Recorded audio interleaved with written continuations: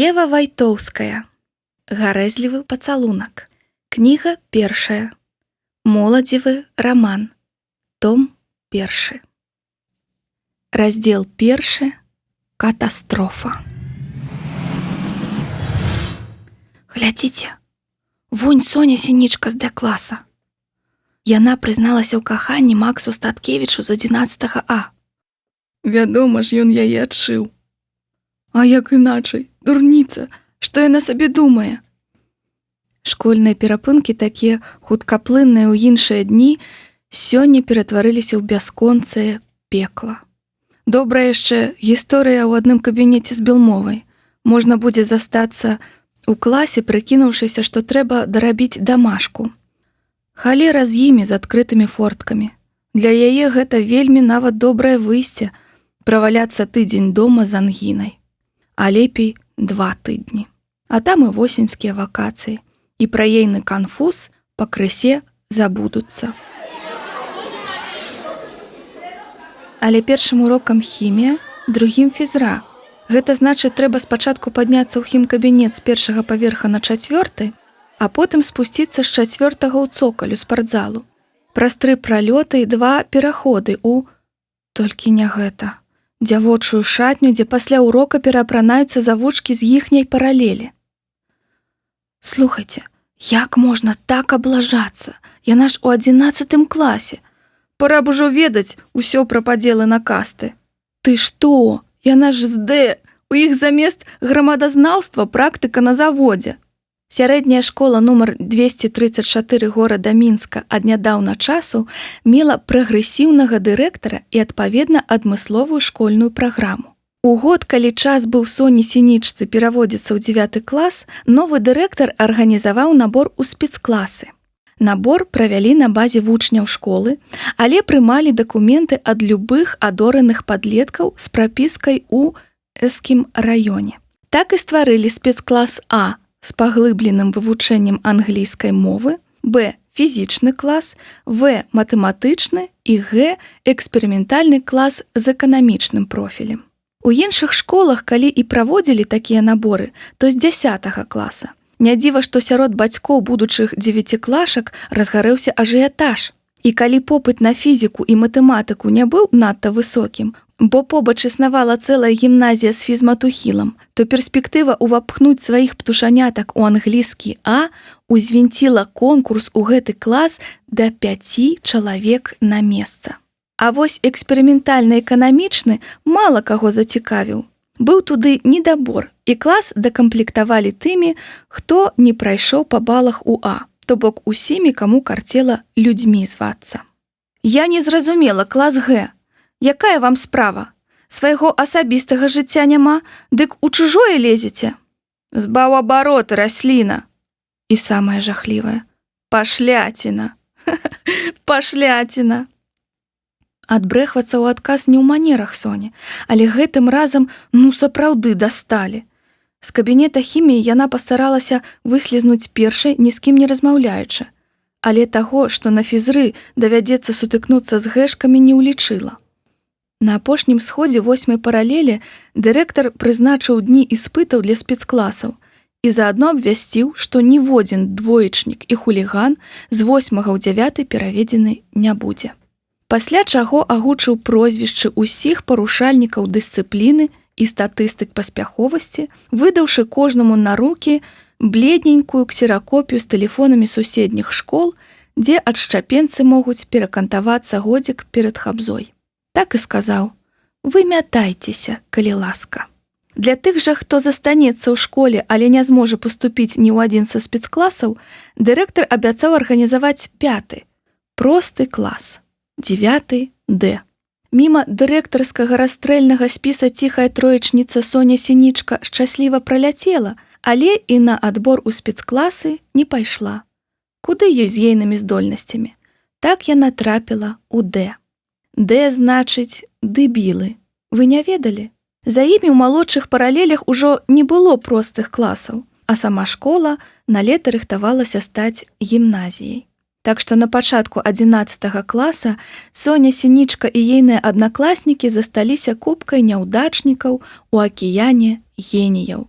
Проста як тыя дзікуны ў песні пра няшчаслівую выспу. Расліны, кабачкі і тубыльцы самыя бяскрыўдныя мянушкі, якімі іх цяпер адорвалі ў школе ўсе, ад малых да аднагодкаў. Вось яны, 11 Д. Уварваліся ў шатні, галосяць, балбочуць, тузаюцца, асабліва хлопцы. Дакладна, тубыльцы. Сініца, ты што, праўда гэта зрабіла? Найлепшыя сяброўкі Галя Вайтовіч і Сняжана Кавалёва. Першая – чарнявая, кудлатая, поўненькая, як бочачка. Другая, наадварот, худая, як трэска, і высокая, як слуп, фарбуе свой шэранькі лён у радыкальны блонд, які з гонарам называе плацінай. Стаяць, задыхаліся. Жывуць у адным доме, таму на заняткі ходзяць разам і сёння традыцыйна спазніліся. Потым, відаць, хаваліся ў прыбіральні ад завучаў, якія пасля званка здзяйсняюць рэйд па школе, вылоўліваючы і перапісваючы такіх спазніўцаў. Таму пра самы гучны скандал чвэрці і тое, што іхняя сініца пасмешышча ўсёй школы, дазналіся толькі пасля хіміі ад іншых дзяўчат. Ты ў курсе, што ён бог? На што ты ўвогуле спадзявалася? Ну, на разуменне. На разуменне? Давай удакладнім. Гаворка пра Максіма Статкевіча з 11 А? Ну, пра Максіма Статкевіча. І што тут такога? Галя зарагатала, а Сняжана млява закаціла вочы. Справа нават не ў тым, што сінічка Дэшка, а прыгажун Макс Статкевіч першы вучань самага элітнага А-класа. Проста ўвогуле няясна, што гэты геній робіць у іхняй школе. З ягонымі дадзенымі ён мог лёгка паступіць у любы прэстыжны ліцэй. Ашкі даносілі, што Статкевічы агітавалі здольнага сына за элітную гімназію пры лінгвістычным, але той сказаў, што яму ляніва ездзіць на вучобу ў цэнтр горада і сам падаў дакументы ў А-клас. Ты ў курсе, што ён выйграў запар 2 рэспублікі па англійскай мове і найверагодней на лета зноў выйграе алімпіяду? Ты ў курсе, што любая дзеўка ў нашай школе аддасць новы смартфон, каб хоць раз пабачыць яго ў спартыўнай форме, але гэта амаль немагчыма, бо ад фізры яго вызвалілі, бо ён чэмпіён па тэнісе сярод юніёраў. Ты ў курсе, што ў яго IQ 180 і тытул кароль школы ў мінулым годзе атрымаў таксама ён. Ты ў курсе, што ягоны баця валодае буйной IT-кампаніяй, а яго сям'я жыве ў крутым катэджы на Цнянцы. Гэтыя балбатухі выдатна сумяшчалі пераапрананне, прычэсванне ды адсылку камусьці смс-ак з экстраннай прамыўкай соненых мазгоў. Цэзарахі, блін. Соня маўчала, робячы выгляд, што перавязвае матускі на кедах. Ідзіце. Алла не любіць, калі спазняюцца на шахтаванне. Вось яна, Соня Сінічка, стаіць перад люстэркам у апранальні. Такога, каб люстравацца ў поўны рост няма ў маласямейным інтэрнаце, дзе пакуль жывуць яны з бацькам. Таму, дачакаўшыся, пакуль дзяўчаты класа Д па свістку фізручкі перавандруюць у залу, Соня глядзіць праўдзе ў вочы. Нізенькая, кату па пяту, з русымі валасамі сабранымі ў хвост і вялікімі шэрымі вачыма пад прамой грыўкай, што напаўзае на павекі. Не худая і не тоўстая. У свае 16 без намёку на нейкія хоць мала выбітныя грудзі пад майкай з ідыёцкім коцікам. Худыя ногі вытыркаюць з ружовых шортаў. Сераднячок па выгляду, як і ва ўсім астатнім. У думках дамалявала побач з сабою высокага і станістага цемнавокага шатэна у бездакорным шэра-сінім гарнітуры, у беласнежнай кашулі расшпілены верхні гузік, прынцыпова без гальштука, прывілей, дараваны строгім дырэктарам. У школе ўжо 3 гады як дзелавы стыль і фэйс-кантроль на ўваходзе, і яго не праходзяць ані джинсы, ані яркая памада, ані міні-спадніцы. Вольнасці ў аблічнасці дырек дазваляе толькі асабліва адзначаным вучням. З імі ён вітаецца за руку, іх ён запрашае на каву ў чылаут прыёмны пакой свайго кабінета. З дня, калі яго сюды прызначылі, такіх таемных прывілеяў дырек выдаў толькі 3. Генію фізікі Ваню Каланіцкаму з 11 Б на доўгія валасы, на завушніцу ў вуху, таму ж Каланіцкаму, і направа не насіць гальштука Максу Статкевічу. Але доўгія валасы і нават завушніца – гэта зусім не крута, калі поруч Максім з ягонай сімпатычнай стрыжкай, ахайна прычасанай зранку і ўвечары. Кожная старшакласніца 234 школы гэта пацвердзіць. Соня ўздыхнула. Усе навокал мелі рацыю. Дзе ён, а дзе яна? Алла Юр'яўна, у мяне жывот разбалеўся, можна я пасяджу ў апранальні? Усё пачалося 2 гады таму на лінейцы 1 верасня. 9класнікі са спецкласаў былі ў цэнтры ўвагі. І педагогі-арганізатары ўключылі ў сцэнар прывітальнае слова школе ад новых вучняў. Выдатнік і спартсмен з багатай сям'і. Не было сумневаў, што прамову даручаць таямнічаму новенькаму. Калі ён падышоў да мікрафона, па шэрагах разнеслася працяглае дзявочае «А». У Соні дык проста заняло дыханне. Адзеты ў гарнітур тройку прыгажун трымаў у руцэ паперку з тэкстам, але прамаўляючы нават не зазіраў яе, а гаварыў без запінкі, так нібы лёгка вывучыў усё на памяць. Напрыканцы, карыстаючыся тым, што выступае ад лінгвістычнага класа, ён да месца ўкруціў нейкую фразу па-англійску, тут жа пераклаўшы яе для прафанаў. Соня чула потым, як настаўніцы англійскай захапляліся ягоным вымаўленнем «pure British». Казалі, што ён некалькі гадоў жыў з бацькамі ў Лондане. Сузіраючы на школьным ганку гэтага рыцара без страху і папроку, Соня ўпершыню ў сваім бесклапотным жыцці моцна дарэзі ў жываце пра нешта пашкадавала. Ну і дурніца я, нават не паспрабавала здаць тыя іспыты, зашаптала яна Галі на вуха. Толькі падумай, я магла б вучыцца ў адным з ім класе. Ды ладно, мы паспрабавалі, скажы, Снежка, а толку? Там быў такі прахадны бал, што мама дарагая. Ды калі падумаць, навошта ён увогуле камусьці ўпаў гэты спецклас? 8 урокаў па інглішу на тыдзень, яно трэба? Хоць калі б перад іспытам нам паказалі такое, гэта была б зусім іншая матывацыя. Я буду добра вучыцца і ў 10 абавязкова перавядуся ў А. Яшчэ не позна, яшчэ можна нешта зрабіць, яшчэ будзе магчымасць.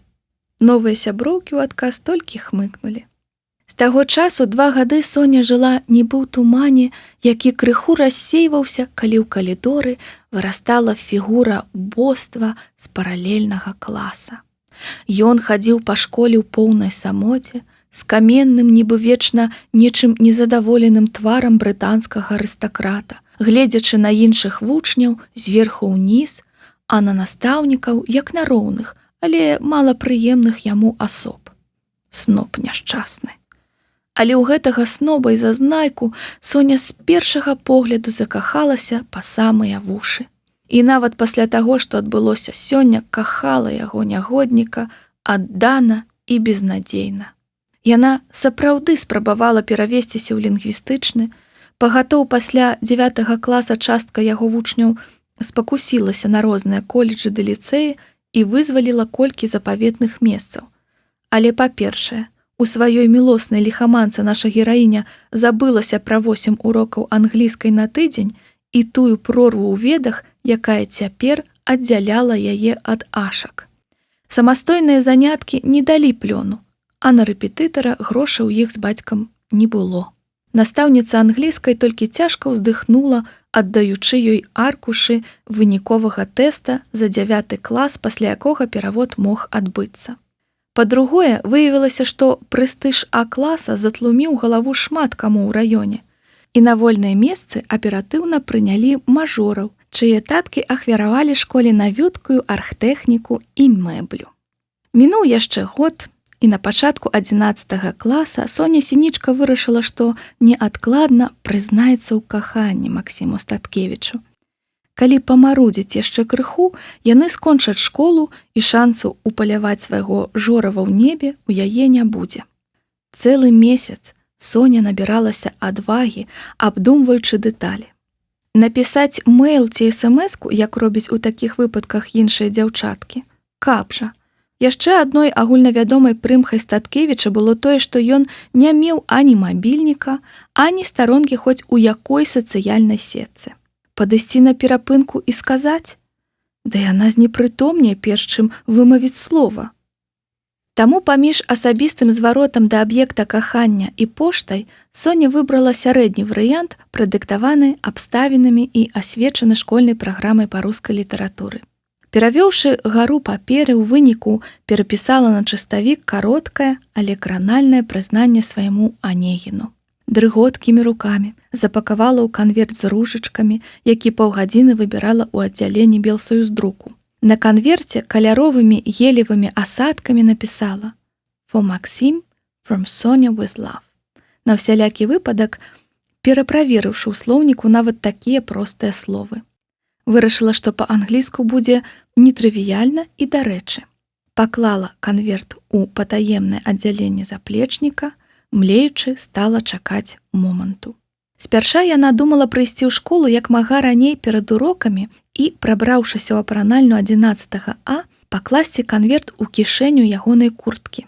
Але перашкодзіла чарговая асаблівасць Максіма Статкевіча. Амаль да зімы ён не насіў верхняй вопраткі, толькі перад самымі маразамі, убіраючыся ў піжонскае цёмна-шэрае паліто.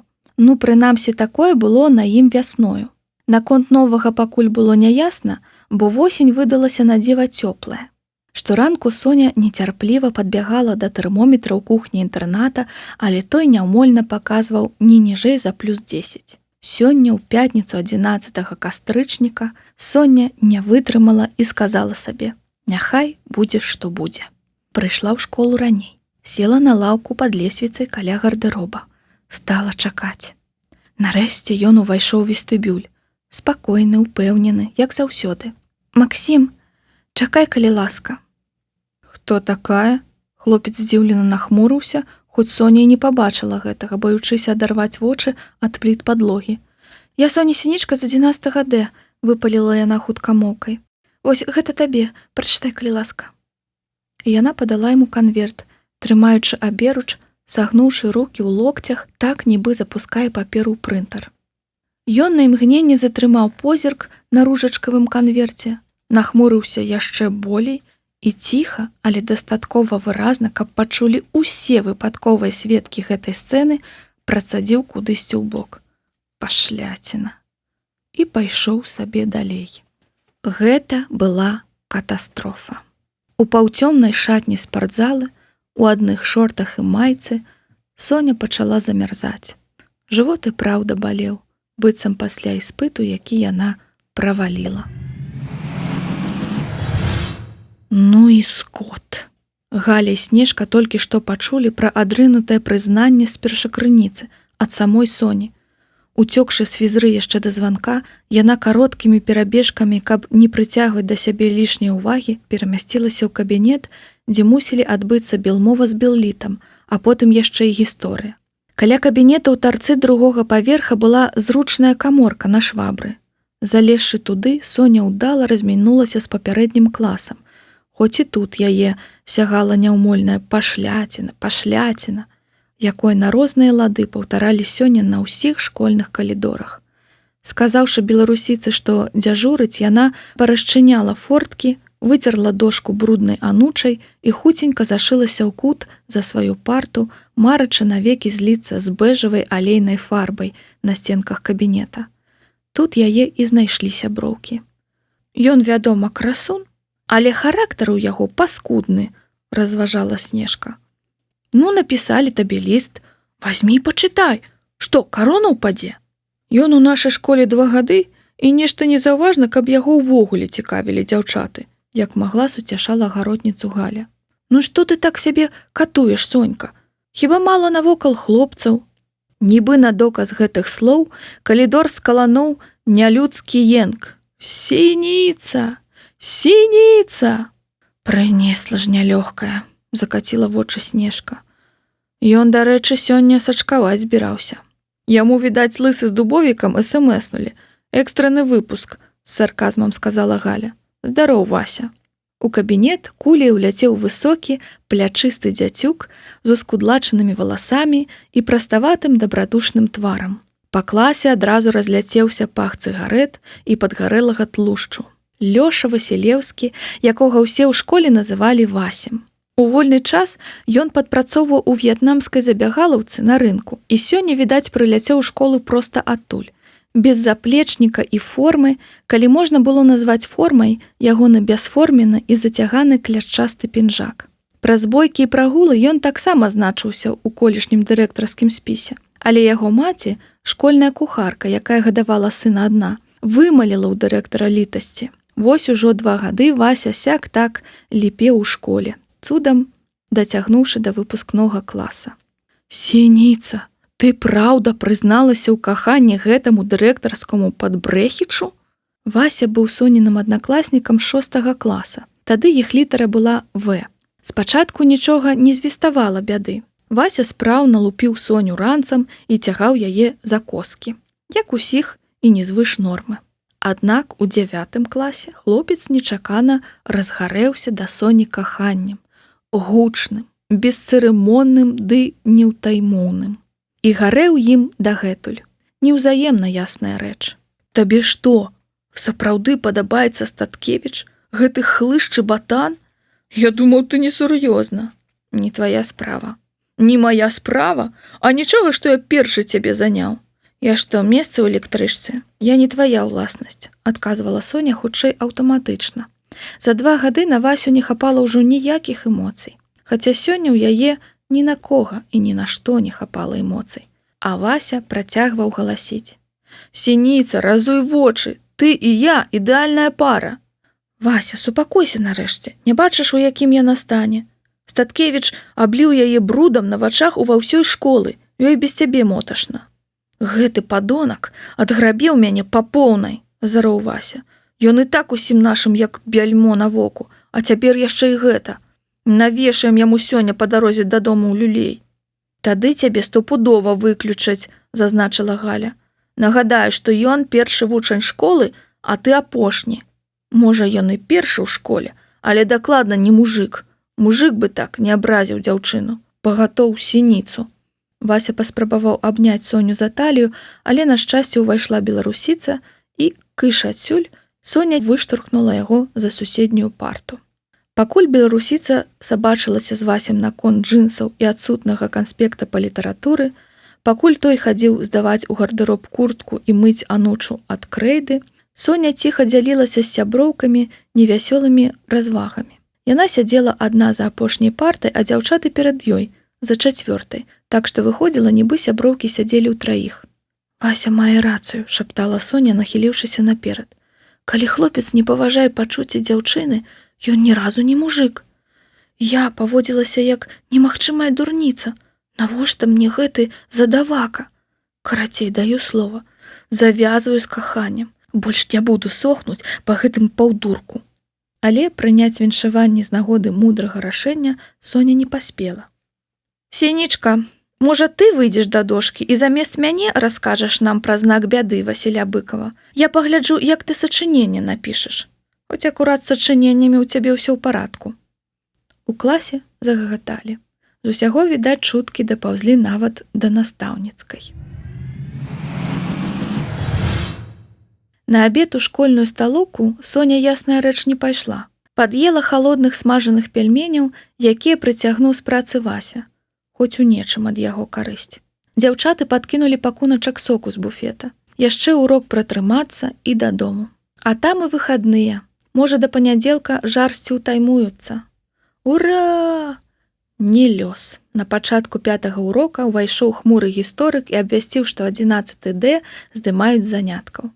Аканом павядзе іх на школьны двор прыбіраць лісце. Спадзяюся, да пункта прызначэння дойдзе хоць бы частка калектыву, развітаўся настаўнік, скептычна акінуўшы позіркам галёрку, дзе разваліліся Вася, Дубовік і Лысы. Не прадчуваючы нічога добрага, Соня пацягнулася на падворак за аднакласнікамі. І Вася за ёю. Дзіўна, што настаўнікі лічылі яго вялікім ахвотнікам прагуляць. Наадварот, усе заняткі, дзеля якіх не трэба было чытаць падручнікаў, ён успрымаў з радасцю і энтузіязмам. У малодшых класах бывала аж са штаноў выскокваў, калі настаўніца прасіла раздаць сшыткі. Вельмі яму падабалася быць карысным для людзей хоць нечым. Староннім гэта было невідавочна, але ў Д-класе ён быў душой кампаніі. Вось і цяпер Вася загарлаў, што дзяўчаты могуць расслабіцца, а яны з хлопцамі хуценька ўсё прыбяруць. Толькі пакурыць бегаюць. Слухай, Сонька, што там з тваім пераездам, схамянулася Галя. Менавіта блізкае наваселле мусіла стаць навіной дня, калі б не адчайны Сонін выбрык. Дык заўтра пераязджаем. З інтэрната выпісаліся і ўжо амаль усе рэчы спакавалі. Мэблі трэба будзе дакупіць, але на першы час нармальна. Свой дом – гэта проста выдатна. Ага, толькі ён у нас зусім маленькі, да хаты вясковай падобны і, ведаеш, тата рабіў усё сам на свой густ. А густ у яго, вы ведаеце. Вагонка, ды фоташпалеры і галоўны прынцып, каб патанней. І так на будоўлю ішлі ўсе грошы. Густ. Галоўнае, каб смакавала. А гатуе твой татусь на выдатна, запэўніла Сняжана. Проста калі новы дом, дык хай нешта прасторнае, мегасучаснае, без катушкоў гэтых перагародак, летуценніла Соня, або наадварот, стрыманае, шляхетнае, у англійскім стылі. Вось бы жыць у светлым пакоі з белай мэбляй і карункавымі фіранкамі. І зноў палюе на жорава ў небе. Не плач, красуня! Вася лагодна паляпаў Соню па пакатых плячах. Скончым школу, ажэнімся, возьмем ільготны крэдыт маладой сям'і, і я пабудую табе такую хату, якую захочаш. Наўпрост твоё ўключэнне дому 2, фыркнула Галя. Усё будзе, галоўнае вер мне. Хадзем, Рэбза. І звабліва патрошча перад носам лысага і дубовіка пачкам цыгарэт, Соніна светлая будучыня знікла за рагом школы. Нам сёння падключаюць ваду і газ, а ўчора пасля школы мы куплялі шпалеры. Працягвала асвятляць уласнае кватэрнае пытанне Соня. Хоць шпалеры сабе ў пакой я сама выбірала. Вой, девачкі, я толькі што асэнсавала. У мяне ж будзе асобны пакой, мансардавы. Здорава, будзе куды паставіць твой лялечны дом. А яшчэ можна купіць вялікі мяккі кілім, накідаць на падлогу падушак і варажыцца свечкамі. А яшчэ, давай мы заўтра прыедзем да вас, дапаможам абжыцца, а потым хай твой тата забацае вячэру. Сяброўкі ўзяліся за рукі і пачалі кружляць, смяяцца і падскокваць. Соніна ранішняе ачмурэнне як ветрам знесла. Толькі вось раптам... Макс, гэта што, тая самая дзяўчына? Дзяўчаты замёрлі, як у зямлю ўкапаныя. Соня азірнулася і тут жа перапужана схавалася за спінамі Галі ды Снежкі. Па школьным парку з садовымі граблямі ў руках ішоў Максім Статкевіч у кампаніі аднакласніка, кудлатага акулярыстага бландзінчыка. Нават з граблямі наперавес Статкевіч выглядаў арыстакратам.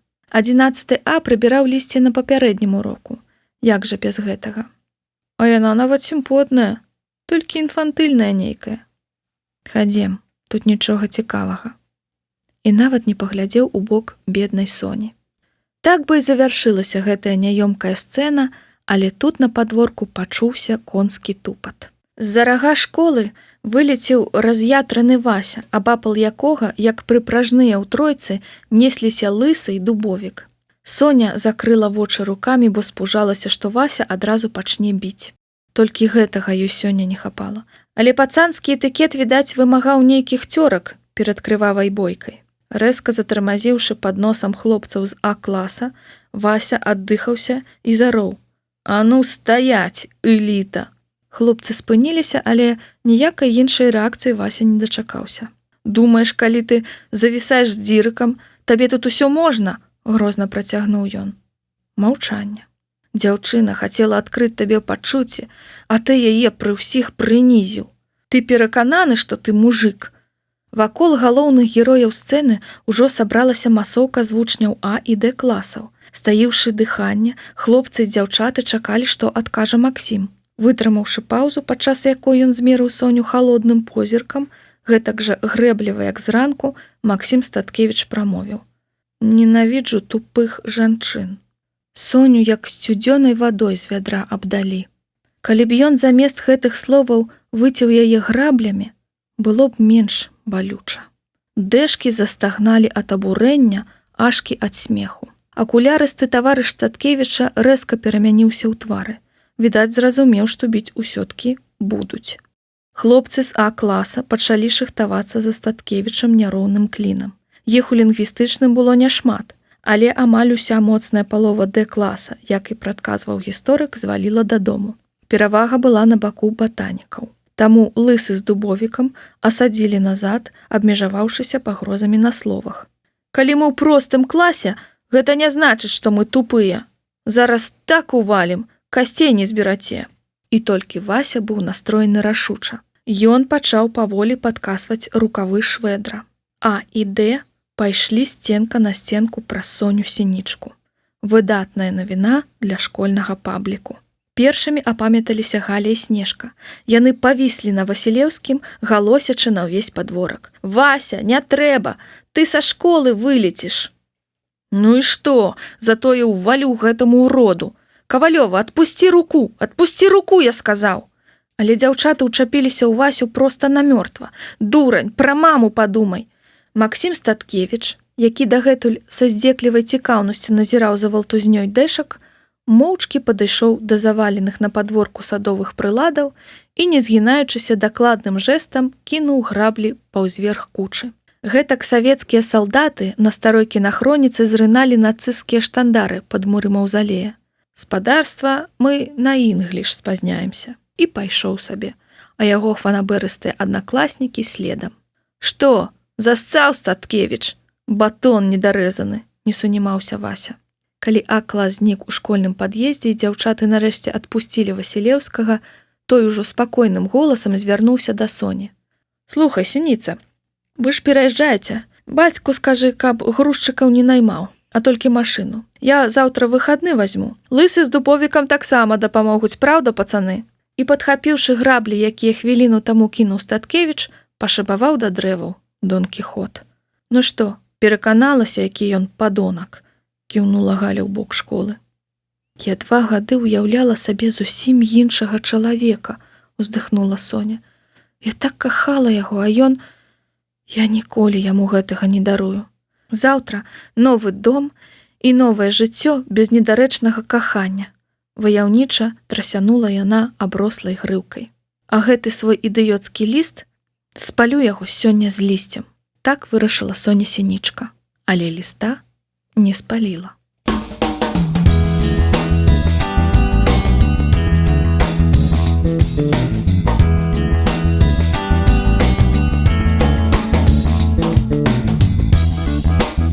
Раздзел 2. Яшчэ адна катастрофа. У сапраўднай хаце мусіць стаяць водыр сасновых дошак. Соня прынюхалася. У нос шыбануў рэзкі пах марылкі, якой тата цягам апошніх месяцаў апантана абмазваў вагонку ў сярэдзіне і знадворку. Жоўтая падлога, жоўтыя сцены, жоўтая столь, самаробная жоўтая мэбля на кухні. Толькі пластыкавыя вокны былі белыя і дах чырвоны. Колькі сябе памятала, Соня жыла ў маласямейным інтэрнаце пры нейкім чагосьці там будаўнічым заводзе. Мама з татам пасяліліся ў ім, як толькі ажаніліся, да і так і засталіся. Хоць і завода таго ўжо не было, і тата даўным-даўно перакваліфікаваўся ў прадпрымальніка. Зрэшты, апошнія пару гадоў адміністрацыя вельмі празрыста намякала Сінічкам на высяленне. Яны ўжо даўно б маглі перабрацца ў якую двухпакаёўку ў зялёным лузе, але бацька смяротна баяўся ўлазіць у крэдыты. З ягоным бізнесам, рэстарацыя блізу Камароўкі, прагназаваць прыбыткі было складана.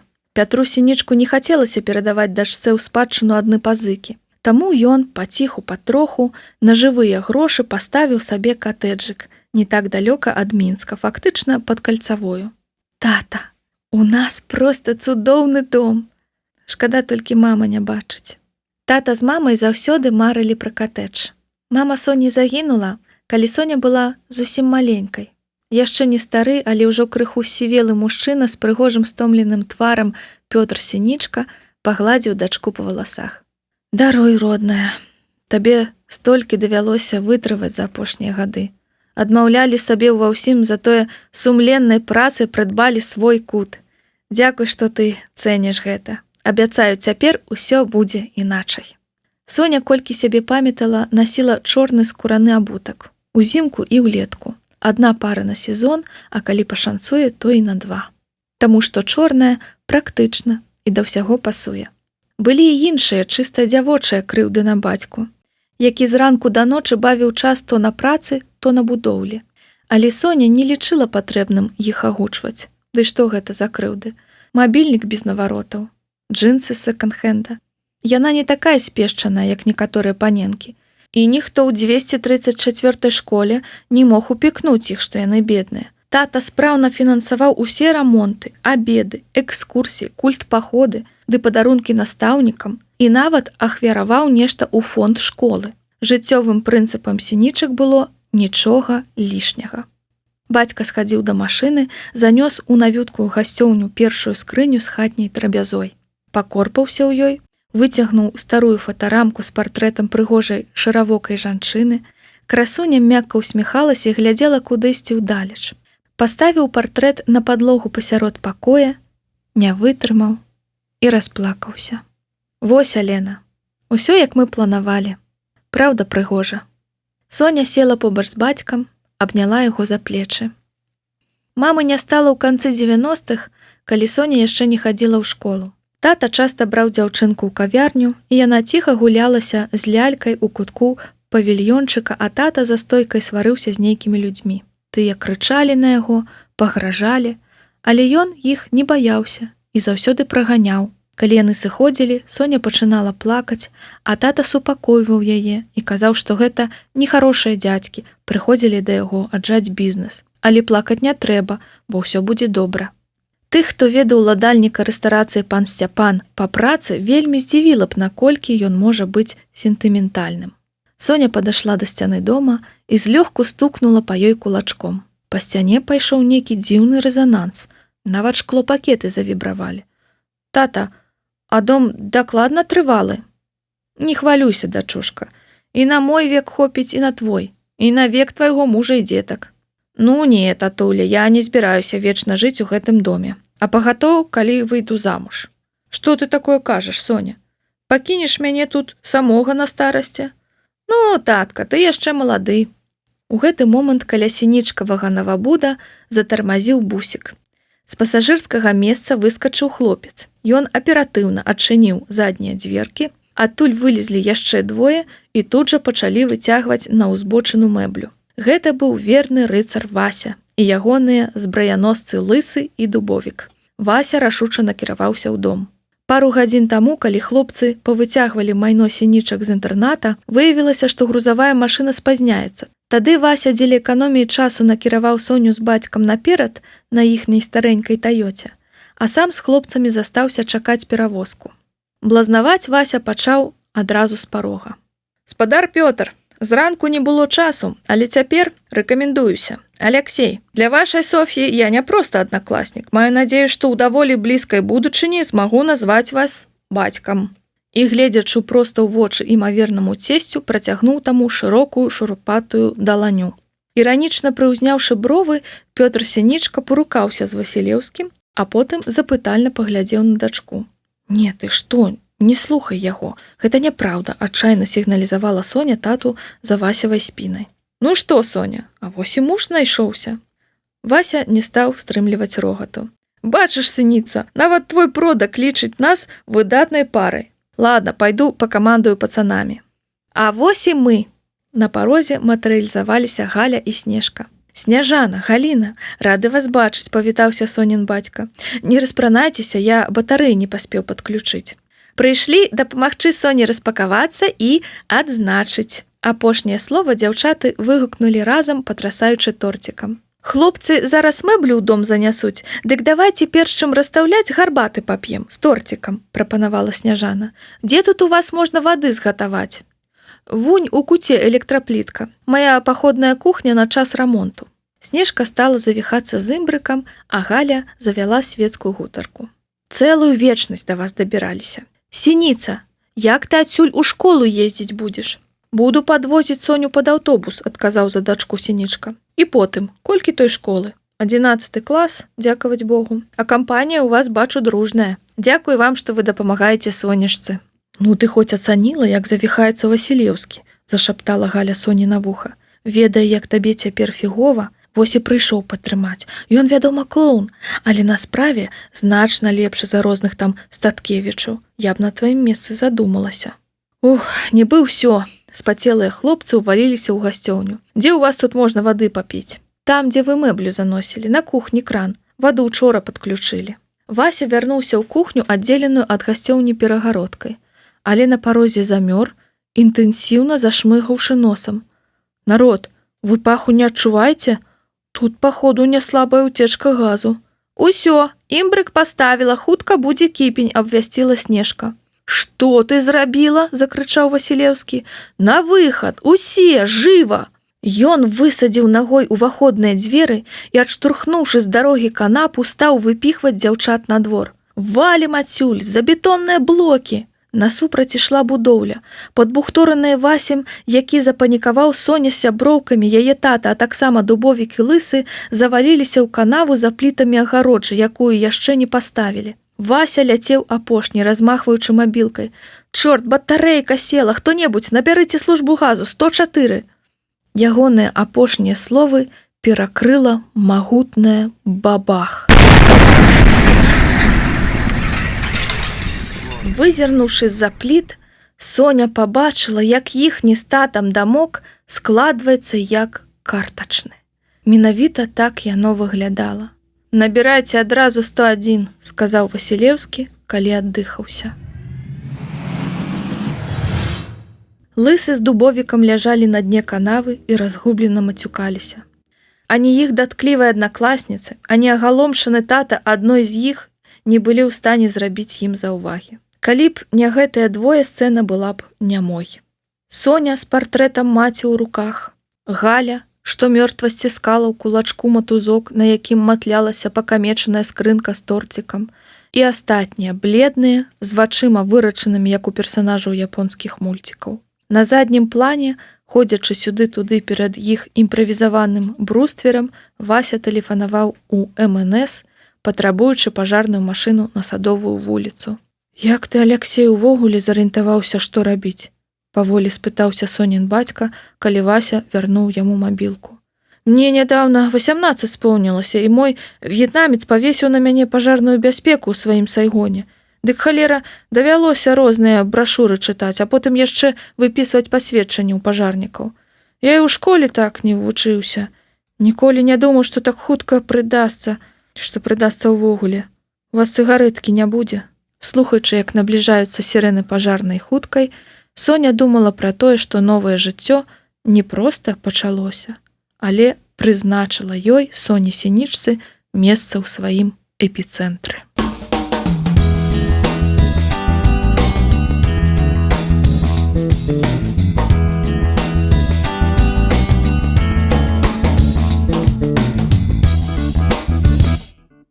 Раздзел 3. Неверагодны збег акалічнасцей. Неверагодны збег акалічнасцей справакаваў поўнае разбурэнне дома ў катэджным пасёлку непадалёк ад Мінска. Халатнасць газавай службы, няшчыльная зварка труб выклікала ўцечку газу ў прыватным доме. А рэзкі пах лакафарбавых сродкаў пасля нядаўняга рамонту не дазволіў гаспадарам своечасова зветрыць блакітную небяспеку, якая пагражала дому на працягу сутак. Дадайце сюды яшчэ ўключаную электрычную плітку. Выбух газу не быў асабліва сур'ёзным, але канструктыўныя хібы, дапушчаныя пры будаўніцтве дому, спрычыніліся да таго, што яго сцены склаліся як косткі даміно. Пажарнай службе, што аператыўна прыбыла на месца выбуху, удалося ліквідаваць узгаранне за паўгадзіны. Па іншым шчаслівым збегу абставін ахвяр няма. Вінаватых у гэтым надзвычайным здарэнні вызначыць следства. Па тэлевізары паказвалі яшчэ пацярпелага, тату, падпісаўшы яго мінскі рэстаратар Пётр Сінічка. Тата расказаў, што збудаваў дом на ўспамін пра жонку, што гэта ўсё, што мелі ён і дачка, і ім цяпер няма куды ісці. «Сінічка, твой тата трымае рэстаран, а па табе і не скажаш». Гэта была доўгая дарога да школы. Спасылку на тэлесюжэт пра іх выбухную суботу выклалі ў школьным пабліку з падзагалоўкам «У Соні Сінічкі знесла дах». І кожны, хто абганяў яе хмурым восеньскім ранкам на вуліцы, лічыў сваім абавязкам гэта адкаменціць. Спярша пракінуў Статкевіч, потым Мінгас, і невядома, што горай. Класічны выпадак няпрухі. «Сінічка, улётна выглядаеш». Усю нядзелю зранку да вечара Соня корпалася ў завалах, з усіх сіл намагаючыся не трапіць у аб'ектывы фотарэпарцёраў, якія, не раўнуючы каршакі, зляцеліся на іхняе папялішча. І ўсё-ткі ў інтэрнэт-хроніку яна загрымела. На заднім плане, укленчаная над абгарэлай скрыняй, перапэцканая з разяўленым ротам, як гаіцянскі безхацінец пасля землятрусу. «Соня!» Галя і Снежана дагналі сяброўку на прыступках перад школьнай брамай. «Як ты?» «У норме, улічваючы акалічнасці. Вось вазьмі». Пад узрадаванай воклічы Снежкі Соня працягнула той салатавую торбачку з грашыма і мабілкай, якую сяброўка пакінула ў доме перад выбухам. Торбачка была запыленая, але цэлая.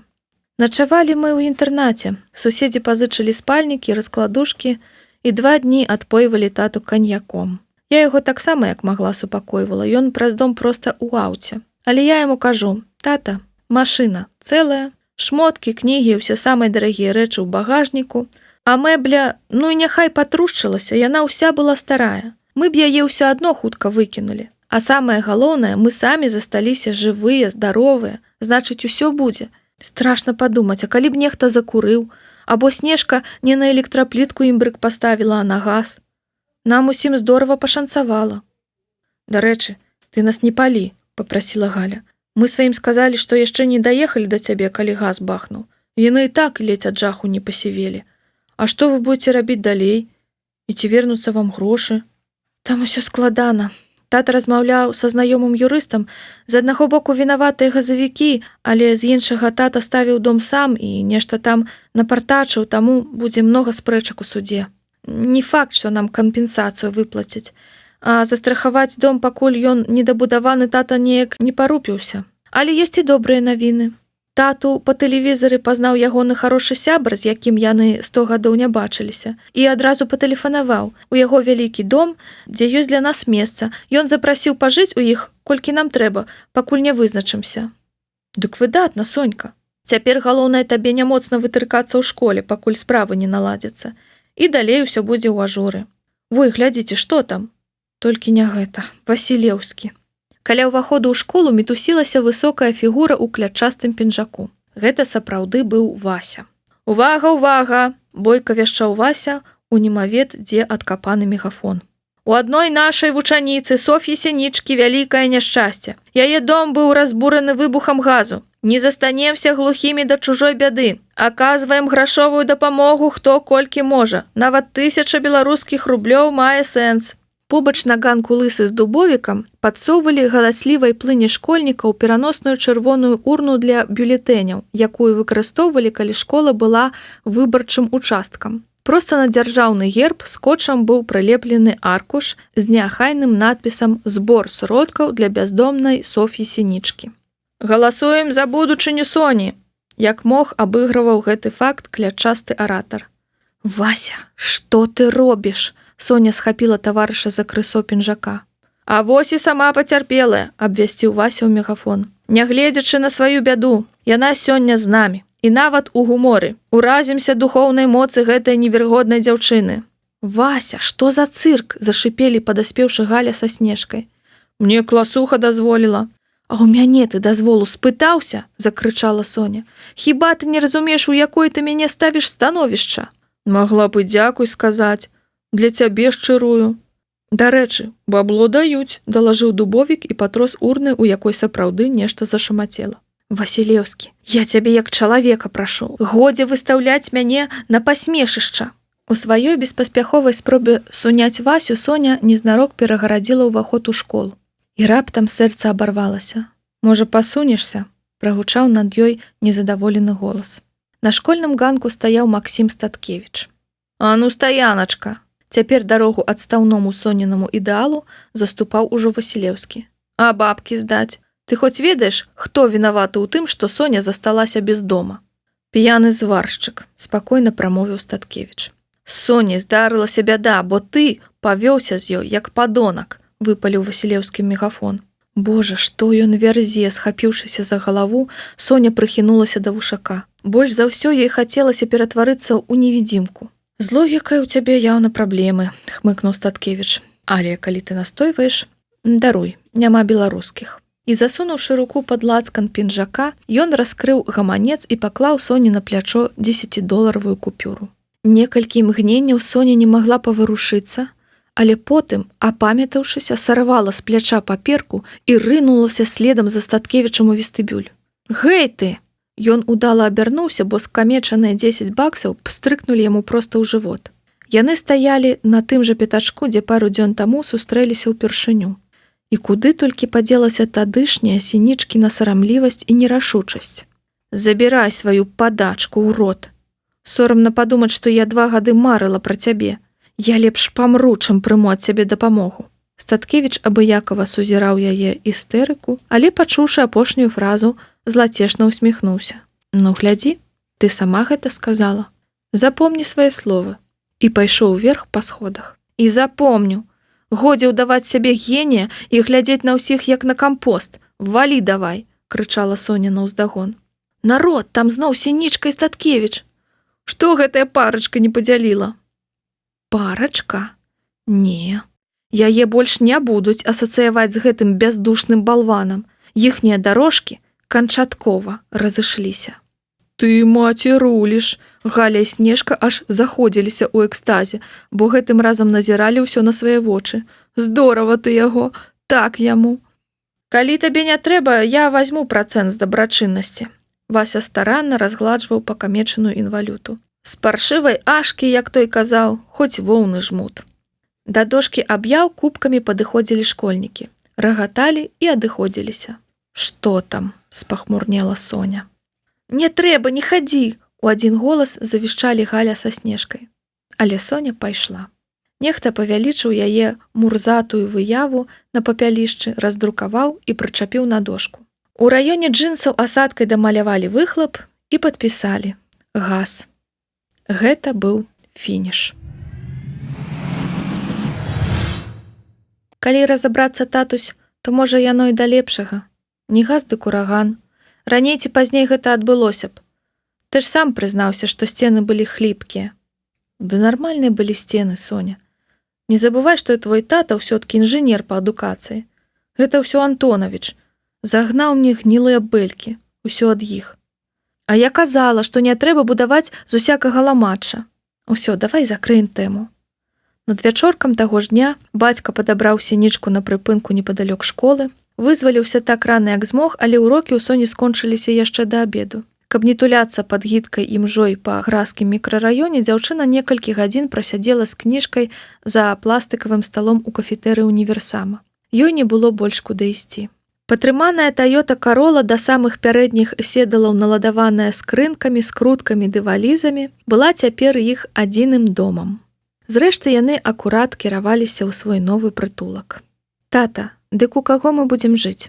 У майго блізкага сябра, мы разам былі ў інтэрнаце. Сонін тата вырас у барысаўскім дзетдоме, так што ягонай адзінай сям'ёй былі равеснікі, такія ж сіроты, як ён сам. У нас з Вітьком была неразлітая вада. Мы і ў вучэльню разам пайшлі, потым у палітэх разам паступілі. Я яго і з Юляй, жонка ягонай, пазнаёміў. Яны цудоўныя людзі, вось пабачыш. Дарэчы, у іх сын прыкладна твайго веку. Віця казаў, што той ходзіць з табой у адну школу, ён цябе ведае. Яшчэ б.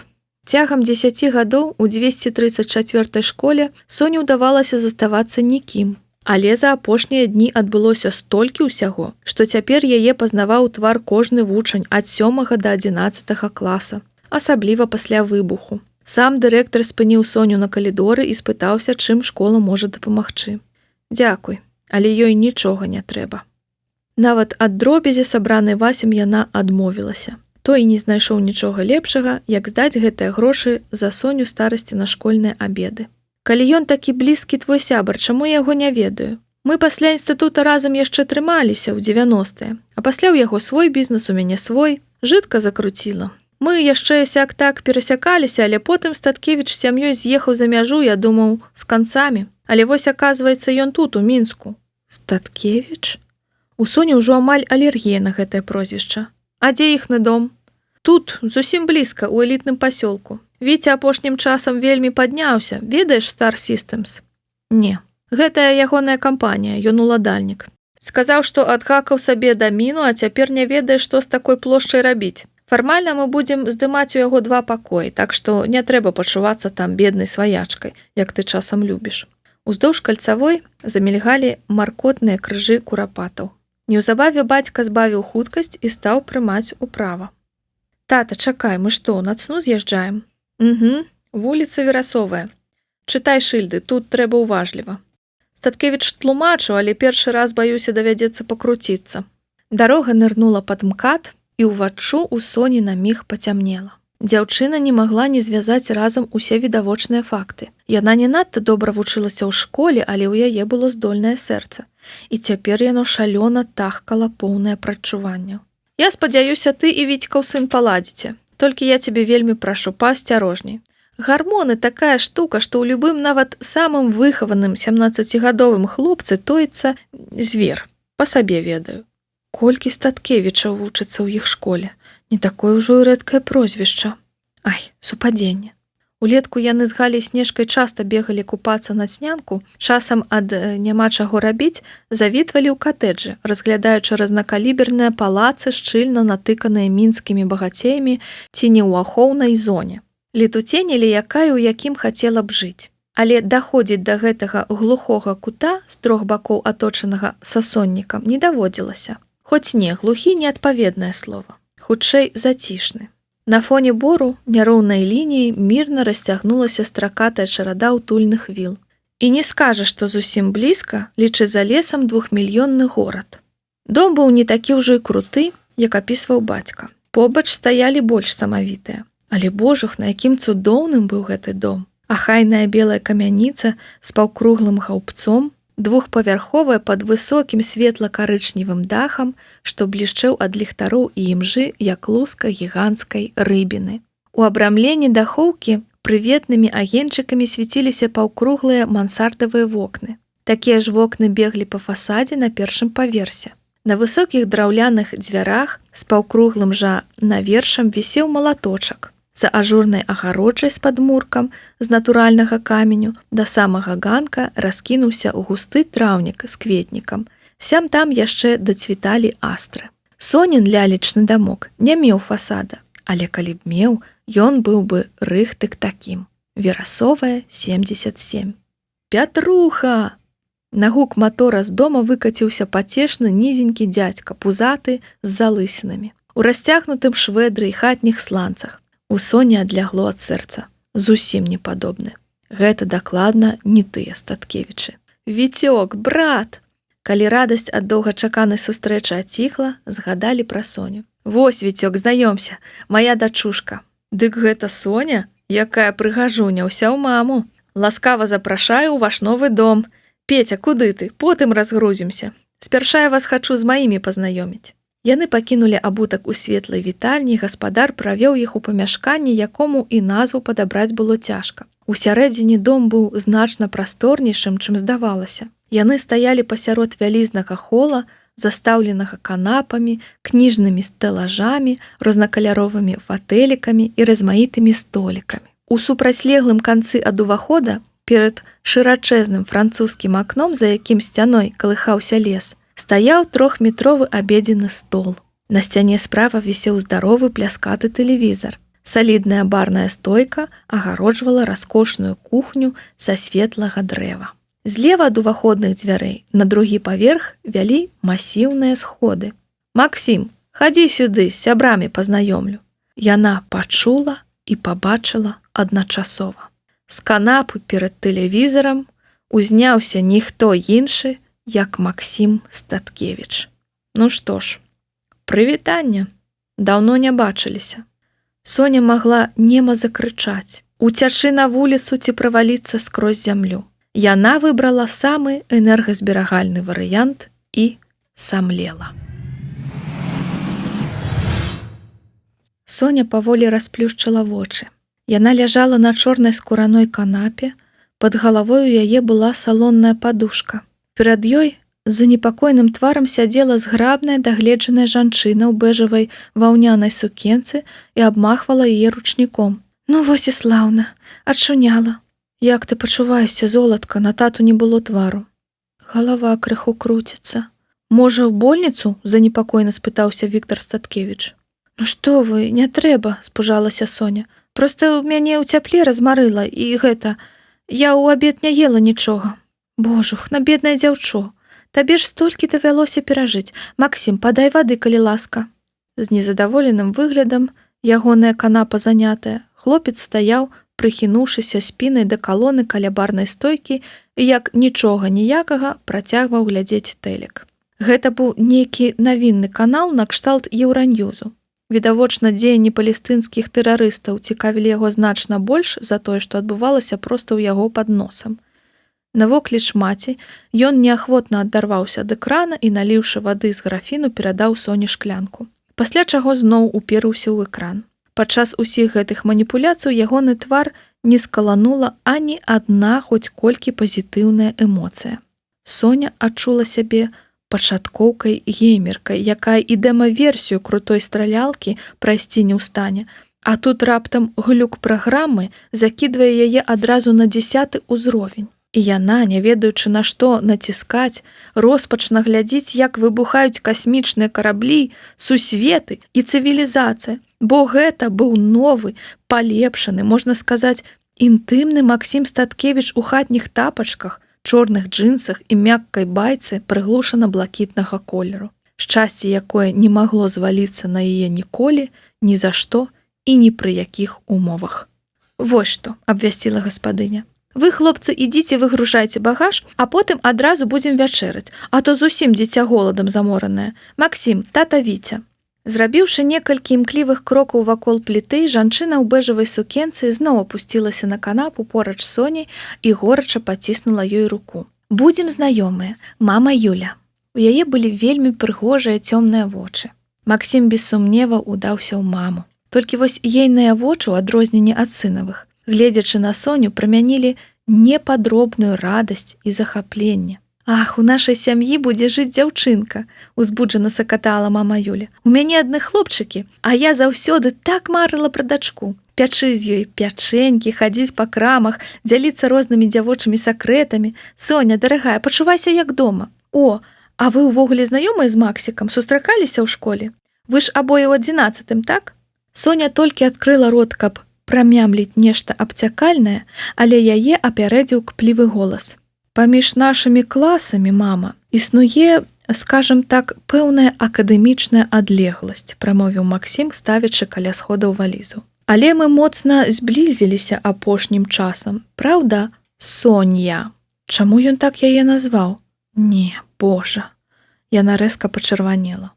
Ты, у мяне фатаграфічная памяць. Калі я нешта прачытаў, ужо не забуду.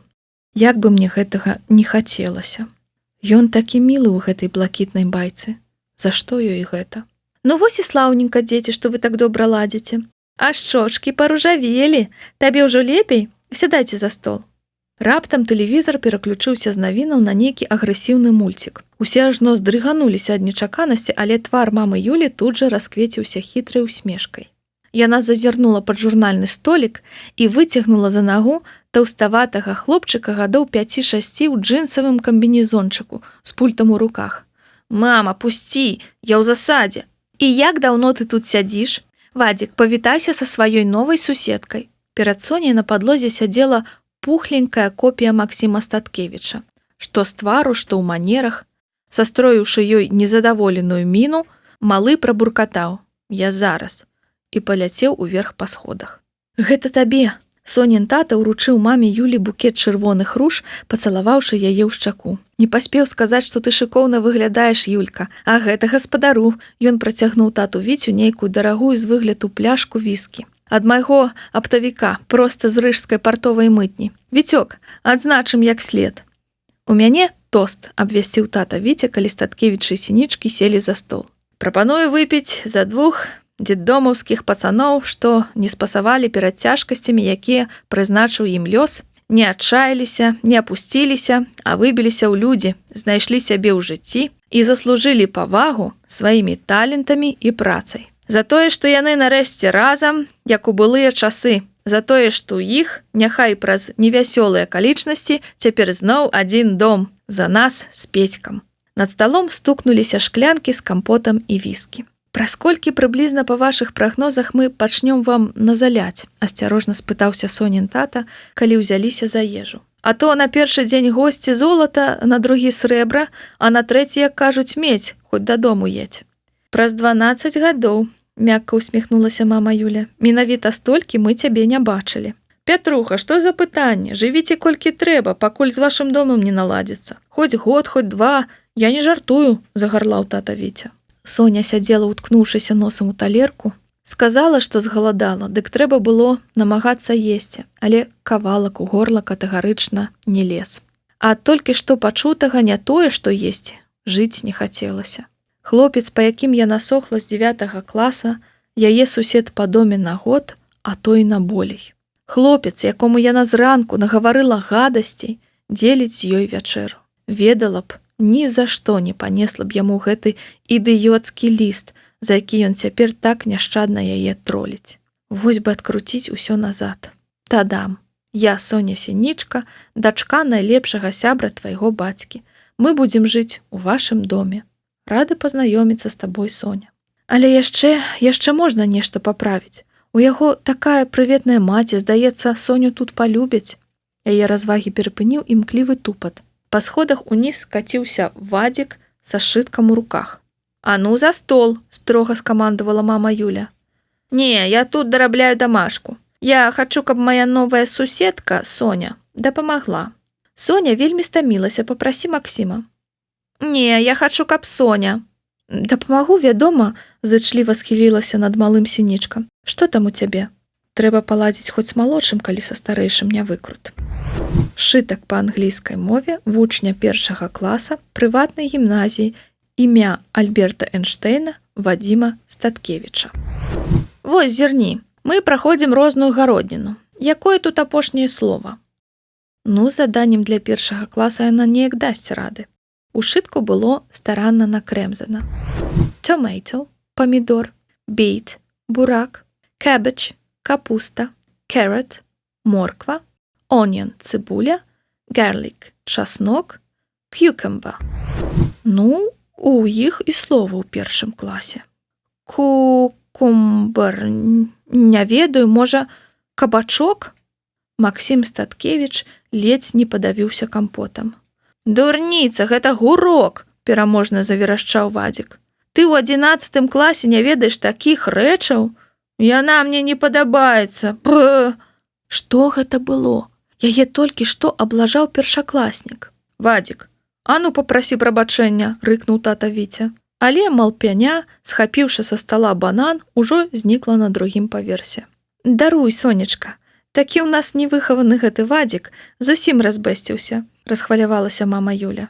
«Я хачу падняць тост», – пастараўся выправіць няёмкасць Пётр Сінічка. «За нашых цудоўных дзяцей. Максім, я ведаю цябе ўсяго якую гадзіну, але ўжо магу ацаніць тваю мужнасць і самаадданасць». «Мужнасць і самаадданасць? Адкуль ты гэта ўзяў, тата? Ведаў бы ты, як ён прынізіў тваю дачку, не распінаўся б так перад гэтым нягоднікам. Спадзяюся, ты станеш добрым таварышам маёй Соні». «Ну, што?» – скамандавала мама Юля пасля гарбаты. «Пара паказаць новым жыхарам іх пакоі. Ты, Петя, будзеш жыць у гасцявым. Баўцеся тут, Віця цябе потым завядзе». «Ты хацела сказаць занясе», – удакладніў старэйшы Статкевіч і падміргнуў сябру. «А я, тут яна аж засвяцілася, пакажу Соне яе спаленьку. Хадзем, Сонечка, табе варта сёння адпачыць. Максім, ты падымеш наверх яе рэчы?» «Вядома, мама, калі толькі яна прыме маю дапамогу». «Чаго ж не прыме? Прыме, вядома». «Не трэба, я сама», – падарвалася з крэсла Соня, але тут жа села, бо пакой зноў паплыў у яе перад вачыма. «Нават не думай. Хадзем, дзяўчыначка мая, пара вучыцца выкарыстоўваць хлопцаў па прызначэнні». «Твой арыенцір – гэты зайчык. Гатовая?» «Мама Юля!» Дзверы з павешанай на іх драўлянай фігуркай велікоднага трусіка расчыніліся і адкрылі Соні пакой яе мары. Усю прастору выцягнутага мансардавага пакоя запаўнялі міленькія цацкі, таршэрчыкі ды статуэткі. Белыя драўляныя ложак, туалетны столік, шафу і камодку аздаблялі ружовыя сурвэткі, накрыўкі ды падушачкі. На абодвух вокнах пакоя віселі чароўныя карункавыя фіранкі. Мама Юля пролезла Соні ў галаву. «Ну як, падабаецца?» Як гэта магло не падабацца? Некалькі гадоў скупляла ўвесь гэты цуд па лонданскіх распродажах, пахвалілася мама Юля. Але ў мяне поўны дом мужикоў, дзе тут гэта павесіш? Затое цяпер ёсць каму раздзяліць са мной радасць. Карыстайся, Соня. Дзякуй вам, цётачка Юля. Вы такая добрая. Гэта проста казка. Ружовае пекла. Соня падскочыла. Яна, відаць, ніколі не прызвычаецца. Максім зацягваў у пакой ейныя набіткаваныя валізы. Ну, вы тут баўцеся, дзеці, а я пабягу посуд прыбраць. І знікла добрая фея. А Соня і Максім засталіся сам-насам. Далей сама. Максім зваліў Соніна майно каля ўвахода і развярнуўся, каб выйсці. Ну а малы твой, чаго на мяне ўз'еўся? Нечакана пачула Соня свой голас. Максім абярнуўся. Бо ты заняла ягоны пакой. Вадзіка, дарэчы, падсялілі да мяне, мне там усё пераградзіў ягоны стол, сам я буду спаць на канапе, а ўсе свабодныя паверхні цяпер застаўленыя роботамі-шпіёнамі. Як ты разумееш, я таксама не ў захапленні. Так што пастарайся сядзець ціха і не лезьце ў маё жыццё. Ёсць ты тут, ці цябе тут няма, ты для мяне пустое месца. Дзверы за ім зачыніліся, але праз хвіліну зноў адчыніліся. Па пакоі бесцырымонна прашлёпаў Вадзік. Пагрымеўшы шуфляткамі камоды, ён нарэшце выцягнуў адтуль фламастры і, паказаўшы Соні язык, выбег з усяго размаху, бразнуўшы дзвярыма. Неверагодны збег акалічнасцей прывёў Соню ў апошняе месца на зямлі, дзе ёй варта было апынуцца.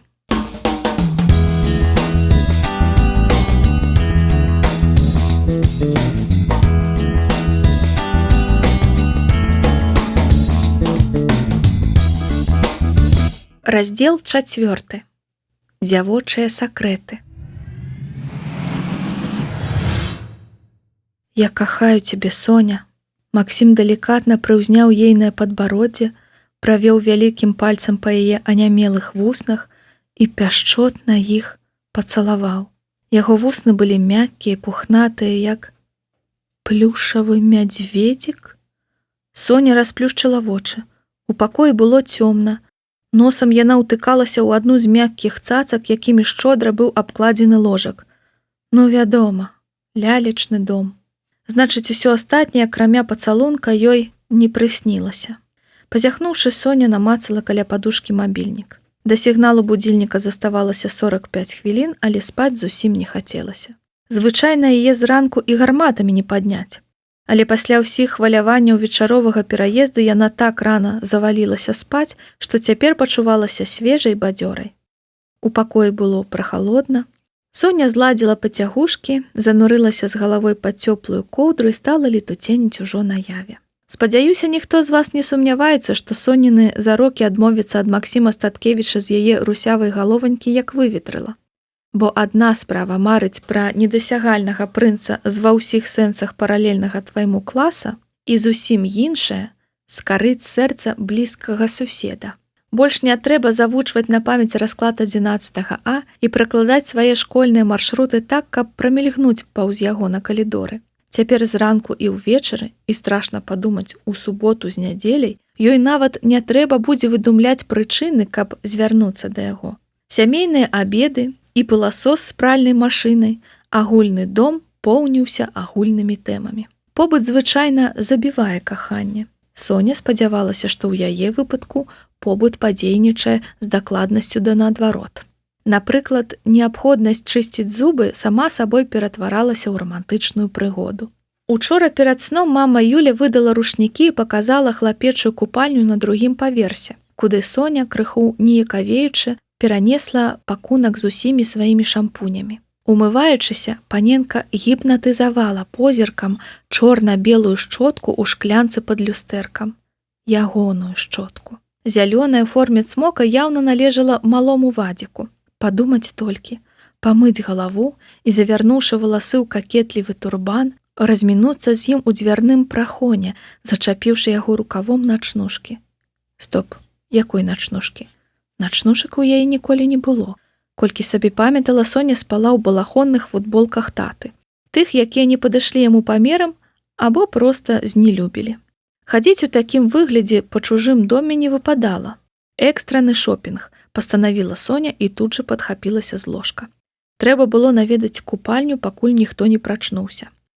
Як толькі гадзіннік на мабільніку паказаў 7:45, Соня выйшла з пакоя, у форме і з ранцам.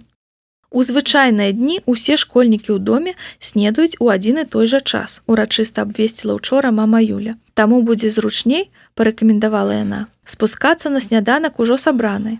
Так Соня і зрабіла, але, нягледзячы на пунктуальнасць, усё адно выйшла апошняй. Гэта парушэнне маёй прыватнай прасторы, пачула яна незадаволены голас Максіма. Спачатку шчыльненне ў пакоі, а цяпер яшчэ і гэта. Там жа не прыдыхнуць ад слоікаў ды цюбікаў. І што ты прапануеш? Кпліва азвалася мама Юля. Памяняйся са мной купальнямі.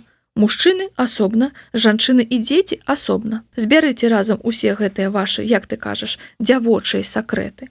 А я перайду да таты і спадара Пятра. З усяго, відаць, Максіма, імаверна, сутычкі з Соняй у купальні зусім не натхнялі. А пра маю прыватную прастору ты падумаў? Пра маю зручнасць. А ты, калі заварыла ўсю гэтую камуналку, хіба ў нас спыталася? Я хачу мыцца з Максімам, запісклявіў трэці голас. Замаўчы і еш. Добра, я падумаю, Максім, але ўзамен ты зробіш тое, пра што я цябе прасіла. Табе ясна? А, вось і Сонечка прачнулася. Спускайся хутчэй, што стаіш? Максім сядзеў пры стале ў сваім школьным гарнітуры без гальштука, у адной руцэ газета, у другой кубак з кавай. Есці, гледзячы на такое, было абсалютна немагчыма. Калі так пойдзе далей, Соня змарнее ад недаядання.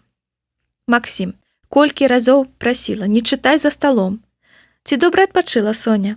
Як там, сплю на новым месцы, прысніся жаніх нявесці, га? А тата Віця храпе, як жыта прадаўшы. Да 5 ранку з Пятром сядзелі, размаўлялі.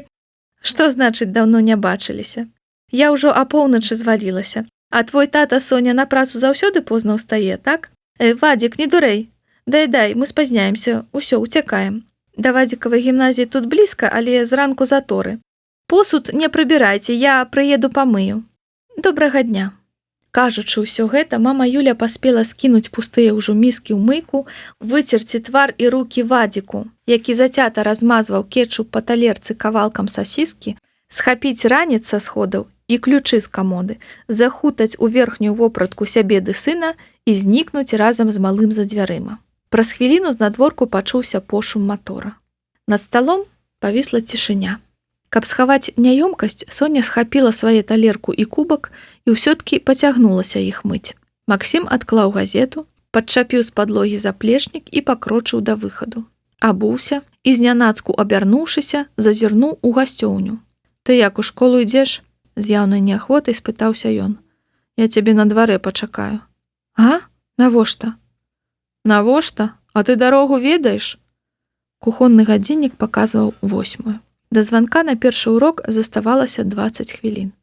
Соня неяк і не задумвалася, як яна трапіць адсюль да школы, ды яшчэ ў такія рэкордныя тэрміны. Яна нават не ўяўляла, у якім кірунку размяшчаецца іхняя школа. Пакінуўшы посуд, яна пабегла ў вітальню шукаць паліто і боты. Ад хвалявання доўга вазілася з матускамі. Калі Соня выскачыла за веснічкі, на вуліцы нікога не было. Яна роспачна забегала сюд-тут перад домам, хацелася крычаць ад крыўды, сышоў без яе. Што яна цяпер будзе рабіць? Але тут яе сягнуў кплівы голас з падворка. Чаго мітусіся, як апечаная? Максім вызіраў з-за рага лялечнага дома. За мной давай. Яны прайшлі чыста прыбраны двор Статкевічаў, і Максім націснуў гузік на брамцы ў высокай, больш паважнай, чым з вуліцы, агароджы, якая затуляла дом ад лесу. Мама сёння зробіць вам ключы. Усё, цяпер не адставай. І, заклаўшы рукі ў кішэні нагавіцаў, хутка пакрочыў па лясной сцежцы. Ах, што гэта быў за лес! Высока ў нясмелым святле ранішняга сонца шамацелі гонкія хвоі, а пад імі буяла чырвона-залатая восень бяроз ды клёнаў. Соню аж распірала ад хараства моманту. Навокал прасціраўся зачараваны казачны лес, па якім яе, як тую кэрэлаўскую Алісу, вёў белы рыцар. Толькі вось збоку ўсё выглядала не надта рамантычна. Максім ішоў так хутка, што каб паспець за ім, Соне трэба было трусіць, як сабачку на шворцы. Калі ўжо згадваць творы англійскіх пісьменнікаў, гэтыя двое былі падобныя хутчэй да пітачка з Вінні-Пухам.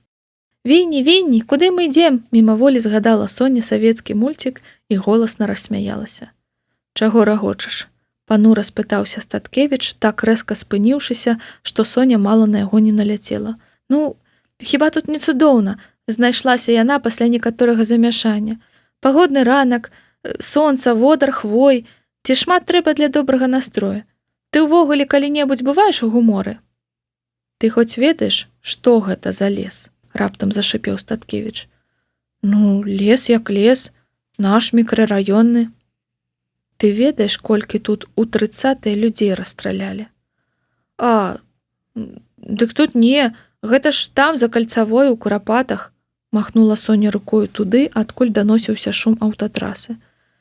«Значыць, за кальцавою расстрэльвалі, а тут не.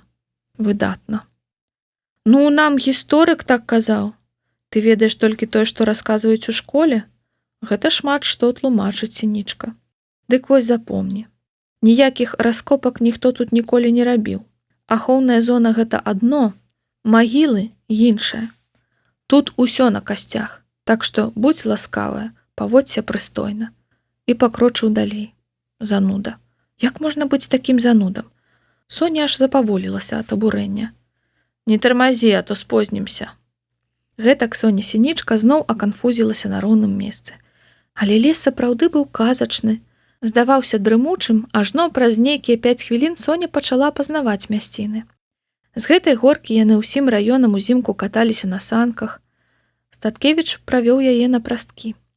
Адсюль ужо была відаць школа.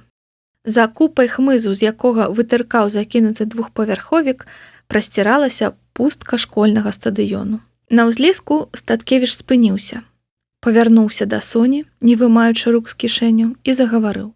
«Адсюль пойдзеш сама. Але спачатку паслухай уважліва, Сінічка. Я цягаюся з табою толькі таму, што мяне вельмі папрасіла мама. Ёй у гэтым лесе вечна мроюцца нейкія міфічныя маньякі. Запомні раз і назаўжды.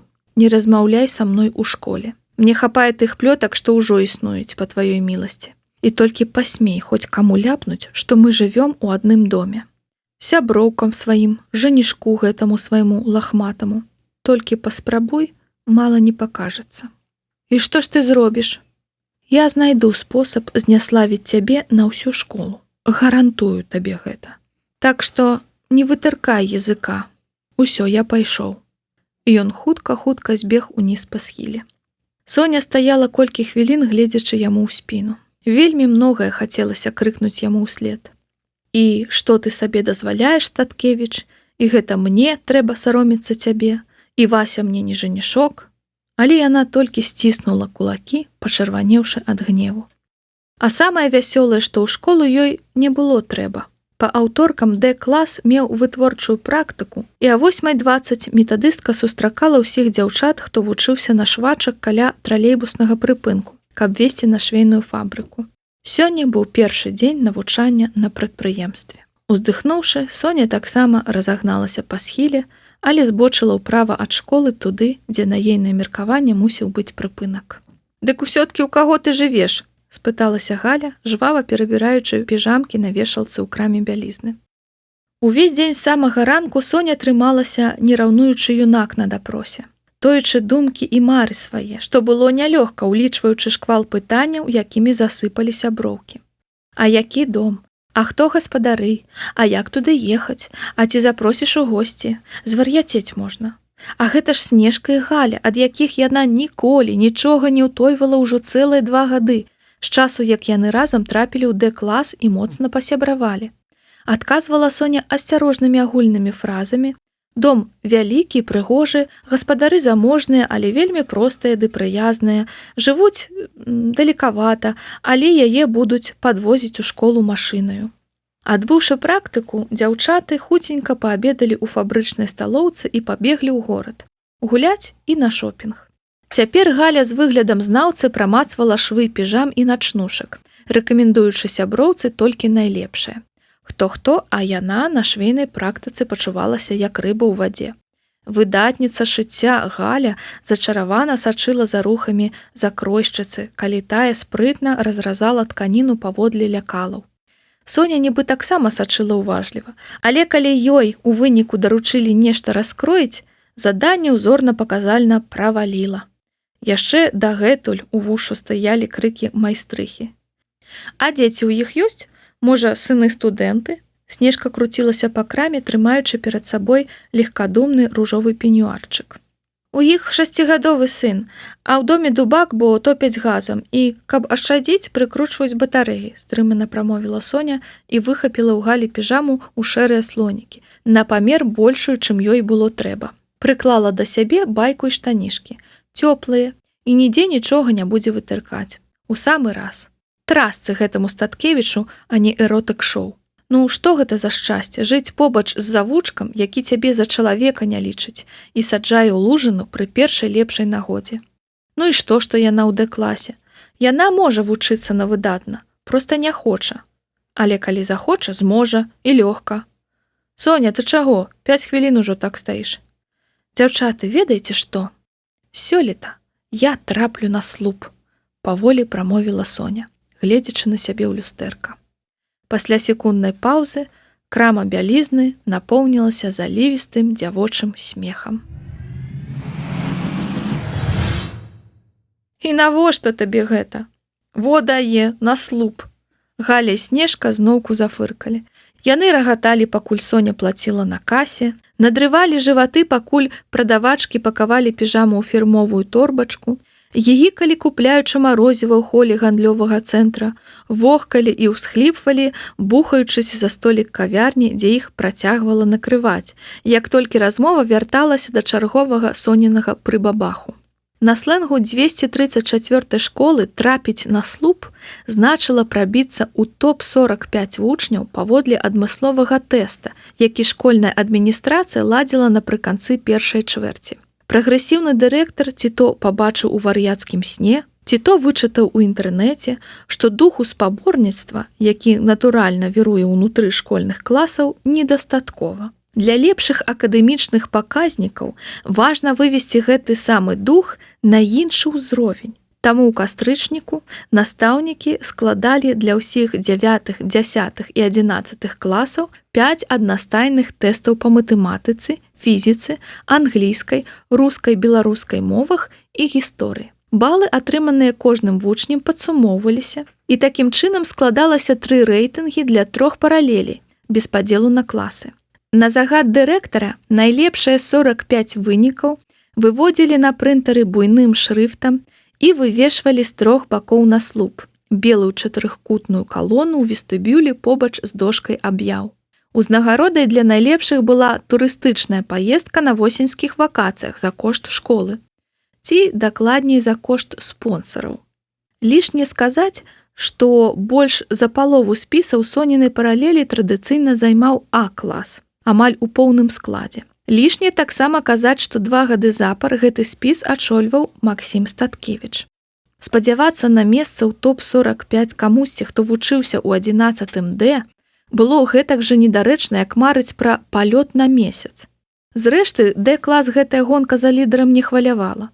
3 дзясяткі дзяўчат і хлопцаў жылі насычаным жыццём сучасных падлеткаў, пакуль аднагодкі гібелі над падручнікамі ды канспектамі. «Сініца, хто? А ты ніколі не замарочвалася вучобай», сказала Галя, нарэшце супакоіўшыся. «Што раптам здарылася?» «Гэты Макс Статкевіч», насуплена прамовіла Соня. «Ён проста не мае права нас абражаць. Я давяду яму, што не тупая, што Д-клас чагосьці варты». «Тьху ты, зноў Статкевіч», разлавалася Снежка. «Ты ж учора ўрачыста абяцала забыць гэтага ідыёта». «Не, кахай, справа твая, але так надрывацца праз каханне, Соня, гэта занадта». Гэтым разам рэч не ў каханні, рэч у прынцыпах. «Ты што, сур'ёзна збіраешся вучыцца?» Галя глядзела на Соню, нібыта ўпершыню яе бачыла. «Тэсты ў сераду. Значыць, у запасе цэлы тыдзень. Сёння пачну. Усё, дзяўчаты, абдымаю, мне пара». «Стой, куды ты? А на чым ты паедзеш? А давай мы цябе праводзім». «Ну вось зноўку. Давялося яшчэ паўгадзіны пазбаўляцца ад хваста. Саджаць сябровак на тралейбус, а самой ехаць на наступным. Канспірацыя, каб яе. Дарогую дадому яна яшчэ трохі паблукала ў пасёлку, шукаючы Верасовую вуліцу. У дзверы пазваніла, калі ўжо бралася на цемру. Соня, золатка, як прайшоў твой дзень? Як вучоба? Пытанне прыспела Соню знянацку. Так склалася, што ніхто ніколі не цікавіўся ў яе, як прайшоў дзень у школе. Яна сыходзіла з дому, калі тата яшчэ спаў, і засынала, калі ён яшчэ быў на працы. У нячастыя гадзіны разам Соня паспявала паведаміць толькі самае асноўнае са свайго жыцця. Таму цяпер, перад дапытлівым тварам мамы Юлі яна спачатку няпэўна мэкала, але паціху патроху разгаварылася. Найдзіўней было тое, што маме Юлі сапраўды было цікава. Па аўторках яна ездзіць на вытворчую практыку, прызналася Соня і ўцягнула галаву ў плечы. Але, здаецца, маці дваіх геніяў гэтай інфармацыі прывяла ў захапленне. Швачка, гэта выдатна, і ў жыцці прыдасца. Соня, калі трэба, можа карыстацца швейнай машынкай, яна ў гаспадарчым пакоі. Сама мама Юля ў пачатку 90-х на вытворчай практыцы вучылася кіраваць грузавіком і дагэтуль мае правы катэгорыі С. Як-небудзь яна пакажа.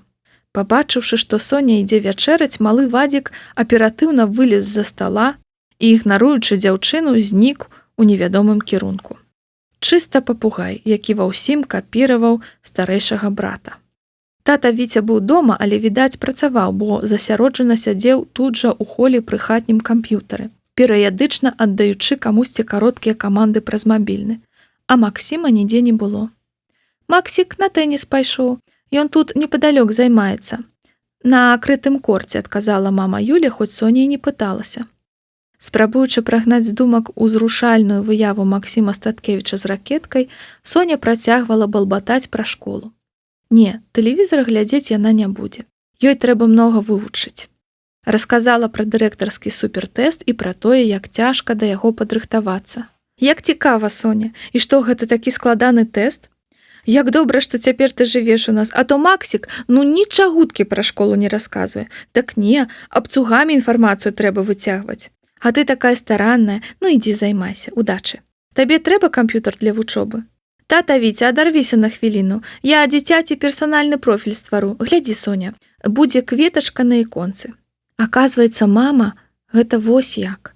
Калі пасля вячэры Юлія Статкевіч уручыла ёй ключы на бліскучай бірульцы, Соня ледзь не расплакалася. Што рабіць?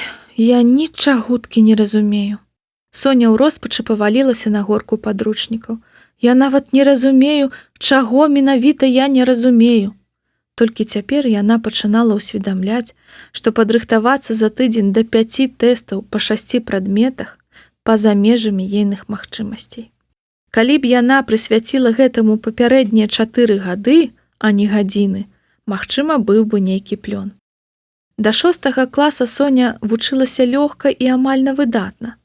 Але ў 7 нешта пайшло не так. Калі ў раскладзе з'явіліся алгебра, фізіка і хімія, яна рэзка з'ехала і з таго часу перабівалася з 5 на 6, з рэдкімі ўкрапінамі 8 па гуманітарных прадметах, што і давяло яе да Д-класа. Яна шчыра спрабавала ўчытацца ў параграфы, якія задаў ім паўтараць настаўнік фізікі, але безвынікова. А гэты сядзіць, відаць, за сценкай, шчоўкае задачкі, як арэшкі, злосна прабурчала яна. Батанік чортавы. З гадзіну таму Максім вярнуўся дадому. Соня чула голас на калідоры. Раптам пачуўся стук у дзверы. Соня, можна? Мама Юля прасунула ў пакой свой курносы носік. Я табе гарбаты прынесла з канапкамі. Падсілкуйся, зрабі перапынак. Нельга займацца запар шмат часу. А можна з табой пасядзець? Пытанне было рытарычным, бо на вялізным падносе, што яна атрымала ў руках, стаяла 2 філіжанкі. Я так удзячная табе за магчымасць пагуляцца ў сапраўдную маму, прасакатала мама Юля, разліваючы гарбату. Калі я вучылася ў школе, мая матуля заўсёды ладзіла мне такія вечаровыя перакусы. Я здаралася начамі, рыхтавалася да кантрольных. І нават падчас сесій у інстытуце, калі прыязджала ў Полацк. Цяпер мне гэтага вельмі не хапае. Вы хіба не робіце канапак Максіму, калі ён вучыцца? Як табе сказаць? Ніколі не бачыла, каб Максім вучыўся. Што? Не, ну нейкія ўрокі робіць. Рэфераты піша і ўнізе раздрукоўвае. Але каб дапазна, з падручнікамі. Чым жа ён цяпер займаецца? Чытаў, калі я зазірала? Можа, фільм глядзіць. Ці з Вадзікам у стралялкі гуляецца. Увогуле яны ў мяне рана спаць кладуцца, а я сава. Увесь імпэт Соні як рукой зняло.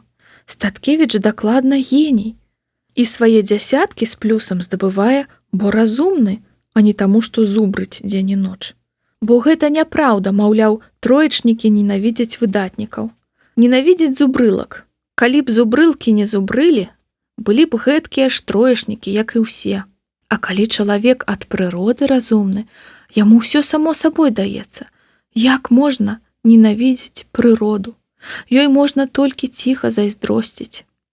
Ты, калі чагосьці не разумееш, у Максіма спытай, ён патлумачыць. Ён з брацікам часта займаецца, заўсёды рады дапамагчы. Як шмат вы не ведаеце пра свайго сына, мама Юля. Соня, што гэта? Які цуд! Гэта мама Юля зірнула ў кут туды, дзе Соня пачала парадкаваць самае дарагое, што мела, свой лялечны дамок. Некалькі гадоў таму, калі тата толькі заліў падмурак іх будучага былога дома, ён змайстраваў для Соні фанерную скрынку з пераборкамі. Падгледзеў у часопісе аб рамонце заходнюю забаўку «Дом для лялек». «Вось, Сонюшка, я буду будаваць вялікі дом, а ты маленькі», – сказаў ён тады. І Соня спраўна будавала. Фарбавала дах, клеіла на сценкі шпалеры, майстравала мініяцюрныя карціны, на кішэнныя грошы скупляла ў інтэрнэце мэблю ды розныя фінціфлюшкі. Шыла з лапікаў тканіны фіранкі, дыванкі ды пледзікі. За час, пакуль ішла татава будоўля, лялечны дамок зазнаў некалькі рамонтаў, рэдызайнаў і перастановак мэблі. Вось толькі такіх маленькіх лялек, каб пасяліць у доме, Соні не траплялася. Але яна спадзявалася аднойчы іх знайсці. Учора тата адарваўся ад пасядзелак са Статкевічамі, каб сказаць ёй дабранач. Прыцягнуў і паставіў каля ложка густа аблепленую скотчам кардонку з-пад тэлевізара. «Хоць твой дом цэлы застаўся», – сумна усміхнуўся ён. «Забірай, а то яго ў мой пакой памылкова занеслі». Сам дамок скрынку Соня выцягнула, але мэблю расставіць не паспела. Загорнутыя ў газеты шафкі ды камодкі грувасціліся на кіліме. Мама Юля перабірала прадмецікі і здзіўлена вохала. «Гэта проста здорава, Соня! Я не думала, што гэта можа быць так здорава. Можна я дапамагу табе тут усё расставіць? Ну, калі ласка. Дарэчы, а хочаш зірнуць на маё хобі? Можна паказаць табе? Я хуценька».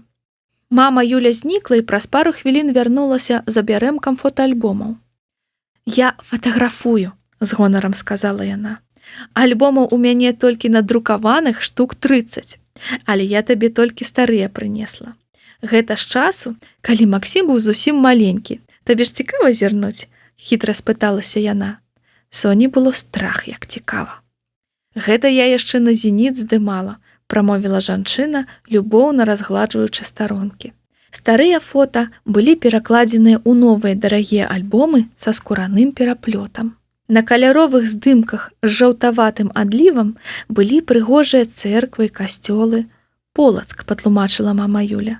Нейкія дзяўчаты і хлопцы ў джынсавых куртках, між іх малады тата Віця, у цяльняшцы на фоне возера. Потым нібы нехта пераключыў канал, пачаліся выявы 1-, 2- і 3-гадовага шэравокага карапуза ў смешных гарнітурчыках. Маленькі Максім Статкевіч. Гартаючы альбомы, Соня вішчэла ад замілавання. І раптам яна пабачыла дзяўчыначку, гадоў 4, у мілай ружовай сукенцы. Дзяўчынка была вельмі прыгожая і такая падобная да мамы Юлі. «У вас гэта ваша дачка?» – няўпэўнена спыталася Соня. «Гэта?» – задаволена захіхікала жанчына. «Хіба не пазнаеш? Гэта ж Максік». «Што?» – Соня пачала хапаць ротам паветра. І тут мама Юля вываліла на Соню свой галоўны дзявочы сакрэт. Калі я была цяжарная першы раз, то вельмі хацела дзяўчынку, патлумачыла яна. Але нарадзіўся хлопчык. І вось, пакуль Максік у школу не хадзіў, я часам шыла яму спаднічкі ды сукеначкі, але толькі каб сфотаць. Вось гэта, тут яна перагарнула старонку, мой шэдэўр. На Соню, міла усміхаючыся, глядзеў маленькі Максім Статкевіч у цюлевым строі сняжынкі. Валасы яго былі сабраныя ў пацешныя хвосцікі, упрыгожаныя замест банцікаў срэбнымі гірляндамі. За ім зіхцела навагодняя ялінка. Выглядала малы на фота і не падазраваў, што нешта не так. У садочку сказалі пашыць касцюмчык зайчыка, але я не ўтрымалася. Праўда, мілашка? Шкада, нельга было на ранішнік так адвесці. Мама Юля бестурботна рассмяялася. А Максім увогуле ведае? Ведае, як жа, толькі вельмі злуецца, калі пра гэта згадваеш. Як падрос, нават папікаць стаў. Мама, у мяне дзіцячая траўма. Тут мама Юля смешна перадражніла сына. Але дурное, якая траўма? У Еўропе да першай сусветнай маленькіх хлопчыкаў пагалоўна апраналі ў дзяўчатак. Традыцыя такая была, і нічога. Але ты глядзі, а я пакуль тваім дамком займуся. Гэта ў цябе кухня? Мамачкі, якая прыгажосць! Больш у той вечар Соня не вучылася. Калі кагосьці баішся, уяві яго без штаноў, раіў адзін пісьменнік. Або ў строі сняжынкі, магла б дадаць цяпер Соня. Пасля дакументальна пацверджаных прызнанняў мамы Юлі, думаць пра Максіма Статкевіча без смеху у яе не выходзіла. На шчасце, калі наступным ранкам яна спусцілася на сняданак, хлопца за сталом не было. Зусім забыла папярэдзіць, выгукнула мама Юля, пабачыўшы Соню на сходах. Спускайся і хутчэй еш. У Максіма першым урокам фізкультура, у яго вызваленне, ён яшчэ спіць. А адну ў лес я не адпушчу, так што падвязу цябе да школы. Але ты нядоўга, каб Вадзік не спазніўся. Соня хуценька паснедала, імкліва апранулася і праз 5 хвілін ужо сядзела ў машыне. Яе высадзілі перад школай хвілін за 20 да заняткаў. Амаль ніхто так рана не прыходзіў. Толькі дзяжурны клас размяркоўваўся па вестыбюлі для фэйс-кантролю, чапляючы на форму бэджыкі. Каторая ўвогуле гадзіна. Соня стала корпацца ў кішэнях і заплечніку, але мабілкі нідзе не было. Ну вось, у спешцы тэлефон дома пакінула. Соня паднялася ў кабінет рускай мовы і літаратуры. На шчасце, ён быў ужо адчынены. Села за парту, разгарнуўшы падручнік па сусветнай гісторыі, трэба ж хоць нешта зрабіць для гэтага клятага тэста. Сініца, дык дзе ты цяпер жывеш? Вася ўварваўся клас перад самым званком. Блін, ну калі гэта скончыцца? Васілеўскі, не твая справа. Як не моя? Мой абавязак праводзіць цябе штодня дадому. Туды далёка ехаць? Каб жа гэтага Статкевіча з яго забаронамі пярун ляснуў. Хоць калі б ён і не забараняў, ці прызналася б Соня сябрам, у які нерад трапіла, тое яшчэ пытанне. Між тым у кабінет заруліла русіца і, як заўсёды, завялася з паўабароту. Д-клас, слухайце мяне ўважліва. Я вам гэта першы і апошні раз скажу. Вы пакаранне, пасланае мне за грахі. Мне не хапіла смеласці адмовіцца ад вас, пакуль было можна. І вось ужо 3-й год працягваюцца мае пакуты. Хіба вы не можаце быць, як усе нармальныя людзі? Гэты спіч, уключна з фразай пра першы і апошні раз, Д-клас выслухваў ад класнай кіраўніцы рэгулярна.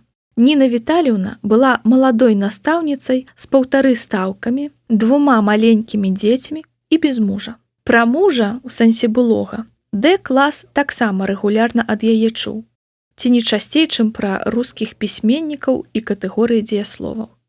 Праз тыдзень, усяго праз тыдзень тэсты, а вы ў гэтым годзе і не пачыналі вучыцца.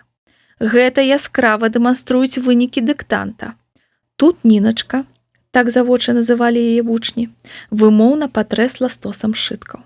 І не толькі мой прадмет. Мне скардзяцца на вас усе. Без вынятку усе настаўнікі. Што вы сабе думаеце? Як вы ва ўніверсітэты паступіце з такімі баламі? На рынак гандляваць пойдзеце пасля школы? А што, лепш як усе? Спачатку ва ўнівер, а потым на рынак? Ха, малаток, Дзімон. Русіца цяжка ўздыхнула. Мы з Аленай Івановнай дамовіліся, што вашы адзнакі ў чвэрці будуць наўпрост залежаць ад тэстаў па рускай і беларускай мовах. Зразумейце, я не патрабую ад вас трапляць у топ-45, крый Божа. Я проста прашу адказна паставіцца да тэстаў, выкласціся напоўніцу, успрыняць як папярэдняе выпрабаванне перад НЦТ, як праверку сваіх сіл. Урэшце зразумейце, што сваімі вынікамі вы ганьбіце мяне перад усім педкалектывам. А Сінічка сказала, што сёлета трапіць на слуп, крыкнуў нехта з хлопцаў. Сяброўкі называецца. Растрапалі ўжо, зашипела Соня на Галю і Снежку. Хто? Сінічка? Не смяшыце мяне. Ніна Віталіўна з недаверам зірнула ў Сонін кут. Хутчэй Дубовік паступіць у Гарвард. Так, сунялі рогат. Разгортваем шыткі, праца над памылкамі. Ну і як поспехі? Шмат вывучыла? Пацікавілася Галя ў перапынку. Яны збіралі рэчы, каб пераходзіць на фізіку. Ніякіх поспехаў, толькі галава пухне, панура адказала Сінічка. Я ж кажу, кінь дурное. Статкевіч, агаломшана прашаптала Снежка. Соня падняла галаву. У дзвярах кабінета ва ўсёй сваёй красе стаяў Максім. Сінічка, на выхад, скамандаваў ён тонам, які не дапускаў пярэчанняў. Праз 3 хвіліны ў калодзежы, дадаў ён, калі Соня падышла. Вось-вось мусіў празвінець званок, але ў кабінеце фізікі было пуста. Д-клас у поўным складзе папрыліпаў да вокнаў калідора, якія выходзілі ў школьны двор калодзеж. Што там? Што яны робяць? Няясна, проста размаўляюць. Глядзіце, ён нешта перадаў ёй. Што там? Кепска відаць. Нахіляецца да яе. Няўжо пацалуе? Рэбза, што тут? Вася актыўна прабіраўся да акна. Не бачыш хіба? Статкевіч тваёй Соні прызнаецца. Што, Васілеўскі, пракурыў сваё шчасце? Ну, гад, замачу баклана. Куды ты? Стой ужо. Бачыш, вяртаюцца. І што гэта за шоу? Да соненага здзіўлення дзверы, якія вялі ў калодзеж, зазвычай намёртва перакрытыя дзеля прафілактыкі курэння, цяпер былі адчыненыя. Відаць, прамяністы Статкевічаў позірк быў здольны растапіць нават сцюдзёнае сэрца цёткі Ядзі, школьнай вахцёркі. Ты ж забараніў мне падыходзіць да цябе, а цяпер нас усе бачаць. Затое гарантавана не чуюць. У нашым выпадку гэта больш істотна. Кажы, чаго табе, я спяшаюся. Вось, трымай, ты заўсёды такая разява. Прыкрываючы далонню, каб не было бачна з вокнаў, Статкевіч працягнуў Соні яе мабільнік. І зараз жа прыбяры гэта, дадаў ён узлавана. Соня зірнула на экран і зніякавела. На застаўцы ў яе стаяў здымак Максіма у вайсковай форме і са зброяй. У траўні хлопцы 10 класаў маршыравалі на гэтым самым падворку падчас дапрызыўных збораў, а іхнія аднакласніцы з віскатам і шушуканнем прымалі парад. Калі ваенрук скамандаваў аўтаматы на фронт, Максім разам з усімі эфектна прыціснуў да грудзей вучэбны калашнікаў. Гэта было так крута, што Соня не змагла ўтрымацца і сфатаграфавала. Жах які! Зноў аблажалася. На што прыносіў? Мода такая, чужыя рэчы цапаць. Табе мама ўвесь ранак назвоньвае. Ёй трэба ўсё кантраляваць. Менавіта таму ў мяне няма мабільніка, адказаў Статкевіч. Сінічка, ты чула? Зараз жа прыбяры гэтую фотку. Гэта мой мабільнік, і мне вырашаць, якія фоткі на ім ставіць. Табе не здаецца? Не здаецца, бо на гэтай фотцы я, рэзка адказаў Статкевіч. І ты прыбярэш яе, бо яна мяне раздражняе. Фенаменальна, дадаў ён, памаўчаўшы.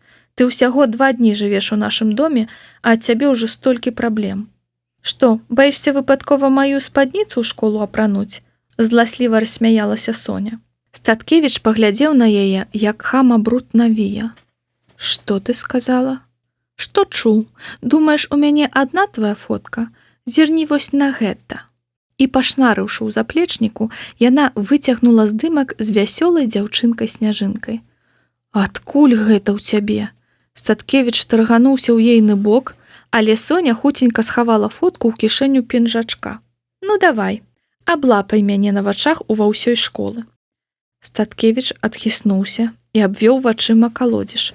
Соня не перабольшвала, з усіх вокнаў на ўсіх паверхах, як з ложаў стадыёна для карыды, за імі сачылі прагныя гледачы. Прычым тарэадорам у іх дуэце быў зусім не Статкевіч. Дзе ты гэта ўзяла? Цяпер ён глядзеў на Соню, як бык на чырвоную анучу. Скрала? Усё законна, выменяла ў тваёй мамы на чыгунную ванначку.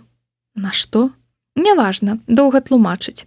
Галоўнае, Статкевіч, я знайшла спосаб зняславіць цябе на ўсю школу, бо гэтая мілая лялечка збярэ рэкордную колькасць лайкаў у інтэрнэце. І што ты хочаш узамен? У сэнсе. Шантаж і вымагальніцтва. Так Д-клас пракладае сабе дарогу. Пра што ён увогуле? Шантаж? Яна б ніколі сама не даўмелася, але ж адна галава добра, а дзве лепей. Дзякуй, Статкевіч, ты сапраўды геній. Але што б такое ў цябе папрасіць? Я аддам табе фотачку, калі ты дапаможаш мне трапіць на слуп. Выпаліла яна, перш чым зразумела, што кажа. Чаго? Ты з глузду з'ехала? Я хачу трапіць у топ. Дапамажы мне падрыхтавацца да тэстаў. Застаўся тыдзень, з тваім узроўнем гэта тэхнічна немагчыма. Я не Гасподзь Бог, Сінічка, ты ў курсе? У Соні на гэты конт былі іншыя звесткі, але яна хітра прымружылася і сказала: так, ты не Бог, ты маленькая, вясёлая сняжынка. І яна са смехам папляскала сябе па кішэні. Твар Статкевіча перакасіўся ад ятрасці. Але ён хутка ўзяў сябе ў рукі і хвіліну памаўчаўшы спакойна сказаў: добра, на тыдзень я стану тваім настаўнікам. Але, як ты разумееш, гарантаваць я нічога не магу. Вынік залежыць толькі ад цябе. Пачнём дома пасля абеду. Не падыходзь да мяне ў школе. І рэзка павярнуўшыся, знік у будынку. Чаго ён хацеў ад цябе? Пад пералівы званка, які паміж намі крыху прыпазніўся, бо цётка Ядзя замыкала дзверы ў калодзеж, плынь Д-класа ўнесла Соню на фізіку.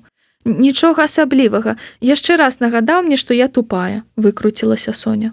Па сутнасці так яно і было. Падчас занятку яна непрыкметна спраўдзіла мабілку. Пабачыла 3 прапушчаныя званкі ад мамы Юлі і 4 смс-кі ад яе ж.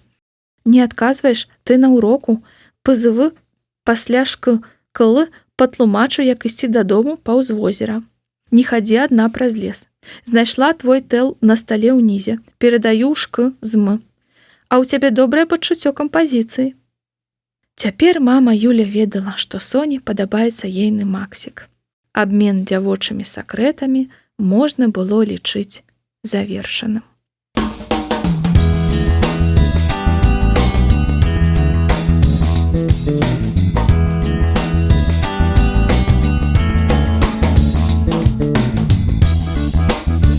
Раздзел 5.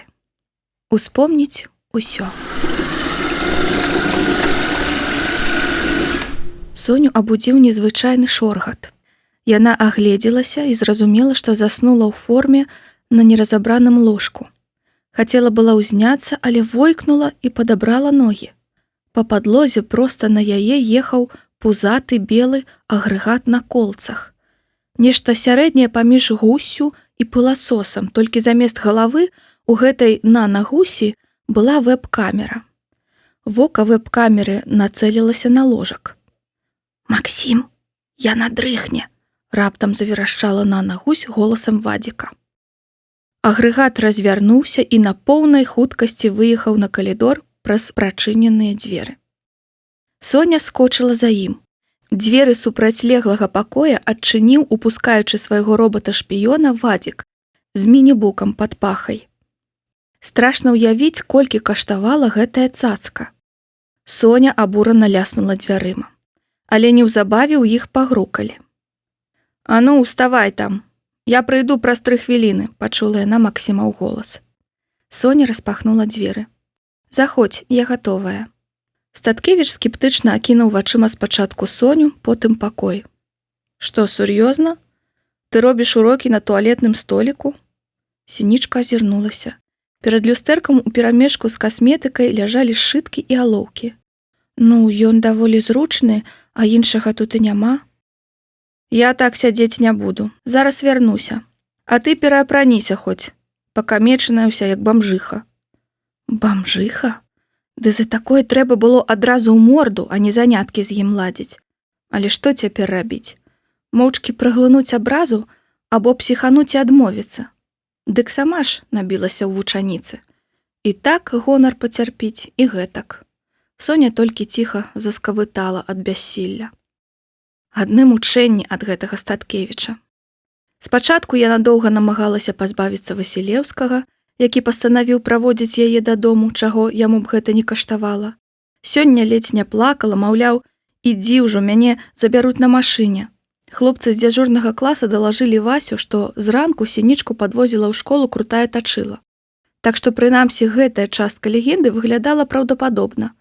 У выніку, стоячы на прыпынку, Соня выбрала момант, калі Вася адвярнуўся да шапіка і ўскочыла ў тралейбус. Прыкра выйшла, але што паробіш? Але сапраўдная прыкрасць чакала Соню, калі тая без усялякіх званкоў маме Юлі самастойна і даволі хутка адшукала лялечны дом на Верасовай. Мама Юля адчыніла ей дзверы з такой змоўніцкай усмешкай, што Соню абдало жарам. Яна баялася падняць вочы, пакуль ёй налівалі суп, а ад асноўнай стравы зусім адмовілася. Маўляў, абедала ў школе. Ёй хацелася як найхутчэй апынуцца ў сваім пакоі. «Я ў гіпермаркет на закупы», – абвясціла мама Юля. «Хочаш са мною?» «З радасцю б, але ёй трэба займацца». Адасобіўшыся ў ружовым пакойчыку, Соня зірнула на гадзіннік. Максім прыйдзе толькі праз гадзіну, у яго сёння 7 урокаў. Каханне, вядома, пройдзены этап, але Статкевіча ў школе яна адчувала ўжо інстынктыўна. Не падыходзь, не размаўляй, ды Соня яго нават патыліцай бачыла, калі толькі той быў побач. Вось і ў сталоўцы сёння заўважыла, што еў ён не ў гордай самоце, як звычайна, і не са сваімі ашкамі, а за сталом фізкласа. А яшчэ яна ледзь не сутыкнулася з Максімам, калі ён выходзіў з настаўніцкай. І хто ён такі, гэты Статкевіч, што перад ім адчыняюцца ўсе дзверы, недаступныя простым смяротным. Падчас гэтых разваг яе, відаць, і размарыла. Максім занёс у Сонін пакой журнальны столік, на якім грувасціліся салонныя падушкі. Столік заняў амаль усё вольнае месца ў вузкім праходзіку. Хлопец раскідаў падушкі па падлозе і апусціўся на іх, склаўшы ногі лотасам. «Усходні стыль. Давай, валяй, што там табе незразумела?» Соня нясмела прысела з іншага боку століка, паклаўшы рукі на каленкі, якія цяпер былі абцягнутыя джынсамі. «Па шчырасці, нічога не зразумела», – прызналася яна. «Ну, а з чым найбольшыя праблемы?» – пазяхнуў Статкевіч, гледзячы кудысьці ў бок. «Матэматыка», – выпаліла Соня, «і фізіка, і інгліш». «То бок зусім. Добра. Пачнём з матэматыкі. Якія там параграфы?» «Тыя, што і ў вас». «Думаеш, я ведаю? А ты сам да тэстаў не рыхтуешся?» «Мне не трэба. Я запамінаю ўсё, што калі-кольвік прачытаў на паперы ці маніторы. А для ўсяго астатняга існуе логіка. Геній і пазёр. Вам казалі, што будзе на тэстах?» «Паўтарэнне. Зараз», – Соня разгарнула канспект. «Алгебра, карані, геаметрычная прагрэсія, графікі функцый, геаметрыя ўсё да 40-й старонкі». «Ясна. Давай сюды рашэбнік». І Статкевіч хутка-хутка пачаў гартаць старонкі, пазначаючы алоўкам некаторыя задачы. «Па алгебры найхутчэй будзе такое, такое і, я думаю, такое. Для геаметрыі трэба рашыць гэта і цалкам гэтыя 2 старонкі». «Адкуль ты ведаеш?» «Дык лагічна ж. Падчас тэста правяраюць самае асноўнае. Асноўнае я і адзначыў. Што датычыць геаметрыі, я даведаўся, што ўсе задачы рыхтуе Баразноўская. А ейная слабасць – піраміды, таму зоймемся найперш імі». Соня глядзела на Максіма на ўсе вочы. «Ну ты ж мяне не для ўдасканалення ведаў прыпахала, і не для ўласнага духоўнага развіцця. Патрэбны вынік, буду нацягваць на вынік. Зараз пакажу», – самазадаволена усміхнуўся ён. «Дай чым пісаць, і на чым». Пашнарыўшы на туалетным століку, Соня працягнула Максіму нататнік і асадку. Абедзве канцылярскія прылады былі з серыі прынцэсы. Хлопца злёгку перакасіла. Я тут пацікавіўся структурай тэстаў і сістэмай ацэнкі, пачаў ён хуценька крэслячы ружовай асадкай у бэзавым нататніку. Гэта не тэсты нават, а хутчэй мадыфікаваныя кантрольныя. Прынамсі, у нас дзяўчаты ў класе стогнуць, што гэтая лажа ніяк не падобная да НЦТ. 10 заданняў, варыянтаў адказу няма, адзнакі выстаўляюцца за кожнае заданне асобна. Максімум за адзін тэст 100 балаў. А максімальна сума за ўсе 5 – 500. У мінулым годзе самы нізкі прахадны бал у топ-45 быў 320. Такім чынам, наша з табой планка сёлета 350. Зразумела? Соня мала што разумела, але кіўнула. Гэта значыць па 70 балаў за кожны тэст. То бок амаль нерэальна для цябе, Сінічка. Таму для падстрахоўкі будзем старацца выбіць максімум па рускай, беларускай і гісторыі. У цябе з імі дакладна менш праблем. Соня спалохана праглынула сліну. Ясна, уздыхнуў Статкевіч. Усё, алгебра. Пабудуй графік вось гэтай функцыі, пастукаў ён пальцам па старонцы рашэбніка. А сам выйшаў і, вярнуўшыся з кнігай фантастыкі, паглыбіўся ў чытанне. Праз 10 хвілін хлопец адклаў кнігу. Ну што там у цябе, Сінічка? Ты што, здзекуешся? За ўвесь час Соня толькі здолела, што накрэсліць 2 восі, гарызантальную і вертыкальную, ды вывесці 0 на іх перакрыжаванні. Я не разумею, куды тут ставіць кропкі, прабурчала яна вінавата. Я сама і не рабіла такое ніколі. Мы ўсім класам у рукавец гэтыя графікі перамалёўваем. Навошта ты ўвогуле ў школу ходзіш? Глядзі, гэта ж элементарна. Падстаўляеш замест ікса любую лічбу, рашаеш ураўненне, здабываеш значэнне y і так 3 разы. Атрымліваеш каардынаты, крэсліш парабалу. Што тут складанага? Дарэчы, мяне гэта заўсёды здзіўляла, як можна памнажаць x на y, а на выхадзе атрымліваць лічбы, задуменна працягнула Максімова вучаніца, гледзячы настаўніку ў рот. Статкевіч агаломшана ўперыў яе вочы. Раптам у іх адлюстравалася страшэннае падазрэнне. Сінічка, колькі будзе 6 на 9? Насцярожана спытаў ён.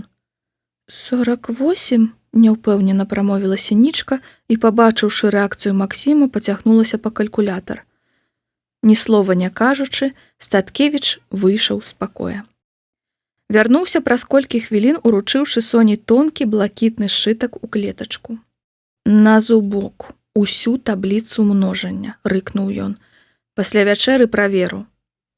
Ну вось.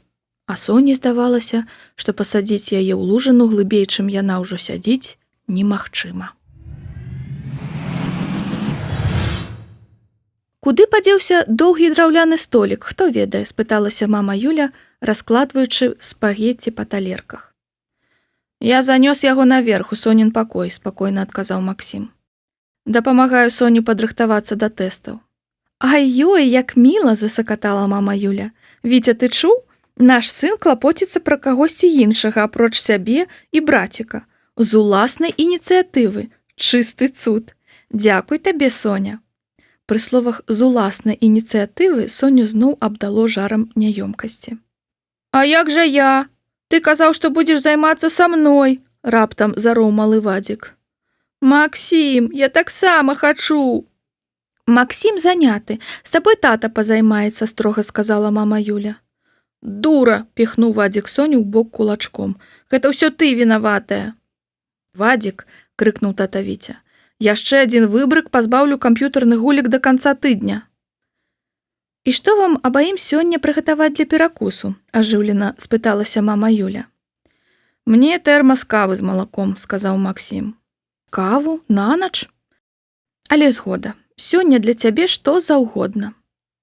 Дарэчы, як наконт купальні? Ты абяцала падумаць. Наконт купальні? У вас душавы блок, а я люблю паляжаць у ванне. Так што ўсё застаецца як ёсць. І, падміргнуўшы Соні, мама Юля завальсавала на кухню. Рэшту вечара і частку ночы можна было параўнаць з галівудскім фільмам «Total Recall». Спачатку Максім ганяў Соню па табліцы множання, потым доўга тлумачыў, адкуль пры памнажэнні ікса на y бяруцца лічбы. Потым падрабязна рашыў для яе некалькі тыповых заданняў з падручніка і прымусіў яе зрабіць тое ж, прыгаворваючы кожнае дзеянне. Калі Соня пачынала кляваць носам, падліваў ёй кавы з тэрмаса. Разышліся толькі а 3:00 пасля таго, як Статкевіч надыктаваў ёй фронт працы на заўтра. Засынаючы, Соня бачыла кубічныя карані ў фіялетавых разводах. Столькі часу сам-насам, думала яна. Нават шкада, што яна яго больш не кахае. Вам не здаецца, што з сініцай нешта не так? На перапынку Вася выклікаў Галю і Сняжану на пільную нараду. Быў панядзелак, і на Соні 5-й дзень як не было твару. Хадзіла з чорнымі колцамі пад вачыма, не раўнуючы мішка панда. Не чула, пра што яе пытаюць, і ўвесь час, нібы апраўдваючы ўласнае імя, цаляла заснуць. Ды ўсё ў парадку. Проста ўбіла сабе ў галаву, што здасць тэсты, вось і вучыцца дзень і ноч, паціснула плячыма Галя. З намі амаль не размаўляе.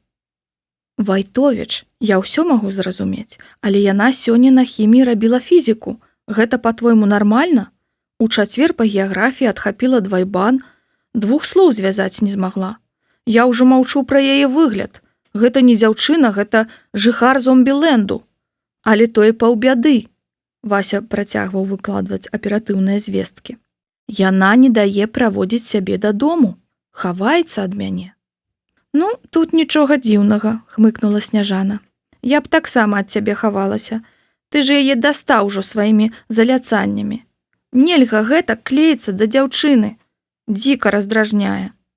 Так, але навошта яна хлусіць? Кажа, што яе забіраюць на машыне, а сама сядае ў тралік. А на выхадных у яе ўвогуле быў адключаны тэлефон. Вось што, дзяўчаты. Мне здаецца, што Соню ў новым доме трымаюць у рабстве. Што? Ну і лухта, Васілеўскі. Так, у рабстве. Толькі ў школу выпускаюць, утрымліваюць шантажом і пагрозамі. Дарэчы, хто бацьку яе апошнім часам бачыў? О, СМС-ка ад Соні, выцягнула Галя мабільнік, які вібраваў. Галя, Снежка, я адпрасілася. Еду дадому вучыцца. Заўтра на вытворчасці скажыце, што я захварэла, прачытала яна ўголас і абвяла сяброў занепакоеным поглядам. Я гэтага так не пакіну, выгукнуў, стукнуўшы кулаком па падаконні Васілеўскі. Good evening, my fellow citizens. Соня сядзела ў доме на Верасовай вуліцы перад хатнім камп'ютарам Статкевічаў і прашчоўквала відэаролікі на тэму Cuban Missile Crisis. Тое, што прыдумаў для яе заслужаны настаўнік Беларусі Максім Віктарович гэтым разам, было форменным садызмам.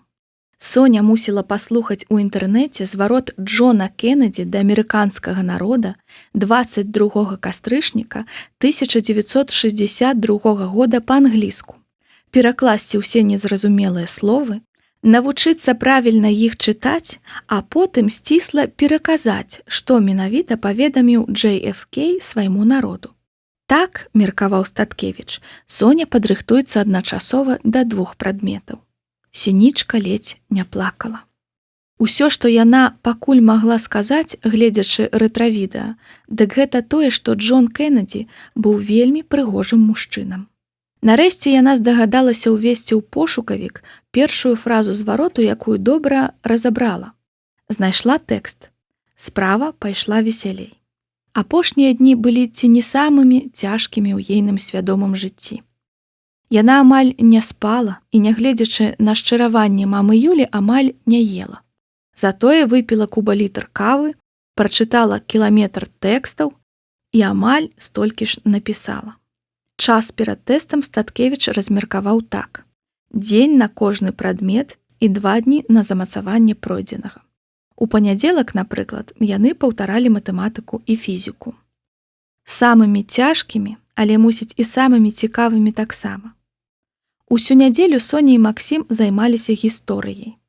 Статкевіч называў адвольную дату пасля 1945 года, а Соня мусіла пералічыць усе важныя гістарычныя падзеі, якія адбываліся ў гэтым годзе. Максім прымушаў знаходзіць сувязі паміж падзеямі ў розных краінах, чым выводзіў яе з раўнавагі і асабліва даставаў з карыбскім крызісам. Калі ён запытаўся, як звязанае з кубінскай рэвалюцыяй будаўніцтва берлінскага муру, Соня не вытрымала і сказала, што ніяк не звязанае, і яна не вельмі разумее, навошта гэта ўсё ведаць беларускаму вучню. «Навошта ведаць?» – абурыўся Статкевіч. «Ды для мяне гэты крызіс – частка сямейнай гісторыі. Мой полацкі дзядуля Барыс быў на адным з тых караблёў. Акурат у 1961 годзе яго прызвалі ў войска. Праз год пасадзілі на крэйсер, павезлі, а куды не сказалі. Яны ўсе даведаліся толькі калі выйшлі ў Атлантычны акіян. Душыліся ў трумах пры спёцы 40 градусаў, бо іх днём не пускалі на палубу. Дзед Барыс быў кіроўцам цягача, мусіў вазіць па Кубе ядзерныя ракеты. Дарэчы, чаму гэтыя ракеты мелі галоўнае значэнне? Захапіўшыся, Максім працягнуў ноутбук і тут жа паказаў ёй гістарычную праграму пра 1962 год на Кубе. Соня сама сабе здзівілася. Боегалоўкі нейкія лётаюць, самалёты выбухаюць, а не адарвацца. У сваю чаргу Соня расказала, што ейная мама нарадзілася ў Чэхаславаччыне, бо там служыў дзядуля Ягор, афіцэр артылерыі. Яны адразу ж загрузілі фільм пра 1968 год у Празе. А потым панеслася. Пераходзячы па спасылках, глядзелі гістарычныя перадачы. І пра берлінскі мур у выніку паглядзелі, і пра вайну ў В'етнаме, і нават пра забойства Кеннеді. Усё па-англійску, ясная рэч. Сядзелі амаль да ранку. Нават мама Юля, ускрай лаяльная да іхных супольных заняткаў, некалькі разоў падымалася і спрабавала загнаць спаць. Найцяжэй было ў суботу, у дзень прызначаны для англійскай мовы. Калі паўтаралі граматыку і лексіку, Соня сяк-так, падглядаючы ў слоўнікі ды канспекты, давала рады. Але падчас апошняга практыкавання скласці тэкст на зададзеную тэму расплакалася. Статкевіч, які перад гэтым накрычаў на яе, зніякавеў і не ведаў, што рабіць. Сядзеў і чакаў, пакуль яна сама супакоіцца. «Проста мне сорамна, што я такі адстой», – усхліпвала Соня. «Нават твой малы англійскую мову лепш ведае». «А, кабачок!» – захіхікаў Статкевіч. «Так, гэта было незабыўна. Але наконт Вадзіка, увогуле не заганяйся. Для яго англійская фактычна родная. Ён жа нарадзіўся ў Лондане». «Праўда? Праўда. Зрэшты, праўда і тое, што табе насамрэч варта павучыцца ў Вадзіка. Нават я ў яго вучыўся». «Гэта як?» Калі Вадзіку было 2,5, ён ужо балбатаў напоўніцу. У Лондане яго здалі ў яселькі. І малы сутыкнуўся з тым, што яго ніхто не разумее. Падумаў і стаў усіх выхавальніц, нянечак, дзетак у групе вучыць сваёй мове. Аўсянка, суп, цацка, гуляць. Праз месяц у яго і брытанцы, і індусы, і кенійцы хадзілі як па струнцы. Але тут мы пераехалі ў іншы раён, і яго аддалі ў новы дзіцячы садок. Прыходзяць яго забіраць, а ён сядзіць і раве. Столькі намаганняў, а яго зноўку ніхто не разумее. Аж свяціўся, згадваючы Статкевіч. І тады ён скеміў, што будзе прасцей самому навучыцца размаўляць па-англійску. І з таго дня размаўляў. У першы дзень ён ведаў 3 словы і размаўляў 3 словамі. У другі 6 і размаўляў як мог. Праз паўгода балбатаў лепш за Гарры Поттера. Але тут мы ў Мінск пераехалі. Цяпер, мусіць, забыў палову, без асяроддзя. Дарэчы, усё баялася спытацца, а колькі дакладна гадоў Вадзіку? Максім захіхікаў. Шмат хто пытаецца. Па пашпарце яму 6,5, на лета ў траўні 7 споўніцца. Але людзі блытаюцца, думаюць, што 4-5, бо ён хоць крэпенькі, але нізенькі, у тату пайшоў. І хоць мазгамі развіты на ўсе 8, без задушэўных гутарак, якіх з малазнаёмымі ён не пачынае, гэтага не відаць. А ў паводзінах ён яшчэ зусім дзетсадавец. А што паробіш? Мы хоць браты ад тых самых бацькоў па-рознаму выхоўваліся. Я ў правінцыяльнай беларускай сям'і з драўлянымі цацкамі, прыбітымі да падлогі, з дзедам і бабуляй старой загартоўкі. І хоць мазгамі развіты на ўсе 8, без задушэўных гутарак, якіх з малазнаёмымі ён не пачынае, гэтага не відаць. А ў паводзінах ён яшчэ зусім дзетсадавец. А што паробіш? Мы хоць браты ад тых самых бацькоў па-рознаму выхоўваліся. Я ў правінцыяльнай беларускай сям'і з драўлянымі цацкамі, прыбітымі да падлогі, з дзедам і бабулі старой загартоўкі. Вадзік прыйшоў у сям'ю англійскіх алігархаў, на ўсё гатовае. Яму ні ў чым не адмаўляюць. Мама, калі ў Мінск пераехалі, вельмі баялася, што яго такога завумнага інфантыла будуць цкаваць у простай школе. І аддала ў гэтую наварочную гімназію з эксперыментальнымі методыкамі ды індывідуальным падыходам. Не ведаю, не бачу, што яму гэта на карысць. Зрэшты, можа, проста мы зусім розныя. Ведаеш, Вадзік як толькі друкаванымі літарамі пісаць навучыўся, стаў сачыняць кнігі. Пры тым, што прымусіць яго пачытаць нейкую на ягоны век літаратуру, амаль немагчыма. Чукча не чытач, Чукча пісьменнік, анекдот пра нашага Вадзіка. Максім, здавалася, мог цэлую гадзіну гаварыць пра брата, але раптам схамянуўся. Ён нахіліўся да працоўнага століка і ўзяў Сонін сшытак. Твая праблема ў тым, што ты спрабуеш перакласці на англійскую мову свае думкі, сказаць усё, што ты ведаеш па тэме ў свае 16. А табе проста трэба прызнаць, што ты ў англійскай мове 5гадовае дзіця і гаварыць як такое дзіця. І тады ўсё складзецца і памылак будзе меней. Бо ў простым сказе цяжэй наламаць дроў. Так ты зможаш усвядоміць свой узровень і пачаць расці. Праз тыдзень станеш 6гадовым дзіцём. І ў гэтым няма нічога ганебнага. Вось тэма «My room». Сядзь і апішы, як умееш. Статкевіч быў прыроджаным настаўнікам. Нельга было не прызнаць гэтага. Соня так замучылася, што ў аўторак вырашыла сачкануць вытворчую практыку. Узнялася пасля 9, лічы выспалася. Тут жа пацягнулася ўніз па каву, трэба было займацца. На кухні яе чакала засада ў асобе мамы Юлі. Сустрэча з Максімавай маці сам-насам яна ўдала ўнікала амаль тыдзень з мінулай серады, калі тая пабачыла застаўку на ейным мабільным. 1 кубак і вельмі слабую, скамандавала мама Юля. Яшчэ каваманамі станеце з гэтай вучобай, зусім павар'яцелі. Даруйце, праз мяне і Максім не высыпаецца, сказала Соня. Ды што ты, Соня, наадварот, я радая, што ён табе дапамагае.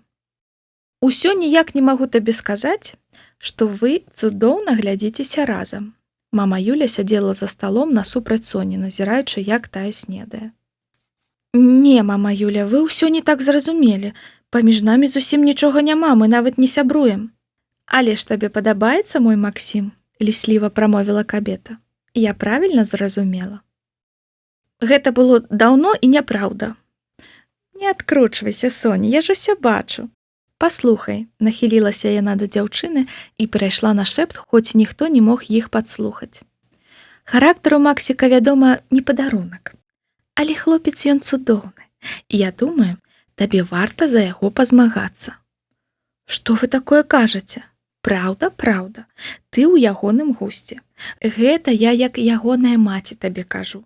І вы пара. Я гэта адразу зразумела, як толькі вас з ім пабачыла, так што смялей, Соф'я, я ў тваёй камандзе. God willing, that goal will be achieved. Thank you and good night. Гэтую прамову немагчыма вывучыць. Але ладна, колькі паспее.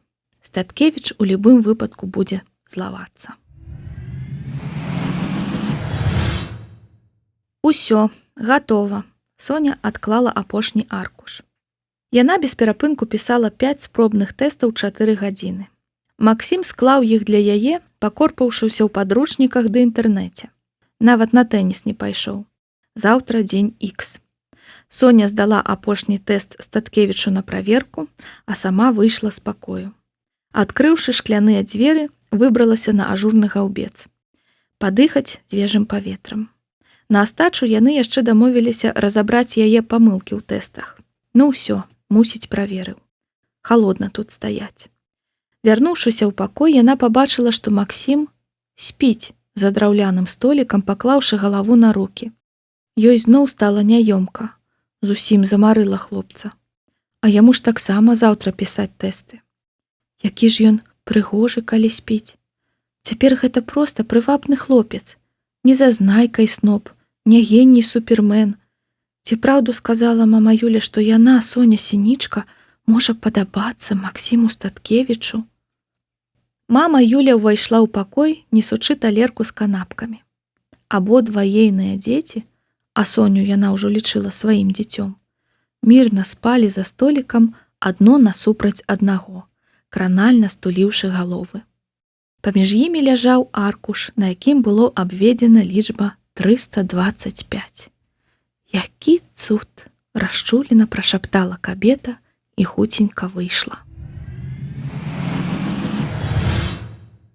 Ранкам наступнага дня ў доме Статкевічаў панавала ўрачыстае напружанне.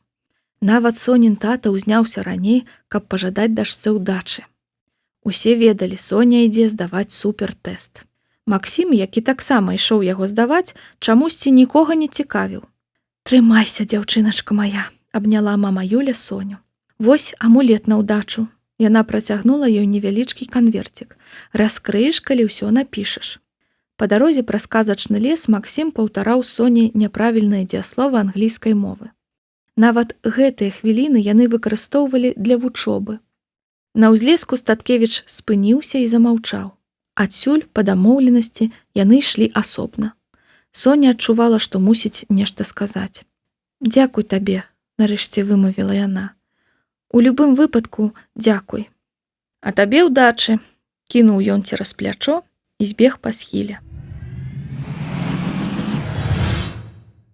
Для тэстаў 9-11 класы рассадзілі па кабінетах на 3-м і 4-м паверсе. Да кожнага класа прыставілі настаўніка-наглядчыка, прычым стараліся, каб той не быў знаёмы з вучнямі.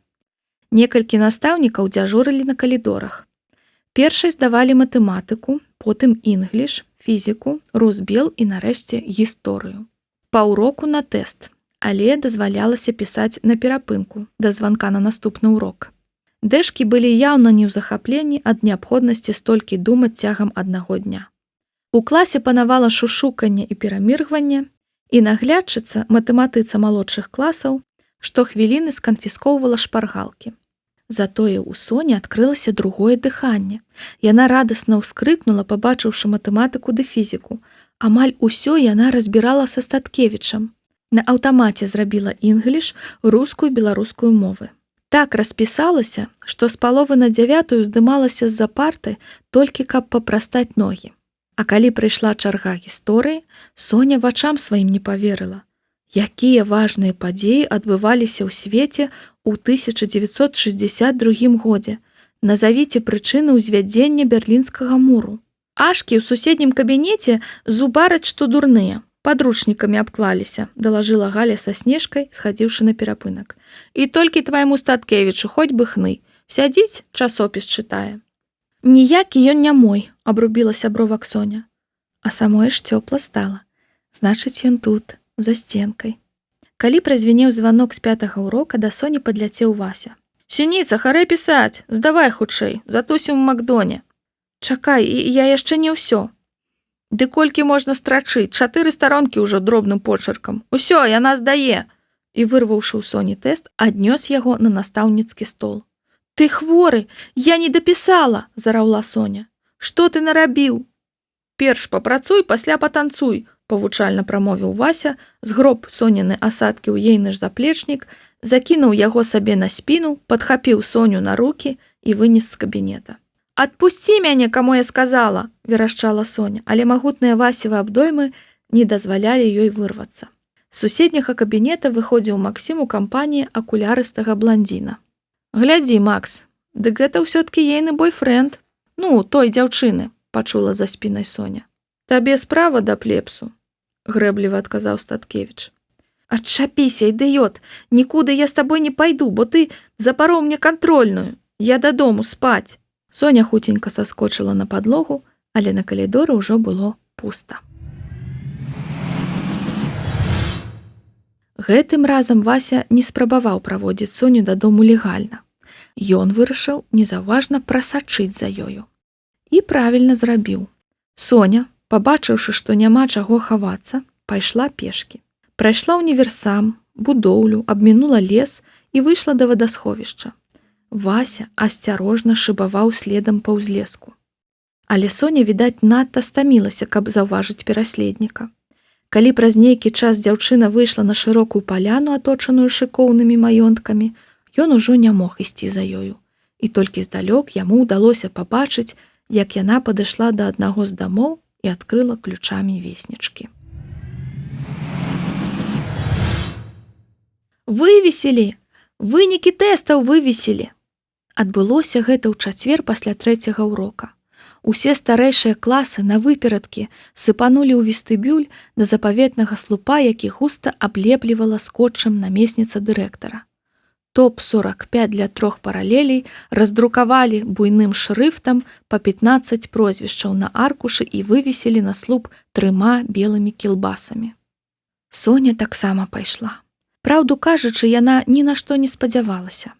Калі эйфарыя мінула, яна зразумела, што нарабіла ва ўсіх 5 тэстах процьму памылак. Адзінае, пра што яна цяпер хвалявалася, вынік Статкевіча. Як ён даў рады пасля такога недасыпу? Хвалявалася яна, аднак, дарма. Падышоўшы да калоны, яна пабачыла па-над галовамі вучняў першыя радкі спіса. Вынікі тэстаў 11 клас. Першы. Максім Статкевіч, 11 А. 498 балаў. Як заўсёды, з адрывам балаў 50 ад другога месца. Камень з душы зваліўся. У гэты момант у вестыбюлі з'явіўся Максім. Не падыходзіць да яго ў школе, не падыходзіць да яго ў школе. Але, можа, сёння яна мае права павіншаваць яго. Так падумала Соня, але адышлася пад лесвіцу ад граху падалей. Статкевіч, што ты тут забыў? Чаго ты яшчэ пра сябе не ведаеш? Але кароль школы паводзіўся неяк не па-манаршы. Ён паспрабаваў плішчыцца ў натоўп, які густа абляпіў слуп з вынікамі. Табе што, адсюль не бачна? 498. Каланіцкі, прысядзь, раптам скамандаваў Статкевіч. Каланіцкі здзіўлена загігікаў, але паслухаўся. Ніжэй, яшчэ крыху. А ты, Канькова, адыдзіся ўправа. Так, можаш уставаць, Каланіцкі. Невядома, ці хто заўважыў гэта, але твар Максіма Статкевіча на момант кранула шчырая усмешка. Ён азірнуўся і раптам сустрэўся позіркам з Соняй. Вачыма ён паказаў ёй на бакавы выхад з вестыбюля. Соня тут жа пабегла туды. За дзвярыма ў вузкім калідорчыку размяшчаліся кабінет псіхолага, каморкі аканома, бухгалтара і выхад на пажарную лесвіцу. Паколькі ўся школа сабралася ў вестыбюлі, тут было пуста. «Віншую», – сказала Соня Максіму, калі той падышоў. «Ты зноў лепшы за ўсіх, радая за цябе. Толькі за мяне? А сябе ты не хочаш павіншаваць?» «У сэнсе». Максім кіўнуў галавой у бок слупа. Соня кінулася туды з усіх ног, прабілася да спіса, з'ехала па ім вачыма і нарэшце у самым нізе, нахіліўшыся, прачытала: 45. Софья Синичка, 11 Д, 343 балы. Я ў спісе, заенчыла Соня на ўсю школу. Я ў спісе. Калі сама не свая ад радасці, яна вылецела ў калідорчык, Статкевіч працягнуў ёй руку. Дзякуй табе, Максім, дзякуй. Калі б не ты, яна горача сціснула яго правіцу ў сваіх далонях. Ты з дубу ляснула? Максім абурана вырваў руку. Фотку давай. Так, вядома. Соня агаломшана выцягнула з кішэні здымак сняжынкі і перадала яго Максіму. Не размаўляй са мной у школе, рыкнуў Статкевіч і знік на пажарнай лесвіцы. 45 мінус 1 раўняецца 44. Гэта адлегласць паміж Максімам Статкевічам і Соняй Сінічкай. Аднак няхай іх прамыя па-ранейшаму паралельныя, цяпер яны прынамсі ляжаць у адной плашчыні.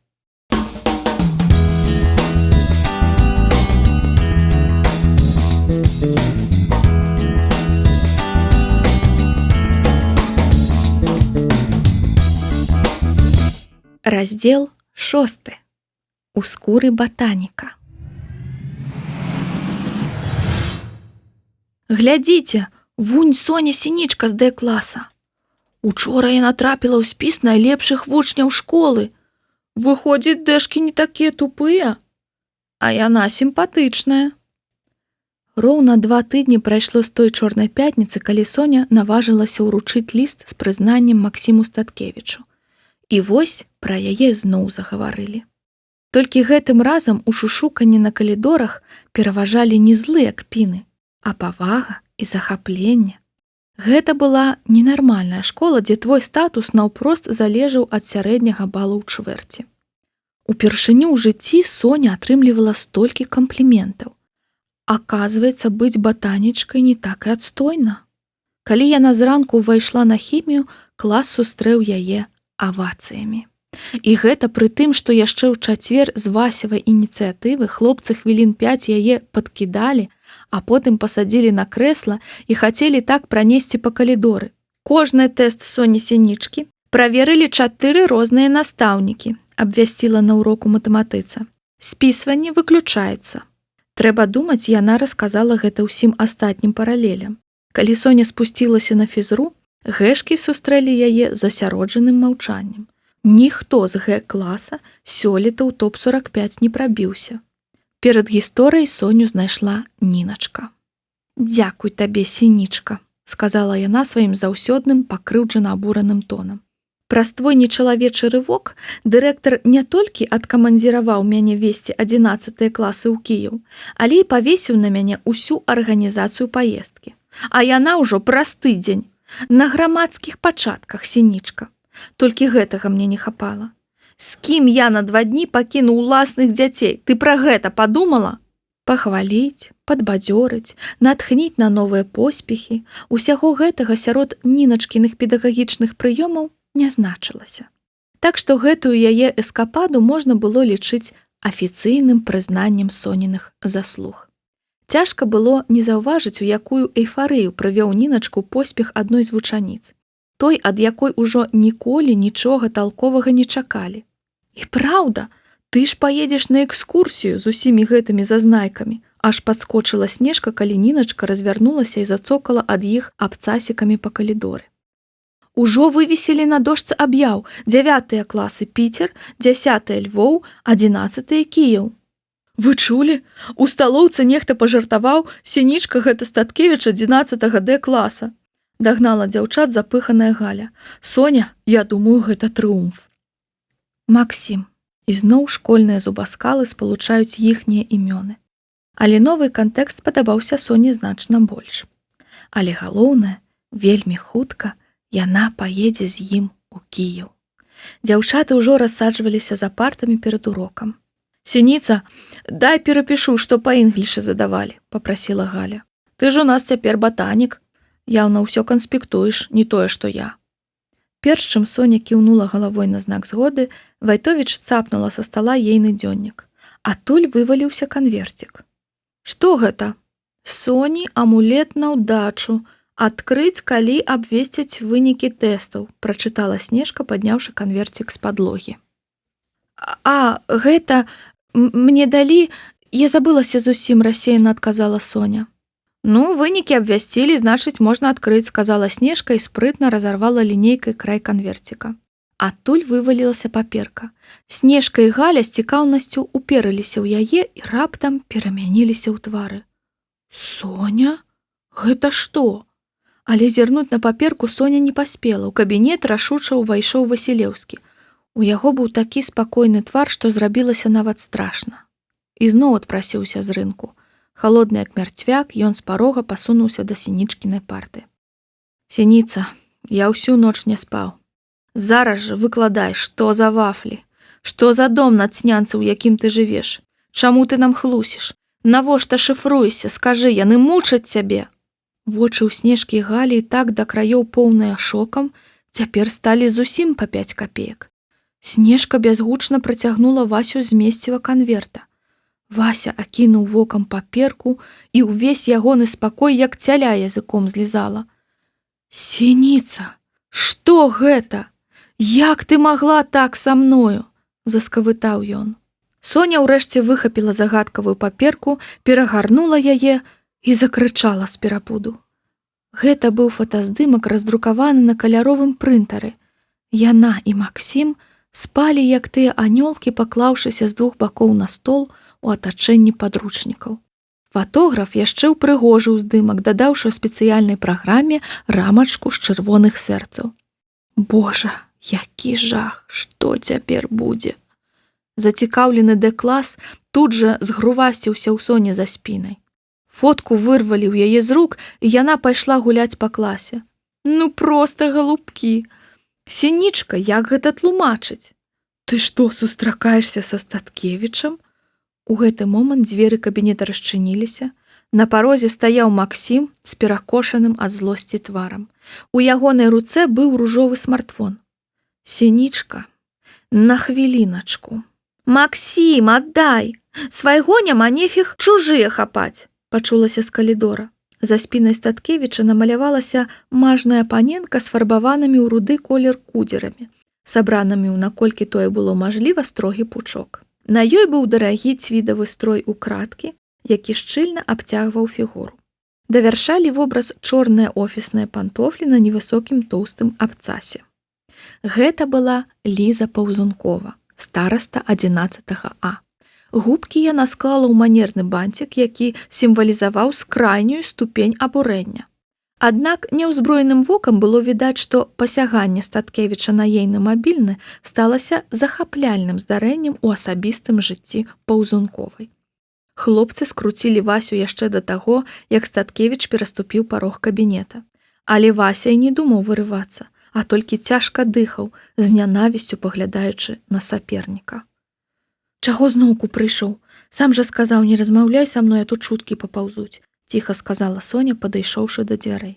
Чуткі? Ды яны ўжо уваўсю поўзаюць, прагрымеў Статкевіч.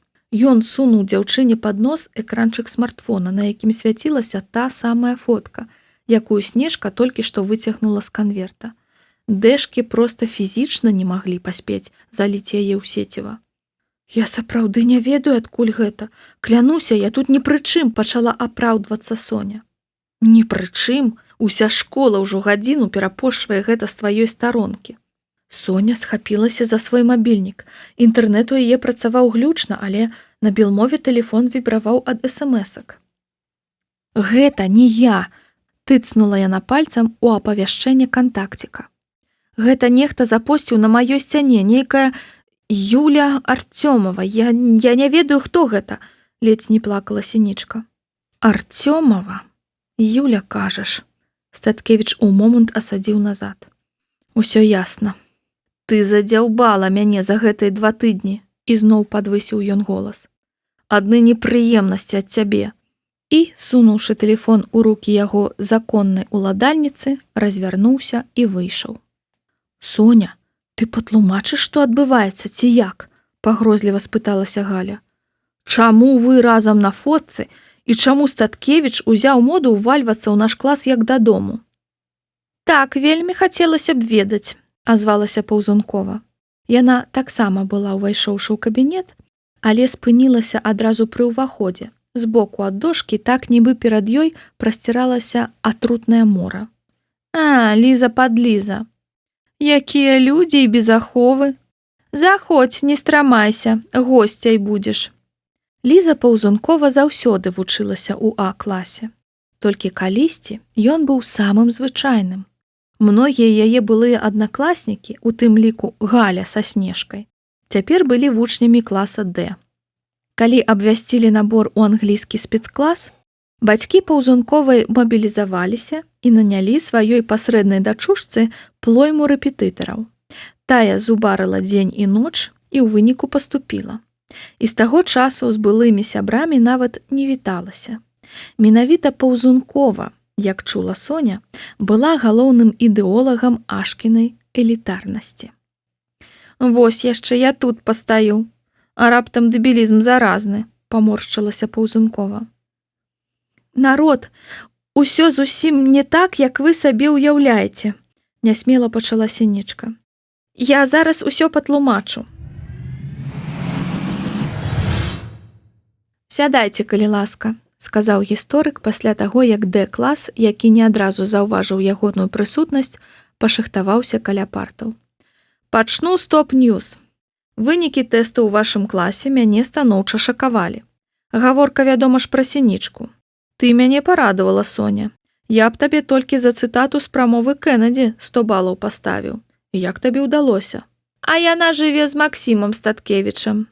Іхнія бацькі сябруюць. Яе тата папрасіў генія з ёй пазаймацца. І ўвогуле яны спяць разам. Сродкі, вядома, пікантныя, але вынік уражвае. Сёння на уроку мы падрабязна разбяром усе пункты тэста.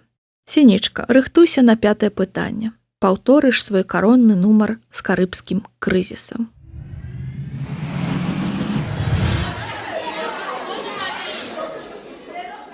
На вайне, як на вайне. У школе, як у школе. Зранку ты кароль гары, але вось апошні званок, і ты па-ранейшаму запісны блазан. Вядома ж, дзе ёй самой, з такімі мазгамі. Статкевіч сядзеў з ёй, удзень і ўночы. Што, за так? Ды дзе там? Яму за рэпетытарства заплацілі. Відаць, шмат заплацілі. Я б і за 100 баксаў на дзень не пагадзілася. Бедны хлопец, столькі не дасыпаў і ўсё праз гэтую дурніцу. Што ведала Ліза Паўзункова, ведала ўся паралель. І нават болей.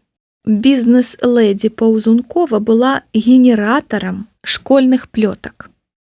Соня спускалася ў гардароб, нягледзячы па баках і ўпарта абнаўляючы старонку ў браўзеры мабільніка. Нарэшце, калі яна ўжо забірала паліто, браўзер злітаваўся з яе і выдаў жаданае. На экранчыку раскрыўся профіль Юліі Артёмавай. А ніякай інфармацыі, толькі дата нараджэння 31 ліпеня. Абсалютна пусты, нібы створаны спецыяльна, каб скампраметаваць яе і Максіма. Соня ўглядзелася ў фота карыстальніка. Яно было зробленае ў стылі фотарасчлянёнкі. Калі на юзерпік выстаўляўся не твар цалкам, а нейкая яго частка. Як яна раней не здагадалася? На Соню, не міргаючы, глядзела прыгожае цёмнае вока мамы Юлі. Усё больш чым цнатліва. Вынесла канчатковы вердыкт Снежка, кідаючы на столік злашчасную фотку. Гэтым разам, Сініца, мы табе так і быць паверым. Адданая чытачка ўсіх дамскіх інтэрнэт-парталаў, якія толькі былі ёй даступныя, Снежка лічылася ў іх кампаніі эксперткай па міжполавых зносінах. Адразу пасля урокаў дзяўчаты заселі з Марозевым у Макдональдсе, у сябе на раёне. Было б наіўна меркаваць, што пасля таго, як столькі ўсяго таемнага сталася яўным, сяброўкі дазволяць Соні ўцячы, не ўзнагародзіўшы іх цікавымі дэталямі. А Соня была нават радая такому павароту. Пасля 2 тыдняў таямніц і недамовак яна нарэшце магла падзяліцца ўсім, што прыгнятала яе апошнім часам. Дык значыць, гэта падстроіла ягоная мама? Ну нішто сабе. Яна праўда хоча, каб ты сустракалася з яе Максімам? Ну, яна так сказала, я ў тваёй камандзе, Соня. Вось толькі Статкевічу гэта яўна не будзе даспадобы. Страшна падумаць, што ён цяпер выкіне пасля гэтай фоткі. І Соня пераказала сяброўкам, колькі здзекаў ёй давялося вытрываць ад нечаканага суседа. І гэта лічы на роўным месцы. Раней ён мяне проста ігнараваў, а цяпер... Да чаго гэта халодны і калючы чалавек, вы б толькі ведалі. Але, Сініца, калі раней усё было вельмі сумна, то цяпер, я сказала б, ты маеш сур'ёзны шанс на ўзаемнасць, аўтарытэтна заявіла Снежка. Што ты, усё яшчэ горш, чым было, пакуль я была ніхто. Ды і ўвогуле, нешта не надта мне усміхаецца карыстацца такім шансам. Ды ладна, нас хоць не падманвай. Ты ў яго яшчэ сур'ёзней уцюхалася. Бачыла б ты сябе збоку. Вось што, Шыніца. Будзем лічыць, што гэта Лёш, прамовіла Галя, дажоўваючы шакаладны кексік. Мара плыве табе проста ў рукі. Не факт, вядома, што ўсё складзецца, як ты захочаш, але паспрабаваць варта. Інакш усё жыццё шкадаваць будзеш, строга дадала Снежка. Ладна, што мы ўсё пра бздуры? У вас што, праўда, агульная купальня? Сініца, давай інтымныя падрабязнасці. Ты ж ужо яўна бачыла генія ува ўсёй красе. Ну, аголены торс там, цягліцы. Ну не, што вы, пачырванела Сінічка. Але так і быць, сё і тое я вам раскажу. Толькі прысягніце, што вы нікому, іначай гэты параноік нашаму класу шатню падпаліць. Я сур'ёзна. Дзяўчаты прысягнулі. Ну то слухайце. Максім сам прасуе сабе кашулі. А, ты гоніш. Сур'ёзна, у іх ёсць такі гаспадарчы пакой, і вось аднойчы я туды зайшла. Божухна, як гэта сімпатычна.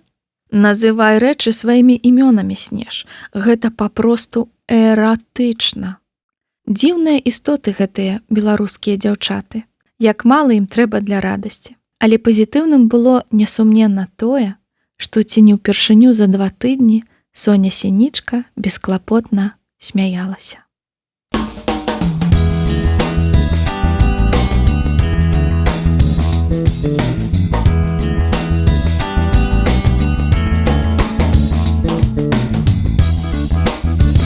Раздзел 7. Логавішча звера. Чш, сюды, тут не зачынена. Вася крануў рукой веснічкі лялечнага дома. Вы як хочаце, а я не пайду, гучна прашаптала Снежка.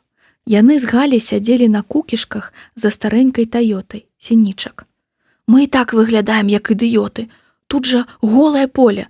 Усе гэтыя багачы навокал могуць пабачыць нас з вокнаў і выклікаць міліцыю ці якую ахову. У іх жа тут ува ўсіх прыватная ахова. Спакуха, Кавалёва, мы проста пераканаемся, што з Сініцай усё ў парадку, і тут жа звалім. Апошнія содні Васілеўскі правёў у засадзе, цікуючы за катэджам Статкевічаў. Вывучыў усе хады і выхады, і цяпер позняй нядзельнай раніцай прывёў дзяўчат у логавішча звера. Праўда аб новай прапісцы Соні, якая адкрылася ў пятніцу, не толькі не пахіснула ягоных падазрэнняў што да рабства, у якім нібыта трымаюць Сінічку, але яшчэ больш іх умацавала. Хто-хто, а Максім Статкевіч цалкам адпавядаў Васевым уяўленням пра гнюснага эксплуататара. Вася, мы пайшлі з табою проста, каб адным вокам зірнуць на дом, сказала Галя. Сама Сініца ў госці запрашаць страмаецца, кажа, няёмка ёй. Дык вось мы зірнулі, цяпер можам сыходзіць. Вам што, не цікава, як там усё ўсярэдзіне? Я тут прыкмеціў акно, можна незаўважна зазірнуць, спакушальна прамовіў Вася. Толькі нядоўга. Ледь што уцякаем. І тройца дружна прыліпла да вузкага бакавога акенца, спрабуючы разгледзець хоць нештачка у шчыліны жалюзі. І вось адчыняюцца дзверы. Шух адзін. Праз 5 хвілін шух другая. І адразу наверх па пакоях і спаць, смеючыся расказвала мама Юля. Да вечара падняць не магла. У нас цяпер цэлы тыдзень мараторый на каву. Кампанія дружна засмяялася. Рагочаш так, нібы ведаеш значэнне слова мараторый, ціха сказаў Статкевіч, злёгку нахіліўшыся да Соні. З вечара пятніцы Максім не выходзіў з пакоя і не размаўляў з маці. І толькі сёння, пасля таго, як з ім паўгадзіны гутарыў тата Віця, спусціўся на абед. Гэта быў не зусім звычайны нядзельны абед, бо гатавалі яго Соня і Сонін тата. Пётр Сінічка сказаў, што хоча аддзячыць Статкевічам за гасціннасць, але не было сакрэтам, што найперш адзначалі неверагодны Сонін поспех на супертэсце. Пабачыўшы сына ў гасцёўні, мама Юля на радасцях пасадзіла іх Соняй побач. Так, нібы яны ўжо былі парай.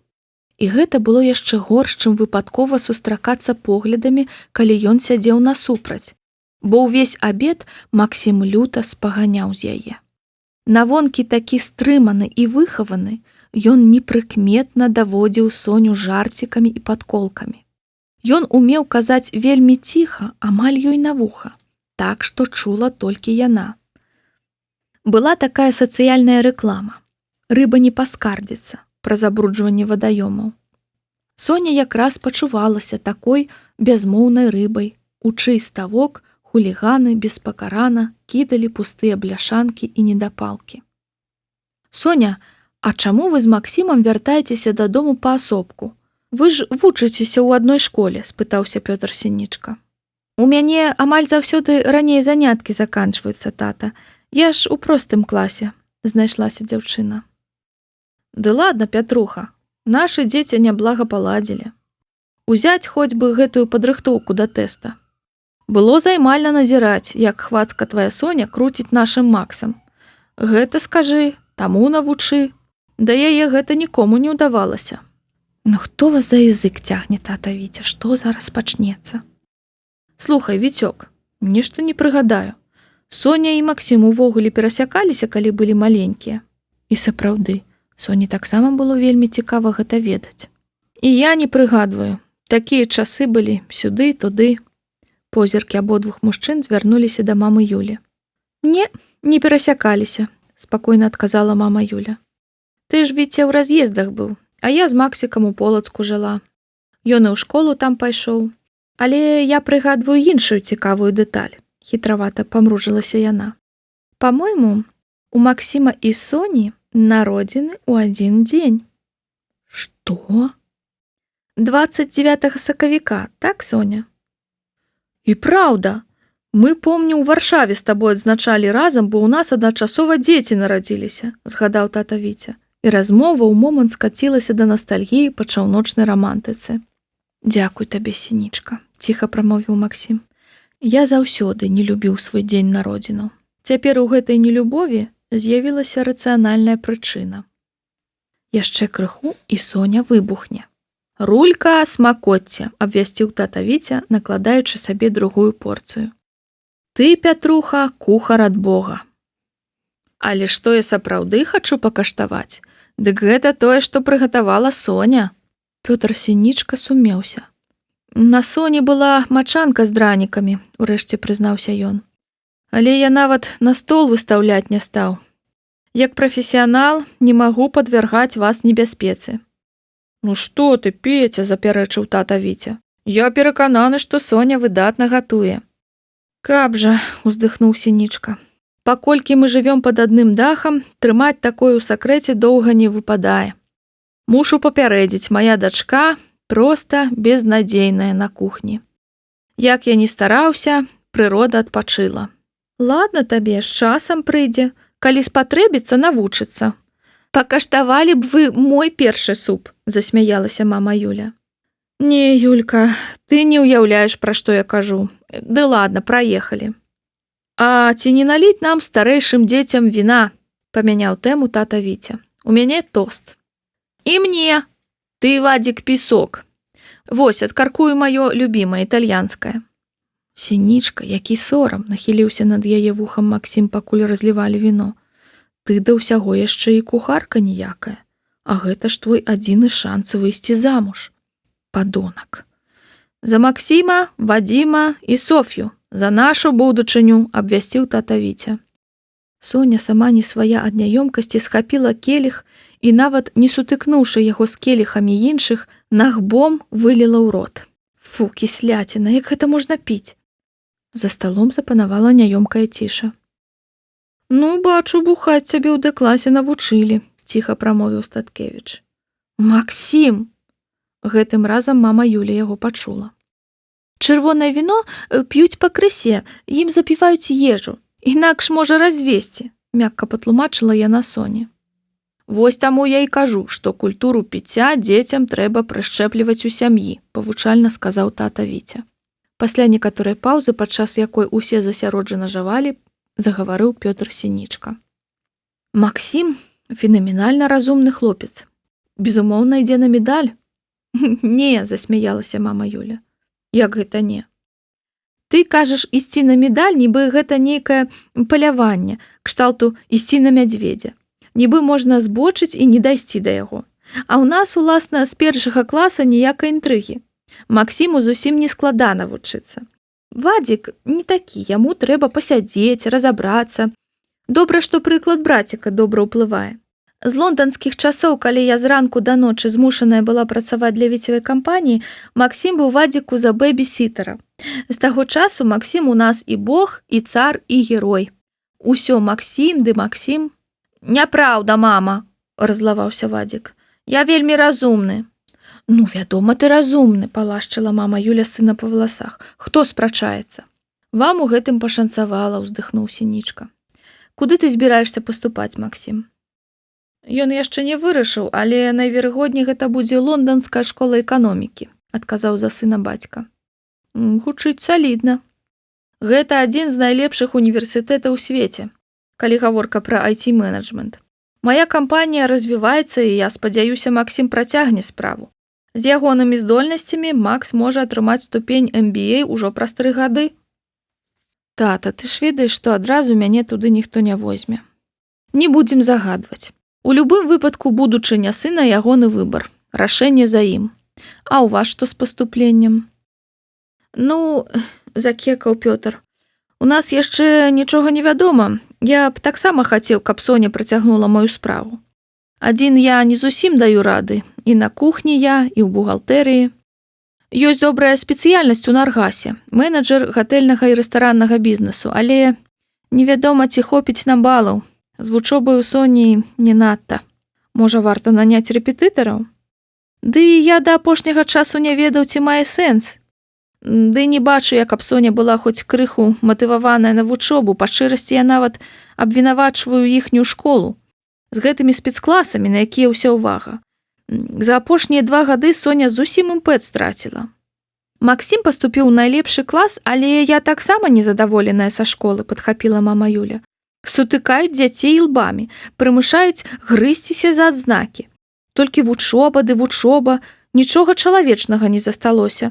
Ну, вось свежы прыклад. Дзеці тыдзень не спалі, а потым паўдня пісалі кантрольныя. Гэта недапушчальная нагрузка. Такі стрэс. І ўсё для чаго? Вучоба – гэта не галоўнае ў жыцці, сказала найлепшая студэнтка прыкладной матэматыкі за ўсе часы факультэта. Была б, калі б нармальна давучылася, але я дачасна перавялася на завочную ў сувязі з дэкрэтам, засмяялася мама Юля. І зусім не шкадую. Мне 234 школа падабаецца, сказаў тата Віця. Дырэктар праводзіць разумныя рэформы. У краінах Азіі уся сістэма адукацыі на прынцыпе спаборніцтва. І паглядзіце, які шалёны скачок зрабіла там эканоміка. Я за тое, каб аднакласнікі былі сябрамі, а не канкурэнтамі, запярэчыла мама Юля. Прынамсі, мы выхоўваліся менавіта так. Ніхто ў кампаніі не глядзеў, троечнік ты ці выдатнік. Не бачу ў кепскіх адзнаках нічога заганнага. Так, атмасфера ў іх школе даволі непрыемная, пагадзіўся Сінічка. Ты, Юлька, не ўяўляеш, якое для мяне выпрабаванне бацькоўскія сходы. Класная кіраўніца мне пры ўсіх заяўляе. А вам, спадар Сінічка, спадзявацца няма на што, бо вашая Соня няздатная. Ты што? Ага, так і кажа. А Соня на гэтак у твар кажа. Як тут паверыш у свае сілы, калі штодня чуеш ад настаўнікаў, што ты тупая? Яна не тупая, яна запушчаная. Усе са здзіўленнем паглядзелі на Вадзіка. Так Максім кажа, дзелавіта дадаў малы. Вельмі цікава, працягнула мама Юля. І што яшчэ кажа Максім? Што Соня чарговы мамін бзік, што яна няшчасце, якое звалілася нам на галаву, што яна па вушы закахалася ў Максіма і не дае яму праходу, што ад яе ў яго адны непрыемнасці і што ён знойдзе спосаб пазбавіцца яе, каб мы зноў зажылі спакойна, дадаў Вадзік, падумаўшы. Апошняга я не казаў, рыкнуў на малога Максім. Але ж ты зробіш гэта для мяне. Ну, калі ласка, Макс, нахабна прагундосіў хлопчык. Максім, я правільна зразумела? Ты ў курсе, што Соня ў цябе закаханая? Дык уся школа ў курсе. Яна ж мне ліст напісала. Ліст? Соня, ты напісала яму ліст? Як романтычна. Максім, а што было ў лісце? Адкуль мне ведаць? Ты што, не прачытаў? Не, вядома. Няма чаго рабіць. Як ты мог, Максім? Не пераношу дзяўчат, у якіх у галаве адны дурніцы. Лепш бы сапраўды вучылася. Усё карысней. Гэта было занадта. Ці то віно сапраўды шыбанула ёй у галаву, але найхутчэй ад крыўды, што накапілася, Соня падскочыла на месцы і каршаком накінулася на Максіма. Ты, самазадаволены крытын, з чаго ты ўзяў, што я цябе яшчэ кахаю? Так, я была дурніца, бо спрабавала прызнацца табе. Але цяпер я ведаю тваё аблічча, двудушная ты сволач. Ты ж даводзіш мяне, калі ніхто не чуе, здзекуешся, абражаеш. Мама Юля, ён забараніў мне падыходзіць да яго ў школе, бо саромеецца мяне. Максім, гэта праўда? Ну ці не дурань ты? Вы з Соняй створаныя адно для аднаго. Я гэта адразу зразумела, як Соня да нас прыехала. Выходжу на сходы, а мой сын трымае дзяўчыну на руках. Вы проста ідэальная пара. Глупства адмаўляць гэта. Што? Што вы сказалі? Не паверыла вушам Соня. Што вы ідэальная пара. Не, пра на руках. А ты што, не помніш? Уставіў слова агаломшаны Сонін тата. Ты страціла прытомнасць, і ён падхапіў цябе. Я табе, хлопча, дагэтуль ускраю удзячны, павярнуўся ён да Максіма. Я бліжэй за ўсіх стаяў, паціснуў плячыма маладзён. А яна ляцела галавой на кафлю. Ці лепей было дапусціць, каб у нас у гасцёў не з'явіўся труп. Рэакцыя тэнісіста, з гонарам прамовіў тата Віця. Ды лепш памерці, чым трываць такое, з усяе моцы закрычала Соня, амаль плачучы. Ненавіджу цябе, ненавіджу! Уваходныя дзверы нечакана расчыніліся.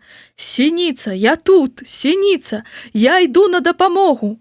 У гасцёўню Статкевічу уварваўся Вася. За ім, спрабуючы спыніць шаленца, забеглі Галя і Снежка. Пабачыўшы таварыства за ствалом, усе трое замёрлі на парозе. Вася апамятаўся першым.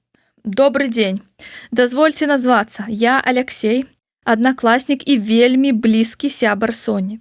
Я пачуў, што Соня крычыць і падумаў, што гэты баклажан, тут ён сувора зіркнуў на Максіма, чыніць ёй крыўду. Мая місія абараняць ад такіх, як ён, Сініцу. Соня, гэта што, яшчэ адзін твой кавалер, які прыгожы хлопец? Чамусьці ўзрадавалася мама Юля. А ты, я бачу, папулярная. А гэта твае сяброўкі? Добры дзень, Галіна. Сняжана. Што значыць кавалер? Я жаніх. З гонарам прамовіў Вася. Скажыце, спадар Пётр, так што ты, тут ён як бы ў ботах пасунуўся ў бок Максіма, не распускай рукі. Можа, ты жывеш з ёй у адным доме, але замуж яна за мяне выйдзе. Гэта мы яшчэ паглядзім, спакойна прамовіў Статкевіч. Што ён сказаў? Што ты сказаў, баклажан? Сціснуў кулакі Вася. Ты ж яе ненавідзіш. Сёння ненавіджу. Заўтра кахаю. Пачуцці усялякая такая чухня непрадказальная рэч. І ўвогуле, за каго яна сама хацела б замуж? Ты як думаеш? Гэта што за заявачкі такія? Зніякавеў Вася. Ануча пад сходамі, вытры. Усю падлогу стаптаў. Мама, тата, я на шпацыр, сказаў Максім, і, мінуўшы аслупянелых дзяўчат, выйшаў у вітальню. Бразнулі дзверы. Цуд які! Мой сын змагаецца за дзяўчыну. Хлопча, я не ведаю, хто ты і адкуль прыйшоў, але дзякуй табе за гэтую сцэну ў маёй гасцёўні. Звярнулася мама Юля да Васі, склаўшы рукі замочкам. Каму дэсерт? Пятруха. Я не зразумеў. Нашы дзеці што, пажэняцца? Соня адчула, што яшчэ крыху, і яна непрыгожа разрыдаецца. Яна з усіх ног кінулася на сходы і знікла ў сваім пакоі.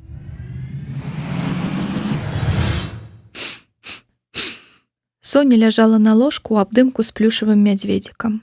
Яна ўжо не плакала, а толькі ўсхліпвала. Мозг хаатычна працаваў, асэнсоўваючы тое, што адбылося. Адзін прыём ежы, а столькі новай інфармацыі. Па-першае, Максім трымаў яе на руках, а яна была ў адключцы і ўсё прапусціла.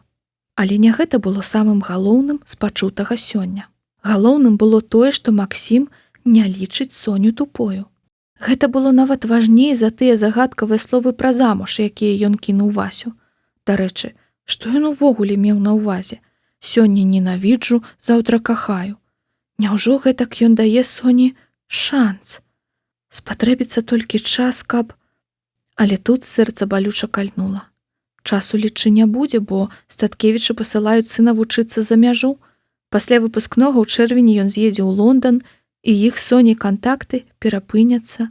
І навошта такая надзея, калі ад яе на душы зусім пагана? Але галоўнае, ён больш не лічыць яе тупою. У дзверы асцярожна пастукалі, увайшоў Сонін тата.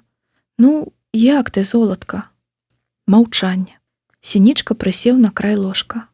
Я ж казаў, ад хлопца ў такім веку можна чакаць усяго. Ну што ты плачаш? Маўчанне. Ты што, праўда кахаеш Максіма? Маўчанне. Ківок. І даўно? З 9 класа. Сінічка прысвіснуў. Потым прамовіў, памаўчаўшы. Нават не ведаю, што на гэта сказаць. Была б жывая мама, што хлопец ён годны, яно бясспрэчна. Куды да яго гэтаму твайму Васю? Толькі я прашу, ты менш Юлю слухай. Наконт таго, што вы пара. Не варта ўпадаць у беспадстаўныя ілюзіі. Будзе цяжэй з імі развітвацца. Ты таксама ў мяне не верыш? Ну чаму? Веру. Толькі яшчэ больш я цябе люблю, не хачу, каб ты пакутавала. Таму кажу, як ёсць. Маўчанне. Дарэчы, пра Васю. Патлумач яму прынагодна, што сённяшняя сцэна гэта было непрыстойна. У чужы дом, без запрашэння. Добра, што Юлька сама дабрыня. Дагэтуль тваіх сябровак частуе гарбатай з торцікам. Так што годзе хлюпаць носам, вымый тварык і спускайся да іх. Дамовіліся? Маўчанне. Ну, Соня. Маўчанне. Ківок. Ну, вось і слаўна. Мне, на жаль, трэба ехаць. У нас на 7 спецабслугоўванне 50 чалавек. Кухарка адна не дае рады, трымайся тут. Галоўнае, не сядзі адна ў пакоі. Тата, што, золатка? Паабяцай, што мы з'едзем адсюль, як толькі будзе можна. Ну, пакуль гэта немагчыма. Нічога не ясна з домам, з судом. Але, тата, ты ж бачыш, што іхні сын мяне са свету зжыць хоча. Затое Юля на цябе нарадвацца не можа. Толькі учора дзякавала мне менавіта за цябе, за тое, што ты тут пасялілася. Ды і мне спакайней, калі яна за табой прыглядае. Тата, ты абяцаеш, што мы адсюль з'едзем? Добра, паглядзім. Так плакала Соня Сінічка, у якую пакуль яшчэ не верылі, але якую ўжо не лічылі тупою.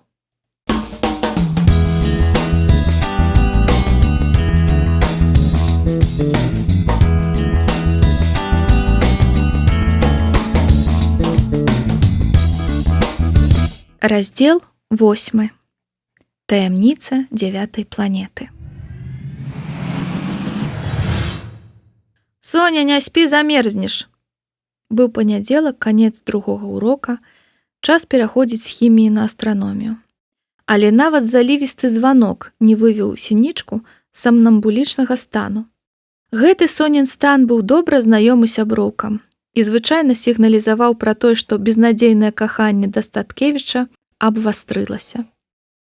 І як яму не абвастрыцца пасля ўчорашняга? Дзяўчаты з разуменнем уздыхнулі.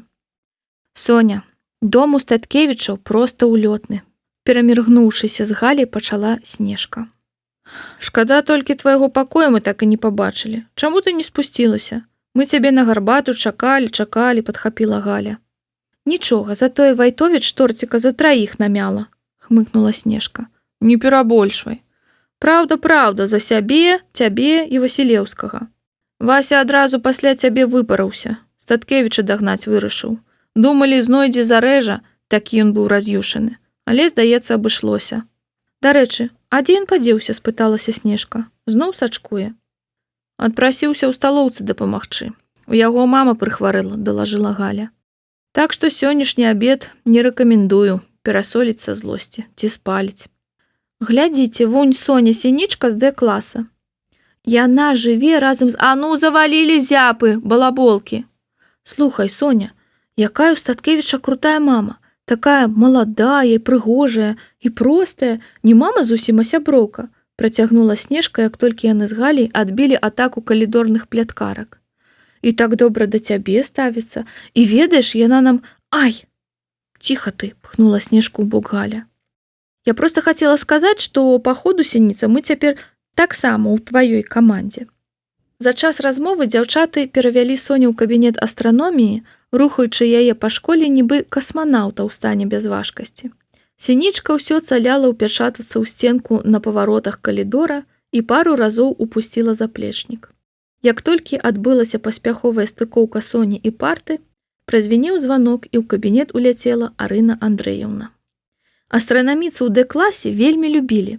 Гэта была зусім маладзенькая настаўніца, якая трапіла ў школу па размеркаванні.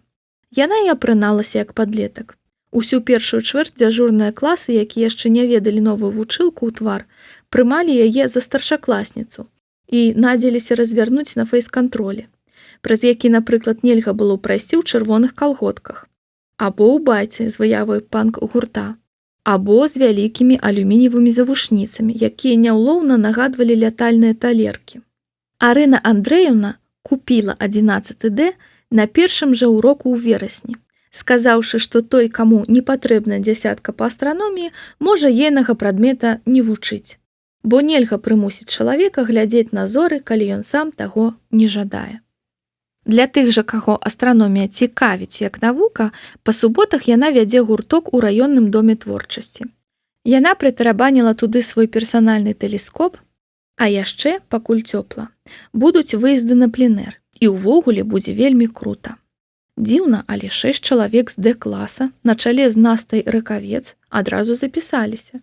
І тут жа ўтварылі фан-клуб «Каметы». Так у школе празвалі астранаміцу. Арына Андрэевна нават жартам называла 11 Д сваім спецкласам па астраноміі. Так ці іначай, ступень даверу паміж ёй і дэшкамі аж зашкальвала. «Слава Юпітеру, 11 Д! Ледзь вас дачакалася», — сказала яна, пляснуўшы па стале журналам. «Хоць маральна адпачну. 11 А мне сёння вынес мазгі на першым уроку. Дагэтуль не магу апамятацца. У мяне там пара фіфаў паўгадзіны гістэрылі. Вучыць яны не хочуць, бо ім няма калі, і астраномія ім не патрэбная. Але дзясяткі ў чвэрці ім падавай, бо яны, бачце, на медаль ідуць. Дык у мяне і так патрабаванне да вас, як да дзіцячага садка». Камета перавяла дух і хуценька пачала крэмзаць у класным журнале, пазначаючы адсутных. «Карацей, Д-клас, слухайце сюды. Маю ўзаемавыгадную прапанову. Мне трэба па справах скочыць. Вось тут, яна рэзка раскрыла палоўкі дошкі, пытанні для 15-хвіліннай выніковай працы. Лёгкае, калі ўсё напішыце, атрымаеце не менш за 8. Падручнікам можна карыстацца. Зрабілі, здалі працы Ракавец, сядзім ціха, займаемся сваімі справамі. Нехта зойдзе, я пайшла ў лабаранцкую па мапы. Журнал стараста занясе ў настаўніцкую. Адзнакі за чвэрць выстаўлю заўтра. Ясна?» І, заручыўшыся ухвальным гулам класа, Камета выцягнула з-пад свайго стала куртачку і расчыніла акно. 21 кабінет на другім паверсе быў знакаміты тым, што праз перапады рэльефу яго скрайняе акно было нават бліжэй да зямлі, чым вокны першага паверха у іншых крылах школы. Пад 21 размяшчаўся школьны цір, ён быў пад зямлёю. Са скрайняга акна было зручна ўцякаць з уроку проста на вуліцу. З гэтага прагалу ў сістэме адукацыі і скарысталася астранаміца. «Зусім забылася», — Камета падцягнулася на руках, зазірнуўшы ў кабінет знадворку. «Абвестка для маёй зорнай брыгады. Вечарам я кіну групу спасылку на зашыбенную дакументалку. Як я вам рассказывала не так давно, планету Плутон панізілі ў статусе ледзь не да астэроіда. У суботу на гуртку абмяркуем, як Плутон дайшоў да такога жыцця». І нарэшце знікла. «Сініца, пад'ём, давай, пішы». «Халява ж, гэй, Сініца, ну апошні рывок, яшчэ 5 дзён і вакацыі». «Гэта ж ужо ў суботу, Соня, ты едзеш у Кіеў». «Слухай, можа ёй проста кавы прынесці». Пакуль Д-клас адносна ціха займаецца сваімі справамі, Наста Ракавец збірае кантрольнае скатанае з падручніка, Галя і Снежка выслізнулі з кабінета папудрыць носікі, а Соня бязрадна паклалася тулавам на сваю апошнюю парту каля акна, падмяўшы пад сябе атлас зорнага неба. Я раскажу вам, дарагія чытачы, чаму пасля ўсяго, што адбылося за прамінулыя 2 тыдні, вучаніцы СШ нумар 234 Соні Сінічцы варта пашукаць сабе нейкія недарагія курсы па выжыванні ў адкрытым космасе. Прытым, што, нагадаю, у адкрытым космасе ўвогуле немагчыма выжыць. Максім Статкевіч падабаўся абсалютнай большасці дзяўчат, якія яго атачалі, і ладная частка з іх была закаханая ў яго без памяці. Такі ўжо быў закон сусветнага прыцягнення. Што ў полацкай гімназіі, што ў міжнароднай школе Лондона, паўсюль было адно і тое ж. І самае паганае, што праз прыгажосць і абаянне пагалоска аўтаматычна запісвала Максіма ў злосныя бабнікі. Шчодрая прырода, аднак, надзяліла хлопца яшчэ і неабыякімі мазгамі.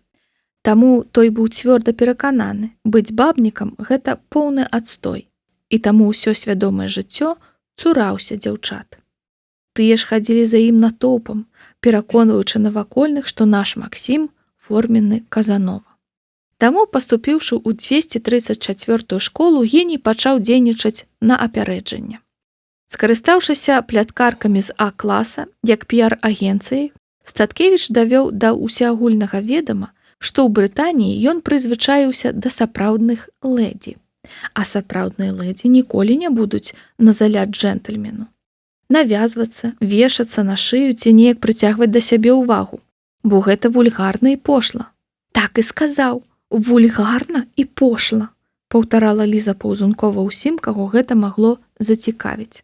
Так што мне, як і вам, чытачы, не вельмі зразумела, чым думала Соня Сінічка, калі складала свой мілосны ліст. Бо яна была адзінай, хто за 2 гады наважыўся парушыць негалосную забарону лезці да Максіма Статкевіча з каханнем. Многія ў школе рашуча асуджалі яе за гэта, але былі сярод дзяўчат і тыя, што зайздросцілі Сонінай адвазе. Далей, болей. Статкевіч жыў мірным жыццём самотнага вундэркінда і, здаецца, быў з гэтага абсалютна задаволены. Не насмельваючыся набліжацца да светача, сон школьніц ад 7 да 11 паралелі кружляў вакол яго на паважнай адлегласці, утвараючы арбіты самых разнастайных формаў і дыяметраў. Можна было нават сказаць, што ў космасе 234 школы існавала нешта накшталт нашай сонечнай сістэмы, сонцам якой быў Максім Статкевіч. Па рэакцыі, напрыклад, Васі, вы можаце меркаваць, як да гэтага ставіліся хлопцы 234 школы. Хадзілі чуткі, што перад утварэннем кожнай новай школьнай парачкі хлопец нязменна браў з дзяўчыны слова, што Максім Статкевіч ёй ані крышачку не падабаецца. І амаль кожная дзяўчына, клянучыся, крышачку крывіла душою. Нябесныя целы, якія круціліся вакол Максіма, мелі строгую іерархію, якой пазайздросціў бы і міжнародны астранамічны звяз, чые чальцы не перастаюць спрачацца, якія аб'екты ў нашай галактыцы важныя, а якія не вельмі. Найперш існавала некалькі планет зямной групы. Самыя набліжаныя да Сонца, такія як Зямля, Марс або Венера з Меркурыем. Гэта былі дзяўчаты 11 А-класа, якія ўваходзілі ў адну са Статкевічам групу па англійскай мове. Стасункі ў дзяўчат з геніем маглі быць толькі дзелавыя, і гэтыя шчаслівіцы мелі найчасцейшы і найшчыльнейшы доступ да зорнага цела. Яны маглі хоць штодня размаўляць з Максімам на побытавыя тэмы, выбіраць ежу ў рэстарацыі, школу для будучых дзяцей, запаўняць мытную дэкларацыю або засяляцца ў гатэль. Зразумела, ўсяго толькі ў межах моўнай практыкі, але гэта ўжо было нешта. Далей ішлі планеты-гіганты, такія як Сатурн, Уран, Нептун або Юпітер. Гэта былі ўсе астатнія дзяўчаты А-класа, якія маглі дачыняцца з Богам на ўсіх астатніх занятках. Няхай і без той душэўнай блізкасці, на якую часам правакуе вывучэнне замежнай мовы. Юпітарам, самым гіганцкім гігантам, тут несумненна была Ліза Паўзункова. Вы не падумайце, зусім не праз яе ўнушальныя габарыты. Паўзункова як стараста, то бок фармальны лідар, ува ўсім абапіралася на нефармальнага лідара, Статкевіча. Ніводнае важнае рашэнне не заставалася без ягонай парады. Узважаныя дзелавыя стасункі дарослых людзей, вось як называла гэта Паўзункова. Усе гэтыя планеты ганарліва і ўпэўнена рассякалі вакол Сонца па сваіх эліптычных арбітах, а паміж імі круціўся хаатычны і разнатраўны пояс астэроідаў, які складаўся з запісных школьных прыгажунь і выключных разумніц. І калі прыгажуня ды разумніца супадалі ў адной асобе, то гэта цягнула на цэлую малую планету. Такой цэрэрай была, напрыклад, алімпіядніца Наташа Цапко з 9 матэматычнага, або ўладальніца джазавага голасу Каця Арыстава з 10 А, якую багатыя бацькі акурат выводзілі на эстраду пад псеўданімам Аризона. І была у 234 школе яшчэ адна бязрадасная група. Ёй у нашай сонечнай сістэме адпавядае пояс Койпера. Гэта так званыя транснептунавыя аб'екты. Змрочныя кавалкі лёду і скал, якія таксама прыцягваюцца сонцам, але амаль не маюць шансу не проста наблізіцца да яго, але хоць бы адлюстраваць праменьчык яго асляпляльнага святла. У школьны пояс Койпера ўваходзілі таўстухі і анарексічкі, карліцы і дылды, прышчавыя і акулярыстыя, секс-бомбы і шэрыя мышкі, троечніцы і харашысткі. Усе тыя, хто на агульнае перакананне ні ў якім разе не мог прывабіць такога хлопца, як Максім Статкевіч. То бок звычайныя дзяўчаты, а такіх у 234 была большасць. У гэтай групе астэроідаў-няўдачніц круцілася і Соня Сінічка. Тым не менш, усе выхадныя школьныя форумы напаўняліся домысламі пра ейны раман з Максімам. І калі палова карыстальнікаў пераконвала іншых, што гэтага не можа быць, бо гэтага не можа быць у прынцыпе, другая палова вельмі актыўна даводзіла, што дзівосы здараюцца. Але ўсе ўдзельнікі дыскусіі пагаджаліся ў адным – Сінічка, выскачка. І тут я мушу апярэдзіць камету, дзеці, і расказаць вам неверагодную гісторыю малой планеты Плутон, якая таксама круціцца вакол нашага Сонца. А было так. У 19 стагоддзі астраномы, якія назіралі за планетай Уран, правялі разлікі і выявілі, што на яе арбіту нешта ўплывае. І тады яны прыпусцілі, што побач з Уранам вакол Сонца круціцца невядомая планета. Астраномы пачалі шукаць, і ў 1846 годзе сапраўды знайшлі такую планету, якую назвалі Нептунам. Астраномы, аднак, не ўтаймаваліся і, правёўшы новыя разлікі, выявілі, што на арбіту Урана ўплывае яшчэ нешта. Так з'явілася гіпотэза пра існаванне загадкавай планеты Х, 9 у сонечнай сістэме. Планету Х шукалі амаль стагоддзе. Яна нібы гулялася ў хованкі з астраномамі, упарта ўнікаючы тэлескопаў. І вось зімой 1930 года 24-гадовы астраном-самавук з Канзаса Клайд Томбаў, фоталабарант абсерваторыі Лоуэла, назіраў за небам вакол сузор'я-блізнят. Тут ён заўважыў, што за пэўны час адна з зорак ледзь прыкметна перамясцілася. «Здарова, малая!» Стомлена усміхаючыся, пастукаў Клайд пальцам па астранамічным здымку. Я ўпэўненая, што менавіта так ён і зрабіў. Гэта была планета, непадобная да астатніх.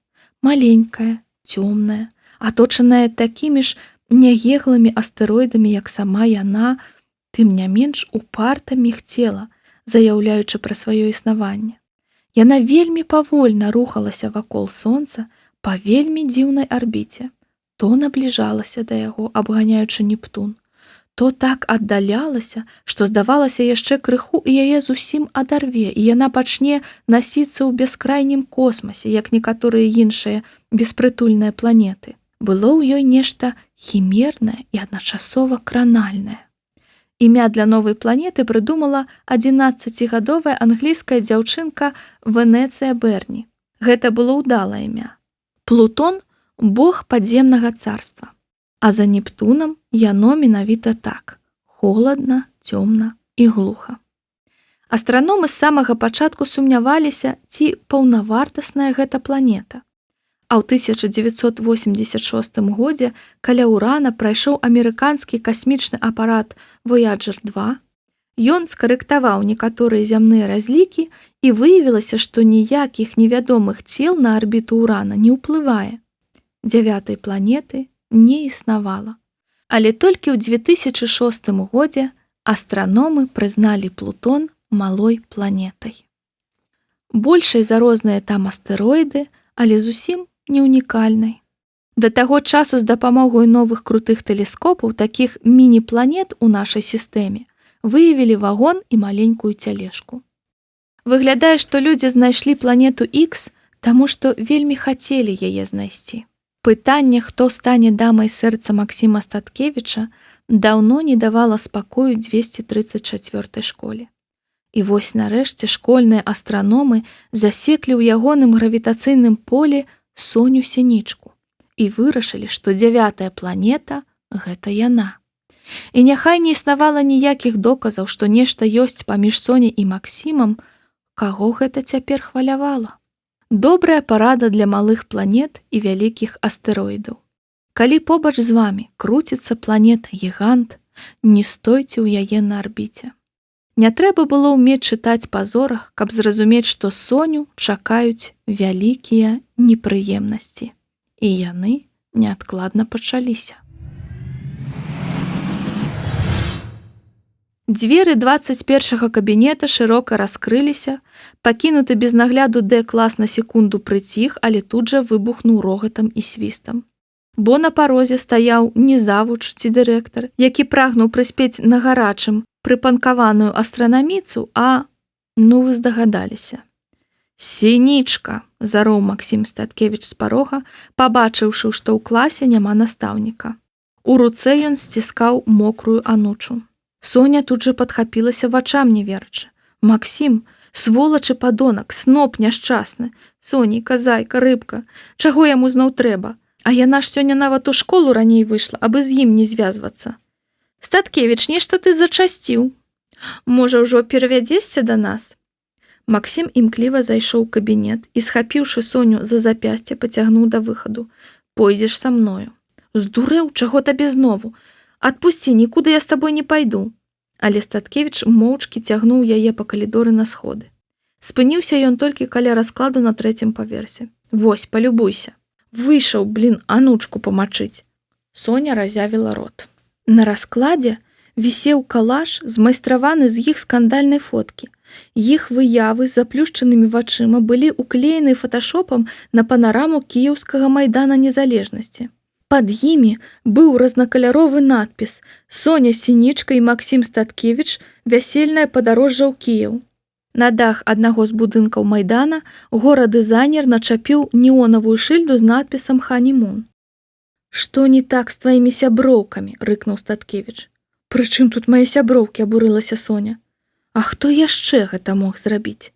Па-першае, учора яны былі ў нас і чулі ўсю гэтую лухту пра замуж. Па-другое, я іх 5 хвілін таму бачыў на калідоры. Ну і па-трэцяе, Хані пішацца з адным «Н». Няцяжка зразумець, адкуль тут ногі. Дык значыць, пра замуж гэта для цябе лухта? Вядома ж, лухта. Я проста так сказаў, каб падражніць твайго кавалера-імбецыла. А ты, бачу, ўжо і губу раскатала. Яшчэ чаго вельмі трэба. Слухай уважліва, Сінічка. Такі ж плакат я сарваў каля прыбіральняў. Я так разумею, твае агенткі імі ўсю школу завешалі. Так што мятніся кабанчыкам і здымі ўсе да астатку, пакуль не пачаўся перапынак. Сама сцяміш, куды ісці ці маршрут падказаць. Аднекуль знізу пачуўся прыглушаны, але вельмі выразны енк. «А, сініца!» «Думаю, пачну са сталоўкі», – уздыхнула Соня. «Давай у тэмпе вальса», – кіўнуў Статкевіч і пайшоў прэч. Вада капала з анучы на падлогу. Соня глядзела яму ўслед, пакуль ён не зайшоў клас, а потым узнялася на дыбачкі і пацягнула на сябе калажык. Незважаючы на звесткі крутых тэлескопаў, невялікая група навукоўцаў дагэтуль лічыць Плутон 9-й планетай сонечнай сістэмы. І няхай Соні Сінічцы было як ніколі далёка да сонца, ёй стала крыху цяплей ад таго, што нехта ў яе верыць.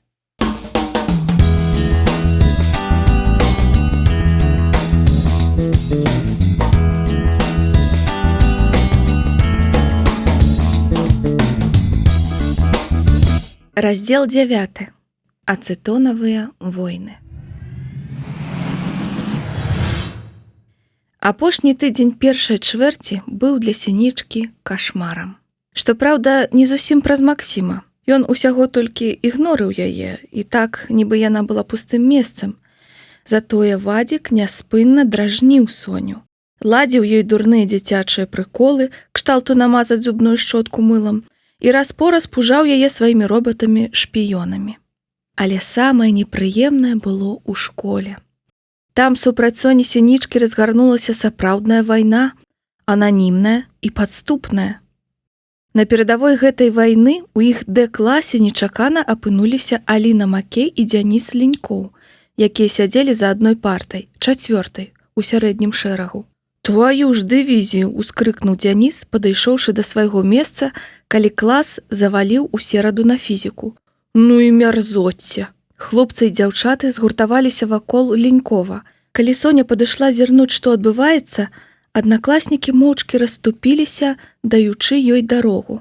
Цераз усю парту сінім спіртавым маркерам нехта вывеў прозвішча Соні, а побач з ім брыдкае, абразлівае, а галоўнае несправядлівае слова. «Соня, той, хто зрабіў гэта, апошняя сволач, якая адграбе па поўнай. Ты мусіш ведаць, што клас на тваім баку», – сказаў нехта з хлопцаў. Дэшкі загулі ў знак згоды. «Я толькі аднаго не разумею. Чаму на нашай парце?» – пачухаў патыліцу Дзяніс. Камок падступіў Соні да горла. Яна выдатна ведала, чаму. За чацвёртай цэнтральнай партай у 11 А сядзеў Максім Статкевіч. У гэты момант, разносячы вакол сябе смурод нікаціну, ў клас увайшоў Вася. «Стопудова, гэта зрабіў лонданскі баклажан», – завёўся ён, як толькі пабачыў надпіс. «Гэтым разам ён нарваўся». «Максім тут ні пры чым», – раптам вырвалася ў Соні. «Што, святы анёл, значыцца? Абараняць гэтага казла надумала?» – пакрыўджана выгукнуў Васілеўскі. «Я яго не абараняю, проста гэта не ён і ўсё». Нават у страшным сне яна не магла ўявіць, што Максім напісаў гэта. Але разлік ананіма быў ясны. Максім дакладна гэта прачытаў. «Можа, і не ён, але ўсё гэта дзякуючы яму. Трэба разабрацца з ашкамі, гэта па-любому нехта з іх. Д-клас мы, або хто? Мы гэтага не пакінем». «Не, пакінем», – раптам крыкнула Соня. Дэшкі прыціхлі. «Ты чаго, сінічка?» «Мы нічога не будзем высвятляць і нікому не будзем помсціць. Мне ўсё адно, я не буду звяртаць увагі. Нас і так усе лічаць няздарамі, якія толькі ўмеюць, што кулакамі размахваць», – выпаліла Соня і зашмыгала носам. Вася развярнуўся і паляцеў да выхаду. «Ты куды, Васілеўскі? Я ж сказала, не трэба». «Я да аканома. Ацэтону ўзяць, трэба выцерці гэтую гадасць». Такі самы надпіс на той жа парце знайшоўся ў кабінеце матэматыкі. Як і на фізіцы, Вася выгнаў усіх з класа, раскрыў вокны і доўга шараваў літары ацэтонам, пакуль цалкам не вынішчыў. Макей і Ленькоў эвакуяваліся з чацвёртай парты. Аліна перасела да Соні. «Почерк паўзунковай», – задуменна прамовіла яна. «Што, праўда?» – скасавурылася на суседнюю парту Снежка. «Ды не, я фігуральна, вельмі да яе падобна». «Ну, даруй нам, сініца, мы, праўда, не думалі, што ўсё так абернецца», – кранула Галя Соню за руку. Але тая не адказала. Яна яшчэ ў панядзелак уваліла сяброўкам за калажыкі. Усе іх яна здзерці не паспела. Знятую на мабілку копію такі выклалі ў школьны паблік. Там, пакуль Соня не дамаглася ад мадэратара выпілу фоткі, пра іх з Максімам напісалі яшчэ і не такое. «Гэта называецца чорны піяр. Для цябе ж стараліся, сінічка», – абвясціла тады Галюня. «Акцыя абуджэння сонных пачуццяў Статкевіча». Вось і дапіярыліся. Вася цёр парту ўсю сераду і яшчэ чацвер. Той жа надпіс выявілі ў кабінетах біялогіі, геаграфіі і хіміі. Праз іх за 2 дні прайшла палова школы. Пасля урокаў Вася зладзіў рэйд і знайшоў яшчэ 2 надпісы. У пятніцу здарыўся адзін рэцыдыў, але, на шчасце, гэта быў апошні дзень чвэрці. Што праўда, графіці вокамгненна набыло вусную форму і да канца тыдня пераследавала сінічку на калідорах. Але тая хадзіла па школе як глухая. Д-клас, трэба аддаць яму належнае, таксама не вёўся на правакацыі. Ад паху ацэтону шмат у каго балела галава, але ніхто не скардзіўся. А галоўнае, настаўнікі пра гэтую непрыгожую гісторыю так і не дазналіся. Можна было лічыць, што ацэтонавыя войны скончыліся маральнай перамогай дэшак. Адзіным, што хвалявала ў сувязі з гэтай гісторыяй Соню, былі думкі Максіма пра ўсё гэта. Але той выгляду не падаваў, што нешта адбываецца, і толькі ў пятніцу. «Максім, ты захварэў? Заўтра ж паездка!» Соня дапамагала маме Юлі мыць посуд, калі Статкевіч разачхаўся перад тэлевізарам. «Ды не, мама, гэта ў мяне алергія на ацэтон». Соня ад нечаканасці бразнула патэльняй аб мыйку. «Ацэтон? А адкуль у нас ацэтон?» «Ды не ў нас, мама, у школе. У мяне яму усе сшыткі прасмярдзелі. І форму трэба здаць у хімчыстку». Максім падняўся з канапы і паволі зайшоў у кухонную зону. «Што здарылася?» — устрывожылася мама Юля. «Разумееш, мама, нехта ў школе параспісваў парты абразамі на адрас Сінічкі. А ейны жанішок не прыдумаў нічога лепшага, як змываць гэта ацэтонам. У класы зайсці немагчыма, вось я і чхаю». «Божухна, Соня, гэта праўда?» Соня моўчкі кіўнула. «Жанішок — гэта той хлопец, Лёша? Ён, значыць, змываў абразы. Які годны малады чалавек. Але, Максім, чаму ты не ўступіўся за гонар Соні?» «Бо гэта не мая вайна. Разумееш, мама, нехта змайстраваў пра нас Сінічкай ідыёцкі калаш і развесіў па ўсёй школе, і цяпер пра нас, натуральна, ходзяць розныя плёткі. Вось ёй і дастаецца. Ты выпадкам не ведаеш, адкуль той калаш узяўся?» «Ты што, на мяне намякаеш? Пра той першы здымак мы з табой гаварылі, я прызналася і перапрасіла. Але калаш? Ты сур'ёзна думаеш, што я буду развешваць у вашай школе нейкія карыкатуры?» «Ну што ты, мама, я так не думаю. Вось толькі глядзеў я на той калаш і спрабаваў зразумець, адкуль аўтар узяў той самы фотаздымак у добрай якасці, а?» Мама Юля прыкусіла язык. «Вось чаму я чхаю», — падсумаваў Статкевіч і, вымоўна зірнуўшы на Соню, пайшоў у свой пакой. Калі ён сышоў, мама Юля накінулася з роспытамі на Сінічку, але тая як вады ў рот набрала. Здаецца, да яе пачало даходзіць, што ідэя мамы Юлі звесці іх з Максімам хутчэй ім абаім на шкоду, чым на карысць. А горш за ўсё было тое, што пакідаць свайго сватаўства Максімава матуля не збіралася, і яна яскрава прадэманстравала гэта, збіраючы дзяцей на экскурсію. Дзённік назіранняў за Соняй Сінічкай. Аўтар Вадзім Статкевіч. Хутка зіма. Вераніка Андрэевна сказала выбраць сабе птушку і назіраць за яе павадкамі. Я расказаў гэта Максіму, і Максім сказаў, што акурат ведае адну птушку. І сказаў, што я мог бы назіраць за ёю, бо гэта будзе забаўна. Таму я завёў дзённік. Я буду запісваць сюды ўсё пра Соню Сінічку. Соня Сінічка вучыцца ў адной школе з Максімам, але не ў адным класе, бо яна тупая. Максім нядаўна сказаў, што яна не тупая, але я думаю, ён памыляецца. Соня ўцюхалася ў Максіма. Мне яе шкада, бо яна не толькі тупая, яна яшчэ і страшная. Максім яе не выносіць. Сёння зранку Соня збіралася на экскурсію. Яна напакавала здаровы пляцак. Забрала ўсе свае цюбікі з купальні і гару адзення. Навошта? Яны едуць толькі на 2 дні. Потым яна краіла канапкі і парэзала палец. Потым яна гадзіну шукала шапку. Тады я паклаў ёй у пляцак гоначку і запусціў пультам. Соня верашчала на ўвесь дом, бо думала, гэта мыш. Было весела. Цяпер яны з Максімам едуць на вакзал, каб ехаць у Кіеў. Бедны Максім. Соня яго там дастане.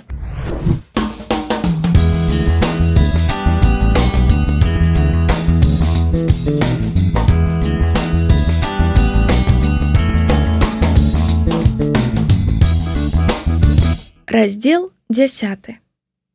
Кіеўскія вакацыі.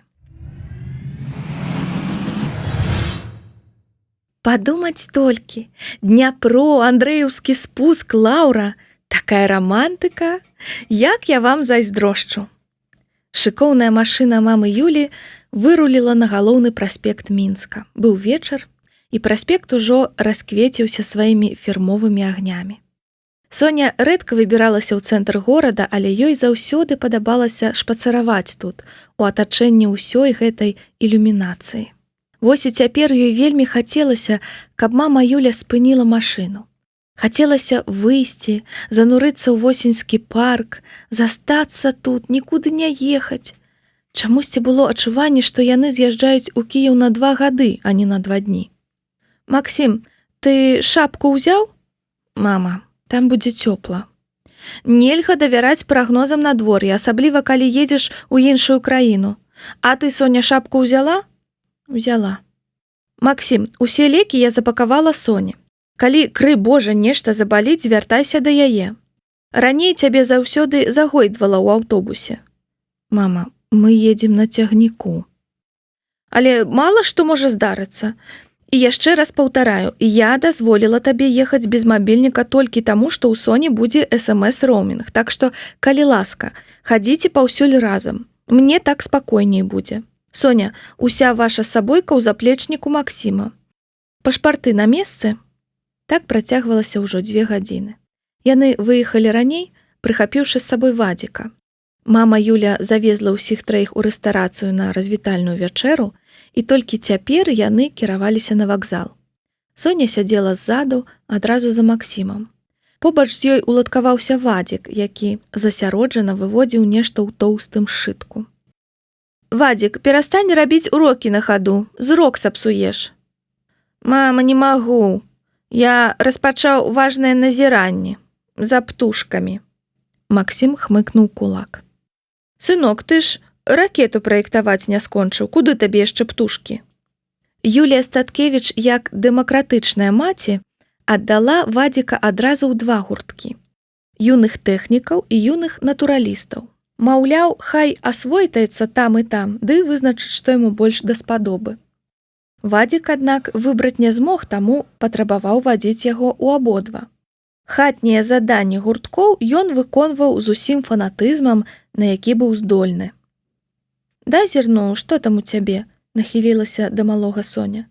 Але той зрабіў страшны тварык, пагрозліва выставіўшы локаць. Соня адвярнулася. Запаркаваліся каля вакзала. Цягнік на Кіеў стартаваў праз 20 хвілін. Соня выйшла з машыны, як з камеры смяротніка.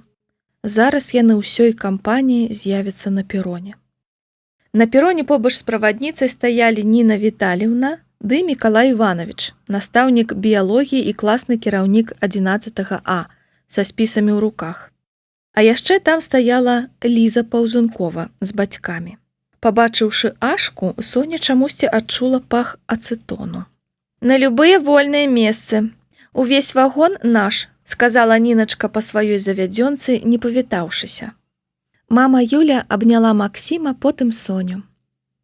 «Пакуль, малы», – сказаў Максім Вадзіку, які шмыгаў носам, прыціскаючы да грудзей сшытак. Пасля гэтага хлопец спрытна заскочыў у вагон, нават не падумаўшы дапамагчы Соні. Сяк так, ускараскаўшыся па крутых прыступках, дзяўчына апынулася ў тамбуры, а потым у вузкім вагонным калідорчыку. Каля тытана яна пабачыла Максіма, які шнарыў рукой у заплечніку. «Трымай», – увапхнуў ён Соні ў рукі скрутак з канапкамі, банан і яблык. «Не размаўляй са мной у цягніку». Ну вось, прыехалі. Толькі ўвайшоўшы ў вагон, Соня зразумела, чаму не хоча на экскурсію. Бо, па сутнасці, едзе туды зусім адна. Няхай яна і была крыху з імі пасварыўшыся, але ў гэты момант Соня моцна засумавала па Галі і Снежцы. Як не дзіўна па Васю. Хлопец, да якога яна прызвычаілася ставіцца як да блазна, ў гісторыі з ацэтонам павёўся па-рыцарску. Гэта яе моцна ўразіла. Да таго ж Соня ўпершыню ў жыцці ехала ў цягніку. І ўпершыню ў жыцці за мяжу. Было зусім неякавата. У 234 школе чыйсьці бацька быў шышкай на беларускай чыгунцы, таму вучням стоп-45 прапанавалі цэлы плацкартны вагон у цягніку Мінск-Кіеў. Квіткоў не было, сядай дзе хочаш. Але лёгка сказаць, месцаў ужо амаль не заставалася. У першую чаргу школьнікі пазабівалі бакавушкі, на іх ужо не было як прыткнуцца, бо месцы для кагосьці трымалі. Да таго ж панавала цісканіна, бо з некаторымі дзяўчатамі і хлопцамі ў вагон увайшлі бацькі. У апошнім нязручным плацкарце каля прыбіральні заставалася 3 вольныя месцы. Загваздка была ў тым, што на 4-м ужо сядзеў Максім. Соня спынілася, не ведаючы, што рабіць. Статкевіч зірнуў на яе як памежны аўчар на кантрабандыста. Дапамога, аднак, прыйшла адкуль не чакалі. Траха не зачапіўшы Соню, на паліцу бухнулася здаровая лакаваная сумка. «Тут занята, не бачыш? Гэта месцы А-класа». У праходзе выселася Ліза Паўзункова з сяброўкамі Вікай і Крысцінай. Апошнія калісьці былі аднакласніцамі Соні, а цяпер вучыліся ў англійскім і ўваходзілі ў паўзунковскую світу. Соні яны, натуральна, не павіталіся. Ды калі ласка. Сінічка развярнулася і пайшла назад. Дзе тут месца? Ну, мусіць жа быць недзе месца. Раптам яна ўбачыла адсек, які раней чамусьці прапусціла. У ім завіхаліся ўсяго 3 дзяўчыны. «Прывітанне, у вас свабодна?» І Соня з палёгкай паставіла набіткаваны заплечнік побач з Машай Ротмістравай. У сонечнай сістэме 234 школы Маша Ротмістрава з 11 А была планетай зямной групы, бо разам са Статкевічам хадзіла на інгліш. Больш за тое, у гэтай зямной групе Маша Ротмістрава была сама планета Зямля, адзіная, на якой магчымае існаванне разумных істот і ўвогуле жыцця. Бо яе яшчэ год таму адзначыў сам Максім Статкевіч, сказаўшы пры сведках: «Ротмістрава – адзіная талковая дзяўчына ў школе». Гэтая заява сталася сенсацыяй, але ніякіх асаблівых наступстваў не мела. Ротмістрава, магчыма, была адзінай дзяўчынай у школе, не закаханай у Максіма. Ані яўна, ані таемна. Соня была крыху знаёмая з Ротмістравай, праз сябровак. Як і Паўзункова, тая калісьці вучылася з Галяй Снежкай у адным класе. Але ў адрозненне ад Лізы-падлізы была здольнай вучаніцай і ў спецклас паступіла без усялякіх рэпетытараў. Магчыма, таму не зафанабэрылася і аднакласніц былых не занядбала.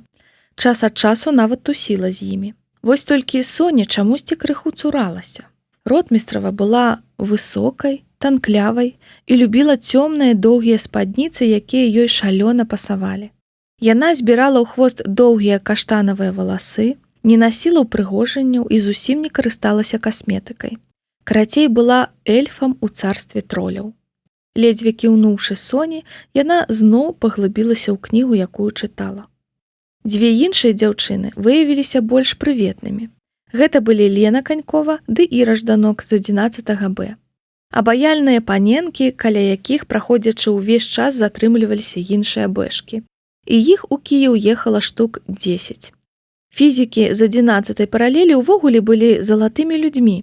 Ад іх бесклапотнага смеху і дасціпных жартаў Соне зрабілася не так непамысна. Да таго ж яны адразу пачалі знаёміцца з Соняй, балбатаць ёй як нічога ніякага. У яе сітуацыі гэта было выратаваннем.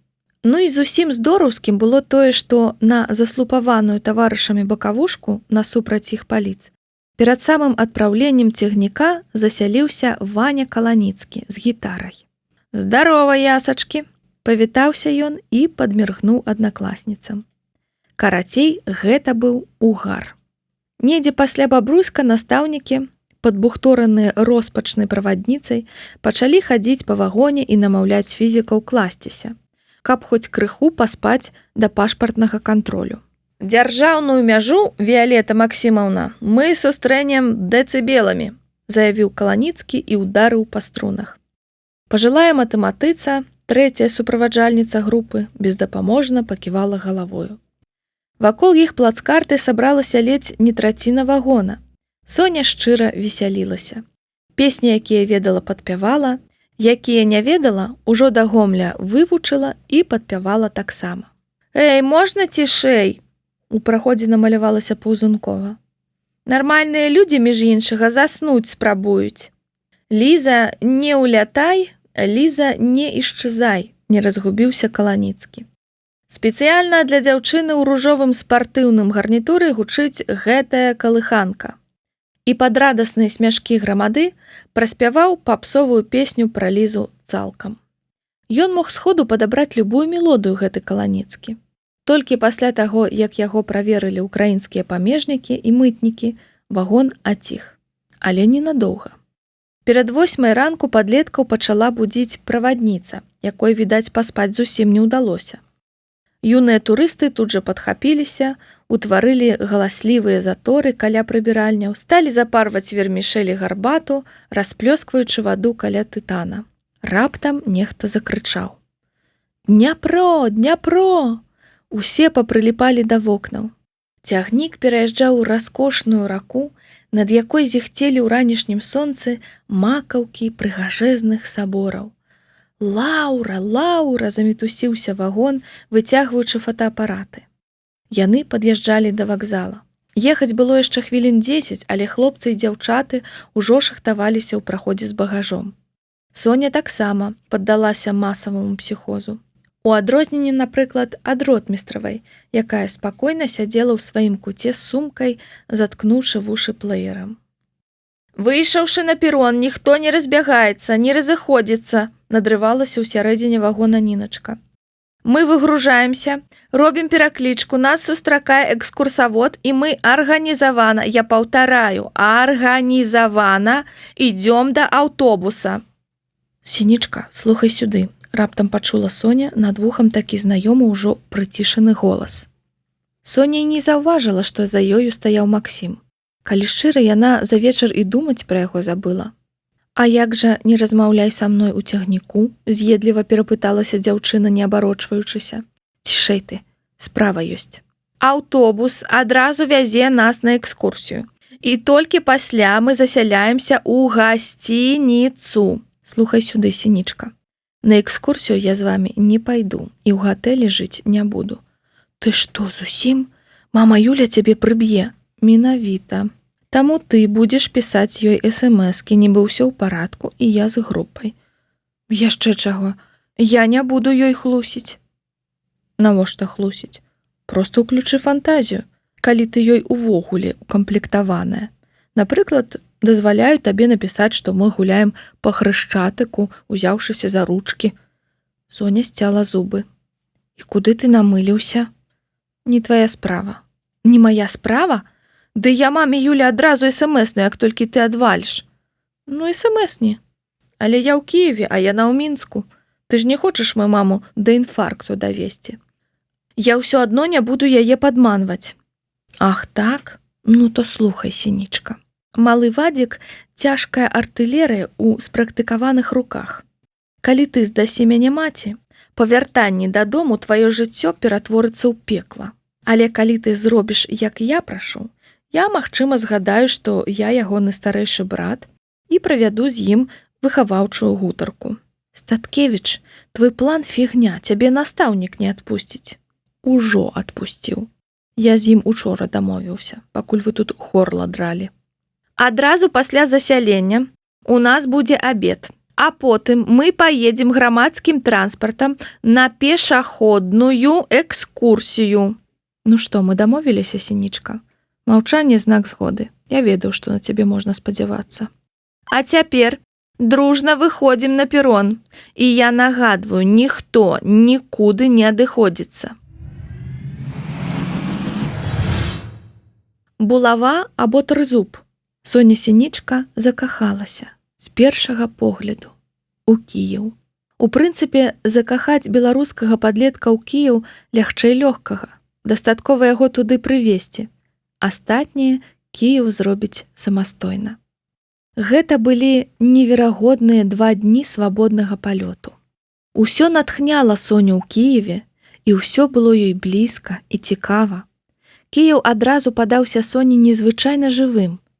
Ужо на вакзале іх сустрэў мітуслівы і рухомы шматлюдны рынак, які расцякаўся ракою па бакавых вуліцах.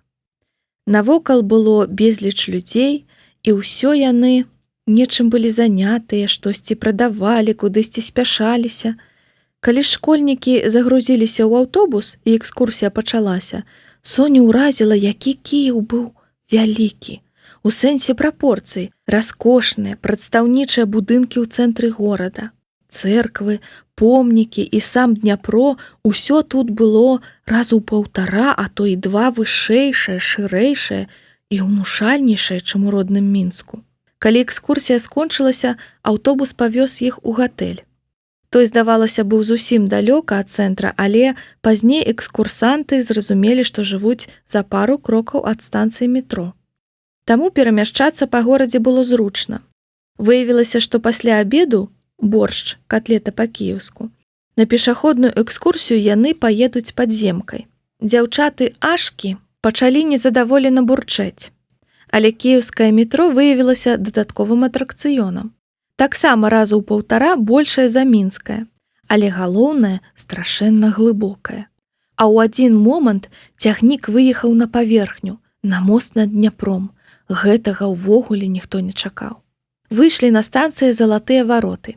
Пешая экскурсія была нават цікавейшай за аўтобусную, бо датычыла старажытнага Кіева. Найбольш Соні запаў у душу Сафійскі сабор. Калі іх правялі ў сціплую з выгляду царкву, у сярэдзіне якой, як пад белым каўпаком, мігцелі старажытныя роспісы ды мазаікі незямной прыгажосці, у нашай гераіні перахапіла дых. Вось так і з людзьмі. Гледзячы на звычайнага чалавека, можна нават не падазраваць, наколькі ён неверагодны.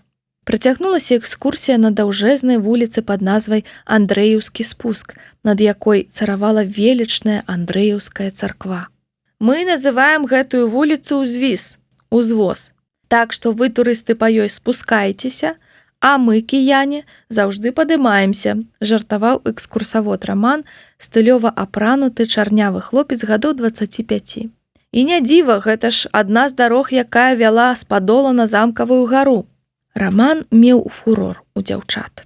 Усе яны імкнуліся сфоткацца з сімпатычным гідам на фоне кожнага архітэктурнага помніка. Групкамі і індывідуальна. І, здаецца, самому Раману гэта вельмі імпанавала. Перад вамі Кіева-Магілянская акадэмія. Самы важны архітэктурны здабытак Кіева, бо гэта універсітэт, дзе я вучыўся, абвясціў Раман, калі яны канчаткова спусціліся. Беларускія дзяўчаты завішчэлі, як на поп-канцэрце, і зладзілі новаму куміру авацыі. Той самазадаволена усміхнуўся, бо разлічваў на такую рэакцыю. А яшчэ кажуць, што Максім Статкевіч самазакаханы тыпус, думала Соня. На фоне кіеўскага рамана ён сама сціпласць. Пад вечар, калі пачало цямнець, група пагрузілася на рачны параходзік, які гадзіну катаў яе па Дняпры. Велічная рака з высокімі берагамі, дзе прыгожа дагарала залатая восень. Настрой у Соні быў ускрай лірычны. Яе толькі засмучала, што побач не было Максіма.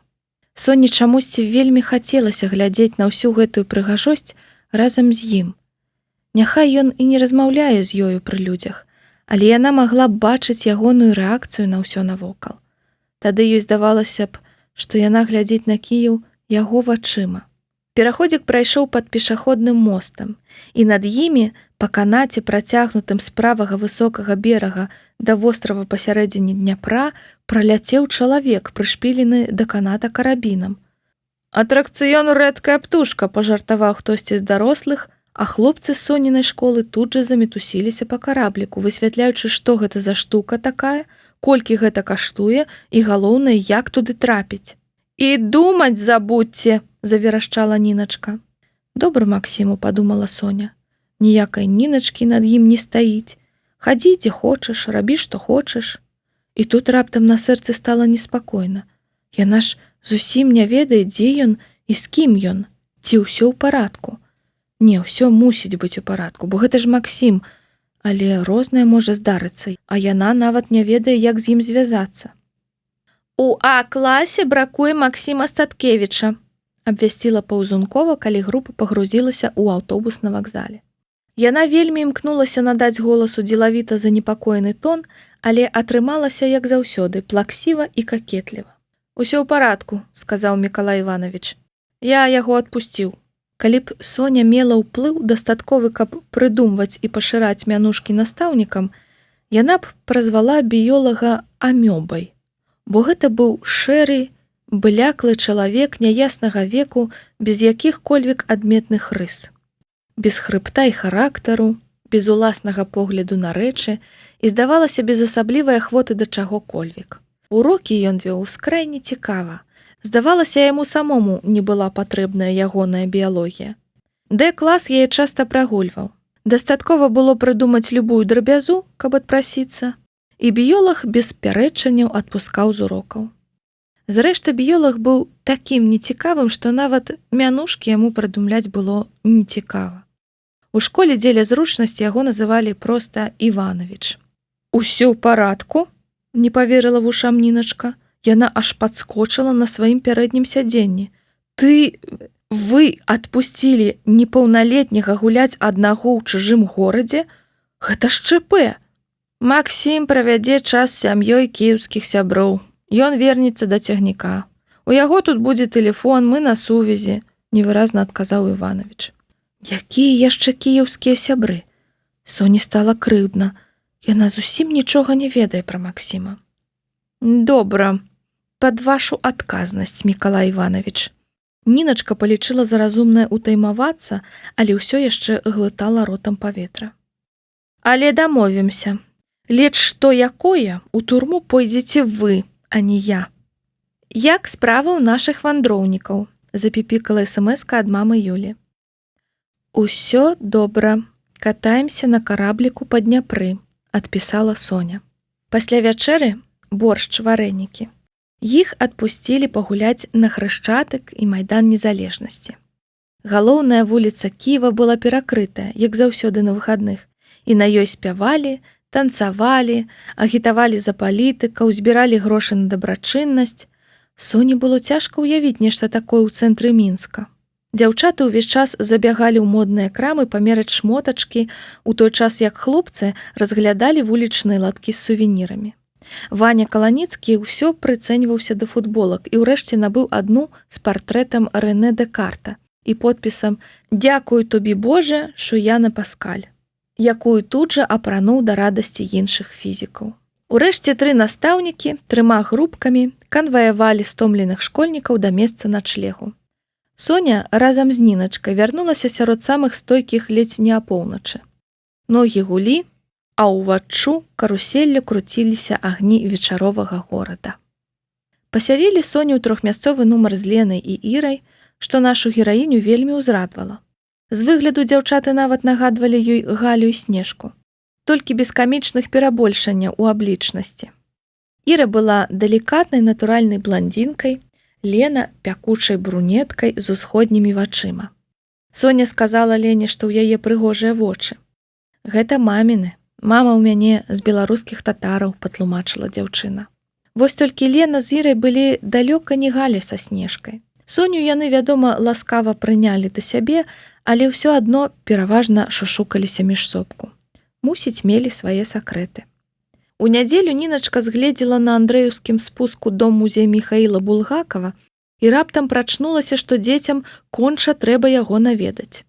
Бо яны акурат у другой чвэрці праходзяць майстра і Маргарыту. Русіца не злезла з рамана, пакуль той не замовіў ім на панядзелак прагляд музея за кошт вольнага часу.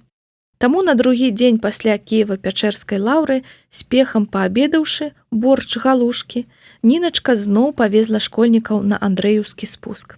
Праўда, ладная частка іх вялікай групы з дадатковай экскурсіі шчасліва саскочыла, але Соня вырашыла далучыцца. Па-першае, Ніначка ўсё-ткі яе класная кіраўніца, і яе трэба падтрымаць. Па-другое, можна яшчэ раз паглядзець на сувеніры. Усе рэчы ў музеі былі пафарбаваны ў белы колер, а ўваход у кватэру Булгакавых меў выгляд старасвецкай шафы, як у хроніках Нарніі. «Ці чыталі вы «Белую гвардыю»?» – спыталася ў іх натхнёная экскурсаводка тыпу Тургенеўская паненка. «Вы што, у нас яе і ў праграме не было ніколі», – адказала за школьнікаў Ніначка. «Я чытала», – раўнадушна прамовіла Маша Ротмістрава. Ніначку аж перасмыкнула.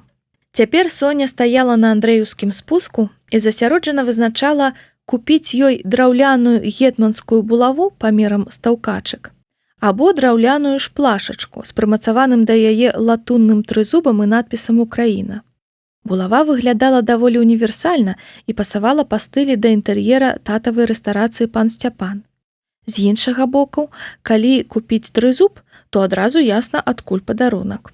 Учора яна ўжо набыла на андрэеўскім магніцік для мамы Юлі, завушніцы для Галі і Снежкі, ды на памяць пра паездку туркусовыя каралі для сябе. Важкія буйныя пацеркі самі паклаліся ёй у руку, апёкшы восеньскай прахалодай. Яна не змагла прайсці міма. А вось падарунак для таты яна не выбрала. Адклала на апошні дзень. Разважаць не было калі. Хутка трэба было рушыць да станцыі метро Тэатральная. Адтуль яны ўчора з'язджалі ў гатэль, адтуль сёння ехалі на вакзал. У Соні гэтае месца было пазначана крыжыкам на мапе. «Соня, прывітанне!» Раптам пачула яна за спінай ялейны галасок. Каля суседняга латка стаялі, трымаючыся за рукі, паўзункоўскія падпявалы Віка Крылова і Крысціна Віткевіч. «Прывітанне!» – здзіўлена адказала Сінічка. «Сувеніры выбіраеш? Мы таксама. Глядзі, што я маме купіла». Неяк рэзка яны заўважылі яе існаванне. Якога ляду? «Ай, Сонька, што ты куксішся, як няродная?» Нібы пачуўшы яе нямое пытанне, прамовіла Віка. «Проста паўзункова яна ў нас з прыбабахам. Зусім са сваёй статуснасцю з'ехала», хлюпаючы вачыма, паскардзілася Крысціна. «Ага, хварэе на зорачку. У яе паразмаўляць з кімсьці не з А-класа, карона зваліцца. І на нас злуецца, калі што якое. Але мы не такія, мы не забываемся сяброў». Соня не магла згадаць, каб Віка і Крысціна калі-кольвік з ёй сябравалі, але прынамсі яны добра да яе ставяцца, калі, вядома, паўзункова не бачыць. «Вой, добра, што мы цябе сустрэлі!» раптам хлопнула сябе па лбе Крысціна. «Іванович з матэматыцай памянялі месца збору». «Што за навіны?» «Усё адно ўсе ламануліся ў гэтую частку Кіева», падхапіла Віка. «Бліжэй сустрэцца ў той жа час, але на залатых варотах. Ніначка вам не казала ў музеі?» «Не, Ніначка не казала». «Ну і балда гэтая Ніначка. Карацей, прыходзь туды, мы пабеглі. Нам яшчэ біжутэрыю трэба зірнуць». І, памагаўшы Соне ручкай, дзяўчаты пашабавалі па спуску. Соня зірнула на мапу. Станцыя метро «Залатыя вароты» была, лічы, побач. «Трызуб, калі ласка». Расплаціўшыся, яна паволі пасунулася ўверх па спуску. Соня сядзела на лавачцы каля залатых варотаў і ела марозіва на 3 шарыкі. У яе ружовых хмарах марозіва ў Кіева ёй, зразумела, купляў Максім, але раз не склалася, то яна і сама можа зрабіць сабе гэты падарунак. Адзначыць цудоўнае завяршэнне цудоўнай паездкі. Менш чым праз 2 гадзіны цягнік стартуе на Мінск. Але яшчэ трэба ўсім разам дабрацца да вакзала, забраць рэчы з камер захоўвання, купіць ежы ў дарогу ў прывакзальных забягалаўках. Соня прыйшла на месца збору крыху раней, цяпер расслаблена чакала групу. Цікава, Максім таксама прыйдзе сюды, або прыедзе адразу на вакзал? Са смакам, дахрумсцеўшы вафельку, Соня азірнулася. Дзіўна, да часу х 5 хвілін, а нідзе нікога. Было ўжо пасля 7 вечара. Яна двойчы абышла помнік старарускага дойлідства, пуста. Соня аббегла плошчу, праверыла ўсе ўваходы і выхады з метро і не пабачыла знаёмых твараў, яе агарнула паніка. Яна спынілася пасярод сквера і роспачна азірнулася. Атмасфера навокал заўважна змянілася. Людзей усё прыбывала, многія неслі ў руках скручаныя сцягі і транспаранты, выходзілі з метро, спыняліся, стэлефановаліся з кімсьці, пераступалі з нагі на нагу, нібы кагосьці чакаючы. «Прабачце, што тут адбываецца?» – торгнула яна за рукаво пажылога дзядзечку побач з сабою. На ягоныя плечы, нібы ручнік, быў накінуты жоўта-блакітны сцяг. «А ты што, не з Кіева?» «Я і не з Украіны». «Ох, дывчынко, беда тут адбываецца», – уздыхнуў пенсіянер. «Нашая рада, каб яе не ратыфікавала закон». І дзядзечка прачытаў Соні цэлую лекцыю пра бягучую сітуацыю ва ўкраінскай палітыцы. «Гэта супярэчыць волі народа. Усе сумленныя людзі ідуць на Майдан. каб заявіць пра гэта. Соня слухала, але амаль не ўнікала ў сутнасць. Ясна было толькі, што ў Кіеве збіраецца мітынг, а ў іх цягнік. Можа, таму настаўнікі зноў памянялі месца сустрэчы.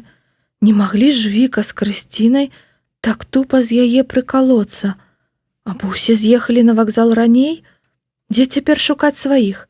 Трэба было тэрмінова пісаць эсэмэску Ніне Віталіўне.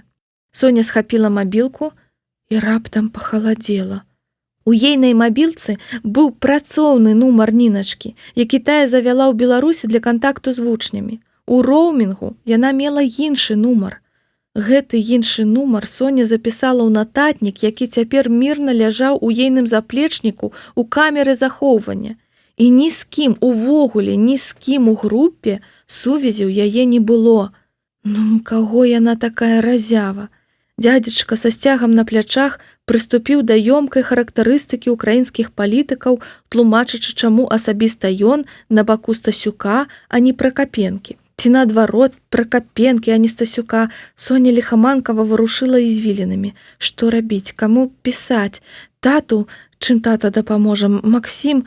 Халера, чаму яна ўвесь час думае пра Максіма? Мама Юля!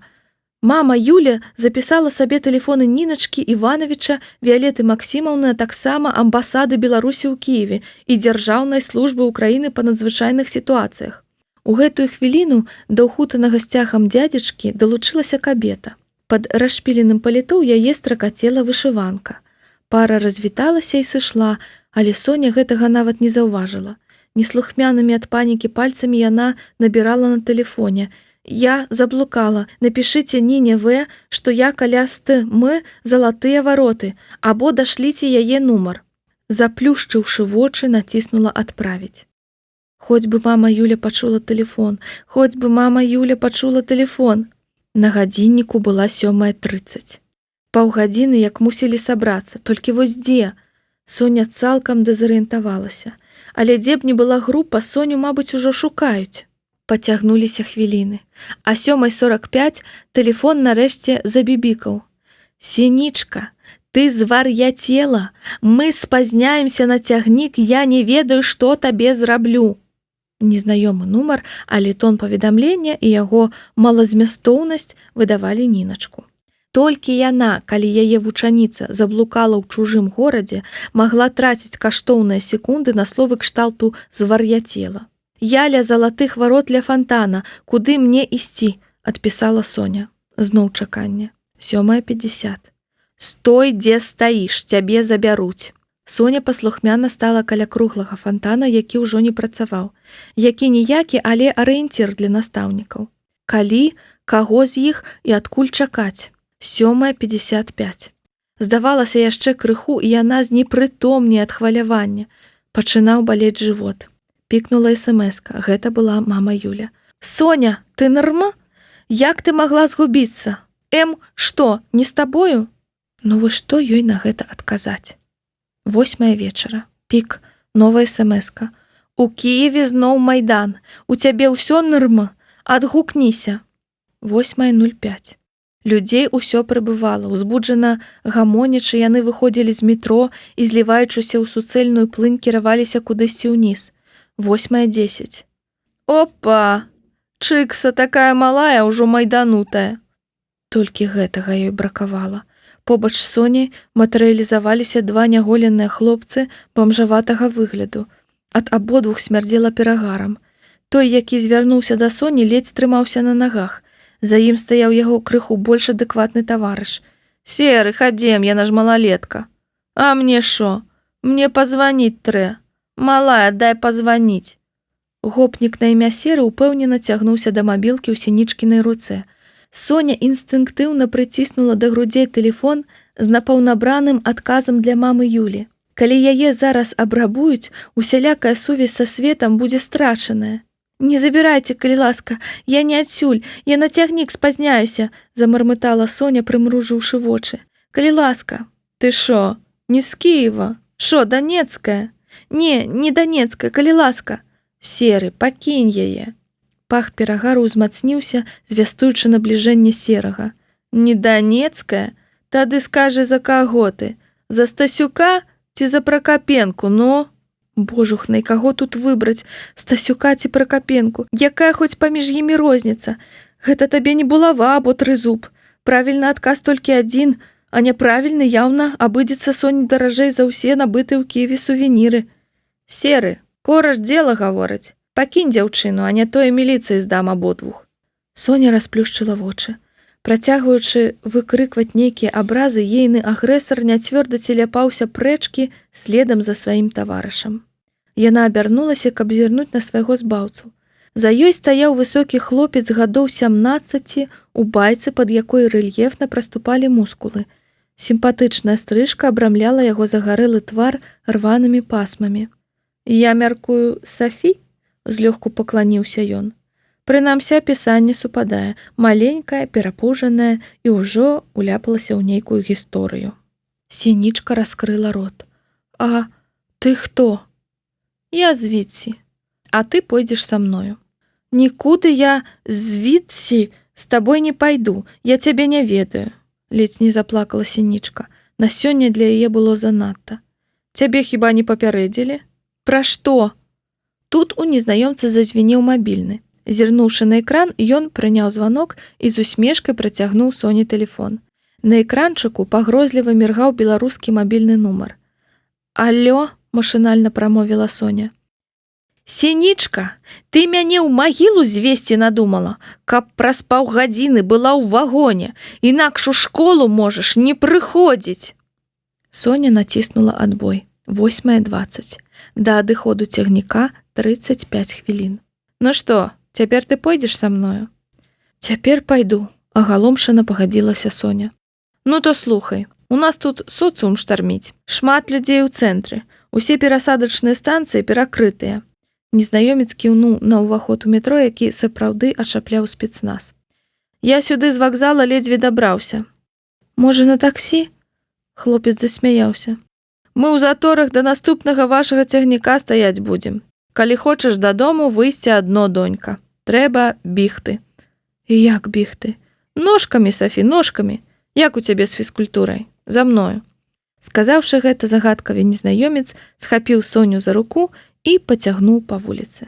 Гэта быў крос, які б высока ацаніла фізручка Алла Юр'еўна, Сонін начны кашмар, вычварэнка ад лёгкай атлетыкі.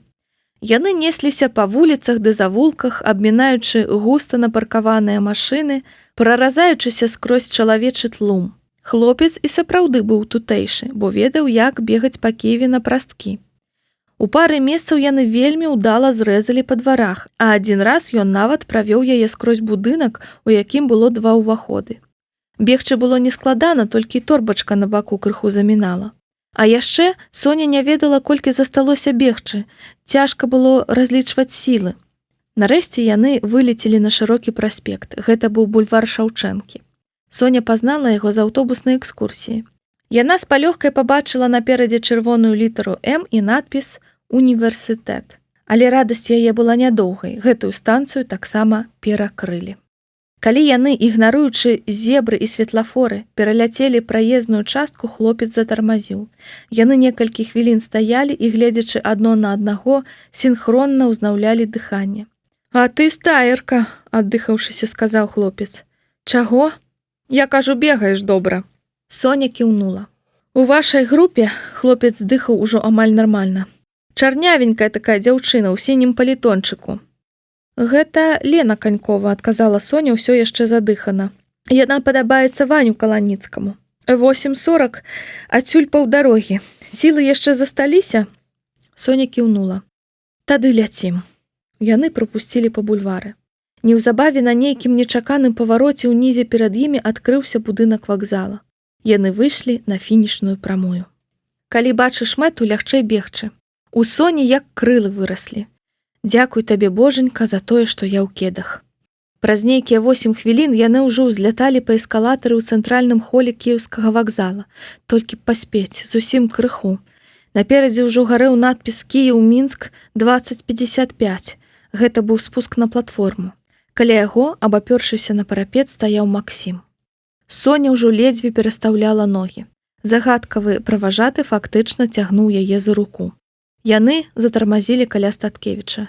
Дзякуй, Дэн, сказаў Максім хлопцу і, схапіўшы Соню за другую руку, пацягнуў яе на сходы. Няма за што, Макс, пракрычаў той ім услед, адпускаючы Соню. Гарачае вітанне Лені Каньковай. І нават стоп-кран зрываць не давялося. Пасля таго, як Соня з Максімам заскочылі ў вагон, цягнік яшчэ цэлыя 2 хвіліны стаяў каля платформы. Ужо ў тамбуры іх перахапіла зялёная ад злосці Ніначка. Сенічка, гэта як называецца? Ды я ледзь не пасівела. Ты ведаеш, колькі грошай я прагаварыла ў роумінгу? Ты думаеш, нехта дадасць мне іх да заробку? Што, так цяжка было знайсці тэатральную? Усе чамусьці знайшлі. І толькі ты, як заўсёды. Ды я табе ўласнаручна крыжык на мапе паставіла. Соне было, што на гэта адказаць, але гаварыць яна не магла. Яна аддыхвалася, прытуліўшыся да сценкі вагона. «Дзе мае рэчы?» – прахрыпела яна, уклініўшыся ў паўзу паміж Ніначкінымі тырадамі. «Вось не ведаю, ідзі шукай. Хтосьці ды забраў, можа быць», – сярдзіта прамовіла Ніначка, упускаючы ў вагон яе ды Максіма. «Максім, вау, новая куртка!» – прыязна махалі аднакласніку дзяўчаты Ашкі. «Максім, прыходзь піць гарбату». «Максім, а хто быў твой класненькі сябар?» «Вось, ехаць будзеце з намі. Тут 2 месцы засталося». Ніначка показала Максіму і Соні на плацкартнае купе, дзе ўжо раскладала вагонную вячэру Віялета Максімаўна. Як вы разумееце, на верхніх паліцах. Соня выправілася па заплечнік. На шчасце, знайшоўся ён хутка ў Лены ды Іры. Ідучы назад, яна думала толькі пра тое, каб хутчэй адкрылі прыбіральні.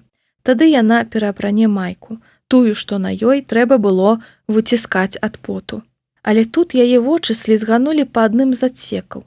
У ім Крылова, Віткевіч і Паўзункова, што ўбралася ўжо ў свой ружовы гарнітур, елі кіеўскі торт, адкалупваючы шурпатыя кавалкі пластыкавымі лыжкамі і запіваючы яблычнай газіроўкай жэвчык. Соня спынілася і люта паглядзела на Віку з Крысцінай. «Ну вы і сцервы», – сказала яна. Дзяўчаты намалявалі на тварах непадробнае здзіўленне. «Гэй, дэшка, зусім абарзела. На роўным месцы людзей абражаць», – рыкнула Паўзункова. «На роўным месцы? Ды яны сустрэлі мяне на вуліцы і сказалі, што збор на залатых варотах, а не на тэатральнай», – выпаліла Сенічка. «Не выдумляй», – з непадробным абурэннем сказала Віка. «Нават калі б мы цябе пабачылі, мы наўрад ці сталі б размаўляць з табою». «Але ж яна праўду кажа», – раптам пачула Соня голас Машы ротмістравай. Маша стаяла ў праходзе з коўдрай у руках. Ашкі, бэшкі ды вэшкі пачалі з цікаўнасцю вызіраць са сваіх паліц. Некаторыя падышлі бліжэй. «Ротмістрава, ты чаго?» «Ты ж, Крылова, сама расказвала, як Паўзункова прыдумала падаслаць вас да Сенічкі і сказаць ёй, нібы месца сустрэчы перанеслі». Віка зрабіла шалёныя вочы і заміргала ротмістравай, маўляў, «Ты што, здурэла? Ты расказвала гэта на вакзале ўсім нашым дзяўчатам», як нічога ніякага працягвала Маша. Тут ужо з суседняга купе вытыркнулі насы русіца з матэматыцай. «Чаго ты нас паліш?» – ледзь чутна прашыпела Паўзункова.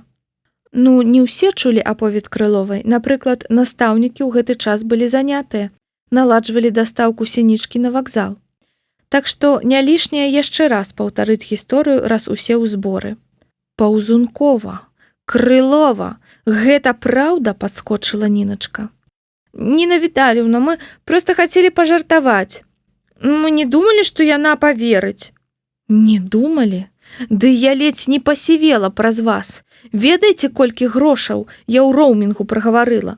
Напішы сваёй цётцы, ці хто яна табе», – павярнулася Ніначка да Соні. «Яна мне тэлефон абрывае. Вы разумееце, што было б, калі б яна не паспела на цягнік? Мне давялося б заставацца ў Кіеве. Хто б аплаціў мне дадатковы квіток? Добра, што са Статкевічам быў гэты хлопец. Калі б не ён, Мікалай Іванович». «Мікалай Іванович», – працягнула Ніначка, калі амёбападобны біёлаг адпачкаваўся ад сваёй сядушкі на ейны покліч. «Вы чулі, што выкінулі вашы дзявіцы?» «Ніна Віталіўна, раз усё абышлося, няма сэнсу падымаць такі вэрхал. Прапаную спакойна, узважна абмеркаваць усё па вяртанні. Па вяртанні? Мікола, ты што, замяць гэта хочаш? Ніна, давайте выйдзем у тамбур. Непедагагічна высвятляць стасункі пры вучнях. Гатовая забіць маланкай любога, хто трапіцца ёй пад руку, Ніначка пасунулася ў канец вагона следам за калегам. За імі, мусіць разнімаць у выпадку патрэбы, пайшла матэматыца. Які сорам! А яшчэ стараста класа! Пакачала яна галавой, мінаючы Паўзункову. Ротмістрава, ты нарвалася! Сказала Паўзункова страшным голасам. І што ты мне зробіш? Мяккая нянечка ў душэўна хворай спыталася Маша. Байкот мне зладзіш? Дык я толькі за. Раз гэта пазбавіць неабходнасці з табой дачыняцца. На халеры ты здала нас вучылкам. 6. Ага, напішы гэтае слова маркерам мне на парце. Паўзункова аж затрэслася. Ты на што намякаеш? Да я так вобразна. Ты што, сур'ёзна абараняеш гэтую тупіцу? Паказала Паўзункова гелевым пазногцем на Соню, якая ўсё яшчэ стаяла ў праходзе. Ротмістрава зірнула на Сінічку, а потым зноў павярнулася да Паўзунковай. Тупіцу? Наколькі мне вядома, Сінічка добра напісала выніковыя тэсты і трапіла на слуп. А вось ты, Лізавета, якое месца заняла? Паўзункова маўчала, ненавідна гледзячы на аднакласніцу. Нешта я не помню, каб ты была ў спісах. Ой, а што ж ты тады робіш у гэтым вагоне? Ну вядома. Чысці тата кіруе беларускай чыгункай. Хлопцы, якія сачылі за сваркай, расчаравана засвісталі, як заўзятары на стадыёне. Ротмістрава вытрымала паўзу, падчас якой з перабольшанай ахайнасцю распрастала коўдру па сваёй верхняй паліцы. Урэшце яна нахілілася да Паўзунковай і з ліслівасцю, за якой была кепска прыхаваная агіда, сказала, гледзячы ёй у вочы. Ведаеш, дарагая стараста, часам ажно карціць зладзіць табе працэдуру імпічменту. Проста каб наш клас не асацыяваўся ў іншых з такою поганню, як ты. Але, па-першае, у нас усім усё фіялетава, па-другое, няма дурных цягнуць на сабе ўсю гэтую абавязалаўку, якую ты так зычліва на сябе ўзваліла.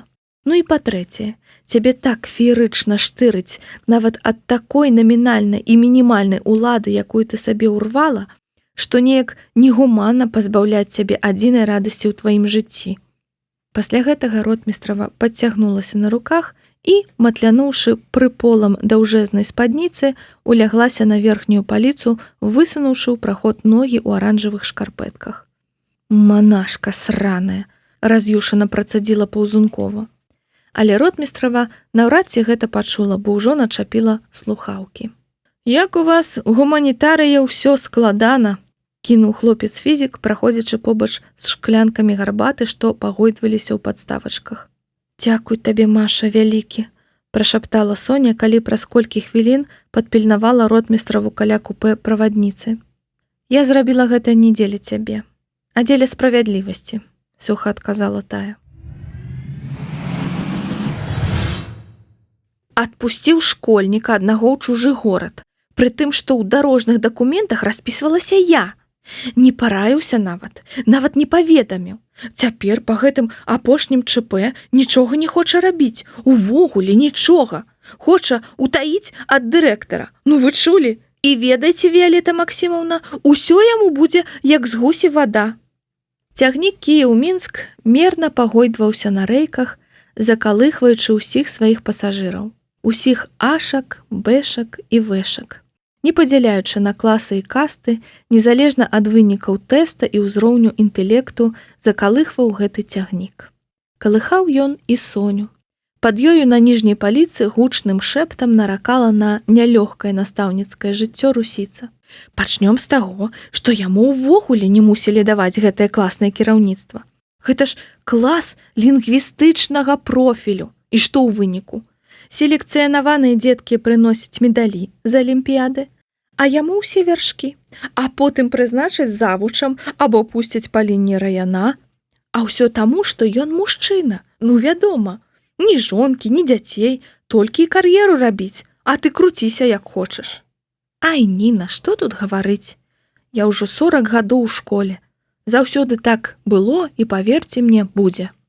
Аднекуль з нетраў вагона даносіўся мяккі перабор струн. Хорам сёння не спявалі. Так натаміла шкаляроў паездка. Цяпер Ваня Каланіцкі аднаасобна брынькаў ціхія песні на дабранач. Соня пазнала перабор. Гэта была тая самая прыгожая песня, якую ён граў учора ў гатэлі. «Для мілых дзяўчат», сказаў тады Каланіцкі, але каго ён падманваў? Гэта была песня для Лены Каньковай. Гэта была песня пра тое, што адчувае закаханы ў імгненні перад пацалункам. Калі да вуснаў паўпаловы подыху, калі да вуснаў паўпаловы кроку, здзіўленне выбухае ў тваім позірку, у вачах тваіх азёрна і шырока. Максім ляжаў на паліцы насупраць і мерна дыхаў ува сне. Ягоныя вусны, здавалася, былі зусім блізка ад Соніных. Але як жа яны адначасова былі далёка. Паміж імі ляжала не проста яміна плацкарты. Паміж імі была непераадольная прорва. Штось шэпчаш ты, зачаравана ціхая, той шэпт мне рве душу азёрнай хваляй, і забываюся, што ўмею дыхаць я, і што хадзіць умею, забываю. Цяпер ты разумееш, чаму не трэба размаўляць са мной у школе? Соня прахапілася. Максім глядзеў на яе. Бачыш, як цябе ставіць на месца. Сама нарвалася. Соня моўчкі адвярнулася. Але доўга так ляжаць не змагла. Страшэнна хацелася есці. З абеду ў яе страўніку пабывала толькі марошка. Купіць харчоў дарогу яна пра свае кіеўскія прыгоды не паспела, а галодная яна вельмі кепска засынае. Соня стала пыхцець і круціцца на паліцы, пачала спаўзаць коўдра. «Ты можаш цішэй, я спрабую спаць». У Соніным жываце забулькатала. Чорт. «Ты што, не ела сёння?» Максім выгнуўся і, намацаўшы на багажнай паліцы свой заплечнік, выцягнуў адтуль скрутак. «Вось, вазьмі». «Што гэта?» «Галіцкія пампушкі. Там з курагой і макам. Смачныя, але я ўжо аб'еўся». А чорны птах павекаў уздымаецца, руйнуючы рашучасць мімаволі, і паўпаловы кроку не ступаецца, і застрае паўподыху ў горле. Адвярнуўшыся ад Максіма, Соня пачала паволі жаваць пасыпаныя цукровай пудрай пончыкі. Сапраўды смачныя, хатняя выпечка. Цікава, адкуль ён іх узяў? Статкевіч за спінай пырснуў смехам. «Што зноў?» – прабуркатала Соня. «Ты не сінічка, ты хамяк. Дабранач». Здзіўленне выбухае ў тваім позірку, у вачах тваіх азёрна і шырока, але да вуснаў паўпаловы подыху, але да вуснаў паўпаловы кроку. Дабранач, каханы. Соня і Максім вярнуліся з Кіева, і мама моцна насварылася на Максіма. Праўда, няясна чаму. Як я і прадбачыў, у Соні былі непрыемнасці. Гэтую дуру захапілі ў палон тэрарысты, а Максім і яго сябрук Дэн яе цэлы дзень вызвалялі. Дарма, лепш бы пакінулі яе ў палоне.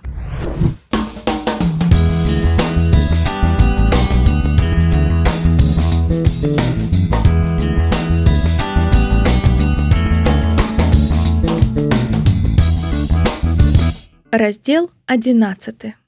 Хто такі Дэн? Табе абавязкова штодня за мной хадзіць? Хачу і хаджу, нам як бы ў адзін бок. Я разумею, што многае табе даецца няпроста, але дарогу ў школу можна было б за месяц вывучыць. Надалей будзь так ласкавая, пазбаў мяне свайго таварыства. А як жа мама Юля? Яна кажа, не хадзіць адной праз лес. А ты, я бачу, узяла за моду дакладаць ёй кожны свой крок, і мой заадно. А раптам тут сапраўды маньякі. Не смяшы, сінічка. Ты сябе ў люстэрка бачыла? Хто на цябе паквапіцца? Ты казёл, Статкевіч. Сінічка, тут першаклашкі самі ходзяць. Каб заўтра я цябе за сабой не бачыў. Усё, стой тут і не размаўляць з табой у школе? Малайчынка, падлягаеш дрэсіроўцы. Соня глядзела ў спіну Максіма, які разганяўся ўніз па схіле. Быў першы дзень другой чвэрці.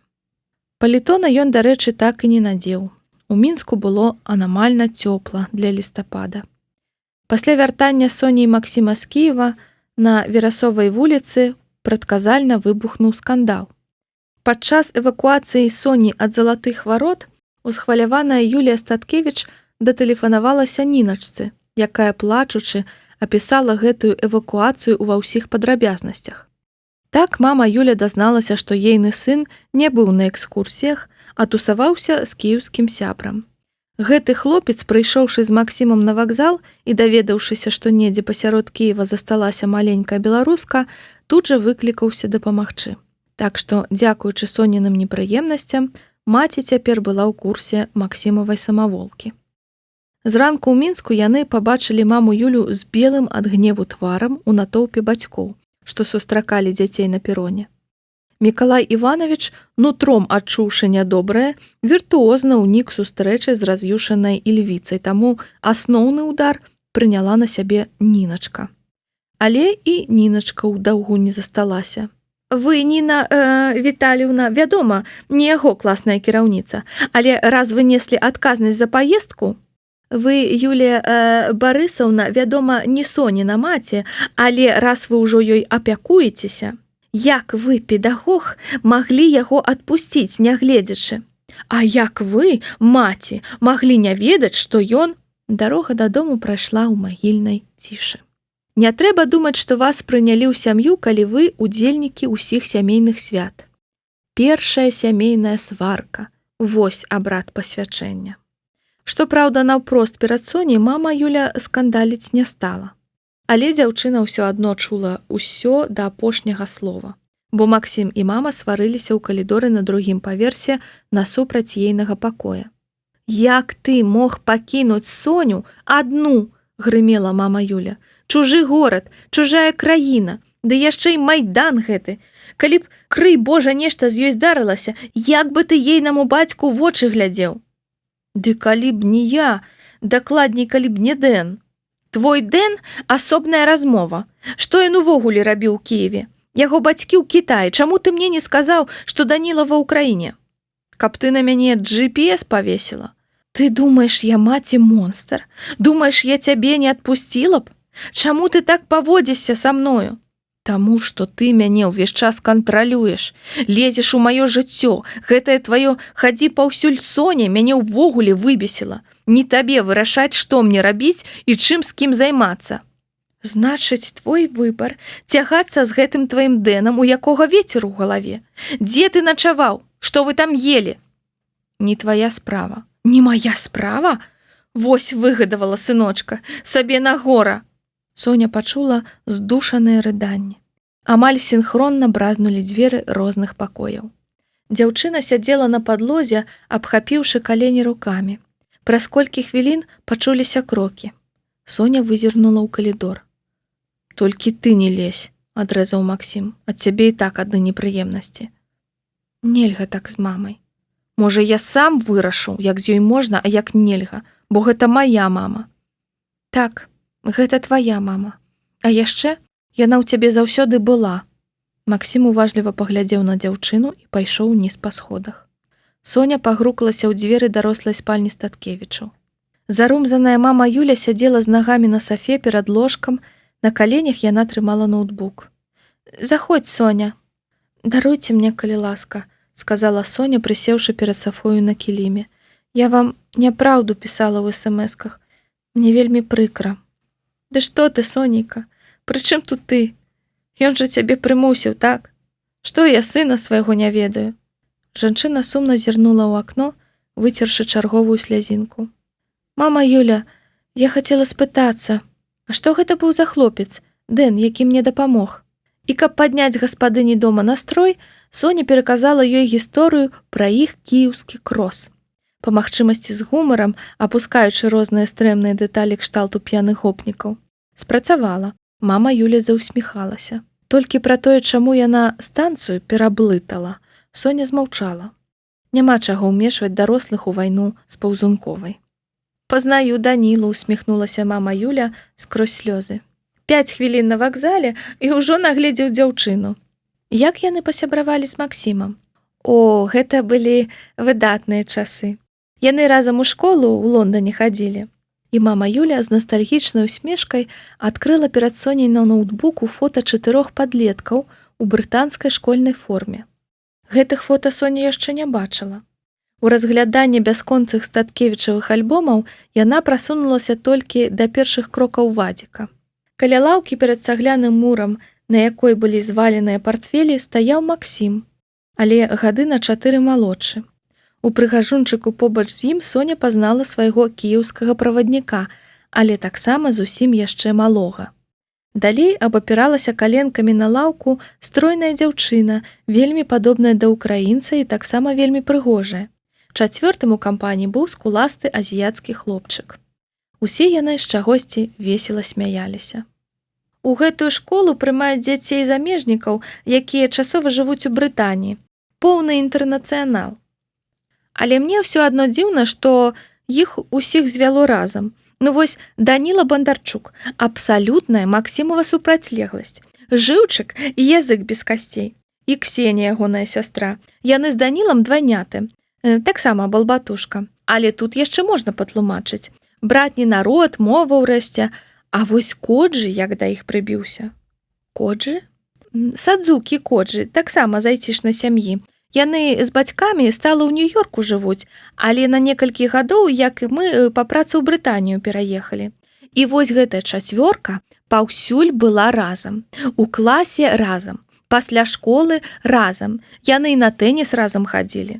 Яны, мусіць, усе такія ж разумныя, як Максім. Коджы вельмі старанны хлопец-выдатнік. А Даніла з Ксеняй, у іх здольнасці іншага характару. Зорныя дзеці. Вельмі інтэлігентная сям'я, бацька дыпламат, маці з кансерваторскай адукацыяй, а вось Даніла прафесійны тэнісіст. Як Максім? Не, Максім не прафесійна гуляе, а гэты ў нацыянальнай зборнай Украіны. А Ксеня творчая натура. У Соні заварушылася нехарошае падазрэнне.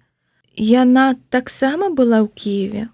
Не думаю, акурат яе лёгка адсочваць, усміхнулася мама Юля. Цяпер праходзіць тыдзень моды ў Маскве. Ксенія топ-мадэлька. Мама Юля хуценька набрала ў гугле Ксенія Бандарчук і адкрыла відэаролік. На Соню на подыуме ляцела незямная красуня ў смелай вечаровай сукенцы. Што, раўнуеш? Хітра зазірнула Соню ў вочы мама Юля. Не варта. Ксенія не Максімаў тып. Але яна такая прыгожая. Прыгожая, не прыгожая. Я мама, я ведаю. Не такія дзяўчаты яго вабяць. Соня прашчоўкала іншыя лонданскія фота Максіма і ягоных сяброў. Адна рэч падалася ёй вельмі дзіўнай. Яны ніколі не глядзяць у камеру, так нібы не ведаюць, што іх здымаюць. Гэта мой фірмовы стыль, сказала мама Юля. Ненавіджу, калі пазіруюць. Апроч таго, Максім, калі падрос, вельмі не залюбіў фатаграфавацца. Я часам незаўважна хадзіла за імі, таму яны тут гарантавана такія, якімі ёсць насамрэч, а не такія, якімі хочуць здавацца дарослым. Вы што, і ў нашу школу так хадзілі? Хадзіла, спачатку. Мама Юля адкрыла іншую тэчку, і Соня з хваляваннем пабачыла Максіма ўздымак з той самай лінейкі ў 9 класе.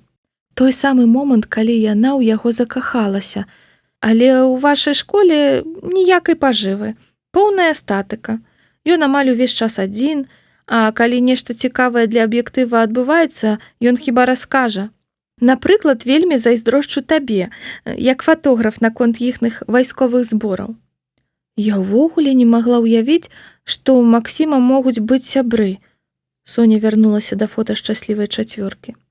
Разумееш, ён ніколі не зробіць першы крок.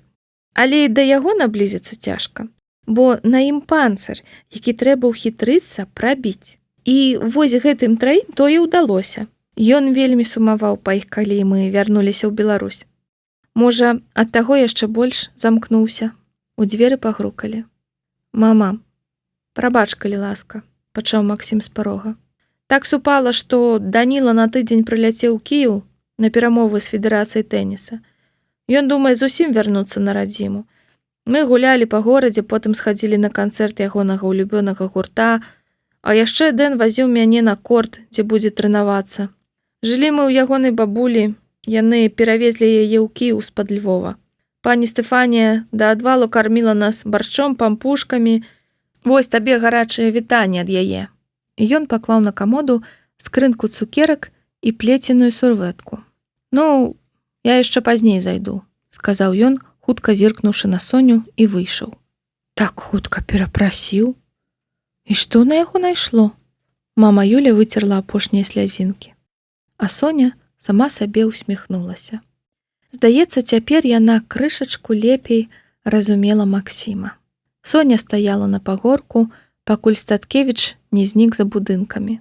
Яна знойдзе, як іначай заваяваць ягонае сэрца. Сёння яна не будзе за ім бегаць. Так падумала Соня Сінічка, але пагарачылася.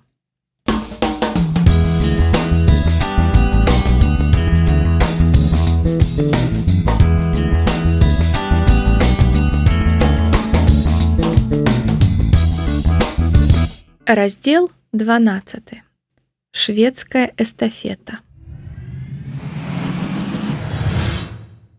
Андрэй Васильевич Лабанович з дзяцінства ведаў, што будзе працаваць у школе. Толькі вось скончыўшы біяфак і пераступіўшы парог кабінета, дзе ў куце з фікусавых зараснікаў вытыркаў чалавечы шкілет, а на сценах выцвіталі фоташпалеры з белавескім зубром, ён зразумеў, што памыліўся з пакліканнем. Сеяць разумнае, добрае, вечнае яму зусім не падабалася. Думаў, апетыт прыйдзе ў час яды, але пацягнуліся гады, вырваныя з жыцця. Ён уладкоўваўся ў модныя школы, прэстыжныя гімназіі і ліцэі, думаючы, што ў ягоным дыскамфорце вінаватыя не тыя дзеці або не той педкалектыў, але паўсюль паўтаралася адное і тое ж. Трэба нешта мяняць, пакуль не позна, падумаў ён, і завочна паступіў у эканамічны на менеджмент. І вось на 42-м годзе жыцця, калі ён быў гатовы кінуць працу настаўніка і сысці ў бізнес, яму зрабілі прапанову, ад якой ён не змог адмовіцца. Дырэктарка 234 школы ў Скім раёне сышла на не надта ёю заслужаны адпачынак, пакінуўшы пасля сябе руіны, як у простым, так і ў пераносным сэнсе. Уратаваць сітуацыю мог толькі энергічны адміністратар на пару з інспектарам па справах непаўналетніх. Калі Лабановіча, простага настаўніка няхай і вышэйшай катэгорыі запрасілі ажно ў Мінадукацыі і, прапанаваўшы крэсла дырэктара аварыйнай школы, далі карт-бланш на любыя ініцыятывы, той зразумеў, што пакліканне заўсёды было побач. Упершыню ён пабачыў гэтую школу зімою, амаль 3 гады таму. Не вытрываў, знайшоў яе ў той жа дзень, калі пагадзіўся на пасаду. Толькі прайшоў першы сур'ёзны снегапад, і на аблупленым школьным ганку высілася снежная фартэцыя. Атрад расхрыстаных пацанятаў стаяў за ёю, закідваючы белымі снарадамі ўсё, што рухалася. Зіхоткі снег пад вокнамі быў спрэс у шэрых праталенках ад недапалкаў. Раптам Лабановіч аслеп на адно вока, проста ў акуляры яму ўляпілі сняжок. Гэта было балюча, але Лабановіч зняў акуляры і, мружачыся, усміхнуўся. «Лепш быць першым у вёсцы, чым другім у імперыі», – казаў Юлій Цэзар. Нарэшце Лабановіч трапіў па адрасе. Цяпер, пагодным днём у пачатку лістапада, ён стаяў ва ўласным кабінеце каля наварочнай эспрэса-машыны і напаўняў філіжанкі духмянай кавай. Былі восеньскія вакацыі, той час, калі настаўнікам усё адно трэба хадзіць у школу, але можна крышачку перадыхнуць ад вучняў, сшыткаў і план канспектаў. У Чылаўці, як празвалі кабінет вучні, прасторным пакоі, абстаўленым канапамі і фатэлямі, некалькі падначаленых засяроджана сачылі за дырэктарскімі рухамі. На журнальным століку высіліся вазы з цукеркамі і пячэнькамі. «А вам не навіталі ў нас малаком ці без?» Настрой у дырэктара 234 школы быў самы пазітыўны. А гэта ніколі не звеставала нічога добрага. Пагатоў на каву было запрошанае сапраўды выбранае таварыства. Усе 5 класных кіраўнікоў 11 класаў. Некаторыя адмыслова дзеля гэтай кавы прыехалі ў школу. У гэтай нязмушанай нефармальнай атмасферы Андрэй Васильевич звычайна праводзіў свае таталітарныя планёркі.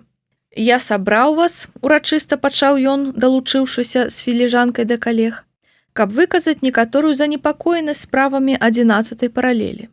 5 пар вачэй са здзіўленнем уперліся ў дырэктара. «О, не хвалюйцеся, я не пра адзнакі», – сказаў той і за салодай адцёрнуў з філіжанкі. «З імі ўсё выдатна, ну, амаль выдатна», – скасавурыўся ён на Ніначку. Але гаворка сапраўды не пра гэта. Мы складалі справаздачы ў раяна па выніках першай чвэрці, і я заўважыў адну прыкрую рэч. 11-тыя класы фактычна не бралі ўдзелу ў пазашкольных мерапрыемствах. Пасля некаторага маўчання настаўнікі пачалі наперабой апраўдвацца. «Андрэй Васильевич, гэта ж выпускнікі. Вялікая нагрузка, мы і вучыць не паспяваем, куды яшчэ капуснікі. Праграма, як у ліцэях, а гадзін, а гэтыя савецкія перажыткі. У мінулым месяцы праходжу, а мой Б-клас знялі з фізікі. І яны лісці ў двары грабуць, як зелянбут нейкі. А іхні настаўнік, між іншага, кандыдат навук, заняты чалавек. Ён у нас паводле дамоўленасці выкладае. А яшчэ дзяжурства гэтае. Стоп. Я ўсё разумею. Але ёсць нормы, ведамасці, і ў іх трэба нешта пісаць. Напрыклад, канцэрт на дзень настаўніка. Ніводнага нумара ад 11-х класаў. А мы не можам займацца прыпіскамі. А раптам праверка. Нагадваю, што мы падаём на статус гімназіі. Усё мусіць быць узорна-паказальна. Мой 11Д рассоўваў крэслы перад дыскатэкай. Ніна Віталіўна, мы, вядома, дадамо такую яскравую дэталь у справаздачу, але гэтага недастаткова. Ваша паралель у мінулыя гады не вылучалася актыўнасцю. Мікалай Іванович, асабліва А-клас. Прашу мець на ўвазе наш статус. У дзяцей вучоба, рэпетытары. У мяне 20 чалавек з 30 прэтэндуюць на медалі. Пагатоў у другой чвэрці раённай алімпіяды. Самі ведаеце. Дарэчы, у нас ужо ёсць адзін пазашкольны вынік. Перамога ў турніры што дзе калі. У Мазыры. У інтэлектуальнай гульні ў вас гуляе толькі Марыя Ротмістрава. Прычым у гарадскім клубе. Яшчэ раз паўтараю. Займацца прыпіскамі нам не да твару. Мы паставілі планку і мусім яе трымаць. Такім чынам, наша задача – паўнавартаснае супольнае мерапрыемства, якое з'яднала б вучняў 11-х класаў і станоўча ўразіла раяна. Я баюся, Андрэй Васильевич, запярэчыў Іванович, што гэта невыканальна. Не ўсе 11-тыя класы здатныя на інтэлектуальную кааперацыю. Некаторыя вучні ў нас вельмі нізкага ўзроўню. Гэта вы пра каго? Ніна Віталіўна, я не хацеў вас абразіць, але давайце зірнём праўдзе ў вочы. Што супольнага можа быць у 11-га Д і 11-га А? Думаю, я ведаю адказ. Асляпляльна усміхнуўся Лабанович. Ён падышоў да акна прыёмнай і эфектным рухам раскрыў жалюзі. Рабочыя замацоўвалі даражэзныя з выгляду футбольныя брамы на бяскрайнім полі, дзе ўжо зелянеў гумавы траўнік. Вакол гэтай смарагдавай красы закальцоўваліся цагельныя авалы дарожак. Давяршалі экібану жоўтыя і белыя крэслы на трыбуне, якую іншыя рабочыя усталёўвалі на дальнім ад школы ўскрайку стадыёна. За праваю брамай ужо высіліся баскетбольныя стойкі з колцамі і слупы для валейбольнай сеткі. «Холдынг-молдынг» падтрымаў фінансамі, пахваліўся дырэктар. Паставілі ўсё ў самыя сціслыя тэрміны. Нам дзіка пашанцавала, што адзін з топ-менеджераў не проста даверыў нам усіх 3 дзяцей, але і любіць спорт гэтак жа, як яго люблю я. Паводле дакументаў, дарослы стадыён тут планавалі яшчэ ў час СССР, але, відаць, не дайшлі рукі. А цяпер гэта не проста звышсучасны спартыўны аб'ект для школьнікаў. Гэта наш козыр. Адзіны стадыён такога ўзроўню не толькі ў нашым раёне, але і ва ўсім Мінску. Я ўжо запланаваў урачыстае адкрыццё ў наступную суботу. І ў гэтым мне дапамогуць вашыя вучні. Але, Андрэй Васильевич, не хвалюйцеся, я ўсё прадумаў. Дырэктар падляцеў да белай дошкі ў куце прыёмнай і зняў каўпачок з маркера. Мы правядзём спаборніцтва па лёгкай атлетыцы. Мой любімы від – мідлі або шведская эстафета. 1,5 кіламетра, 2 забегі, Ад кожнага класа пабягуць 4 юнакі і 4 дзяўчыны. 8 чалавек ад класа? Андрэй Васильевич, гэта нерэальна. Згода, тады гендерна карэктны варыянт.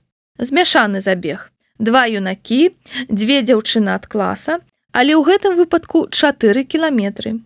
Першы ўдзельнік бяжыць 400 метраў, другі 800, трэці 1200 і нарэшце 1600 метраў.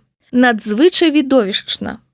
Мы запросім у судзейства прадстаўнікоў раяна, заангажуем танцавальны калектыў, я арганізую прэсу, а потым у сталоўцы зладзім уручэнне прызоў і гарбату з пірожнымі для бегуноў, ды іх заўзятараў за кошт холдынг-молдынгу. Ну што, пытанні, дапаўненні, прапановы? Ды мы і па 4 чалавекі не збяром. А за дзясяткі па фізкультуры? Ды што вы? Іх так танна не купіш. Ну, добра. Школе падарылі плазму. Мы павесім яе ў кабінет таго класа, які выйграе эстафету. Далей. Важна данесці да грамадскасці. У нашай без 5 хвілін гімназіі ў здаровым целе здаровы дух. Эстафета – гэта не проста від спорту. Гэта сімвал роўных магчымасцей для ўсіх. Метафара працы ў камандзе. Спадзяюся, Мікалай Іванович, ад англійскага класа абавязкова пабяжыць Максім Статкевіч. І яшчэ Марк Бергер. Нашы выдатнікі вучобы і спартсмены. Статкевіч наўрад ці пагодзіцца. Трэба, каб пагадзіўся. На яго ўсе дзяўчаты зляцяцца. Хоць трыбуны запоўнім. Выклікалі, шэф. Алла Юр'еўна, вы акурат учасна, узрадваўся Лабанович. Як вам ідэя? У першую суботу чвэрці мідлі 4 км змяшаны забег. Абновім стадыёнчык, пакуль снегам не замяло. Гэта можна, сказала Алла Юр'еўна і драпежна усміхнулася. Прынята было лічыць, што у Соні няма ніякіх талентаў. Але гэта была няпраўда. Прынамсі, адну рэч Соня ўмела рабіць надзіва добра. Соня добра бегала на доўгія дыстанцыі. 100-метроўку яна прабягала сярэдненька, ледзьве ўкладалася ў нарматывы. А вось калі справа даходзіла да кросу, без цяжкасцей абганяла ўсіх аднагодак, нават самых фізічна развітых і спрытных. Гэтую Соніну асаблівасць яшчэ ў 7 класе запрыкмеціла Алла Юр'еўна, якая адразу задалася мэтай зрабіць Соні лёгкаатлетку. Соні, праўда, бегаць было нецікава, і хадзіць у секцыю яна адмовілася. Фізручка, аднак, усё адно запірала яе на розныя міжшкольныя спаборніцтвы. У 9 класе Соня нават прыбегла другой на раённым кросе на 3 кіламетры, трапіўшы такім чынам на гарадскі этап. Гэтым да расчаравання фізручкі ейныя спартыўныя дасягненні абмежаваліся. «Крэпенькая юніёрская бронза», уздыхаючы казала настаўніца, гледзячы на секундамер, калі Соня чарговага разу добра фінішавала на фізры. «Разумееш, талент у цябе, сінічка. Трывушчая ты. Умееш сілы размяркоўваць і дыхаеш правільна. Іншыя гэтаму гадамі вучацца. І што табе замінае на спаборніцтвах выкладацца?» Замінала Соні тое, што яна страшэнна не любіла спорту. Не разумела, навошта гэта ўсё. Ну бяжыш, ну прыбегла, ты першая, і што далей? Так што, калі па школе пайшла пагалоска, маўляў, 11 класы пабягуць эстафету на адкрыцці новага стадыёна, Сінічка, прачуваючы чарговы спартыўны прыгон, вельмі неахвотна перапраналася на фізкультуру. Да таго ж, зранку ім усім настрой папсаваў Вася. Дакладней не ён сам, а тое, што ў першы ж дзень заняткаў завуч залавіла яго каля школы з цыгарэтай. Парушальніка дысцыпліны тут жа даставілі ў дырэктарскі кабінет, дзе той атрымаў апошняе кітайскае папярэджанне. Такія вучні, як Вася, ці ягоныя таварышы Лысы і Дубовік, былі ў дырэктара на алоўку. Ён спаў і бачыў, як выкідвае іх са школы. Дырэктар верыў, што тым самым паляпшае мікраклімат у калектыве і статыстыку паспяховасці. «Спадзяюся, вы ўжо чулі пра эстафету», сказала Алла Юр'еўна, калі Д-клас пашахтаваўся перад ёй на 5-м уроку. «Прапаную хуценька вызначыць, якім складам вы пабяжыце. Ну, давайте. Д-клас, вы маеце шанс паказаць, што хоць на нешта здольныя. Прыз за першае месца плазменны тэлевізар. О, у кабінет класа пераможцы. Добра. Жаночую частку каманды я бачу так. Макей і Сінічка. Хлопцы, а хто будзе ад іншых класаў? Якая вам розніца? Ну, пакуль цалкам заявілася толькі каманда 11 А. І, ну, раз вам так прынцыпова, Крылова, Паўзункова, Бергер, Статкевіч. Гэты баклажан бяжыць, тады і мяне запішыце. Цудоўна, Васілеўскі. Хто яшчэ? І Жэку Дубовіка са мной запішыце. Дарэчы, а дзе сам Дубовік? Ды пабяжыць ён, куды ён падзенецца. Ну, вось і добра. Заўтра пасля 7-га урока вы 4 прыходзіце на стадыён у форме для вуліцы. Буду тлумачыць правілы эстафеты. Гэта здорава, што Васілеўскі завёўся супраць Статкевіча, сказала Снежка, калі дзяўчаты рабілі выгляд, што качаюць прэс на матах. Дзірык пабачыць, як ён актыўнічае і запіша яму плюсік. Ды ладно, ён бы і так выклікаўся бегчы, каб падтрымаць Сініцу, запярэчыла Галя. Ой, не думаю, Сініца Сініцай, але Вася не пераносіць Дзірыка і ўсяго з ім звязанага. А эстафету ён сёння абвясціў чарговым дырэктарскім прыбабахам. І вось раптам у бегуны запісваецца. Дзірыка ён, вядома, моцна ненавідзіць, бо той яго пасля 8-га класу хацеў са школы выперці, але з часу, як Соня напісала ліст, Статкевіча ён ненавідзіць яшчэ болей. Так што, Соня, ускосна гэта ўсё дзякуючы табе. Эй, Соня, ты што, не бачыш? Гэта не Соня, гэта вожык у тумане. Яна ж бяжыць з Максімам. Не з ім, а супраць яго. Якая розніца? Каханне не разбірае. А, што? Прачынайся, кажу, званок праз хвіліну. У аўторак пасля вытворчай практыкі Соня сядзела на трыбунах, чакаючы фізручку. Побач уладкавалася Аліна Макей, Соніна таварышка ў няшчасці. Аліна добра бегала кароткія дыстанцыі. Галя і Снежка таксама былі тут, прыйшлі падтрымаць сябровак. Вася і Дубовік насіліся па полі з 8-класнікамі, ганяючы мяч. Аматары футбіка ўжо 2 дні не вылазілі з новага стадыёна. Пакрысе збіраліся эстафетныя каманды іншых класаў. Прыйшлі Лена Канькова, Іра Жданок, Ваня Каланіцкі і яшчэ адзін фізік, якога Соня не ведала. Бэшкі прывіталі яе як старую знаёмую. На супрацьлеглым канцы трыбуны тусаваліся Ашкі, Ліза Паўзункова, Віка Крылова і Марк Бергер, высокі чарнявы хлопец, які займаўся ў валейбольнай секцыі. Максіма нідзе не было. Гледзячы на зыркі ружовы гарнітур старасты Ашак, Соня усміхнулася, згадала, як ротмістрава раскатала тую ў блін па дарозе з Кіева. А, слухайце навіны, схамянулася Галя, калі фізікі адышліся. Я ж да Машкі хадзіла, меркі здымаць.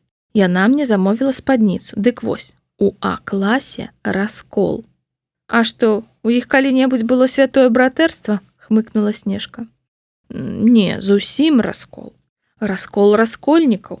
Карацей, калі я правільна зразумела, мама Статкевіча патэлефанавала Дзірыку і запатрабавала ад яго крыві Паўзунковай. Соня кіўнула.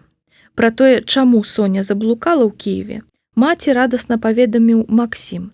Хлопец не забыў звязаць паўзункоўскія інтрыгі з вясельным калажыкам, каб лішняга разу абудзіць у маме Юлі пачуццё віны за зводніцтва. Тая так раззлавалася, што стала шукаць тэлефон Лізаветіных бацькоў, але потым даўмелася патэлефанаваць у школу.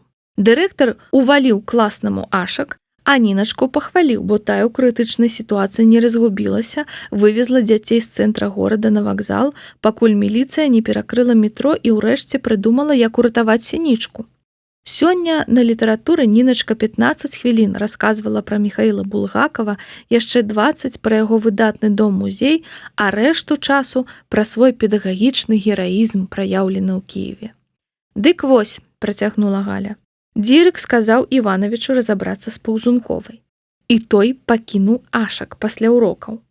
Сказаў, што падманваць не хораша і замуціў перавыбары старасты. Ды ну! Ага, але электарат ужо быў як след падрыхтаваны. Паўзункоўская каманда ўзнялася і сказала, што іх усё задавальняе. Потым Віткевіч штурханула спіч пра заслугі правадыра перад нацыяй. Рэшта класа проста прамаўчала. Карацей, засталася Паўзункова пры пасадзе. Я не разумею, чаму ротмістрава не выступіла, нахмурылася Снежка. Яна ж паўзункову ненавідзіць. Яна кажа, што стараста дурная праца і выконваць яе нармальным людзям ляніва, уставіла шэлег Соня. А ты адкуль ведаеш? Соня нагадала сяброўкам пра сутычку паўзунковай і ротмістравай у цягніку. Казала ж я табе, Соня, ротмістрава класная, прамовіла Снежка, задаволена смеючыся.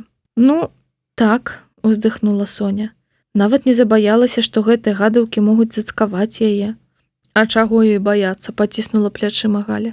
Па-першае, ёй пофіг на клас. У яе ўсе сябры ў клубе што дзе калі. У школе яна не тусуецца. Машка ж не толькі паўзункову не трывае, а ўсіх дзяўчат з А. Кажа, што палова з іх завучкі, а другая палова стервы. Кажа, у іх толькі хлопцы збольшага нармальныя, але іх мала. А па-другое, пасля ўчарашняга паўзункова не да Юру, абы вынесці скуру. А што здарылася? О, яна тут жа на роўным месцы падставілася. Не апраўдала народнага даверу. Пасля перавыбараў Іванович выклікаў яе на калідор і сказаў разруліць эстафету. Падліза паляцела на крылах ночы у спартзалу і даведалася, што трэба скласці каманду ад класа, прычым Дзірык ужо асабіста запрасіў Бергера і Статкевіча. І тады яна хуценька ўпісала Крылову і сябе. Ты гоніш. Прыкінь. Прычым Машка дапускае, што паўзункова гэта зрабіла з найлепшых памкненняў. Ашкі ігнаруюць усё, што можна ігнараваць, і падліза прызвычаілася кідацца грудзямі на амбразуры і ўсяляк імітаваць сацыяльную актыўнасць. І ніхто б нават не заўважыў ейнай ахвяры на алтар міру і спакою, калі б Статкевіч не пагадзіўся бегчы. Карацей, яе ж сяброўкі закацілі ёй істэрыку, чаму яна не расказала пра эстафету, чаму не запрасіла іншых у каманду, чаму бягуць такія каровы. Генк стаяў на 3 паверхі. Асабліва заходзілася Віткевіч, якая фактычна адмазала паўзункову ад перавыбараў. У выніку падліза перасварылася з паловы класа, там, паходу, над ёй самой байкот навісае, так што ёй цяпер не да інтрыг. Дзяўчаты злацешна захіхікалі. Паўзункова засяроджана махала нагамі на дарожцы, размінаючыся перад бегам. Тоўстая яна не была, але з такой камплекцыяй ёй бы ядро штурхаць, а не кросы бегаць. Ты, Галька, не помніш? Яна малая, здаецца, мастацкай гімнастыкай займалася, спыталася Снежка. Ага, у цяжкай вагавой катэгорыі, саркастычна прамовіла Аліна. Яны б яшчэ доўга перамывалі косці ашкам, але тут над трыбунамі пачуўся свісток. Соня і Аліна неахвотна ўзняліся са сваіх месцаў. Алла Юр'евна пачынала інструктаж. Як вы думаеце, што самае цяжкае ў эстафеце? Звярнулася фізручка да купкі школьнікаў, што пасела перад ёй на трыбунах.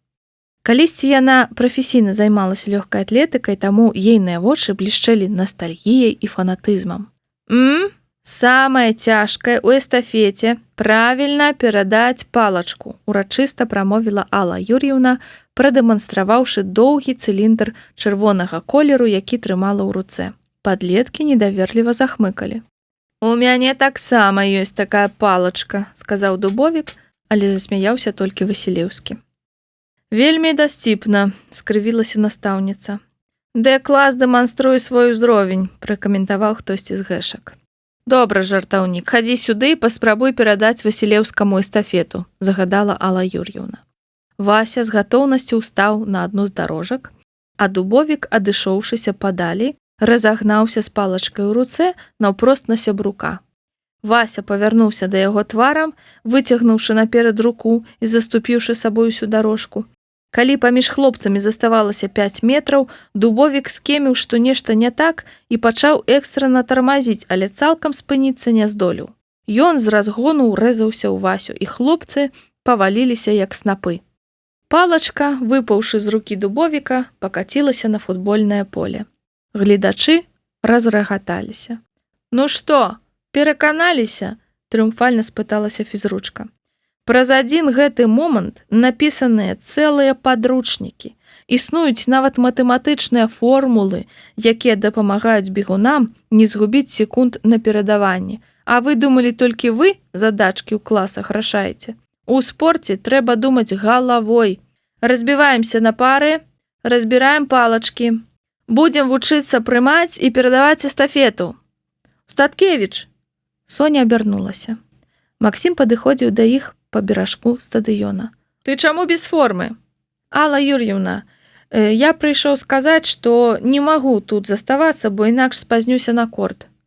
Але ў нас таксама занятак. Я чытаў правілы эстафеты, я прабягу ў суботу. Мы праводзім важны элемент, яго трэба адпрацаваць у камандзе. Але я сапраўды не магу сёння застацца. Максім, ты зараз станеш на дарожку ў пару да Крыловай і будзеш вучыцца разам з усімі. Не вам загадваць мне, што і калі рабіць, нахмурыўся хлопец. Што, Статкевіч, зноў застаў? Баішся, што ўсе пабачаць, які ты слабак завучаны, злосна выкрыкнуў Вася. Давай, валі, сустрэнемся ў суботу, калі ты зліеш мне забег. Хочаш сказаць, Д-клас хоць у чымсьці стане першым? Хмыкнуў Статкевіч. Вельмі сумняваюся. Усяго добрага, кіўнуў ён фізручцы і пайшоў да брамкі, якая вяла ў бок казачнага лесу. Усе дзяўчаты на стадыёне праводзілі яго вачыма. І вось, як на яго злавацца, задуменна сказала сабе пад нос Алла Юр'евна. І ўсё-ткі за адну рэч Соня была спорту вельмі ўдзячная. За рэдкія гадзіны, якія магла бавіць з татам. Амаль усе вечары, выхадныя і святы Пётр Сінічка працаваў у рэстарацыі, бо тады быў самы наплыў кліентаў і трэба было кіраваць працэсам. Адзін кухар не даваў рады з замовамі, афіцыянткі збіваліся з ног, і таму тата разрываўся паміж плітой і касай. Але ў тыя вечары, калі граў Манчэстер Юнайтед, ён як штык быў дома да пачатку гульні. Калі Сінічкі жылі ў інтэрнаце, мужчыны збіраліся на футбол па чарзе ў кагосьці з суседзяў, а часам выносілі тэлевізар на калідор, і Соня заўсёды таксама ішла глядзець матч. Часта яна нават не ўздымала вачэй на экран тэлевізара, а ўладкоўвалася ў кутку з кнігай і сачыла хутчэй за татам, як ён гіпнатызуе экран, як перажывае за галы, прапушчаныя Манчэстэрам, і цешыцца забітым. Ёй падабалася, як тата звяртаецца да яе, каментуючы тое, што адбылося на поле. Падабалася, як у перапынку ён абмяркоўвае з ёю імаверны вынік гульні і пераказвае плёткі пра футбалістаў і трэнераў Манчэстэра. Калі пару гадоў таму тата закупіў вялікія плоскія тэлевізары, каб паказваць футбол наведнікам рэстарацыі, Соня перажывала, што сямейным вечарам надыдзе канец. Але Пётр Сінічка сваёй звычцы глядзець футбол дома не здрадзіў. Таму, калі, ідучы са школы, Соня атрымала смс-ку «Дачушка, рыхтуйся, сёння футбол», ейнае сэрца закалацілася ад радасці. А 8:00 вечара дзяўчына спусцілася ў гасцёўню Статкевічаў, дзе ўжо сядзеў на канапе тата Віця. Ён таксама выявіўся заўзятарам Манчэстэра і вярнуўся з працы раней, чым звычайна. Неўзабаве знадворку загуў спыняючыся матор, і Сонін тата ўляцеў у дом. Ледзьве паспеў. Не ведаю, як мяне даі не спыніла з такою яздою, узрадавана закрычаў ён. Ну што, пачынаецца? Соня сядзела ў фатэлі і праглядала фотоальбомы мамы Юлі з паездак па Еўропе. Яе і Максімаў тата зліліся ў футбольным экстазе з тэлевізарам. Здаецца, яны ўпершыню разам глядзелі футбол пасля таго, як уз'ядналіся.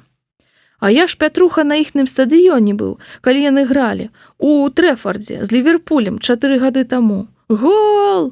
Здаецца, Манчэстэр забіў камусьці 2 галы да перапынку. Тата выглядаў абсалютна шчаслівым. Рыпнулі масніцы на сходах. У гасцёўню спусціўся Максім. Ён падышоў да лядоўні наліць сабе соку. А ты, Максім, не цікавішся футболам? Спытаўся Сонін тата. Акурат ішла рэклама паміж таймамі. Не, забава для пралетарыяту. Я гляджу біятлон, ну і, само сабой, тэніс. Зразумеў, Пятруха, хто мы з табою? Пралетарыят, засмяяўся тата Віця. Дык ясна, што тэніс, заківаў Сонін тата. Дарэчы, я чуў, ты на вакацыях у турніры перамог. Ну, гэта быў несур'ёзны турнір, можна сказаць, міжсабойчык, на прызы спонсара. Але ўсё адно, гэта ж не першая твая перамога. Дзіўна, што ты не захацеў займацца прафесійна. Навошта? Паціснуў плечыма Статкевіч. Я гуляю для сябе. Апроч таго, у гэтым спорце трэба з 4 гадоў пачынаць, каб выбіцца. А прысвячаць жыццё таму, каб быць 800-й ракеткай свету неяк па-дурному. Я часам здзіўляюся, як яму ўдаецца перамагаць, калі ён так мала займаецца, з гонарам сказаў тата Віця. Я проста прыкмячаю слабыя бакі саперніка і паварочваю іх на сваю карысць, стрымана прамовіў Максім. А мы Соню таксама ў вялікі тэніс аддавалі, сказаў Сінічка, у 6 гадоў. Толькі нічога з гэтага не выйшла. Вядома ж, не выйшла. Соня добра памятала, як аднойчы бабуля завяла яе ў вялікі ангар, прапахлы потам. Упоперак ангара былі ў радочак нацягнутыя бурыя ад бруду сеткі, на якіх сям-там перацерліся канацікі. Соню адзелі ў шорты ды футболачку і ўручылі ёй аблупленую драўляную ракетку. Гэтую ракетку ім бясплатна аддалі знаёмыя.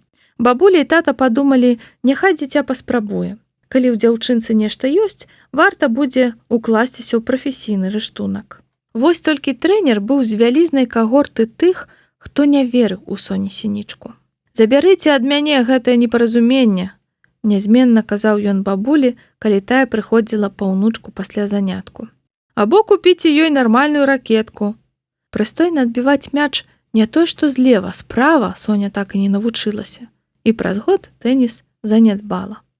На фігурным катанні, куды яе аддалі ў 2 класе, паўтарылася гэткая ж гісторыя. А потым бабуля памерла, і вадзіць яе ў спартыўныя секцыі больш не было каму. «Тата, у суботу зранку я бягу эстафету на новым школьным стадыёне», сказала Соня, каб памяняць тэму. «Прыходзь паглядзець, добра? І Максім таксама пабяжыць», сказала яна, хутка зірнуўшы на хлопца. «Соня, вы з Максімам бяжыце эстафету? Што ж вы маўчалі?» Мама Юля высунула з гаспадарчага пакоя свой курносы носік. «Божух, на які цудоўны месяц! Спачатку тэнісны турнір, а цяпер гэта столькі пажывы для маёй камеры. Вядома ж, Соня, твой тата будзе. Мы ўсе будзем на трыбунах. Трэба надрукаваць расцяжку». «Я не буду ўдзельнічаць», раптам сказаў Максім. «Сына, ты чаго? Ты абавязкова мусіш, ты ж падвядзеш Сонечку». «Прычым тут яна?» раздражніўся хлопец. «Я не магу яе падвесці, бо мы ў розных класах. Я проста не хачу мець нічога агульнага з гэтай паказухай. Спачатку на каленях упрошваюць бегчы, а потым выстаўляюць нейкія прэтэнзіі, нібы я ім штосьці вінны. Надрывацца дзеля галачкі, заўтра папрашу, каб мяне выкрэслілі». Хлопец паставіў пустую шклянку ў пасудамыйку і пайшоў наверх, засунуўшы рукі ў кішэні джинсаў. Соня, не міргаючы, глядзела на здымак рымскага калізея у альбоме, што ляжаў яе на каленях. Мужчыны зноў засяродзіліся на тэлевізары, бо пачаўся другі тайм. Мама Юля сядзела ў інтэрнэце за хатнім камп'ютарам. Соня згадвала, як Вася апошнімі словамі лаяў Максіма, калі яны вучыліся перадаваць палачку. Як ён старанна капіяваў усе пазіцыі, якія паказвала ім фізручка, як потым яны яшчэ на паўгадзіны затрымаліся на стадыёне, паўтараючы рухі. Трэба было пачынаць разгон, калі папярэдні бягун амаль да цябе наблізіўся, і пры гэтым забраць палачку, не дабягаючы да жоўтай рысы. Рысу на просьбу фізручкі накрэсліў поперак дарожак школьны аканом. Гэта ў Сонінай каманды яшчэ не надта выходзіла, таму яны дамовіліся папрактыкавацца заўтра. І вось калі Васілеўскі даведаецца, што Статкевіч саскочыў, у яго знікне ўвесь імпэт. Сыдзе ён, за ім Дубовік, які так не надта гарыць жаданнем, і бывай грамата за ўдзел у эстафеце, а яна абараніла б Васю ад выключэння, што цяпер над ім павісла. А ў Д-класа ёсць усе шанцы перамагчы. Соня бачыла, як бегаюць іншыя. Так што Максім усё-ткі падвядзе іх, калі адмовіцца. Яна незаўважна адклала альбом у бок і пайшла на другі паверх. «Можна да цябе?» «Зусім страх згубіла. Я забараняў табе сюды ўваходзіць». Соня стаяла на парозе Максімава пакоя ўпершыню з часу, як пераехала ў лялечны дом. Гэтак дысцыплінаваны вернік з усіх сіл трымаецца падалі ад святыні іншай канфесіі, але аднойчы ўсё-ткі наважваецца і ўваходзіць. Бо жах, як цікава, што там за дзвярыма. Што? Яму цесна з малым Вадзікам? Максімаў пакой быў не проста большы за той, у якім цяпер жыла Соня. Ён быў прасторнейшы за іх з татам катух у маласямейцы. З выгляду гэта быў звычайны хлапечы пакой, хоць Соня не асабліва мела з чым параўноўваць. Аскетычны, у светла-шэрых і балотных колерах. Ведаючы маму Юлю, можна было зразумець выснову, што панавалі тут зусім не ейныя густы. У глыбіні пакоя злева, пад мансардавым акном з рымскай шторай, стаяў белы пісьмовы стол. Мяркуючы па знаёмых Соні падручніках за 11 клас, што ляжалі на ім ахайнымі стосікамі, Максімаў працоўны кут. Справа пад другім мансардавым акном, агароджаная ад стала стэлажом, тулілася раскладзеная канапа, засцеленая шатландскім кратчастым пледам. Ад яе да дзвярэй цягнулася шчыльна замкнёная шафа-купе, на адной са створак вісеў брытанскі сцяг, на другой постэр гурта «Плацэба». Адразу каля дзвярэй злева высеўся метровы ложак подыум. З прачыненых шуфлядак вытыркаліся скамечаныя шмоткі. Мудрагелістыя дэвайсы ў гэтым куце мала што не звісалі са столі. Тут жа паралельна ложку стаяў яшчэ адзін працоўны стол, таксама белы. На ім, пад ім і вакол яго на стэлажах рувасціліся рознакаляровыя пластыкавыя кошыкі, набіткаваныя зашмальцаванымі кнігамі, сшыткамі, паперамі, рассыпанымі канструктарамі і такой колькасцю бластарападобных цацак, што імі можна было ўзброіць цэлую флатылію прышэльцаў з космасу. Усё гэта сігналізавала пра вялікае перасяленне сюды малога Вадзіка. Паміж сталамі на сцяне быў замацаваны невялікі тэлевізар. На ім ішоў баявік з Брусам Уілісам. Максім, які сядзеў перад тэлікам у камп'ютарным крэсле, клацнуў пультам, калі Соня ўвайшла, і на экране застыў твар актора, перакошаны ад болю і напругі. Пакой тут жа напоўніўся плачам пратэсту. Соня не адразу яго заўважыла, але на падлозе каля Максіма перад брустверам з канапных валікаў і падушак ляжаў Вадзік, цаляючы ў тэлевізар аднаго са сваіх бластараў. Мусіць, прыкрываў Бруса. Хоць гэты д'яблік мог атаясамліваць сябе і з кепскімі хлопцамі. Пабачыўшы Соню, Вадзік рашуча наставіў на яе зброю. Колькі разоў табе казаў, не тыцкаць рулей у жывых людзей, нават калі гэта сінічка. Што там у цябе? Максім крутануўся на крэсле тварам да Соні. Толькі хутка. Хачу папрасіць цябе пра адну рэч. Ну, паспрабуй. Калі ласка, не адмаўляйся ўдзельнічаць у эстафеце. Яшчэ адна настаўніца адшукалася. Чаму ўсе лічаць, што могуць загадваць мне, што рабіць? Я не загадваю, я прашу. Вельмі важна, каб ты там быў. Што, зусім без мяне не можаш? Здзекліва спытаўся Статкевіч, адкінуўшыся на крэсле. Хочаш пабегаць за мною на законных падставах? Гэта не для мяне, гэта для Васі. Разумееш, ён зацяўся ва ўсім з табой супернічаць. Ён так захапіўся гэтай эстафетай толькі таму, што ў ёй ты. Калі ты адмовішся, ён адмовіцца таксама, а мы вельмі хочам, каб ён паказаў сябе з найлепшага боку хоць бы ў спорце. Тады, можа, Дзірак яго не будзе чапаць да выпуску. Дык значыць, для жанішка свайго шчыруеш, паморшчыўся Максім. Вася мне не жанішок, выпаліла Соня, але Вася мой сябар, я перажываю за яго. Не ведаю, ці ведаеш ты, дакладней, я спадзяюся, ты ведаеш, што такое сябры. Добра. Максім паволі пакруціўся на крэсле, з боку ў бок, закінуўшы нага на нагу і паставіўшы пальцы дамком, як вярхоўны злодзей у галівудскім фільме. Я пабягу. Але што мне за гэта будзе? У сэнсе. Ну, мушу ж я таксама мець нейкі інтарэс. Раз усім навокал карціць, каб я наняўся акрабатам у гэты цырк. Вось што, сінічка, давай так. Я пабягу, але калі А-клас пераможа ў эстафеце, ты пераканаеш свайго бацьку, каб вы з'ехалі з нашага дому. Але гэта пакуль немагчыма. Выбірай, сінічка. Я за сценкай або Вася ў класе, кпліва прамовіў Максім, склаўшы на грудях рукі. А што тут выбіраць? Мы пераможам з вашымі таатлеткамі. Але не забывай, што яны пабягуць са мною. А твой Вася здохне на 300 метрах. Ён жа мусіць з ясельнай групы садка дыміць як паравоз. Ці я не маю рацыі? Гэта мы яшчэ паглядзім, хто каго. Добра, Статкевіч, я згодная. Ну і слаўна, сказаў Максім і вярнуў да жыцця Бруса Уіліса, даўшы зразумець, што размова скончаная. Дура! Пачула Соня за спінай Вадзіка ў голас, калі зачыняла за сабой дзверы.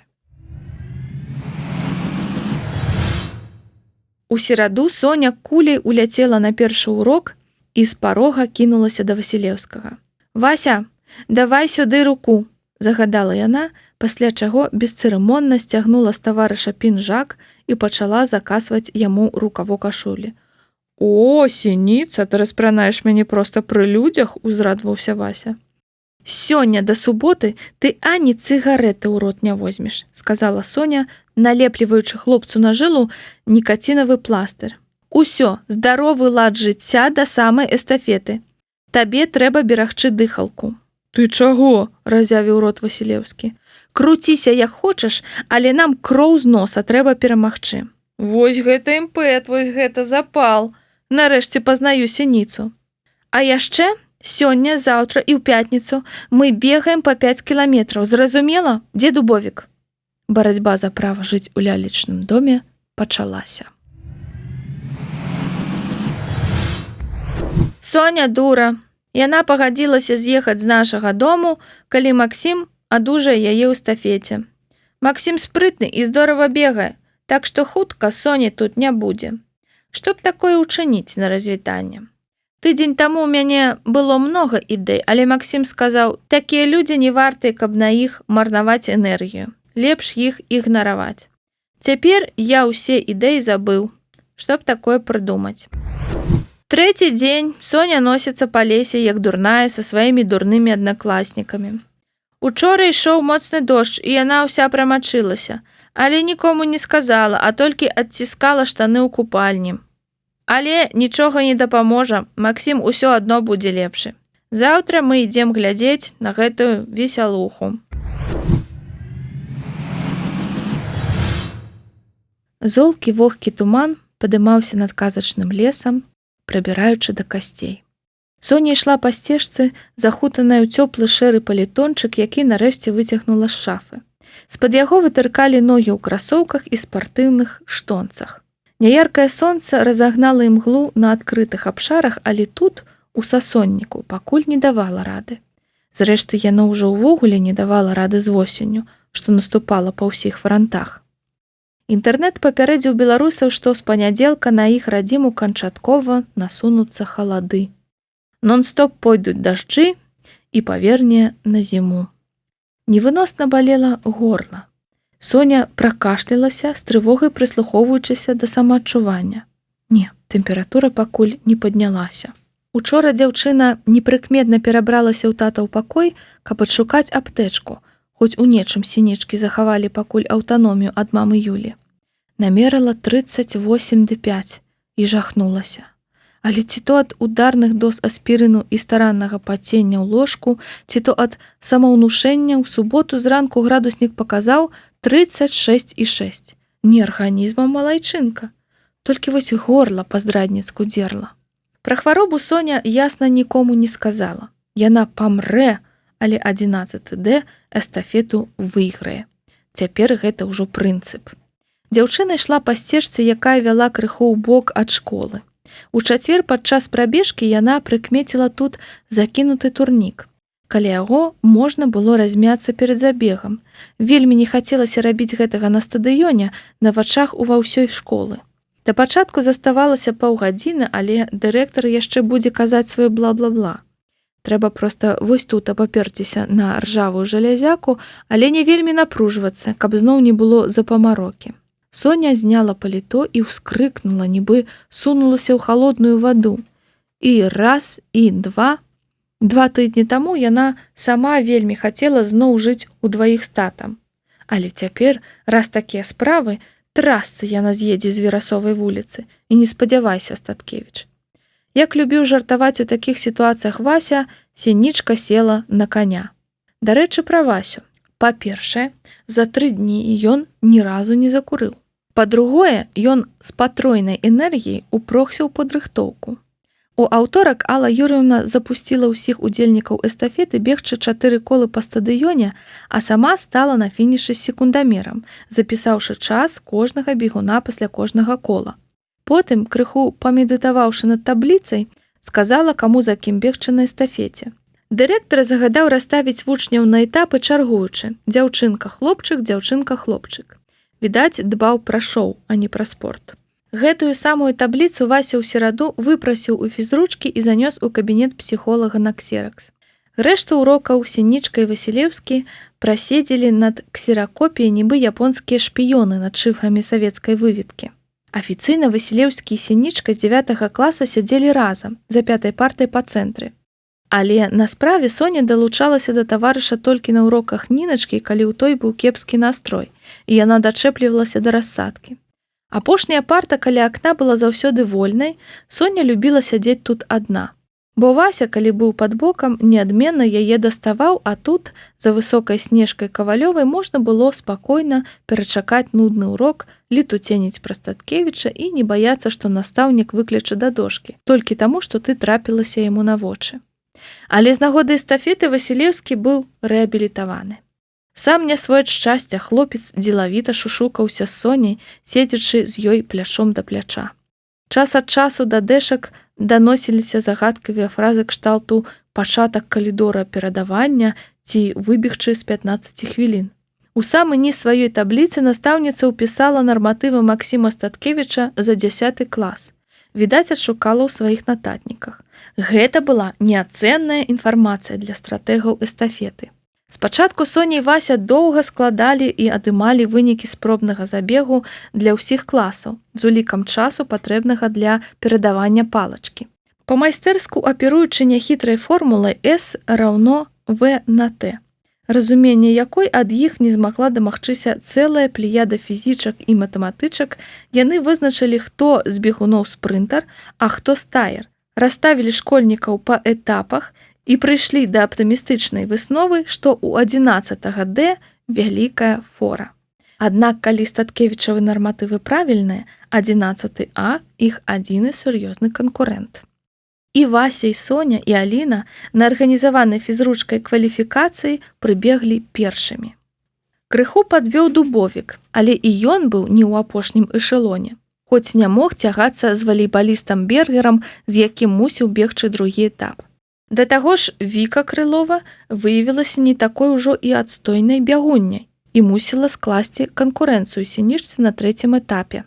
Калі Бергер абгоніць Дубовіка, Соні давядзецца пастарацца, каб нагнаць і перагнаць Крылову. Адзіным слабым звяном Ашак была Паўзункова. Яна, відаць, пачне забег і застанецца ззаду, а вось Аліна ў гэтым этапе адназначна пераможа. Але толку, на самым пачатку гэта нічога не вызначае. Карацей, расслабляцца не выпадала. Соня, вядома ж, не прызналася нікому, а пагатоў Васю, чаму ёй раптам заманулася быць першай. Хлопец тлумачыў ейны імпэт на сваю карысць. Нарэшце, Сініца, ты зразумела, што ты мой чалавечак. Разам мы ўвалім батанікам. Соне было крыху няёмка чуць гэта. Калі б не кантракт з д'яблам, яна ні за што не надрывалася б так цэлы тыдзень. Васілеўскаму для граматы за актыўны ўдзел дастаткова было проста з'явіцца на дарожцы, а цяпер выходзіла, што яна выкарыстоўвала Васю ў сваіх мэтах. Бо калі б ён даведаўся, што ад ягонай перамогі залежыць, ці застанецца Соня ў адным доме з Максімам, такая вось выйшла Санта-Барбара на роўным лічы месцы. І раз, і два. «Фізкульт, прывет!» – пракрычаў падцягнуты дзядок у шортах, футболцы і паласатай вязанай шапачцы, вынырнуўшы з туману за 3 метры ад Соні. Блін, так і да інфаркту давесці можна. «Разумнічка, спорт – гэта жыццё! А што за моладзь у наш час? У камп'ютары ўсе утыкнуліся або п'юць пад плотам». Ну і туман. Далей за ўласны нос не бачна. Не дай Бог яшчэ на Статкевіча тут напароцца, як пазаўчора. Але ж як дзярэ горла. Соня, Аліна і Вася бегалі 3 дні запар. Сустракаліся тут, у лесе. Толькі Дубовік сачкаваў. Соня вельмі баялася, што іх пабачыць Максім. Так, вядома ж, і адбылося. У чацвер, калі Аліна сышла дадому, Соня з Васем пастанавілі прабегчы да кальцавой і назад. У Соні ўвесь час развязваліся матузкі на красоўках, і яна часта спынялася. «Ну хто так завязвае?» – не вытрымаў нарэшце Васілеўскі. «Дай навучу, сядай тут. Трэба закручваць у іншы бок, тады вузел будзе трывалы». Соня, седзячы на валуне, дрыгала нагамі так, што Вася доўга не мог схапіцца за матузкі. Яны рагаталі да коліка ў жываце. Раптам Соня падняла вочы і пабачыла Максіма. Спыніўшыся на сцежцы, ён глядзеў на іх з прыцемак. Мусіць, вяртаўся праз лес з горада. Соня асеклася і паставіла ногі на зямлю. Ну вось, разумнічка, а то вошкаюся з табой, як з дзіцём малым у ясельках. З таго, як сутаргава адным рэзкім рухам Вася зацягнуў матускі, Соня зразумела, што ён таксама заўважыў Статкевіча. Калі Соня ўзняла вочы другі раз, Максіма на сцежцы ўжо не было. А потым сябры падбеглі да МКАДа і пачалася залева. Яны знайшлі схову і разбегліся ў розныя бакі. Вася да сябе на раён, а Соня ў катэджны пасёлак. У пятніцу на фізкультуры каманда Д-класа зрабіла спробны забег, паставіўшы Галю са Снежкай сачыць за секундамерам. Вельмі нішто сабе, паківала галавой фізручка, калі ёй сказалі вынік. Каб жа ўсе класы так. А то у вас адных гэтая эстафета зачапіла за жывое. А ўвечары у Соні паднялася тэмпература. Накінуўшы паліто на плечы, каб не застудзіцца яшчэ болей, дзяўчына спынілася на ўзлеску. Школа і новы стадыён былі відаць адсюль ува ўсёй красе. Яна зірнула на іх нібы ўпершыню. За апошні год 234 радыкальна змянілася. Раней пасярод вялізнай пусткі тут стаялі дзве аднолькавыя скрынкі з брудна-жоўтай цэглы, карпусы пачатковых і старэйшых класаў. Новы дырэктар перафарбаваў будынкі. Цяпер яны былі бела-шэрыя, са смарагдавымі і муштардавымі паскамі на фасадзе. На корпус для старэйшых маляры нанеслі болей зяленева, на пачаткоўку болей жоўці. Вялізны стадыён дапаўняў гэты сакавіты краявід, які цяпер заслугоўваў моднага эпітэта урбаністычны. Туман пакрысе рассейваўся, і было відаць, што вакол стадыёна мітусяцца людзі. Трэба спяшацца, хутка пачнуць. Пераадолеўшы раптоўную запамароку, Соня разагналася ўніз па схіле. Як па мне, то калі ён зачэсваў грыўку на бок, яму больш пасавала. Ну не, вось так, як цяпер, спросту і зусім пусечка. Афігеть, дзе бяруць такія красачы? Папусціся, братан, каб ты змог такія набыць твайму бацю, трэба 2 тыдні стаяць на праспекце са знакам 40. Круглы выдатнік? Рэспубліканская алімпіяда? Што вы кажаце? Не ведаеце, куды паступае? Ну, зразумела, ў Англію. Розныя размовы даляталі да вушэй Соні Сінічкі з трыбун над ёю, але ўсе яны датычылі аднаго прадмета. Прадмет стаяў на дарожцы перад фінішнай рысай, з абыякавым выглядам ківаючы Але Юр'еўне, якая энергічна яму штосьці тлумачыла, перыядычна адводзячы назад левую руку з адтапыраным вялікім пальцам. Усё пераймаецца, каб ён правільна прыняў эстафету. Знаёмае шушуканне. Пачуўшы яго за спінай, Соня абвяла поглядам трыбуны. Так і ёсць. Статкевічы і бацька ўжо былі тут. Тата Віця акурат замацоўваў над сядзеннямі расцяжку з надпісам «Удачы, Максім і Соня». А каб не паўстала сумневаў, пра каго менавіта гаворка, у ілюмінатарах літар «С» і «О» красавалі фотаздымкі. Мама Юля спецыяльна сфотаграфавала Соню для плаката, але яго змест быў для дзяўчыны сюрпрызам. Пётр Сінічка, сустрэўшыся поглядамі з дачкою, прыўзняў бровы, паказваючы на расцяжку, і вінавата ўсміхнуўся. Маўляў, прабач, дачушка, нічога не мог зрабіць. Хоць, ведаючы яго, Соня была перакананая. Дзеля гэтай чарговай непрыемнасці на ейную галаву бацька дысцыплінавана скінуўся з мамай Юляй грашыма. Ніяк не магла выбраць, каго мне падтрымліваць. Як шкада, што вы ў розных камандах, заспявала мама Юля, калі Соня падышла аддаць ім паліто. Адпаведна сітуацыі Максімова матуля была ўбраная ў джинсы і чырвоную спартыўную куртачку. На ейнай шыі вісела саліднага выгляду фотакамера, якую яна тут жа навяла на Соню. «Я за Максіма», абвясціў малы Вадзік у куртачцы такога ж колеру і фасону, што маміна. Гэтым разам ён быў узброены біноклем, хоць трыбуны былі зусім невысокія, можна было разгледзець бегуноў і так. «Даруй, дачушка, я, мусіць, не дабуду да канца. Ну, субота ж», пачаў як заўсёды апраўдвацца бацька. «Удачы табе». «Сініца, дзе цябе носіць?» загарлаў на ўвесь стадыён Вася, махаючы знізу. Соня спусцілася да бегавых дарожак, і сябрук, скамандаваўшы хэнды-хох, пачаў чапляць ёй на байку белыя суконныя квадрацікі з літарай «Д». хітра сплеценыя матускамі. Побач стаялі падпісаныя такім чынам эстафетнікі з іншых класаў. Аліна Макей ужо трымала ў руцэ жоўтую палачку. «Давайце ўсе сюды!» Вася па-капітанску згроб за плечы Дубовіка і Соню. З іншага боку іх абняла Аліна. «Адразу ўсім скажу, мы іх усіх парвём. Але для гэтага нам трэба ўявіць, што мы адзін арганізм, магутны і вельмі, Жэка, асабліва цябе датычыць, вельмі хуткі арганізм. Давайце пакажам ім усім». Соня адчула незвычайнае цяпло, якое падымалася да твару. Толькі не гэта. Няўжо зноў тэмпература? Дэшкі разамкнулі абдымкі. Рэшта бегуноў глядзела на іх, як на клоунаў.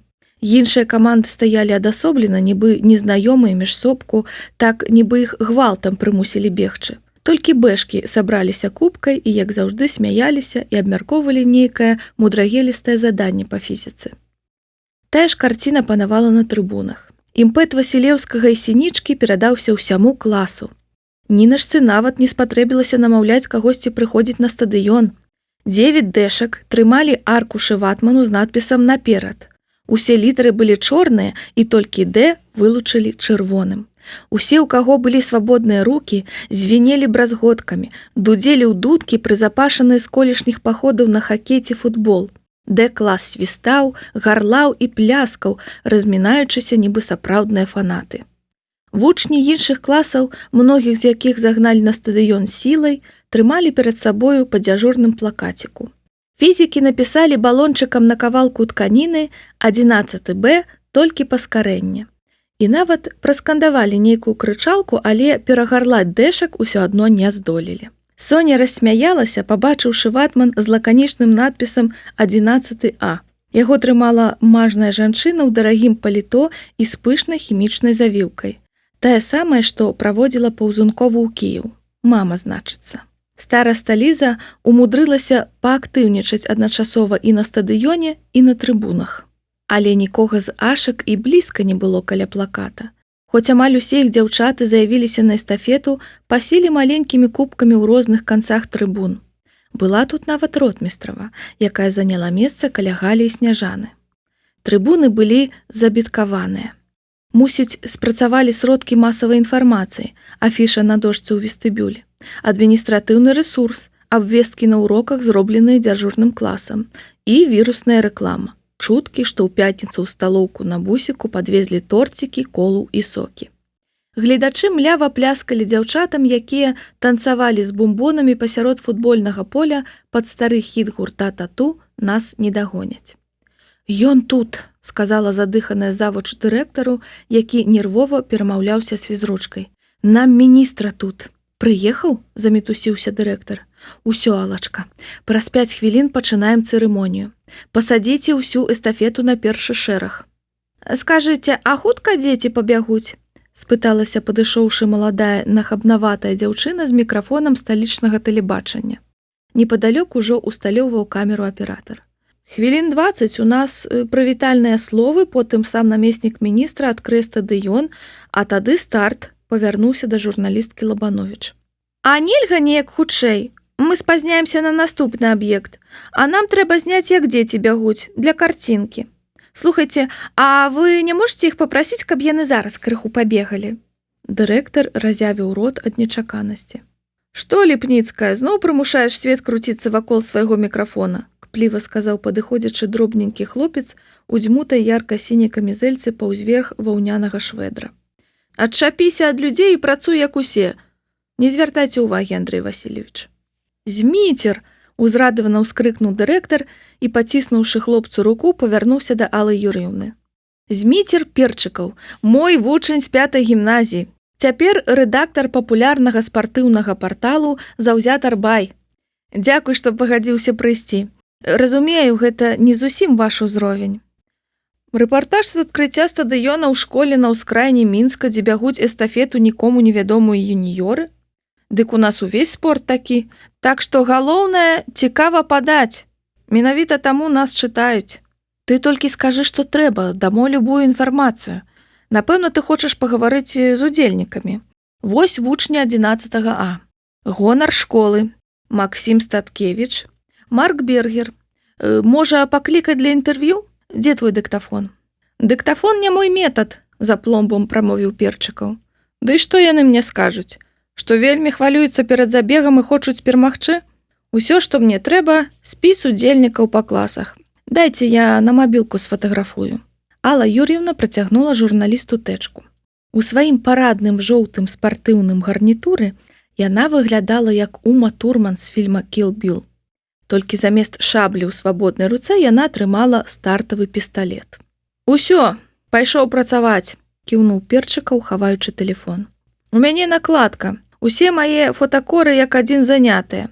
Здымаюць вяселле, але нічога. Я, калі ішоў, бачыў на трыбунах мамашу з прафесійным аб'ектывам». Соня спрабавала сканцэнтравацца.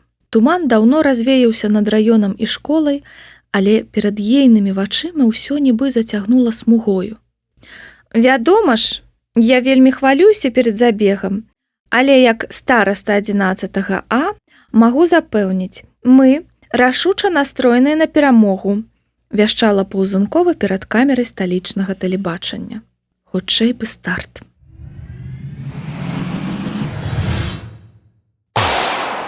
Ад стрэлу стартавага пісталета ў Соні заклала вушы. Заціснуўшы іх рукамі, яна віскатала ад пераляку і ад радасці. «Сініца, гэта перамога! Мы перамаглі!» – прыкрычаў, падбегаючы да яе Васілеўскі. «Ты гэта бачыш?» Соня яшчэ як бачыла. Яна не ўтрымалася і, адшукаўшы вачыма каманду ашак, трыумфальна паглядзела на Статкевіча. Той нахмурыўся і адвёў позірк. Мала хто яшчэ на стадыёне зразумеў, у чым прыкол. Але Максіму гэта было больш як відавочна. «Паўзункова, што за фокусы? Чаму стартавала Крылова?» – імпульсіўна махаў рукамі Бергер. «Чаму нейкія змены, а каманда не ў курсе?»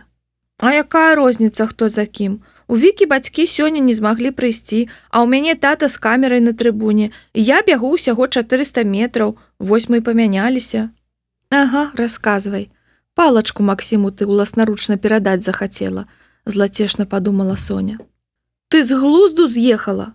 Ты сябе на дарожцы бачыла? Ты хоць эстафету прымеш нармальна? Толькі паспрабую пусціць», – не сунімаўся Бергер. «Марка, давай на старт», – паклікаў яго Статкевіч. Твар ён меў ускрай азадачаны. Яшчэ б. Цяпер Паўзунковай давядзецца спаборнічаць з Соняй. А гэта значыць, у ашак няма шансаў. Перад 4-м этапам у Д-класа будзе такая фора, што Васю можна будзе крокам ісці на фініш. На дарожках ужо стаялі бегуны другога этапу. Аліна Макей першай перадала палачку Жэку Дубовіку, Віка Крылова дабегла да Марка Бергера другой, Іра Жданок была трэцяй. І вось тут у Соні пачаўся сапраўдны мандраж. Яна наступная. Калі Дубовіку заставалася да яе 5 метраў, Соня пачала разганяцца, трымаючы на пагатове левую руку. Гоп! Нарэшце пачула яна за спінай. Адточаны рух рукой і палачка ў яе. Цяпер 3 колы толькі наперад. «Сінічка! Сінічка!» заходзіліся аднакласнікі на трыбунах. На першым коле Соня лёгка абагнала Лену Канькову з зялёнай палачкай і Паўзункову з чырвонай. Дубовік за свае 800 метраў прапусціў наперад 2 каманды. Аднак фізікам дэшкі саступалі ўсяго нічога, а ў Паўзунковай з эстафетай адразу не заладзілася. Палачкі яна не ўхапіла, і раззлаванаму Бергеру давялося падымаць чырвоны цыліндр з дарожкі і перадаваць зноў. Абодва спыніліся. Ды і запыхалася ружовая бягуння ўжо на палове кола. Пакрысе разрыў паміж Соняй і рэштай дзяўчат павялічваўся. Соня выйшла на 3-й віраж. Заставалася 400 метраў. Як заўсёды бліжэй да канца адкрылася другое дыханне. Наперадзе пашыхтавалася 5 хлопцаў 4-го этапу. Яны маляўніча стаялі па дыяганалі на высокім старце, выцягнуўшы назад руку з адстаўленым вялікім пальцам і гледзячы цераз левае плячо. Д-класу вылучылі другую дарожку, але на 3-м этапе, паводле правілаў, бегуны маглі займаць тую, якая зручней. Толькі трэба было вярнуцца на радзіму да ўваходу ў калідор перадавання. На першай дарожцы, бліжэй да цэнтра стадыёна, перад Васілеўскім стаяў Максім. Неверагодна прыгожы, у майцы з кароткім рукавом ён працягваў да Соні мускулістую руку і усміхаўся ёй цераз плячо з самай асляпляльнай усмешкай, якую дзяўчына калі бачыла. Яго вусны злёгку варушыліся. «Соня, давай сюды, хутчэй перадай мне палачку», нібы казалі яны. Не, дакладна гэтак яны і казалі. У-у-у! Чаму завылі трыбуны? Чаму Максім не пачынае бегчы? Соня ўжо ў калідоры перадавання. Ну ж, Максім, мы перамагаем.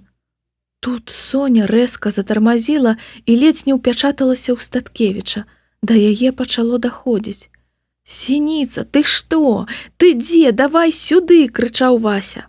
Ён стаяў крыху наперадзе, круцячы галавою. Падбегчы да Соні ён не мог, бо гэта пазначала дысквал. Зрэшты, іх і так дыскваліфікуюць.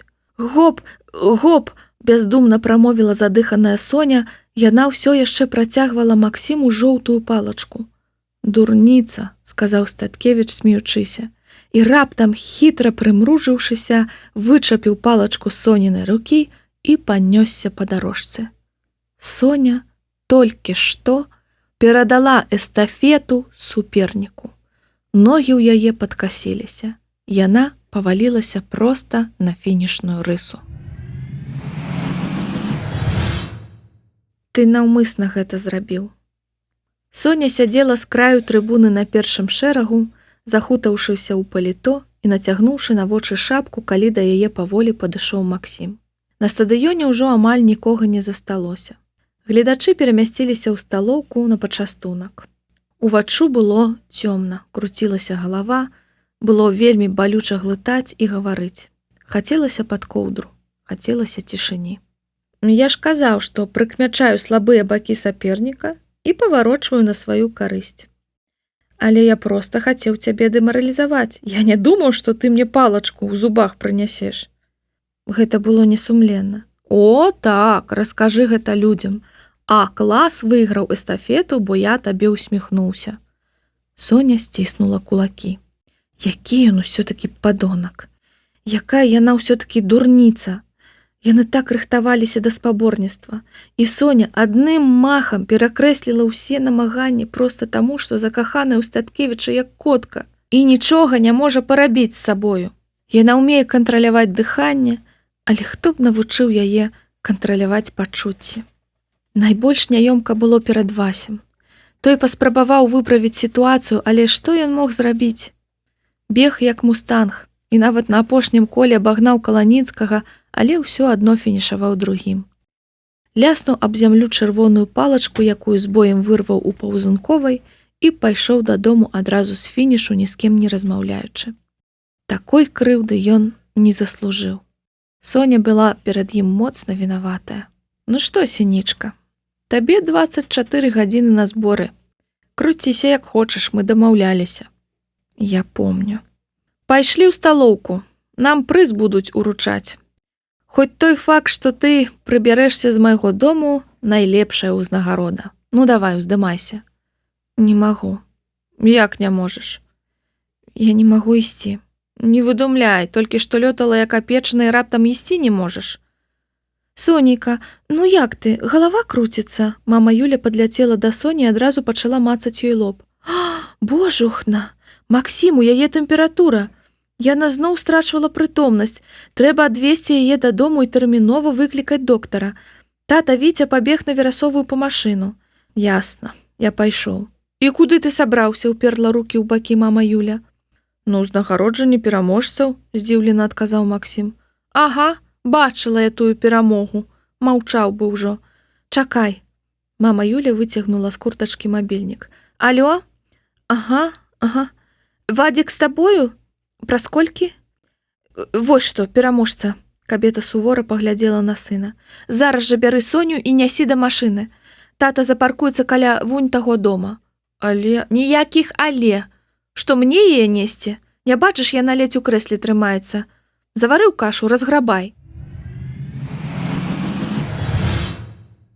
Соня душылася смехам, уткнуўшыся носам у мяккую байку, якой Статкевіч нацягнуў пасля эстафеты паўзверх вільготнай футболкі.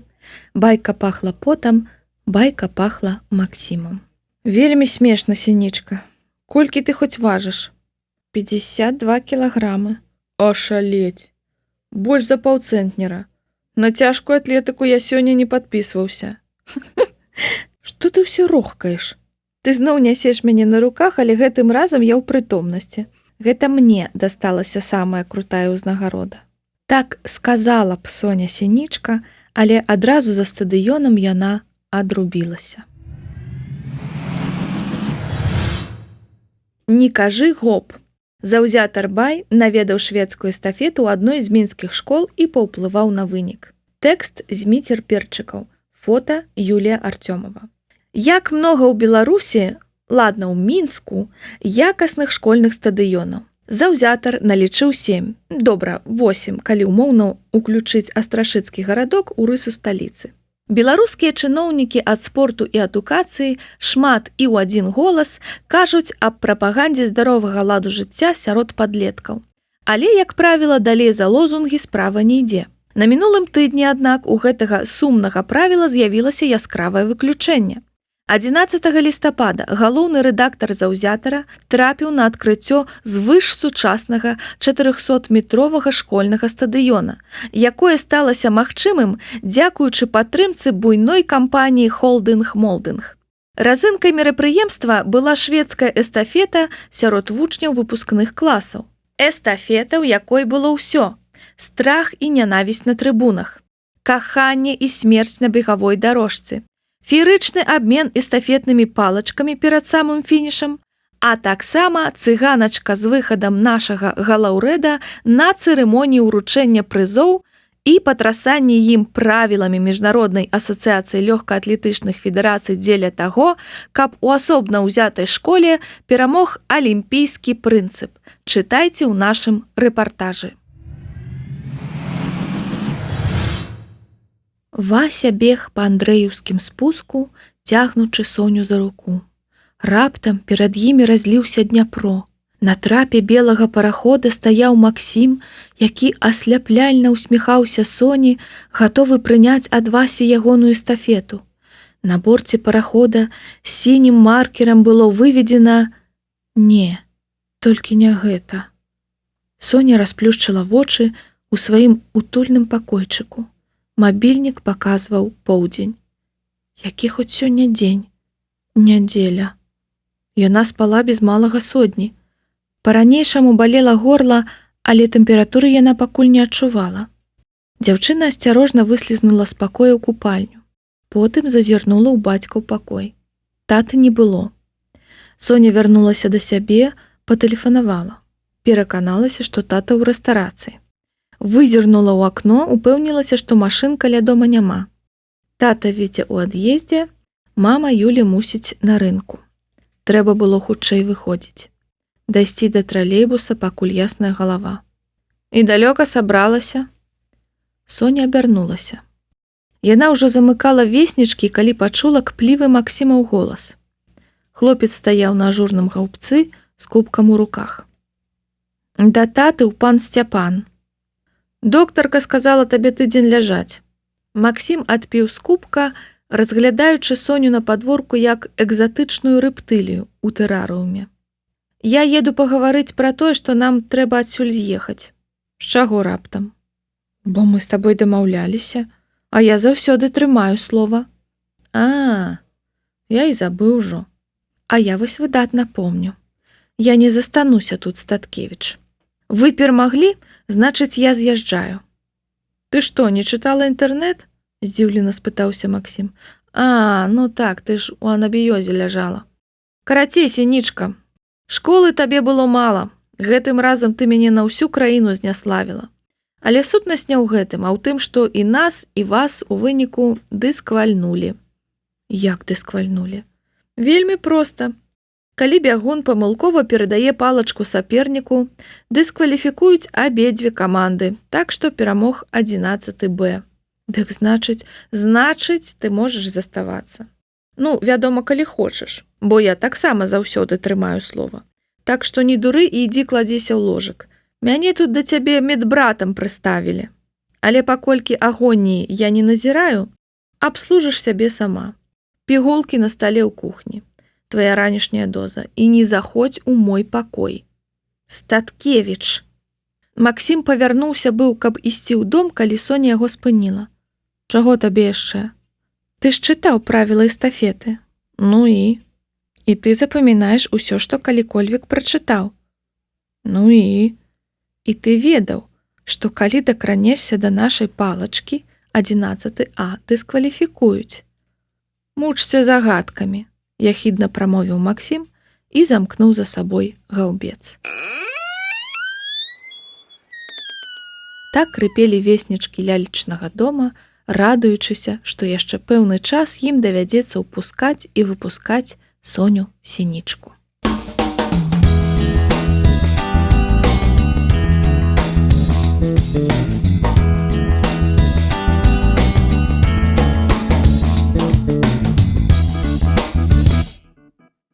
Том 2, раздзел 1. 18 градусаў. Вышчыпаць бровы ці і так нармальна. Соня Сінічка стаяла ў купальні зубной шчоткай за шчакой і разглядала сябе ў люстэрку. На ёй была балахонная піжама ў шэрыя слонікі. Тата Віця выстаўляў ацяпленне на 18 градусаў. Так Статкевічы прызвычаіліся ў Лондане. Стаяў люты, трывалі маразы. Вось ужо 4 месяцы Пётр Сінічка з дачкой жылі ў катэджы сяброў пасля таго, як іхні дом склаўся ад выбуху газу. 4 месяцы, а ўжо столькі змен. Соня пастрайнела, выцягнулася, а шчокі ейныя паружавелі. Калі яны жылі ўдваіх з татам, Соня спажывала пераважна пельмені ды сасіскі, усё, што было ў стане прыгатаваць. Разагрэтыя ў мікрахвалёўцы катлеты і адбіўныя з татавай рэстарацыі, але часцей чызбургеры з Макдональдса ды піражкі з кулінарыі. Мама Юля ж спраўна ўлівала ў Соню суп, а таксама сачыла, каб дзяўчына штодня піла сокі і ела свежыя салаткі з гародніны. Галава перастала круціцца, і жывот цяпер балеў зусім рэдка. Не сказаўшы гудбай, адзін за адным пазнікалі з твару самыя буйнакаліберныя прышчы. Соня паціху інтэгравалася калі не ў сям'ю Статкевічаў, то прынамсі ў іхную хатнюю гаспадарку. Па суботах прыбірала свой татаў пакой і, калі паспявала за ўвішнай мамай Юляй, яшчэ нейкую частку дому. Мыла кухню і прала свае ды татавы рэчы. Вось толькі пасля таго, як ейная спроба спячы торцік запусціла пажарную сігналізацыю, да пліты Соня не падыходзіла. Мама Юля па-ранейшаму была на 7-м небе ад таго, што ў ейным доме жыве самая сапраўдная дзяўчынка. То на шопінг Соню зацягне, то ў модную кавярню, то ў кіно на рамантычную камедыю. Спрабавала нават арганізаваць Соні візу на калядны распродаж у Вільню, але з тэрмінамі не атрымалася. А з новага года ўпісала юную сяброўку на свой абанемент у салон прыгажосці. І вось, пакуль маму Юлю стрыгуць, фарбуюць і абгортваюць, Соні прапаноўваюць каву, зялёную гарбату і розныя дробныя касметычныя працэдуры. То грыўку падраўняць, то крэм для твару падабраць. А цырульніца Ляля панадзілася чапляцца да Соніных валасоў. Спачатку спрабавала Соню хной падфарбаваць, але дзяўчо катэгарычна адмовілася. А ўчора Ляля прапанавала якое-небудзь арыгінальнае карэ. Соня ўзяла ды пагадзілася. Варта ўпершыню ў жыцці паспрабаваць, а калі не спадабаецца, да вяселля адрасце. І вось дзяўчына, чысцячы зубы, ацэньвала новы вобраз. Ляля ведала сваю справу. Соня... Не папрыгажэла, такімі словамі я б не раскідвалася, але пацікавела, дакладна. Нават выраз вачэй, здавалася, змяніўся. Можа пачаць вейкі падфарбоўваць. Адным словам, наша гераіня ў вачавіткі мянялася. І не яна адна. Выплюнуўшы пасту, яна з замілаваннем агледзела мужчынскі станок для галення, які ўжо з тыдзень ганарліва красаваўся ў шклянцы на мыйцы. Паненка з надзеяй абцягнула слонікаў на грудзях. Не, мянялася далёка не ўсё. «Сінічка, ты вызваліш санвузел ці не? За табой чарга, як у плацкартным вагоне. Ну вось. Гэта за 4 месяцы таксама засталося без змен. Уздыхнуўшы, Соня выйшла з купальні насустрач са спанаму Максіму, збіваючы іх абаіх з ног, туды адразу заскочыў малы Вадзік. «Не суй сваю шчотку ў маю шклянку, дура!» Стасункі Соні і Максіма пасля эстафеты можна было абазначыць як «халодны мір». Высяляць Соню з Верасовай браты Статкевічы больш не спрабавалі, але, як і тата Віця дом, пастаянна трымалі Соню на 18 градусах, каб не расслаблялася. Ну а паколькі Соня і Максім свята датрымліваліся прынцыпу «не размаўляй са мной у школе», пляткарыць і жартаваць іх аднакласнікам больш не было пра што. Хіба што мама Юля пару разоў заруліла, падмяняючы Пятра Сянічку на бацькоўскі сход Д-класа. Але ад гэтага Ашкі, а зрэшты і Дэшкі, толькі сталі ўспрымаць Соню як пацешную малодшую сястрычку Максіма, раўнаваць да якой смешна і недарэчна. Да таго ж на навагодняй дыскатэцы Ваня Каланіцкі прызнаўся ў каханні Лені Каньковай, і пра Соню з Максімам канчаткова забыліся. Што, Максік, загледзеўся? Праўда, Соні пасуе новая стрыжка? Ды не, мама. Акурат разважаў пра тое, што галоўная аздоба жанчыны – доўгія валасы. Гэта ўжо за сняданкам. Мама, ты пасля абеду выпадкова не едзеш у горад? А што? Мне трэба ў цэнтр на курсы па інглішы перад рэспубліканскай алімпіядай. Ты ж ніколі на іх не хадзіў. Я еду на першы занятак сказаць, каб мяне выкраслілі. У мінулым годзе ў школу тэлефанавалі, скардзіліся, бо я там не з'явіўся. Я паеду, але вечарам. Павязу Вадзіка на прэзентацыю чарговай кнігі пра мумітроляў. Мама, я не хачу. Сынок, табе ж спадабаліся папярэднія кнігі пра мумітроляў. Але я вырас. Цяпер я аддаю перавагу навуковай літаратуры. Размаўляй, як нармальнае дзіця. Але Максім так заўсёды кажа. Максіму можна, ён дарослы. Дык што, мама? Слухай, паедзь сам. Мне яшчэ да доктара сёння. Зерні расклад аўтобуса ў мяне на працоўным стале захаваны. Усё, Вадзік, абувайся. Мама, я цябе прасіў, прыбяры гэтую фотку. Соня ажно здрыганулася.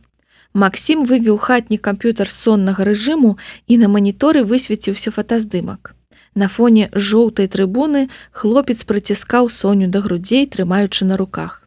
Гэты здымак з лістапада ўпрыгожваў працоўны стол мамы Юлі. І не падумаю, сказала мама Юля, высоўваючыся з вітальні. Гэта мой найлепшы рэпартажны кадр. Ты ж ведаеш, мяне раздражняе. Я прыбяру. Але ж ты ведаеш, я вярну. Мы паехалі. Змагайцеся тут, дзеці. Словам, звычайны ранак у сям'і Статкевічаў. Соня мыла свой кубак, калі ейны мабільны коратка пілікнуў. Вася. Пусціў званок, каб Соня выходзіла. Ізноў ты. Не абрыдла сюды цягацца, пачула Соня, запакоўваючыся ў куртку, Максімаў голас з надворку. Ды вось, пільную, каб геній раптам не абярнуўся зверам, пратрубіў Вася аднекуль з завеснічак. А то, знаеш, як яно бывае. Жыве сабе батанік, на алімпіяды ходзіць, а потым бярэ драбавік і расстрэльвае палову школы. Так што мне неспакойна, пакуль побач з табой сініца. Ну, пільнуй, пільнуй, пільны ты наш, зноў загаварыў Максім. Слухай, а вы з ёй аднаго вартыя. Вось бачыш, нарэшце ты прызнаў гэта. Абодва цягаецеся за чалавекам, якому да вас няма справы. Паўтары, што ты сказаў? Але адказу не было. Мусіць, Максім ужо завярнуў за рог дома, каб ісці ў школу на прасткі. Соня расчыніла дзверы, у твар сыпанула снегам. Сініца, ты зноў без шапкі. Ты што, пастрыглася? А табе да твару. Была сярэдзіна 3-й чвэрці.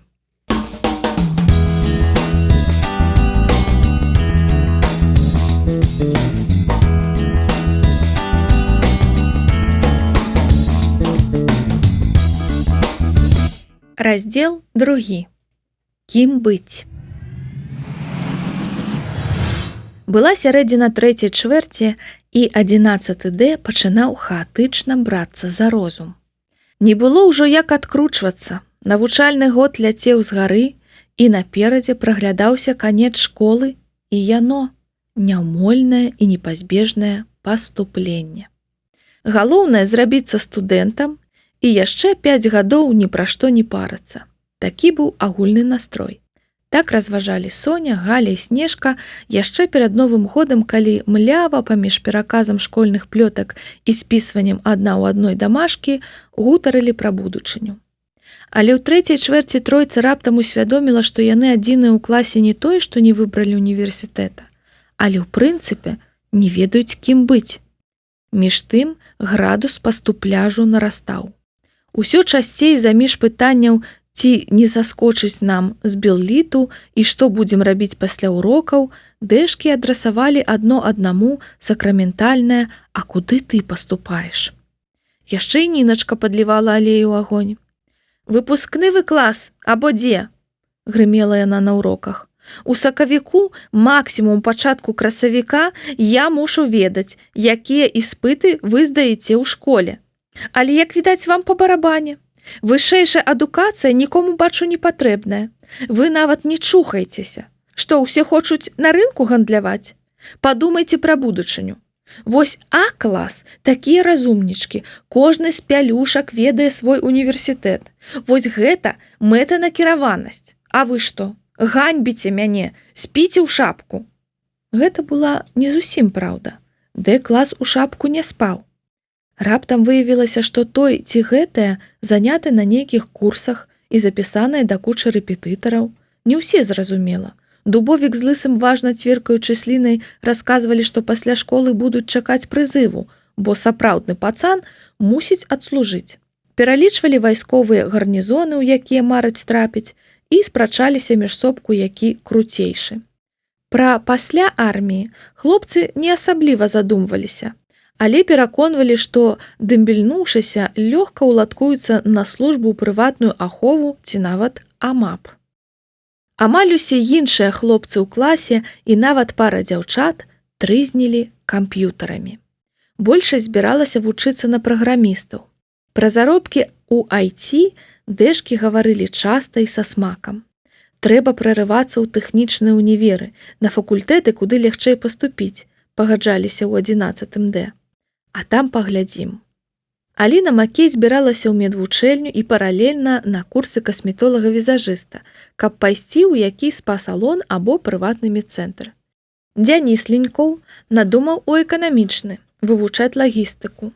Карацей, большасць дэшак цвёрда стаяла на зямлі і ведала, чаго хоча ад жыцця. Слухаючы аднакласнікаў, Соня і ейныя сяброўкі пачыналі ўсур'ёз пераймацца. Дакладней, пераймаліся толькі Соня і Снежка. Галя акурат ведала, чаго хоча ад жыцця. У яе была іншая праблема. «Я пасля школы адразу магу ісці ў швачкі», – уздыхала яна.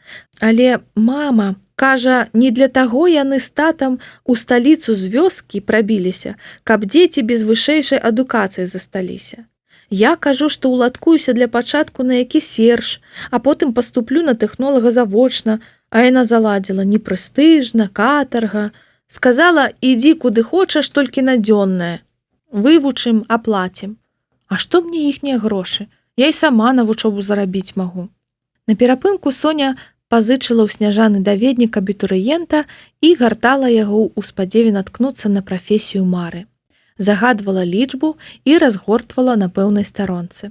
Спрабавала свой дзень народзінаў, а таксама мамы і таты, але нічога не ляжала да сэрца. Першай справай, калі Снежка прытарабаніла ў школу даведнік, Соня адшукала раздзел «Эканамічны універсітэт, вышэйшая школа турызму», спецыяльнасць «Менеджмент сферы турызму», іспыты «Матэматыка», «Руская, беларуская, замежная, ЦТ». Матэматыка. Не. Але справа была не толькі ў матэматыцы. Тата хацеў, каб яна паступала менавіта сюды. Хацеў, каб Соня аднойчы пераняла ў яго рэстарацыю. Соня заплюшчвала вочы і згадвала, як дапамагае яму на кухні ў святы, або калі нехта з персаналу не выходзіць на працу. Прадымлены каўтух, дзе заўсёды пара і мітусня. За сценкаю цемнаватая зала з масіўнымі драўлянымі сталамі, напоўненая хамаватымі наведнікамі, якія рэдка скажуць дзякуй за смачную ежу, але абавязкова абураюцца і патрабуюць кнігу скаргаў, калі нешта не так. Бачыла, як у калідорчыку плачуць ад крыўды і стомы татавай афіцыянткі. Яна бачыла, як цяжка працуе бацька, і не хацела сабе такога ж. Але потым яна бачыла прасторную залу і столікі, засланыя бялюткімі абрусамі. На венскіх крэслах сядзіць добра ўбраная публіка, а яна ў бездакорнай сукенцы ідзе паўз іх, правяраючы, ці ўсё ў парадку, ці завіхаецца персанал, ці ўдалася цяляціна па-бургунску, ці шампанскае ў срэбных вядзерцах як след ахаладзілася. Максім завітвае на вячэру. Найлепшы столік зарэзерваваны для іх. Ён уладальнік гэтай фешанебельнай рэстарацыі, а Соня – адміністратарка. Шэф-повар выходзіць да іх, каб прыняць замову. Вася? Ну чаму ён вечна ўсплывае ў яе ружовай мары ў гэты момант? Васілеўскі, а ты што будзеш рабіць пасля школы? Што за пытанне, пацаны? Ажанюся з сініцай. Не, ну гэта ясна. А па жыцці? Так і будзеш пельмені смажыць у Сайгоне? Спакуха, у мяне будзе свая рэстарацыя. Я там буду шэф-повар, а Соня адміністратар. Скажы, сініца. За праваленую эстафету Вася злаваўся на Соню доўга. Ажно 3 дні. Пасля гэтага ён зноў нагадаў усім, што ён Сонін жаніх. У 9 класе з Васі страшна кпілі, калі ён абраў сабе бабскі занятак, вытворчую практыку па кулінарыі. Вася, аднак, зусім не камплексаваў і практыку, у адрозненні ад школы, наведваў спраўна. У дадатак да падпрацоўкі ў Сайгоне ён праз настаўніц кулінарыі, з якімі пяшчотна пасябраваў, перыядычна ўладкоўваўся кухарыць на розных банкетах-фуршэтах і па чутках няблага зарабляў. Ды і гатаваў ён крута. Дэшкі аднойчы каштавалі на школьным салодкім стале. Ён сапраўды меў усе шанцы стаць выбітным кухарам. Не, рэстаранная сфера не для Соні. Можа, у турфірму, сядзець у офісе, прадаваць пуцёўкі, адкрываць візы, ганяць турыстаў па антычных развалінах, аб'ездзіць свет. Вось яна і Максім каля егіпецкіх пірамід. Соня з ног да галавы захутаная ў белыя шаты ад сонца і таму, што навокал мусульмане. Максім падсаджвае яе на верблюда. Але навошта ім турфірма, каб вандраваць? Яна і Максім на возеры Байкал з вялікімі заплечнікамі за спінай ловяць спадарожную машыну, каб ехаць далей на ўсход. Разам яны пройдуць увесь свет. Не, турызм адстой, запэўніла Снежка, звяраючыся з экранам смартфона. Вось нейкая Доллі 25 гадоў піша. Вучылася на турызме ў Наргасе, працуе па спецыяльнасці. Працы шмат, заробак маленькі, кліенты сволачы, за 3 гады толькі аднойчы сама была ў адпачынку. А самае крыўднае, я адна ў нашым офісе заканчвала турызм. Снежка стварыла тэму пад назвай «Кім быць» на жаночым форуме, дзе тусавалася. Тэма нечакана выявілася папулярнай, і Снежка цэлы тыдзень зачытвала сяброўкам самае цікавае з расповедаў дарослых карыстальніц. Галоўнае, усе пішуць, пофіг, дзе вучыцца, усё адно не адгадаеш. Вось тут адна цётка 40 гадоў скончыла палітэх, а ўжо 10 гадоў працуе фларыстам у салоне кветак. Ёй па кайфе.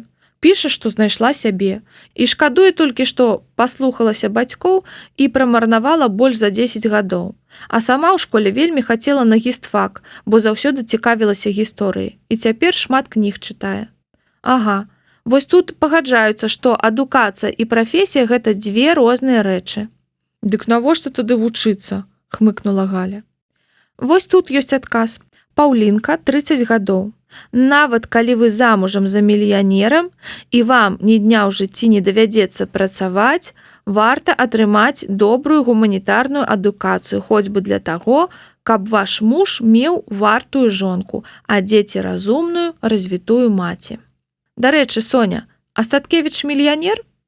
Вось пра гэта Соня ніколі не задумвалася.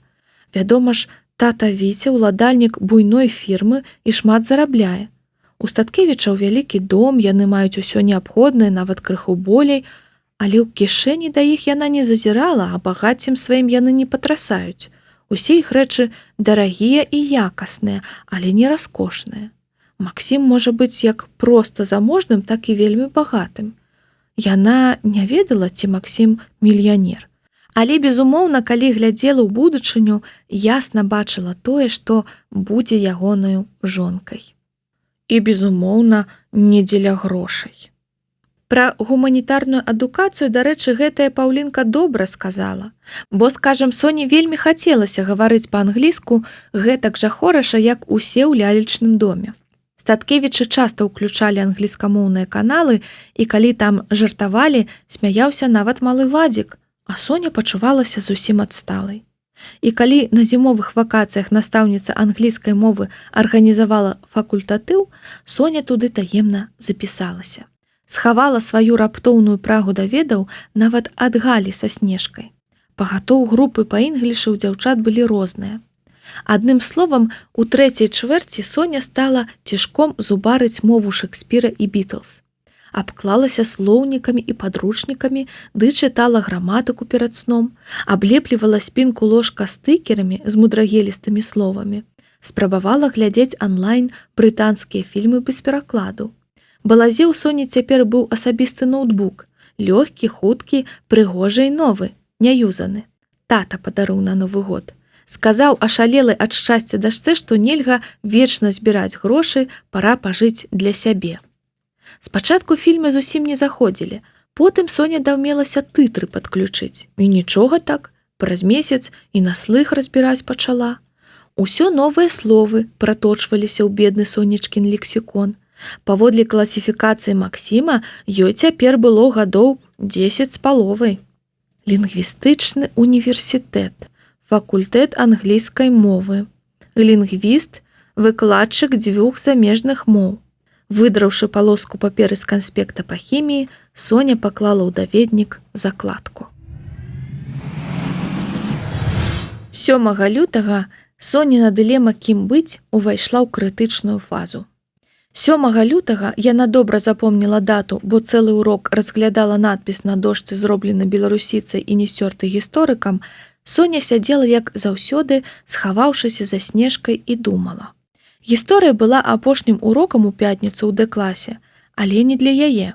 У яе яшчэ факультатыў па інглішы, на які настаўніца задала прынесці чарнавік новай тэмы, каб разам яго праверыць і паправіць. І ўсё было б добра, калі б не тэма «My future profession». Гэтыя 3 словы Соня напісала на паперцы, двойчы падкрэсліла асадкай, пасля чаго машынальна пачала ўпрыгожваць іх завіткамі ды кветачкамі. «Не вызначылася, нічога страшнага», — сказала Соня англічанка. «Ты ж не да споведзі рыхтуешся, а да іспыту. Галоўнае прадэманстраваць моўны ўзровень». І праўда, Снежка Кавалёва-Падхалімка, а ў іхняй групе гэтае заданне было на мінулым тыдні, напісала, што хоча быць настаўніцай. Дакладней, з інтэрнэту скатала «The teacher is a sculptor of young personality». Тьфу, яшчэ цэлая старонка туфты, якой бы яна сама ў жыцці не прыдумала. Ці не зрабіць так Соні? Але яна не магла напісаць няпраўды. Яна ўсё прымірала на сябе. А можа, сапраўды ў лінгвістычны, а потым настаўніцай англійскай мовы?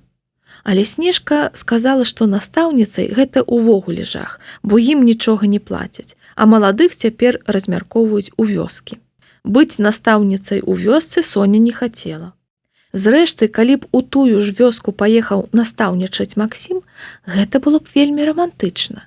Яны б жылі ў простай драўлянай хатцы на ўскрайку сяла, грэліся б каля грубкі, варылі б на вячэру бульбу ў чыгунку, слухалі б завіруху з надворку і доўга размаўлялі б пра ўсё на свеце.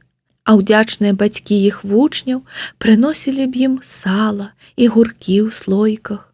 З Максіма б выйшаў выдатны вясковы настаўнік. У нейкі момант Соня заўважыла, што яна зусім не ўяўляе, кім быць, але вельмі добра ведае, З кім? Добра гэта ці кепска? У каго б спытацца? Мама Юля, а гэта добра ці кепска, калі, напрыклад, мужчына выбірае прафесію, каб заўсёды быць побач з жонкай? Пацікавілася Соня, калі яны засталіся сам-насам у гасцёўні. Гэта здараецца, паціснула плячыма мама Юля. Мусіць, гэта нармальна, але, мне здаецца, мужчыны так ніколі не робяць. Што, зусім ніколі? Ну, тата Віця любіць расказваць, што заснаваў IT-кантору, каб даць працу такому шыкоўнаму спецыялісту, як я. Але гэта проста прыгожая байка для застолляў. Я ў ягонай кампаніі пісала ўсё, што заўгодна, апроч кодаў. Справаздачы, бізнес-планы, плакаты для карпаратываў. А ўвогуле мне падабаецца працаваць з жонкай і мамай. Як у Лондане было. Дома муж, на працы муж. Сварыліся мы часта. Не ведаю, як мужчыны, мне здаецца, жанчыны часта выбіраюць прафесію, каб пабыць асобна ад сям'і, самімі сабою. Дарэчы, хочаш табе маё новае працоўнае месца пакажу? Усхапіўшыся кабета падляцела да хатняга камп'ютара. Вы на працу выходзіце? Ну, не зусім, хутчэй на рынак. І яна з гонарам націснула закладку ў браўзеры. Фотаблог Юліі Артёмавай высвецілася на маніторы. Я даслала некалькі здымкаў у суполку беларускіх фотамастакоў, і яны дазволілі мне адкрыць профіль на сваім рэсурсе. Пакуль буду змяшчаць тут працы. Каму яны спадабаюцца, могуць замаўляць фотасесіі. А яшчэ тут можна прадаваць здымкі медыа. Праўда, здорава. А то Вадзік хутка зусім вялікі стане. Увогуле, гэта вельмі цікавы сайт. Давай я табе старонкі тутэйшых зорак пакажу. Сузіраючы чорна-белыя фота закінутых заводаў і каляровыя закінутых вёсак, Соня так і не наважылася спытацца: «Мама Юля, а кім хоча стаць Максім?» Паводле афіцыйнай татавіцевай версіі, Максім атрымае дыплом за мяжой і ачоліць фірму Статкевічаў. Або адзін з яе філіялаў. Але Соня надта добра адчувала людзей, каб зразумець, усё не так проста.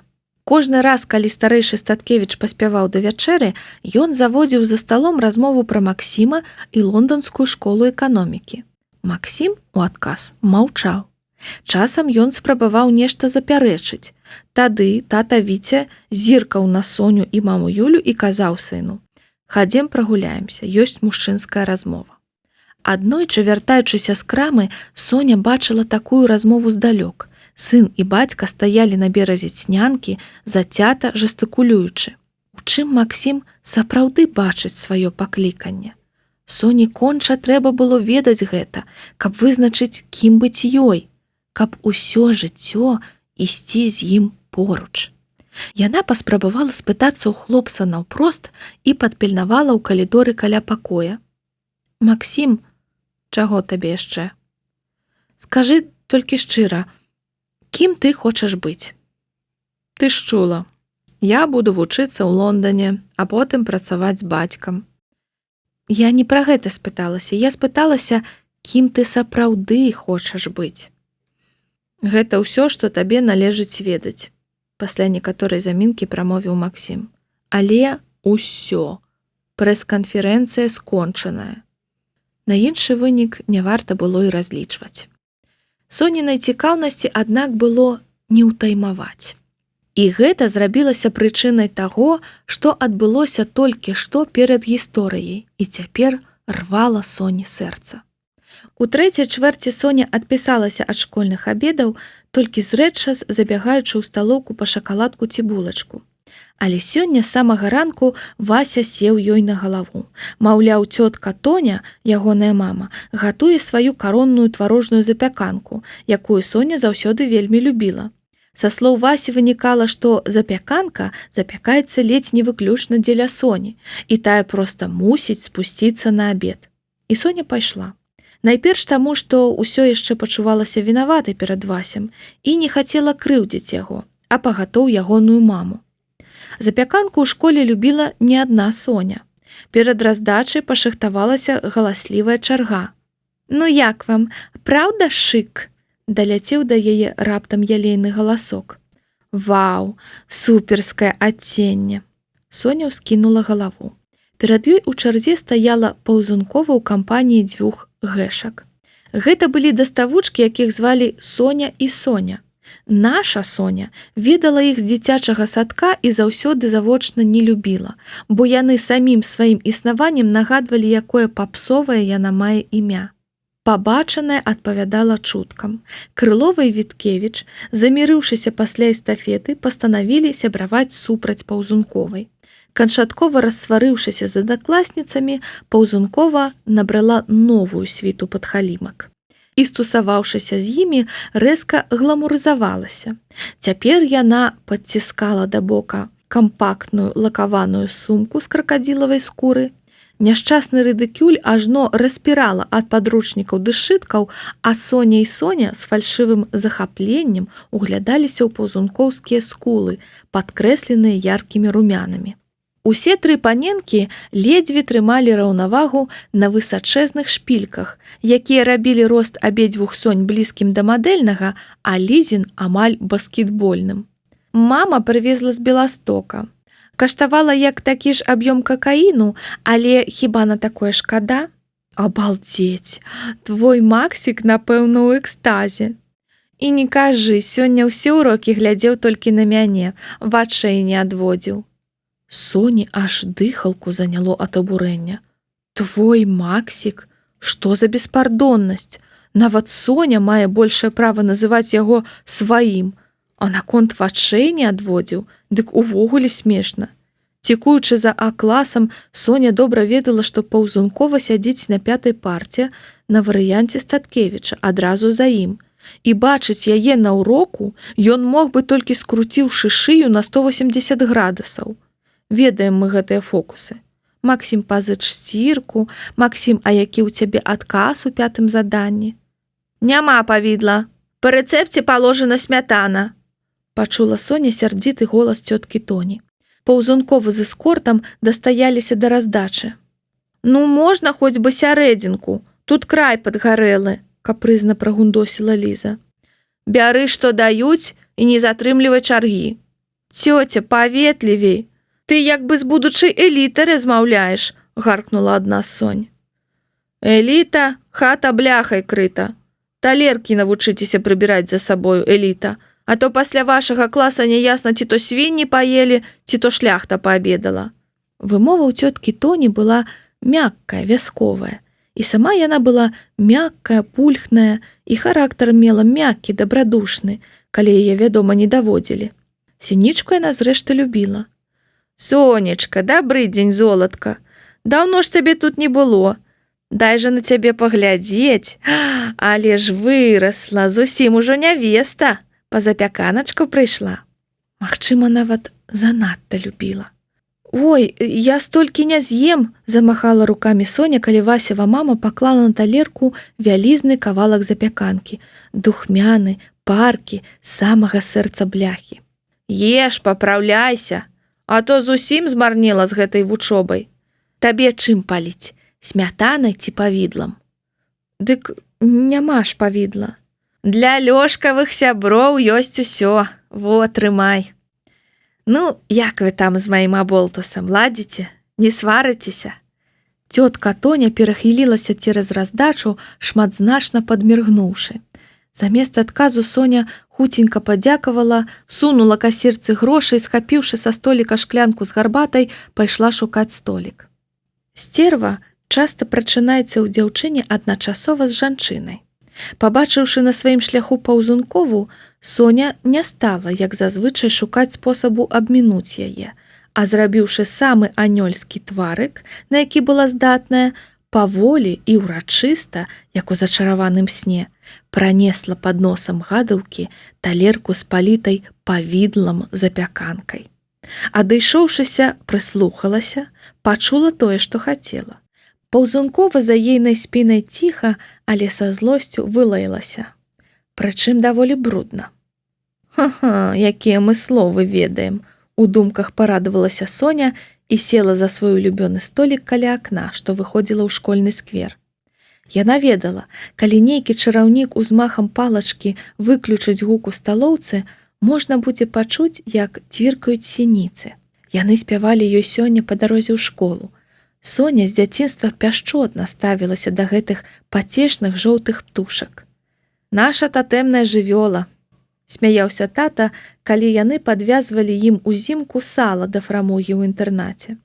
«У мяне ж у дзетдоме іншае прозвішча было, а сінічкай мяне выхавальніцы называлі. Казалі, бо вяртлявы і шмат чырыкаю». І так тата прырос да сваёй мянушкі, што, атрымліваючы пашпарт, не захацеў быць Пятром Пятровым. Сініцы заўсёды пачыналі свае нясмелыя песенькі бліжэй да сярэдзіны лютага, калі яшчэ трывалі маразы, але ўжо ўваходзіла ў свае правы Сонейка. Дзень, калі пачыналі спяваць сініцы, Соня лічыла першым днём вясны і адзначала як асабістае свята. Промні зыркага сонца слізганулі па стальніцы і праламаліся ў гранёнай шклянцы з гарбатай. Соня прасачыла танец промняў і раптам пабачыла ўсё нібы ўпершыню. Нібы яе закінула сюды з іншага кантынента. Персікавыя сцены, бэзавыя жалюзі на вокнах, белыя сталы з мармуровымі разводамі, нейкія падлеткі ў шэры-бура-малінавых гарнітурчыках схіліліся над талеркамі, жуюць, гудуць, як вулей. Школа. Яшчэ некалькі месяцаў, і ўсё гэта застанецца ў мінулым. Ці будзе яна сумаваць па тым, да чаго так прызвычаілася? Раптам Соня зразумела, што яна пранізліва шчаслівая, нягледзячы на Максіма, але і дзякуючы яму.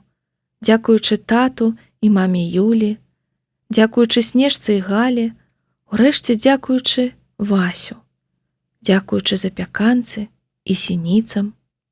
Напяваючы сабе пад нос песеньку, Соня выбегла са сталоўкі і ўзляцела па прыступках на другі паверх. І раптам замёрла на месцы. Сэрца яе абарвалася, а да горла падкаціў камок. Прыватнай вясны ў душы як не бывала. На другім паверсе ў гэтым крыле школы змяшчаўся квадратны хол, завешаны на сцен газетамі, плакатамі пра здаровы лад жыцця і іншай школьнай атрыбутыкай.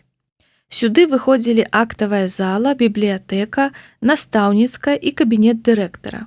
Уздоўж сцен стаялі банкеткі, абцягнутыя чырвоным дармацінам. Гэта было адзінае месца ў школе, дзе на перапынку можна было цывілізавана прысесці.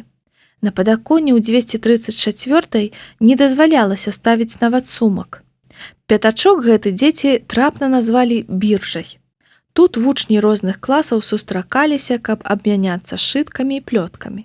Тут старэйшыя браты і сёстры падлоўлівалі малодшых, бо сюды прыводзіў пераход з корпуса пачатковай школы.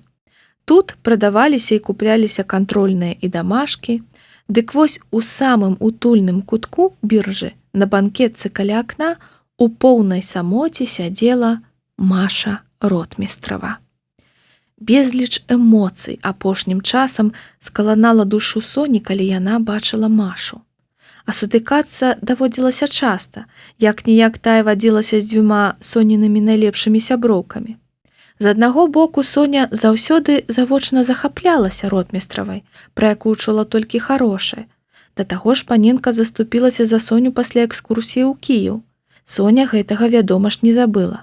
З іншага боку, наша гераіня не ведала, як успрымаць тое, што Ротмістрава амаль цалкам ігнаруе яе існаванне.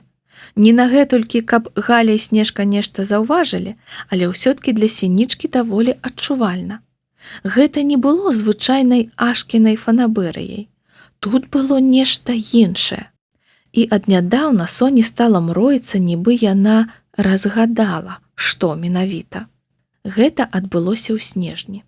На тым тыдні, калі 11Д заступіў на школьнае дзяжурства. Соня, Галя і Снежка прыйшлі ў школу раней, бо ў той дзень Ніначка паставіла іх дружную тройцу на фэйс-кантроль. Вучняў, якія прыходзілі ў школу ў фрывольным або неахайным выглядзе, належала выпраўляць дадому пераапранацца. Фэйс-кантроль у школе люта ненавідзелі пагалоўна ўсе, асабліва дзяўчаты, многія з якіх бачылі сэнсам свайго жыцця яго абысці. бо выглядаць адначасова прывабна і прыстойна для многіх паненак несумяшчальныя рэчы. Прагнучы падмануць няўмольную вахту, школьныя модніцы вынаходзілі рэвалюцыйныя фасоны. Спадніцы на гумках, якія абцягваліся на 20, а то і 30 сантыметраў, разрэзы, якія зашпільваліся на маланку, але ў класе расшпільваліся, прыадкрываючы ляшкі, абцягнутыя карункавымі панчохамі. Шорты-трансформеры, усё гэта крытыкі моды маглі б знайсці ў гардэробе вучаніц 234. Але на 2 тыдні за год, выходзячы на школьнае дзяжурства, кожная бунтаўніца ператваралася ў няўмольную цэнзарку. Навукоўцы добра апісалі гэтую дзіўную з'яву, і нават фільм пра яе знялі. «Эксперымент» называецца. У фэйс-кантролі штодня ўдзельнічала 3-4 дзяжурныя. Часам да іх далучаўся дырэктар. Калі яго не было, школьны вестыбюль патруляваў дзяжурны класны кіраўнік. Напярэдадні рэзка пахаладала, і дзяўчатам дазволілі прыходзіць у нагавіцах. «Толькі ў джынсах не прапускайце», — сказала Ніначка. Маша Ротмістрава увайшла ў школу, як у вершы Блока, з марозу расчырванелая. У аблямаваным мехам доўгім кажушку, які адразу пачала расшпільваць. Гузікаў было шмат. Яна на момант спынілася ў дзвярах, вошкаючыся з кожным. Такая была завядзёнка – расхінаць перад дзяжурнымі вопратку. Спачатку гэтае патрабаванне ўсіх раздражняла, але пакрысе да яго прызвычаіліся. Соня лавіла сябе на тым, што, уваходзячы ў іншае памяшканне, пачынае машынальна расшпільваць куртку ўжо на парозе. Выблытаўшыся з кажушка, Ротмістрава эфектна яго раскрыла і, усміхнуўшыся, падміргнула Галі. Снежка з Соняй ахнулі. На Ротмістравай быў кароткі прыталены сіні пінжачок, з-пад якога складкамі спадала раскошная спадніца ў мудрагелістыя краткі, сінія з карычневым. Спадніца даходзіла Машы да сярэдзіны галёнкі. Пад ёй дзяўчаты пабачылі какетлівыя паўботікі на абцасіку, уцепленыя беласнежнымі гетрамі. «Мая праца», – з гонарам сказала Галя. У сэнсе толькі спадніца.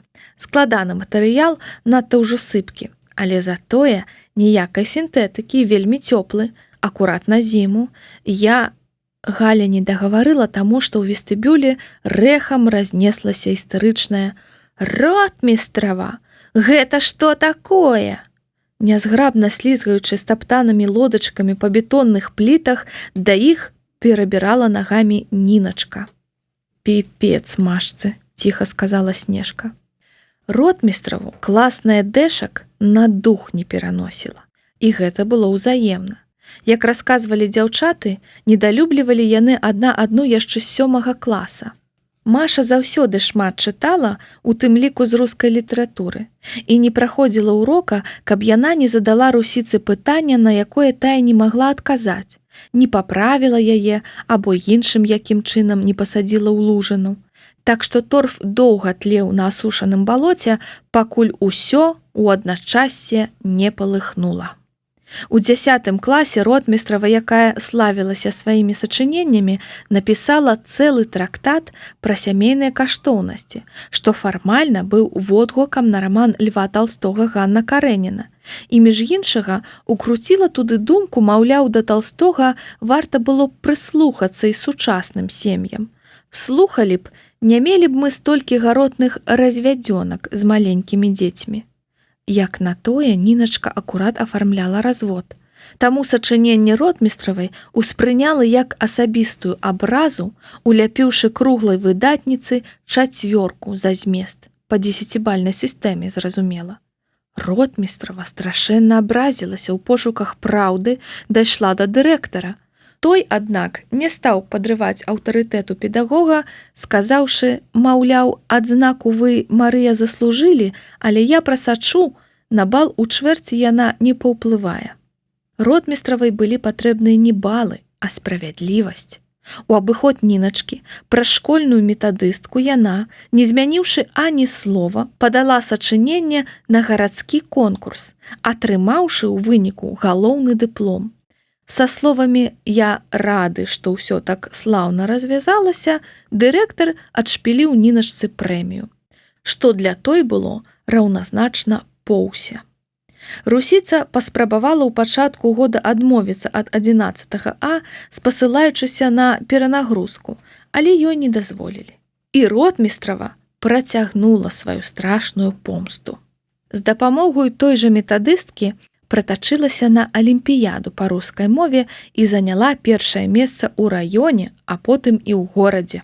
Звонку нібы ўсё было ціха і мірна, але далучаныя ведалі. Знойдзе за што, русіца ротмістраву урые. «Гэта што такое?» – паўтарыла Ніначка, затармазіўшы перад Машай і 2 пальцамі прыўзняўшы кратчастую матэрыю. «Як што? Спадніца?» – з лёгкім здзіўленнем адказала ротмістрава. «Зараз жа дадому. Прывядзі сябе ў чалавечы выгляд. І тады ўжо на урок», – скамандавала настаўніца. «А вы куды гледзіце?» – накінулася яна на сінічку, якая стаяла найбліжэй. «Мы... Але Ніначка ўжо не слухала. Яна як ашалела. «Ты што сабе дазваляеш? Ты не на вечарынку прыйшла, а ў школу. Храм навукі. Табе гэтыя словы кажуць што-небудзь ці не?»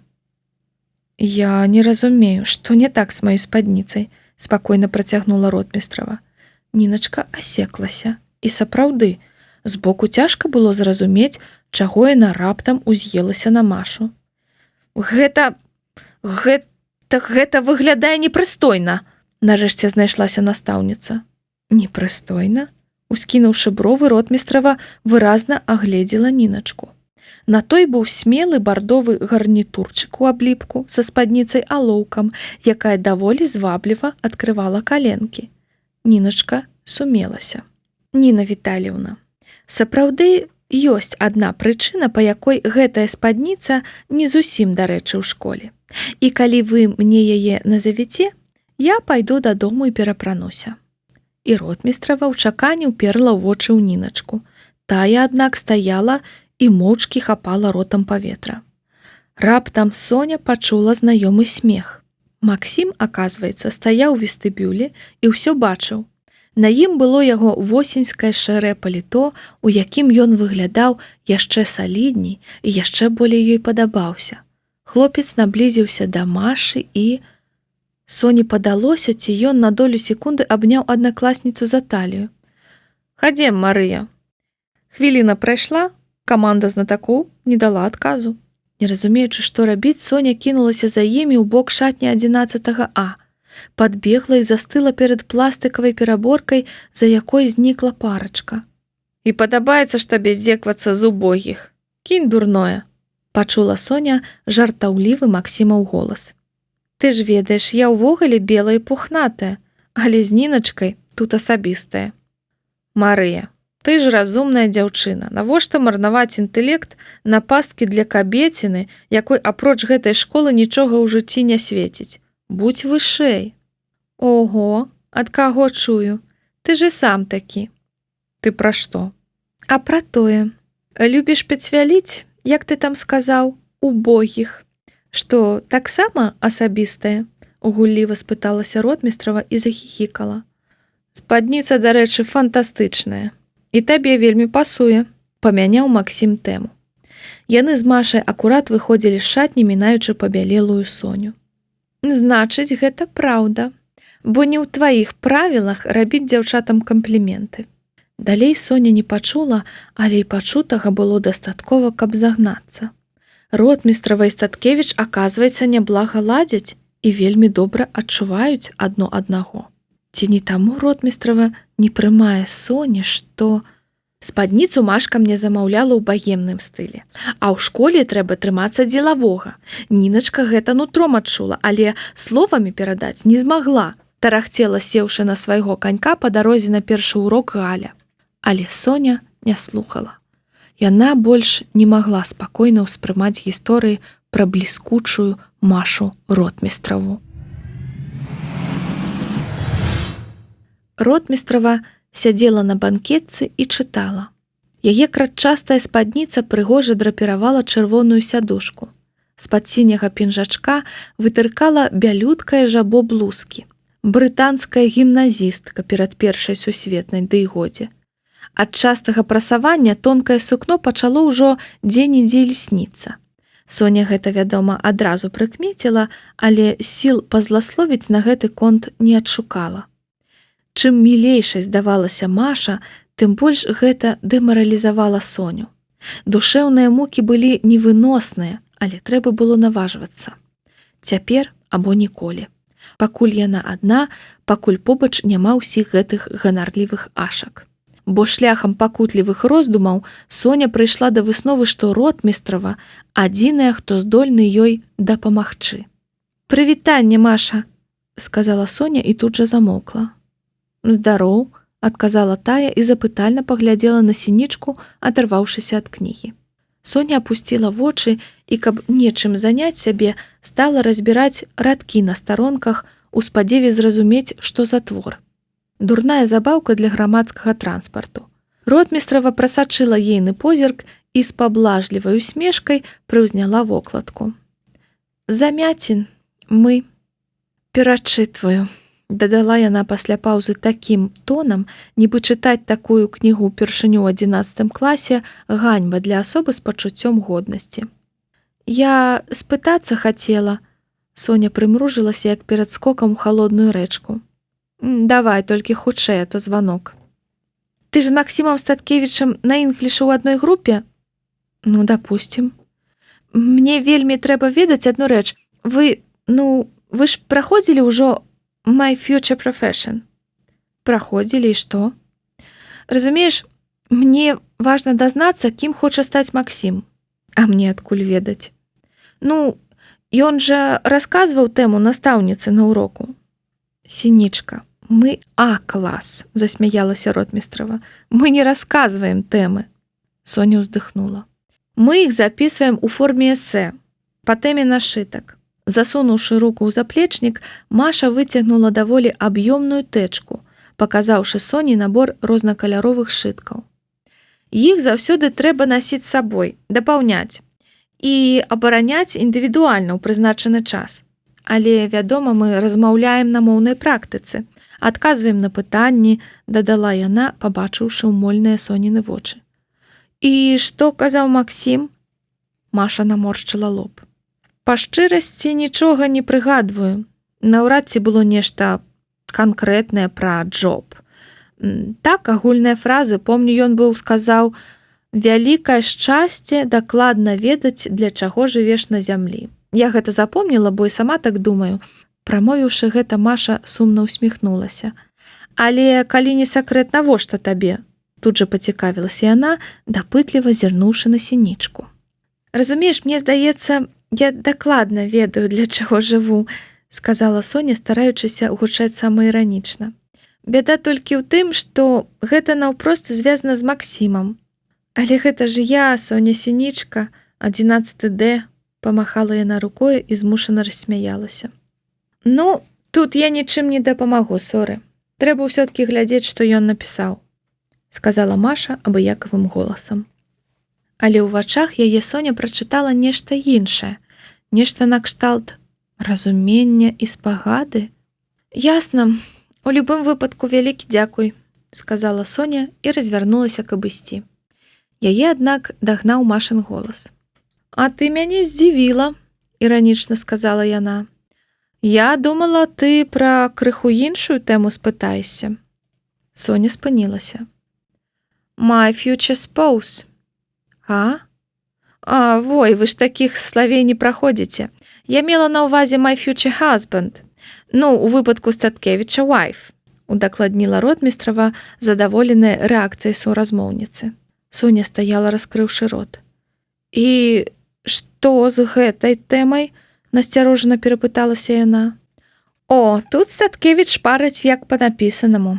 Магу пераказаць, калі цікава. Пагаджайся. Free of charge. Нашыя класныя фіфы даслоўна пазанатоўвалі. Вывучылі як ойча наш». Давай», – пагадзілася Соня і тут жа пашкадавала.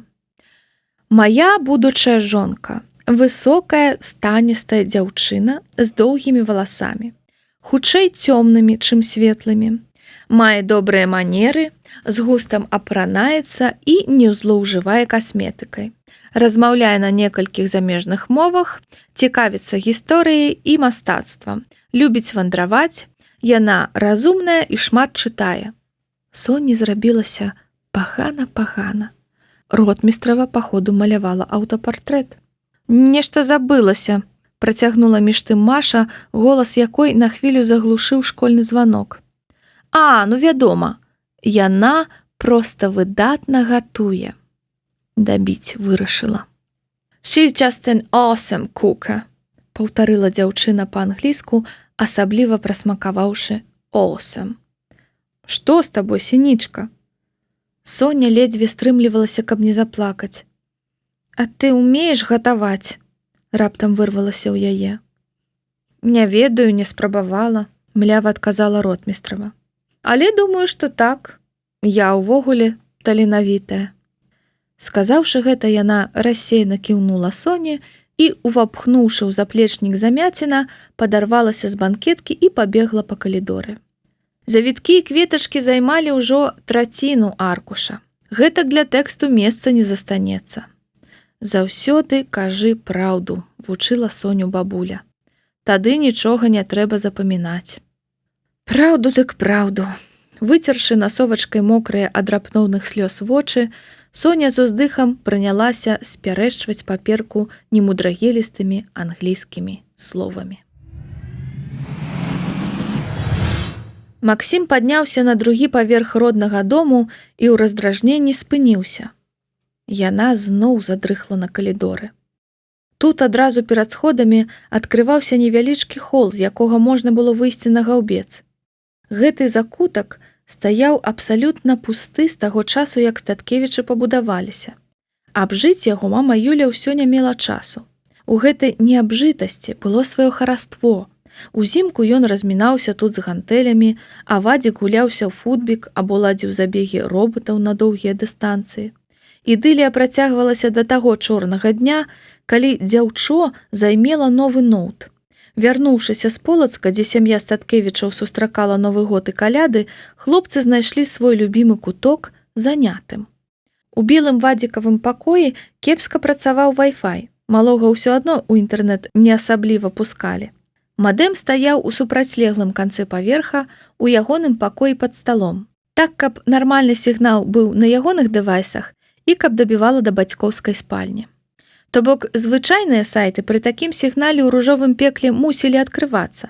Але ж гэтая назола ўзяла моду глядзець онлайн розныя тупыя серыялы. Ёсць жа людзі, якім не культуру, жуйку падавай.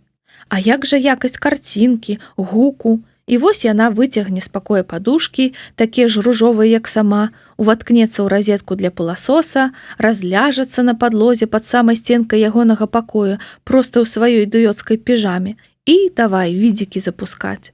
А ў яго там торренты гальмуюць, скайп і той завісае. Але фіг з тымі запампоўкамі, каб жа яна вачэй не мазоліла. Ён раз сказаў, не сядзі тут. Другі раз сказаў, а яна перастаў мадэм да дзвярэй. Яшчэ чаго. Гэта ягоны дом і ягоны мадэм. Ён будзе стаяць там, дзе зручна яму.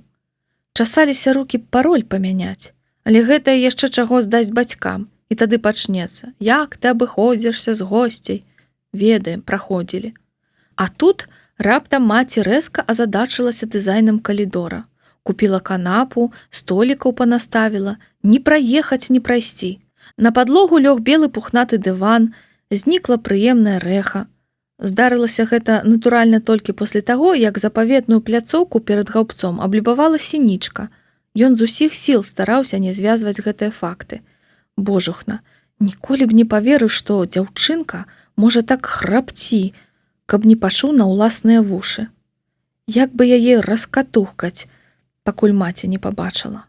У мінулы раз, калі ён прыйшоў ледзьве жывы з корта, яна заявіла, што няшчасная Сонечка так выматалася ў школе, што не мае сіл хадзіць, і яе неадкладна трэба перанесці ў ложак. Ён так узлаваў, што зноў павысіў на маці голас. Дык гэтая ад шуму сама прачухалася. О, трэба ляснуць дзвярыма. Ён лясне дзвярыма, і яна абудзіцца. Ён падышоў быў да свайго пакоя, але раптам зноў зазірнуў за кут, у філію ружовага пекла.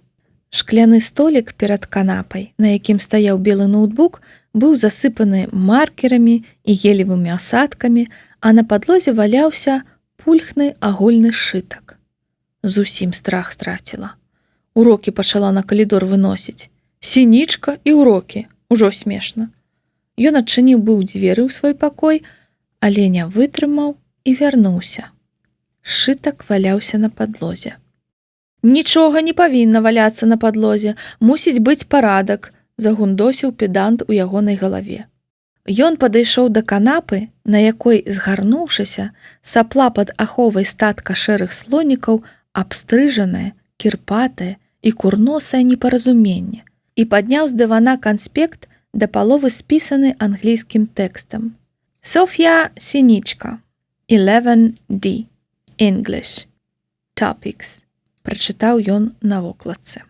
Увесь размаляваны кветкамі і сэрцайкамі, абклеены аплікацыямі з падарункавай паперы, сшытак больш нагадваў дзявочую анкету, чым зборнік тэм па-інглішы.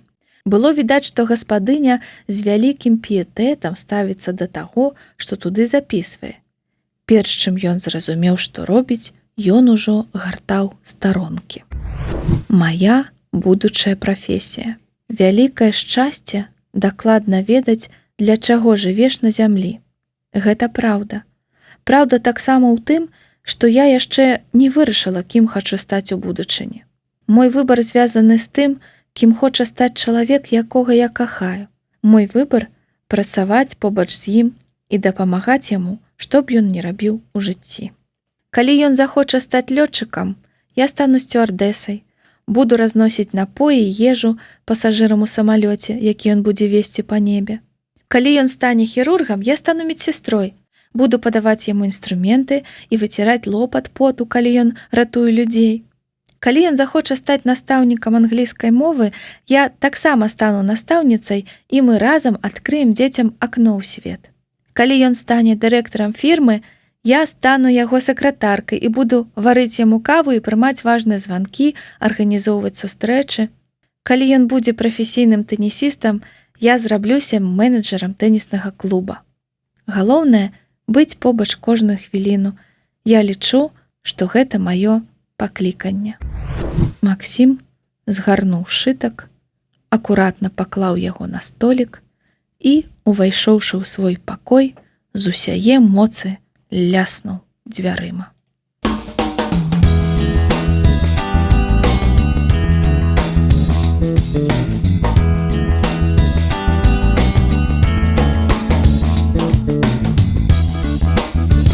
Раздзел 3. Адкуль узялася ротмістрава? «Ого, Сініца! З якой нагоды прастава? Народзіны ў цябе ў сакавіку?» Галя і Снежка з апетытам сачылі за тым, як сяброўка разгружае паднос, застаўляючы стол філіжанкамі з кавай і вазачкамі з дэсертам. Яны сядзелі ў кавярні ў новым гандлёвым цэнтры непадалёк ад школы. Шопінг прапанавала Соня. Як-ніяк на носе 14 лютага, а там і 23-го, самы час купляць падарункі. «Ну, хоць пасядзім, як у старыя часы», – прымружылася Галя, аблізваючыся на шакаладны мус. «А то ты зусім адкалолася. Усё мама Юля ды мама Юля». «Нічога я не адкалолася», – пакрыўдзілася Соня. «Давайце, налятайце. Толькі гэта не прастава», – працягнула яна, калі ласуні застукалі лыжачкамі. «Гэта плата. За інфармацыю». «М?» – заківалі галовамі дзяўчаты. «Раскажыце мне пра Машу ротмістраву». Галя шматзначна паглядзела на Снежку.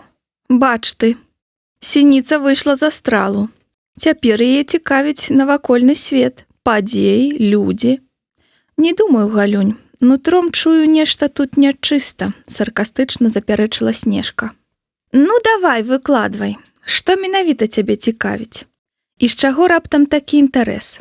Табе ж звычайна пофіг на ўсіх і ўся, калі гэта не датычыць твайго ненагляднага». «Ну, проста вы з ёй сябруеце, а я пра яе амаль нічога не ведаю. Што яна за чалавек?» Снежка рассмяялася. «Прыкол, а яна гэтак жа пра цябе пыталася, што яна за чалавек?» Соня напружылася. «А вы што, ёй пра мяне расказвалі?» «А што тут такога, расказвалі. Але будь спок, гэта нікуды далей не пайшло. Не пляткарка яна, проста ёй падабаецца назіраць за людзьмі, аналізаваць іх учынкі.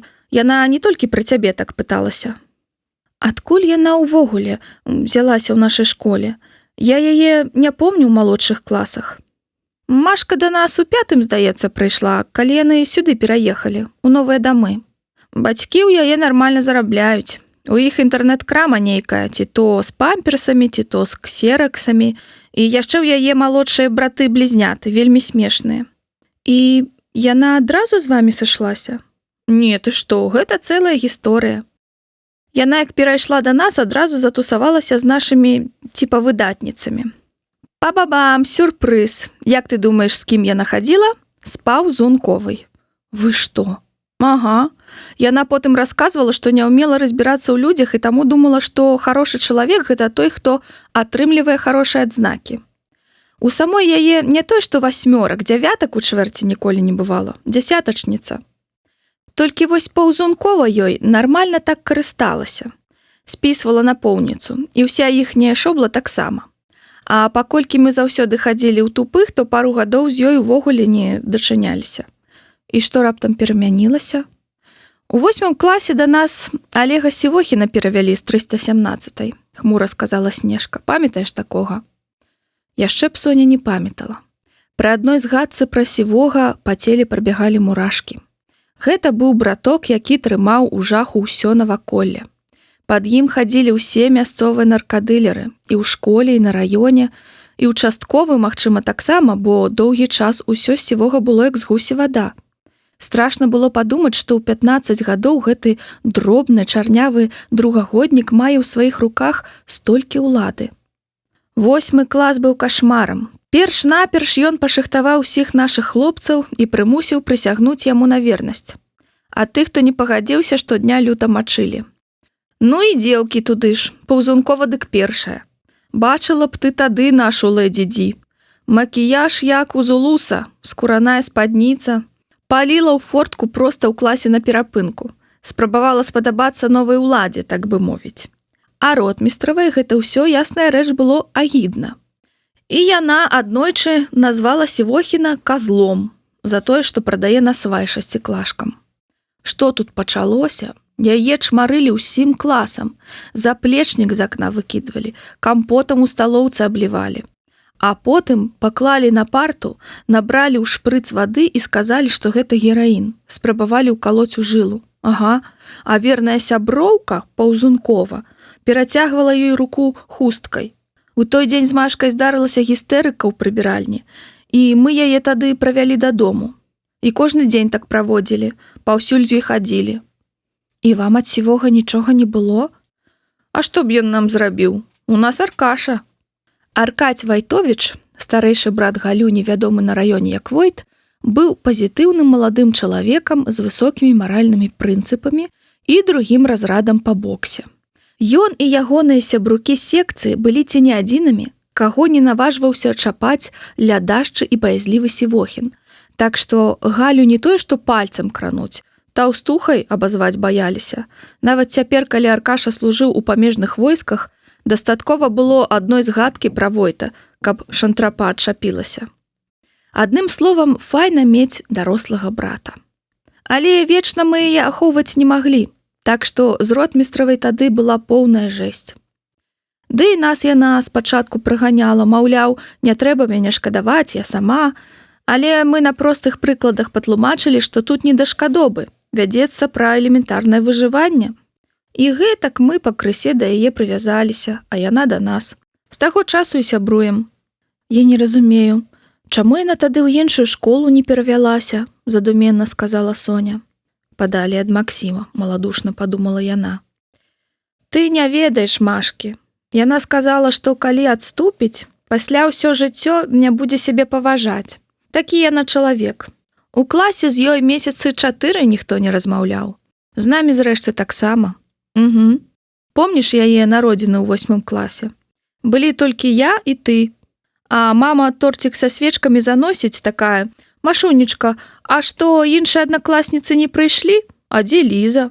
Але ўсё ж неяк вырашылася. Ды неяк само сабой прайшло, проста ў адзін момант Сівы ад яе рэзка адкалупаўся, зняў асаду, а потым яго забралі ў дзіцячую калонію. А Машка ў той год у гурток «Што, дзе, калі» запісалася. Хоць недзе прыдалася яе эрудыцыя. А ў канцы 8 класа яна паступіла ў А, і ўсё стала зусім зашыбок. То бок, хочаце сказаць, раней яна была не такой, як цяпер? Ды не, яна якой была, такой і засталася. Проста абставіны змяніліся. У нас жа цяпер выдатнікам быць крута, а ротмістраў вучыцца найлепей за ўсіх у школе. Ой, даруй, дарагая, за ўсіх апроч Статкевіча. Вось не трэба было ім гэтыя два прозвішчы згадваць поруч. Падціснуўшы вусны, Соня працягнула дазнання. А яна ўжо ведае, куды будзе паступаць? На падрыхтоўчыя, дык на журфак ходзіць, паціснула плячыма Галя. Нават публікацыі мае на адным студэнцкім партале. Ага, а яшчэ яна на курсы па нямецкай мове запісалася. Проста так прычым. Кажа, для агульнага развіцця. Размаўляе на некалькіх замежных мовах. Пранеслася ў галаве ў Соне. А хлопец у яе ёсць? Перайшла яна да галоўнага. Няма, у адзін голас адказалі дзяўчаты. Увогуле яна з намі гэтыя тэмы мала абмяркоўвае, удакладніла Снежка. Машку, пагадзіся, прыгажуняй не назавеш, хоць яна, калі б захацела, магла б выглядаць проста адпадна. Але сама яна кажа, што ёй больш даспадобы хлопцы, які ў дзяўчатах цэняць інтэлект. Усё. Гэта смяротны вырак. Хоць, вядома, мужчынскай увагаю яна не абдзелена, падала голас Галя. Ага, і калі ў нашай школе каманда «Што, дзе, калі» развалілася, трэнер забраў Машку ў палац моладзі, у гарадскі клуб. І Машка цяпер гуляе ў вельмі моцнай камандзе. Яна там адзіная дзяўчына, прычым капітан. Гэта іхняя фішка. Каманда «Карфаген» называецца, бо Карфаген заснавала царыца Дыдона, якая кіравала мужчынамі. Хлопцы з каманды яе на руках носяць, прычым літаральна, пасля кожнай удалай гульні. Але там усё чыста платанічна. Ну не скажы, Галюнь, хмыкнула Снежка. Мы ж на выхадных былі ў яе на народзінах. Соня прагна падалася наперад. Яна ведала, што дзяўчаты хадзілі ў госці да саперніцы. Карацей, яе каманда напярэдадні заняла другое месца ў гарадскім турніры, а першае месца заняла каманда іх сяброў. І яны ў Машкі сабраліся, каб заадно адзначыць перамогу. Такой колькасці батанікаў у адным памяшканні я ніколі не бачыла, зарагатала Галя. Ды ладно, абурылася Снежка. Некаторыя хлопцы былі нават сімпатычныя. Ды дзе там?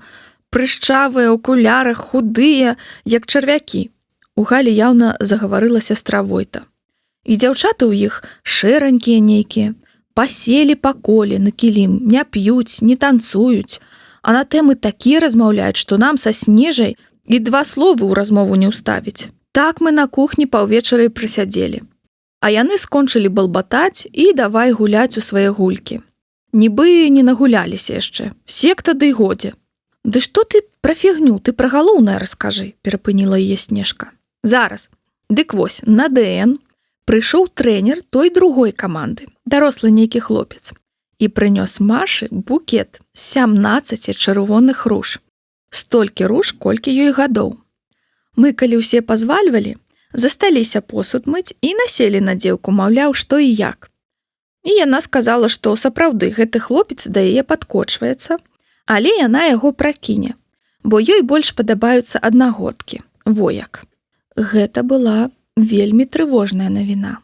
А ў ротмістравай у гасцях нікога больш не было, напрыклад, з класа, асцярожна спыталася Соня. Не, з усёй школы толькі мы, надзьмула шчочкі Галя. А можа, ёй званілі, віншавалі нейкія яшчэ хлопцы? Ды што ты ўсё коламі ходзіш? Кажы наўпрост, у чым справа, не вытрымала Снежка. Соня набрала паветра ў грудзі і трагічным голасам выдала сяброўкам сваю жахлівую здагадку.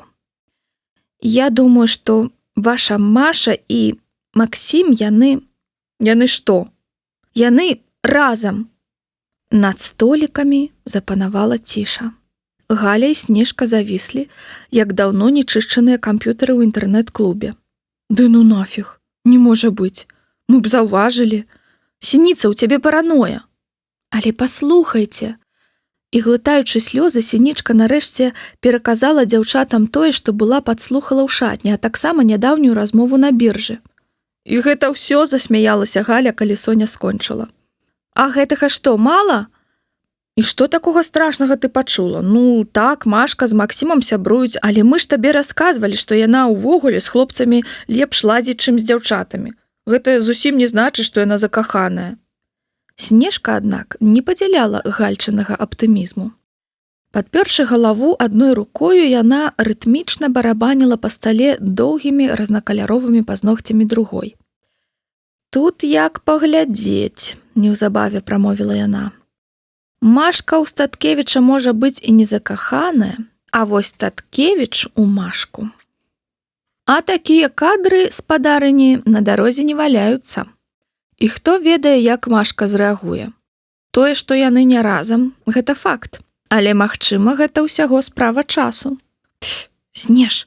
Зрабіўшы страшныя вочы, Галя скасавурылася на Соню, якая ажно спалатнела ад пачутага. А што я такога сказала? Гэта жыццё. Ты, Соня, ўжо не маленькая. Час сталець і глядзець праўдзе ў яе бязлітасныя вочы. Але з чаго ты ўзяла, што Статкевіч закахаўся, гнула сваю лінію Галя. А я не сказала, што ён закахаўся. Пачнём з таго, што мужчыны падзяляюцца на два тыпы. Адзін тып шукае ў жанчыне свой дакладны адбітак, другі – сваю поўную супрацьлегласць. А вы ж не будзеце спрачацца, што ротмістрава – гэта Статкевіч у спадніцы. І да якога ж тыпу належыць Максім? Саркастычна пацікавілася Галя, склаўшы на грудзях пульхныя ручкі. А гэтага так сходу не скажаш. Прынамсі, у мяне недастаткова матэрыялу, каб рабіць нейкія высновы. Отжа ж, псіхалагіня, што ж у цябе нікога дагэтуль няма, разумніца ты наша? Бо я ў актыўным пошуку. Які рэзон будаваць трывалыя стасункі з першым лепшым? І ўвогуле, на сябе паглядзі. 100 кіляў пяшчоты, ёпта. Я папрашу 85.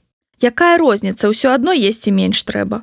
У мяне целасклад і ўвогуле, што ты разумееш у жаноцкасці? Вешалка, бочка, швабра, камбінат па знішчэнні пірожак. Ды хопіць ужо, і без вас моташна. Невядомасць страшнейшая за самую страшную праўду. Гэта раптам зразумела Соня Сінічка. Цалкам магчыма, усе яе страхі абсалютна беспадстаўныя. Але калі б яна сама была Максімам Статкевічам, ці паглядзела б яна на Соню, калі побач Маша? Пытанне было рытарычным.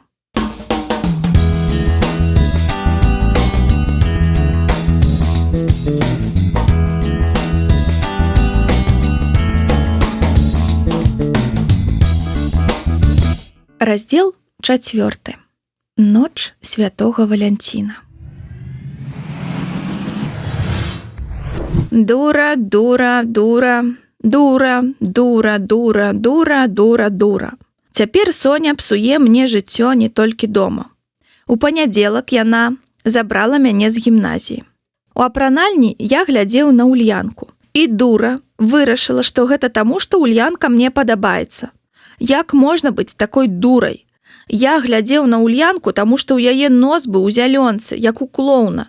Дома Соня расказала свае выдумкі маме. І учора мама запрасіла Ульянку і маму Ульянкі ў госці. Ульянка ныла і не хацела гуляцца ў робатаў, і на камп'ютары, і з Соняй. Добра, што хутка прыйшоў Максім, яны малявалі. А потым была гарбата, і Ульянка сказала, што кахае Максіма. І калі яна вырасце, выйдзе за яго замуж. Усе засмяяліся, а ў Соні быў такі твар, нібы яна абкакалася. У гімназіі Ульянка расказала пра Максіма ўсім дзеўкам, і яны цяпер ходзяць за мной і просяцца ў госці. Чаму бабы такія дуры? Трымай. Максім паставіў заплечнік на журнальны столік і стаў вывальваць чырвоныя і ружовыя паштоўкі проста на калені маці. Мама Юля сядзела на канапе ў сваёй любімай бэжавай сукенцы і ў беласнежных хатніх боціках з авечай воўны. Яна сама была як з паштоўкі. Дамаляваць ёй крылы атрымаўся б мілы валянцінкавы анёлак. З радасным воклічам кабета пачала парадкаваць прынесеныя сынам прастакутнічкі. Была пятніца 14 лютага. 37, 38, 39, расчаравана працягнула яна. Гэта што ўсё? У мінулым годзе было 42, але тут яна схапіла купку кардонак, што ляжалі на століку. Упершыню прызнанні на дзень святога Валянціна атрымаў Вадзім. Так што ў камандным заліку братоў Статкевічаў абсалютны рэкорд за 11 гадоў – 45 валянцінак. Ну, вядома ж, ён іх нават не чытае. Соня сядзела за сталом і без апетыту калупала абед. У дзень святога Валянціна ў школе на першым паверсе ставілі паштовую скрынку. Ахвочыя маглі ўкінуць туды ананімныя і не вельмі пасланнікі. Перад апошнім урокам дзяжурныя разносілі пошту па класах. Тое, што дзяўчаты закідваюць Статкевіча валянцінкамі, Соня здагадвалася. Больш за тое, раней актыўна ў гэтым удзельнічала. Але пра той момант, калі паштоўкі даходзяць да адрасата, яна ніколі не задумвалася. Вось як, значыць, гэта выглядае, як здача макулатуры. Добра, што яна сёлета гэтую справу праігнаравала. Хопіць з яе прызнання ў Статкевічу. Дзіўна. Нахмурылася мама Юля, разбіраючы пошту. Усе паштоўкі, якія прынёс Вадзік, усё адно падпісаныя Максіму. Як такое можа быць? Вадзік, які з паўгадзіны булькаў супам насупраць Соні, скрывіў рожу і паказаў ёй язык. Дастаў ужо. Соня пхнула яго нагой пад сталом. «Мама, яна б'ецца!» «Значыць, заслужыў. Сядзі і еш». І вось, што цікава. Валянцінкі ўсе як адна друкаваныя, але на кожнай абавязкова нейкая прыпіска ад рукі. Гэта каб можна было па почерку здагадацца, хто аўтар, хмыкнула Соня. Якія жарсці! А табе, Соня, колькі валянцінак даслалі? Соні даслалі 2 загадкавыя валянцінкі ад Г і ад С. Васева валянцінка не ўлезла б ні ў якую пошту. Прызнавацца Соні ў каханні было буднямі Васілеўскага. Таму 14 лютага, у гонар свята, хлопец разбаўляў руціну якім-небудзь спецэфектам. Сёлета ён зноў завабіў Соню ў сталоўку і на вачах у паловы школы, стаўшы на адно калена, уручыў даме сэрца дары экспабелу, сінія хрызантэмы ў аранжавай абгорцы і вялізнае махровае сэрца-падушку. Букет Соня цішком збагрыла снежцы, якая ехала да бабулі, падушку сяк так запхнула ў заплечнік і кантрабандай пранесла ў свой пакойчык. 3, але ўсе ад сяброў. Чакай, а ты, азірнуўшыся на сходы, дзе пару хвілін таму знік Максім, мама Юля падміргнула Соні. Твая валянцінка таксама тут? Ты ж дасылала? Не, сёлета не, сказала Соня і тут жа ляпнула сябе па вуснах. Сёлета не? Значыць, летась. Мама Юля ўскочыла з канапы і, падышоўшы да стэлажа, падхапіла на рукі ўнушальных памераў скрынку. У мяне тут калекцыя за ўсе гады, дзелавіта патлумачыла яна. Зараз паглядзім, 10 клас.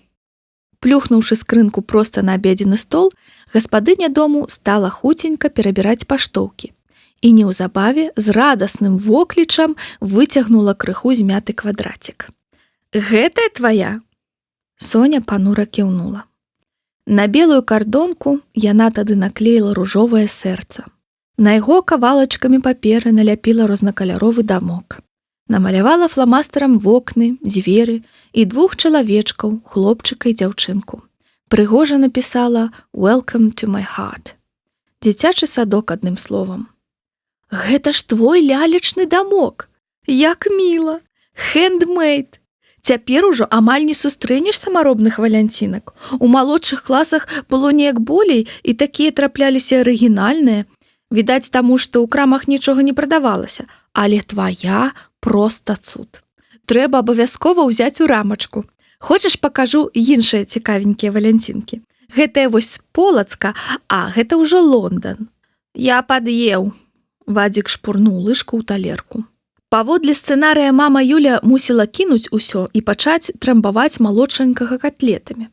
Але замест гэтага яна сказала: «Ну і слаўна, ідзі ў пакой, пагуляй у прыстаўку». Калі малы ускараскаўся на другі паверх, яна даверліва загаварыла: «Соня, золатка, вы жывяце тут даволі доўгі час. Ой, вы толькі скажыце, мы з татам адразу», — спужана замахала рукамі Соня. «Ты што, і гаворкі пра гэта быць не можа», — перапыніла яе мама Юля. «Я пра іншае. Ты тут даволі даўно, але я не заўважаю, каб ты хоць крыху зблізілася з Максімам». «Ну, гэта ж не ад мяне залежыць», — паклаўшы рукі на калені, Соня уважліва разглядала свае пазногці. «А ад каго ж яшчэ, Соф'я?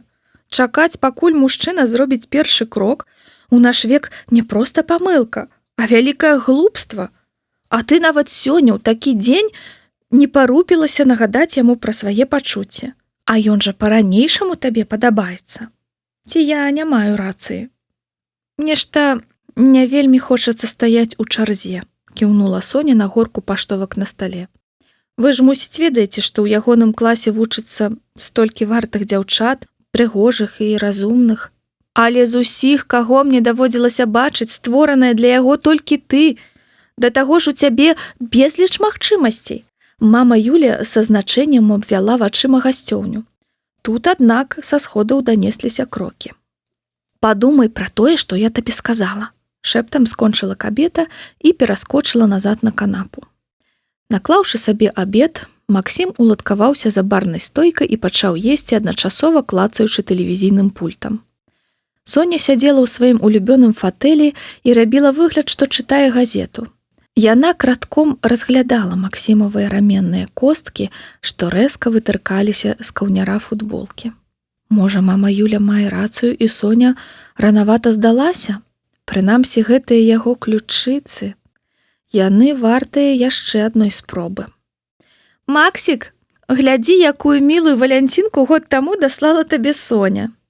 «Блін, мама Юля, можна я неяк сама, бо так дакладна ніколі нічога не будзе». Максім рэзка выключыў тэлевізар. «Мамуль, трэба параіцца», — сказаў ён, нібы нічога ніякага. «Табе са мной? Пару апошніх гадоў усё наадварот», — засмяялася мама Юля. «Я толькі што памераў тройку. Ну, той парадны гарнітур, які я апранаў год таму на татаў карпаратыў. Дык мне здалося рукавы закароткія і калышыны. Я, паходу, яшчэ вырас. А ён мне хутка спатрэбіцца. Ты змагла б яго перашыць? Ці, можа, варта справіць новы з улікам выпускнога? А чаго раптам такі парад? Ды Лабановіч выклікаў сёння на каву. На наступным тыдні ён ладзіць званы вечар для нейкіх салідных бізнесоўцаў, якія збіраюцца ўзяць шэфства над школай. Вось ён і запрасіў на банкет па двое найлепшых вучняў з кожнага класа. У сэнсе з 11-х. Як здорава! Ты будзеш прадстаўляць А-клас? А хто яшчэ?» «Што за пытанне? Ротмістрава, вядома». Ад нечаканасці Соня ледзь не парвала газету. «Маша Ротмістрава? Такая высокая шатэнка з невышчапанымі бровамі», — паморшчылася, прыгадваючы мама Юля. «Ротмістрава класная». Максім плюхнуўся на канапу і, заклаўшы рукі за галаву, загледзеўся кудысьці ўдалеч, нібы скрозь Соню. «А дэ-клас, зразумела, будзеш прадстаўляць ты, Соня? Ты ж найлепей за ўсіх была, напісала тэст?» «Не, мама, банкет толькі для профільных класаў. На маглаў гэта не распаўсюджваецца». Гэта была праўда. Дэшкам чарговы раз паказалі іх месца. «Што ты сабе дазваляеш, Максім?» — сярдзіта захлопала дверцамі шафак мама Юля. «Дык што, зірнеш гарнітур? Толькі не сёння, іншых клопатаў па горла. Ты ж ведаеш, трэба сабраць бацьку». Тут спрацаваў кухонны таймер, і мама Юля з воклічам кінулася да духавой шафы, адкуль ужо паўгадзіны як смачна патыхала капусным пірагом. Кабета выцягнула капуснік і, паставіўшы яго на стол, зашыкала на малога Вадзіка, які зноў аб'явіўся на кухні. «Гэта бацьку і дзядзьку Пецю з сабой. Лепш катлету вазьмі. Соня, патэлефануй тату, спытайся, як там яго планы». Сёння ў Віктара Статкевіча і Пятра Сінічкі быў асаблівы дзень.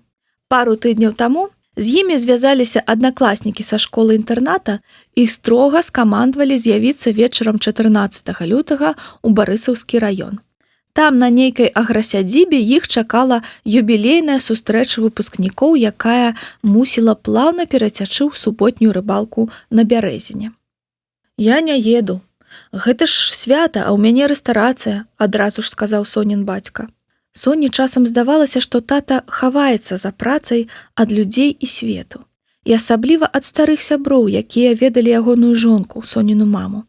Адно праз некалькі дзён пад напорам сяброў і дачкі Сінічка здаўся, дадаўшы, праўда, калі не здарыцца ніякага форс-мажору. «Усё ў парадку», – радасна паклала слухаўку Соня. «Ён хутка будзе». Адна за адной пад'ехалі машыны, і пачалася заўсёдная мітусня, калі людзі збіраюцца ў адпачынак, нават такі непрацяглы. Праз 2 гадзіны вясёлыя Віктар з Пятром, перакідваючыся толькі ім зразумелымі фразамі ды мянушкамі, стаялі на парозе з заплечнікамі і прыладамі для рыбалкі, развітваючыся з хатнімі. «Трымай, Пётра!» Мама Юля ўвапхнула сябру ў рукі скрутак з капуснікам. «Мой сціплы ўнёсак у вашу бяседу. Давяраю табе, як кулінару. І яшчэ». Тут яна ўзяла з камоды 2 карткі і сунула кожнаму ў кішэню. «Гэта наш адрас для таксістаў. І вось», яна ўручыла мужу кардонку, «мой тэлефон на лабавое шкло для эвакуатара». «Ну навошта?» – забурчаў тата Віця. «Так трэба. Я навучаная горкім досведам. Дакладней, мінулым юбілеем», – саркастычна прамовіла мама Юля. «Татка, злаві мне шчупака!» – папрасіў Вадзік. «Ага, шчупака. Сказала б я, што твой татка зловіць. Ну, добрай імпрэзы».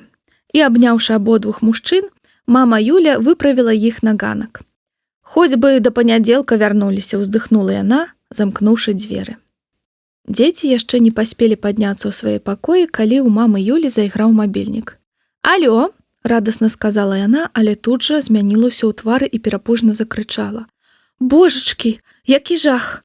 Трымайся, я буду праз паўгадзіны». Даўшы адбой, мама Юля, заламаўшы рукі, затараторыла. «Дзеці, мне тэрмінова трэба ехаць.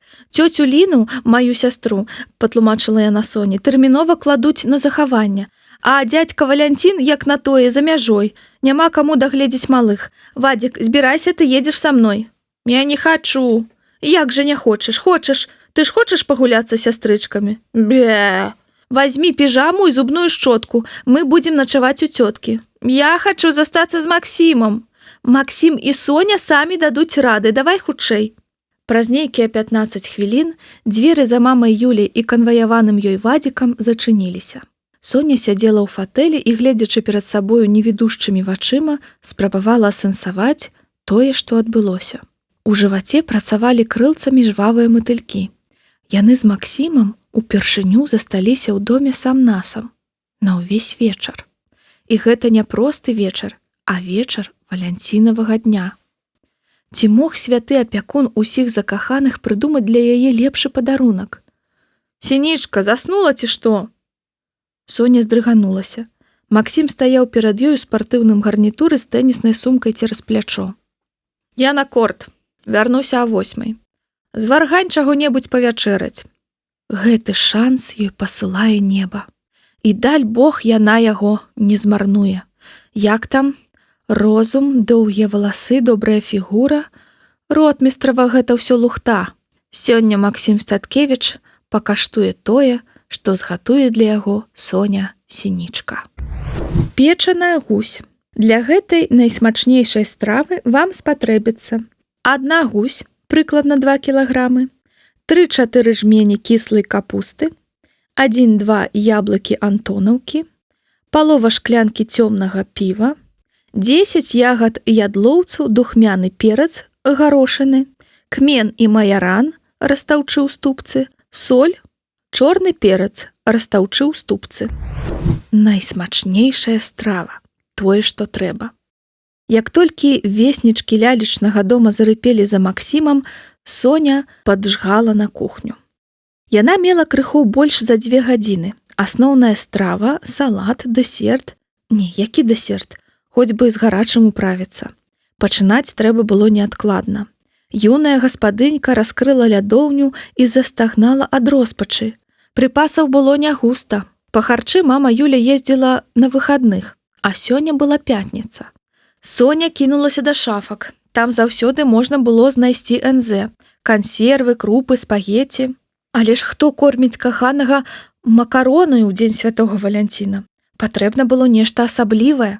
Як вы, мусіць, запомнілі, мае ўважлівыя чытачы, Соня зусім не ўмела гатаваць. Кашы зварыць яна і тое была не ў стане. Стравы непазбежна падгаралі, вада, выкіпаючы, залівала плітку і застывала гідкай коркай, якую потым трэба было доўга адскрабаць, а тое, што заставалася, было, як правіла, няўежным. З салаткамі выходзіла не лепей. Нават калектыўны аліўе, які яны гатавалі ў 5 класе на уроку працы, Соня ўмудрылася сапсаваць, за што атрымала 2, а ад яе толькі патрабавалася, што згатаваць, аблупіць і накрышыць яйкі. Яйкі яна не датрымала. Так і бухнула ў салат мяккімі. Аднакласніцы яе тады ледзь не прыбілі. Падчас адчайных спроб прыжыцца на кухні Соня рэзала пальцы, апякала рукі, але нікога не здатная была накарміць. Гэта было фатальна. Тут патрэбная чуйка і штодзённая практыка пад кіраўніцтвам мамы. Ні з тым, ні з другім Соні не пашчасціла. Спачатку трэба вызначыцца са стравай, вырашыла яна, а потым ужо шукаць харчы. Але дзе ўзяць рэцэпт? З радасным воклічам Соня схапіла зэдлік і палезла да адной з кухонных паліц. Тут у мамы Юлі стаялі кулінарныя кнігі, якія яна прывозіла з вандровак. Соня разглядала карэньчыкі. Збольшага кнігі былі па-італьянску ці па-французску, англамоўная дзяўчына браць пабаялася. З часу, калі яна, падбітая вадзікам, пераблытала гурок з кабачком, яе слоўны запас крыху пашырыўся, але накладкі ўсё яшчэ былі магчымыя. Па-руску была толькі адна кніга «Грузінская народная кухня». Соня разгарнула яе і тут жа паставіла на месца. Замяшанне выклікалі ўжо самі назвы страў, не кажучы пра інгрэдыенты, якіх яны вымагалі. Сацыві, хінкалі, чанахі, ткімалі. Максім быў патрэбны ёй жывым. Раптам яна згледзела на паліцы знаёмую вокладку. Гэта быў прыгожы фаліянт «Старадаўнія беларускія стравы». Шыкоўна аформлены, ён уяўляў сябе не толькі карыснае, але і цікавае чытво, бо да кожнага рэцэпта дапасоўвалася гісторыя паходжання і традыцыі ўжывання. Як любая нармальная беларуская мама, Юлія Статкевіч пад настрой гатавала дранікі са смятанай, але на гэтым яе павазе да нацыянальнай кухні надыходзіў крэс. Затое па вечарах яна любіла сцягнуць з паліцы гэтую кнігу і зачытваць рэцэпты ў голас, смакуючы словы. Бабка, куця, зацірка, крывянка. Усё гэта мы елі ў вёсцы ў бабулі, калі былі маленькія. Як жа слаўна ўмелі гатаваць нашы продкі. Якая багатая ў нас кухня. Нешта я не разумею. Калі ў нас такая багатая кухня, чаго гэта мы дома з лазанні на рызота перабіваемся? Нязменна кпіў з маці Максім, за што тут жа атрымліваў ад яе па шыі салоннай падушкай. З гэтага можна было зрабіць выснову, што Максіму спадабаецца, калі ягоная абранніца прыгатуе нацыянальную страву. Соня разгарнула фаліянт на раздзеле «Мяса, стала, акраса». Пасля фізічных нагрузак чалавеку патрэбны бялок, прыгадала яна. Але як на тое свініны ў лядоўні не назіралася. Затое ў раздзеле «Птушкі і гнёзды» ёй у вочы адразу кінуўся апетытны здымак з подпісам «Печаная гусь». Ды сам рэцэпт прывабіў невялікай колькасцю складнікаў. Яна падбегла да лядоўніка пераправерыць. І сапраўды ў маразілцы самотна ляжала цэлая курыца.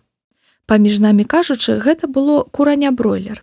Але каханне не разбірае. Галоўная птушка ёсць. Можна запячы курку па рэцэпце гускі, бо імправізаваць на кухні асноўнае ўменне добрай гаспадыні. Паклаўшы птушку на вялікі спод, Соня пакінула яе размарожвацца і пачала збіраць рэшту харчоў. Кіслая капуста, якую выдатна гатуе полацкая бабуля Статкевічаў, стаіць у каморцы пад сходамі. 3-літровы слоік вокамгненна апынуўся на стале. Так, што там яшчэ? Цёмнае піва. Соня кінулася ў гаспадарчы пакой. Там у куце знайшоўся блок Хейнікена.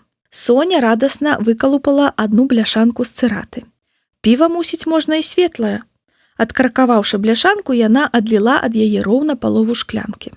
Прыправы ў асобнай шафцы. Усё неабходнае на месцы, апроч ядлоўцу. Яго ўвогуле прадаюць, як ён хоць выглядае. Соня кінулася да камп'ютара і загугліла ядловец. Пошукавік выдаў набор карцінак, і Соня ажно запляскала ў ладкі.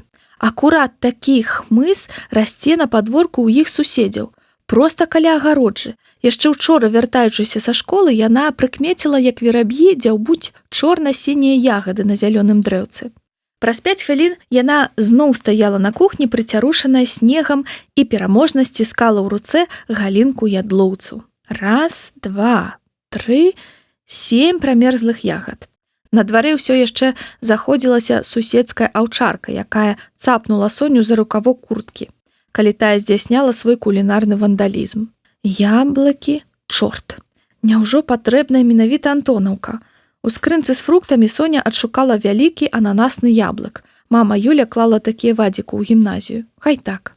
Можна было брацца за гатаванне. Курыца, аднак, і не падумала размарозіцца, хоць прайшло ўжо паўгадзіны. Вось няпруха. Што б у такім выпадку зрабіла мама Юля? Ну, вядома, размарозіць можна ў мікрахвалёўцы. Соня засунула спод у печку і выставіла паўгадзіны. Пакуль трывае размарозка, варта заняцца найважнейшым – пошукам святочнага абруса, свечак, а таксама прасаваннем сукенкі для рамантычнай вячэры. Праз колькі хвілін Соню вярнуў на кухню нечуваны смурод. Яна спыніла мікрахвалёўку і, разганяючы клубы гідкай пары, тарганула дзверцы. Скурка курыцы пабялела і размякла, хоць нутро няшчаснай па-ранейшаму было скутае лёдам. На стол і падлогу лінула каламутная жыжа. Тут Соня з жахам заўважыла на панэлі сняжынку. Каб размарозіць мяса, трэба было выбраць іншы рэжым. Яна загрылявала замарожаную курыцу. Нічога не паробіш, іншай у яе не было. Выцершы рукі, Соня ўзяла кулінарную кнігу, каб прачытаць рэцэпт цалкам. Вытапіце з гусі тлушч і пару разоў абдайце птушку кіпнем. Добра пасушыце скурку, нашмаруйце сумессю перцу, солі, кмену і маярану, загарніце ў ляную сурветку і пакладзіце ў лядоўню на 2 дні. Ну, дапусцім, тлушч ужо вытапіўся ў печцы, але 2 дні – гэта ж да панядзелка. Хопіце 15 хвілін. Абцёршы курыцу рушніком, Соня пачала пасыпаць яе прыправамі. Пасля ўзяла іншы рушнік і, захутаўшы тушку, запхнула яе ў лядоўню. Пакуль курыца настойвалася, пачала наразаць салатку. З гародніны ў лядоўні знайшліся толькі цыбуля і памідоры. Рыдаючы над цыбуляй, Сінічка праклінала сваю жаночую долю. Адцісніце кіслую капусту, перамяшайце яе з нарэзанымі яблыкамі і спецыямі, нашпігуйце птушку на 3/4 аб'ёму. Абдайце гусь півам і пакладзіце ў духоўку, нагрэтую да 250 градусаў, грудкай уніз на 15 хвілін. Наліце 2 шклянкі вады, потым перавярніце птушку і запякайце, ну, вядома, 2 гадзіны. Але Максім вось-вось вернецца. Соня ўключыла духоўку, выплюхнула на бляху 2 шклянкі вады. Потым вываліла крыху капусту ў місу, кінула туды ядлоўцавыя ягады і пачала крышыць яблык. Калі начынне было гатовае, яна горка ўздыхнула і выцягнула з лядоўні курыцу. Як яе ўвогуле шпігуюць? Агледзеўшы тушку, гародніца знайшла ў ёй толькі адну адтуліну. Рабіць не было чаго. Соня загрэбла з місы капусты і, прымружыўшыся, стала пхаць яе проста між тлустых ножак. А-а-а! 3 пальцы зашчаміла паміж костак. Руку звяло сутаргай ад холаду. Нягледзячы на гвалтоўнае размарожванне, нутро тушкі было яшчэ ў лёдзе. Пазногаць паказніка нібы заціснула абцугамі. Любы рух цяпер прыносіў страшны боль. Соня з жахам усвядоміла, што захрасла. Максім Статкевіч спыніўся на парозе гасцёўні. Абедзенны стол, накрыты бялюткім абрусам, быў странна сервіраваны на дваіх.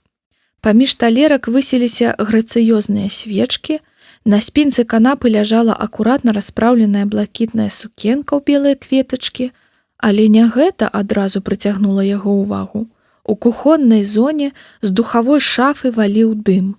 Падлога была мокрай і ільснілася ад тлушчу. Па стале былі рассыпаныя памідоры і цыбуля. Але самае галоўнае, пасярод кухні з ускудлачанымі валасамі ў мокрай футболцы скакала, выючы, Соня, на руку якой, як лялька ў батлейцы, быў насаджаны бройлер. Пабачыўшы Максіма, дзяўчына тут жа заціхла. «Трэба крыху пачакаць, вячэра яшчэ не гатовая», сказала яна, захлопаўшы вейкамі. Даляцеўшы да пліты ў 2 скокі, Максім павярнуў выключальнік, нацягнуў кухонныя рукавічкі, выцягнуў бляху і асцярожна, каб не абварыцца, выліў з яе ваду ў мыйку. Пасля гэтага, склаўшы рукі ў кухонных рукавічках на грудзях, паглядзеў на сінічку. Ён стараўся выглядаць сярдзіта, хоць ледзьве стрымліваўся ад смеху. «Гэта што такое?» «Гусь, запечаная з капустай», прамямліла Соня. «Гусь?» – такі разрагатаўся Максім. «Калі гэта гусь, то я Марыя Шарапова. Што ў цябе па біялогіі? Блін, ды што гэта я? Дурное пытанне. Сінічка, скажы мне толькі адно. Як ты ўвогуле ўмудрылася засунуць туды руку? На вегетарыянскім судзе ты села б пажыццёва за здзек з трупа». Ён узяў са стала шклянку з півам і прынюхаўся. «Бухала?» – кпліва спытаўся ён. Тады ўсё зразумела. «Я не...» часта заміргала вачыма Соня, бязрадна матлянуўшы курыцай. «Стой спакойна», – сказаў Максім, выцягнуўшы шуфлядкі цясак. Яны сядзелі за барнай стойкай і елі смачны амлет, які прыгатаваў Максім. Стомлены хлопец кінуў на патэльню ўсё недарэзанае Соняй, а таксама марынаваныя шампіньёны, адшуканыя ў лядоўні. Заліў збоўтанымі з малаком яйкамі і засмажыў пад накрыўкай. Падчас сваіх кулінарных экзерсісаў Соня паспела добра так згаладацца. Яна намінала амлет, шмыгаючы носам. Яе правае запясце было густа аблеплена пластырам. «Ты мне ледзь пясць не адсек», – прабурчала яна, скончыўшы есці. «Ага, трэба было пакінуць, як было. Эдвард, рука курыца». Максім выбіраў з міскі кіслую капусту, грэбліва выкідваючы з яе відэльцам яблыкі і ядловец. «Да, сінічка. Папярэдзіла б, што ўсё так безнадзейна, я б у горадзе павячэраў. Што не кажы, не быць табе зоркай тэлеканала «Кухня». Хоць калі падумаць, гэты нумар з бройлерам». Шматпакутная птушка ляжала на кухонным стале з успоратым жыватом, залітая соненай крывёю. Вячэра і блізка не нагадвала рамантычную. Тую, пасля якой ён падхоплівае яе на рукі, і яны перамяшчаюцца на канапу. Трасянуўшы грыўкай, Соня прамовіла. «Дзякуй за амлет, смачна. Табе б кухарам працаваць». «Слухай», – Соню раптам асяніла думка, – «дай спісаць інгліш». «Яшчэ чаго захацела», – хмыкнуў Максім. «Ну, калі ласка». «Сінічка, каго ты гэтым падманеш? Дзе я, дзе ты? А пагатоў інгліш. Ты ж, нагадаю, кабачок ад гурка адрозніць не можаш». «Я толькі абароты зірну», – хуценька ўдакладніла яна. «Мне ж усяго адну тэму – my future profession». «Дык вось ты з якога боку зайшла, значыць», – нахмурыўся Статкевіч.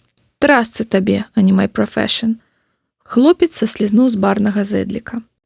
«Посуд закідай у пасудамыйку. І ввогуле прыбярыся тут», – скамандаваў ён і знік на другім паверсе. Соня круцілася ў ложку. Ніяк не магла заснуць. Замінала месяцавае святло, ледзьве чутны пошум хвой у лесе, ўсё на свеце. Галінку ядлоўцу яна ўторкнула над узгалоўем і цяпер удыхала яго супакаяльны водар. Не дапамагала. З галавы не ішла навязлівая думка. Толькі сёння яна сцяміла, што адказ на пытанне, кім хоча стаць Максім, зусім блізка. Праз калідор. Тэчка з тэмамі па-інглішы, пра якую расказвала ротмістрава, ляжыць дзесьці там у Максіма, і яна можа зараз пайсці і здабыць яе. Ёй ужо проста з прынцыпу карцела ведаць, кім ён хоча стаць, што за таямніцу ад яе хавае. Пэўны час Соня змагалася з непераадольным жаданнем, але ўрэшце здалася. Яна ўзнялася з ложка, замест шлёпанцаў апранула мяккія бязгучныя шкарпэткі з воўны і на дыбачках выйшла з пакоя. Максім мірна спаў на канапе. Соня пракралася да ягонага стала і пачала перабіраць раскладзеныя стосікамі сшыткі. Ніякай тэчкі нідзе не было, і канспекты трапляліся якія заўгодна, але не па-інглішы. Няма рады. Соня сабралася сыходзіць, але, не ўтрымаўшыся, загледзелася на мірны твар Максіма, асветлены поўняй. Раптам адразу над ім, на стэлажы, які аддзяляў канапу ад стала, яна згледзела кардонную тэчку, пакладзеную зверху на кнігі. Маркерам на ёй было тлуста выведзена «Topics». Вось яно што. Соня чакала пабачыць такую ж тэчку, як у Машы, а Максім, выходзіць, запісваў тэмы на аркушы для прынтара. Прытрымліваючы кнігі, Соня выцягнула тое, што шукала, і развярнулася, каб уцякаць. І тут яе моцна ўхапілі за параненае запясце. Дзяўчына ўскрыкнула ад болю і выраніла тэчку. «Навошта прыйшла?» – сонна прамуркатаў Максім. Не паспела Соня апамятацца, як хлопец паваліў яе на канапу побач з сабою і схіліўся над ёю, трымаючы рукамі за плечы. Яна адчула, як Максім рассоўвае ёй ногі каленкам. Ад яго патыхала зубной пастай і мылам. «Добра, пераканала. Давай зробім гэта хутка», – хрыпла прамовіў ён. Чытачы жаночых раманаў выдатна ведаюць, што бывае з гераіняй пасля таго, як мужчына загаворыць з ёй хрыплым голасам. Ведала гэта і гераіня майго рамана. Вось толькі падчас чытання гэткія ўявы выклікалі ў Соні салодкія дрыжыкі, а ў рэчаіснасці яна да смерці перапужалася. «Гэта не тое, што ты думаеш», – узмалілася Соня. «А што я мушу думаць? Мы адны ў доме, нам ніхто не замінае, зусім ніхто, бо ўсім вядома, што мне патрэбна. Усім навокал лепей за мяне вядома, што мне патрэбна», – паўтарыў ён, захіхікаўшы. «Нават гэтаму твайму Васю, як ён там сказаў, у кожным геніі тоіцца звер, так што давай, сінічка». І Максім тузануў за каўнеў шэрых слонікаў. Соня з усяе моцы ўчапілася яму ў руку. «Максім, я кахаю цябе, праўда?» – залапатала яна. «Але ўсё гэта занадта хутка, нам трэба пачаць сустракацца, лепей пазнаць адно аднаго, а ўжо потым…» Раптам яна адчула, што Максім адпусціў яе. Прыхінуўшыся да сценкі, ён зайшоўся бязгучным смехам. «З табой? Сустракацца? Во камедыя, сінічка, ты мяне ўмарыла. Значыць, усё-ткі кахаеш мяне?» – спытаўся ён, карцінна выціраючы вільгаць з куткоў вачэй. Замест адказу Соня куляй вылецела з пакоя. Соня ціха ўсхліпвала, зарыўшыся носам у падушку. Праз некаторы час дзверы яе спальні адчыніліся. «Сінічка, вазьмі, калі хочаш. Ты ж па гэта прыходзіла». Соня прыўзняла галаву. У руках Максім трымаў сваю тэчку. «Бяры, я сур'ёзна. Толькі ўсё адно там няма прафэшану. Ніяк не магу напісаць. Я яго ўжо месяц настаўніцы вішу. Соня, хопіць раўці. Ну, хочаш, вазьмі іншую тэму. Вазьмі environment. У мяне вельмі добры environment. А ён жа мутарны, яго ніхто не любіць». Ёй падалося, ці ён толькі што ўпершыню назваў яе па імені. «Ну, як хочаш, я прапанаваў», – сказаў Максім і зачыніў за сабой дзверы. Соня сінічка ляжала на ложку і ўдыхала водар ядлоўцу. «Я кахаю цябе», – толькі што яна ўпершыню ў жыцці сказала гэта уголас. Суботнім ранкам мама Юля адчыніла дзверы свайго дому і з парога пабегла на другі паверх. Асцярожна зазірнула ў адну дзіцячую спальню, потым у другую. Максім і Соня спалі, кожны ў сваім ложку. Кабета з палёгкай уздыхнула, дзеці растуць. Па сутнасці, не па законе. Яны ўжо дарослыя людзі. Ці можа яна павесіць на яго маячок і пільнаваць кожны крок, а на яе? Пагатоў не можа. Віця кажа, прафілактыка тут адна – выхаванне. Яны з Пецем добра выхавалі дзяцей, трэба спадзявацца. З іншага боку, як усё-ткі было б здорава. Вядома, не цяпер, крыху пазней. Алена. Я памятаю, Алена. Пад дзверы Сонінага пакою быў ахайна падторкнуты стосік паперы. Мама Юля падняла яго з падлогі. Environment and Ecology. Vocabulary. Было напісана на самым верхнім аркушы почыркам сына. Pollution. Забруджванне. Nuclear energy. Атамная энергія. Chimney. Першае. Кратер вулкана. Другое. Комін, труба. Сапраўды, труба, ціха сказала сабе пад нос мама Юля.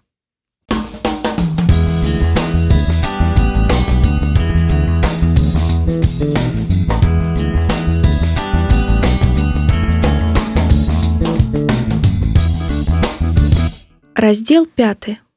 Васю выключаюць. І ўсё-ткі гэта несправядліва. У панядзелак перад матэматыкай Д-клас абмяркоўваў навіну тыдня – школьны банкет для абраных. На папярэднім уроку астраноміі ім лішняга разу развярэдзілі рану. Грацыёзная настаўніца танцаў, запрошаная дырэктарам, зазірнула на урок, каб забраць 2 вучняў на рэпетыцыю вальса, якім мусіў адкрывацца вечар. Дэшкі даволі бесцырымонна патлумачылі спадарні, што тая памылілася кабінетам. Нейкі брытанскі бізнесовец прыедзе, каб даць Дзірыку шмат бабла. Ага, у тымі рэч, што Дзірыку, а не школе. Ну, не скажы, стадыён вунь спонсары збудавалі. А цяпер што, басейн? Не смяшы мае майткі. Соня, аднак, было катэгарычна не да свецкай хронікі. Яна месца сабе не знаходзіла. Нарэшце перад матэматыкай яна не вытрымала і прашаптала Галі і Снежцы. Выйдзем на калідор, мне вам нешта расказаць трэба. Каленку? Паміж ног? Вычварэнец. Пераказаўшы падзеі пятнічнай ночы ва ўсіх падрабязнасцях, Соня спыталася ў сябровак, што яны пра ўсё гэта думаюць. А што тут думаць? Азвалася першая Галюня. Запаў ён на цябе, Сініца, і, як гаворыцца, не змог кантраляваць пачуцці. Не слухай яе, Сонь, з выглядам эксперта перапыніла сяброўку Снежка. Па-мойму, відавочна, што ён з цябе здзекуецца. Гуляецца, як кот з мышкай. Яму на цябе пляваць. І гэта сапраўды магло фігова скончыцца. Так што цябе, лічы, пранесла. Трымайся падалей ад гэтага казла, наколькі гэта магчыма ў тваёй сітуацыі. Вельмі хацелася верыць Галі, але рацыю найхутчэй мела Снежка. Слёзы з Соніных вачэй выбеглі на добра ходжаныя салёныя дарожкі. Сініца, што здарылася? На нікацінены Вася, які матэрыялізаваўся каля дзяўчат, клапатліва крануў Соню за плячо. Што? А тое, што Статкевіч яе лапаў, сярдзіта адрапартавала Сняжана. Што? Завыў Вася, як сірэна перад бамбёжкай.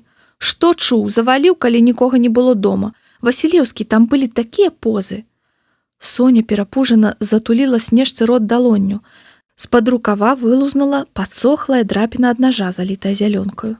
Гэта што? Спужаўся Васілеўскі. Ён схапіў Соню за запясце, нібы збіраўся варажыць на руцэ. Сініца, ты што? Жылы рэзала. Заб'ю, глуха сказаў ён і паляцеў па калідоры. Кавалёва, ты зусім? Схапілася за галаву Сінічка. Хутчэй за ім пацягнула Галя сябровак за рукавы пінжачкоў. Сапраўды ж заб'е. Крыкі даносіліся ад раскладу заняткаў на 3-м паверсе. Але калі дзяўчаты падляцелі туды, усё было скончана. Максім сядзеў на падлозе, трымаючыся за твар, а Васю прыціскалі да дзвярэй кабінета завуча, хлопца з дзяжурнага класа. З глузду з'ехаў. За што ты яго? Ён ведае за што, вымавіў Васілеўскі скрыўленымі ад агіды вуснамі. Што тут здарылася? Завуча галомшана спынілася перад уласным кабінетам. Вось, Валянціна Івановна, напаў на Статкевіча. Васілеўскі, зноў ты. Хадзем. Завуч схапіла Васю за плячо і павяла да сходаў у бок кабінета дырэктара. Цяпер дакладна выключыць, са скрухай прамовіла Галя. Соня адчула на сабе позірк. Усё яшчэ седзячы пад раскладам, на яе пераможна, наколькі гэта было магчыма з падбітым вокам, якое пачало ўжо заплываць, пазіраў Максім. Яна падціснула вусны і адвярнулася. Дырэктара на месцы не было, і Валянціна Івановна доўга вызвоньвала яго праз мабільнік. Нарэшце Лабановіч увайшоў у прыёмны пакой. Аднак не адзін, а на пару з біёлагам Івановічам. «Што тут зноў?» – хмурна спытаўся ён. «Вось, Андрэй Васильевич, Васілеўскі з 11 Д толькі што збіў Статкевіча на горкі яблык. Калі вы хочаце майго меркавання, пара з гэтым скончыць раз і назаўсёды». «Хай пачакае, я пакуль заняты», – кіўнуў Лабановіч і ўвайшоў да сябе разам са спадарожнікам. «Сядзі тут», – паказала завуч Васілеўскаму на крэсла каля дзвярэй кабінета і выйшла. Магу запэўніць вас, дарагія мае чытачы, што Аляксей Васілеўскі самы незласлівы з людзей, якія сустракаліся вам у жыцці або ў кнігах. Не было на свеце чалавека, пра якога можна было б сказаць, што Вася яго ненавідзіць. Штосьці падобнае да нянавісці, а дакладней кажучы вострую нелюбоў, ён адчуваў толькі да аднаго суб'екта, што, уласна, і прывяло яго на крэсла каля кабінета дырэктара. Але быў на свеце адзін чалавек, які выклікаў яго вельмі няпростыя пачуцці, і гэтым чалавекам быў гаспадар кабінета, дырэктар Лабановіч. Калі пашукаць правільнае слова, каб апісаць усю гаму Васевых пачуццяў да Лабановіча, то гэтым словам будзе бадай крыўда. Моцная і глыбокая крыўда на несправядлівасць свету, якая ўвасобілася ў гэтым вечна бледным чалавеку з таго часу, як ён з'явіўся ў 234 школе. З самага дзіцячага садка Вася меў простую і зразумелую мэту ў жыцці. Ён хацеў, каб яго паважалі. А ў тым асяроддзе, дзе яму давялося сталець і кшталтавацца, спрадвек паважалі дзве рэчы – грошы і сілу. Для школьніка гэта значыла мець багатых бацькоў або вялікія кулакі. Бацькі ў Васі не было, а мама працавала кухаркай. Што датычыць кулакоў, то і тут была няпруха. У дзяцінстве Вася часта хварэў і быў, што называецца, здыхлікам. Тонкай кволай жардзінкай, якую можна было раструшчыць 2 пальцамі. Што тут паважаць? Так бы Вася і хадзіў па школе цыбатым ценем, калі б не ягоная прага выпендрыцца, любою цаною прыцягнуць увагу да ўласнай персоны. Сам таго не ўсведамляючы, малы ператварыўся ў школьнага клоуна. У канцы 4 класа праславіўся тым, што жыўцом праглынуў хрушча, які заляцеў кабінет на перапынку. У 5 класе залез у спартзале на канат, перакуліўся і, зачапіўшыся нагамі, вісеў уніз галавой хвілін 15. Проста так, без дай прычыны. А аднойчы скраў у аднакласніцы памаду і размаляваў сабе вусны. За такія дзівацтвы Васю дражнілі і часам білі. Але не моцна і не зласліва. Што ўзяць з клоуна? Усё змянілася, калі аднойчы да іх завітаў матчын брат, дзядзька Арсень, і забраў Васю дапамагаць на рынку. Не хацеў плаціць даросламу памочніку, а ашчаджаў. Вася акурат перайшоў у 6 клас. Дзядзька Арсень прадаваў гіпсакардон і ламінат на экспабеле. А Вася, якому толькі споўнілася 12, закішэннае дапамагаў адгружаць тавар і пільнаваць шапік, калі дзядзьку Арсеню трэба было адысціся. Да абеду, бо вучыўся на другую змену, у школьныя дні, апроч панядзелка і яшчэ па выхадных. Рынак стаў для Васі другой школай. Ды што там, першай.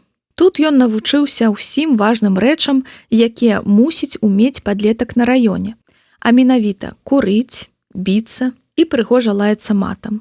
Часта, калі ў дзядзькі Арсеня не было працы, малы разгружаў фрукты ў каўказцаў. Адзін з іх па вечарах за гандлёвымі латкамі і навучыў Васю самаабароне.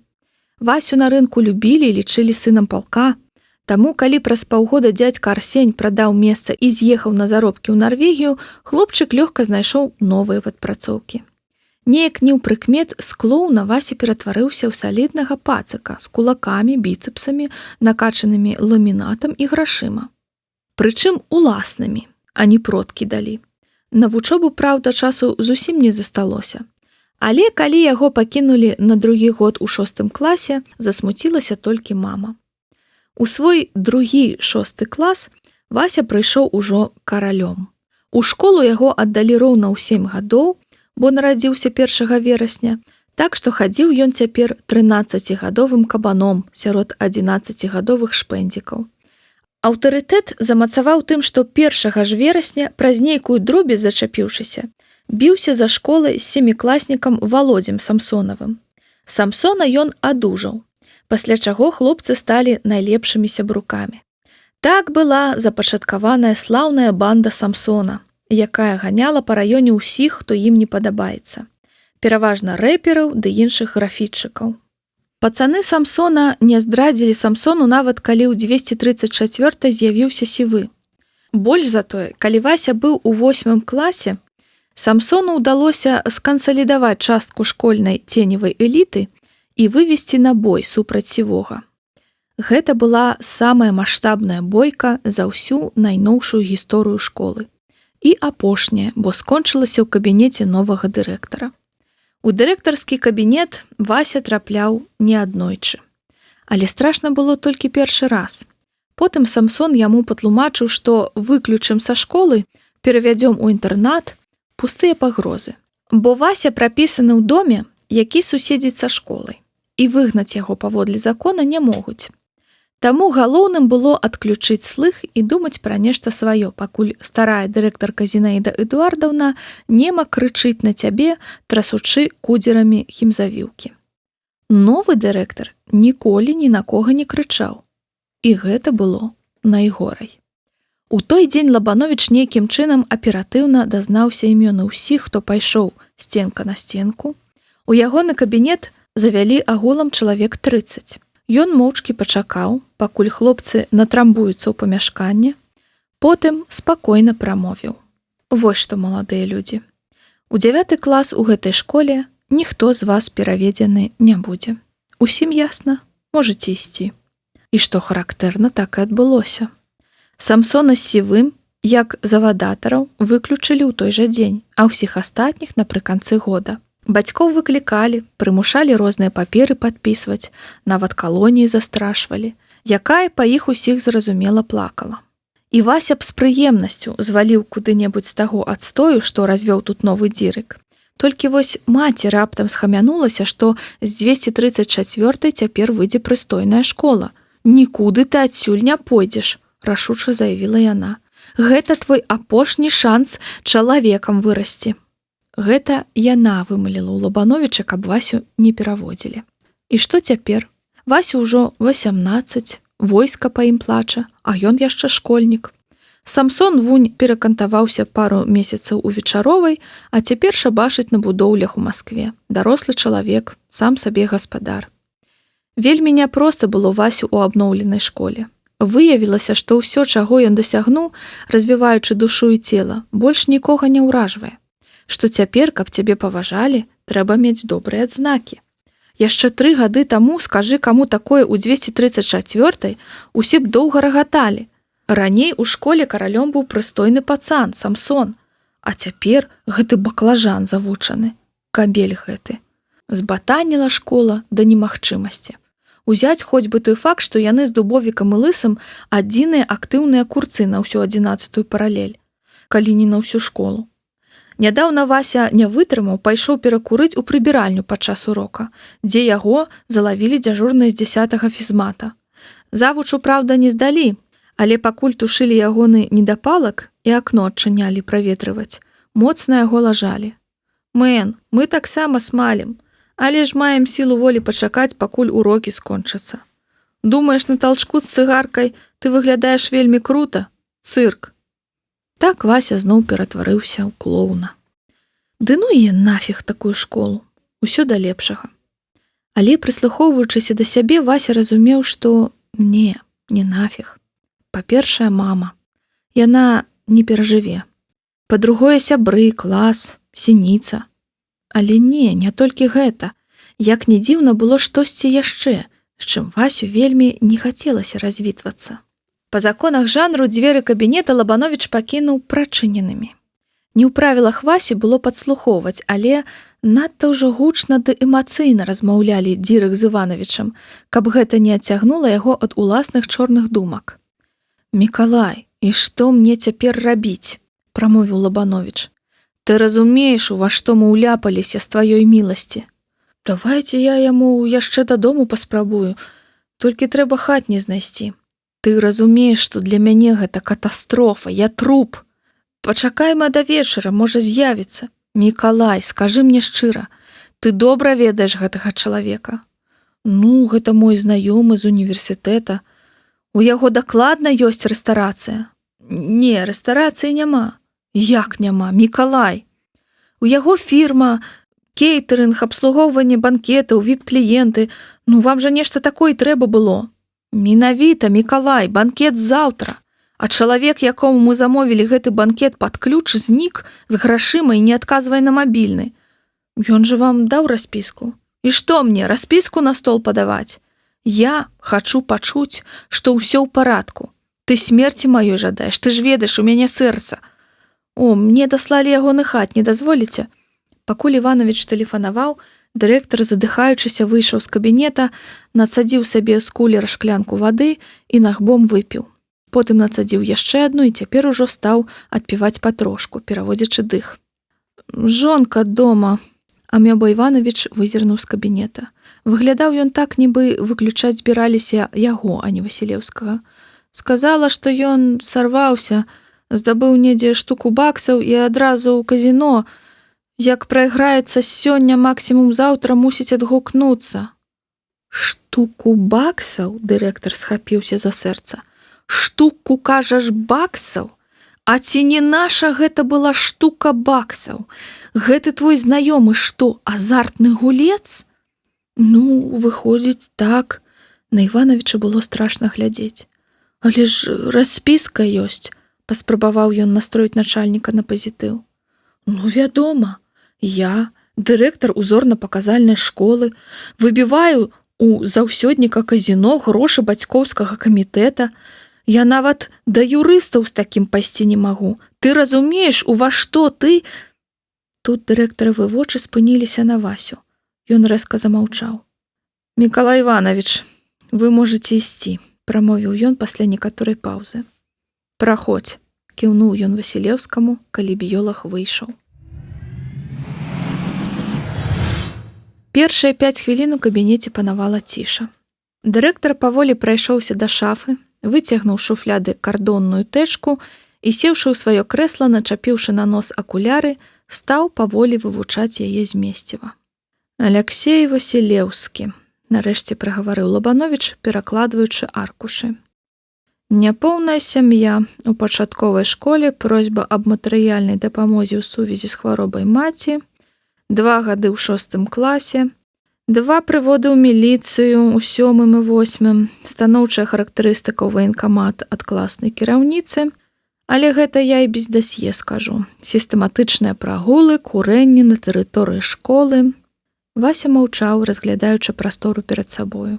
Па ім, на стале для наведнікаў, былі хаатычна раскіданыя нейкія паперы.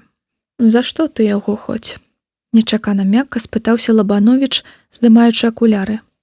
«Статкевіч, найлепшы вучань школы, але я дапускаю, што і ён не святы. Магла быць прычына».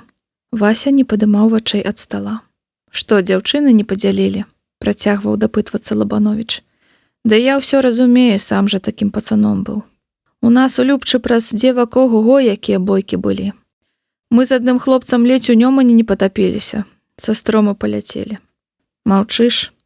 Вядома ж, Вася маўчаў, будзе ён тут трапаць сінічкі на імя. «Я так і думаў», – уздыхнуў дырэктар. «Кулакі проста часаліся. Сумна, відаць, без сябручкоў. Ну што, Васілеўскі, гэты момант надышоў. Ты ведаеш, што гэта такое?» Лабановіч выцягнуў з тэчкі аркуш і паказаў яго Васю. Вася кіўнуў. На аркушы почеркам маці фіялетавым атрамантам было выведзена наступнае. «Прашу выключыць са школы выдаць дакументы, майго сына Алексея Васілеўскага ў сувязі з пераходам у іншую навучальную установу. Васілеўская А.І. І подпіс. Толькі даты не было. Калі мы сустракаліся ў гэтым кабінеце 3 гады таму, я пакінуў цябе ў школе толькі з той прычыны, што Антаніна Івановна наша заслужаная супрацоўніца і толькі пры ўмове, што яна напіша гэтую заяву. І мы агаварылі, што я маю права ў любы момант паставіць сюды дату. Баюся, гэта будзе сённяшняя дата. Лабановіч выцягнуў шуфлядкі стала асадку, каламар і асцярожна, каб не запэцкаць пальцаў, стаў нацягваць у асадку атрамант. Эх, Васілеўскі, усяго пару месяцаў не прытрымаўся. Я ў 317-ю патэлефаную. Можа, злітуюцца, возьмуць давучыцца. А як не, то застанешся ты з атэстатам за 9 клас. Гэта столькі не каштуе. Ад нечаканасці дырэктар крапнуў атрамантам на аркуш заявы. Што не каштуе? Меню ў гэтым каштарысе не каштуе 1000. Нават з напоямі і абслугай. І Вася пасунуў бліжэй да дырэктара аркуш, які ляжаў у завалах папер перад ім на стале. Лабановіч спужана схапіў аркуш і хуценька падсунуў яго пад дасье Васілеўскага. «Табе не здаецца, што гэта не твая справа?» – рэзка спытаўся ён. «Мая ці не мая, але вас скінулі на бабкі», – паціснуў плячыма Вася. «А калі тыя бабкі былі з бацькоўскага камітэта, то гэта мая справа. Па-першае, як ты размаўляеш з дарослымі? Што гэта за феня? Кінулі, бабкі. Ну, падманулі з грашыма. Але сутнасць ад гэтага не мяняецца», – змрочна усміхнуўся хлопец. «Па-другое, пра бацькоўскі камітэт ты нічога не чуў, ясна? Гэта не тое, што ты падумаў. Усе выдаткі аплоціць спонсар, але постфактум, пра мінулай, так бы мовіць, датай. Я проста пазычыў». Вася нічога не адказаў, а зноў хмыльнуўся. «Па-трэцяе, з чаго ты ўзяў, што мяне падманулі? Вы мне паперку вярніце, я вам пакажу». Дырэктар неахвотна працягнуў Васю аркуш. «Ну вось глядзіце. Банкет на 30 чалавек, а стэйк са свініны па кошце нібы гэта мармуровая ялавічына. На такую суму 100 чалавек накарміць можна». «Гэта як?» – недаверліва спытаўся дырэктар. «Вы што, на рынок не ходзіце? Нават з нацэнкай такога кошту на гэтую страву быць не можа. Ну, глядзіце. Выхад, дапусцім, 200 грамаў на порцыю. Гэта значыць, сырога мяса трэба кіля на 4 чалавек, то бок патрэбна каля 8 кіляў свініны. Ну, гэта ж максімум 50 баксаў. А тут які кошт?» Лабановіч зазірнуў у аркуш. Вочы ягоныя пашырыліся і тут жа ўперліся назад у Васілеўскага. Той між тым працягваў. «А гэтая закуска? Я не ведаю, якой птушкі сюды трэба класці, каб яна столькі каштавала. Ды у вас тут усё з такой накруткай. Адкуль ты гэта ўсё ведаеш?» – толькі здолеў прамовіць Лабановіч. «Дык з вытворчай практыкі. Я на кулінарыі вучуся і падпрацоўваю крыхан», – адказаў Вася. Лабановіч так уразіўся, што нават прапусціў міма вушэй слова крыхан. «І вас гэтаму ўсяму вучаць?» «Не, вядома, але я на банкетах часам раблю і прыкладна ўяўляю, адкуль якія сумы бяруцца. Я не ведаю, можа, гэтыя службы заўсёды так дзяруць, але ў рэстарацыі такі банкет каштуе нашмат танней». «Але я замаўляў віп-абслугу», – разгумлена пралапатаў Лабановіч. «Мне трэба, каб усё было па вышэйшым разрадзе. Разумееш, у школу прыедуць вельмі важныя госці», – сказаў ён, сабраўшыся. І, згадаўшы, што ён дырэктар, які выключае вучня са школы, зноў прыняў строгі від і падсунуў да сябе заяву Васевай маці. «Андрэй Васильевич, дазвольце мне давучыцца, калі ласка», – раптам сказаў Вася, зірнуўшы проста на дырэктара. «А я вам банкет арганізую». «Ты сам зразумеў, што ты сказаў?» – рассмяяўся дырэктар. «Ты банкет? Ты ж школьнік. Як ты ўсё адзін зробіш? Сам прыгатуеш?» «Чаму сам?» «З мамай», – самавіта сказаў Васілеўскі. «Мама здорава гатуе, асабліва калі ёй нармальныя харчы даць. Андрэй Васильевич, слухайце, мне вельмі трэба давучыцца. Калі вы мяне выключыце, мне пасведчанне за вытворчую практыку не выдадуць. А з ім я магу адразу ўладкавацца на працу. У вас па сутнасці няма выйсця», – працягнуў ён пасля паўзы. «Я пачуў, што вы далі гэтаму махляру $1000, а яшчэ хоць нешта ў вас засталося?» Дырэктар, аслупянеўшы ад такой праніклівасці, толькі моўчкі кіўнуў. Дайце мне 300 на харчы, і заўтра у вас будзе супер вячэра на 30 персон. Такая, як у гэтым меню. Вася кіўнуў на аркуш. І нават лепей. Я ведаю добрых пастаўляльнікаў, і вы можете самі купіць напоі ды садавіну. А як жа сервіроўка, афіцыянты, у школе няма прыстойнага посуду, мы разлічвалі. Гэта ўсё пакіньце мне. Зладжу вам урачыстую вячэру па сабе кошце. Ну, маме яшчэ прэмію выпішыце за люты. Вася ўвесь перамяніўся. Увайшоўшы ў знаёмую тэму, хлопец вокамгненна разняволіўся, здавалася яшчэ крыху, і ён паляпае дырэктара па рукаве пінжака, як старога прыяцеля. Аляксей, ты разумееш, што ў нас будуць вельмі важныя госці, бізнесоўцы з Лондона, якія маюць намер фінансаваць нашу ўжо амаль гімназію. Значыць, англійскую сервіроўку рабіць, шырока усміхнуўся Вася. Загаломшанага твару дырэктара было відаць, што ён згодны абсалютна на ўсё. Глядзіце, вунь Соня Сінічка з Д-класа. Сёння праз яе пабіліся Статкевіч і Васілеўскі. Што, праўда? Я стаяла там і ўсё бачыла. Статкевіч глядзеў расклад, нікога не чапаў, раптам гэты клоун наляцеў, як каршак, абскубаны. Закрычаў: «Кабель, я цябе папярэджваў, не чапай яе!» І бац па фізіі. Статкевіч ажно паваліўся, ліхтар пад вокам, вот акенны. Божа, калі яны ўжо ўтаймуюцца? Ну ты даеш, Сонька, за што ты так з Васем? Урэшце ён абараняў твой гонар. 3 сяброўкі падыходзілі да універсама каля школы. Соне трэба было купіць хлеба. Мама Юля папрасіла, і Галя са Снежкаю вязаліся за ёю. А ты, Кавалёва, ўвогуле маўчала б. Гэта ўсё ты вінаватая, прабурчэла Соня. І ў чым гэта я вінаватая? Жартуеш? Напляла Васілеўскаму рознай лухты, вось ён і палез у бойку. А нічога ж такога не адбылося. Максім проста пажартаваў і нават папрасіў прабачэння адразу. Ну, па-свойму. Сінічка, што за наезды?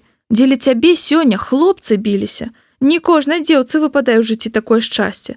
Ты дзякаваць мне мусіш. Угу, дзякаваць. Зноў уся школа на мяне пальцамі паказвае.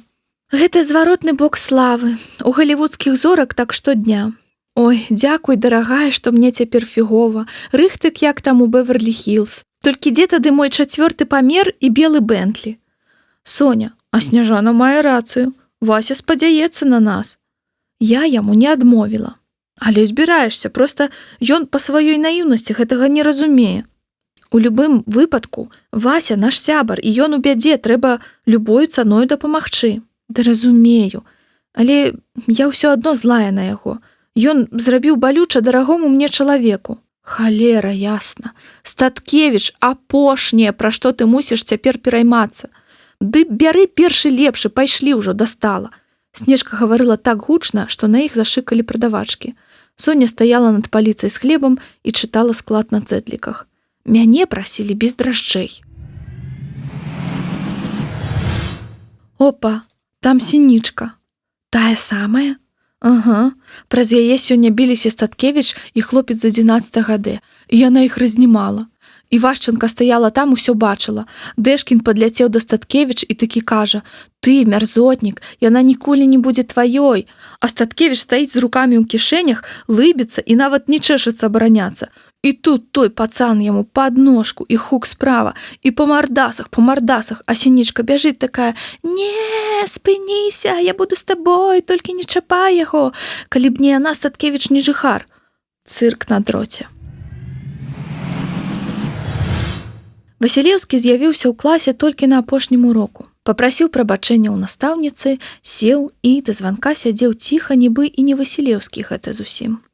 Дэшкі ж адчайна круціліся, спрабуючы злавіць позірк таварыша. Ну як, выключылі? Пыталіся ў гаротніка на мігах, але той ніяк не рэагаваў. І толькі празвінеў званок, аднакласнікі кінуліся да апошняй парты. «Пакуль вучуся», сцісла адказаў ён, закідваючы пашкуматаны дзённік у зашмальцаваны заплечнік. Уф, малаток, Вася. Гэта трэба адзначыць. З палёгкай загуў Д-клас. Не, Рэбза, мне яшчэ на працу сёння, давайце іншым разам, адказаў хлопец. Шэптам, аднак, сказаў Галі, Снежцы і Соні, каб тыя не сыходзілі. Вось што, дзеўкі, я ў рэчыве колеру шакаладу па самыя вушы, пачаў Вася, калі яны выйшлі ўчатырох на школьны калідор. Тую заўтрашнюю паляну, куды Дзірык збірае ўсіх школьных мажораў, накрываю я. І мы дамовіліся, што калі ўсё пройдзе чыкі-пікі, я застаюся ў школе. Як так? Чаму ты, здзівіліся дзяўчаты? Так атрымалася доўга расказваць. А ты раней гатаваў увогуле? У рэстарах толькі дапамагаў. Сайгон не ўлік. На практыцы нас нацягвалі на катлеты ды шніцэлі ўсякія паводле госта, як для сталоўкі. Так што ў мяне паслязаўтра іспыт па стэйках. Але без вас я дакладна нічога не змагу. А? Будзе самы сапраўдны банкет з поўным абслугоўваннем а-ля англес. Таму мне патрэбны персанал. Вы, то бок. А-ля англес гэта што? Гэта Гемар Вайтовіч. Але я вам потым усё патлумачу. Калі ўпражацеся за мяне. Дык што, упрагаецеся? Вася, што за пытанне? Ясная рэч, мы з табой. У адзін голас выгукнулі Галя і Снежка. Прабач, але я не ведаю, ці змагу. У сераду тэст па фізіцы трэба рыхтавацца, сказала, адвёўшы вочы Соня. Сініца, ты што? Які тэст, калі тут такое? Штурхнула Галя яе пад бок. Ну, там яшчэ на вечар заўтрашні былі планы. Я не ведаю, ці ўдасца перанесці, я табе сёння патэлефаную. Ну, ладно, патухлым голасам сказаў Вася. Ты вырашай, а то іначай трэба трэцяга кельнера шукаць. Калі ты абвесціш Васю, што замест таго, каб ратаваць ягоную задніцу, ты ідзеш у спа трымаць рушнічкі за мамай Юляй, ты разаб'еш яму сэрца, жорстка сказала Снежка, упіхваючы ў рукі Соні буханку з надпісам «Жытні бездражджавы». А мы ў табе моцна расчаруемся. Соня, якая відавочна стамілася ад усёй Санта-Барбары, уздыхнула і сунула руку ў кішэню курткі. Ладно, я яму тэлю.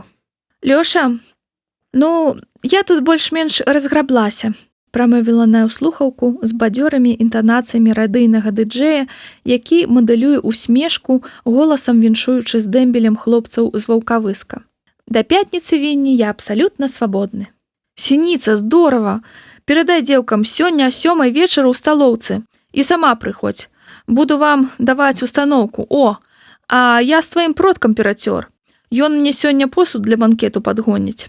Вася так крычаў тэлефон, што палова крамы чула яго басавіты голас. Слухай, ты выпадкам не ведаеш каго-небудзь з тачкай і каб не працаваў заўтра ў першай палове дня? Ёсць у мяне адзін варыянт, усміхнулася Соня ў слухаўку. Гэтым разам абсалютна шчыра. Прыкінь, сёння ў 234 было такое мачылава. Аднаго тамтэйшага пацыка ледзь не прыкончылі, бо лез да чужой бабы. Ды ну, я табе кажу, у Мікітоса сястры сяброўка ў той школе вучыцца, дык яна стаяла там і ўсё бачыла. Яго 5 чалавек 15 хвілін калашмацілі. 2 хуткія выклікалі, адну для яго, а другую для фізрука, які прыбег іх разнімаць. Міліцыя прыехала. Ух ты, жесть якая!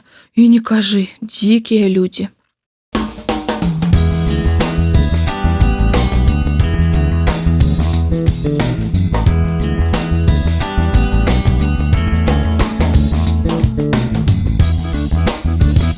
Раздзел 6. Англійская сервіроўка. Праклінаючы сябе за безгаловасць, Соня праслізнула ў вітальню дома на Верасовай. Трэба ж было так збірацца. Напхала пакет рознай непатрэбнай драбязою, а самае важнае, свае старыя чорныя балеткі, забылася. Абутак вазьміце ў тон уніформы і каб без абцасаў. Кавалёва, асабліва цябе датычыць, навучаў учора Вася. І крый, божа, не новы, разношаны трэба, а то пад канец змены, вячэры, адног нічога не застанецца. Банкет пачынаўся праз 3 гадзіны. Адшукаўшы каля тумбачкі торбачку з абуткам, Соня хацела была зачакініцца, павітаўшыся са Статкевічамі. Але, зазірнуўшы ў гасцёўню, перадумала. Уся сям'я была ў зборы, і кожны быў захоплены справай. Вадзік гуляўся ў стралялкі на хатнім камп'ютары. Магчыма, таму прыходу Соні не пачулі. Тата Віця, абкручаны паласатым ваўняным шалікам, працаваў з лаптопам. Падчас юбілейнай рыбалкі з аднакласнікамі на беразіне ён сур'ёзна прастудзіўся і толькі сёння быў пераведзены мамай Юляй з ложкавых хворых у канапныя.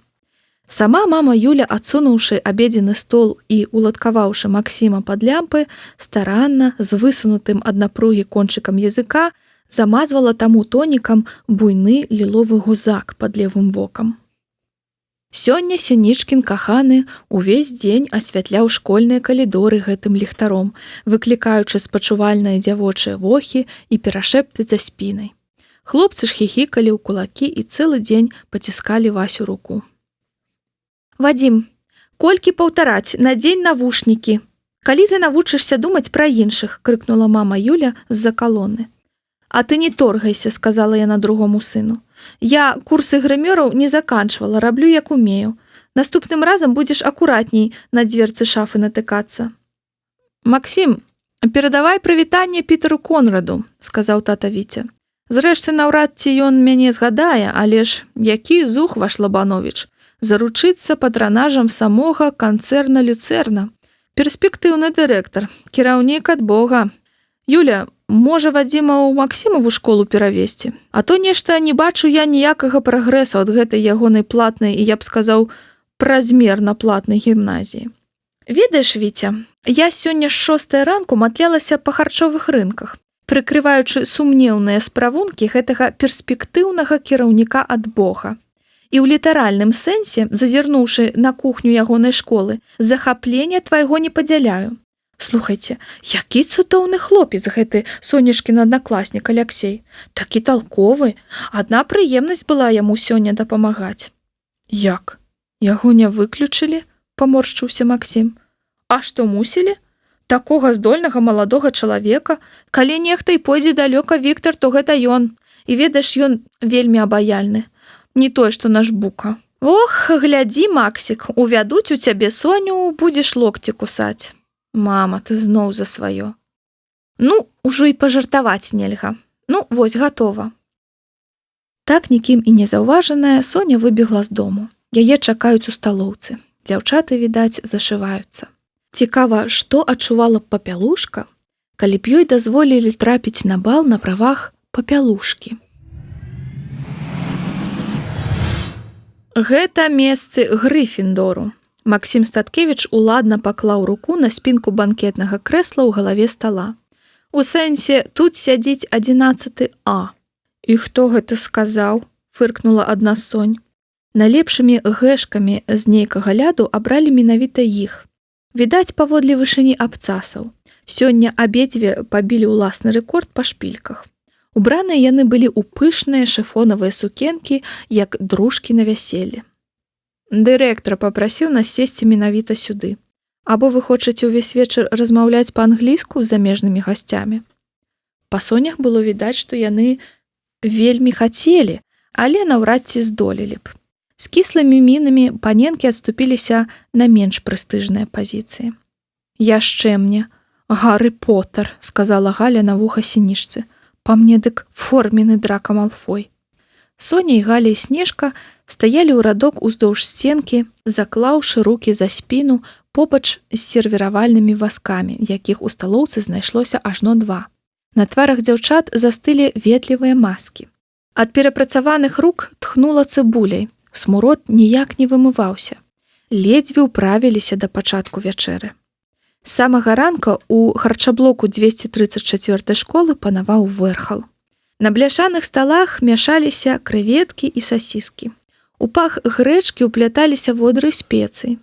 Кухня, як і штодня, была загружаная, і для калег цёткі Тоні выявілася поўная неспадзяванка, што нехта будзе рыхтаваць тут яшчэ і банкет. На дзяўчат, якія з 8 на Васеву каманду кроілі гародніну ў так званым халодным цэху, увесь час шыкалі школьныя кухаркі.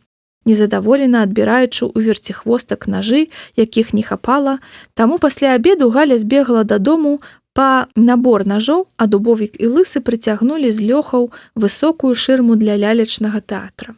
Шырму ўсталявалі проста ў сталоўцы і завіхаліся ўжо за ёй, паставіўшы Васевых сябрукоў па баках адганяць цікаўную малышню з другой змены. Цяпер шырма, драпіраваная беласнежнымі абрусамі, стаяла збоку каля ўвахода ў кухню. За ёй чакалі свайго часу напоі і закускі. Перад новаспечанымі кельнеркамі быў разгорнуты фронт іхняй працы.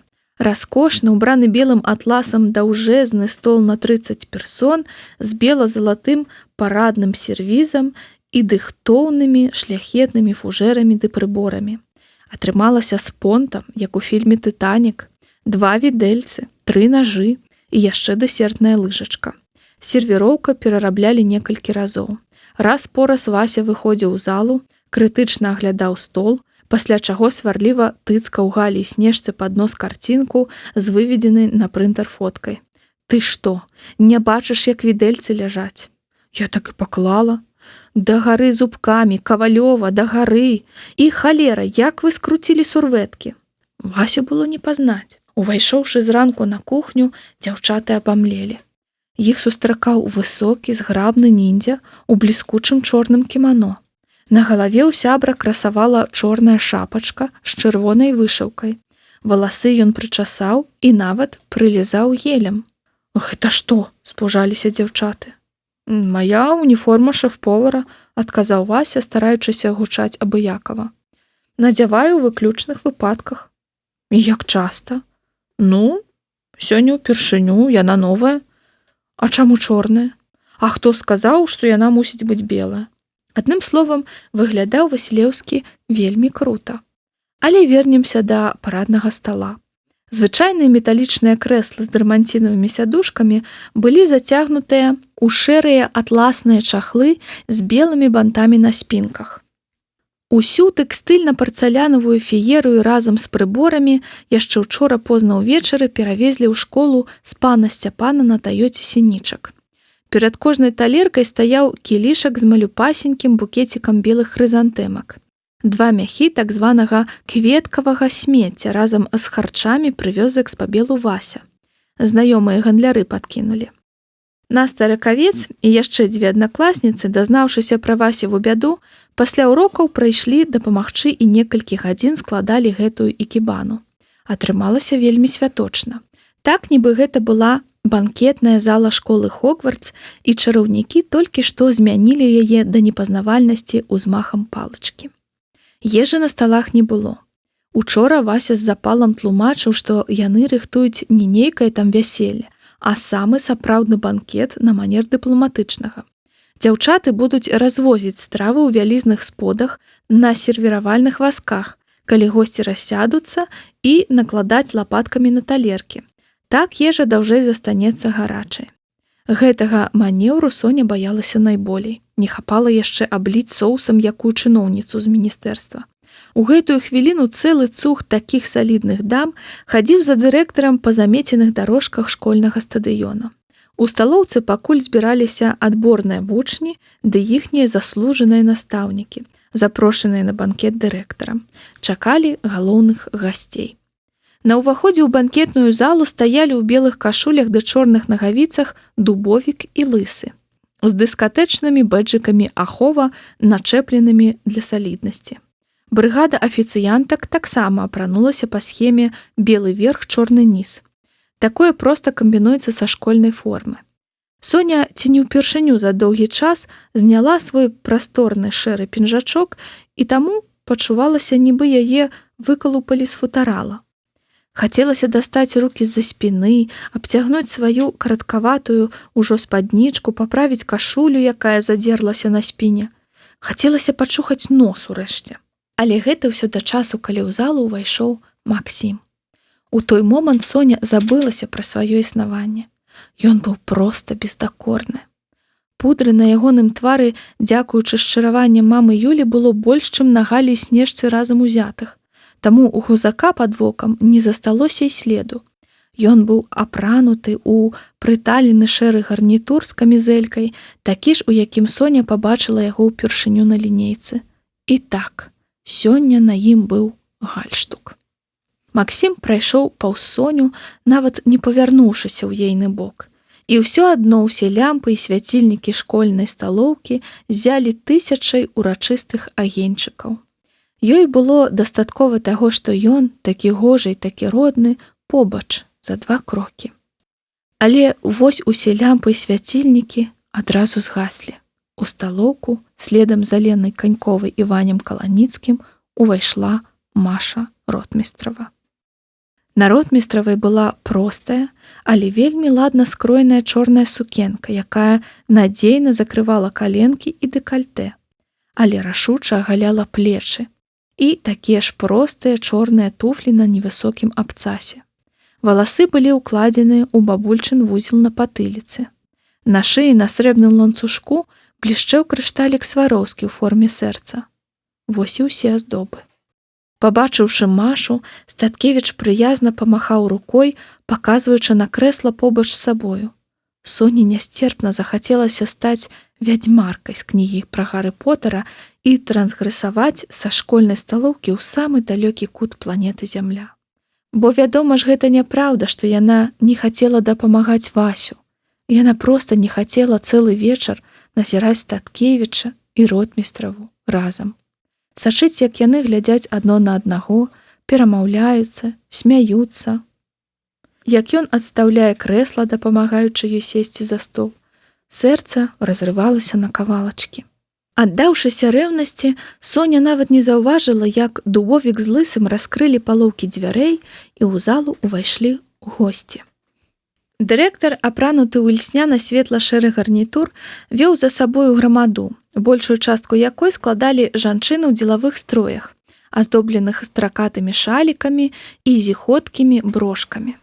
Аксесуары, відаць, меліся надаць святочнасці штодзённым вобразам чыноўніц. Поруч з дырэктарам крочылі двое мужчын. Адзін з іх, высокі, гадоў 50, нібы выйшаў з савецкага фільма пра Мэры Поппінс ці Шэрлака Холмса. Клятчасты пінжак, нагавіцы дудачкі, лакаваныя чаравікі, зусім не на беларускія маразы, вязаная камізэлька і пацешны гальштук-матылёк, круглыя акуляры, кіёчак. Так, нібы гэты спадар усім сваім відам спрабаваў падкрэсліць, што прыбыў сюды наўпрост з Лондона. Побач з ім ішоў старэйшы джентльмен. Паўнаваты, з раскосымі ўсходнімі вачыма пад сівымі ўжо бровамі, у някідкім цёмна-шэрым гарнітуры з шыйнай хусткай замест гальштука. Усе запрошаныя на банкет расселіся на месцы. Школьнікі ціха шушукаліся. Здаецца, іх перапужала колькасць прыбораў. Ніхто не ведаў, навошта столькі відэльцаў, у якім парадку імі карыстацца, і галоўнае, дзе ежа. «Соня, салат!» – зашипела Снежка. Галя, прызначаная Васем афіцыянткай ад напояў, ужо выкочвала на стартавую лінію столік з шампанскім, колай і мінералкай. Пекла пачалося. Жвавы хлопец у джинсах і спартыўнай байцы з капюшонам на галаве і чамусьці ў сонечных акулярах спрытна адфоткаў першы тост, узняты Лабановічам за адзінства адукацыі і бізнесу. Соня узлавана прымружылася. Яе асляпіў фотавыбліск. Асцярожна нахіляючыся, яна брала са стала талеркі і накладала вялізнай лыжкай салатку з авакада, памаранчамі ды крэветкамі. Снежка рабіла тое сама з іншага боку даўгога стала. Ёй дасталіся дарослыя, чыноўнікі, настаўнікі ды брытанскія госці. Соня абслугоўвала вучняў. Пыталася, ці вялікую порцыю, усміхалася і жадала смачна есці. Яна пачала з дальняга ад дырэктара краю. Адтуль, дзе прытуліліся 4 збянтэжаныя алімпіяднікі з 10 класа. Іх запрасілі ў апошні момант. Салаткі на сподзе, аднак, усё менела. Сінічка няўмольна набліжалася туды, дзе леваруч ад дырэктара сядзелі ротмістрава і Статкевіч. Стараючыся трымаць дрыготку, дзяўчына ўзяла талерку каханага і рука ўсё-ткі задрыжэла, а крэветкі цудам не апынуліся на плітах падлогі і соненых стаптаных балетках. «Да, Сінічка, мудра ты ніколі не здымаеш пінжака», пачула яна, нахіліўшыся да стала кплівы шэпт Статкевіча, які толькі ейнае вуха магло вычапіць з гула галасоў, што панаваў над ежаю. Паказваць абсалютна няма чаго, хіба што на конкурсе прасавальных дошак. Кроў прыліла да соненых шчок. Першай рэакцыяй было ўзняць талерку з салаткай і бахнуць ёй падонка па макаўцы. Спыніла толькі тое, што магла пацярпець талерка. Яна ж з татавай рэстарацыі, фамільны, можна сказаць, сервіс. Таму Сінічка глыбока ўздыхнула, палічыла да 5 і расцягнула вусны ў ветлівую грымасу. Так вучылі татавы афіцыянткі. Калі кліент хаміць, трэба перавесці дыханне, палічыць хоць бы да 3 і усміхнуцца. Прабачце, якое ў вас пытанне? Не, паводле рэцэпта мы не перчым гэтую салатку. Госці дадаюць спецыі самастойна на свой смак. Дазвольце вам дапамагчы. І схапіўшы са стала перачніцу, Соня адкалупнула пазногцем донца і высыпала ўсё яе змесціва ў талерку Максіма. «What's going on?» – вырачыў вочы англічанін, які сядзеў роўненька насупраць ротмістравай і ажыўлена штосьці з ёй абмяркоўваў. «Local food habits. Some like it hot, you know», – адказала ротмістрава. «Oh, I see», – заківаў галавой брытанец і інстынктыўна пасунуў талерку бліжэй да сябе. Максім між тым спакойна зняў відэльцам перац салаткі і, як нічога ніякага, пачаў есці. «Вельмі люблю гэты фільм», – засмяяўся сівы гаспадар, што сядзеў праваруч ад брытанца. Ён надзвычай добра амаль без акцэнта гаварыў па-руску. «Дык, Максім, калі не сакрэт, які прыбытак за мінулы год мела Star Systems?» Максім спрабаваў прамовіць слова, але закашляўся і пацягнуўся па шклянку. «Так табе і трэба, нягоднік». «Яшчэ колы?» – падскочыла паслужлівая Галюня з бутэлькай. Пасля такой рашучай помсты ў Соні выраслі крылы. Яна лётала чорна-белай феечкай па зале і ззяла усмешкай, падаючы наступную закуску – фаршыраванага карпа, згатаванага цёткай Тоняй у перапынку паміж школьнымі баршчом і грэчкаю. У спрытным танцы расстаўляла перад едакамі жульены з шампіньёнаў. На Максіма дзяўчына нават не глядзела. «Давай памяняемся месцамі», – папрасіла яна Снежку, «а то я яго апалонікам па галаве дзеўбану або задушу сурвэткай». Нядоўга, аднак, доўжыўся Сонін палёт. Да моманту, калі Вася падаў сігнал з кухні, што можна падаваць гарачае. Тут, як і было запланавана, урубіліся сафіты і да трохкутнай сцэны ў дальнім куце сталоўкі, дзе ўжо уладкаваліся музыкі, падышоў акулярысты бландзінчык з 11 А, Ягор Залескі, аднакласнік і таварыш Статкевіча. «Добры вечар, шаноўныя госці!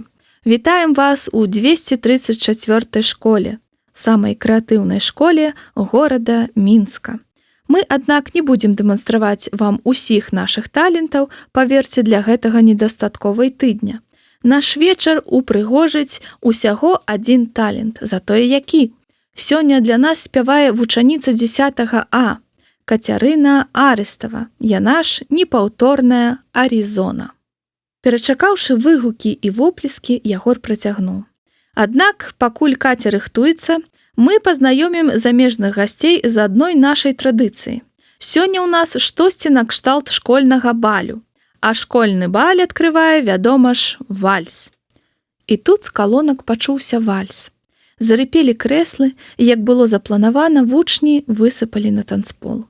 Завучаныя матэматыкі з 11 В, якіх Соня памятала яшчэ з экскурсіі ў Кіеў, запрасілі на танец Сонь, якім ледзьве даставалі да плячэй. Каланіцкі падаў руку Каньковай, Максім абняў Машу за талію. І, гледзячы адно аднаму ў вочы, пара закружляла перад сцэнай пад шпаркае раз-два-тры, раз-два-тры вядомай вальсавай мелодыі. Хлопец-фатограф спрытна фіксаваў на камеру самы чорны момант у біяграфіі Соні Сінічкі. За 3 хвіліны танца Соня пражыла доўгае жыццё, поўнае злосці на ўласную нікчэмнасць. Ногі зрабіліся ватнымі, яна абаперлася на стенку. «А цяпер сустракайце! Аризона!» – абвясціў Залескі. Статкевіч, клапатліва, злёгка прытрымліваючы ззаду за локці, падвёў ротмістраву да стала. Зрабілася душна. У Соні закруцілася галава. «Хто натхніць мяне на смерць? Я такой не маю волі. Маю толькі болі, каб пасціцца і гавець». Арыстава з'явілася на сцэне нечакана і пачала свой трывожны джаз з першымі акордамі мінусоўкі. Яна мела моцны аксамітны голас, тэмбры якога праточваліся ў самую душу слухача. На ёй была вузкая, доўгая чырвоная сукенка. Рукі яе былі зацягнуты ў чорныя пальчаткі да локця. Смерць. Як гэта было сугучна Соніным думкам. Больш за ўсё яна цяпер хацела памерці. З гор сыдзі, як з купалоў, дух у вобразе старога, праз пакуты дай мне Бога, дай мне богавую кроў. Музыка грымела так, што размаўляць было немагчыма. Максім схіліўся да Машы і штосьці гучна казаў ёй на вуха. Тая ківала, усміхалася, потым ужо Максім падстаўляў вуха суседцы і казала штосьці яна.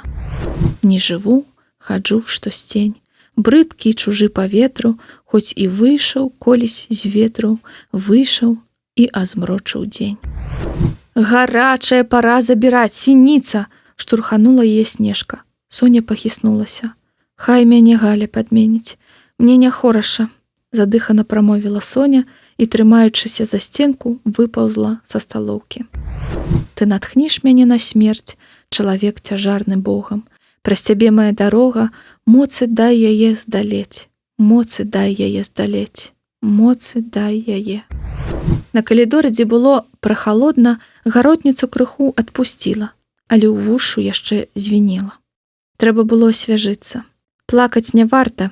На вейках пазычаная ў Снежкі туш Соня не спыталася, ці водатрывалая. Яна пасунулася ў прыбіральню, каб праветрыцца і заадно паглядзецца ў люстэрка. У прыбіральні, паклаўшы на падаконне наварочную камеру, мыў рукі хлопец-фатограф. Гэта жаночая, сярдзіта буркнула Соня, падыходзячы да суседняга ўмывальніка. Я ведаю, адказаў знаёмы голас. Нейкі малады фатограф спытаўся на форуме, дзе месціцца 234 школа. Слова за слова выявілася, што сёння ўвечары яму цікавей пафоткаць канцэрт вядомага гурта, а не прышчавых гімназістаў. Такім чынам, маме Юлі перапала ейная першая замова – фотарэпартаж пра дабрачынную акцыю замежнага канцэрна. Ейны маскарад таксама знайшоў тлумачэнне. Ну, ты ж ведаеш, Максік не любіць, калі я яго здымаю. Авантурнасці мамы Юлінай маскіроўцы дадавала сынава адзежа для яе скарыстаная. Кабета стаяла, разняволена прытуліўшыся плячыма да ружовай кафлі і скрыжаваўшы ногі ў рваных джинсах, як сапраўдны хлапчук. Яна свяцілася ад задавальнення сабою, сітуацыяй і працай, якую рабіла.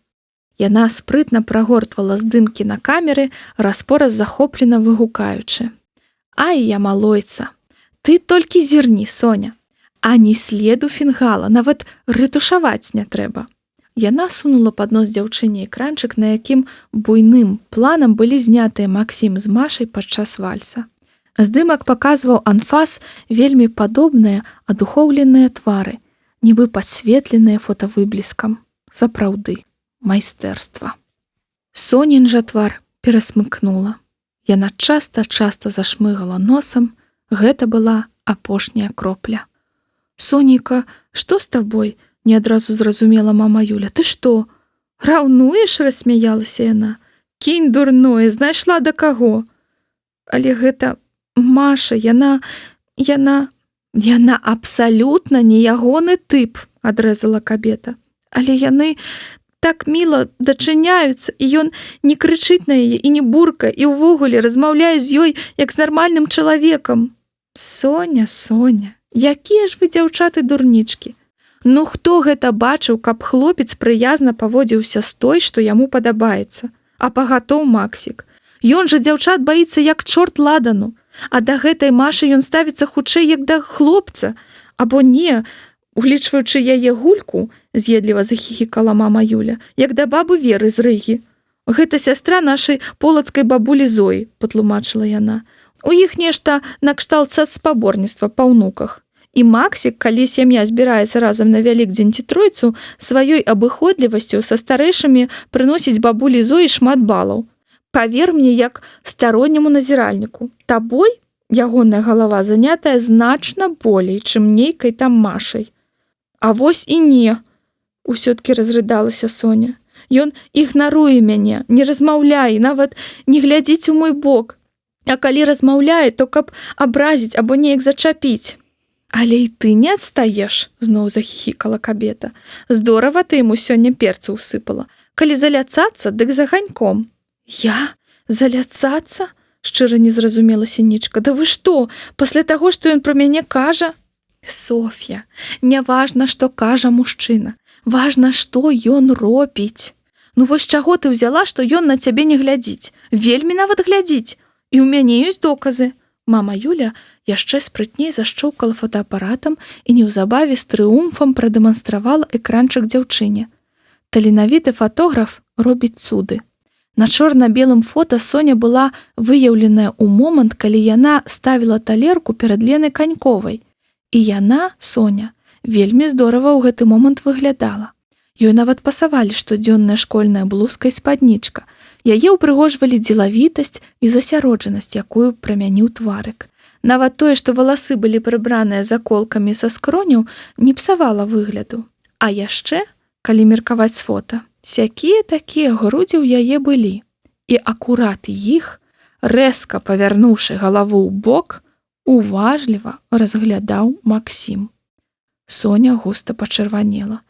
Вам здалося, гэта выпадкова. Каб жа, у мяне тут цэлае дасье.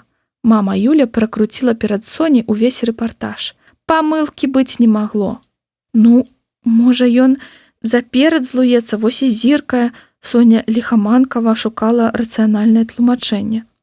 А няго ж, заперад, рассмяялася мама Юля. Ты мне вось што лепей раскажы. Я ўжо гадзіну валэндуюся па вашай школе. Нават на другой змене калідоры гудзяць пра бойку. Правільна я зразумела? Ні на якія дзверцы Максім не натыкаўся? Соня скаўтнула сліну. Гэта таму твайго аднакласніка хочуць выключыць са школы, бо ён ударыў Максіма? Соня маўчала. Калі так, то за што яны біліся? Я правільна зразумела, што гэта неяк звязана з табою, а, Соня? Горкі досвед навучыў нашу гераіню. У яе з Максімам усё ляціць у тартарары акурат тады, калі ў справу ўкручваецца ягоная маці. Таму дзяўчына перасмыкнула плячыма і як мага пафігістычне адказала. Я не ведаю. Ну, маніш жа, па твары бачу, працягвала прагна дапытвацца мама Юля. Я ж усё адно дакапаюся да праўды. Дакапайцеся, раскажыце мне, адбіла атаку Соня. Дзякуй за цудоўныя фоткі, мне пара. І вылецела з прыбіральні.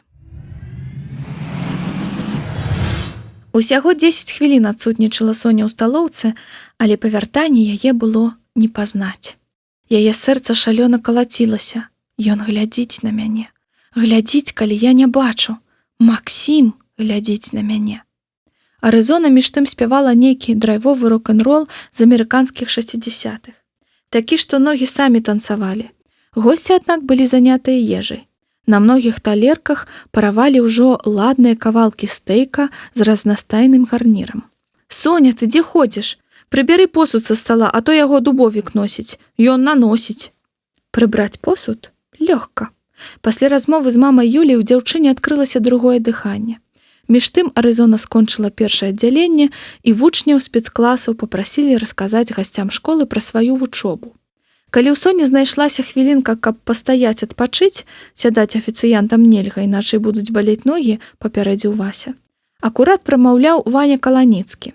Нават на такі важны вечар ён прыйшоў у джынсах і сваім заўсёдным пінжачку з дызайнерскімі латкамі на локцях, накінутым проста на чорную майку. На майцы белым было выведзена Е раўно МЦ квадрат. Лена Канькова, якая выглядала як лялька ў белай карункавай сукенцы, дапаўняла блытаны расповед прыспетага знянацку каханага. Зводзіўся ён пераважна да дыфірамбаў настаўнікам фізікі 11 Б, якіх за сталом аказалася ажно двое. Настаўнікі, у сваю чаргу, праспявалі дыфірамбы вучням. Ротмістрава, перасеўшы да брытанца, ціха перакладала таму на вуха бэканне Каланіцкага. Потым слова перайшло да Сонь эканамічак. Але тут, пабачыўшы, што з гарачым скончана і Снежка прыбірае пустыя талеркі, Соня згадала пра дэсерт. «Калі ласка, Андрэй Васильевич, крэм-бруле», сказала яна праз колькі хвілін, паставіўшы перад дырэктарам сподачак. «Марозіва?» – здзівіўся Лабановіч, разглядаючы жоўтую масу, аздобленую фруктамі ды ягадамі. Увесь вечар кіраўнік школы сядзеў як на шпільках, а на падаваныя стравы глядзеў так падазрона, нібы яму прапануюць з'есці жывога васьмінога. Крэм-бруле – традыцыйны дэсерт французскай кухні, які, паводле легенды, прыдумалі ў Трыніці-каледжы Кембриджа, зашпарыла, як па напісанаму Соня. Гэта жаўтково-вяршковы ванільны крэм, але наш кухар прыгатаваў яго з малака, таму ў ім менш калорый. каб яна на уроках так адказвала. Перад вячэрай Вася прымусіў дзяўчат прачытаць рэцэпты ўсіх страў, прыцягнуўшы з сабой рассыпаны падручнік па кулінарыі, поўны ўставак, упісак і раздрукowak. Каб пры неабходнасці дзяўчаты маглі патлумачыць гасцям, што яны госці ўласна ядуць. «Які кваліфікаваны персанал!» – азваўся сівы бізнесмен. «Ды меню вышэйшае за любыя чаканні!» Брытанец дадаў штосьці па-англійску. «Містер Конрад пытаецца, у якой фірмы вы замаўлялі банкет?» – пераклаў ягоны кампаньён дырэктару. «Канцэрн Люцэрна нядаўна ў Мінску, і яны яшчэ не знайшлі добрай службы кейтэрынгу». Да соненага здзіўлення Лабановіч, азірнуўшыся на кухню, пачаў няўпэўнена мямліць. Мы карыстаемся паслугамі выключна спецыялістаў з добрым досведам, але вы ведаеце бюджэт школы». Андрэй Васильевич хацеў сказаць, што спецнавучанне можа быць розным, раптам загаварыла Маша Ротмістрава, гледзячы на сівога азіята. Яна паспела вярнуцца на сваё месца побач з Максімам. Напрыклад, у адным з нашых 11 класаў вучні праходзяць прафпадрыхтоўку, набываюць розныя працоўныя спецыяльнасці. Гэтыя стравы амаль самастойна прыгатаваў школьнік, без 5 хвілін прафесійны кухар. Пасля гэтага яна пераключылася на англійскую, перакладаючы свае словы брытанцу. За ёй гаварыць пачаў Максім, таксама па-англійску. Максім кажа, што навучанне розным прафесіям – краўчыхі, цесляры, кухары, афіцыянткі – нармальная практыка ў школах, напрыклад, Нямецчыны. І што там зусім не ганебна і нават прэстыжна засвоіць такую прафесію яшчэ школьнікам, каб з 19 гадоў ісці працаваць. Беларуская сітуацыя, калі ўсе, нават самыя няздольныя вучні імкнуцца трапіць ва ўніверсітэты, бо гэта дыктуе нам грамадства, на ягоную думку, далёкая ад дасканаласці. Калі Маша прамаўляла гэта, Максім выразна зірнуў на сінічку, якая расстаўляла крэм-бруле перад міністэрскімі цётухнамі. Гэтым разам Соня сама заўважыла. Зноў хацеў падкалоць яе. Маўляў, ведай свой узровень, дурніца. «Ну вось, Францаўна, а вы хацелі скасаваць вытворчую практыку ў сярэдняй школе», гучна захіхікала адна з чыноўніц, штурхаючы суседку локцем. «На падпісанні дамовы пра шэфства над вашай школай, Андрэй Васильевич, я падрыхтаваў жарт. Маўляў, мы робім гэта толькі дзеля прыгожых вачэй вашых вучаніц, бо адна з іх так нагадвае мне маю родную ўнучку». На гэтых словах кампаньён містера Конрада злёгку пакланіўся Лене Каньковай. «Але Аллах, сведка, сапраўдная прычына той цудоўны стэйк з цяляціны, які мы сёння пакаштавалі». «I agree. The food was incredible. Could we meet this little chef?» Раптам уключыўся ў размову містер Конрад. Да свайго здзіўлення Соня зразумела брытанца без перакладу. Невядома, што на яе напала, але яна з усіх ног кінулася на кухню. Васілеўскі стаяў пры стале, застаўленым сподачкамі з крэм-бруле. Ён пасыпаў дэсерты цукрам і падпальваў іх запалкамі. Гэтыя сподачкі яшчэ зранку запякла ў вялізнай фарбаванай шэрай алейнай фарбай духоўцы цётка Тоня. Яе нідзе не было, мусіць, замарылася і пайшла дадому. На твары ейнага сына ззяла мірная усмешка чалавека, які завяршыў сваю працу і цяпер насалоджваецца яе плёнам. Побач з ім Галя выкладала на закарамелізаваных ужо дзесертах кветачкі з бананавых скрыдлікаў, журавін і лістоў мяты. Падбегшы, Соня схапіла Васю за руку. «Хадзем, хутчэй, цябе клічуць». Не паспеў Вася апамятацца, як яны з Соняй стаялі на выхадзе з кухні. Містер Конрад жвава ўскочыў са свайго крэсла, кінуўшыся да парачкі. «Nice cook!» – выгукнуў ён, паціскаючы хлопцу руку і патрабавальна азіраючыся. Заканспіраваная мама Юля не прымусіла кліента доўга пазіраваць перад камерай. «Пяску? Якога пяску?» – занепакоіўся Васілеўскі. «Не было там пяску. Скажы яму, гэта французская гарчыца». «Дурань! Ён кажа, што ты выдатна гатуеш. Нават я зразумела», – прашаптала яму на вуха сінічка. Потым брытанец хутка залапатаў штосьці, чаго Соня разабраць ужо не здолела, і тут побач з імі вырасла Маша Ротмістрава, якая стала перакладаць Васілеўскаму такія выкшталцоныя кампліменты, якіх той не чуў ніколі ў жыцці. Першай, здаецца, запляскала класная кіраўніца 11 В. Авацыі доўжыліся амаль хвіліну. «Сініца, Шухер такі, нібы мы з табой не з харчаблока, а з ЗАГСу выйшлі, задаволена сказаў Васілеўскі. Толькі тут Соня заўважыла, што ўсё яшчэ трымае сябра за руку. Яна тут жа адпусціла яе і каратком зірнула на Максіма. Той не пляскаў, а глядзеў проста перад сабою, гуляючыся дэсертнай лыжачкай. «Крэм-брюле!» – схамянулася дзяўчына і кінулася на кухню. Арызона, элегантна абхапіўшы рукой мікрафонную стойку, выводзіла несмяротны хіт «Sometimes». Цётухны з міністэрства танцавалі з настаўнікамі фізікі, ціхмяныя матэматыкі, расхрабрыўшыся, клеілі фанаберыстых Сонь. Соню, ў сваю чаргу, клеілі Статкевіча, абступіўшы яго з двух бакоў і патрабуючы загадаць жаданне. Ротмістрава балбатала з брытанцам. Лабановіч назвоніваў камусьці праз мабільны. Канькова і Каланіцкі цалаваліся за шырмай. Святочны вечар імкнуўся да свайго лагічнага заканчэння.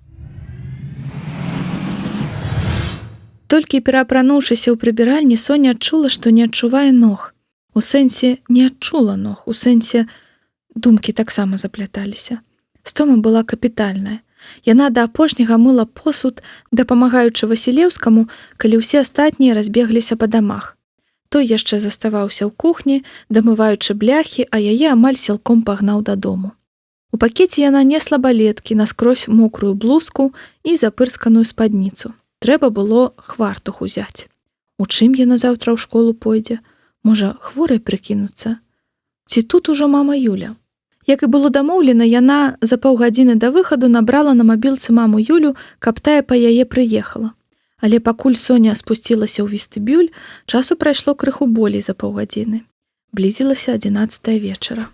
«Давай хутчэй, а то там цябе кавалер зачакаўся», сказаў начны вартаўнік, адрываючыся ад крыжаванкі і ківаючы на акно, за якім сыпаў лёгкі сняжок. «Каго? Мяне?» – разявіла рот Соня. «Ну не мяне ж», – рассмяяўся вартаўнік. «Топчацца тут топчацца, дарожку ажно вытаптаў, падмятаць не трэба». Соня выбегла на ганак. Перад прыступкамі каля калоны яна пабачыла высокую постаць Максіма. «Чаго спазняешся?» – буркнуў ён, вымаючы з вушэй слухаўкі ад плеера. «Я тут ужо 10 хвілін тырчу. А зараз, калі ты заўважыла, не май месяц». «Ты? А дзе мама Юля?» – толькі і выціснула сябе Соня. «Мама вельмі занятая тэрміновай апрацоўкай фотасесіі кактусаў, якія сёння расцвялі ў ейнай спальні», – казаў Максім кіслым голасам, шморгнуўшы пры гэтым носам. «Праўда? Трэба будзе зірнуць на тыя кактусы», – па-змоўніцку захіхікала Соня. «Я зараз скапычуся ад холаду, ты ідзеш дадому ці як?» «Пешкі?» «Не, знаеш, паедзем у таксо».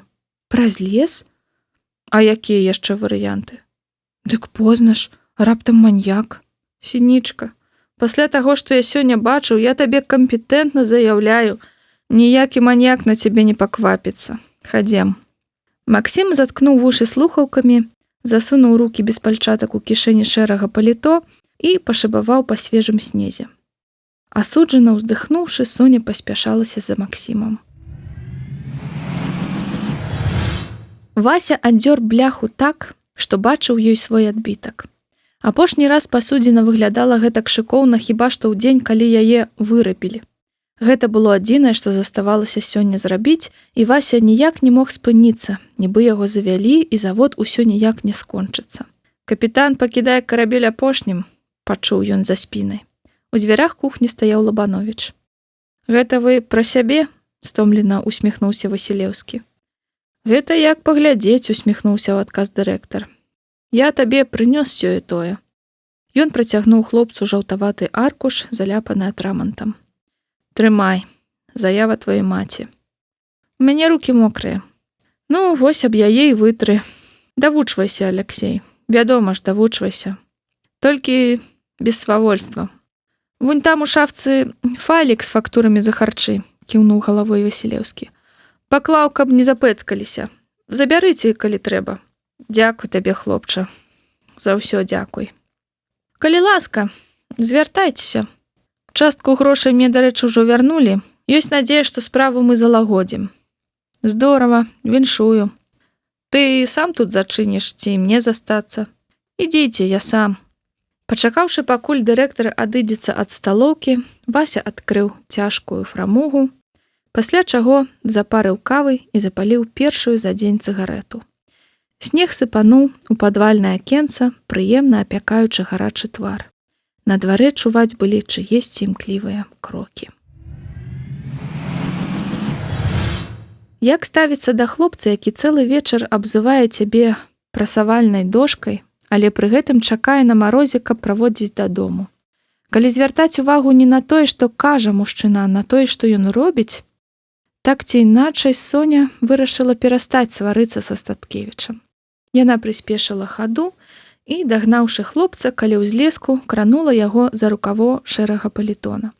Максім абярнуўся і зняў з вуха слухаўку. «Я хацела сказаць, што ты здорава сёння трымаўся», – пачала Сенічка. «Размаўляў з гэтымі бізнесоўцамі на роўных і на такія тэмы. Ведаеш, нават гонар адчуваеш за школу. Да нас прыязджае сапраўдны джентльмен, такі, як гэты містер Конрад, а мы можам годна сустрэць яго». «Джентльмен», – рассмяяўся Статкевіч. «Як лёгка выяўляецца пусціць людзям пыл у вочы. Фанфарон гэты містер Конрад, а не джентльмен». «Уладальнік такога буйнога канцэрна?» «Ха, уладальнік. Усяго толькі гендырэктар. Ды і тое ліпавы. Уладальнік сядзеў побач з ім». «Хто? Гэты мілы дзядуля?» «Мілага дзядулю, Сенічка, завуць Рустам Рахметаў. Гэта імя кажа табе што-небудзь?» «Не-а», – бесклапотна адказала Соня, дыхаючы ў шалік. Бралася на мароз. «Ну, вядома ж, пра Рахметавых жа ў гламуры не пішуць. А Форбс ты яўна не чытаеш. Гэты мілы дзядуля – адзін з самых уплывовых алігархаў Татарстана і, магчыма, ўсёй Расіі». «Мільянер?» – ахнула Соня. «Мільярдэр, я думаю». Соні паблажыла ад думкі, што яна сёння дачынялася з жывым мільярдэрам. «Вопраткай статус дэманструюць толькі плебеі», – рассмяяўся Статкевіч, калі Соня паспрабавала выказаць сумневы, што да някідкага прыкіду дзядка алігарха. «Ты на гадзіннік яго не звярнула ўвагу?» «І што такі чалавек забыў у нашай школе?» – здзівілася Соня. «Паесці прыйшоў, на дзяўчатак пазіркаць. Цікава іншае, што такі чалавек забыў Беларусі? Паходу люцэрна цяпер брытанскі канцэрн з расійскім капіталам. Трэба тату расказаць. Яго гэта заінтрыгуе». «А ты таксама сёння нішто сабе трымалася», – зноў загаварыў Максім пасля працяглай паўзы, калі было чуваць толькі рыпенне снегу пад нагамі. «Ніводнай талеркі не раскалаціла і не спатыкнулася ні разу. Вельмі для цябе нязвыкла». «Дык я ж дачка рэстаратара», – абурылася Соня. «Я часта тату на працы дапамагаю». «Так трымаць», – бадзёра сказаў Максім. «Здаецца, ты знайшла сваё пакліканне. Толькі да пліты не падыходзь». «Не, афіцыянткай я дакладна не буду». «А што тут такога? Праца як праца». «Я буду паступаць у лінгвістычны», – раптам вырвалася ў Соні. Максім спыніўся ад нечаканасці. «Ты? У лінгвістычны? Ну не, я на такое не падпісваўся. А ты тут пры чым?» «Як гэта пры чым? Мой выбар звязаны з тым, кім хоча стаць чалавек, якога я кахаю», – зашпарыў Статкевіч па-англійску. «Мой выбар працаваць побач з ім і дапамагаць яму, што б ён не рабіў у жыцці. Калі ён захоча стаць лётчыкам, я стану сцюардэсай». «Што? Ты чытаў мае топікі? Як ты пасмеў?» «Не трэба шыткі па доме раскідваць. Калі ён стане хірургам, я стану медсястрой». «Нафіг ты гэта вывучыў? Я не вінаваты, што ў мяне фатаграфічная памяць. Калі ён захоча стаць настаўнікам англійскай мовы, я таксама стану настаўніцай, і мы разам адкрыем дзецям акно ў свет». «Акно ў свет? Сенічка, дзе ты набралася такіх штампаў? Дарэчы, перад world артыкль трэба. Не, настаўнікам я дакладна быць не хачу». «Гэта не пра цябе, ясна? Гэта выдумка мастацкая. Мяне, між іншага, настаўніца пахваліла, бо я ўжыла ў тэме дафіга прафесій». «Ага, не пра мяне. Залівай болей. Калі ён стане дырэктарам фірмы, я стану яго сакратаркай. Сенічка, 21 стагоддзе на дварэ. Для каго ўвогуле фемінізм прыдумалі? Эмансіпацыю? Што за адстой завязваць сваё жыццё на каханні?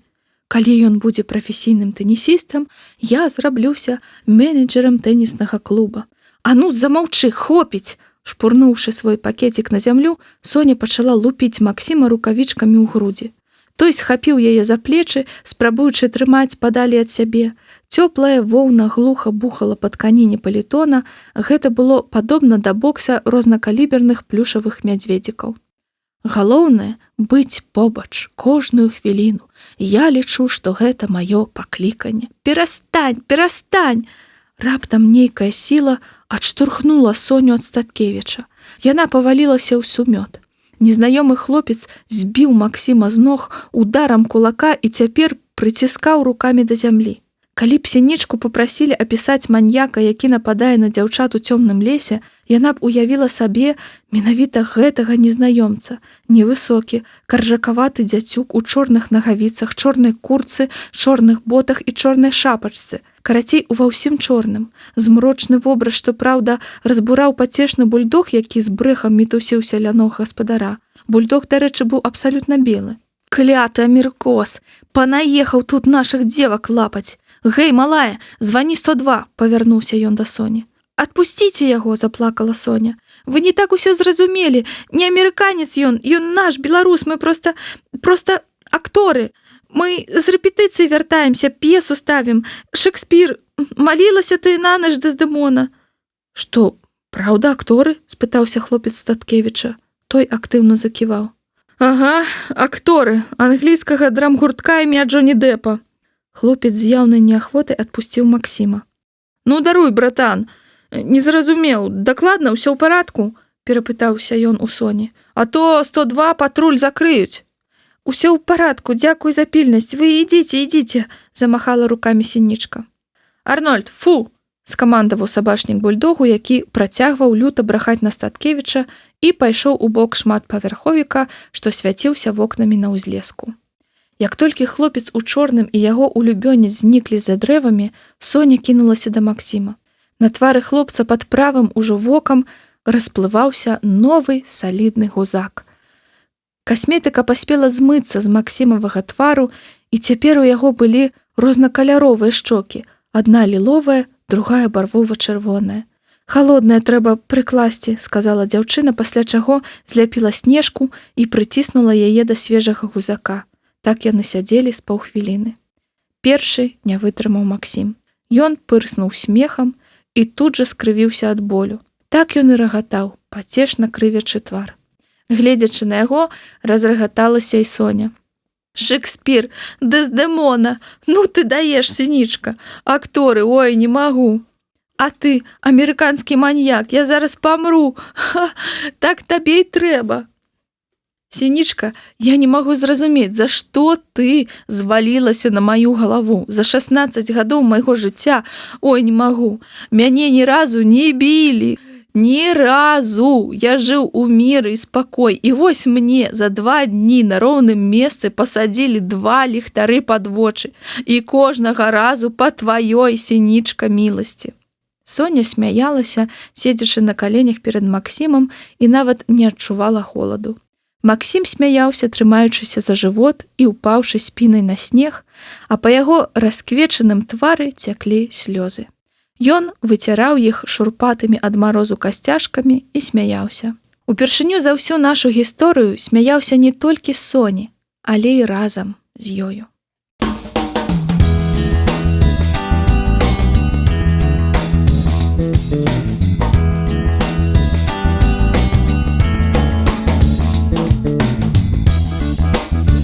Раздзел 7. Кво-Вадзік. Яны ляжалі ў гурбах снегу, раскінуўшы рукі. Дыхалі спакойна і мерна, як лыжнікі, якія аднавіліся пасля фінішу. Але раптам, нібы зарад току працяў Соніну руку, якой чамусьці было зусім не халодна без рукавічкі. Максім паволі, але упэўнена загарнуў яе мокрыя ад снегу пальцы сваімі. Потым асцярожна перакуліўся і, прыўзняўшыся, укленчыў над ёю, уважліва разглядаючы ейны твар. Соня адчула, як пад ягоным праніклівым поглядам чырванеюць шчокі і сушэюць вусны. «Ты вельмі прыгожая», — сказаў хлопец спакойным, але пяшчотным голасам. Ён стаў нахіляцца да яе, Але іх вусны так і не сустрэліся, бо Соня ўсё глыбей правальвалася ў сумёт, які чамусьці быў гарачым і вогкім. Соня прачнулася ў сваім пакойчыку мокрая ад поту. Ох, ізноў прыснілася. Ну і назольны сон не дае спакою. Паўтараецца з невялікімі варыяцыямі з таго часу, як Максім праводзіў яе праз казачны лес пасля банкету ў школе. А гэта ж больш за месяц прайшло. Піжама набрыняла, Соня за гідай правяла рукой па шыі і скаланулася. Трэба было ўсё-ткі падкруціць батарэі на ноч. Або спаць без адзежы. За столькі часу ў новым доме яна так адвыкла ад шчодрага ацяплення, якое сама ж і ўрубіла, што ў залішне цёплым пакоі пачувалася няўтульна. Сягнула рукой мабільніка. 9 раніцы 28 сакавіка. Які ўсё-ткі цуд вакацыі. Не трэба ставіць будзільнік, спі да схочу. А яшчэ заўтра дзень народзінаў. Ад гэтай думкі без таго добры настрой набыў лёгкае адценне эйфарыі. Соня стала на падлогу і з задавальненнем адчула ступакамі правады, што завіваліся на падлозе, як змейкі вакол ног літоўскай багіні. Цяпер яна была не проста Соня, а Соня каралева гаджетаў. Першым провадам было сілкаванне ад ужо знаёмага нам лэптопа. Ён падладоўваўся тут жа на падлозе. На ноч дзяўчына запхнула яго пад крэсла, каб выпадкова не наступіць. Другім провадам, ён вытыркаўся побач з першым на падаўжальніку, які ў сваю чаргу поўз да разеткі за ложкам, была зарадка ад новага смартфона, падарунка таты. Нічога сабе татка расшчодрыўся. Новы год, 8 сакавіка. Соні яшчэ ніколі не рабілі запар такіх збыткоўных пакупак. Цяпер у яе дзень і ноч быў нармальны інтэрнэт, у які можна было посціць нармальнай якасці фоткі, калі ёй заманецца. Цяпер з Галяй Снежкай можна было дапазна вісець у чаціку, а не трындзець праз тэлефон. Але галоўнае, ад USB-партала кампас пад крэсла на ложак уздымаўся трэці провад. На іншым яго канцы каля падушкі спачывала электронная кніга. Kindle ёй пазычыў Максім. Кінуўшы вока на аскетычны чорны простакутнік, які адразу нагадаў пра свайго гаспадара, Соня усміхнулася хітраватай усмешкай.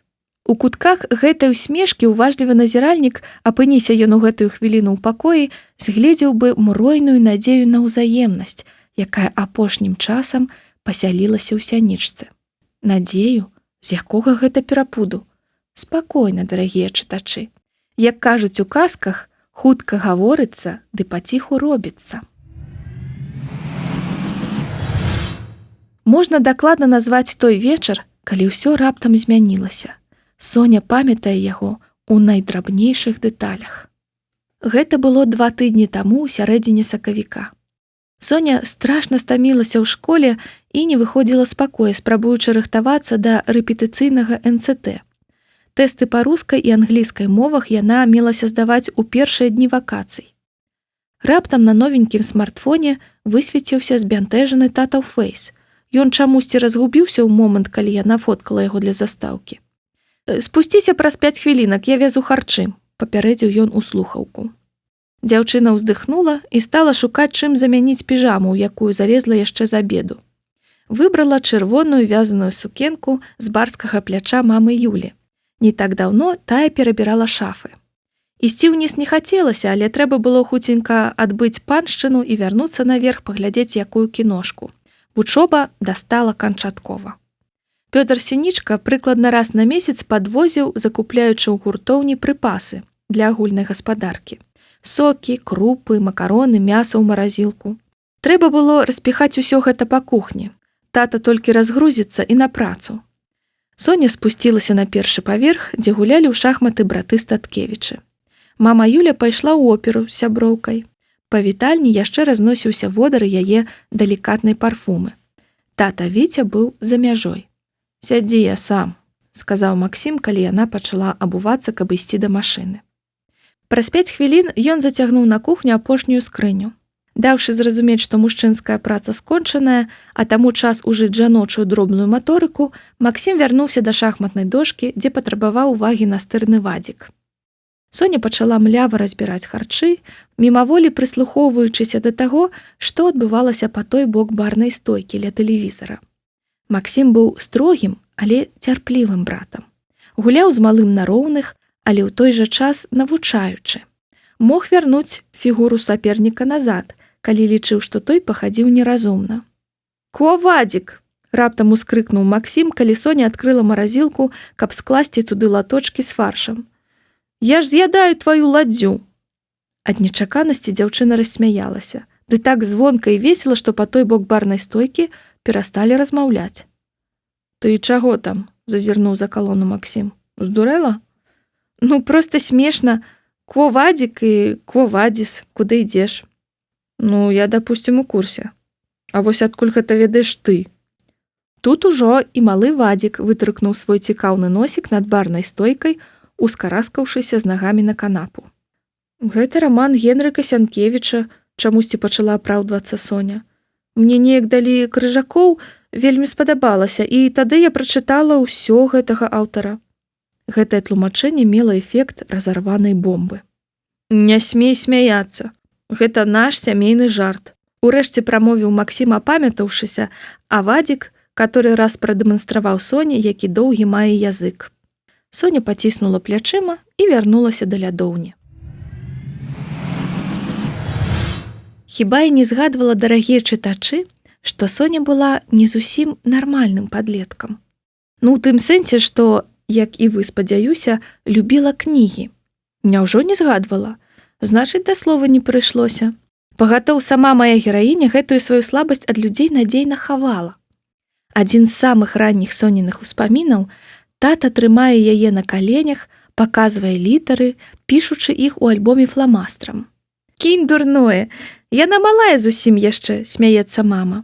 Соня таксама смяецца і запамінае. «Мама, тата, Соня».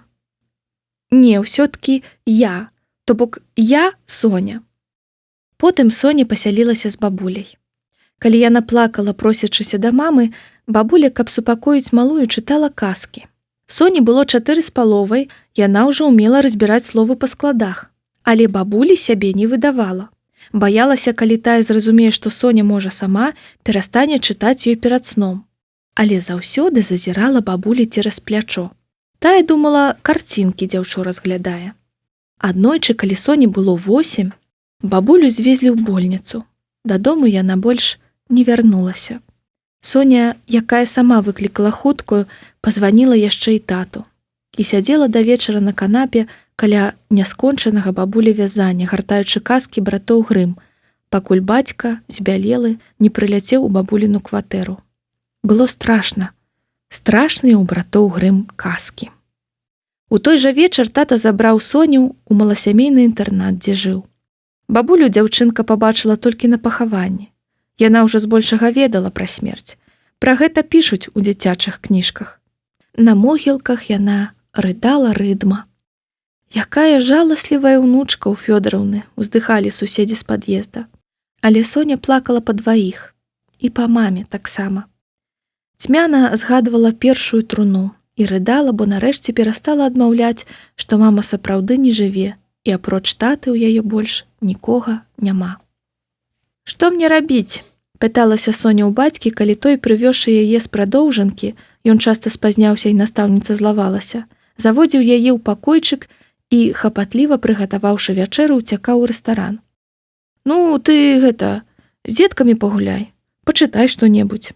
Потым тата прыдумаў лялечны дамок. Тэлевізара без яго ўключаць не дазваляў і нават штосьці там падкручваў, каб сама не направіла. З дзяцей, блізкіх ёй узростам, у інтэрнаце былі толькі 2 8гадовыя хлопчыкі з 3-го паверха. Гуляць з імі было нецікава, да таго ж яны ўвесь час біліся, таму Соня чытала. Старыя кніжкі. Іх у 2 скрынках прывезлі ў інтэрнат сваякі, якія ўспадчынілі бабуліну кватэру. Соня перачытала тройчы і занудзілася. Часам кнігі купляў тата, але з нармальных, тоўстых кніжак Соня мела толькі Гары Потара. А астатняе тата зрэдку, калі меў час заскочыць у кнігарню, набываў на свой розум і густ. Яны хутка канчаліся, і Соня зноў нудзілася. Ледзьве перажыла лета пасля 4 класа. Увесь Гарры Поттер быў вывучаны на памяць і канчаткова абрыд. У 5 класе Соня здагадалася браць кнігі ў школьнай бібліятэцы. Спачатку яна не рабіла са свайго занятку таямніцы. Нават магла адстаць ад аднакласніц і, несучыся па калідоры, кінуць «Я ў бібліятэку». Але аднойчы здарылася страшная прыкрасць.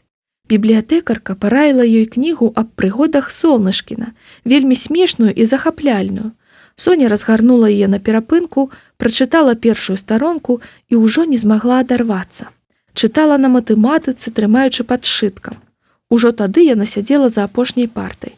На перапынку яна радасна адсунула сшытак, мяркуючы атрымаць асалоду ад 10 хвілін легітымнага чытання. І тут да яе падляцеў Славік Шыла. «Рэбза, зырце, што яна робіць!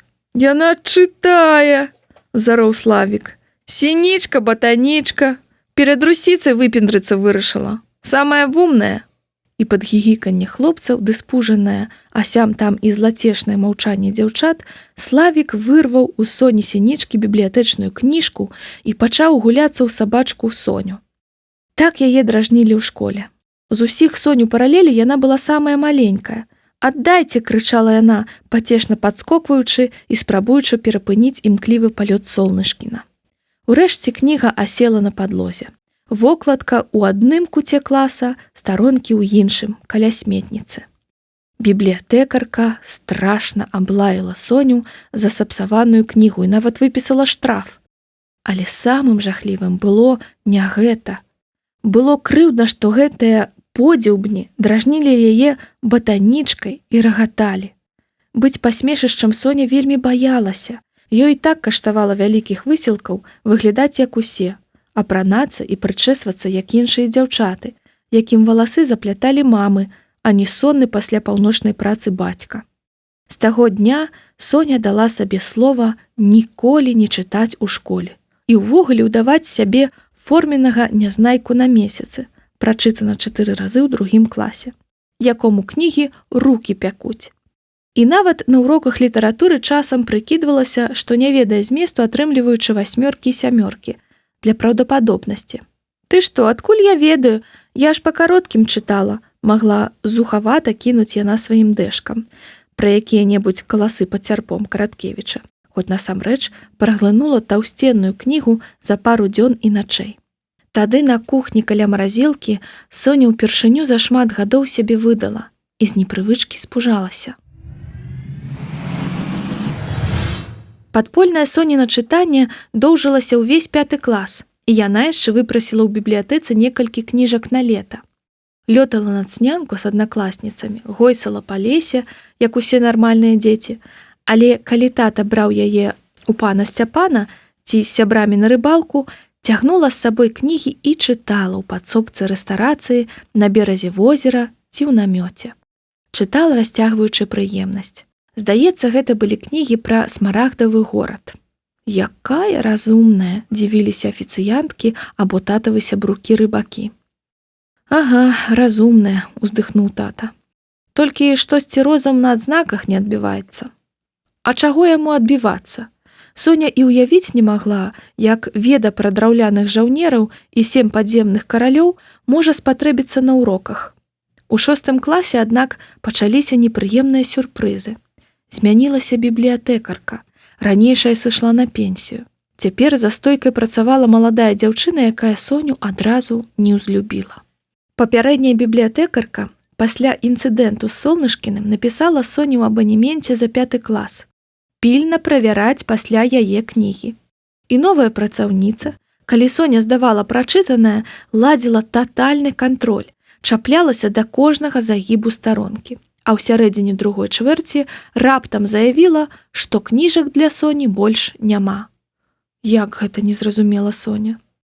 «Кнігі ідуць па гадах, рэкамендуюцца для пэўнага школьнага веку. Ты прачытала ўжо ўсё, што ў нас ёсць для 6 класа». «Дык дайце мне за 7», – папрасіла дзяўчынка. «Табе яшчэ рана, не рэкамендуецца», – адрэзала бібліятэкарка. З таго часу Соня стала здабываць чытанкі, дзе давядзецца. Прыходзіла дадому, Абедала, левай пяткай рабіла дамашку, а потым выпраўлялася ў абход па даўжэзным калідоры. Зазірала да суседзяў з інтэрната, якія днём былі дома. Увечары, калі ўсе жыхары вярталіся з працы, у вузкіх пакоях было і сваім не прапхнуцца. Удзень жа гаспадыні, шкадуючы сіротку, дазвалялі ёй пасядзець з імі. Соня забіралася ў фатэлі з цяжкасцю ўвапхнутыя паміж сталамі, ложкамі і камодамі, і яе частавалі чым-небудзь смачным і смажаным, аладкамі з сочывам ці бананамі ў цесце, салодкі пах якіх, перамяшаны з ёлкім смуродам алею, разносіўся па ўсім паверсе. Каб не хадзіць на агульную кухню, электрапліткі ставілі проста ў пакоях. Глядзела тэлевізар з гаспадынямі, серыялы альбо тэлешоу, якія потым з імі як умела абмяркоўвала.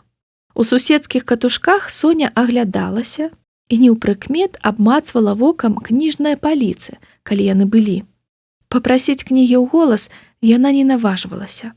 Зрэшты, кніг амаль ні ў кога не вадзілася, а калі кнігі вадзіліся, то былі спрэс непрывабныя, шэрыя, бурыя, пажоўклыя і яўна без карцінак.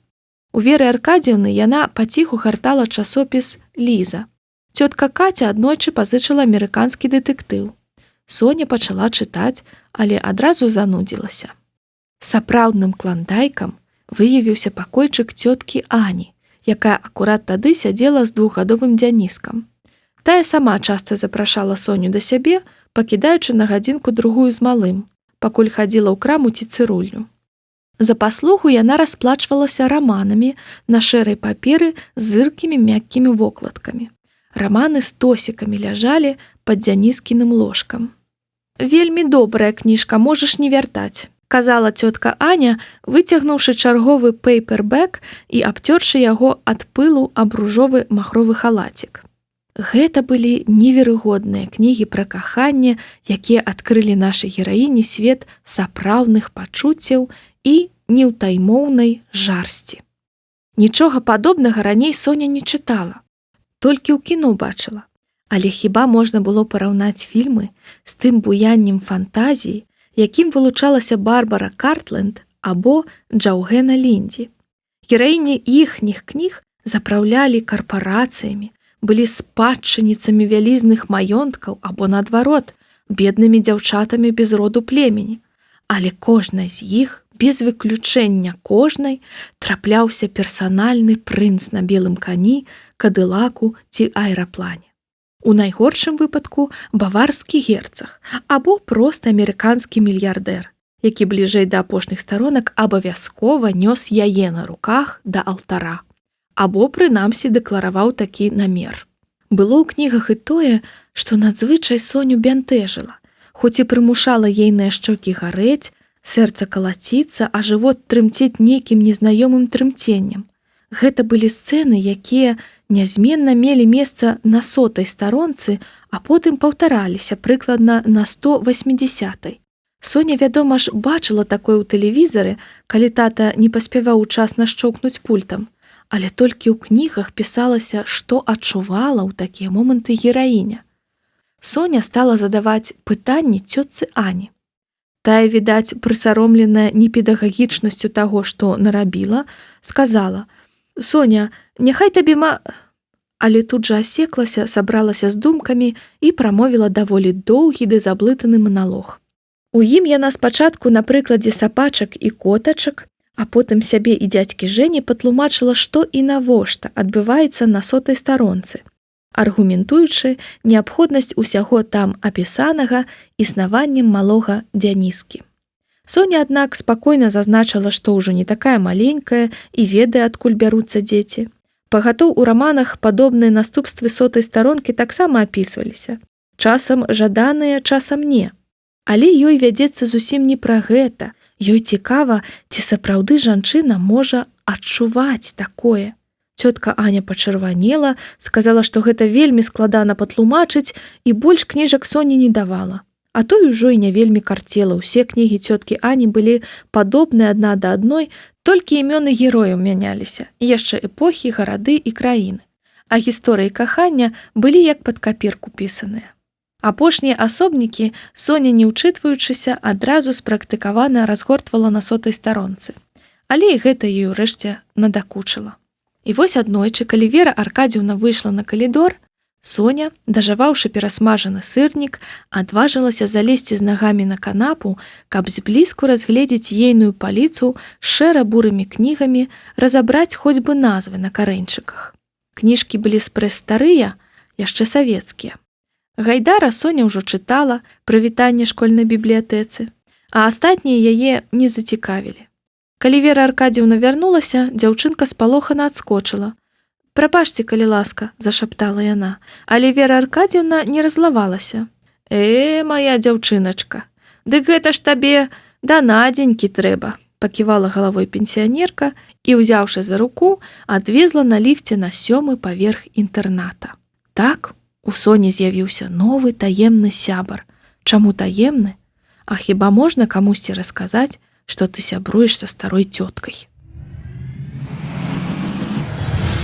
Надзея Барысаўна была нізенькай таўставатай кабетай гадоў 60. Яна насіла тоўстыя акуляры, а ахайнае карэ асвятляла да саламянага колеру. Твар у яе быў лагодны і летуценны, адчаго яна была падобная да маршчыністай дзяўчынкі, якую замкнулі ў пакойчыку і не выпускаюць гуляць. Таму яна паціху ссыхаецца ад нястачы кіслароду. «Вось, Надя, чытачку табе прывяла. Выдай ей што-небудзь на абанемент», – адрэкамендавала Соню Вера Аркадзіўна і сышла. Пераступіўшы парог Надзеі Барысаўны, Соня абамлела. Са звычайнай чалавечай мэблі у пакойчыку-пенальчыку былі толькі канапа пад акном, столік перад ёй, венскае крэсла і лядоўня ў куце пры ўваходзе. Усю іншую прастору скрадалі 2 масіўныя савецкія сценкі да столі, набіткаваныя кнігамі. Каб зручней было да іх дабірацца, з шаф паскручвалі дзверцы. Толькі знізу сценкі былі закрытыя паліраванымі фасадамі, там захоўваліся іншыя бездухоўныя рэчы. Але, як пазней пераканалася Соня, гаспадыня дзівоснага пакою складала кнігі і туды таксама. Надзея Барысаўна калісьці даўно была бібліятэкаркай пры доме творчасці завода, дзе працаваў ейны муж, 10 гадоў як нябожчык. Калі, скарачаючы прадпрыемства, бібліятэку зліквідавалі, Надзея Барысаўна сама ахвярна перацягнула дадому спісаныя кніжкі. Тут сканцэнтраваная вечнасць. Класіка на ўсе часы, узнёсла сказала яна, праводзячы рукой па паліцах. Вось тут для Соні пачалася сапраўдная чытанка. Жюль Верн, усё тое, чаго не давалі ў школе. Абодва Дюма, бацька і сын. Праклятыя каралі. Марк Твен, аказваецца, напісаў не толькі Тома Сойера. Майн Рид, Эдгар По, Конан Дойл, Фенімар Купер. Лета перад 7 класам было самым запамарочным у жыцці сінічкі. На цнянку яна ні разу не схадзіла. Венскае крэсла выконвала ролю драбінкі. На яго Надзея Барысаўна залазіла, каб дацягнуцца да паліц пад столлю. Кнігі стаялі ў 2 шэрагі, і гаспадыня амаль беспамылкова ведала, якую трэба пацягнуць за карэньчык, каб адшукаць патрэбную схаваную. Соня чытала хутка, бегала на 7-й паверх раз, а то і двойчы на тыдзень, і кніжкі ў ейнай памяці нанізваліся адна на адну, як пацеркі. Адна цягнула за сабой іншую і далей, і далей.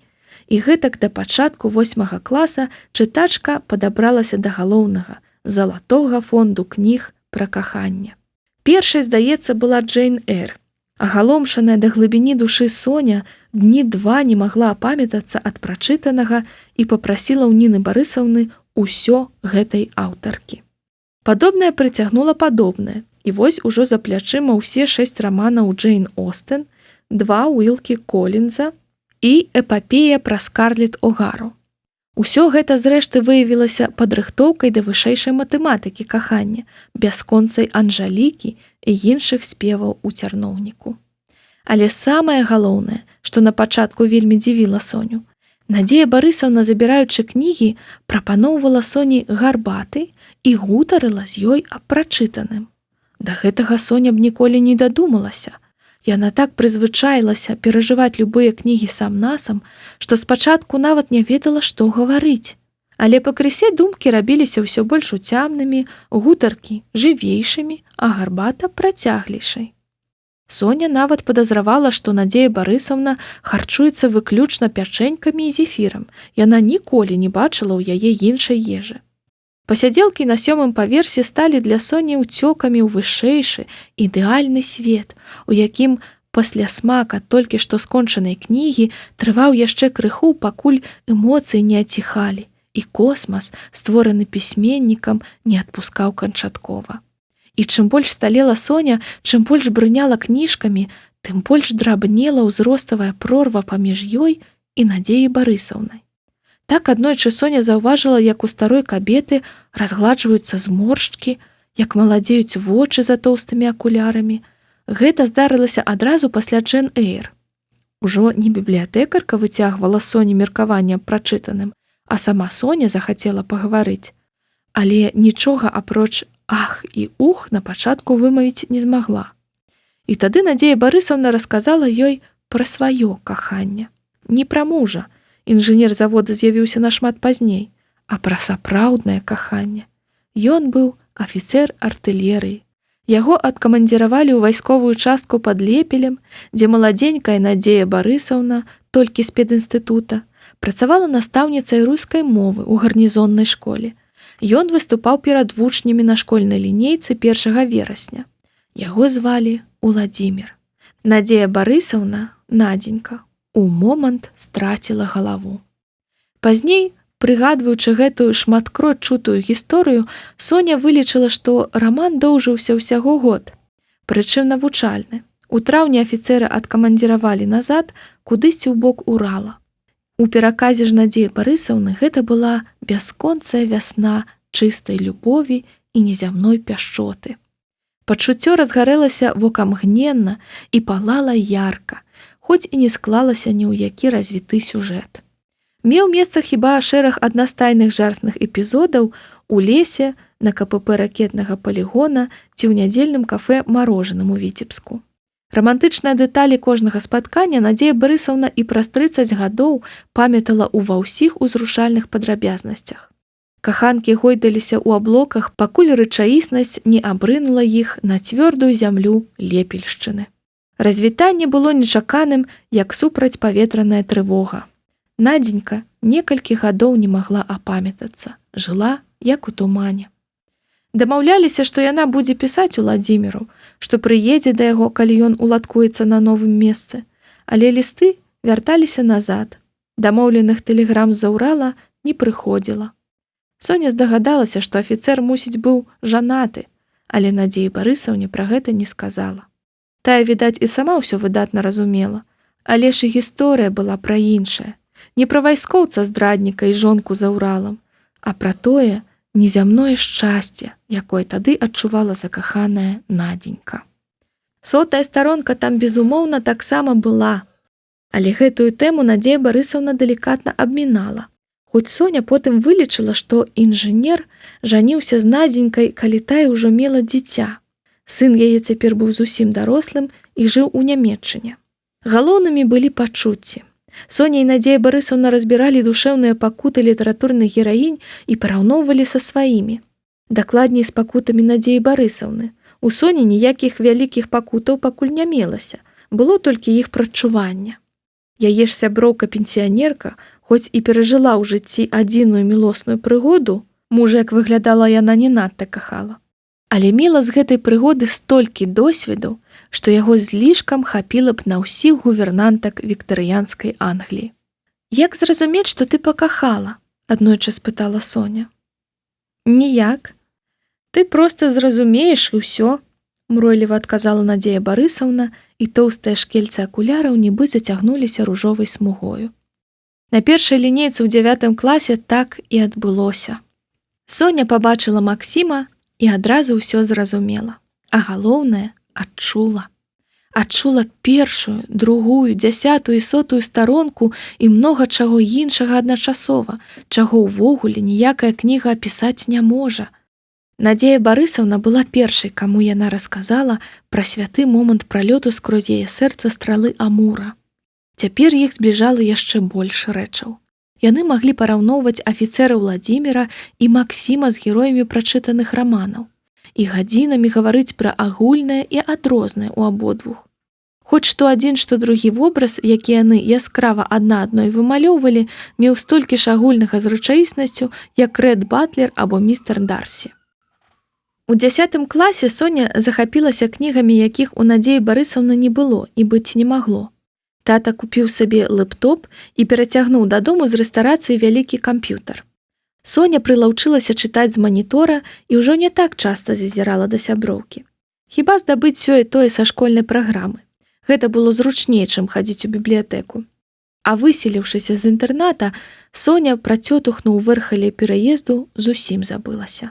Цяпер вы разумееце, дарагія чытачы, на якім грунце расцвіло Соніна бязмежнае каханне.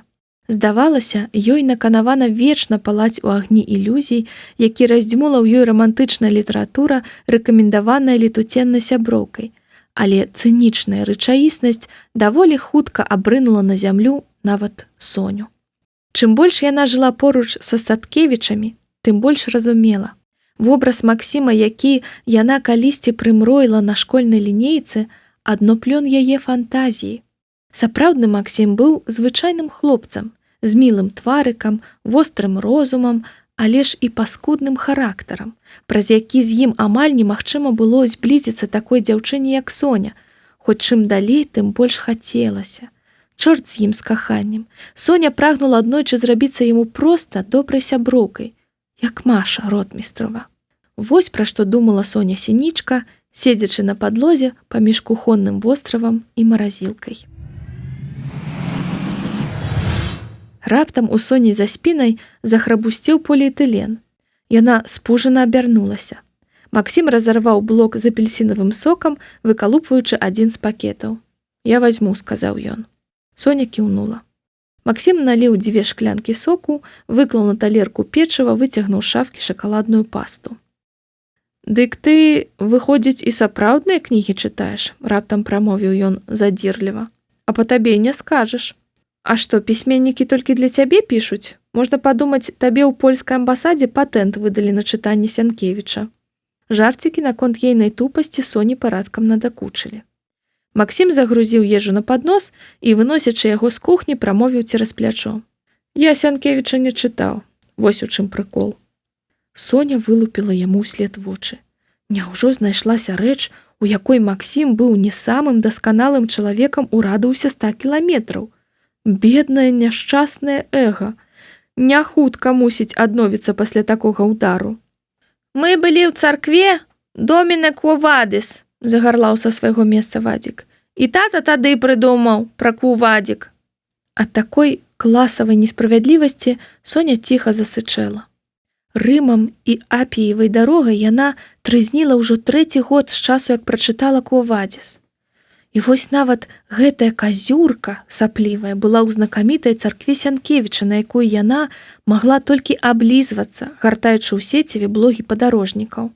Ну што за жыццё? Дзяўчына вырашыла, што ёй таксама пара перакусіць. Наліла сабе соку з таго ж пакета і выцягнула рэшту пячэнек. Ускараскалася за барную стойку. Адсюль добра было відаць гульцоў за журнальным столікам. Браты густа намазвалі шакалад ножыкамі на квадратныя крэкеры, складаючы іх у сэндвічы. Надзея Барысаўна падсунула Соні крыжакоў у той жа вечар, калі дзяўчына расказала ёй пра навічка на лінейцы. Соня літаральна за верасень перачытала ўсяго Сянкевіча, наяўнага ў бібліятэцы. Таму ёй наканавана было бачыць загадкавага хлопчыка з 9 А ува ўсіх галоўных героях Сянкевічавых твораў. І ў слаўным рыцару Збышку, і ў шляхціцу Яну Скшытускім, і ў статным трыбуну Марку Веніцыі. Сябе яна, адпаведна, асацыявала з іхнімі прыўкраснымі нявестамі. Так што ўсе цноты, якія Соня наіўна прыпісвала Максіму, датычылі хутчэй гэтай фікцыйнай групы таварышаў. Ну ці не дурнічка? Соня паспрабавала ўявіць Максіма ў рымскай тозе і пырснула смехам. Хлопец панура зіркнуў ейны бок, зразумеўшы, што смяюцца з яго, але моўчкі працягваў займацца сваім няхітрым дэсертам. Раптам Соня зразумела, што таксама хоча шакаладнай пасты, але слоік быў толькі адзін. Яна спаўзла з барнага зэдліка і самавіта пакрочыла да тэлевізара. «Вам ужо не трэба, я возьму», — сказала яна як мага больш абыякава і, схапіўшы слоік, вярнулася на сваё месца. Браты ажно раты параскрывалі. Гэта было дзёрзкае ўварванне на іхнюю тэрыторыю. Соня ляпала пасту на пячэньку лыжачкай і тут жа запускала ў рот, гучна чвякаючы. Раптам ёй зрабілася ўсё адно, што скажуць або падумаюць пра яе манеры малы ці большы Статкевіч. Так працягвалася некалькі хвілін. «Як так магло атрымацца, што ты не чытаў Сянкевіча?» – спыталася Соня нарэшце, нагбом выпіўшы сок. «Што за збой у праграмаванні?» Нецікава было. Пачынаў потоп, не спадабалася.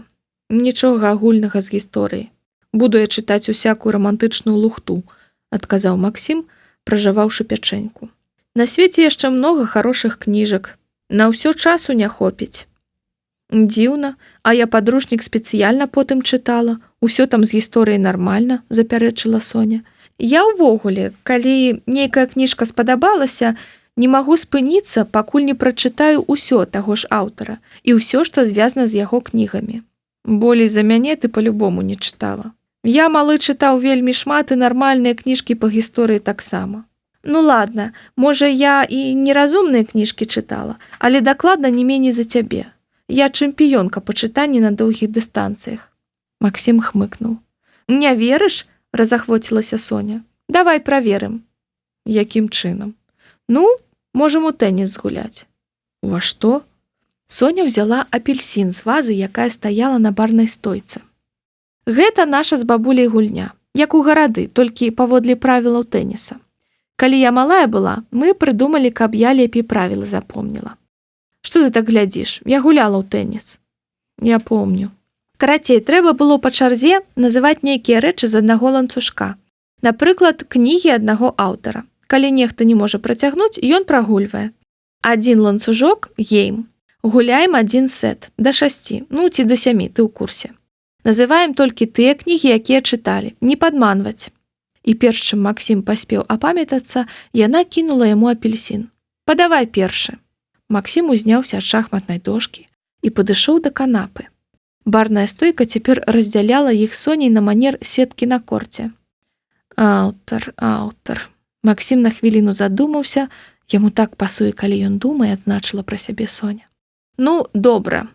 Роберт Хайнлайн, зорны дэсант». Соня злавіла апельсін і завісла. «Гэта што, пра космас? Не, давай фантастыку не трэба, я яе трываць не магу». Максім іранічна прыўзняў брыво. «Згода. Ну тады і без гэтай вашай дзявочай лабудзені кшталту дзённікаў Брыджыт Джонс ці д'ябал носіць Прада. Я такое ўвогуле не пераношу». Соня кіўнула і перакінула яму апельсін. «Чарльз Дыкенс, Олівер Твіст», – пачаў Максім. Ён, відаць, спадзяваўся ўсё скончыць хутка. Але не на тую натрапіў. Дыкенса Соня багоміла. Хоць ён і асацыяваўся ў яе з той страшнай ангінай у 8 класе, калі месяц не ўставала з ложка і Надзея Барысаўна сама насіла ёй кнігі. Дыкенса жанчына выбрала, бо ягоны збор твораў быў бясконцы. «Домбі і сын», – тут жа згадала Соня, самы любімы свой раман Дыкенса. «Што, праўда, сінічка?» «Дэвід Копперфілд». «А поўную назву слабо? Жыццё і неверагодныя прыгоды. Гуляй давай». «Малютка Дорыт». «Ты гэта вось цяпер прыдумала? Няма такой кнігі». «Не, ёсць», – крыкнуў Вадзік. Ён ужо раскрыў Вікіпедыю на хатнім камп'ютары. «Ах, так», – Максіма пачынаў браць азарт. «Пасмяротныя нататкі піквікскага клуба». «Антыкварная лаўка». Максім злавіў апельсін і замаўчаў. Па твары было бачна, што ён злівае. «Калядны харал», – урэшце адбіў мяч ён. «Барнабі Радж», – вокамгненна зрэагавала сінічка. Апельсін праляцеў міма Максіма і ледзь не бомкнуўся ў тэлевізар. Максім знайшоў яго на падлозе і перакінуў Соні. «Я больш не чытаў нічога з Дыкенса». Соня не верыла сваім вушам. 1-0 на яе карысць. Цяпер задумалася яна. Хацелася доўгага ланцужка. Прымружыўшы вочы, яна згадвала самы працяглы шэраг на паліцах Надзеі Барысаўны. «Джеральд Даррелл. Мая сям'я і іншыя звяры». Дарэл напісаў блізу 30 кніг. Недзе 20 з іх Соня чытала. Як выявілася, Максім таксама. Гэты гейм Соня прайграла проста таму, што заблыталася ў такой колькасці раманаў і не прыгадала наступнай назвы да моманту, калі Вадзік крыкнуў «4, 5!». Лік зраўняўся, Максім задумаўся і раптам, хітра усміхнуўшыся, зрабіў падачу, прамовіўшы «Фенімар Купер, следапыт, піянеры, апошні з магікан, прэрыі, зверабой». Шпурнуўшы мячык, Максім радасна захіхікаў, але Соня ўжо вяртала яго назад. «Шпіён!» «Які такі шпіён? Усяго 5 раманаў пра Чынгачгука». «А гэта не пра Чынгачгука, але таксама Купер». Максім павярнуў галаву да Вадзіка, але той толькі змрочна кіўнуў. «Не пра Чынгачгука не лічыцца», – паспрабаваў бараніцца Максім. «Правілы падчас гульні не мяняюць. 2-1, Статкевіч», – крыкнула Соня з запалам. «Волкаў, чараўнік смарагдавага горада». Звонка абвясціла яна, атрымаўшы ад Максіма апельсін, бо прыйшла ейная чарга падаваць. «Урфін джус», – тут жа адказаў Максім. Пакуль апельсін ляцеў да яе, Соня зразумела, што зрабіла дурасць. Раманаў у Волкава было ўсяго 6, а паколькі яна падавала, гэты гейм яна прайграе. 7 падземных каралёў, безрадасна працягнула яна. Але Максім да яе здзіўлення вымавіў. 3-1, я далей не чытаў. І крыху падумаўшы, зрабіў новую падачу. Альфред Шклярскі, томык на сцяжыне вайны. Соня злавіла апельсін і разгублена паглядзела на хлопца. Я пра такую не чула нават. Вадзік пераможна загігікаў. «Ды ладно, моя любимая кніга», – задаволена прамовіў Максім. «І не пра космас, гейм сінічка». Лік цяпер быў 3-2. Барацьба зрабілася напружанай. Далей Соня прапанавала Жуля Верна, Максім Александра Дюма, абодва геймы нашая гераіня выгуляла. Другі, праўда, са скандалам, настаяўшы на тэхнічнай паразе саперніка за даму з камеліямі, якую напісаў іншы Дюма, сын, а не бацька. 5-2. Яшчэ адзін рывок, і яна разграміць зазнайку. Напаследак яна вырашыла пасмакаваць прыемнае. Джордж Мартін, гульня тронаў. Яна чытала ўсе 7 кніжак, якія былі ў інтэрнэце па-руску. Максім, відаць, таксама. Аднак да ейнага здзіўлення, пасля апошняй 7-й пазіцыі Максім спакойна адпасаваў. «Таямнічы рыцар». «Ты што, яе ж яшчэ не пераклалі? А ты думаеш, мне трэба чакаць перакладу? 5-3». Гэтага Соня не ўлічыла. Ну ўсё, зараз ён зразумее яе слабасць і пачне бамбіць усякімі амерыканскімі навінкамі. Але Максім павёўся па-джэнтльменску. Янка Маур, палескія рабінзоны. Тут іх шансы былі роўныя, але Соня ўсё адно апроч рабінзонаў чытала толькі «Чалавек ідзе». І калі яна ад бяды спрабавала ўпарыць саперніку слёзы Тубі, той грэбліва сказаў, што на апавяданні ды яшчэ з хрэстаматыі яны не дамаўляліся. 5-4. Трэба было тэрмінова перамагаць. Іначай, калі дацягнуць да 5-5, давядзецца гуляць яшчэ 2 геймы. Раптам Соню асяніла. Як яна раней не здагадалася? Яна карцінна пахукала на апельсін, размахнулася і здзекліва прамовіла. «Джоан Роулінг, Гаррі Поттер і філасофскі камень». Джоан Роулінг на той момант напісала 9 кніг. Соня перамагала пры любым раскладзе. Максім быў размахнуўся ў адказ, але тут жа зразумеў усю падступнасць саперніцы і мяккім, але трапным рухам запусціў фрукт назад у вазу. «Сет, Вадзім, вырубай камп'ютар. Будзем у сапраўды разумныя гульні гуляць». «Макс, мы што, прагулялі ёй? Ты што, Макс?» «Давай, расстаў пакуль фігуры». І адышоўшы да акна, Максім пачаў глядзець на лес і хрумсцець пячэнькамі, запіваючы сокам, нібы нічога не адбылося. Соня паказала малому Вадзіку язык, потым даразбірала харчы і паднялася на другі паверх. Выцягнула лэптоп у калідор і з асалоды расцягнулася на канапе. Дзякуючы падзеям вечара кінапраграма намалявалася сама сабой. Яна захацела пераглядзець «Кво Вадзіс». Пакуль на сайце адкрываўся плеер, яна паднесла далонь да носа. Далонь пахла цытрусамі, як паветра Сіцыліі. Фільм яшчэ падгружаўся, калі яна пачула Максімавы крокі. «Можаш да сябе ісці, я мадэм да дзвярэй перастаўлю». Нешта вялікае здохла ў Рыме. Імаверна, імператар Нерон. Гэта была ашаламляльная перамога. Але сюрпрызы на гэтым не скончыліся. Гадзіне о 10, калі Соня падумвала, ці не легчы б ужо спаць, у дзверы пагрукалі. Вызірнуўшы на калідор, Соня пабачыла Максіма. У руках ён трымаў 3 тоўстыя кнігі ў каляровых вокладках. Вось, гэта прыгоды Томыка. Усім фанатам Дарыла Сянкевіча настойліва рэкамендуецца. Бяры, калі не чытала.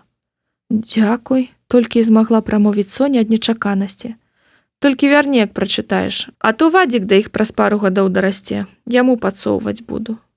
Божа, няўжо я на 2 гады апярэдзіла ў развіцці Вадзіка? І тут адбылося неверагоднае. Максім усміхнуўся. Гэта быў не сон. Яна бачыла ягоную смешку.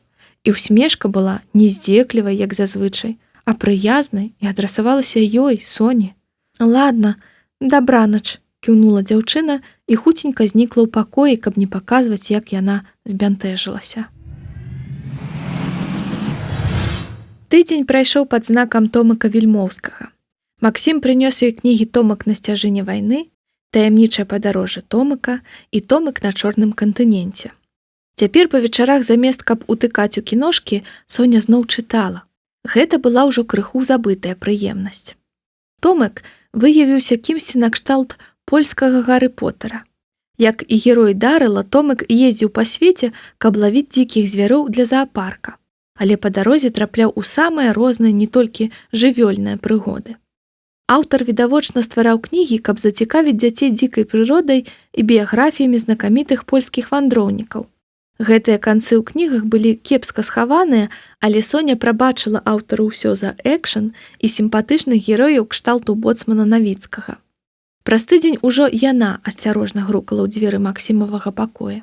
Гэта было, здаецца, у чацвер, у перадапошні дзень 3-й чвэрці. «Дзякуй яшчэ раз, вяртаю», – чынна сказала яна, перадаючы кнігі гаспадару. «Праўда, здораўскія». «А то», – ажывілася Соня, вочы заблішчэлі. «Шкада толькі, я іх гады 3 таму не прачытала. Але герой такі душка, ведаеш, аказваецца, у гэтай серыі яшчэ 6 кніжак. Я іх ужо на комп захавала. Ты ўратаваў мае вакацыі». «На комп? Ты што, з кампа чытаць будзеш?» «Не, з тэлефона. Неяк туды перакіну». «Пачакай». Максім зайшоў у пакой і праз паўхвіліны вынес на калідор Kindle, ахайна абкручаны белым дротам. «Во, трымай, мне пакуль не патрэбна». «Ды навошта, я лепш з мабільніка?» «Сляпіцца будзеш», – звёў бровы Максім. «Ты на тату свайго зірні. Яшчэ не стары, а ўжо ў акулярах. Генетыка жорсткая рэч, сінічка. Бяры, а то зрок пасадзіш. Тут электронны атрамант, вочы менш стамляюцца». Потым яны сядзелі на калідоры, і Максім паказваў Соне, як правільна канвертаваць файлы для Kindle. У пятніцу яны зноў перамаўляліся. Соня пацікавілася пра ладаванку, а ён папрасіў перад тым, як аддаваць Kindle, загрузіць туды які-небудзь раман Сенкевіча. Але не патоп. А ў суботу Статкевічы раз'ехаліся на вакацыі. Мама Юля звезла тату Віцю з Вадзікам на тыдзень у Барселону. Яны прыляталі сёння зранка ў Вільню. У Мінску яны мусілі з'явіцца бліжэй да вечара. Максім з імі не паехаў. Едучы ў віленскі аэрапорт, бацькі завезлі яго ў Полацк. Але не толькі ў госці да бабулі з дзядулем, а яшчэ і на рэспубліку па англійскай мове. Сёння пачынаўся апошні тур, Максім мусіў вярнуцца ў Мінск заўтра цягніком разам з іншымі алімпіяднікамі. Якая карысць з кніжак? Так проста і не адкажаш. Але Соня дакладна ведала, што адна з іх, Кувадзі з Генрыка Сенкевіча, у адно чароўнае імгненне змяніла ейнае жыццё. Яна падняла Kindle з ложка і асцярожна кранулася вуснамі электроннай паперы.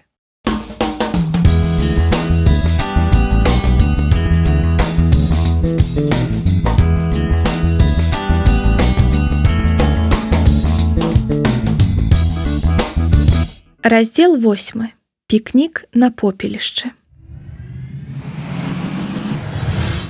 28 сакавіка заставаўся адзін дзень да сустрэчы з Максімам і палова апошняй кнігі пра Томыка Вільмоўскага. Заўтра зранку трэба адразу ж аддаць Kindle. Соня не любіла доўга трымаць чужыя рэчы. А пакуль яе чакае яшчэ адна забытая прыемнасць – сняданак з татам. На працу яму сёння толькі пасля абеду, і яны змогуць спакойна пасядзець удваіх, як у былыя часы. Напяваючы песенькі каля пліты, Соня паціху падсмажвала вымачаныя ў малаце і яйку грэнкі. І задумаўшыся, нават не заўважыла, што машынальна зрабіла ўсё правільна, нічога не пераблытала і не падпаліла. «Соніка, адыдзі ад патэльні, а то зноў што-небудзь загарыць. Я сам». «І табе добрай раніцы, татуля. Ну скажы, калі ты мяне ўвесь час будзеш выганяць з кухні, чаму я навучуся?» Яны пілі каву і моўчкі жавалі грэнкі. Соня так рэдка бачылася з татам, што калі гэта здаралася, не ведала, пра што з ім гаварыць.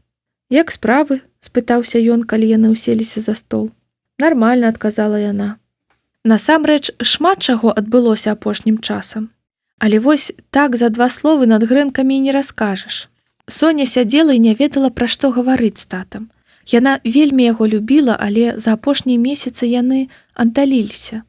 Вось мама Юля б ужо 1000 тэм для размовы прыдумала. «Калі будуць вынікі НЦТ?» – нарэшце спытаўся Пётр Сінічка. «Праз тыдзень». «Ты рускую мову ў суботу здавала?» «Так, і ў нядзелю англійскую. А матэматыку калі?» Опачкі. Лепш бы маўчалі і жавалі. Сваім планам паступаць у лінгвістычны Соня падзялілася пакуль толькі з адным чалавекам на свеце, Максімам. Ды і тое само вырвалася. А тата тыдзень таму выдаў грошы на НЦТ на 3 тэсты, але рэшту Соня пакінула сабе на шакаладкі. Тата, вядома ж, нешта казаў пра матэматыку, але яна прапусціла мімо вушэй. «Ну, матэматыкі я не здавала». «Як не здавала?» «У лінгвістычнай матэматыкі не было». «Чакай, які такі лінгвістычны? Мы ж гаварылі пра наргас». Пра наргас яны гаварылі месяц таму. Тата ўсё даставаў яе з гэтым турыстычным менеджментам. «Соня, ты мяне здзіўляеш», – працягнуў ён. «Ты ж ведаеш, у наргас трэба матэматыка. І калі ты цяпер здасі 3 тэст? Я не маю ілюзій, нібы ты можаш прабіцца на бюджэт, я аплачу табе вучобу. Але нам трэба ведаць, ці маеш ты шансы хоць бы на платнае. Для гэтага здаюць рэпетыцыйныя тэсты». Тата аплаціць ёй вучобу? Во навіна. І за якія цікавы шышы, калі яны ўсё ў дом убухалі. «Я не хачу ў наргас, я хачу ў лінгвістычны». Пачуўся гром сярод яснага неба. Гэта бацька з грукатам паставіў кубак на стол. «Прабач, куды ты хочаш?» «На факультэт англійскай мовы». «І навошта табе гэта ў рэстарацыі? Ты што, сама не вывучыш? Я вось ведаю 5 словаў па-англійску, 5 па-нямецку, 10 па-польску. І нічога, яшчэ ніводзін турыст галодным не сыходзіў. 5 гадоў мовы вучыць? Якога ляду?» «Тата, бо я хачу вучыць мовы, я не хачу рэстарацыю». Яна гэта крыкнула. Так выйшла. Пётр Сінічка вытрымаў паўзу, потым выцягнуў сурвэтку, працёр акуляры, ацёрбнуў кавы і прамовіў. «Вось што, дачушка, мова – гэта не прафесія. Калі я сказаў, што магу аплаціць табе вучобу, то меў на ўвазе, што інвестую ў тваю будучыню. А фінансаваць твае хоцькі – гэта неяк непрадукцыйна. Табе не здаецца?» «Ну, чаму адразу фінансаваць?» – прабурчала Соня. «Можа, я на бюджэт паступлю?» Тата засмяяўся. «Хто ты? Соф'я, давай будзем рэалістамі. Я вучу інгліш, у мяне 8 ў 3 чвэрці». «Гэта лінгвістычны, Соніка. Туды заўсёды было не ўбіцца. Калі штурмаваць, то хоць карысны універсітэт. Не пройдзеш на менеджмент, падамо на эканаміста. Таксама вельмі добры занятак». «Гэта што, на бухгалтара? Калі табе патрэбны бухгалтар, сам туды ідзі і вучыся», – выпаліла Соня і надзьмула шчокі. «Дачушка, для лінгвістычнага яшчэ 2 гады таму рэпетытара браць трэба было. Куды ўжо цяпер? Год страціць хочаш?» «Ага, рэпетытара. Вядома ж, рэпетытара. Вось толькі калі ён быў мне сапраўды патрэбны, у нас грошай не было, бо мы дом будавалі». Тата пабялеў. Не трэба было згадваць пра дом. Але Соню ўжо было не стрымаць. «Дарэчы, як там дом? Калі мы ўжо яго адбудуем і пераедзем?» Пётр Сінічка зноў пачаў праціраць акуляры, потым сказаў. «Ну, Соня, дом... Не ўсё так адразу. Да зімы мы толькі пажарышча разгрэблі. Вось як снег сыдзе, паеду туды, агледжуся, якія страты, што трэба аднавіць. Новы праект трэба, слухай, што мы ўсё пра бздуры, я табе падарунак на дзень народзінаў прыдумаў». Тата відавочна пераводзіў тэму, але выбраў слушнае рэчышча. Дзень народзінаў гэта было святое. Соні падабалася, калі ў гэты дзень з ёй насіліся. Ну, татусь, ты ж ведаеш, я люблю сюрпрызы. Тут сюрпрызу не атрымаецца. Я хачу зарэзерваваць для нас абаіх які-небудзь тур на жнівень. Тыдні на 2-3 з пералётам, каб экскурсіі і на мора. Выбірай краіну. Татка, ты найлепшы. Соня кінулася яму на шыю і пачала душыць абдоймамі. Я цябе люблю, люблю, люблю. Цішэй ты, Гарэза, краіну назаві. Ну што за пытанне? Італія, вядома, ці не? Англія. Ой, не, калі мора, то вядома Італія. Тата зацокаў языком. От, я спадзяваўся, якой Турцыяй абысціся, ці Егіптам. Але ж моя дзяўчынка распанела і прагне раскошы. Ды ладно, хай будзе Італія. Так што гэта быў проста выдатны дзень. І толькі калі тата з'ехаў па справах, а Соня засталася на самоце дамываць посуд, у галаву зноў палезла неадчэпнае і на якія такія шышы. Нарэшце можна было вярнуцца ў пакой і дачытаць кнігу. Соня ўзняла ноутбук з ложка, каб пераставіць яго на туалетны столік, але той прабудзіўся і ў браўзеры зацвіркалі новыя паведамленні. Першым акенцам быў іх чацік з Галяй і Снежкай. Дзяўчаты ўжо трэці дзень абмяркоўвалі заўтрашні дзень народзінаў Соні. Яна запрасіла ўсю маленькую кампанію ў боулінг. Ніхто з іх раней у кеглі не гуляў, таму запрашэнне сяброўкі прынялі з імпэтам. Пра ўсё ўжо было дамоўлена, таму ў чаціку ўсплыла ўсяго толькі пара нязначных рэплік і гара смайлаў. Раней Соня употай сумавала, што ейнае свята вечна прыпадае на вакацыі і ў класе ніхто не віншуе.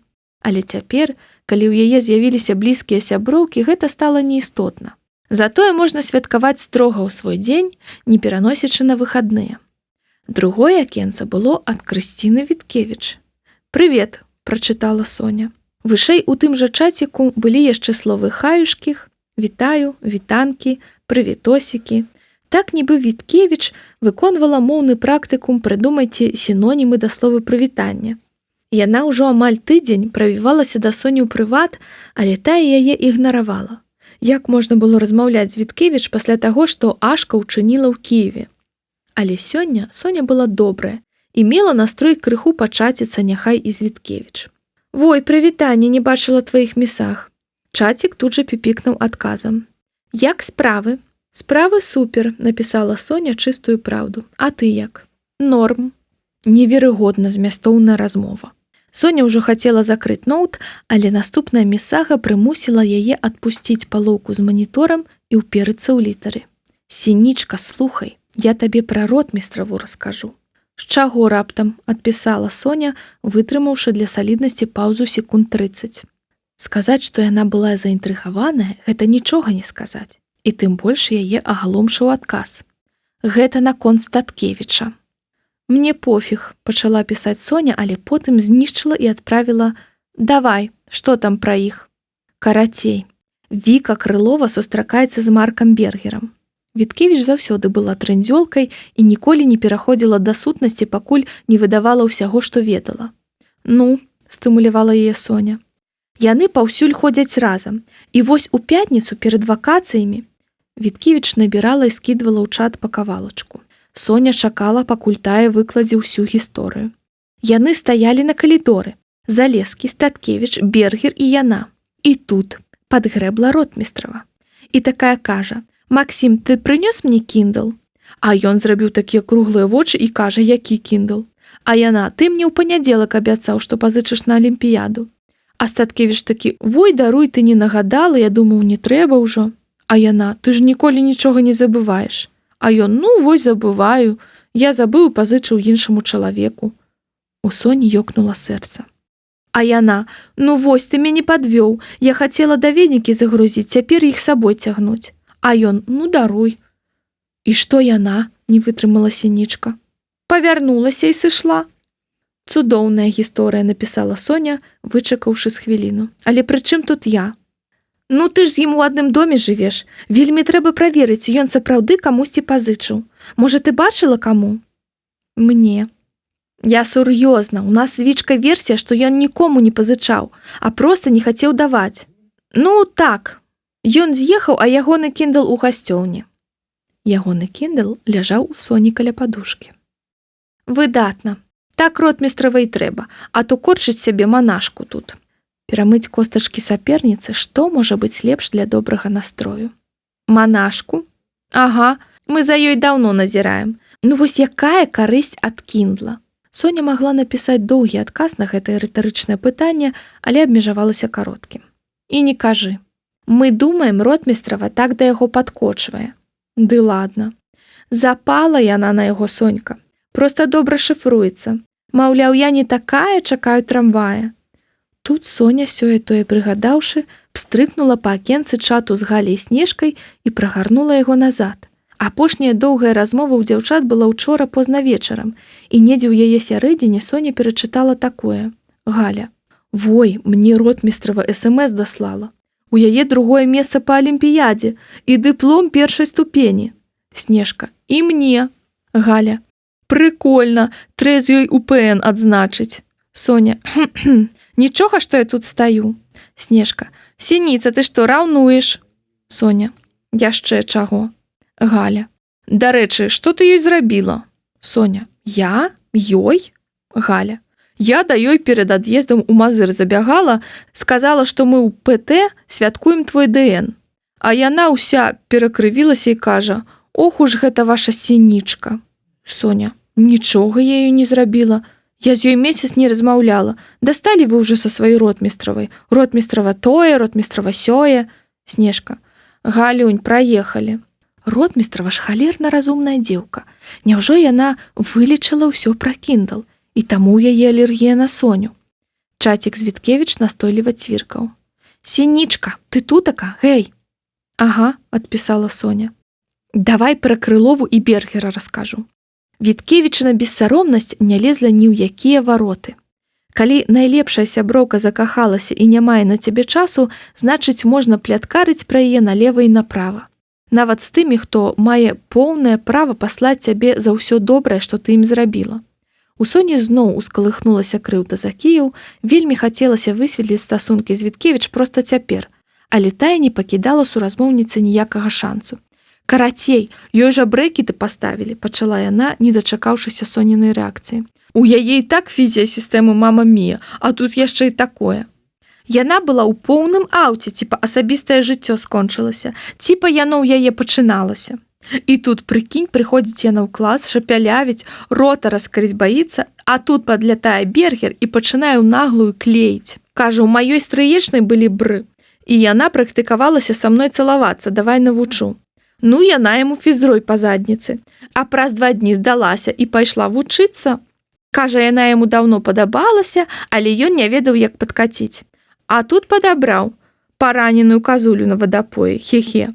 Ну і гадаўка ж гэтая Крысціна. Калі ўжо ладзіць конкурс прыгажосці паміж ёй і Крыловай, то прышчавая Віткевіч атрымала б тытул віцэ-міс з вялікім адрывам ад першага месца.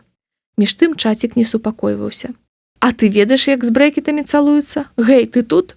Карацей, цалуюцца як звычайна, толькі павольней, таму пацалунак вельмі пяшчотны. Прыкольна. Соня з агідай згарнула браўзер, паставіла комп пад крэсла, села на ложку і надзьмулася. Як звычайна. Маўляў, усе такія крутыя і ведаюць, як цалавацца звычайна. Вось Соня, напрыклад, ніколі не цалавалася і не ведае, як гэта звычайна. Ну іх. Затое яна даведалася, што Максім выкінуў з галавы, нібыта камусьці ўжо абяцаў кіндл і сам прапанаваў яго Соні. Ён ніколі б так не зрабіў, калі б яму падабалася ротмістрава. Ці значыць гэта, што яму падабаецца Соня? Сінічка адкінулася на падушку і, уключыўшы электронную кнігу, узялася чытаць. Не паспела яна, аднак, прагарнуць і 10 старонак, як завібравала смс-ка. 5 хв. Апранайся, ветер. Чорт, дзіравая галава. Вася ўчора цэлы дзень даставаў яе праз тэлефон, запрашаў пагуляць. Яна пагадзілася, каб адчапіцца, і тут жа забылася, бо Вася адарваў яе ад чытанкі. Яна была глыбока ў даліне цароў разам з Салей і Томыкам, якія яшчэ шпацыры па Мінску, а Вася ясна прыцелепаўся і цяпер ашываецца пад вокнамі. Сінічка неахвотна паднялася з ложка і пацягнулася да шафы. Трэба будзе не падаваць выгляду, што забылася. Як бы так палазіць гадзінку і хуценька назад. Ох ужо гэты Вася. Яна ўлезла ў джинсы, нацягнула белы швэдар, адкапала ў пакеце з учарашнім шопінгам халодную белую шапку з люрэксам, абматляла каўнер швэдра такім жа шалікам, спусцілася ў вітальню, абулася і, накінуўшы прыталены чорны пухавічок, абноўку мінулага месяца, выскачыла на вуліцу. Здаецца, зіма канчаткова адступіла. Сонца не было, пад дрэвамі на ўзлеску яшчэ ляжалі гурбы снегу, але ў твар ужо дзьмуў смачны вецер. Пахла вясною. Ранняя вясна мае непаўторны водар. Невядома, з чаго ён складаецца, але адчуеш яго і разумееш. Маразы не вернуцца. Соня азірнулася, Васі нідзе не было. Але тут яна пачула ягоны голас. Яна павярнула галаву да кучы жвіру, якую тата Віця купіў на пару з суседам, каб утрамбаваць пад'езд да дома, і пабачыла Васю. На Васі была зацяганая бясформенная куртка і чорная шапачка, з-пад якой, як з-пад гаршка, вытыркаліся даўно нястрыжаныя патлы. За спіну быў закінуты заўсёдны стары заплечнік. Адным словам, гэта быў незайздросны кавалер. Але ў момант, калі Соня пабачыла яго каля кучы жвіру, аўтфіт адышоў на другі план, таму што Вася з гонарам васядаў на навюткім беласнежным скутары. Больш за 3 гады Васілеўскі збіраў грошы ў круглую бляшаную скрынку з-пад печыва, каб нарэшце прыгнаць з мотасалона кітайскі скутар-самурай апошняй мадэлі. Калі ў 12 гадоў уладкаваўся на рынак у дзядзькаву павільён, ён проста не хацеў залежаць ад маці, трасучы ў яе грошы на марозевай цыгарэты. Выявілася, аднак, што зарабляе ён болей, чым можа пракурыць і праесці. Таму, калі яму споўнілася 15, ён вырашыў, што назапашваць зялёныя паперкі проста так не цікава. Яму патрэбная мэта. Ровар, скейт, смартфон, камп'ютар – не. Гэта былі дзіцячыя нейкія несалідныя мары. Аляксей Васілеўскі адразу замахнуўся на матацыкл. Бо няма нічога круцейшага, чым рассякаць паміж машын на трасе, адчуваючы, як цябе ззаду пяшчотнымі абцушкамі абхопліваюць дзявочыя рукі, намёртва сціскаючы тваю дыяфрагму, бо страшна, бо матацыкл ляціць на мяжы дазволенай хуткасці. Зрэшты, якая розніца, чаму яна абдымае цябе? Важны сам факт. Што да ўладальніцы пяшчотных абцушкоў, варыянт адшукаўся хутка. Соня, мілая аднакласніца з вялікімі шэрымі вачыма, якія так даверліва на цябе паглядалі. Утульняя, хатняя, свойская. Ён пашкадаваў яе, бо такая файная дзеўка прыніжала сябе, кахаючы нейкага баклана толькі таму, што той падобны да галівудскага актора з саплівай рамантычнай камедыі. Такі чалавек заўсёды будзе выціраць аб жанчын ногі. Іншая справа ён, Вася. Вася заўсёды будзе побач. І ў яго будзе матацыкл. Ці, як варыянт, наварочны скутар. На яго і правоў не трэба. Калі пасля Новага года ў бляшанай скрынцы храбусцела запаветная 1000, Вася пачаў урачысты абход мінскіх мотасалонаў. І вось тыдзень таму на Лагойскім тракце ў секцыі навінак яму спакусліва падміргнуў фарамі двухмясцовы кітайскі скутар-самурай. Вася адчуў ціск у дыяфрагме, так нібы Соня ўжо абдымала яго сваімі пяшчотнымі абцушкамі. Яму бракавала 200. Палову ён пазычыў у хлопцаў на рынку, палову ў Сайгоне за кошт будучага заробку. Нарэшце тыдзень таму скутар быў перавезены грузавым таксі ў дзядзькаў гараж у Лошыцы. З таго часу Вася ездзіў туды штодня, заліваў паліва. Праціраў і без таго бліскучыя паверхні. Спрабаваў ганяць паміж гаражамі. На дарогах па-здрадніцку ляжаў снег, і ён ніяк не наважваўся выправіць самурая на вуліцу. Ён пхаў скамянелыя бурыя гурбы ботам і шалеў. Так яму хацелася зрабіць Соні сюрпрыз да канца вакацый.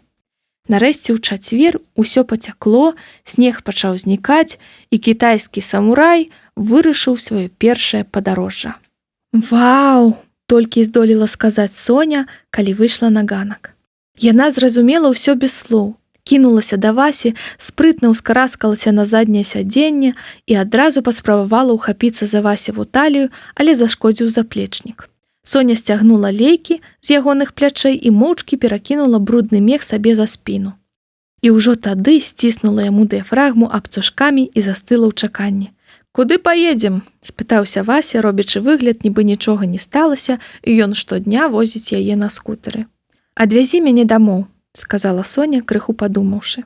Вася інстынктыўна павярнуў галаву ў бок катэджа Статкевічаў, але тут жа ўсё зразумеў, кіўнуў і, завёўшы рухавік, накіраваў самурая на кальцавую.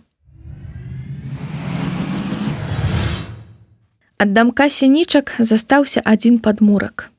Снег, які ляжаў на ім брудна-белым футрам, прасеў і зрабіўся рыхлым, як пена. Тата ўласнаручна заліў шыкоўны лёг і вельмі ім ганарыўся. Соня ўцягнула носам паветра, паленым больш не пахла. Увосень гаркавы смурод пажарышча прасякаў усё навокал. Ля агароджы з сеткі рабіцы яе тата з часам збіраўся замяніць на нешта прыстойнейшае. Пад імправізаванай паветкай грувасціліся рэшткі будоўлі. Лісты бляхадахоўкі, ацалелая шалёўка, бэлькі, якія не прагарэлі. Тата завіхаўся тут да самых маразоў, спрабуючы ўратаваць хоць нешта. У Соні зашчаміла сэрца. Ёй, вядома, вельмі падабаўся дом Максіма, яго сям'і, але гэтае папялішча было ейным, родным. Няхай выглядала цяпер так мізэрна. Дзяўчына стала прабірацца да мураванага ганка, правальваючыся ў рыхлым снезе. І раптам зразумела, штосьці не так. Сляды ад ейных боцікаў не былі адзінымі на падворку. Тут хадзілі іншыя людзі, і хадзіла іх шмат. Гэта было незразумела і падазрона. «Сініца, пікнік!» – закрычаў Вася, вызіраючы з-за паветкі з будаўнічым ламачам. «Хадзем гарбаты налею». Вельмі ўчасна, бо Соня паспела змерзнуць. Яны стаялі каля неахайнага штабеля, выступ якога ператварыўся ў фуршэтны столік, і па чарзе адпівалі салодкую гарбату з накрыўкі алюмініевага тэрмаса. Язда па трасе і небяспека, якая чакала іх, калі міма па кальцавой праносіліся фуры, зрабілі сваю справу. Расслабіўшыся, Соня адчула ваўчыны голад. Яна пашнарыла ў Васевым заплечніку і адкапала там ладны пакунак з канапкамі, з густым слоем масла, сырам і доктарскай кілбасою. «Мама спакавала», – патлумачыў Вася, надкусіўшы паўмесяц доктарскай. Холад, які пранізваў Соню да костак, ненадоўга адступіў. Імправізаваны пікнік з Васем нават пачынаў быць рамантычным. «Сініца», – раптам сказаў Вася, калі яны дажавалі буцікі і спустошылі тэрмас. «Ага», – рассеянна азвалася дзяўчына. «Можна я зараз цябе пацалую?» Хлопец стаяў, апусціўшы вочы, і круціў накрыўку тэрмаса ў руках. Больш за ўсё яна баялася гэткага пытання, зададзенага гэткім тонам. Раней Вася падкочваў да яе жартам, так што можна было аджартавацца ў адказ. Цяпер жа ён задаў пытанне наўпрост і ўпершыню сам-насам. У Соні зашчаміла сэрца. Вася быў вельмі добрым таварышам, але не падабаўся ёй як хлопец, ані кропелькі. З іншага боку, ёй толькі што прапанавалі пацалунак у вусны, такі, якіх у Соні ніколі не было. І было страшна цікава даведацца, як гэта – цалавацца з хлопцам па-сапраўднаму. З іншага боку, калі ты цалуеш кагосьці асабліва ўпершыню, гэта мусіць быць той, хто табе сапраўды падабаецца. Інакш гэта будзе нейкі спорт, а першы пацалунак – магія. Соня гэта дакладна ведала. З іншага боку, пацалунак – гэта яшчэ і тэхналогія. Як яна пацалуе каханага, калі не будзе ведаць, як гэта робіцца? Што той пра яе падумае? І чаму нельга папрактыкавацца з Васем? Не чужы ж чалавек. Паставіцца з разуменнем, даруе любую лажу. З іншага боку, менавіта што Вася не чужы чалавек і хоча пацалаваць Соню не са спартыўнага інтарэсу, а таму, што яўна нешта адчувае. І калі раней яна магла ад яго адбівацца і аджартоўвацца, то пасля пацалунка ўсё зменіцца. Вася захоча большага, і Соні не будзе як адкручвацца. З іншага боку, што ён сабе думае? Пакатаў на скутары і адразу цалаваць? Ці не абражае гэта яе годнасць? Вось колькі думак можа прамільгнуць у галаве за 5 секунд. «Ну што, сініца?» – сказаў Вася надзіва мяккім голасам. У чаканні ён заплюшчыў вочы і пацешна склаў вусны трубачкай. Першы пацалунак быў так блізка. Колькі праблем і комплексаў здымецца аднім махам. Ён не будзе нічога значыць, Але затое можна будзе падтрымліваць размову на гэтую тэму ўжо не на ўзроўні тэорыі. Цяпер не трэба будзе адседжваць карты для варажбы, таму што не цалаваная. Снежка, напрыклад, даўно цалаваная. Пасмакталася ў 13 гадоў з нейкім сувораўцам на навагодняй дыскатэцы ў палацы моладзі. Нават твару не памятае, бо ніколі яго пры дзённым святле не бачыла, затое мае досвед. Ды і Галя мінулым летам цалавалася ў вёсцы суседскім хлопцам. Соня ўздыхнула і пацягнулася да Васілеўскага. Ад Васі пахла варанай кілбасой. Максім таксама любіць такія буцікі. Часам робіць сабе сам на сняданак да кавы, калі мама Юля не накроіла. Соня згадала Максімову усмешку, калі ён аддаваў ёй Kindle. Яна зразумела, што не можа. Яна ўскладняе сабе жыццё, але яна проста не можа. Не, Лёша, нельга, прабач, сказала яна вінавата.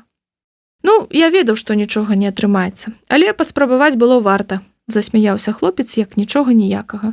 Расплюшчыў вочы і стаў шукаць тэрмас, каб закруціць накрыўку. Зноў ператварыў усё ў жарт. Вось і слаўненька. Ты мне ўсю куртку заляпаў, пакуль ехалі, пачала буркатаць Соня, каб схаваць няёмкасць. Глядзі, пырскі, а шапка дык зусім новая. Калі ты мне шапку заляпаў? Яе перапыніў шум з дарогі. Каля ўчастка затармазіла машына. Соня і Вася вызірнулі з-за штабеля і пабачылі дзіўную тройцу, якая дэсантавалася з маленькага сіняга піжо і, як да сябе дадому, заруліла на падворак. Наперадзе скакала па лунках ад соненых ботаў маладая гадоў 25 дзяўчына. Яна была добра апранутая і дагледжаная. Дарагі паўкажушок, вузкія левайсы, запраўленыя ў угі. Раскошныя кудзеры, фарбаваныя ў блонд, спадалі на плечы з-пад яўна брэндавай шапачкі. У руках яна нязмушана несла шуфлік і венік. За ёй прабіралася па снезе пажылая пара. З усяго відаць муж і жонка. Абодва гадоў 50 вельмі падобныя адзін да аднаго, поўныя чырванашчокія. На жанчыне было кудлатае чорнае футра і фіялетавы цёплы капялюшык з брылікам. На мужчыну руды кажух і футравая шапка. Яны маглі быць бацькамі дзяўчыны, але тая трымалася з імі зусім неяк з роднымі. «Праходзьце смялей, узбірайцеся», – паслужліва сакатала паненка з венікам. «Фундамент вельмі трывалы. Гаспадар будаваў для сябе. Снег яшчэ не сышоў, але я пачышчу кавалачак, каб вы зірнулі на якасць бетону». «Сколько метраў падвал?» – дзелавіта пацікавіўся дзядзька. «Амаль 40 квадратаў», – адказала дзяўчына, саскрабаючы снег шуфлікам з ганка. «Вы ж ведаеце, падмурак палова будоўлі». Соня разявіла рот ад абурэння. «Што вы тут робіце?» – выскачыла яна з-за паветкі і пабегла ў бок дзіўнай кампаніі. «Гэта мой дом!» Тройца агаломшана ўставілася на дзяўчыну і Васю, які маячыў яе за спінай. «Гэта, мусіць, дачка ўладальніка», – апамяталася першая дзяўчына з венікам. «А это, видно, зять», – іранічна прамовіла сталая жанчына, кіўнуўшы ў бок Васілеўскага. «Зять любіць взять», – дадаў яе спадарожнік, і пара гучна разрагаталася, паказваючы залатыя зубы. «Я на хвіліначку», – сказала паненка з венікам і спрытна саскочыла з ганка. Падышоўшы да Соні, яна ўсміхнулася так непадробна шчыра, нібы пабачыла найлепшую сяброўку. Ейныя словы, нячутыя яе спадарожнікам, аднак зусім не спалучаліся з прыязнай усмешкай. «Як там цябе? Света?» – засіпела залатавалоска. «Мяне? Соня? Што ты сабе дазваляеш?» «Гэта ў вас трэба спытацца. Ты хоць ведаеш, які гэта квест – прадаць попелішча? У вас жа калі снег сыдзе, уся праўда на Божы свет вылезе. А яшчэ інтэрнэт. Людзі правяраюць такія рэчы. Гэтыя хоць інтэрнэтам не карыстаюцца. Рэальны шанс на ўгоду, а тут ты скачаш». «Прадаць? Гэта ж наш дом, ён не прадаецца». «Прадаецца, яшчэ як, ужо 3-й месяц. Можа, вы памыліліся?» «Ну, зараз, памылілася», – хмыкнула дзяўчына. «Я з 2-го курса ў прафесіі. Табе CV паказаць? Тваё прозвішча ж Сінічка?» Соня кіўнула. Яна, праўда, так і не зразумела, што гэта за паненка і што яна збіраецца паказаць. Спадар Пётр казаў пра непаўналетнюю дачку. Ён звярнуўся ў нашу фірму пасля Новага года. З таго часу спрабуем прадаць ваш надзел. Але, відаць, давядзецца зніжаць цану. «Тата не можа прадаваць дом», – вылупіла Соня вочы. Гэтага не можа быць. Не, ну ты з ім сама неяк разбярыся, а я тут скончу. Рыэлтарка развярнулася і пайшла да сямейнай пары, якая тым часам дзелавіта аглядала падворак. Падлеткі выйшлі на вуліцу і яшчэ крыху патапталіся каля скутара. Вася праціраў свайго самурая анучкай, а Соня прытулілася да халоднай сеткі рабіцы, як сіротка, якую выкінулі з дому. Рыэлтарка паказвала кліентам, дзе падведзеныя газ і каналізацыя.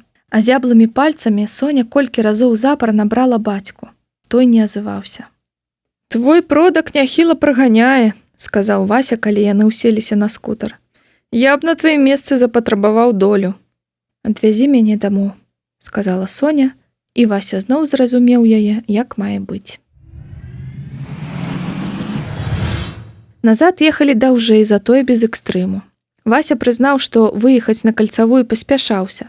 Да таго ж язда без шаломаў гэта не справа. Таму вярталіся па горадзе, прычым збольшага ўздоўж каналаў, па сцежках і алеях, пужаючы бабулек з сабачкамі і цётачак з дзіцячымі вазкамі.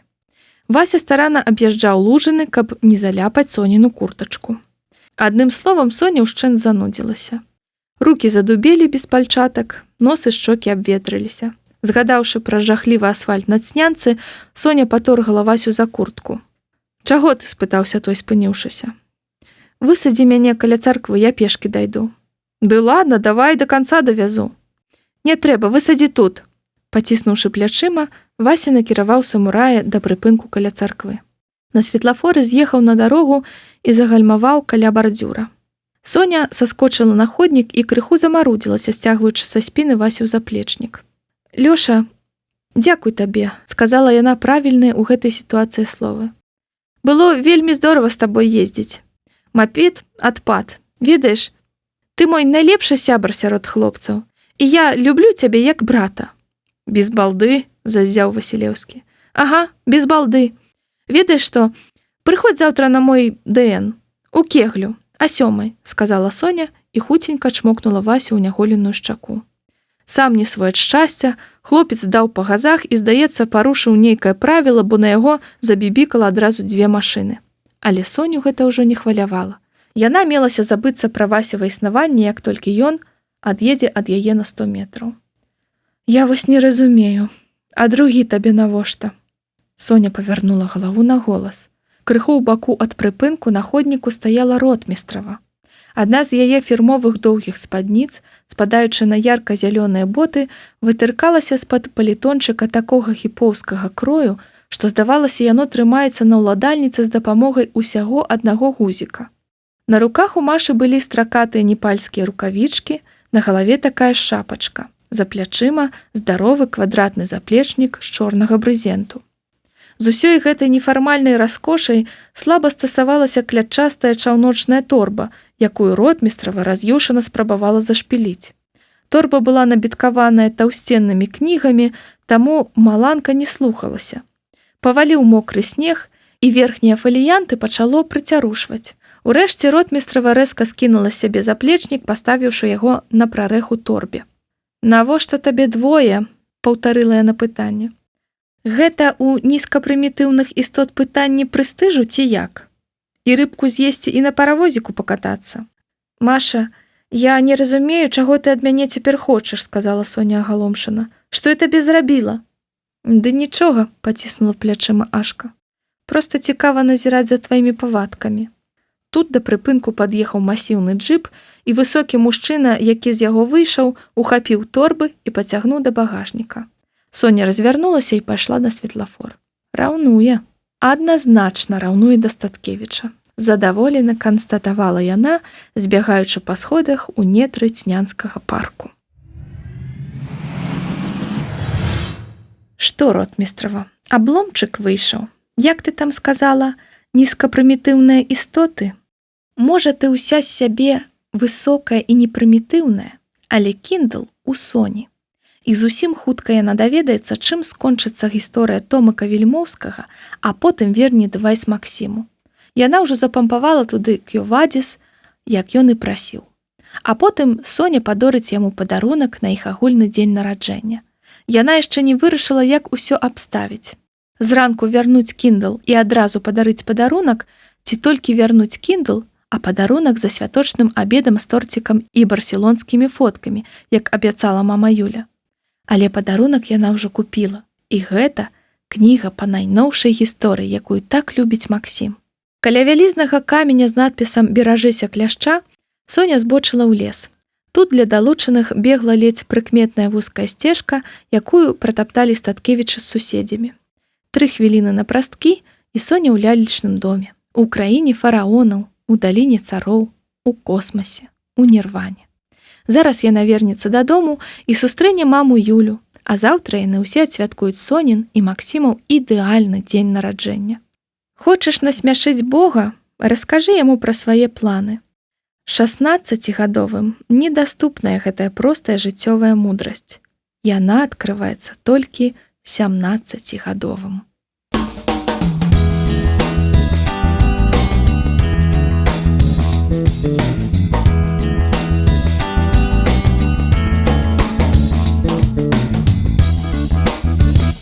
Раздзел 9. Начное капучына. Соня прачнулася о гадзіне ночы і зразумела, што да раніцы не засне. Вечаровы сон самы салодкі з усіх, якія дораць нам біярытмы. І, як за ўсё салодкае, арганізму даводзіцца за яго расплачвацца. Кнігу яна дачытала, так што заняцца не было чым. Намацаўшы нагамі тапачкі, дзяўчына вырашыла схадзіць у купальню, а потым усё-ткі паспрабаваць заснуць. Заўтра, дакладней сёння, насычаны дзень, і варта правесці яго без цёмных мяшкоў пад вачыма. Усё пайшло не па графіку яшчэ з вечара. Замест прывітальнай вячэры са Статкевічам яна займела шквал смс-ак ад мамы Юлі. Яшчэ перад абедам тая спавясціла Соню, што яны шчасліва прызямліліся ў Вільні і ўжо стаяць у чарзе на літоўскай мяжы. І з усяго відаць, а 5-й будуць дома. Чарга, аднак, слаба рухалася. Кожную гадзіну мама Юля дасылала зводку. Будзем а 6-й, 7-й, 8-й. Мінулі літоўцаў. Але ў выніку ад няма чаго рабіць стала страчыць мікрарэпартажы з жыцця КПП катлоўка кшталту «Танчым на нейтральнай паласе полечку са студэнтамі ЕГУ». «Будзем позна, вячэры без нас, да заўтра», нарэшце напісала яна, калі ў Мінску была 7-я вечара. Але Соня і так ужо хапанула з духоўкі мяса па-французску каронную страву таты. Пасля вячэры яна і заснула. Яна выслізнула з пакоя. У доме было ціха, але гара валізак і каляровых пакетаў у калідоры падказвала. Статкевічы дабраліся дадому і так стаміліся, што, не распакаваўшыся, паваліліся спаць. Стараючыся не шоргаць тапкамі па падлозе, яна пацягнулася ў купальню. Калі Соня зноў адчыніла дзверы купальні, то абамлела. На калідоры з рукамі ў кішэнях мяккіх трэнікаў і беласнежнай футболцы стаяў Максім. Пабачыўшы яе, ён здзіўлена прыўзняў бровы і прысвіснуў. «Ты вярнуўся?» – ускрыкнула Соня, але тут жа заціснула сабе вусны далонню, каб не пабудзіць усяго дому. «А дзе сланы? Пайшлі на вадапой?»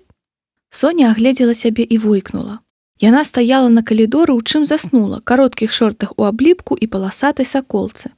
Максім фыркнуў і зайшоў у купальню. Калі ён прыехаў? Соня ламанулася ў свой ружавы пакойчык і, натыкаючыся ў цемры на мэблю, намацала каля падушкі Kindle. Пашнарыла па падаконні, шукаючы дрот. Праз хвіліну яна ўжо пільнавала каля дзвярэй хлапечага пакою. «Трымай, дзякуй вялікі», – працягнула яна Kindle гаспадару, калі той параўняўся з ёй на калідоры. «Прачытала ўсяго томыка, і як табе?» – лагодна спытаўся Максім, забіраючы кніжку. «Ух», – закаціла вочы Соня, – «космас! А я там табе кувадзіс запампавала». «Дзякуй, пачытаю», – кіўнуў галавой хлопец. «І томыка таксама. Калі шчыра, мне ніколі не прыходзіла да галавы, што тамоў ажно 9. Калі ты вярнуўся, ты ж мусіў быць толькі зранку на цягніку». «Пару гадзін таму, амаль адначасова з нашымі. Знаёмыя ехалі ў Мінск на машыне, падвезлі. А ты не чула хіба, як мы валізы цягалі?» «Не, я моцна спала. А што алімпіяда? Ты, вядома ж, усіх перамог?» – хітра прымружыла вока Соня. «А то, аж няёмка. Ніякай інтрыгі. Крута, віншую». Тут бы ім раскланяцца і разысціся па пакоях, але Соне чамусьці здалося, што Максім не спяшаецца сыходзіць. Яна вельмі павольна павярнулася да сваіх дзвярэй, ліхаманкава думаючы, пра што б яшчэ ў яго спытацца, але ён загаварыў першы. Дарэчы, пра віншаванні, з днём народзінаў цябе, і прынагодна мяне, ужо можна. А ёй, і праўда, схамянулася Соня. Стой тут. І яна зноў ламанулася ў свой пакойчык і зноў, спатыкаючыся і набіваючы хузакі, пачала абмацваць усе паверхні, пакуль не кранулася шурпатага пакета на туалетным століку. Гэта табе, выскачыла яна з пакоя, як зязюля з гадзінніка. Яна вельмі баялася, што Максім усё-ткі сышоў, хоць яе не было нейкіх секунд 15. Дзякуй, здзіўлена прамовіў Максім. Лі Харві Освальду Мінску? А, я чытаў электронны варыянт, дадаў ён, зазірнуўшы ў пакет. Але ўсё адно дзякуй. А мне табе няма чаго падарыць. Зрэшты, і тут Максім таямніча ёй усміхнуўся. Хадзем, кавы зраблю. Ты што? Жахнулася Соня на словах, хоць сэрца ў яе шалёна закалацілася ад эйфарыі без усялякай кавы. Палова на другую ж. А калі гэта нас спыняла? І Максім па-змоўніцку пстрыкнуў пальцам па носе Освальда на вокладцы кнігі. Але твая мама... Калі ты не будзеш так крычаць, яна не прачнецца, не заўважыць. Максім акуратна паклаў Сонін падарунак на шкляны столік каля канапы і, стараючыся не шамацець пакетамі, што прывезлі бацькі, выцягнуў бляшанку лавацы. На 8 сакавіка мама Юля падарыла сабе прафесійную кавамашыну. То бок дарылі згодна з паштоўкай, знойдзенай у фільтры вернай і адданай мужчыны, але гаспадыня дому так спрытна падрыхтавала глебу, што ў таты Віці не заставалася выбару, апроч як раскашэліцца на гэты сучасны адпаведнік норкавага футра. Прынамсі, адпавядалі кошты. Соня, як дачка рэстаратара, прыкладна іх сабе ўяўляла. Таму яна абыходзіла наварочны агрэгат вялікімі коламі, каб нават выпадкова не зачапіць яго, не кажучы пра тое, каб выцадзіць з яго якое эспрэса. Але Максім цягам нейкіх 5 хвілін смела раскачыгарыў апарат. І неўзабаве яны сядзелі поруч за барнай стойкай над здаровымі кубкамі капучына з цынамонам. Сонін мозг адмаўляўся верыць рэшце цела, носу, які адчуваў пах італьянскай кавы, вуснам, белым ад салодкай малочнай пенкі, голай каленцы, якая, калі яе крыху зварушыць управа, краналася калашыны Максімавых мяккіх штаноў, абуджаючы жвавых матылькоў у жываце. Ёй 17 гадоў. Яна сядзіць уночы на кухні з хлопцам сваёй мары, і яны вось проста так п'юць каву. Ціша была такой чароўнай, што здавалася блюзнерствам парушаць яе. Так магла прайсці вечнасць, а Соня не заўважыла б. Але ціша ўсё-ткі была парушаная Максімавым голасам. «Я не ведаю», — сказаў ён. «Чаго?» — не зразумела Соня. «Ты неяк пыталася, кім я хачу стаць. Дык вось я не ведаю, кім». «Чаму ты цяпер пра гэта?» «Ды так, згадалася. У нас з табой няшмат агульных тэм. Вось ты», — працягваў Максім, уперыўшыся ў чорны экран тэлевізара перад сабою. «Як ты вызначыла, што хочаш стаць настаўніцай англійскай?» «Ды проста гартала даведнік, матэматыку здаваць не трэба і на тым дзякуй. Па-англійску я размаўляю кепска, дык хоць навучуся, але настаўніцай я быць не хачу». «Дык навошта тады будзеш паступаць, займаць чужое месца?» «Ну, чаму чужое? Паступлю будзе маё, а так», — Соня задумалася. «Паступаю, бо ўсе паступаюць. Так трэба. Але не факт, што паступлю», — уздыхнула яна і зарылася носам у кубак. «А я вось увогуле не хачу ва ўніверсітэт». «Ні ў які», — сказаў Максім. Соня ўтаропілася ў яго, як у гуманоіда. «Як гэта не хочаш? Ты ж можаш паступіць у любы, увогуле ў любы». «Менавіта таму не хачу», — панура сказаў хлопец. «І гэта не панты, я праўда не хачу. У мяне няма спартыўнага азарту, бо я загадзя ведаю вынікі тэстаў. У мяне няма ніякай уцямнай мары. І гэта дзіка прыбівае». «А як жа Лондан, школа эканомікі?» «А, гэта мой тата мяне туды ўпарта паступае». «Дастаў ужо», — уздыхнуў Максім. Ты не ўяўляеш, які гэта кашмар, калі баця на цябе цісне. А вось і ўяўляю, амаль пахвалілася Соня. Мой, думаеш, на мяне не цісне? Ведаеш, што заявіў, што аплаціць мне вучобу толькі ў Наргасе, а ў лінгвістычным не. І што ім гэты менеджмент даўся, як мёдам намазана. Дык яны ў нас з табой самавукі. Вучылі эканоміку на калькулятарах у шоп-бусах Варшава-Мінск, калі мы на гаршках сядзелі. І няблага вывучылі, трэба сказаць. Вось мой, скажам, такую імперыю збудаваць з нуля. Няхай у 90-е тады ўсё іначай было, але ўсё-ткі, ведаеш, я сваім бацем шчыра захапляюся. І я сваім. Яны крутыя. Але ў гэтым уся праблема, ведаеш, адкуль гэтая школа эканомікі выплыла. Тата гадоў 5 таму туды трапіў на летні семінар для айцішнікаў. На курсы павышэння кваліфікацыі, як тут сказалі б. Ён там месяц тусаваўся з рознымі знакавымі таварышамі, навязаў кантакты, увайшоў у кібернетычны бамонт. Яму сам Стыў Джобс руку паціснуў. Я вельмі выразна помню, як ён пра гэта мне ўзахлёб расказваў. Але ўсё адно хаўрусуе ён з гэтай усёй элітай на нейкіх птушыных правах, бо па сутнасці, як быў савецкім інжынерам, так і застаўся. Я нічога не маю супраць савецкіх інжынераў, яны вельмі пазітыўныя, вынаходлівыя, але ў таты сапраўдны комплекс. І вось ён, як жанчына, якая ўсё жыццё марыла быць балерынай, але не выйшла фігурай, прымушае дачку хадзіць у харэаграфічную вучэльню. Хоць той на танцы фіялетава. Можа, яна хоча аўтагоншчыцай зрабіцца, або матэматыкам. Як трапна ты параўноўваеш сябе з дзяўчынкай-балерынкай, з'едліва пракаментавала Соня, і Максім штурхануў яе ў бок. Толькі яшчэ слова, касцей не збярэш. Але выйшла гэта ў яго зусім не зласліва, а неяк нават юрліва. Дык значыць, тата хоча, каб ты атрымаў заходнюю адукацыю замест яго, спыталася Соня. Ага, з самага дзяцінства прагружае, што я буду там вучыцца, уздыхнуў Максім. Спачатку я гэта прымаў як належнае, але чым далей, тым больш мяне накрывала. З чаго раптам? Мне ягоная праца зусім не цікавая. Але ж тата Віця не такі звер, няўжо ён хоча паламаць табе лёс, засумнявалася Соня. Ды не звер, вядома, адказаў хлопец, адцёрбнуўшы кавы. Ён мяне кожнага разу, як у нас размова заходзіць, пытаецца: скажы, куды ты хочаш, калі гэта сапраўды сур'ёзна, я не буду пярэчыць. А я не магу. Не магу выдумаць, што я хачу стаць доктарам або адвакатам, бо гэта няпраўда. Я не ведаю, кім хачу стаць. Я нікім стаць не хачу. Дык яшчэ не вечар. У тым і бяда, што вечар. У нас у Беларусі дзіўная завядзёнка. Выбіраць прафесію 17 гадоў. Лепш бы я тады застаўся ў Лондане. Там, па-першае, вучыцца да 18, а па-другое, яшчэ пару гадоў ніхто не парыцца, кім быць. І толькі як павучыцца крыху, вызначаюць. Або ўвогуле перад універсітэтам едуць па свеце, спасцігаюць жыццё. А тут я проста абавязаны паступіць у гэтую клятую школу эканомікі, але так неадкладна, нібы гэта сапраўды нейкі Наргас, і нас суседзі засмяюць, калі я правалюся. Я не разумею, куды спяшаецца тата.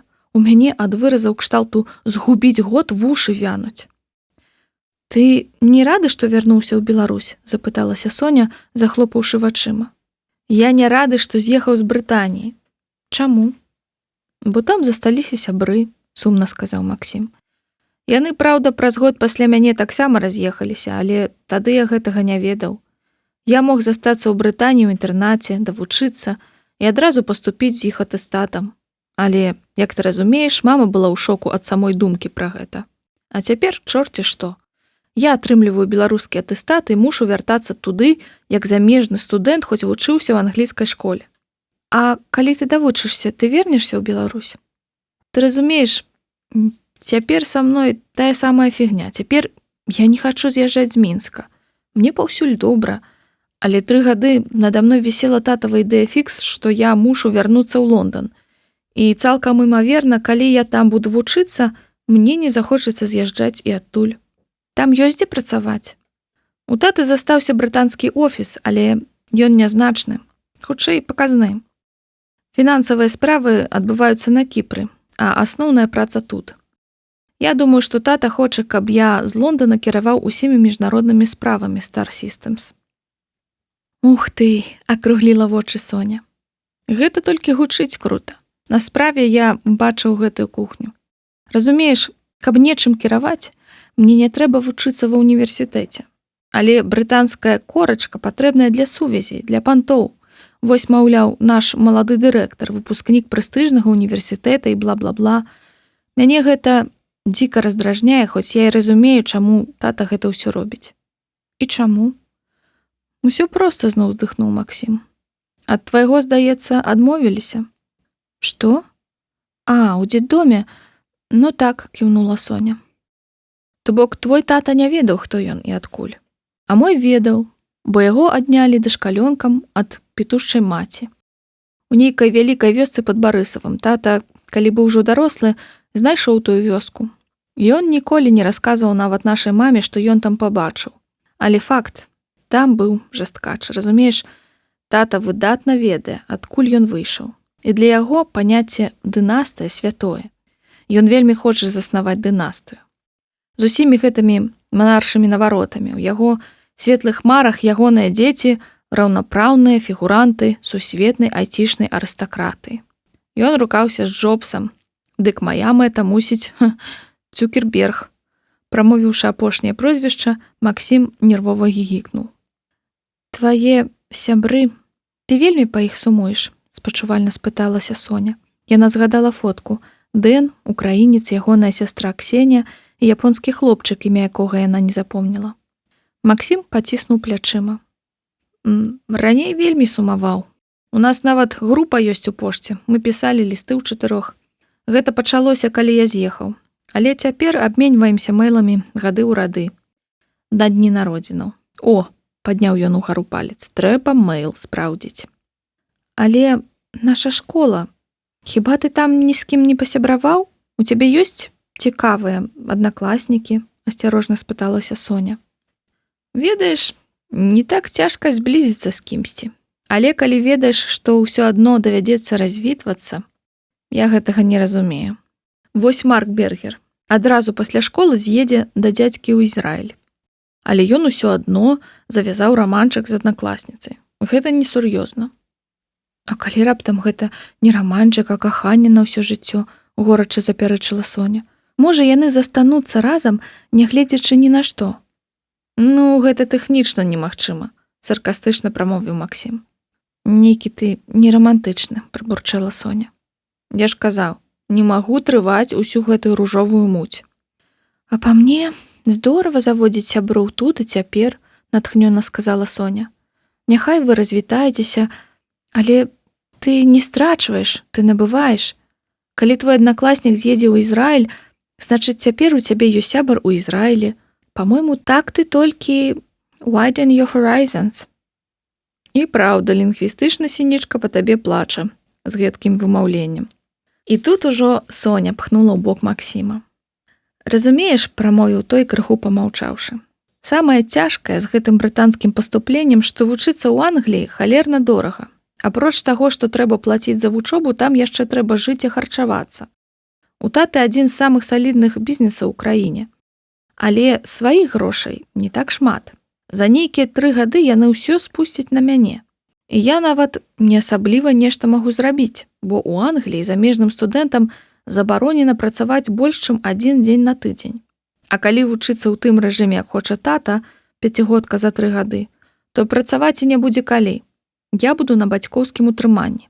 Цалкам ад іх залежны. І, ведаючы, колькі бабак у мяне ўбухваюць, буду маральна абавязаны гэта адпрацаваць. Такія справы. Але ты такі таленавіты. Я думаю, абавязкова існуюць нейкія стыпендыі, якія ты можаш выйграць. Соня прыгадала абвесткі пра вучобу за мяжой на сайтах з серыяламі. Сколаршыпаў да халеры. Максім сутаргава правёў рукой па валасах. Але, разумееш, у Полацку на Алімпіядзе быў хлопец з Гомельшчыны. Ён каторы год праязджае, бо займае першае месца ў вобласці, але яшчэ ні разу не браў дыплома на рэспубліцы. І сёлета ён быў як ніколі блізкі, над ім правялі рысу. Быў бы у яго хоць які дыплом, паступіў бы ён у твой лінгвістычны без іспытаў. І калі ўручалі дыпломы, па ім было відаць, як гэта важна для яго, як ён прагнуў перамагчы. І ў мяне раптам паўстала адчуванне, што я, якому на свой першы дыплом пофіг, займаю ягонае месца. Бо ні ў які лінгвістычны зразумела не збіраюся. І калі я выйграю брытанскую стыпендыю, якая на справе больш патрэбная якому-небудзь філіпінскаму хлопчыку з сям'і за рысай беднасці, бо гэта яго адзіная дарога да мары, у мяне зноў будзе адчуванне, што я займаю чужое месца. Хоць зразумела, гэты гомельскі сам вінаваты, што прайграў алімпіяду, бо быў недастаткова дакладны. Але пачуццё віны нікуды не дзяваецца. Карацей, у цябе выбар – абабраць уласнага бацю або абабраць беднага філіпінскага хлопчыка, дзелавіта падсумавала Соня, і абое засмяяліся. А потым зноў запанавала ціша. Яны дапівалі каву і глядзелі на чорны экран плоскага тэлевізара, нічога не хацелася гаварыць. А што, калі б Максім зараз спытаўся: «Соня, можна я цябе пацалую?» Уявіла сабе Сінічка, але тут жа адагнала прэч гэтую думку. Гэта сапсавала б святасць моманту. Тое, што адбылося, доўгая шчырая размова узрушала больш за любыя пацалункі. Максім аказаўся зусім не цынічным і нават высакародным. Вось што ён хавае пад сваёй непрабівальнай бранёю. Яна будзе даражыць яго прызнаннямі. Усё добрае аднойчы заканчваецца. Нават кава ў паўлітровым кубку. Або яна астывае, і піць яе ўжо немагчыма. Максім пазяхнуў і перавёў позірк на барную стойку.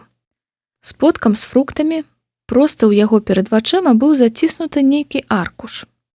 Ён ляжаў тут з мінулага тыдня. Соня колькі разоў працірала стойку, але пацікавіцца, што за аркуш, ёй неяк не прыйшло да галавы. Максім жа рассеяна выцягнуў яго з-пад сподка, распрастаў па стале і стаў вывучаць ягоны змест. Соня таксама з цікаўнасцю уперлася ў паперку, бо гэта была законная нагода прыціснуцца да Максімавага пляча. Калі яна зразумела, што гэта за паперка, яна пабялела. Потым пачырванела. Потым у галаве ейнай пранеслася: гэта канец, канец усяму. «Мама!» – раз'юшана крыкнуў Максім на ўвесь дом. «Мама!»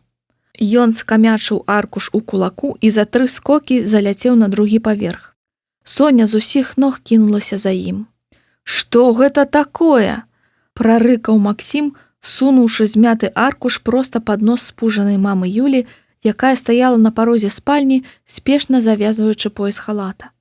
За ейнай спінай, уключыўшы начнікі абапал ложка, выблытваўся з коўдры тата Віця. «Божухна, навошта так крычаць?» – з палёгкай уздыхнула кабета, пабачыўшы аркуш.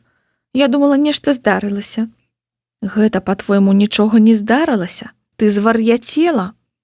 Аркуш фармату А3 уяўляў сябе праектную прапанову архітэктурнага бюро. На адной яго палоўцы быў план лялечнага дома, першы і другі паверхі. Ён быў абазначаны чорным колерам. Сінім колерам на другой палоўцы аркуша да кожнага паверха была дарысаваная прыбудова. Той, хто калі-кольвек бачыў дом Статкевічаў жыўцом, лёгка зразумеў бы, што архітэктар прапанаваў даставіць да катэджа яшчэ адно крыло. Амаль такі самы дом, толькі крыху меншы, поперак галоўнага. Новая частка будыніны заняла б увесь траўнік з левага боку, працягнуўшыся амаль да плота, за якім высіўся лес. У выніку дом прыняў бы від літары Г. Прыкладна па гэткай схеме звычайна пашыраліся родавыя маёнткі ў якім-небудзь Хэмпшыры. Агульны выгляд сядзібы можна было ацаніць на трохмернай карцінцы ў ніжнім правым куце аркуша. Але юных рэцэнзентаў зачапіў не новы выгляд дома, а план, на якім кучаравым почеркам мамы Юлі былі зробленыя пазнакі. Так, на першым паверсе новага крыла, дзе планаваўся такі ж вялікі пакой з аб'яднанай кухняй, як у асноўным доме, была адгароджаная прасторная святліца з асобнай купальняй. У гэтай кратцы было напісана «Петькаў пакой». Але самае цікавае пачыналася на другім паверсе. Там было 3 пакоі, якія выходзілі ў агульны калідор, і мама Юля падпісала іх так: гасцявы пакой, спальня Соні і Максіма і пакой малой. У новым крыле меркаваўся асобны ўваход, але гэта маме Юлі не спадабалася, таму яна прамалявала дзверы з адной кухні ў іншую.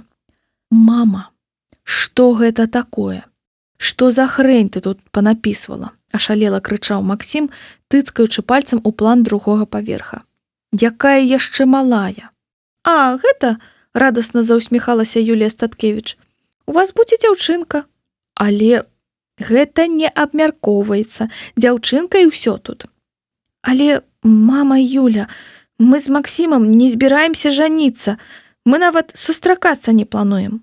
«Ну, не плануеце цяпер, сплануеце ў чацвер», – хітра паглядзела на дзяцей кабета. «Мама, ты хоць помніш, колькі мне гадоў?» – не сунімаўся Максім. «Помню, вядома, з днём народзінаў, дарэчы. Са згоды бацькоў ужо можна». Максім адчайна завыў, а потым злосна паглядзеўшы на Соню, выпаліў: «А нічога, што сінічка, апошняя, з кім бы я ажаніўся». «Што? Ды гэта ты, апошні, за каго б я... Вельмі ты мне патрэбны, казёл самазакаханы», – выпаліла Соня. «Віця, ты толькі паслухай, яны нават сварацца, як сямейная пара», – замілавана прасакатала мама Юля. Тата Віця, аднак, не пацяляў ейнага энтузіязму. Ён крануў яе за плячо, нібы просячы спыніцца.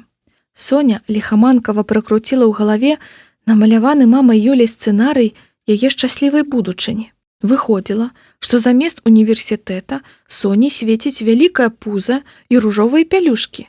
Не, ну, вядома ж, аднойчы яна хоча стаць мамай, але ж не адразу пасля выпускнога. Лепш ужо наргаз, чым дэкрэт. «Мама, колькі цябе прасіць? Перастань сунуць нос у маё жыццё!» Максім раз'юшана махаў планам. «Я думаю, што да ўсяго прызвычаіўся, але гэта ўжо занадта». «Мне хіба ўжо і памарыць забаронена», – какетліва абурылася мама Юля. «Я ж так жартавала. Але сам праект канчатковы. Мы з татам вырашылі пабудаваць супольны дом з сінічкамі». «Што?» – разявіла рот Соня. У гэты момант на другі паверх узняўся ейны тата. Ён выглядаў як ніколі змораным. Але, пачуўшы апошнюю фразу і пабачыўшы твар дачкі, спужана усміхнуўся і сказаў як мага лагоднейшым голасам: «А, усе вярнуліся. Ну і добренька. Заўтра пагаворым, а то я зноў хвалюся». І хуценька прашмыгнуўшы па калідоры, схаваўся ў сваім пакоі. «Яны што, вечна будуць жыць тут?» – з напорам спытаўся Статкевіч. «Максім, гэта не гасцінна». Максім развярнуўся і шпарка пайшоў па калідоры. Соня ламанулася за ім, схапіўшы яго за футболку проста на парозе пакоя. «А ну, стой!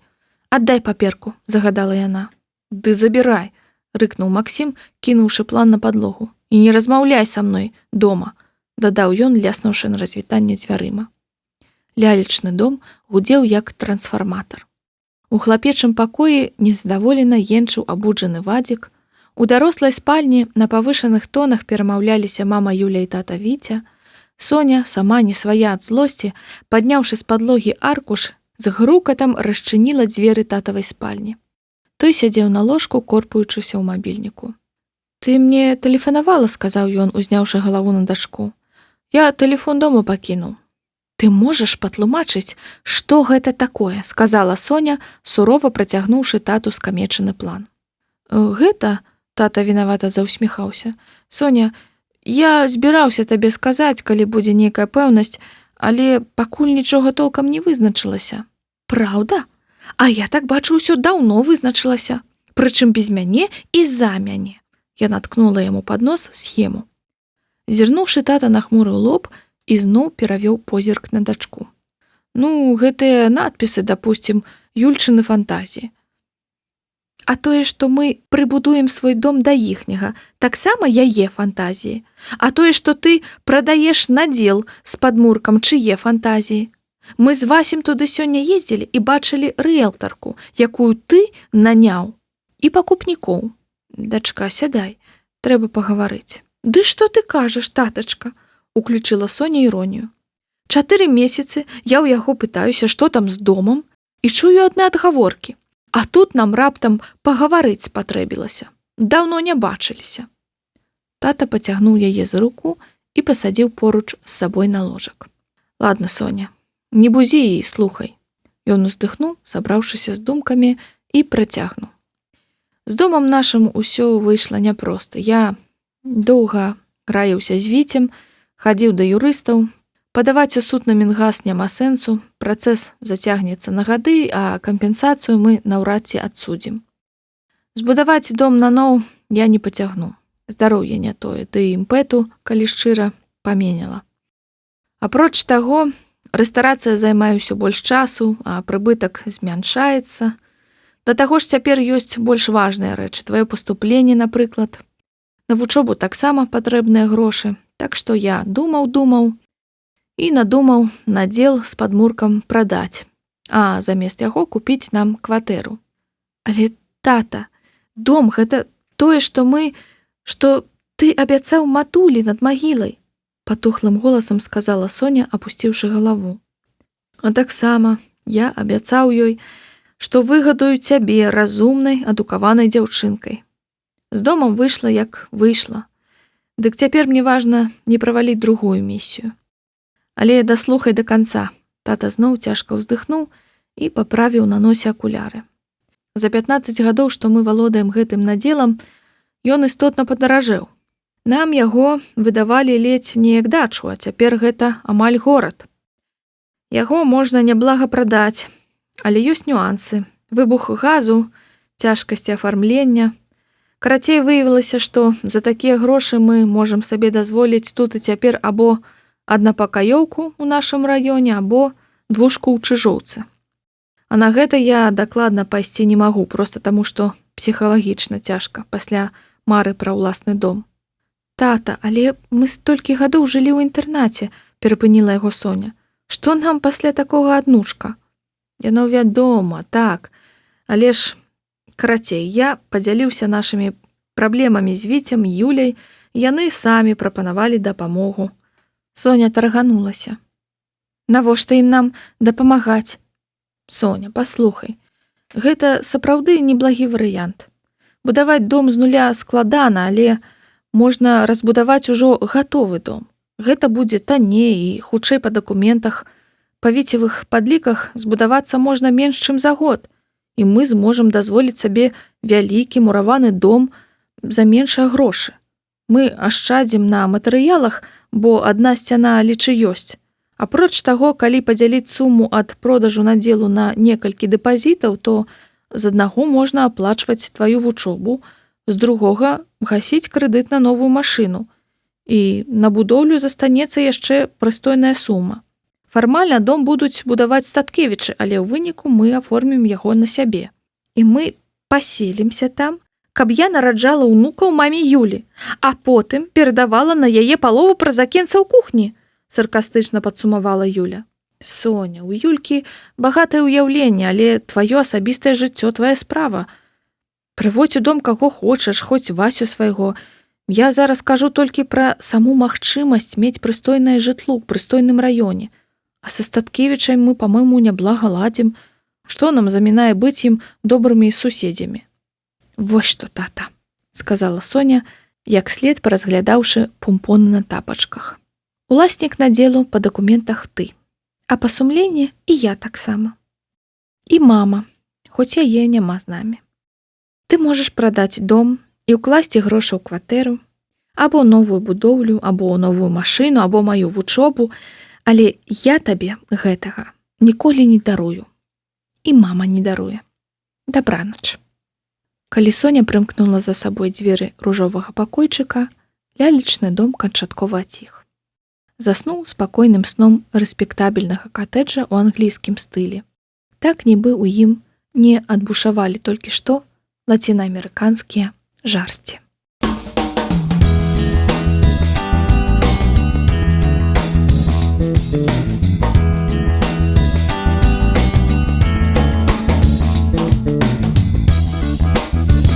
Раздзел 10. Ніначка экс-машына. Першы урок апошняй чвэрці Соня праспала. Яна са здзіўленнем выйшла з пакоя. Раней, калі не спрацаваў будзільнік, па яе душу абавязкова прыходзіла мама Юля, Але выглядала на тое, што сёння пра Соню ўсе забыліся. Тата спаў, больш у доме не было ні душы. Соня аўтаматычна апранулася, пакідала ў заплечнік нейкія падручнікі і сшыткі і, не паснедаўшы, выйшла з дому. Толькі пасярод казачнага лесу яна зразумела, што не хоча ў школу. Яе 17-ы дзень народзінаў, які яна адзначыла ўчора, быў самым змрочным днём народзінаў у ейным жыцці. 29 сакавіка пачалося на Верасовай яшчэ ў той атмасферы. Зранку, калі старэйшыя Статкевічы прачнуліся апоўдні пасля цяжкай дарогі, выявілася, што Максім забарыкадаваўся ў пакоі і не рэагуе на сістэмныя запыты. Вадзік, які выпаўз на кухню паласавацца прывезеным з Барселоны хамонам, ужо не змог туды вярнуцца. Замест таго, каб рыхтаваць святочны абед, мама Юля рыдала, прыгаршчамі піла валяр'янку і благала тату Віцю, каб той пагаварыў з сынам. Але старэйшы Статкевіч, утыкнуўшыся ў працу, рабіў выгляд, што нічога не адбываецца. А 5 гадзіне, калі мама Юля, наплакаўшыся, сядзела ў фатэлі з мокрым ручніком на лбе, са сходаў пачуліся крокі. Максім, апрануты на выхад і з заплечнікам за спінай, спускаўся ўніз, несучы ў руках новыя красоўкі. «Ты куды?» – падскочыла мама Юля. «Гуляць з сябрамі», – адказаў хлопец. «З якімі яшчэ сябрамі? Хто табе дазваляў?» «Не твая справа». «Як ты размаўляеш з маці? Віця? Скажы яму, Віця!» Зноў зарыдаўшы, жанчына кінулася на другі паверх. «Каб а 10 быў дома, інакш не ведаю, што табе зраблю», крыкнула яна са сходаў і, мяркуючы па грукаце дзвярэй, схавалася ў спальні. Максім выйшаў з дому. Тата Віця панура паглядзеў яму ўслед, але не прамовіў ні слова, адно клацаў клавішамі камп'ютара. Соні таксама трэба было збірацца. Яна сяк-так апранулася, сяк-так нафарбавалася і паехала ў боулінг-клуб «Кегля», дзе мелася адзначыць свае народзіны з дзяўчатамі і Васем. Усё прайшло даволі звычайна. Супольны падарунак ад Галі і Снежкі, піца, кола, апошнія плёткі. Потым прыехаў Вася, падарыў Соне букет руж і падбадзёрыў дзяўчат згуляць пару партый на кеглях. Пасля імпрэзы Вася паехаў адганяць у гараж свайго ненагляднага самурая, Снежка хуценька развіталася і выправілася начаваць да таты, а Галя і Соня паехалі дадому на тралейбусе. Галя ехала да канцавой, а Соня выйшла каля царквы, там сама, куды яе надоечы падвозіў Вася. На прыпынку, абняўшыся, стаялі Лена Канькова з Ванем Каланіцкім і пра штосьці жарсна шапталіся. Каханне і так зрабіла Ваню і Лену падобнымі адно да аднаго, але, відаць, яны пастанавілі давесці падабенства да абсалюту. Доўгія валасы ў абаіх цяпер былі заплецены ў дрэды і завязаныя ззаду ў пышныя хвосцікі. Соня павіталася з парачкай і, усміхнуўшыся, павадзіла рукамі вакол сваёй галавы. «Калі адрастуць, пажэнімся», – весела сказала Лена, матлянуўшы касматым хвастом. «Дзірык вас раней на лыса пастрыжэ», – скептычна сказала Соня. «Не пастрыжэ», – засмяяўся Ваня. «Пераможца Алімпіяды свету па фізіцы не стрыгуць. Мы ўзялі залаты медаль у Осла. Лабановіч нам за такое гэтыя дрэды да самага выпускнога падплятаць будзе». «Што, праўда?» – узрадавалася Соня. «Вы ездзілі ў Нарвегію?» «Так, акурат адзначалі гэта», – сказаў Ваня. «Але ты, мусіць, у курсе, з намі ж быў Максім». «Чаму я мушу быць у курсе?» – адвяла Соня вочы ў бок. «Ён мне не дакладваецца». «Мы даведаліся, што ротмістрава выйграла рэспу па рускай мове і прапанавалі ёй разам адзначыць», – патлумачыла Лена. «У апошні момант да нас далучыўся Максім, які ў Полацку ўзяў першы дыплом па інглішы. Яго Машка запрасіла». «Праўда? І куды вы хадзілі?» – спыталася Соня як мага больш абыякава. «У боулінг». «Цікавае супадзенне. Я таксама зараз з боулінга. Дзень народзінаў адзначала», – сказала Соня. «О, так, хацела спытаць, адкуль букет. Віншую», – зачліва сказала Лена. «А маглі сустрэцца, мы таксама спярша ў кеглю збіраліся. Ротмістрава нават дарожку там замовіла, але Максім усё перайграў, і мы сустракаліся ў Біхлібоўскі. Гэта вельмі фантастае месца тут на Цнянцы, пры тэнісным корце. І школьнікаў туды як бы не пускаюць. Але Максім там усіх ведае, і ён за ўсё заплаціў, бо ў яго сёння дзень народзінаў. О, Соня, у вас што, у адзін дзень народзіны? Вось дзе супадзенне. Мы толькі адтуль. Нагуляліся, так што будь здаровы. А Максім і Машка яшчэ на нейкі рок-канцэрт паехалі. У ротмістравай музыкі знаёмай яна хацела Статкевічу аддзячыць за вечар. І нас запрашала, але мы па сваёй праграме, а яны... Пакуль Канькова гаварыла, яны з Каланіцкім не размыкалі абдымкаў. І ў нейкі момант хлопец далікатна пачаў пляскаць яе па спіне, маўляў, годзе, ты што не бачыш? На Соню, мусіць, страшна было глядзець.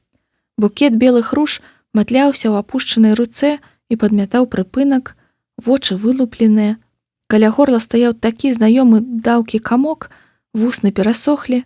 У Каланіцкага завібраваў мабільнік. «Таксоўка», – ажывіўся ён. Хуценька развітаўшыся, закаханыя пабеглі цераз дарогу туды, дзе спынілася машына. Соня панура паплялася ў лялечны дом. Яна прыспела яго такім жа маркотным, як і ўдзень, калі сыходзіла. У яе не было наўпроставых доказаў, але яна пачувалася так, нібы ротмістрава скрала ей на дзень народзінаў. Падслухала тады на прыпынку, калі бачыла іх з Васем, што яны збіраюцца ў боулінг, і арганізавала ўсё тое самае. І нават хацела заявіцца ў той жа клуб з крутой кампаніяй і з Максімам. Вядома, ўсё гэта гучала як поўнае трызненне, але Соня праклінала ўсё на свеце. Паездку з Васем, шпіёнку ротмістраву, дурны татаў план і архітэктурную гіперактыўнасць мамы Юлі, але, калі разабрацца, вінаватых не было. У выніку заставалася шкадаваць сябе. Чым Соня і занялася, з усім мазахізмам, на які была здатная. Максім вярнуўся дадому адразу пасля поўначы. Яна пачула грукат дзвярэй і хрыплы ад слёз голас мамы Юлі на калідоры. Панурая і маркотная, Соня збочыла са сцежкі, якая вяла ў школу. У бок універсама, дзе папіла наша распушчальнай кавы ў кафетэрыі, ператрывала сутаргі ў страўніку, які даўно не зазнаваў кантакту з гэткай гадасцю, і пайшла далей. Перайшла дарогу, занурыўшыся ў такі знаёмы шэры лес 9павярховікаў. Ногі самі вялі яе да інтэрната, у якім яны з бацькам пражылі шмат гадоў перад тым, як усё змянілася. Знаёмыя расхлябаныя дарожкі з выбоінамі, поўнымі мутнай вясновай жыжы, газоны, з якіх слез снег, агаліўшы смецце і сабачыя какашкі. Імжа. Соня ведала, куды ідзе. Пасля ўсяго перажытага ёй раптам захацелася на канапу у пакойчыку Надзеі Барысаўны. Папіць гарбаты з зефірам, проста пасядзець, памаўчаць, а можа і паплакаць, расказаць пра ўсё, што адбылося за апошнія месяцы, і пра ўсё, чаго так і не адбылося. Сваёй сяброўкі бібліятэкаркі Соня не бачыла шмат месяцаў. Яна дакарала сябе, што не развіталася з ёю, але выправіцца ніколі не позна. Цётухна, мусіць, узрадуецца, убачыўшы яе. Перад абклееным абвесткамі пад'ездам інтэрната яна прыкмеціла іншую знаёмую постаць. «Вера Аркадзіўна!» – радасна дагнала яна колішнюю суседку з паверха. «Як вы? Вам дапамагчы?» «Сонька, ты?» – ахнула бабулька, паставіўшы торбы з пакупкамі на лаўку. «Ні за што не пазнала. Як ты вырасла і папрыгажэла, ну, дзеўка, у госці прыйшла ці як?» «У госці, да Надзеі Барысаўны», – кіўнула Соня. «Да Надзенькі?» – узмахнула рукамі Вера Аркадзіўна. «Спазнілася ты, Сонька». «Яна што?» «Ды не, ўсё з ёй добра, цю-цю-цю. З'ехала яна з інтэрната і з Беларусі». «Куды? На Урал?» – агаломшана спыталася Соня. Яна цьмяна прыгадала, што Надзея Барысаўна перыядычна дасылала лісты ў праграму «Чакай мяне», спрабуючы адшукаць свайго вайскоўца. «На які яшчэ Урал? У Берлін. Унук у яе ў Нямецчыне нарадзіўся. Дык сын яе туды і перавёз. Як толькі вы пераехалі, ён з'явіўся, пачалі дакументы афармляць, а пасля Новага года яна і выселілася». «Вось яно што. А як жа кнігі?» «Ай, з кнігамі такая катавасія была. Яна іх і па бібліятэках раздавала, і ў букініст цягала, і па людзях дарыць спрабавала, дык ніхто не браў тую макулатуру. Ой!» – стукнула сабе па лбе Вера Аркадзіўна. Яна ж табе цэлую скрынку пакінула. Збор твораў нейкі, пісьменніка Дзікава. Ведаеш такога? Можа, Дыкенса? Мо і Дзікенса. Скрынка ў ейным калідорчыку месяц стаяла. Але ж вы, як з'ехалі, нікому сваіх тэлефонаў не пакінулі. Усе ж прызвычаліся, што вось вы тутачка, насупраць. А як выселіліся, то і канцы ў ваду. Надзенька очень прасіла цябе знайсці. Дык дзе тыя кнігі? Сказала Соня дрыжачым голасам. Я б забрала. Няма іх ужо, сумна паківала галавой пенсіянерка. У Надзенчын пакойчык маладая сям'я засялілася. І адразу ўсё на сметнік. Я калі пабачыла таго Дзікава, ўжо і снегам замачыла, і абы што там было, каша з паперы. Такіх, мусіць, камунальнікі вывезлі. Ну, а ты, Соня, можа, зойдзеш? Адведаеш нашых, я аладак зраблю. Не, дзякуй, панура сказала дзяўчына. Мне ў школу пара. Але ж як Надзенька шкадавала, што не змагла з табой развітацца. Так шкадавала. Усё-ткі часам бывае надта позна. У Соні зашчаміла сэрца ад таго, што так атрымалася з Дыкенсам. Ад таго, што суседзі не змаглі іх адшукаць. Ад таго, што цяпер ужо наўрад ці давядзецца пабачыцца з той, хто зрабіла ёй столькі добрага. З іншага боку, цяпер Надзея Барысаўна не такая самотная, яна побач з сынам і маленькім унукам, так што ўсё да лепшага. Соня ўскінула галаву.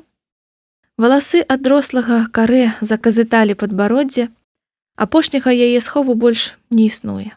Зона камфорту беспаваротна знішчаная. І гэта знак, што не варта хавацца. Што б яе не напаткала. Трэба прыняць гэта з адкрытым забралам. Тэлефон запілікаў, паведамленне з паштовай скрынкі. Соні прыйшло ажно 2 мэйлы. Вельмі дзіўна. Мэйлам дзяўчына карысталася хіба для таго, каб лагініцца ў кантактик. Заінтрыгаваная яна загрузіла пошту. Там былі лісты з вынікамі спробнага НЦТ. Соня села на лавачку і стала выводзіць на экран ведамасці. Інгліш. Чорт. Яна не разлічвала на завоблачны бал, але лічба, якую яна пабачыла, яе проста забіла. 2 месяцы зубрэння і пшык. Руская мова. Тут палепей, але ж. Ясна як дзень. У лінгвістычны на бюджэт Соня ніколі не паступіць. Што ж, і гэта трэба прыняць. Трэба ўвогуле прымаць жыццё такім, як яно ёсць, а не праз ружовыя акуляры. Добра знаёмай сцежкай Соня выправілася ў школу. Здарова, Сініца. Ты адкуль тут? А мы думалі, ты захварэла. Знюхай. Толькі пачаўся 3-й урок. Гэта была фізра ў 11 Д.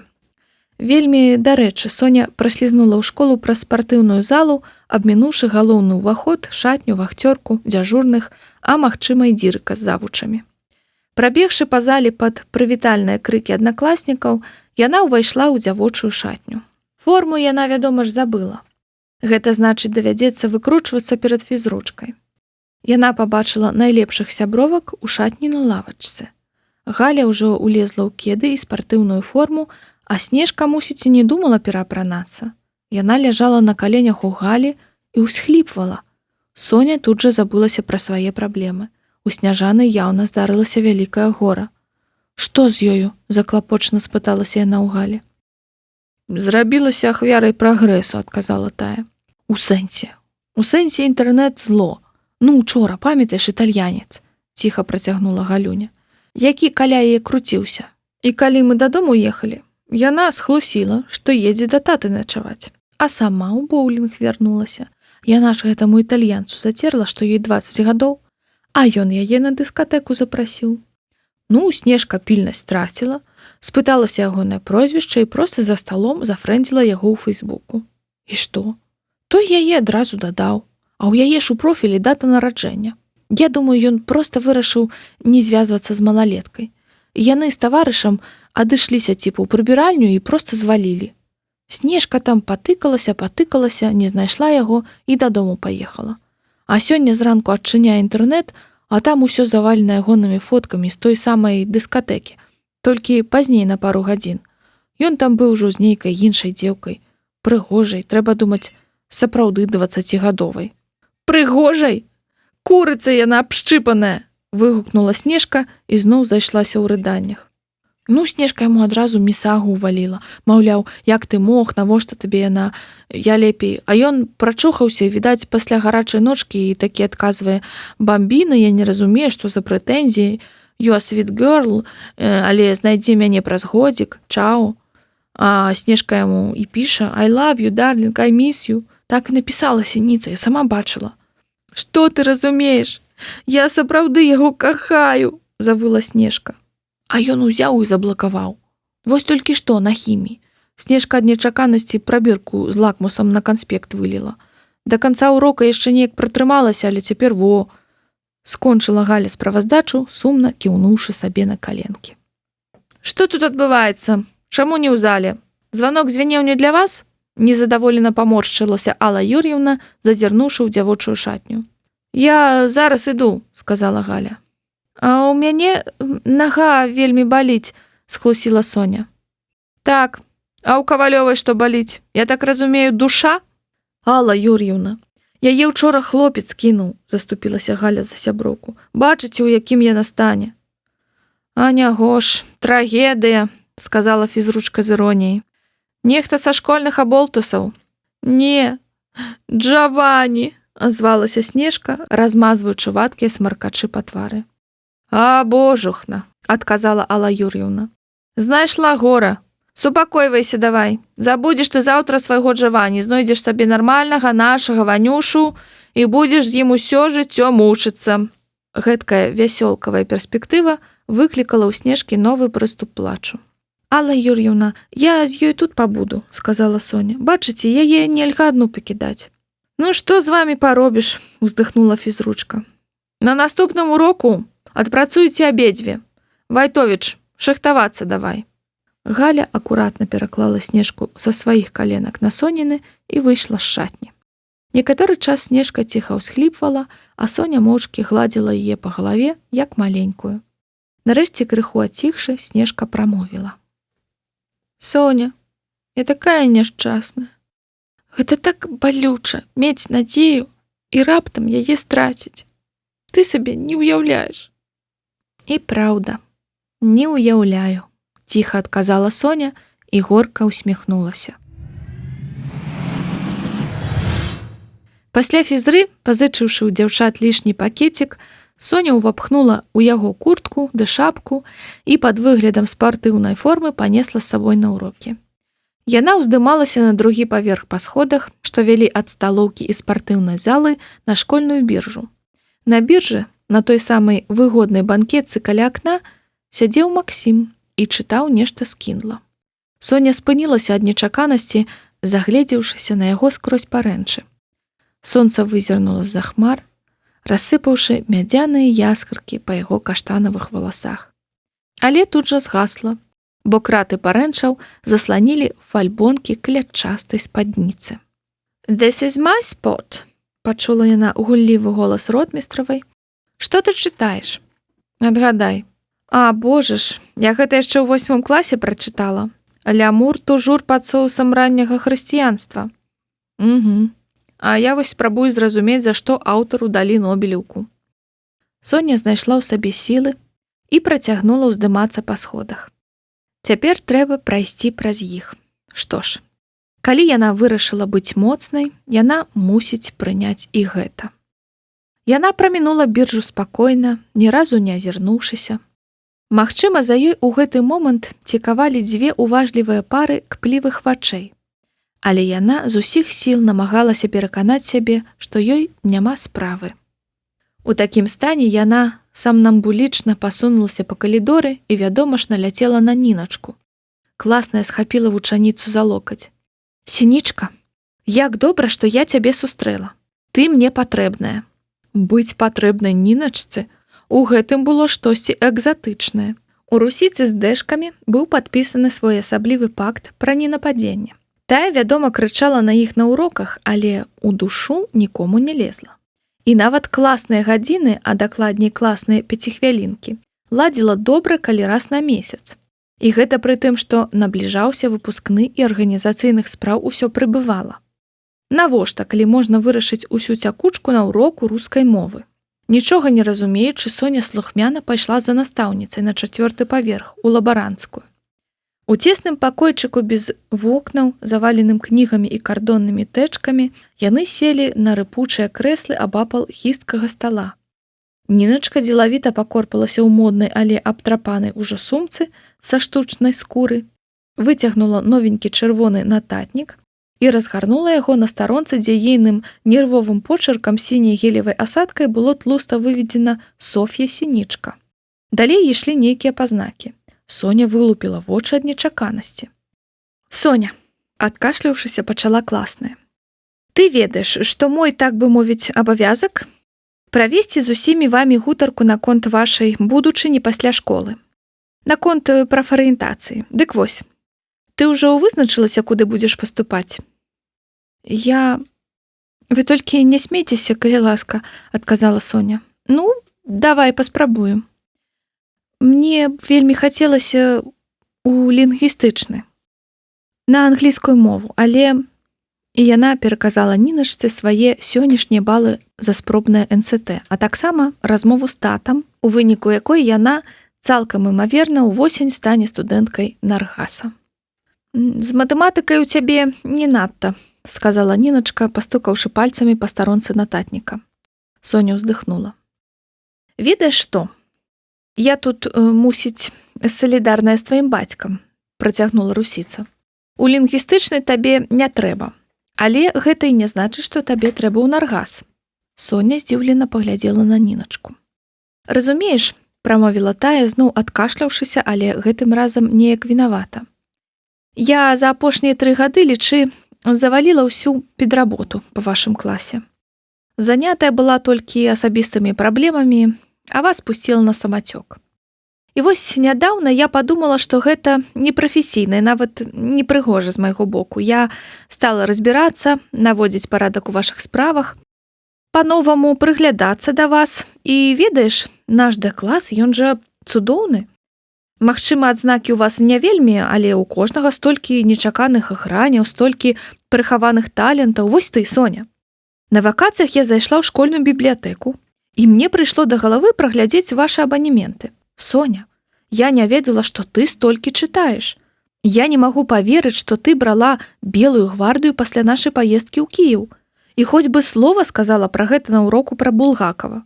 Бібліятэкарка цябе вельмі добра ведае, яна мне сказала, што гэтую дзяўчыну лепей характарызуюць не тыя кнігі, якія яна бярэ, а тыя, якіх не бярэ, бо іх проста няма ў школе.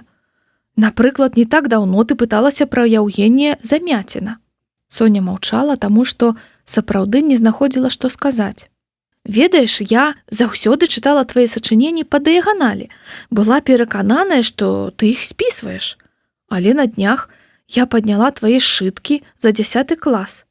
Ніначка так захапілася сваім расследаваннем, што ажно паружавела ад узбуджэння. Слухай, ты ж сапраўды чытала Абломова і напісала тое, што думаеш. Няхай стыль у цябе не такі складны і мудрагелісты, як у некаторых надта адораных вучняў, і тут яна паціснула вусны. Але ж там было некалькі вельмі трапных і арыгінальных назіранняў. У цябе аналітычныя схільнасці, урачыста падсумавала яна.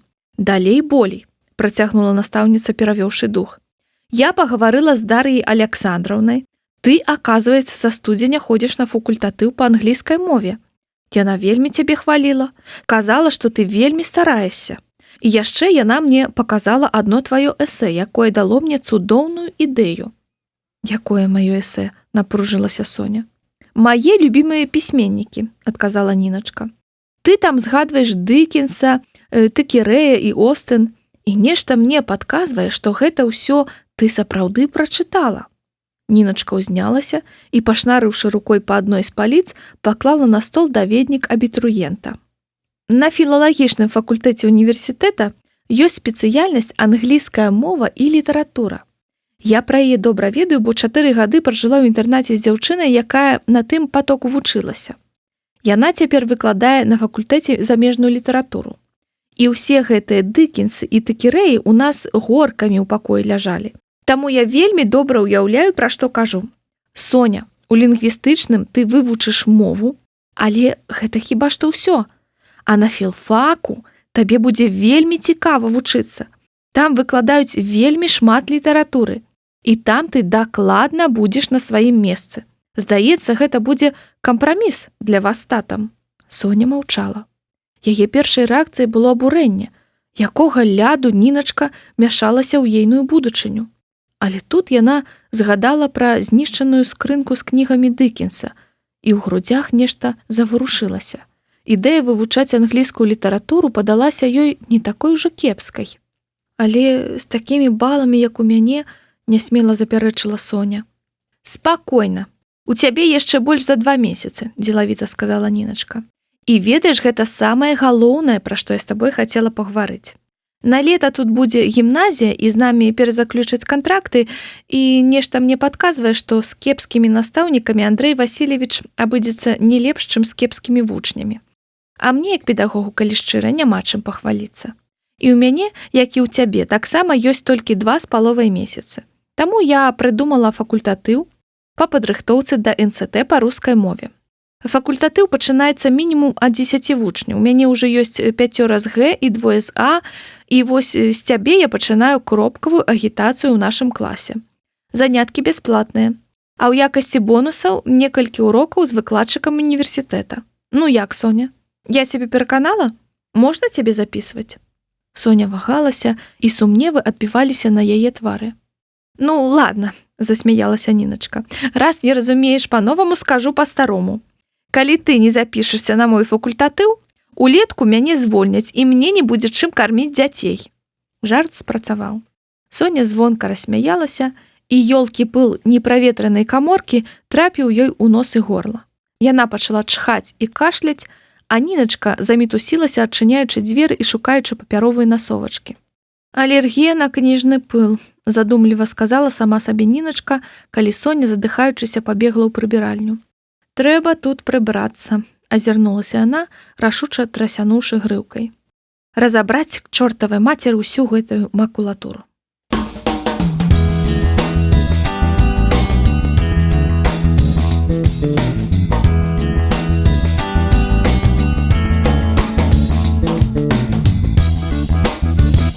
Раздзел 11. Дыягназ паступлення. Апошні аўторак красавіка быў адным з тых дзён у годзе, калі не хацелася прачынацца.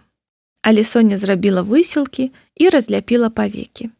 Сонца біла ў шыбы, але яна не дала сябе падмануць і, раскрыўшы мансардавае вакно, высунула руку.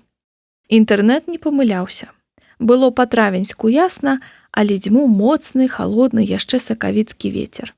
Выдатныя ўмовы, каб загарэць і прастудзіцца адначасова. З люстэрка над туалетным столікам на яе зіркнулі апухлыя вочы ў сетцы чырвоных пражылак. Апошнія пару тыдняў Соня не засынала, не паглядзеўшы пару-тройку эпізодаў серыяла пра вампіраў. Ды засынала пасля такога глядзева неспакойна, трывожна, з адпаведным і класта-крывавым відэашэрагам замест салодкіх сноў. Напрыклад, сёння Соня сніла, што яе нарэшце пакусала каралева вампіраў, і ёй не давядзецца больш прачынацца зранку. Але яна ўсё адно прачнулася. Лялечны дом быў ахутаны магільнай цішай. Сяк-так, спарадкаваўшы сябе ў купальні, дзяўчына вярнулася ў пакой і неахвотна расчыніла шафу, адкуль на яе высыпалася гара скамечаных шмотак. Цёплых і лёгкіх, старых і новых. Соня не прыбіралася тут з зімы. Папоркаўшыся крыху ў гэтай стракатай куламесе, яна выцягнула мінулагоднія чорныя джинсы і стары гольф, таксама чорны. Згрэбла астатнюю вопратку і, як было камяком, запхнула назад.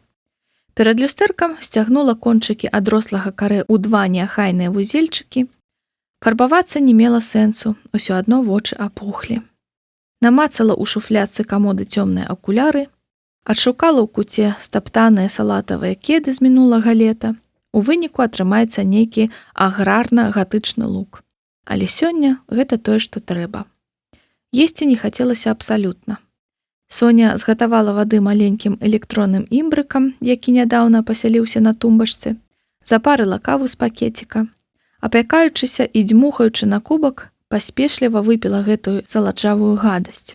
Канчаткова прачнулася. Выйшла на калідор і пагрукалася да таты. Адказу не было. Пачула шум вады ў дарослай купальні, значыць, тата таксама ўстаў.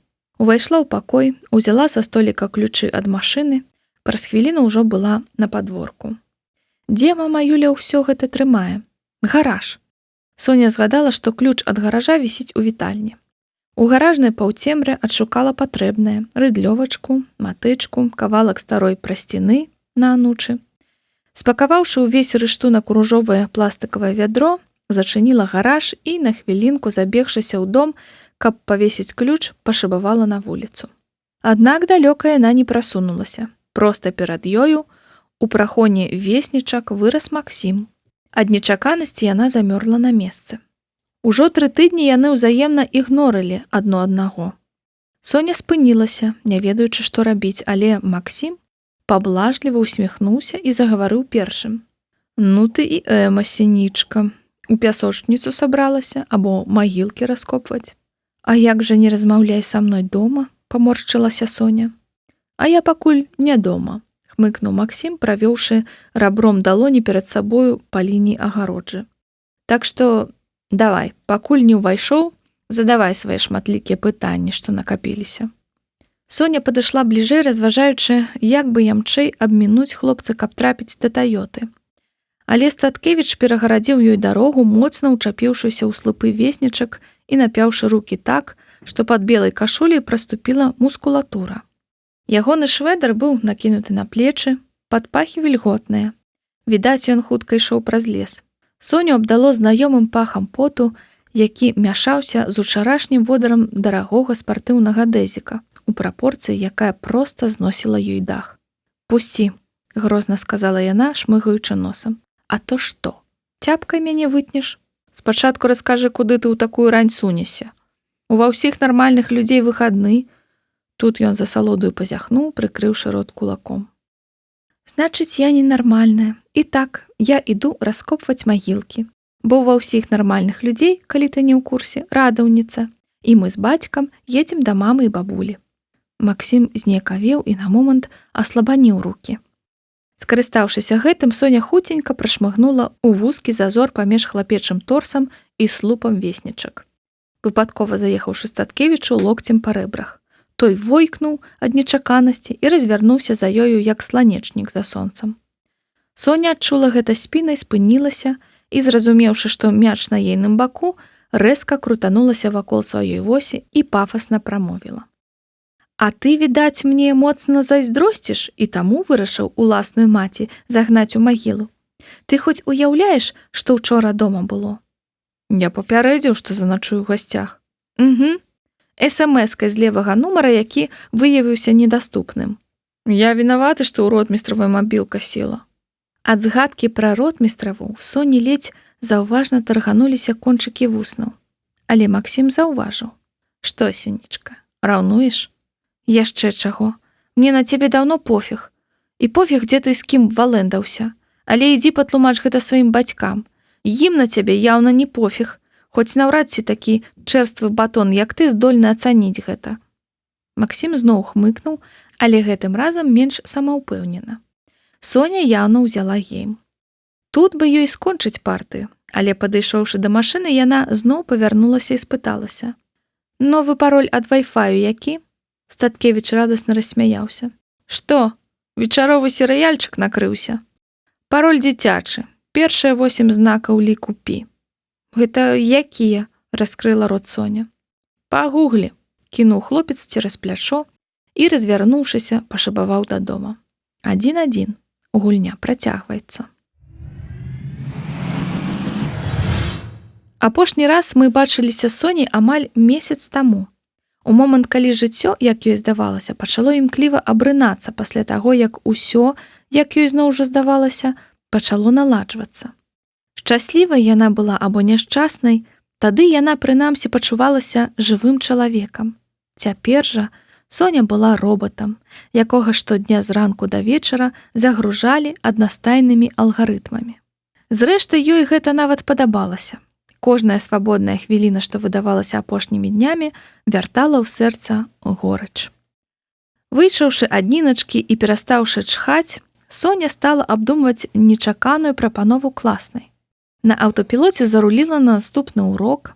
Сяброўкі былі ў кабінеце, Снежка ўжо не плакала, а проста глядзела перад сабою распухлымі вачыма. «У цябе даведнік з сабой?» – спыталася Соня. «Дай, калі ласка». Снежка кінула кнігу на парту. Соня, прысеўшы на месца Галюні, разгарнула даведнік на англійскай філалогіі. Снежка абыякава зірнула Соні цераз плячо і раптам балюча схапіла яе за локаць. «Ай! Сініца! Гэта лёс! Гэта лёс, сініца!» Соня зірнула туды, куды сутаргава тыцкаў Снежкін доўгі палец з накладным пазногцем. Побач з англійскай філалогіяй у таблічцы са спецыяльнасцямі значылася італьянская філалогія. І што характэрна, іспыты былі адныя і тыя ж, толькі конкурсы асобныя. «Ты разумееш, што гэта значыць? Сустрэча з Джавані была знакам. Я мушу прысвяціць будучыні Італіі. Што там трэба здаваць?» Пачакаўшы, пакуль Снежка супакоіцца і ўдосталь памацае і без таго абтрапаны даведнік, Соня пераказала сваю размову з Ніначкай. «Пайшлі хутчэй, трэба запісацца на факультатыў», – падарвалася Снежка. «Так, але Ніначцы патрэбны яшчэ адзін чалавек, каб усяго ў групе было 10. «Галя!» – закрычала Снежка ў іншы канец класа. «Ідзі сюды, жыва!»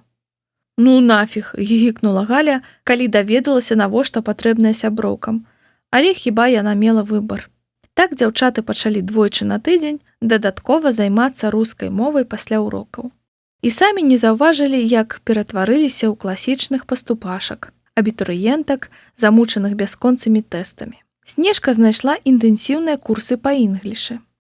«Моўная школа, апошні вагон», – пакпіла Галюня. Але з падводнай лодкі нікуды не падзелася. Яе мама правяла выведку і высветліла, што замежнае аддзяленне філфака даволі інтэлігентны варыянт для маладой дзяўчыны з добрай сталічнай сям'і, але з кепскім атэстатам. Таму Галя магла кпіць колькі заўгодна, але мусіла вярнуць сваё ненагляднае кравецтва з катэгорыі «Future Profession» назад у хобі. Галюніна мама адшукала для дзяўчатак рэпетытара па гісторыі Беларусі, якую ім таксама было наканавана здаваць. Гісторыі яны цяпер займаліся па некалькі гадзін у суботу і нядзелю. Соня пагутарыла з татам і абвясціла, што англійская мова для яе – гэта сур'ёз і надоўга. Паабяцала, што калі не паступіць сёлета на бюджэт у БДУ, з восені пойдзе працаваць і рыхтавацца да паступлення туды, куды ён толькі захоча. Але цяпер яна ўсё-ткі паспрабуе ўчапіцца ў хвост сваёй мары. Гэта было вельмі смелае абяцанне. І Соня не надта задумвалася, што будзе, калі на бюджэт яна ўсё-ткі не паступіць. Ёй здавалася, што размова ў яе з татам выйшла вельмі дарослая.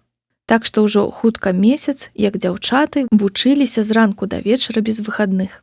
Рабілі хатнія заданні ў тралейбусах, спробныя тэсты на перапынках, а макіяж у школьнай прыбіральні пасля першага урока. Ледзьве заставаўся час на тое, каб есці, спаць і ўвогуле дыхаць. А 8 Соня прыходзіла дадому, спусташала лядоўню, глядзела на ноч серыял і адрубалася да наступнага ранку. Але правільна сказана, не наеўшыся, не наліжашся. А вось Максім жыў зусім іншымі клопатамі. Дакладней, увогуле без іх. Пасля дня нараджэння яго як падмянілі.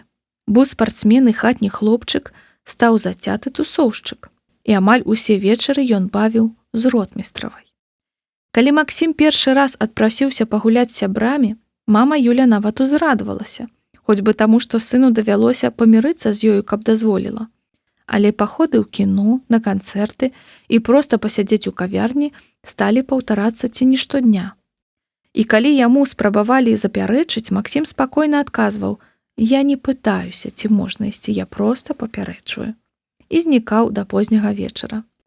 Праз тыдзень такіх пагулянак мама і сын зноў моцна рассварыліся.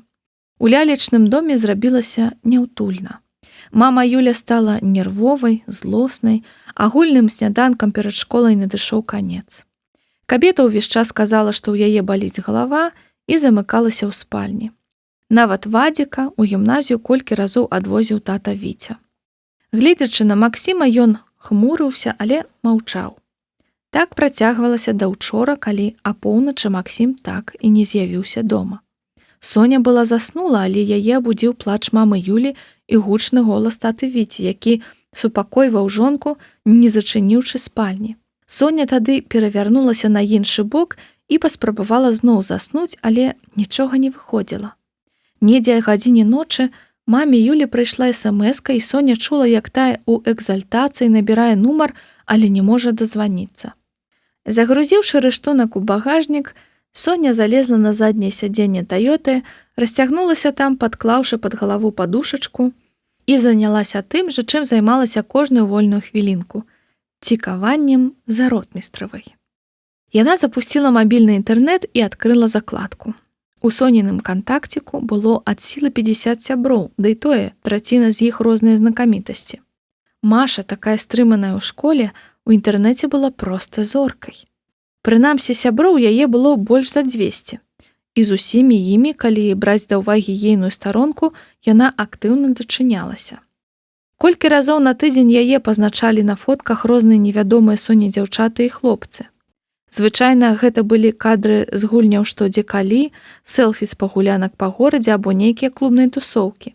І апошнім часам ротмістрава часта фігуравала побач са Статкевічам. Нічога такога. Зазвычай яны проста стаялі або сядзелі побач, але гэтая няпэўнасць і бянтэжыла. Калі б нехта падлавіў, як яны абдымаюцца або хоць бы трымаюцца за рукі, усё адразу зрабілася б ясным, а з яснасцю прыйшла б палёгка. А так, калідорныя інтэрнэтныя пляткаркі 234 школы ламалі дзіды на тэму «Ці Р і С разам». Ад гэтага бясконцага пералівання з пустога ў парожняе, якім займаліся нават Галя са Снежкай, Соне рабілася яшчэ горай.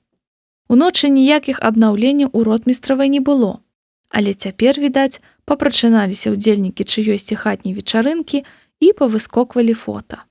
На адным з іх была пазначаная Маша, але цэнтр кадра складала не яна, а Максім. Пара сядзела на падлозе перад грандыёзнай скураной канапай па-турэцку, у атачэнні дзяўчат, якіх Соня не ведала.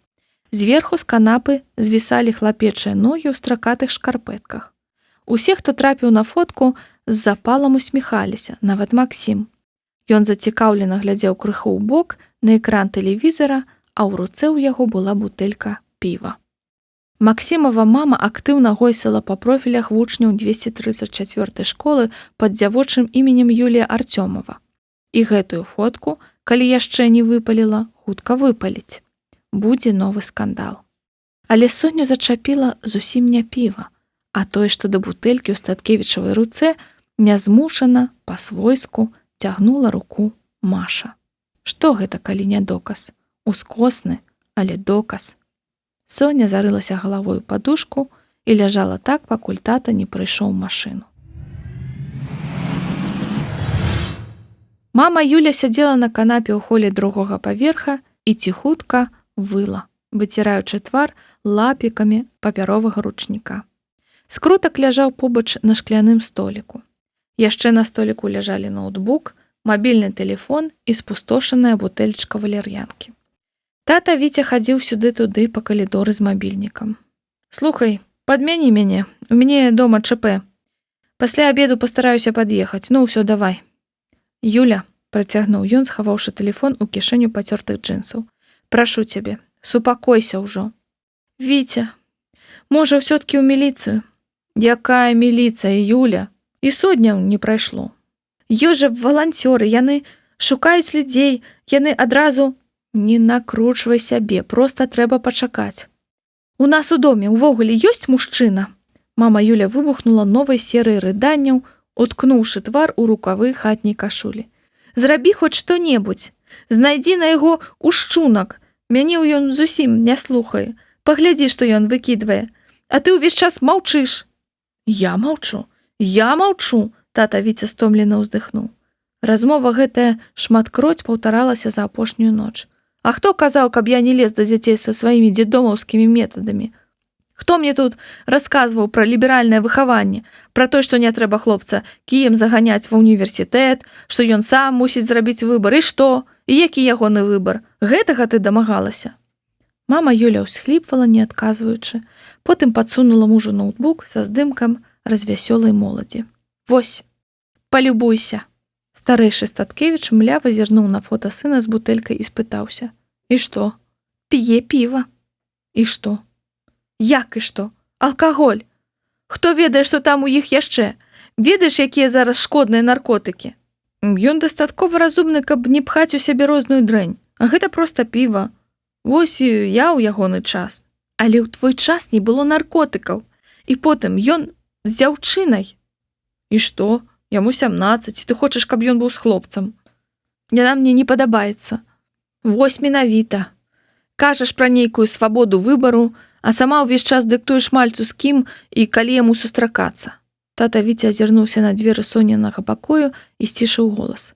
Паміж намі, Юля, вось гэтае тваё бясконцае сватанне да Пецевай дачкі выглядае вельмі непрыгожа. Я б на месцы Максіма таксама раззлаваўся. І ўвогуле, несправядліва неяк.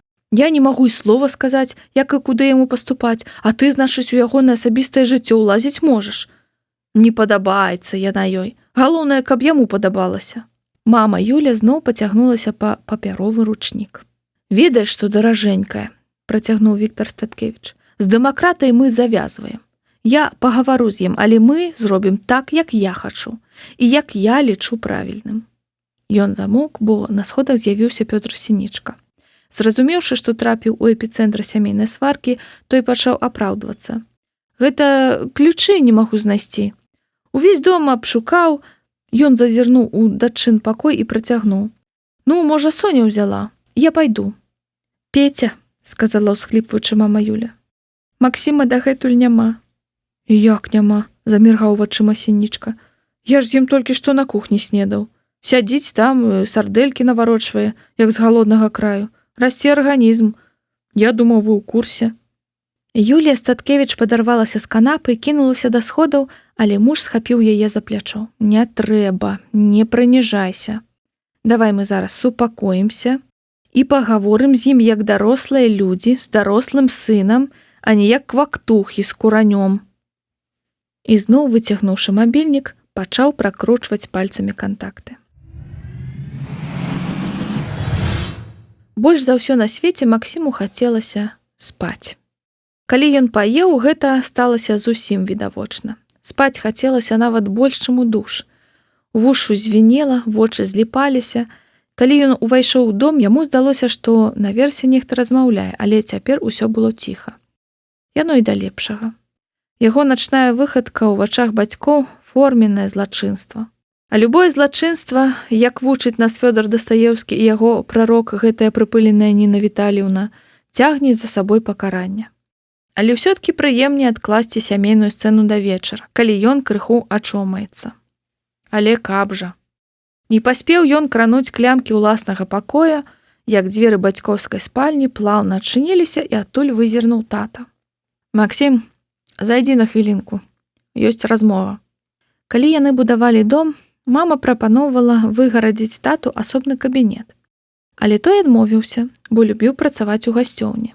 Ён увогуле любіў бавіць вольны час на першым паверсе, бо дома бываў рэдка, і ўнізе было больш шансу перасячыся з хатнімі.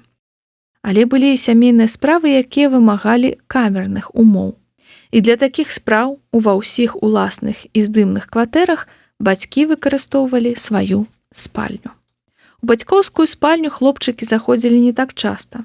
Пераважна прасіць прабачэння ў мамы, калі нашкодзілі. Або прапыласосіць ці занесці бялізну з сушкі. Яшчэ радзей бацькі запрашалі іх туды самі. На Максімавай памяці такое адбылося ўсяго тройчы. Першы раз у Полацку, калі тата паведамляў яму, што яны ўсёй сям'ёй выязджаюць за мяжу.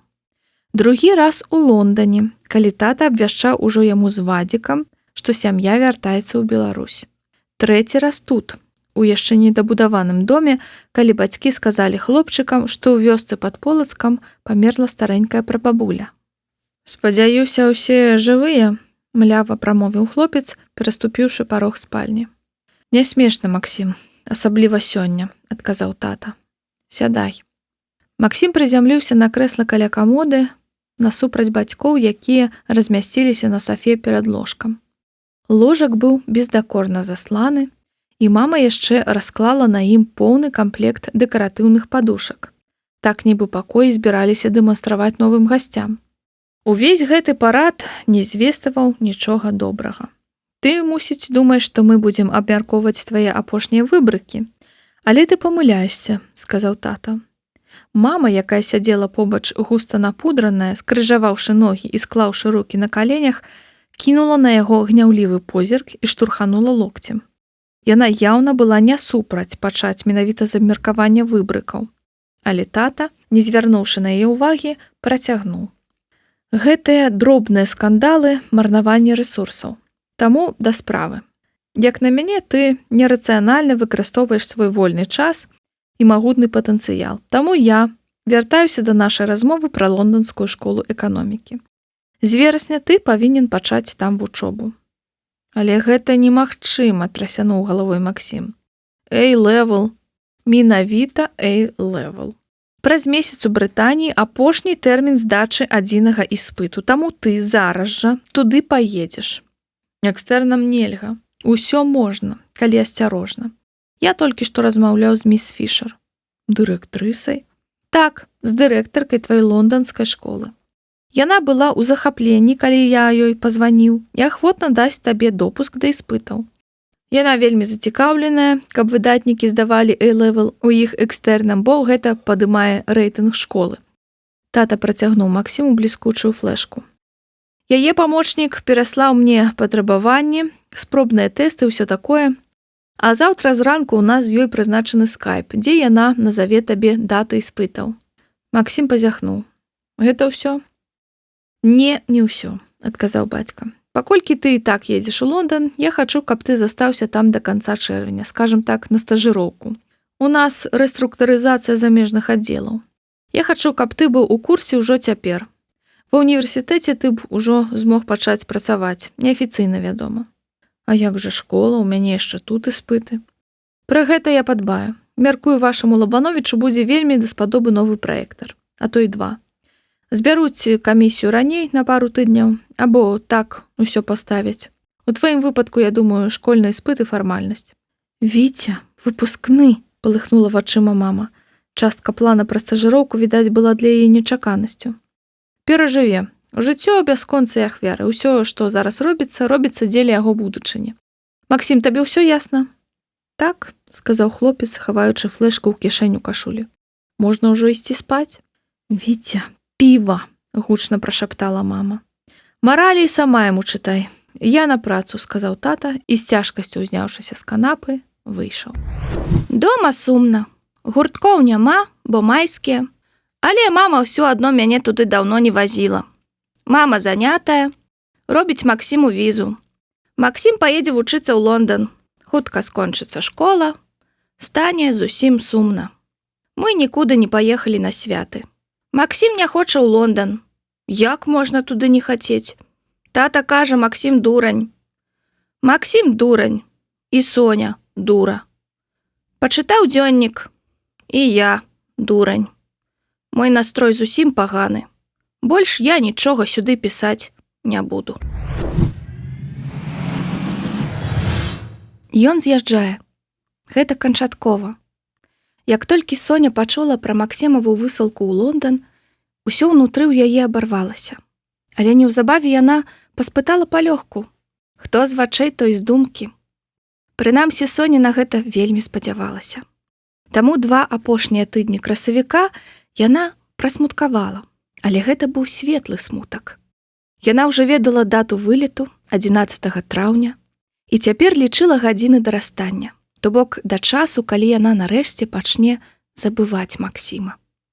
Тое, што Статкевіч больш не завісаў з ротмістравай па начах, таксама было як бальзам на раны.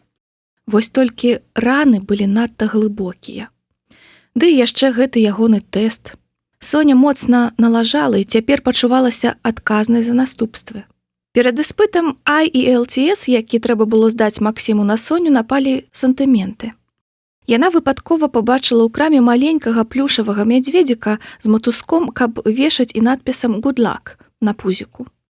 Кіраваная імпульсам купіла падвеску, каб зрабіць талісман для Максіма. З дзяцінства ў яе быў адзін верны спосаб ператварыць у талісман што заўгодна. Трэба было на некалькі дзён пакласці гэтую рэч на падручнік па прадмеце, па якім кантрольная. Ёй, праўда, рэдка дапамагала. Соня пасадзіла мядзведзіка на оксфардскі слоўнік, які знайшла ў Статкевічаў, і пачала абдумваць, як перадаць талісман Максіму. Сам не возьме, гэта ясна. Заставалася падкінуць. Прычым у апошні момант, каб хлопец ні пра што не здагадаўся. Тэст прыпаў на суботу 2 траўня.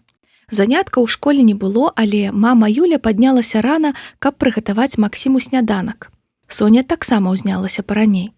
Афіцыйна, каб хапануць амлету, але насамрэч, каб падпільнаваць хлопца. Максім нарэшце з'явіўся ўнізе. Выглядаў ён кепска. Вочы меў чырвоныя, а нос увесь час выціраў папяровай насоўкай. «Што, зноў?» – устрывожылася мама Юля. «Нейкая трасца расцвіла. З вечара слёзы, нічога не бачу». Максім чхнуў і пачаў хапаць ротам паветра. «Трэба адразу было пігулку». «А ў мяне ёсць. 2 гады амаль не было алергіі. Можа, я іх выкінуў». «Ці, божухна, ну чаму сёння? Трэба ў мяне пашукаць». Мама Юля хацела была ісці наверх, але зірнула на патэльню з амлетам, потым на Соню. «Я збегаю», – з гатоўнасцю выгукнула дзяўчына і паляцела да сходаў. «Кларытын, такія белыя авальныя пігулкі ў верхняй шуфлядзе камоды», – крыкнула ёй наўздагон мама Юля. Пакорпаўшыся ў скрынках, Соня адшукала лекі. Год як пратэрмінаваныя. Яна тут жа кінулася ў тата ў пакой і асцярожна, каб не абудзіць яго, палезла ў аптэчку. Знайшла супрастын. Тата таксама быў алергікам. Максім закінуў таблетку ў рот і навобмацак пайшоў да абедзеннага стала. Уратаванне не прымусіла чакаць. Ужо да канца амлету яму заўважна палягчэла. «Заплечнік забыў», – сказаў ён і пацягнуўся наверх. Праз 3 хвіліны ён, аднак, звесіўся са сходаў і заенчыў на ўсю верасовую. «Сінічка, ты мне што дала?» «Лекі ад алергіі», – Соня пачала блытана расказваць пра кларатын, які быў пратэрмінаваны. «Супрастын? Мама, яна дала мне супрастын!» «Ён таксама ад алергіі. А нічога, што ў яго седатыўны эфект», – засычаў Максім. «Чаго?» – захлопала вейкамі Соня. «Мама, у мяне ўваччу цямнее, я ж засну», – не сунімаўся Статкевіч. «Максіму можна не ўсе лекі», – устурбавана сказала мама Юля. «Калі ў нейкіх ёсць у пабочках санлівасць, ён проста упадае ў спячку. Выпі яшчэ кавы», – апамяталася яна і кінулася да кавамашыны. «Якая кава, я спазняюся», – сказаў хлопец і вылецеў з дому, моцна грукнуўшы дзвярыма. На ягоным заплечніку нервова торгаўся мядзведзік-талісман. Соня, калі хадзіла наверх, заадно пракралася ў хлапечы пакой і хуценька прычапіла мішутку, што ўвесь ранак сядзеў у яе ў кішэні да ланцужка. На тым ланцужку ў Максіма вісеў чорны скураны кашалёчак. Вадзік нават не прачнуўся. Мядзведзік, нікім не заўважаны, паехаў на іспыт разам з новым гаспадаром. Вось толькі пасля Сонінага канфузу хлопцу сапраўды патрабавалася ўдача, і не слабая. Праз 4 гадзіны хлопнулі дзверы ўнізе, і Соня з хваляваннем падышла да дзвярэй свайго пакоя. «Ну, як?» – пачула яна голас мамы Юлі на калідоры.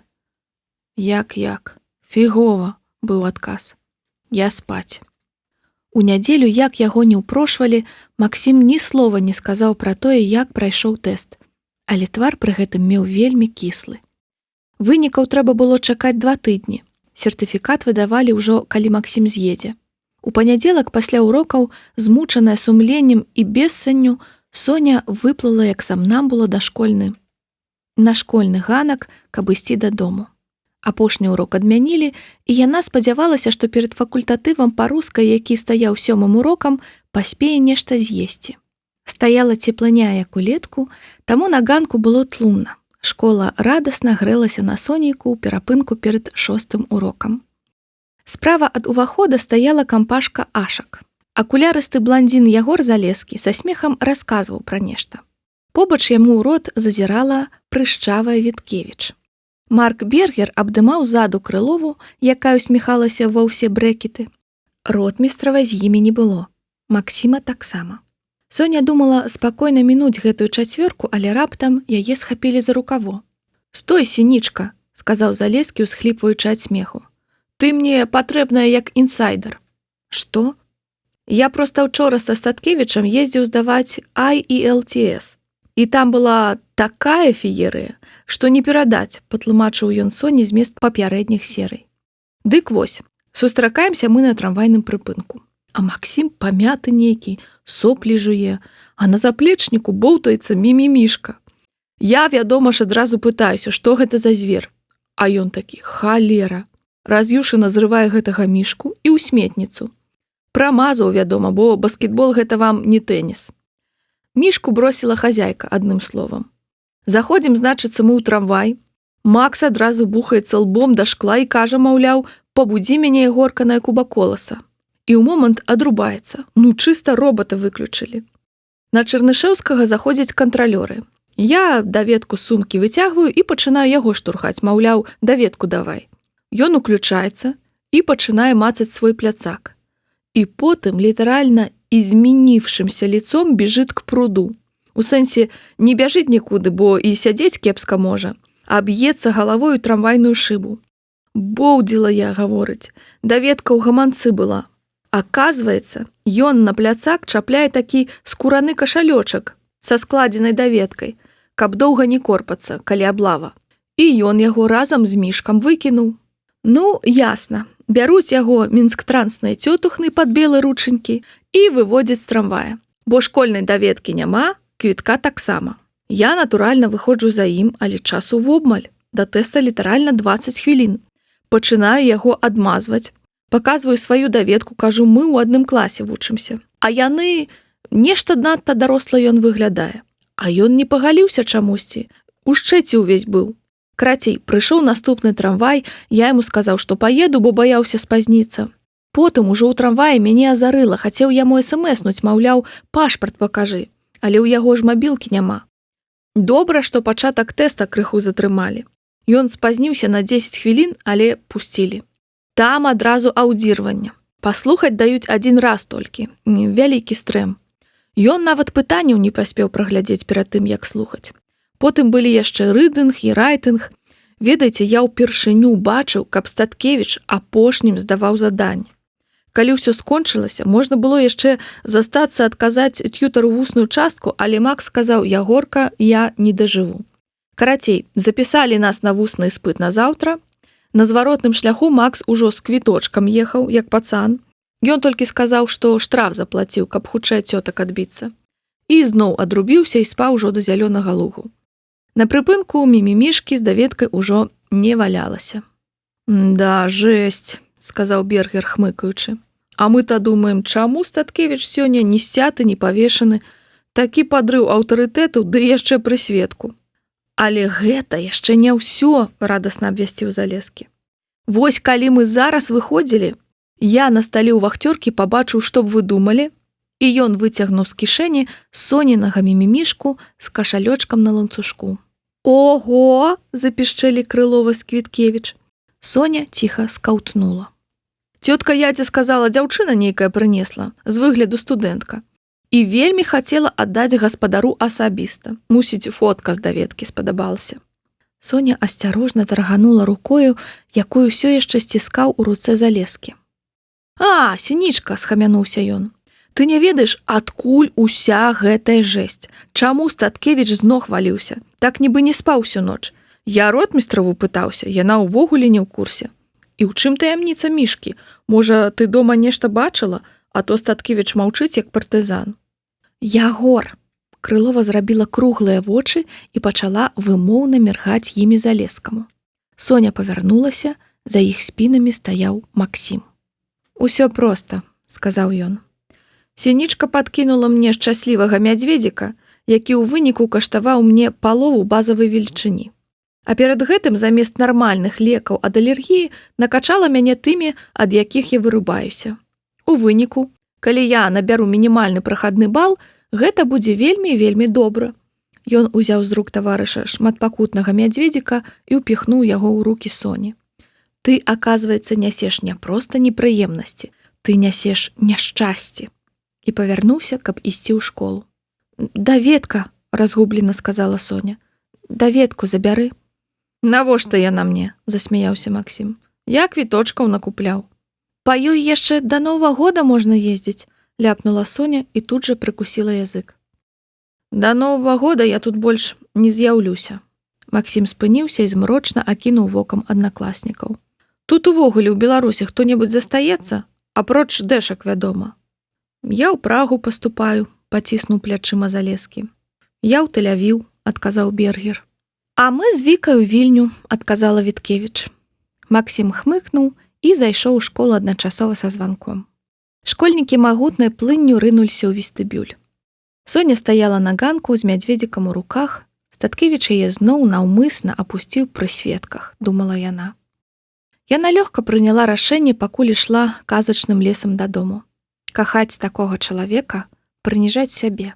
Таму яна проста мусіць даць сабе слова, выкінуць Статкевіча з галавы. Раз і назаўсёды. Раз і назаўсёды. У шуфлядцы туалетнага століка, закапаны пад хламам, ляжаў канверт у ружачкі. Той самы. Кіч і аграгламур. Як гэта ўсё падабалася ёй мінулай, але цяпер яна была здольная зірнуць на канверт вачыма Максіма. Пашляціна. Сапраўды пашляціна. А тое, што ўнутры, нават згадваць не хочацца. Такая дурасць. Трэба зараз жа пазбавіцца гэтага ліста. Бо гэтае недарэчнае каханне ў стылі кніг пра Анжаліку кампраметуе яе нават перад самою сабою. Не пакідаць доказаў. Выкінуць шуфлядкі з галавы. Вось толькі яна прыйдзе дадому, яна адразу ўсё выкіне. Даль Бог, так яна і зрабіла. Але вяртанне шчаслівага мядзведзіка не было апошняй дзіўнай падзеі дня. Спусціўшыся да абеду, які ёй клапатліва накрыла здзіўленая мама Юля, Соня з не меншым здзіўленнем пабачыла за сталом тату Віцю. На стале стаяла вялікая ваза з пірожнымі. О, Соня, даўно не бачыліся. Як вучоба? А што вы дома робіце? Спыталася Соня замест адказу. Тата Віця усміхнуўся. Ды вось, прыехаў у абед, бо са мной звязаўся адзін дзіўны таварыш. Ён зараз заедзе да нас на гарбату. Добра, я паем і пайду ўжо. Мне назад у школу трэба. Ды не, калі ёсць час, заставайся. Магчыма, табе будзе цікава. Ён з універсітэта. І старэйшы Статкевіч пасунуў да Соні візітоўку, дзе поруч з гербом, залатое пяро на сінім шчыце, значылася Раман Дзянісавіч Когут, КЭН, намеснік дэкана эканамічнага факультэта БДУ. І сапраўды, праз чвэрць гадзіны ў дзверы пазванілі, і на парозе матэрыялізаваўся шыракаплечы мужчына ў ідэальным гарнітуры і чаравіках такіх бліскучых, што, здавалася, трэба прыбраць кілім у вітальнік, каб ён не запэцкаў гэтых чаравікаў, а не наадварот. Было яму ніяк не больш за 30 гадоў. Хоць, магчыма, ён проста так выглядаў. У форме ён быў выдатнай і да таго ж прамяніўся шырокай еўрапейскай усмешкай, якой Соня ўвогуле ніколі не сустракала ў выкладчыкаў. Мужчына абышоў пакой, каб парукацца з усімі. Соню яму назвалі як дачку сябра сям'і, і неўзабаве ўся кампанія ўжо сядзела за прыбраным да гарбаты сталом.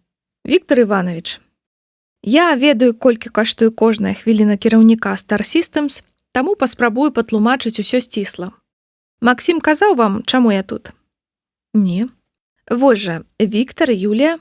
Візітёр далікатна адкусіў эклер і, запіўшы каўточкам гарбаты, працягнуў.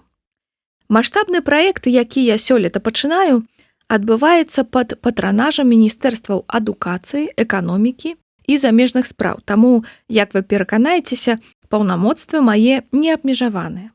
З Максімам мы пазнаёміліся ў Полацку на алімпіядзе па англійскай мове.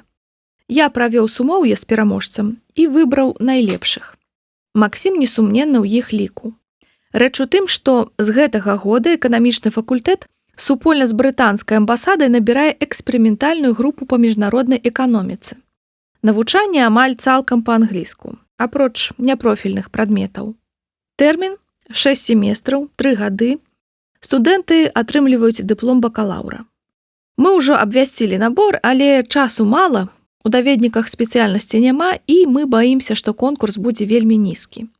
Нам жа патрэбныя зоркі, каб добра зарэкамендаваць праграму і праз 3 гады займець вынік. Таму я прапанаваў Максіму паступаць да нас. Такі бліскучы студэнт, як ён, будзе жывой рэкламай факультэта. Апроч таго імя, вы разумееце, што сын Віктара Статкевіча – гэта ўжо брэнд. Ён узняў вочы, нібы чакаў нейкай рэакцыі ад таты Віці, але той проста кіўнуў галавой, маўляў, працягвайце, я ўважліва слухаю. Праграму мы падрыхтавалі салідную. Раман Дзянісавіч засунуў 3 пальцы ва ўнутраную кішэню пінжака і выцягнуў буклетик. Вось, там імёны выкладчыкаў, некаторыя сусветна вядомыя, і ўсё гэта, тут ён засвяціўся як залаты медаль, будзе адбывацца ў Беларусі, у нашым універсітэце. Неверагодна, але факт. Ён сёрбнуў яшчэ гарбаты і самазадаволена працягнуў. Мы дамовіліся з Максімам, што ён запішацца на сумоўе, каб больш даведацца аб праграме, але ваш сын даслаў мэйл. Маўляў, сустрэчу трэба адмяніць, бо ён паступае ў Лондан. З нашага ліставання я зрабіў выснову, што гэта не яго рашэнне. Максім нават напісаў мне, і паміж радкоў я прачытаў роспач, што ягоны лёс ад яго не залежыць, і гаварыць трэба з бацькамі. І вось я тут. Раман Дзянісавіч зноў шырока усміхнуўся і адкрыта паглядзеў на тату Віцю. Зразумела, я не хачу утручвацца ў справы незнаёмай сям'і і займацца псіхалогіяй пераходнага ўзросту. Я проста прашу вас падумаць пра тое, што я сказаў, і дазволіць сыну паступаць да нас на факультэт. Так сказаць, выдаць бацькоўскае благаславенне. Ён скончыў спіч і, чакаючы рэакцыі ад слухачоў, узяўся даядаць эклер, старанна аблізваючы вусны ад шакаладу. Тата Віця нядбала пакруціў у руках брашуру і перадаў яе маме Юлі. «Гэты дыплом бакалаўра?» – спыталася тая. «Прызнаецца ў Еўропе?» «Не проста прызнаецца. Ён еўрапейскі», – зноў заззяў Раман Дзянісавіч. «Гэта маё найгалоўнейшае дасягненне. Ведалі б вы, чаго мне каштавала. І з ім можна будзе паступаць на MBA ў лонданскую школу эканомікі». Тут мама Юля выразна скасаворылася на тату Віцю. «А чаму і не ў Оксфорд?» – імпазантна спытаўся нам дэкана. «У любы універсітэт, ЗША, Брытаніі, або куды ён толькі пажадае, падкрэсліваю. Студэнт атрымлівае замежную адукацыю, але жыве ў родным доме пад бацькоўскім, так сказаць, крылом. Не мне, Юлія Барысаўна, тлумачыць вам, наколькі гэта важна ў такім чулым веку. Апроч таго, НСТ па англійскай мове яму здаваць не трэба, яму залічыць аўтаматам 100 балаў за вынікі алімпіяды». Мама Юля з надзеяй паглядзела на тату Віцю, а той, пажаваўшы губы, ўрэшце прамовіў. «Дзякуй, што ўвялі ў курс справы, Раман Дзянісавіч.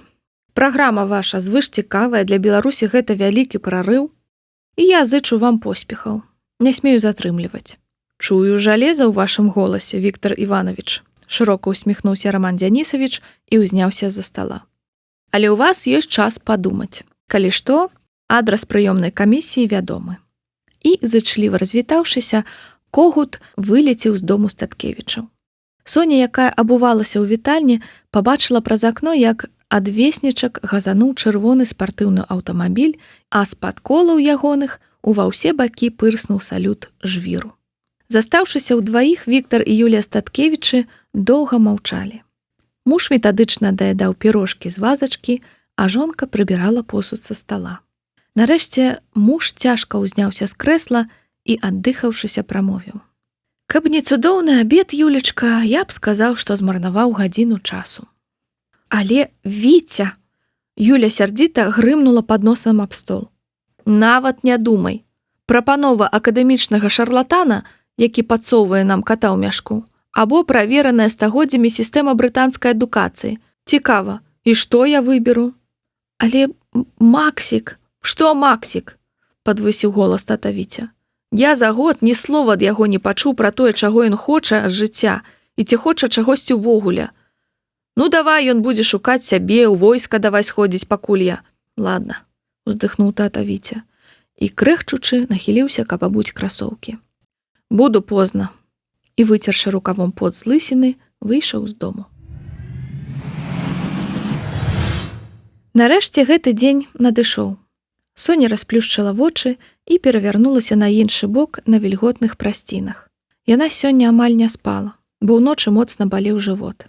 Яна спустошыла ўсе татавыя запасы актываванага вугалю і падбіралася ўжо да мамы Юліных, але лепей не рабілася.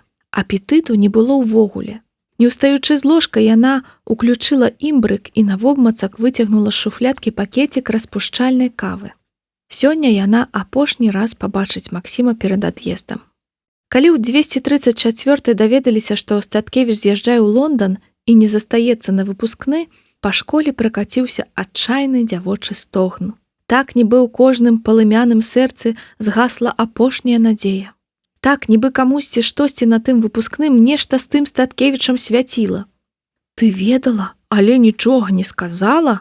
Абураліся Галя і Снежка, дазнаўшыся ад школьных пляткарак, што ў кабінеце спеваў засядае камісія, якая датэрмінова атэстоўвае генія з 11 А. Соня ў адказ толькі паціснула плячыма. Усе дакументы да ад'езду былі падрыхтаваныя, тэлефанаванне зробленае, валіза складзеная. Мама Юля выставіла яе паміж пакоямі, каб дакладаць у багаж дробязі, пра які згадвалі ў апошні момант. Максім у гэтых рыхтаваннях браў роўна 0 удзелу. Соня ўвесь час спатыкалася на раскрыты баул з джинсамі і кашулямі, калі праходзіла па калідоры. На душы было пуста. Выявілася, што не так гэта і проста адпусціць таго, каго 3 гады аддана кахала. Соня запарыла каву і зноў завалілася на ложак. Калі яна адляпіла твар ад падушкі, кава ўжо парадкам астыла, і яе можна было выпіць за 3 каўткі, што і было зроблена. Жывот проста скручвала. Не, ў школу яна сёння не пойдзе. Раптам у дзверы настойліва пастукалі. Зашпіліўшы слонікаў на ўсе гузікі, Соня спаўзла з ложка і незадаволена адчыніла дзверы. На парозе стаяў Максім. Ты? Разявіла рот яна. Ты што, не снедаеш? Нецярпліва сказаў ён. Колькі цябе можна чакаць? Ты чакаеш мяне? З якой радасці? Ты ж адна па лесе не ходзіш, хмыкнуў хлопец. А мне акурат не зашкодзіць танная працоўная сіла. Трэба зайсці ва універсам купіць для класа 4 торцікі. Праставіцца за ад'езд. А рукі ў мяне ўсяго 2. Баюся скамячыць па дарозе. Апранайся давай. 45 секунд на зборы. Праз 10 хвілін Соня і Максім ужо прабіраліся па золкім казачным лесе, які аддзяляў катэджны пасёлак ад мікрараёна. Як і ў самы першы дзень, Соня ледзьве паспявала за хлопцам, але не таму, што захаплялася прыгажосцю травеньскага ранку і наваколем з яго гонкімі хвоямі і звонкімі птушкамі. Гэтым разам яе хвалявала тое, што ўнутры. Жывот проста разрывала. Яна баялася, яе вось-вось званітуе. Максім загаварыў першы. Хацеў сказаць табе на развітанне, што тэст па-англійскай быў самым вялікім пападалавам у маім жыцці. Соня хіснулася і схапілася за хвою, але сабралася сіламі і пайшла далей. І ведаеш, дзякуй табе за гэта. Максім не спыняўся і не паварочваўся, а гаварыў нядбала як бы пра надвор'е, але тым не менш гаварыў з ёю, гэта ўжо было нешта. Я ніколі ў жыцці так не хваляваўся, пакуль чакаў вынікаў, як хвалююся цяпер. Такі адрэналінчык нават спортам не заробіш.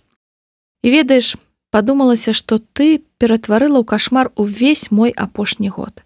Усе мае непрыемнасці сёлета былі праз цябе. Ты і ўявіць не можаш, як мяне гэта злавала. Але адначасова гэта было самым крутым, што са мною здарылася.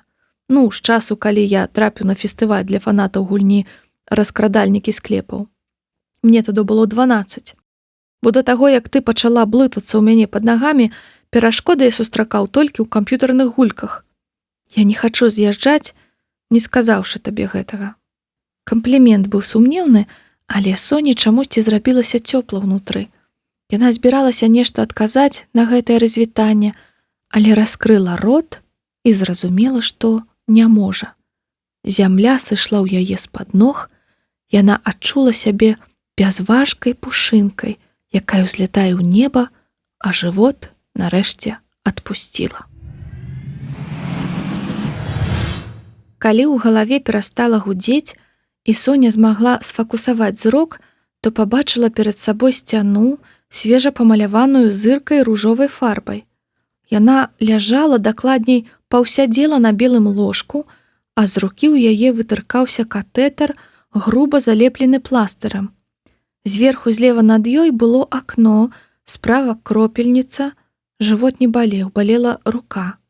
На жываце ляжаў гумавы блін, які апякаў холадам. Яшчэ на Соні была рабая фланелевая начнушка, што ёй не належала.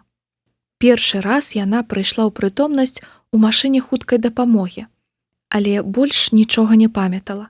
Яна паварушылася і застагнала. «Сястра!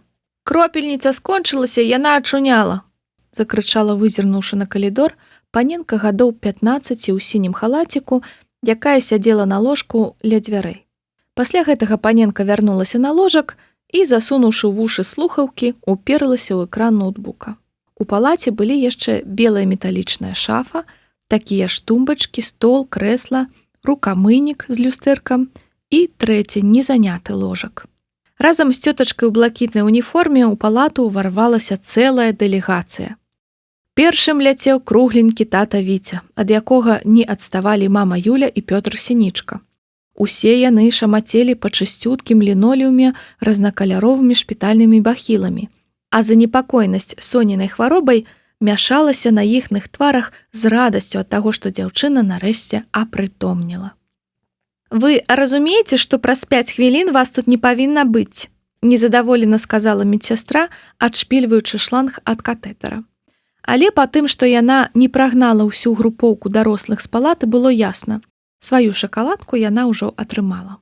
«Як ты пачуваешся, дарагая?» кінулася да дзяўчыны мама Юля. «Ведала б ты, як мы ўсе перапужаліся, калі Петю патэлефанавалі?» «Мне няёмка у такі момант з такімі пытаннямі», перапыніў жонку тата Віця. «Але, Соня, ці не ведаеш ты выпадкам, дзе зараз Максім?» Соня адмоўна паківала галавою. «Віця, яна ж непрытомная ляжала», раздражнёна сказаў Сонін тата. У руцэ ён сціскаў кніжачку з цыркавымі зайчыкамі. У такой вокладцы Соня трымала пашпарт. «Мне, Петя, праўда, няёмка, але праз 3 гадзіны самалёт, а нам яшчэ ў аэрапорт ехаць. Рэчы ўжо ў багажніку, а Макса нідзе няма, мне толькі сказалі, што нейкі хлопец прыехаў з Соняй на хуткай, але ў прыёмны пакой яго не пусцілі». «4 хвіліны», сказала медсястра і, сцягнуўшы гумавы блін з Сонінага жывата, выйшла, штурхаючы перад сабою стойку з кропельніцай. Сонін тата прысеў на край дачынага ложка і, акуратна паклаўшы пашпарт на падаконне, пачаў гладзіць дачку па валасах, у той час як папа Віця і мама Юля бегалі па калідоры. Ён у пошуках сына, яна ў пошуках доктара. «Знайшла!» — радасна зазірнула ў палату мама Юля. «Загадчыцу аддзялення. Петя, выходзь, яна хоча гаварыць толькі з сапраўдным сваяком». Дзверы засталіся адкрытымі, і Соня пачула нізкі жаночы голас. «Стан стабільны. Прыйшлі аналізы, і ўжо можна сказаць, што гэта не апендыцыт. Вельмі падобна да язвы, але дакладней можна сказаць толькі пасля ФГДС. Скажыце, ці правільна яна харчуецца?» «О, і цябе зонд глытаць павядуць», сказала дзяўчынка ў сінім халаціку, якая, вызваліўшы адно вуха, таксама прыслухвалася да размовы на калідоры. «Гэта жасткач, мяне ледзь не разарвала». «Максіма нідзе не бачна», змрочна прамовіў тата Віця, уваходзячы ў палату. «І дзе ён мог падзецца?» «Максім гэта такі сімпотны пацанчык, падобны да ўсіх салістаў One Direction адначасова?» спыталася Соніна суседка. «Дык ён тут быў. Як яе прывезлі, увайшоў у палату і сядзеў каля яе, а калі яго медсястра пагнала, сеў на калідоры, сказаў, што ейны брат. Дык вось жа ён заплечнік пакінуў. Дзяўчына паказала пальцам кудысьці пад Сонін ложак, але тут дзверы палаты раскрыліся, і ўвайшоў Максім з пустым папяровым кубачкам у руках. За ім ішлі мама Юля і Сонін тата. «Дзе ты ходзіш?» – ускрыкнуў тата Віця. «Нам трэба ў аэрапорт». «Аўтамат на каву быў толькі ў суседнім корпусе», – адказаў Максім. «А яшчэ я нікуды не еду». «Што?» – ускрыкнулі ў адзін голас ягоныя бацькі. Праўда, эмоцыі ў гэты выгук яны уклалі супрацьлеглыя.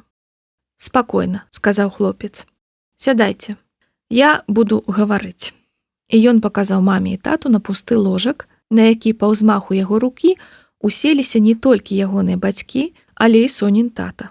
Максім паўхвіліны збіраўся з думкамі, круцячы ў руках папяровы кубачак, але нарэшце прамовіў, гледзячы проста перад сабою. «Я пакуль вас чакаў, добра ўсё абдумаў і вось што вырашыў. З гэтымі вечнымі пераездамі дзеля вашай кампаніі развальваліся ўсе мае дзіцячыя кампаніі. І я страчваў сяброў. І вось я зноў мушу ехаць туды, дзе амаль нікога не ведаю, і ўсё пачынаць спачатку. Мама, тата, мне падабаецца жыць у Мінску. І я хачу застацца тут. Прынамсі пакуль што. Спакойна скончыць школу і мець выпускны, як усе нармальныя людзі. Дыджэі, шампусік з чырвонай ікрой і што там яшчэ. Світанак хачу сустрэць урэшце. Потым я атрымаю за мяжой MBA, якой захоча тата, і буду працаваць там, дзе тата скажа. Але пакуль я хачу вучыцца ў БДУ і калі стажыравацца, то ў мінскім офісе. Усё самае важнае, што варта ведаць пра татаў бізнес, адбываецца тут, а не ў Лондоне ці на Кіпры. Не трэба высылаць мяне па навуку ў Еўропу, нібы я нейкі зулузскі прынц, які дому нічому не навучыцца. Магчыма, я раблю памылку, але гэта мая памылка, і толькі мая, а не ваша. Бо вам я, калі што, дакладна ніколі не дарую, а з сабой як-небудзь разбяруся. Ну, ладно, мне пора. Я яшчэ паспяваю школу на фізіку, у нас кантрольная, пайду напішу па прыколе». І, падчапіўшы рукой заплечнік, хлопец выйшаў з палаты, пакінуўшы за сабой нямую сцэну. «Вы яшчэ тут?» – узвілася медсястра, зазірнуўшы з калідора. «Пачаўся абход з прафесарам, каб праз секунду было пуста». Калі ў палаце засталіся толькі пацыенткі, дзяўчынка ў сінім халаціку нарэшце закрыла рот, каб праз секунду адкрыць яго зноў. «Вау», – сказала яна Соне, – «ну і сямейка ў цябе. Зацягвае круцей ад серыяла». Соня, якая за ўвесь час у палаце не сказала і паўслова, павярнулася на бок і ўпершыню за некалькі тыдняў спакойна заснула. Трэцяга памеру ў прыродзе не бывае. Яго прыдумалі маркетолагі, каб пластычным хірургам было за што купляць яхты і вілы. Так думала Соня Сінічка, круцячы ў руках белы карункавы станік, падораны ёй сяброўкамі на дзень нараджэння. Побач на ложку ляжала адпрасаваная белая блузка і чырвоная стужка з надпісам «Выпускніца». «Не забудь, чорна-белая гама», – радасна прасакатала мама Юля, выбягаючы з дому на паўгадзіны раней за ўсіх астатніх. Зусім хутка пачыналася лінейка і апошні званок Соні і Максіма. У дзень, калі яе сын адмовіўся ехаць вучыцца за мяжу, да мамы Юлі вярнуліся заўсёдны імпэт і жвавасць. «Як добра», – паўтарала яна, – «што і Соня так хутка акрыяла, і Максік застаўся дома, бо хто ведае, калі б не Соня». Соню гэта моцна напружвала. У школьным пабліку нехта адразу напісаў, нібыта Статкевіч не паехаў здаваць іспыты ў Лондан, бо спазніўся на самалёт, адвозячы Сінічку ў больніцу. Гэта была няпраўда, але Соня не мела ні часу, ні сіл аднаўляць справядлівасць. З люстэрка на Соню глядзеў выцягнуты змучаны тварык у чырвоных крапінках. 3 дні таму яна зноў глытала зонт, і на твары палопаліся капіляры. Выдатны падарунак на канец школы. Да вяселля можа і загоіцца, а вось да выпускнога. Гэты паўторны зонт нічога страшнага не паказаў. Зрэшты, і першы не паказаў ніякай язвы, таму, як сказала загадчыца аддзялення, Соню можна было выпісваць у той жа дзень, каб не займаць месца. Але палатная доктарка, маладая і адказная, дыягнаставала галоднае знясіленне і трымала Соню на кропельніцах і аўсянцы амаль тыдзень. Прапісала Соні дыету для хворых на гастрыт, якую трэба было заядаць гарой неапетытных бурых пігулак. а таксама правяла грунтоўную гутарку, спрабуючы выявіць, ці не хварэе Соня на анарексію. Соня, аднак, супакоіла пільную лекарку, што яе хвароба называецца паступленне, а анарексія ёй не пагражае, хоць бы таму, што Соня добра ведае, ад дыет першымі знікаюць грудзі. А яе самая галоўная мара, каб яны ў яе наадварот з'явіліся. Доктарка пасмяялася і нарэшце аформіла выпіску, але некаторы час яе яшчэ назіралі амбулаторна. Цяпер Соня сядзела на ложку і набіралася нахабства. Чырвоныя крапінкі, якія не здолеў схаваць нават танальны крэм, сталіся апошнім аргументам. Бо калі зрабіць гэта, на твар сёння ніхто дакладна глядзець не будзе. Соня Сянічка рашуча разарвала папяровы цючок, выцягнуты з тумбачкі, і стала набіваць чашачкі станіка ватай. Клац, клац, клац. Вось гэта кадр! Ускрыкнула мама Юля, і дзяўчаты згрувасціліся вакол фотоапарата. У двары калодзежы на ўнутраным ганку школы зліліся ў жарсным пацалунку Лена Канькова і Ваня Каланіцкі. Строгія пінжачкі і выпускныя стужкі цераз плячо каларытна адцяняліся раскошнымі пучкамі дрэдаў на іх макаўках. Усе глядзелі на экран, захапляючыся прыгажосцю моманту. Мама Юля і ейным спрытам, але раптам, узняўшы галовы, пераканаліся, што ў жыцці пацалунак яшчэ трывае. Мама Юля зрабіла яшчэ некалькі кадраў і заскакала на адной назе, як падлетак. Мама Юля! Дэшкі, апранутыя ў чорнае, белае і чорна-белае, збіраліся вакол кабеты галаслівай зграі. Калі Соня трапіла ў больніцу, аднакласніцы трымалі сувязь з Максімавай мамай. І слова за слова дамовіліся, што кабета бясплатна здыме Д-класу нефармальны выпускны альбом. Толькі фоткі хай самі друкуюць, каму якія падабаюцца, бо фармальны, такія строгія твары ў рамачках ужо быў, і класу гэта зусім не спадабалася. Таму ў траўні мама Юля не вылазіла са школы, здымаючы бясконцыя рэпартажы пра фізру, хімію і нават паяданне сасісак у сталоўцы. А ў адзін сонечны дзень звадзіла Дэшак у Севастопольскі парк, дзе зрабіла кучу пацешных партрэтаў на фоне графіці. Такі стыль як найлепей перадае дух вашага класа, сказала яна. Лінейку, якая скончылася некалькі хвілін таму, мама Юля ўжо адфоткала. І Соня не магла не адзначыць, што Максім трапляе на яе памятнае фота. Бо каму ж яшчэ было насіць на плячы першакласніцу, якая звініць апошнім званком. Раптам з вестыбюля пачуўся дзявочы віскат, ды такі, што ўсе, хто стаяў у двары, павярнуліся ў бок школы. Адгадаць прычыну перапалоху было няцяжка. Калі стала вядома, што Максім Статкевіч нікуды не з'язджае, у 234-й як дамбу прарвала. Максім выйшаў на ганак, тым самым перапыніўшы зацяжны пацалунак фізікаў, а за ім высыпалі школьніцы ўсіх калібраў. 10, 9, 8 класы з мабільнікамі напагатове. Для многіх дзяўчатак гэта быў апошні шанс пабачыць небажыхара зблізку.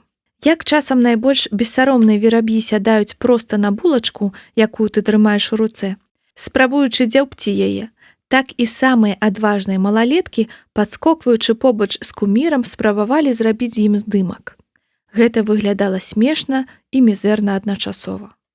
«Блін, я ўсё разумею, але гэта проста край», – прабурчэла Снежка. «Такое ўражанне, што школу заканчвае не паралельна сотню з гакам чалавек, а адзін Статкевіч. Апошні званок – ён. Прамова ад імя выпускнікоў – зноў ён. А цяпер яшчэ і гэта. Даль Бог яму б гітару ў рукі ўзяць і пачаць лабаць нешта, а то ў мяне карцінка са зместам не стасуецца. На гітарах, Снежа, нагадваю, лабаюць нашы пацаны, але нешта гэта не вельмі падымае ім рэйтынг», – адказала Галя. «О, Сініца, зірні, твая фанатка Паўзункова», – штурханула Соню Сняжана. Ля адной з калон двара калодзежа панавала феерыя. Там кучкаваліся рослыя дзявіцы ў экстрэмальна кароткіх карычневых сукенках з белымі фартушкамі і пушыстымі бантамі ў валасах. На нагах ува ўсіх былі нязменныя шпількі. Гэта 11 Г апрануўся тэматычна. І Паўзункова з імі.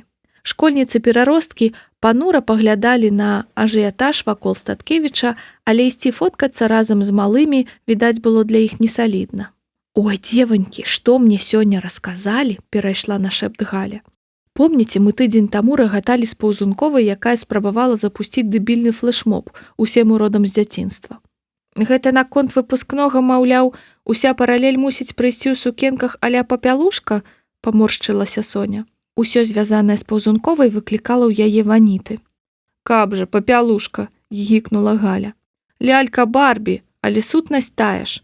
Дык вось, у яе групу, якую усе тут жа перахрысцілі ва «усе мы уроды з дзяцінства», па стане на ўчора дадалося чалавек 15, прычым палова з іх хлопцы, што пачалі Паўзункову троліць. Бо насамрэч няма дурных гойсаць па Ждановічах у пошуку кубаметраў ружовага цюлю, як дыктуе гэты няўмольны стыль з 1959 года, калі ў штаце Вісконсін выпусцілі «Давай лекцыю па гісторыі моды апусцім», – нецярпліва сказала Снежка. «Да чаго ты?» «Да таго, што я сёння ішла на лінейку з ротмістравай, і тая сказала, што Паўзункова натхніла яе на альтэрнатыўны флэшмоб, які яна умоўна назвала «Little Black Prom». «Маленькая чорная што?» – не дачула Соня. «Маленькі і чорны выпускны. Сутнасць у тым, каб усім дзяўчатам прыйсці ў маленькіх чорных сукенках а-ля Коко Шанель, тым самым адцяніўшы незямную прыгажосць Паўзунковай і яе хабёлак. Ідэя сапраўды прыкольная, бо, па-першае, шмат хто ўжо такую сукенку мае, а калі не мае, то займець не зашкодзіць. Па-другое, гэта цытата «Даруй, Снежа» з гісторыі моды.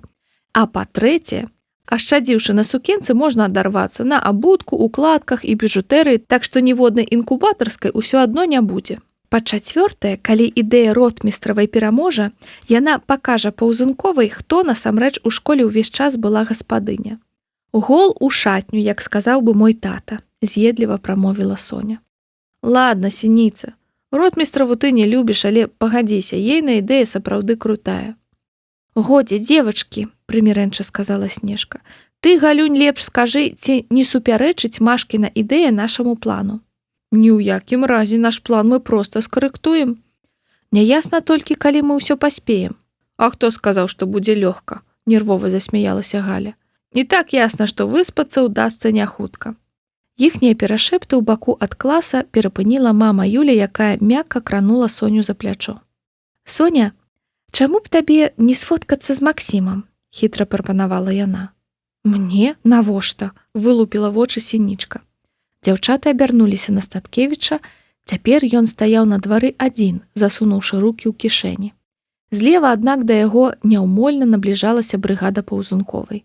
Робячы выгляд, што зацята штосьці абмяркоўваюць, дзяўчаты ў савецкай форме паволі, але верна перабіралі ў бок хлопца шпількамі. «Ну, як навошта? Бо я так хачу.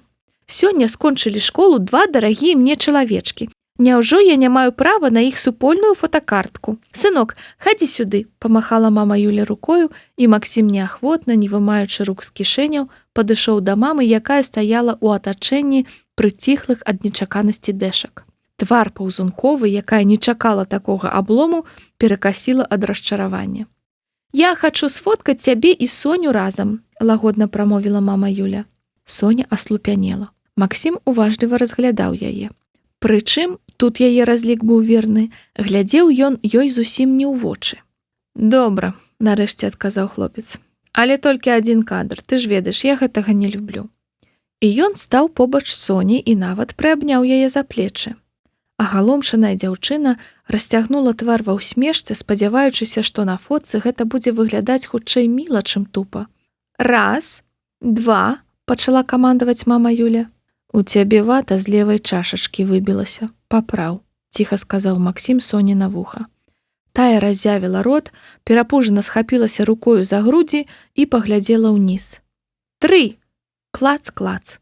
«Адзін кадр, я ж сказаў, што толькі адзін. Нават не пачынай», – самазадаволена абвясціў Максім, пабачыўшы твар мамы Юлі, калі тая прагарнула фота на хуткім праглядзе і пайшоў прэч. Ніхто з дэшак так і не зразумеў, што адбылося. А Максім тым часам далучыўся да таварышаў, якія махалі яму з боку стадыёна. Там было намяшана ашак і бэшак, і Соня тут жа пазнала ў натоўпе тонкі сілуэт ротмістравай. Відаць, ішлі тусавацца на цнянку. «Ну што, народ, на прыпынак», – скамандавала мама Юля, і дэшкі пасунуліся на выхад са школы паўз вестыбюль. Двор калодзеж імкліва бязлюдніў. «Ты, Сініца, ідзі, мы дагонім. У нас са Снежкай адна пільная справа», – сказала Галя. «Ты дакладна ведаеш, што ён там?» – спыталася Сняжана, калі аднакласнікі адышліся. Галя матлянула чорнымі кудзеркамі. «А дзе яму яшчэ быць?» Пад дальнім мурам корпуса пачаткоўкі быў глухі кут, які не праглядаўся са школьных вокнаў. У гады кіравання Лабановіча гэты кут стаўся выспачкай свабоды для ўсіх нязгодных з новымі парадкамі. Менавіта сюды ў перапынках лёталі на інгаляцыі зацятыя курцы.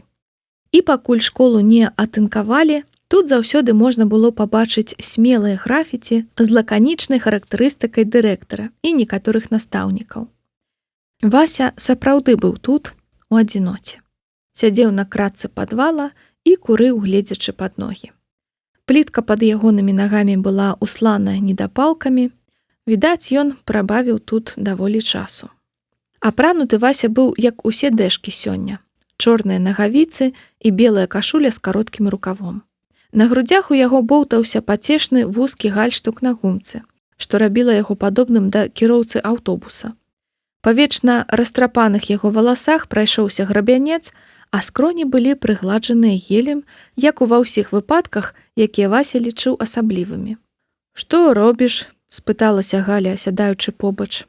«Хіба не відаць? З дзяцінствам развітваюся», – панура сказаў Васілеўскі. «Тут? І не баішся?» «А хто мне што цяпер зробіць?» – хмыкнуў хлопец і затушыў нагой чарговы недапалак. «Хадзем хутчэй, клас у цэнтр паехаў фоткацца. Цябе ўсе шукалі». «Так ужо і шукалі», – зноў хмыкнуў Вася. «Каму я патрэбны?» «Ну, давай скажы яшчэ, што табе не званілі, не смсілі». «Не ведаю, я мабілу адключыў». «Лёша, каліся, што здарылася?» – строга спыталася Сняжана, складваючы рукі на грудзях. «Цябе ж хлопцы бачылі зранку, усё было нармальна, а з лінейкі ты знік». «Хочаш ведаць, што здарылася, Кавалёва? Ладно, я раскажу». Васілеўскі ўскінуў галаву насустрач сіняму травеньскаму небу, і дзяўчатам нават здалося, што ў ягонае вока закацілася назад самотная слязінка. «Мяне колькі тыдняў таму выклікаў да сябе Андрэй Васильевич». «Хто выклікаў?» – акругліла вочы Снежка. «Ну, Дзірык». «Не, я ведаю, хто такі Андрэй Васильевич, проста дзіўна чуць гэтае імя ды з тваіх вуснаў». Я ішоў, думаў, ну, што яму яшчэ ад мяне трэба. А ён, уяўляеце, гарбаты мне наліў і кажа: «Аляксей, у мяне для вас важная навіна. Гонар даць апошні званок на лінейцы школа давярае вам». «Ну, нішто сабе!» – выдухнулі дзяўчаты. «Як гэта табе?» У мяне было тое ж пытанне. А ён загнуў нешта пра заблудную авечку, маўляў, я сімвал ягоных педагагічных дасягненняў, бо паддаўся перавыхаванню. Ну, можа, вы заўважылі, я ў гэтай чвэрці гарбаціўся за парты, як апошні батан». Дзяўчаты згодна заківалі. У апошняй чвэрці хлопец звольніўся з сайгону і пачаў спраўна хадзіць на ўрокі, чым усіх шакаваў. Вася зноў хмыкнуў і выцягнуў з кішэні цыгарэтны пачак. «І ты нам нічога не сказаў». «Я нікому не сказаў, толькі маці. Хацеў усім сюрпрыз зрабіць. Ведаеце, мы з гэтай маляўкай нават рэпетавалі ў спартзале пасля урокаў. Яна пужлівая вельмі, баялася на карак лезці. Але ж сёння я, як дэбіл, прыйшоў за паўгадзіны да лінейкі ў настаўніцкую, і мама прыйшла. А Лабановіч спачатку вочкі адводзіў, хаваўся, а потым сказаў, што я магу ісці да класа, бо ён тады думаў, што гэты лонданскі баклажан звальвае ў свой Лондан. Маўляў, завучы яго, Лабановіча, некалькі дзён даконвалі і нарэшце даканалі». Галя і Снежка моўчкі пераглянуліся. «Павар'яцелі ўсе ад гэтага Статкевіча. Вось і Сініцы гэты баклажан вочы засціць. І праўда, куды мне да яго?» «Ох, скажы яму нарэшце, Галюня». Галя ўзнялася і ўстала побач са Снежкай. «Лёша, даражэнькі, ты што, праўда думаеш, дзеўкі вішчаць ад Статкевіча, бо ён нейкі Апалон? Ды калі цябе прычасаць і сфоткаць, і фотку твою побач з ягонай у інтэрнэт павесіць, трэба яшчэ паспрачацца, хто больш лайкаў збярэ. Але ты ходзіш як афэлак і паводзіся як крытын. Каб жа толькі ты, многія хлопцы так. А Статкевіч умее падаць сябе. Шармам бярэ. Менавіта. Часам зірнеш на якога пацана на калідоры, аж дух займае. Але тут ён раскручвае асадку і пачынае плявацца паперкамі. У галаве не ўкладаецца. Біцэпсы, во, а мазгі як у дзетсадаўца. Абурана паказала на сабе Снежка. Мы лічым, працягнула Галюня, што табе яшчэ не позна змагацца за сініцу. Пагатоў мы зразумелі з ейных слоў, што лонданскі баклажан даўно забыты. Праўда? Тады я з ёй сёння ж пагавару, прыўзняў брыво Васілеўскі. Тш, не смей, зашипела Снежка. Зноў усё сапсуеш. Самы прыдатны момант выпускны, павучальна сказала Галя. Там ты мусіш яе ўразіць раз і назаўсёды. Менавіта, падхапіла Снежка. Многія шчаслівыя стасункі пачыналіся з выпускнога. Па-першае, табе трэба час, каб прывесці сябе ў парадак. Купіць нарэшце прыстойны гарнітур і чаравікі. Нармальна пастрыгчыся, бо пры якім парадзе здольны прыйсці Статкевіч ты неаднаразова бачыў. Сініцы падабаюцца дагледжаныя хлопцы, і я яе разумею. Я не даганяю, Вайтовіч. Ты за мяне ці за баклажана? Я за справядлівыя і дэмакратычныя выбары. Але пакуль ты рассякаеш па школе з гальштукам селяцом на шыі, выбіраць сініцы па шчырасці няма з чаго. Так што ў пятніцу знайдзі час, мы зранку едзем у ЦУМ купляць тканіну. Заадно дапаможам табе з гарнітурам. Але гэта яшчэ не ўсё, працягнула Снежка. Ты мусіш скарыць Соню чымсьці незвычайным. Навучыцца танцаваць вальс, напрыклад, або зладзіць рамантычнае спатканне на даху. У мяне іншая ідэя, ускочыў на ногі Вася. Да яго імкліва вярталася бадзёрасць духу. Але вам я не раскажу. Гэта будзе неспадзяванка для ўсіх, але пасля такога сініца гарантавана мне не адмовіць. Вось і слаўна. Усё, едзем фоткацца, трэба даганяць астатніх. Вы ідзіце, я пінжак у настаўніцкай пакінуў. Я сам звяжуся з пацанамі. І калі мы толькі ўсё паспеем, паківала галавой Снежка, калі дзяўчаты засталіся адны. Ты выпадкова не ведаеш сайт, дзе можна дакупіць пару лішніх гадзін на суткі. У траўні, калі заканчвалася школа, у доме Статкевічаў выкідалі макулатуру. У Лондане дзеля гэтага ставілі спецыяльныя кантэйнеры на вуліцах, але ў Мінску ў той час, каб утылізаваць старую паперу, трэба было ехаць к чорту на балота. Адказваў за гэта Максім, але паколькі макулатуры заўсёды былі горы, мама выносіла ў гараж кожную скрыначку ад калготак ці парфумы, ехаць трэба было на машыне з бацькамі. Таму зранку Максім быў не ў гуморы. Хутчэй бы дажыць да 18, каб атрымаць правы і рабіць усё самому. Давялося тройчы нагадаць маме пра сямейны дзень экалогіі, які яна сама ж калісьці прыдумала. Да выпускнога заставаўся тыдзень, і ў гасцёўні лялечнага дома ўжо 3 сотні працаваў пашывачны цэх. Зранку да ночы там сноўдалі дзяўчаты з Д-класа, збольшага гэтая кудлатая таўстушка. Лёталі стужкі сантыметраў і ашмёткі тканіны, пераважна нейкі чорны шыфон. У разнабой стракаталі ажно 2 швейныя машынкі. А калі Максім саркастычна пытаўся, калі пахаванне, яму адказвалі цытатамі з нейкіх жаночых камедый, нешта накшталт таго, што чорны – гэта новы ружовы. У паўзах паміж стракатаннем машынак шыпела кававарка і выбухалі смехам дзявочыя галасы. Самыя гідкія хі-хі-хі было чуваць чамусьці тады, калі Максім спускаўся ўніз з нейкай патрэбы. І ягоная родная мама была часткай усяго гэтага. Жыць у доме было рашуча немагчыма. Максім увайшоў у гараж і пачаў згружаць макулатуру ў багажнік матчынай машыны. Смецце з кухні, потым газеты і часопісы, кардонка ад кава-апарата нарэшце падчапіў пару сваіх скрынак і дробны пакуначак Вадзіка.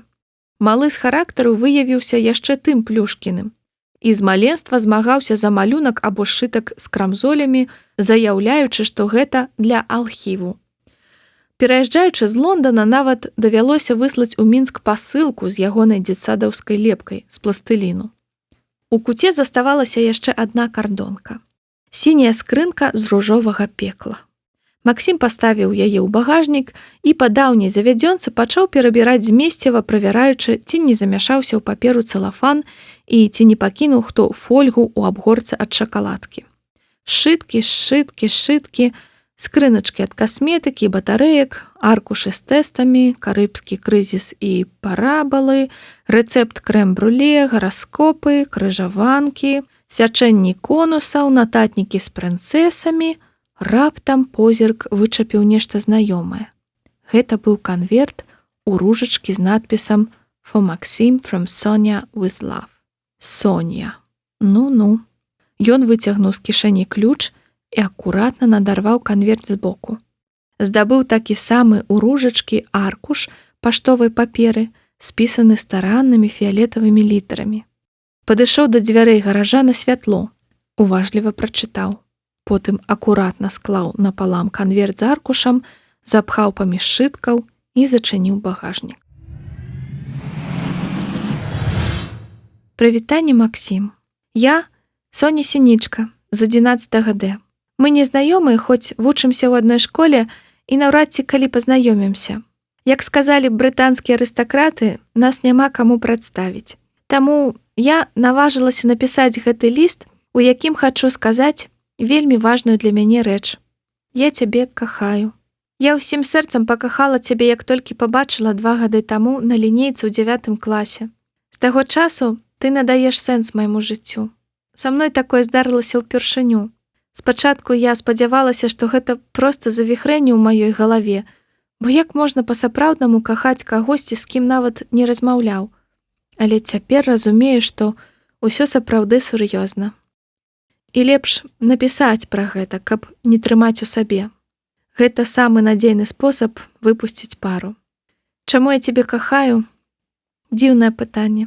Бо калі кахаюць, то гэта нібыта з ніадкуль проста так, але мне здаецца, я маю адну важную прычыну. Я кахаю цябе, бо ты прыклад для мяне. Прыклад чалавека, якім я хачу аднойчы стаць. Адукаванай, упэўненай у сабе, спартыўнай дзяўчынай, што без акцэнту размаўляе па-англійску. Магчыма, я сапраўды зраблюся такою, і мы сустрэнемся, калі скончым школу, нібыта ўпершыню. Але гэта адно мары. Ведаеш, я зусім не спадзяюся на ўзаемнасць, разумею, што гэта недарэчна. Усё, што мне трэба, каб ты прачытаў гэты ліст. Каб ты проста ведаў, тады мне сапраўды палягчэе. На гэтым застаюся адданая табе. Соня Сінічка.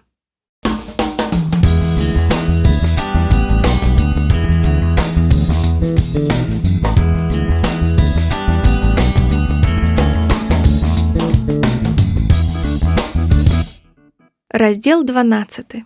Маленькі чорны выпускны. Мама Юля пацягнула на сябе вузкую аканіцу, і ейны твар абдало свежым паветрам. Павярнулася спінай да акна, уздыхнула на поўныя грудзі і задаволена абвяла вачыма плён сваёй справы. Прасторная актавая зала 234 школы была пад завязку напоўненая народам. Толькі першыя 4 шэрагі пакуль пуставалі. Гэтыя першыя шэрагі былі драпіраваныя белай тканінай і ўпрыгожаныя чырвонымі і срэбнымі стужкамі. Ніз сцэны, чырвоныя кулісы паабапал яе і доўгі грувасткі стол, на якім стосікамі высіліся атэстаты і граматы, пакрывала гэткая ж белая драпіроўка, а па ёй зіхцелі кветкі з пурпуровай і срэбнай паперы. З-пад ламбрэкі на кулісы над сцэнай завісалі шнуркі, на якія былі рэдка нанізаныя гіганцкія папяровыя пумпоны. Падобныя да хрызантэм, срэбныя, пурпуровыя, яшчэ белыя. Паўкруглая, спавітая гірляндай з кветак такіх самых колераў арка абрамляла ўваход у залу. Такія аркі стаялі яшчэ ў 2 праходах у першым шэрагу. Усе, хто сёння перасоўваўся па зале, мусілі прайсці праз кветкавы порцік. Гэта надавала дзеі яшчэ большай урачыстасці. Госці вечара ўжо фатаграфаваліся, пазіруючы ў гэтых арках. Сёння ўжо ні ў кога з бацькоў язык не павернецца сказаць, што выпускны ў мурах школы гэта не па-багатаму. А ўсё дзякуючы ёй, маме Юлі. Хіба яна не малайчынка? Яшчэ зімою, калі бацькоўскі камітэт збіраўся першы раз, яна лоўка пераканала ўсіх мам і татаў, што варта адзначаць выпускны менавіта тут. А ўсё ж магло скласціся іначай. У самым пачатку таго сходу слова ўзяла, а дакладней захапіла гэтая непрыемная дама. Мама Юля ў думках называла яе мадам Паўзункова. Напорыстая кабета з грубымі манерамі і няправільнымі націскамі, але чамусьці менавіта такім людзі ў нас вераць. І такім рахмана падпарадкоўваюцца. Мадам Паўзункова заявіла, што школа проста абавязаная прыняць прапанову ейнага мужа і дастойна адмеціць выпускны ў адной з рэстарацый беларускай чыгункі. Грошы за арэнду з ейных слоў выходзілі проста смяшныя. Мадам Паўзункова пусціла па шэрагах фота банкетнай залы. Інтэр'ер адрозніваўся ад школьнай сталоўкі хіба што аксамітнымі шторамі колеру бардо, разлапістымі жырандолямі і люстрамі ў залочаных рамах. Бацькі разгубіліся ад такога наскоку актыўнай мамы з 11 А і ўжо збіраліся галасаваць за. Юлія Статкевіч, якая часта дапамагала тату Віцю ладзіць прыёмы для партнёраў, вокам гненна калькулявала ў галаве смешныя грошы. Ёй адразу зрабілася нясмешна. Рэстарацыя таго не каштавала, нехта яўна збіраўся зарабіць на школьніках. Але мама Юля была мудрай жанчынай, таму скандалу падымаць не стала, а замест гэтага какетліва падняла руку і з усім абаяннем, на якое была здольная, нагадала дарослым, як незабыўна весела прайшлі іх выпускныя ў звычайных школьных сталоўках. Як радасна было ў той апошні вечар дзяцінства, як шмат усе смяяліся і танцавалі, а потым беглі сустракаць світанак. Напрыклад, яны з аднакласнікамі ўсю ноч гойсалі над дзвіной у родным Полацку. У кожных мама і таты была свая дзвіна. Вочы заблішчэлі настальгіяй і замілаваннем. І ў гэты момант мама Юля незаўважна перайшла да лічбаў. Яна назвала суму ўнёску за выпускніка удвая меншую, чым перад тым Паўзункова. Гэта была перамога. Юлію Статкевіч аднагалосна абралі галавой выпускнога камітэта паралелі і прадстаўніцай бацькоў 11 А у пытаннях выпускнога вечара. Тацяне Паўзунковай прыдумалі ганаровае і адказнае заданне упрыгожыць школьную сталоўку для банкету і дыскатэкі, падкрэсліўшы, як гэта важна для дзяцей і іхняга настрою. Але з мамай Юлі яна ўсё адно не віталася. Працы патрабавалася шмат. Мама Юля нават хадзіла на курсы па дэкоры і фларыстыцы, каб уласнаручна упрыгожыць актавую залу. Давялося дакласці крыху ўласных грошай, каб усё атрымалася. Але ж, праўда, мы не выдадзім яе маленькага сакрэту. А тата Віця хацеў адняць у яе ўсю радасць ад гэтага вечара, выправіўшы сынулю ў Лондан. Як жа слаўна ўсё склалася. Юлечка, гэта проста цуд! Высокая цёмнавалосая кабета ў авангарднай паласатай сукенцы кранула маму Юлю за плячо. Бацькі 11 Б перадаюць вам сваё захапленне. Да слова, вы ўжо былі ў сталоўцы? Калі не былі, то і не хадзіце, паберажыце нервы. Кабета з'едліва захіхікала. Добра, што моладзь танцуе ў цемры. Ах, Эльвіра, дробна затопала ножкамі мама Юля, я так хвалююся. Але гэта такія прыемныя дрыжыкі, нібыта я сама сёння заканчваю школу. У сваёй ярка-зялёнай сукенцы з доўгай ніткай перлінаў, завязанай вузлом на срэбных шпільках і з пышнай укладкай, у якой каралявала белая ружа, мама Юля выглядала як сама царыца вясна. І толькі важкі фотоапарат са здаровым аб'ектывам, які вісеў у поўнай баявой гатоўнасці у яе на дэкальтэ, крыху зазямляў узнёслы вобраз. Раптам загарэўся белы прастакутнік сцэнічнага задніка, праектар выплюнуў на яго першы слайд «Бывай, школа». Гэта ўжо не мама Юля, гэта самі выпускнікі. Зайграла ўрачыстая музыка, зала прыціхла, і ўсе вочы скіраваліся на арку пры ўваходзе. «Ох, колькі пажывы сёння!» – захоплена сказала мама Юля, палашчыўшы аб'ектыў камеры нібы дзюбу прыручанага пелікана. «Колькі пажывы!» У гэты час перад актавай залай віравала і гула біржа. 5 класаў выстройваліся ў доўгую працэсію. Яшчэ 10 хвілін і пачнуць уручаць атэстаты. У калідорчыку пры самых зачыненых дзвярах кучкаваўся рэспектабельны А-клас. У канцы даўжэзнай чаргі шыхтаваўся мітуслівы Д. Ну, вы ў курсе алфавіта. Некалькі вучняў 11 Б хадзілі ўздоўж звілістага ланцуга і прасілі хутчэй разбівацца на пары. Бэшкі адказвалі за выпускны вечар.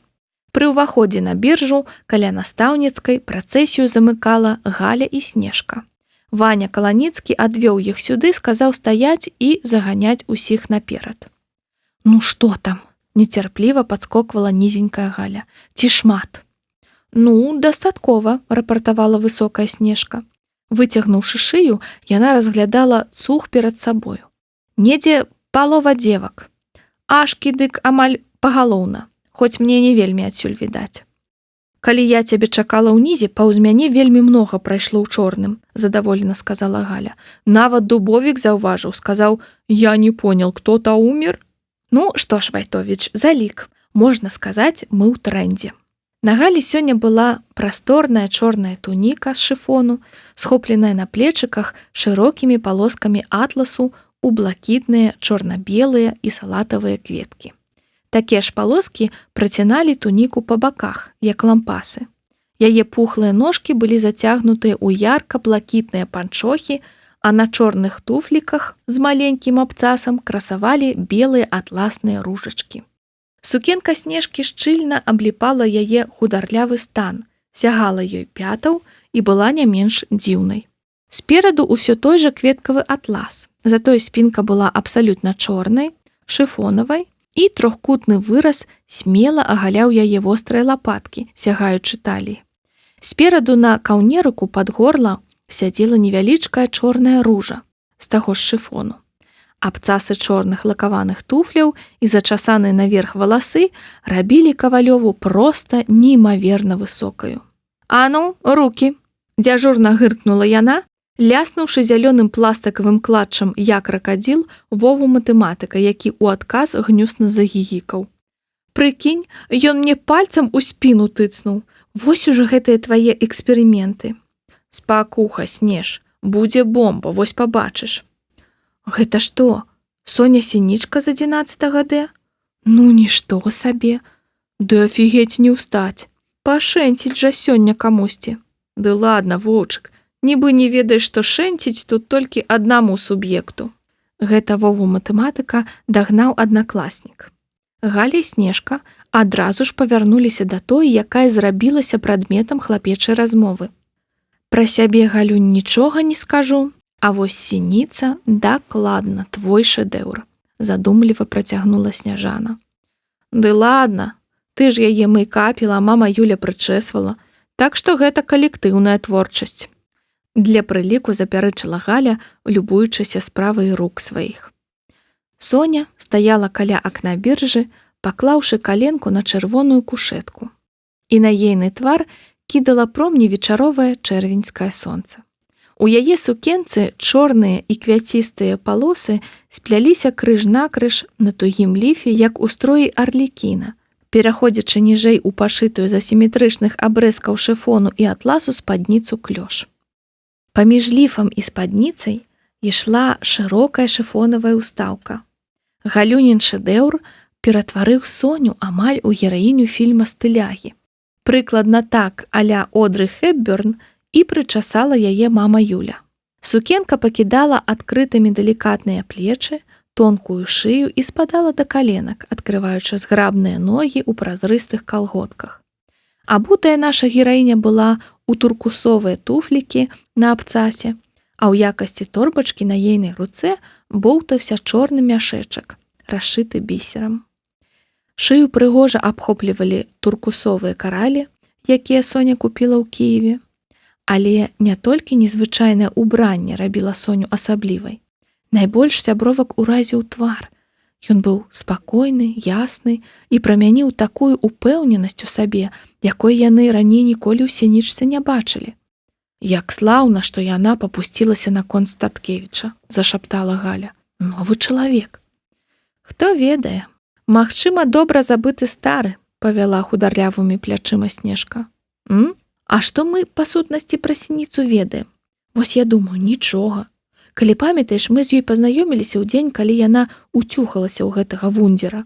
І гэтая пекліца доўжылася з пераменным поспехам больш за 2 гады. Сляпое каханне дэфармуе чалавека. А цяпер яна вылікавалася ад бацылы Статкевіча і, можа, сталася сама сабою. Згадай каку, вось і бяка, скрывілася Галя. Паўз іх па калідоры ішлі хлопцы-ашкі пры поўным парадзе. У бездакорных строях, белых кашулях і напарфумленыя. Наперадзе Бергер і Залескі, зашпіленыя на ўсе гузікі. А за імі, з рукамі ў кішэнях шыкоўнага цёмна-шэрага гарнітура, у рыпучай ад крухмалу бялюткай камізэльцы і нават з хустачкай у нагруднай кішэні, але без гальштука, Максім. Галя і Снежка пад ціскам працэсіі, што ўсё падаўжалася, ужо адступілі з біржы у цесны калідорчык, які вёў у іншае крыло школы, і больш не маглі бачыць Соню. Затое яны бачылі, як Залескі, выйшаўшы на пятачок, адкуль яе было добра відаць, павярнуў галаву і рэзка затармазіў, так што Статкевіч, які ішоў следам, траха не ўляцеў яму ў спіну. Дзяўчаты не вытрымалі, падбеглі і, вызірнуўшы за рага, сталі цікаваць, што адбудзецца. Але нічога асаблівага не адбылося. «Макс, гэта што, твая сінічка?» – ціха спытаўся Залескі, павярнуўшыся да Статкевіча. Бергер адно прысвіснуў.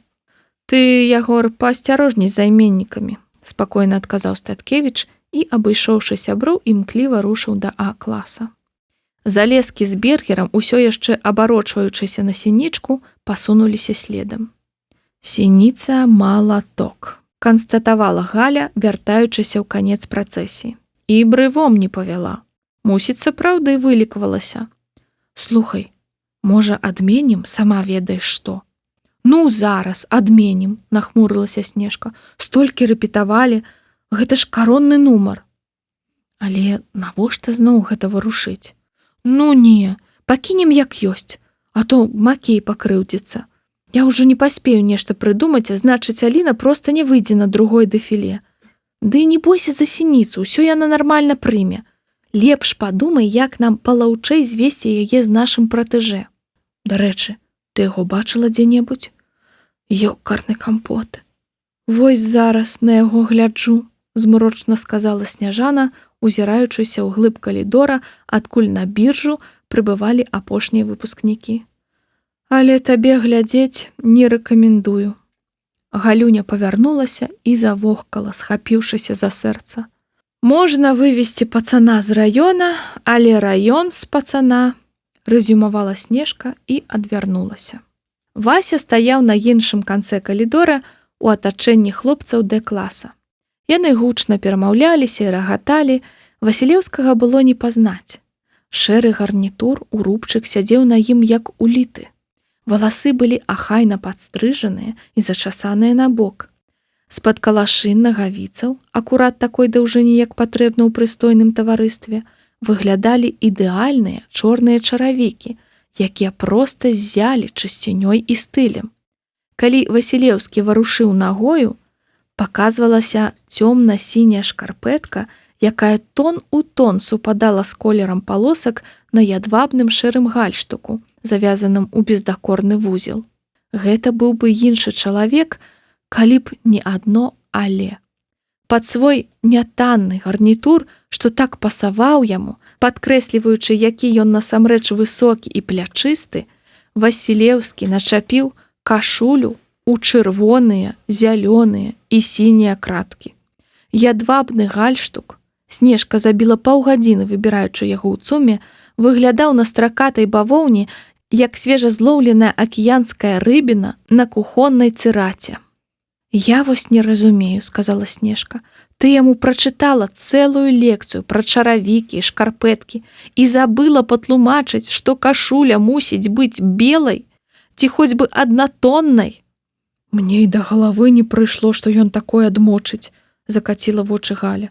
«Я яму толькі сказала, што рукавы трэба доўгія». «А няго ж, рукавы доўгія», – зноў павярнула галаву Снежка. У гэты момант дзверы актавай залы расчыніліся і загучала музыка. Біржа замітусілася. Ну, з Богам, сказаў Васілеўскі, падышоўшы да дзяўчат і абняўшы іх за плечы. І праўда, што з Богам, прамармытала Снежка, бо без яго сёння ніяк. Што? Я не расчуў. Цудоўна выглядаеш, Лёшачка. Так пачаўся маленькі чорны выпускны Соні Сінічкі. Напрыканцы я хачу сказаць не ад імя ўсіх выпускнікоў, а ад сябе асабіста. Я паступіў у 234 школу, бо лянівы. Лёгкі смех у зале. Я не хацеў ездзіць у цэнтр горада ў ліцэй ці гімназію, модныя ў нашых мам і татаў 3 гады таму. Я прыйшоў сюды і ні разу не пашкадаваў. У звычайнай, як тады здавалася школе, я сустрэў крутых настаўнікаў і не менш крутых аднакласнікаў, з якімі цікава было вучыцца. І чаго там хаваць, спаборнічаць. Так я і праспаборнічаў з вамі 3 гады. Я думаў, што 3 гады замалы час, каб адкрыцца людзям. Навошта гэта рабіць, калі жыццё ўсё адно раскідае па зямлі? Але нядаўна адзін разумны чалавек падказаў мне нечаканую думку. Развітваючыся мы не страчваем, мы набываем. Свайго чалавека ў Іерусаліме, знаёмага нобелеўскага лаўрэата па фізіцы, блат у паліклініцы ўрэшце, рогат. Дзякуй, сябры. У апошнія тыдні школы я змог пабачыць у вас нешта большае за канкурэнтаў. Я пабачыў у вас сёстраў і братоў і вельмі даражу гэтым пачуццём. Нас зрадніла школа, і гэта ўжо назаўжды. Мы стартавы капітал адно аднаго. Дык парупімся ж, каб з гадамі ён толькі павялічваўся. Ох, які ж ён усё-ткі сэксі, калі прамаўляе, зацмокала Галя. Яны са Снежкай стаялі за кулісай побач са школьнай партай, дзе быў ахайна раскладзены рэквізіт. Нумар Снежкі быў амаль тэатральным. Рыхтавацца трэба было загадзя. Таму ўсе яго ўдзельнікі ад 11 Д падняліся на сцэну, як толькі Лабановіч скончыў раздаваць медалі, атэстаты і граматы. На сцэне пры мікрафоне стаяў Максім Статкевіч. 11 А вырашыў элегантна адкруціцца ад актыўнага ўдзелу ва ўрачыстым канцэрце, адправіўшы яго прамаўляць ад імя класа. «Бліна, зірні на сініцу», адказала Галі Сняжана. Соня стаяла ў супрацьлеглай кулісе, адтуль яна мусіла выйсці на сцэну. Яе шчокі палалі ружовым. Фарбаваныя бляскам вусны прыадчыніліся ад здзіўлення, а вочы проста паядалі Максіма. «Да і ён яе магнітам прыцягвае», — сказала Снежка. «Ты як хочаш, а я думаю, фігу яна вылікавалася». «Снежа, благаю, давай усё спынім», — зашаптала Галя. «А то выйдзе, як тады, з калажыкамі». «Позна ўжо, зусім позна», — адрэзала Сняжана. «Дзякуй вам, сябры. Вы космас», — сказаў Максім і імкліва збег са сцэны пад авацыі. Фраза пра космас была яўна дамоўленая з вядоўцамі, Каньковай і Каланіцкім. Яны тут жа выйшлі на сцэну. Лена парадаксальна падтрымала маленькі чорны флэшмоб усіх разумных дзяўчатак паралелі. Яна была ў белай карункавай сукенцы з карункавай жастушкай у дрэдах. На шыі ў яе красавалі грубыя каралі з неапрацаванай чорнай лавы. Каланіцкі апрануў беласнежны гарнітур, пад якім замест кашулі была чорная футболка з намаляваным на ёй гальштукам. Дарэчы, пра космас харызматычна падхапіў Ваня. «Сустракайце, гурт «Астэроід», — скончыла за яго Лена. Пакуль прамаўляў Максім, на сцэне размяшчаліся 3 хлопцы з 11 Д з электрагітарамі і сінтэзатарам. З імі быў яшчэ бубнач, якога ніхто не ведаў. Літаральна за тыдзень да вечара яны адшукалі яго ў 9-й гімназіі разам са старэнькай ударнай сістэмай. Увесь клас сачыў за гэтай драмай. Пацанчыкі не паспелі сыграцца, і цяпер мусіла адбыцца жорсткая імправізацыя. На сцэну выйшла Наста Ракавец у чорнай трыкатажнай сукенцы з прынтам, на якім усміхаўся і махаў рукой Гагарын. Хлопцы ударылі па струнах, і яна заспявала не вельмі складную пераробку песні гурта «Ундервуд» з рэфрэнам «Дырэктар, я вас любіла, а-ла-ла-ла». У гэты час На задніку пачалі круціцца слайды з выпускных альбомаў усіх 11 класаў, у тым ліку мамы Юліны фоткі дэшак. Гэта быў яшчэ не самы адстойны нумар праграмы. Фізікі, матэматыкі і эканамісты нямоцна напружыліся і падрыхтавалі хто вершыкі, хто КВЗ пра жыццё школы. Галя і Снежка назіралі гэтую нуду на рэпетыцыі і ні кропелькі не ўразіліся.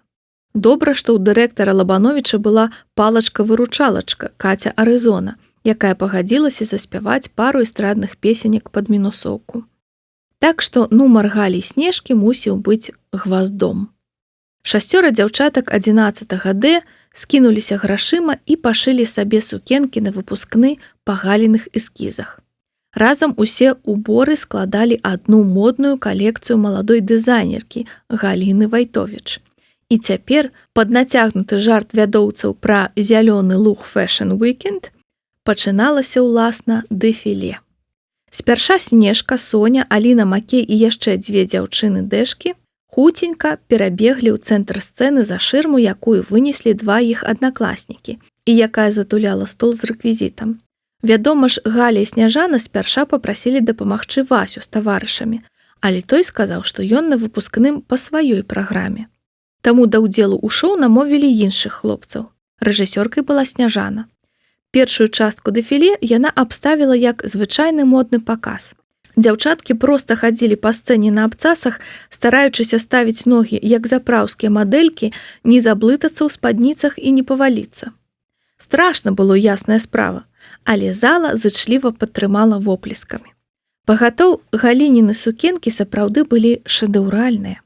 Другая частка дэфіле уяўляла з сябе карыкатуры на школьных знакамітасцей. Спачатку на сцэну пад бадзёры саундтрэк выйшла сама Снежка з папяровым пакетам. Яна вымала з пакета і раскідвала сшыткі, а за ёй беглі хлопцы і падбіралі іх. Напрыканцы хлопцы пасадзілі яе на рукі і вынеслі за кулісы.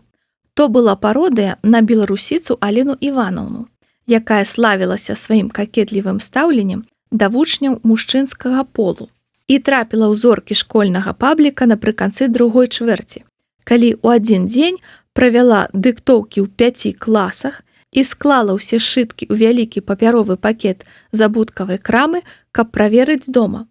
Дно разарвалася, і дыктоўкі густа засыпалі лесвіцу з 3 да 1 паверха. Іх увесь перапынак збіраў дзяжурны клас у поўным складзе, радасна здымаючы працэс на мабілкі. Садзіўшы Снежку, хлопцы вярнуліся на сцэну ў чорных капелюшах і сталі спінамі да публікі, а чарнявая аднакласніца Лера у сукенцы з прастакутным сілуэтам ар-дэко стала круціцца вакол іх зусім як спявачка Арызона ў сваім адзіным пакуль што кліпе. Яго зусім нядаўна запусцілі на мусканале. Лера знікла, з'явілася фігурыстая Дарына. На першым дэфіле яна выкрочвала ў кароткай сукенцы а-ля дыска, але на другое выйшла ў пышнай цыганскай спадніцы з захінам. Хлопцы-асістэнты, якія ўсё яшчэ заставаліся на сцэне, тарганулі спадніцу ў розныя бакі і з-пад яе вылузнулі ружовыя трэнікі. Дарыначка зрабіла сканфужаны твар і ўцякла.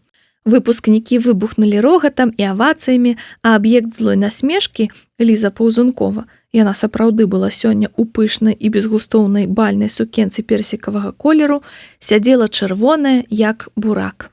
Соня таксама хіхікала, высунуўшыся за шырмы. Але злацешыць асабліва не было калі, бо надышла ейная чарга. Паненка выскачыла на сцэну, дзе застаўся толькі адзін з хлопцаў-асістэнтаў. Той зняў капялюш, агаліўшы ніцяны парык з дрэдамі. Соня павісла ў яго на шыі, сагнуўшы ногі ў каленках і счапіўшы іх ззаду з пакуслівым замочкам. І хлопец, адкінуўшыся, закруціў яе па сцэне. Зала заўлюлюкала. Гэта быў фірмовы фокус Каньковай і Каланіцкага, які яны часцяком выкідвалі на школьных калідорах. Тыя таксама зарагаталі ды запляскалі, а потым сталі побач і прадэманстравалі арыгінал. Здаецца, шоу спадабалася. Засталося апошняе дэфіле, пасля якога дзяўчаты і хлопцы мусілі выйсці на паклон і па завядзёнцы модных паказаў запрасіць на подыум мадэльерку. На сцэну з-за шырмы выслізнула Аліна Макей, а за ёй аднакласнік з тэніснай ракеткай на плячы. З ракеткай, бо трэба было пазнавальна намякнуць на Статкевіча. Аліна ішла задам наперад і несла перад сабой гіганцкі памерам з ватман канверт з налепленым на яго чырвоным сэрцам, прывабліваючы хлопца як кацяня фанцікам. Той спрабаваў зачапіць канверт ракеткай, але Аліна кожнага разу спрытна адскоквала. Нарэшце, перад самым краем сцэны Максім ухапіў канверт рукою, яны з Соняй, Аліна ясна ўвасабляла яе, пацягнулі яго ў розныя бакі, папера парвалася і ў залу пасыпалася канфеці. Гэта быў фурор. Усе ўдзельнікі нумара пад авацыяй высыпалі на сцэну, цягнучы з сабой Галюню. Толькі Сінічкі паміж імі не было. «Пакуль!» – спявае Арызона, абвясціў Ваня Каланіцкі, падкрэсліўшы слова «пакуль». Пакуль унізе ідуць апошнія рыхтаванні да неафіцыйнай часткі вечара, родныя і сябры могуць сфатаграфавацца з выпускнікамі. Калі ласка, запаліце святло ў зале. Пакуль, пакуль, гэты боль невядома адкуль. Пакуль, пакуль, так было заўжды і паўсюль. Растаемся, гаворучы словы без горычы. На-на-на-на. Арызона спявала хіт Свірыдавай і круцілася вакол мікрафона зусім як у сваім кліпе. Зала кіпела, быццам варэнне з чарніц. Мамы і таты абдымалі сыноў у строгіх гарнітурах і дачок у чорных сукенках, паварочваючы іх тварамі да фотоапаратаў і відэакамер. Успыхвалі усмешкі і бліскавіцы. «Трэба пагаварыць», – сказала Соня, прабіўшыся да Галі і Снежкі, якія стаялі пад сцэнай са сваімі бацькамі. «Зараз жа!» Цокаючы абцасамі, паненкі ўзняліся на прыступкі сцэны бліжэй да выхаду з актавай залы. Але толькі Соня набрала паветра ў грудзі, каб пачаць, знізу азваўся узлаваны голас. «Ваша брыгада дастала ўжо сваімі перформансамі, Сінічка!» Гучна, каб перакрычаць Арызону, сказаў Максім, падыходзячы да прыступак. «Ты што, моўчкі не можаш пакутаваць? Абавязкова было зноў ганьбіць мяне на ўсю школу. І гэта, перш чым закончыць свой Галя-канцэрт, паморшчыўся ён, скасавурыўшыся на Вайтовіч. Трэба было б усё-ткі разабрацца, хто тут за кім бегае». Ён павярнуўся і выйшаў у калідор, нырнуўшы ў квяцістую арку. «Вось і ўсё, маё золатка, нам з табой было соладка, як гарэла да золку нам белай ночы святло, не вярнуць, што не вернецца, ты не Бог, я не верніца, і цяпер цяжка верыцца, што каханне было». На Соніны вочы навярнуліся слёзы. «Я проста хацела сказаць, што Статкевіч выліе на мяне вось усё тое, што вы пачулі», – сказала яна дзяўчатам. «І бессэнсоўна яму тлумачыць, што вы мяне падставілі. Гнюсна так, за маёй спінай утварылі падлу. І вядома ж тады, калі я, эх вы, абы напаскудзіць, сяброўкі. Пакуль, пакуль, зразумей і рэчы спакой. Пакуль, пакуль, не пішы лістоў мне адтуль. Усё, што трэба, пачула я, справы мінулыя, на-на-на-на-на». «А я папярэджвала», – сказала Галя, калі яны са Снежкай засталіся сам-насам. «І што цяпер рабіць?» «Што? Прасіць прабачэння ў Сініцы і віну сваю загладжваць. Бачыш жа, што яна па-ранейшаму ўцюхана ў баклажана па вушы». «Угу, а ён з ротмістравай сустракаецца». «Ды не. А каго ж ён у сваёй прамове згадваў? Адна, разумны чалавек. Такія рэчы абы пра каго не кажуць. Ведаеш, калі нешта сёння можна зрабіць для Сонькі, дык гэта раз і назаўжды праясніць кейс Статкевіч ротмістрава». «І як?» «Ды наўпрост у яе спытацца. Думаеш, яна не скажа?» «І сапраўды, як мы раней не даўмеліся?» «Пакуль, пакуль, на маім тэрмометры 0, быў час, калі мы з табой у нябёсах жылі, будуць новыя радасці. Дзякуй, пара ісці. На-на-на-на-на-на». «Дзеўкі, у мяне ўсё чыкі-пукі. Вам заданне. Роўна а 2:00 абавязкова будьце на дыскатэцы. І Сініцу пры сябе трымайце», – прагарлаў Вася, падбегшы да прыступак. «Халера, зусім пра яго забылася», – паківала галавой Галя, калі Вася вылецеў з залы. «Што гэта было? Думаю, ён нешта замуціць для Сонькі. Ты ж яму сама гэтую ідэю ў галаву ўбіла». Ох, і заварылі мы кашу, Галюнь, выкіпае. Клац, клац. Вось вы дзе, мае дзяўчаты, мае зорачкі. Чаго такія кіслыя? Смайл! Хадземце, сфоткаю вас з бацькамі. Ці бачылі вы, куды пайшла Соня і Максім? Я іх шукаю. Ах, якія колеры, якія сукенкі, які вечар, столькі пажывы. Вось і ўсё. Было соладка нам з табой. Пакуль, пакуль. Тата, выходзь, сурова сказала Соня, раскрываючы дзверы кабінета рускай мовы. Што такое, Сонейка? Сказаў Пётр Сінічка. У руках ён трымаў пластыкавы кубак і канапку з чырвонай рыбай. Лустачка рыбы скруцілася на кругляку багета ў адмысловы вузельчык, які выдаваў у канапцы прадукцыю рэстарацыі пан Сцяпан. «Што за пекла творыцца ўнізе?» – спыталася дачка. «А што такое?» «Як што? Мы прыходзім у сталоўку, а там накрыты адзін вялікі стол на ашак і дэшак». «А, гэта геніяльная ідэя Юлькі. Яна палічыла, што калі скласціся на фуршэт 2 класамі, то выйдзе танней. Ну і я па сабе кошце харчоў падагнаў нарэзку». «А нічога, што ашкі нас спрадвеку з граззю мяшалі. Ведаеш, што там цяпер робіцца? Там людзі курыныя ножкі лічаць і на розныя канцы стала пароўну раскладаюць». «Праўда? Дзіўна», – азірнуўся Сінічка. Соня агледзела кабінет. Толькі цяпер яна заўважыла, што дарослых у класе неяк замнога. А няго ж, тут сабраліся не толькі бацькі іхняга класа, але і мамы таты ашак. І тут усё адбывалася значна больш мірна, чым у сталоўцы. Мама Юля прыязна гутарыла з Антанінай Васілеўскай, тата лінькова чаркаваўся з татам ротмістравай, многія дарослыя былі між собку даўно знаёмыя, і нават Ніначка з Івановічам, седзячы ўдваіх за настаўніцкім сталом, наварочвалі аліўе і з чагосьці сабе смяяліся. Відаць, пасля школы няма розніцы, хто на што вучыўся. «Эх вы, ведала б, зусім не прыходзіла б на выпускны». «Ну што ты, дачушка, ты сёння такая прыгажуня, то бок ты ў мяне ўвогуле прыгожая, але сёння асабліва. Слухай, накладзі мне ежы тут, я хачу адна паесці. Не хачу там сядзець». «Ну, не дуры, маляўка. Давай хуценька цокай ножкамі назад, там же твае сябры». «Угу, сябры. Вочы б не бачылі». «Мама, хадзі сюды!» – раптам пачуўся віскат ззаду. «Што за фігню вы замуцілі ў сталоўцы?»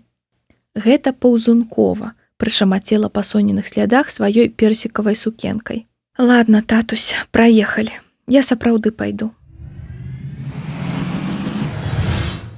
Соня спусцілася ў паўцёмную сталоўку, калі ўжо грымеў дыскач. На невялічкай сцэне подыуме у куце залівіста падбадзёрваў танцпол запрошаны дыджэй. Дзяўчына акуратна села на адно з крэслаў, пастаўленае пры сценцы, там, куды не дабівалі блікі дыскашара, і стала медытатыўна глядзець на рытмічныя рухі целаў. Дрыгацца не хацелася. Яна прыкмеціла Галю Снежку у купцы аднакласніц, але падыходзіць не збіралася. У англійскім слэнгу ёсць спецыяльнае слова для тых, хто падпірае сценкі на школьных дыскатэках і ўвогуле не вытыркаецца па жыцці. Wallflower. Соня заўсёды была такой кветкай. Навошта яна адарвалася ад сценкі? Трэба ведаць сваё месца. Яна пашукала вачамі Статкевіча. Ён сядзеў за інтэграваным АД-сталом з іншымі хлопцамі-ашкамі і флегматычна жаваў адбіўную. У водблесках дыскашара было відаць, як пад бравурна расшпіленым бялюткім каўнерам рытмічна рухаюцца вострыя ключыцы. Дыджэй абвясціў павольны танец, і з дынамікаў пылілася адна з рок-балад Скорпіонс. «Можна цябе запрасіць?» – раптам пачула Соня. Паненка спужана ўскінула галаву. Перад ёй стаяў сябар Максіма, Егор Залескі. Трэба было сказаць «не», але яна чамусьці пагадзілася. «Here I am, will you send me an angel? Here I am, in the land of the morning star». Ну што за антыкварыят? Мусіць, яшчэ мой тата пад яе танцаваў. А можа і дзядуля. А мне падабаецца. Ай, ладно, не зважай. Гэта я каб пачаць размову. Ягор добра танцаваў і, што спадабалася Сінічцы, вёў яе далікатна, як у вальсе. Хлопцы з Д-класа, запрашаючы паненак на танец, Зграбалі іх у абдоймы і так качалі ўсе 3 хвіліны медляку. Часам трэба было прасіць іх крыху адсунуцца і выслухаць кпіны пра піянерскую адлегласць. А Залескі не парушаў межаў. «Дзіўна, што ты мяне запрасіў», — сказала Соня. «Я заўтра з'язджаю ў Чэхію. Буду паступаць у Празе ў міжнародны эканамічны. Вось персанальна развітваюся з сімпатычнымі мне людзьмі. І ўсіх запар на танец запрашаеш?» «Ну, чаму? Бергеру я асадку падарыў». Нехта з ашак называе кагосьці з дэшак сімпатычным чалавекам. «Санкцый не баішся? Нашы класы толькі што адбіўныя дзялілі, а я дык навечна ў апале». Можаш уявіць, што Статкевіч сказаў пра наш нумар. «А, Статкевіч. Дык ён вядомы зануда. І жартаў на свой адрас не ўспрымае. Я з ім 3 гады за адной партай прасядзеў, ведаю, што кажу. А нумар быў адпад, даўно я так не смяяўся». «Гэта не я нават не ведала. Чорт, ён на нас глядзіць». «А то. Столькі нудзець камусьці на вуха пра абсалютнае зло Соню Сінічку і раптам пабачыць, што гэта працуе з дакладнасцю наадварот. Мне вось у выніку шкада аднаго, што мы з табой не былі бліжэй знаёмыя. Я думаю, ты незвычайная дзяўчына. Ведаеш, калі раптам будзеш у Празе, абавязкова мяне знайдзі». Апошнюю фразу ён дагаварыў, калі музыка аціхла. «Дзякуй за танец і гэта. Удачы, Соня», — сказаў Ягор, галантна правёўшы яе да крэсла пры сценцы. «Дзякуй. І табе шчасліва паступіць». «Так, але я не пра іспыты», — сказаў Залескі і знік у натоўпе. Захацелася піць. Пабачыўшы, што амаль увесь яе клас танцуе, Соня пайшла разжыцца сокам. Няхай насунутыя сталы поўніліся пластыкавымі талеркамі з пансцяпанаўскімі прысмакамі, знаёмымі з дзяцінства. Соня падчапіла свае любімыя тарталеткі і радасна імі хрумсцела, запіваючы ананасавым нектарам. Адно да аднаго, і ўжо амаль 2 гадзіна ночы, а яна з абеду нічога не ела.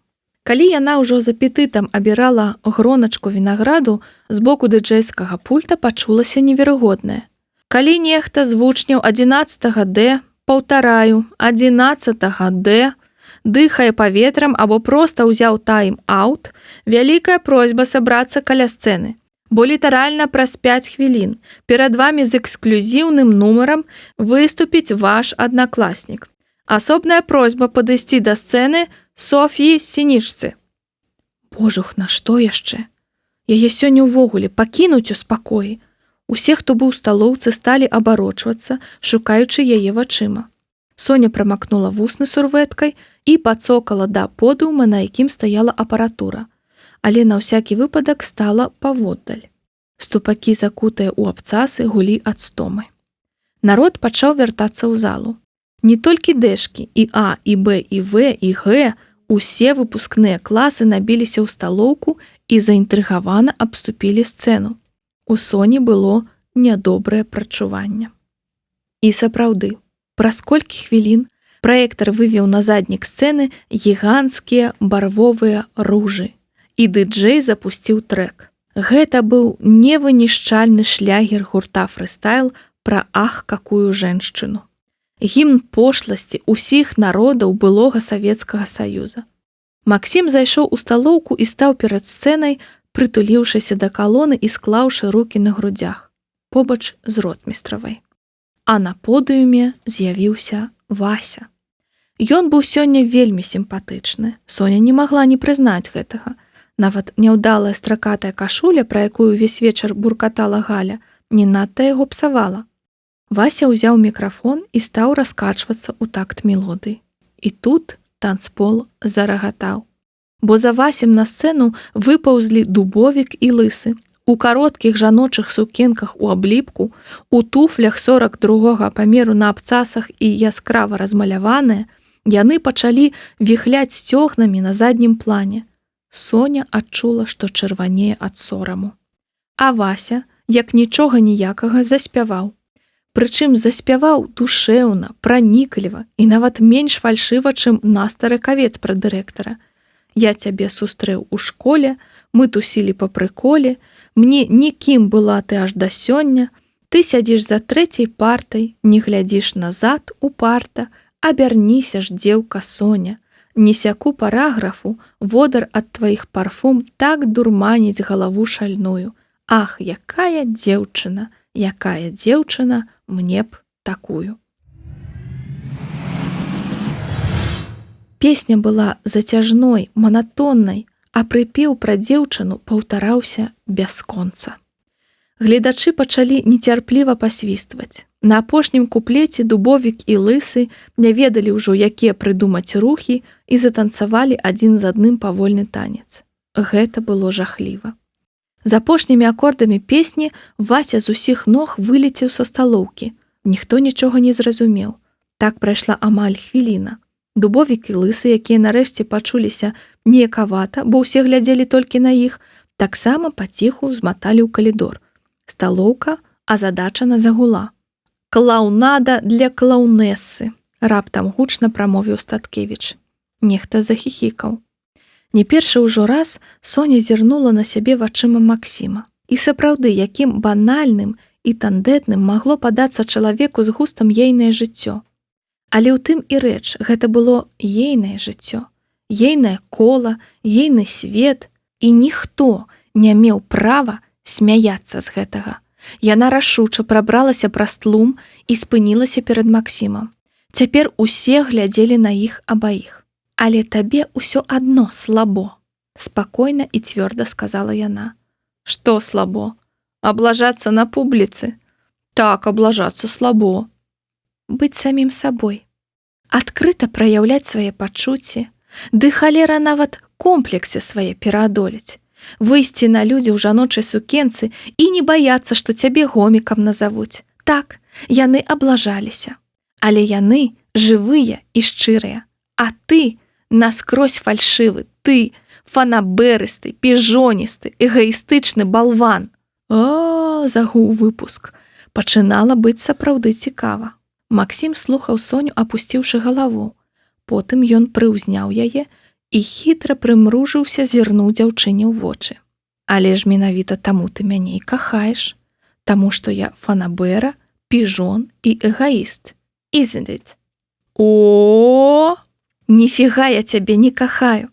Гэта было даўно і няпраўда», нарэшце выбухнула Соня. «Ага, расказвай». Максім за 2 скокі перасек сталоўку і падышоў да мікрафона. «Праўда ж, усім тут цікава ведаць, што было ў тым самым лісце. Ну то слухайце. Я Соня Сінічка з 11 Д. Мы незнаёмыя, хоць вучымся ў адной школе і наўрад ці калі пазнаёмімся. Як сказалі брытанскія арыстакраты, нас няма каму прадставіць, таму я наважылася напісаць гэты ліст, у якім хачу сказаць вельмі важную для мяне рэч. Я цябе кахаю». «Дзе ты яго ўзяў і на халеры прачытаў? А хіба яно не мне адрасаванае? Што хачу са сваёй поштай, тое і раблю. Я ўсім сэрцам пакахала цябе, як толькі пабачыла 2 гады таму на лінейцы ў 9 класе. З таго часу ты надаеш сэнс майму жыццю. Нафіг было на памяць завучваць». А я папярэджваў, я аўтаматычна запамінаю. «Дасталі тут усіх! Калі вы ўжо ажэніцеся?» выгукнуў нехта. Са мной такое здарылася ўпершыню. Спачатку я спадзявалася, што гэта проста завіхрэнне ў маёй галаве. Ох, і раз'юшылася ж Соня. Яна выхапіла з торбачкі мабільнік, дрыжачым паказнікам адкалупала ў меню тэчку з фотаздымкамі і хуценька заварушыла вялікімі пальцамі. Потым рынулася да ноутбука побач са сцэнай. Пры ім сядзеў запрошаны ды-джэй, які не ведаў кантэксту гэтай мілай разборкі і таму агаломшана назіраў за ашызелымі дзеткамі. Толькі б там быў інтэрнэт. Інтэрнэт быў. Схапіўшы мышку, Соня адкрыла браўзер і па памяці набрала адрас сваёй старонкі. Барвовыя ружачкі на задніку змяніліся выявай сімпатычнай дзяўчыначкі ў строі сняжынкі. Соня ўскочыла на сцэну. «Вашай увазе! Фота Максіма Статкевіча, калі ён быў маленькім. Да 4 годзікаў ягоная мама думала, што ў яе нарадзілася дачка. Тут мабільнікі выцягнулі нават тыя, хто быў паленаваўся здымаць фрык-шоу Васі, а потым дэкламацыю Максіма. Дуруша, што ты нарабіла? Папунцавеў Максім, абярнуўшыся на сцяну.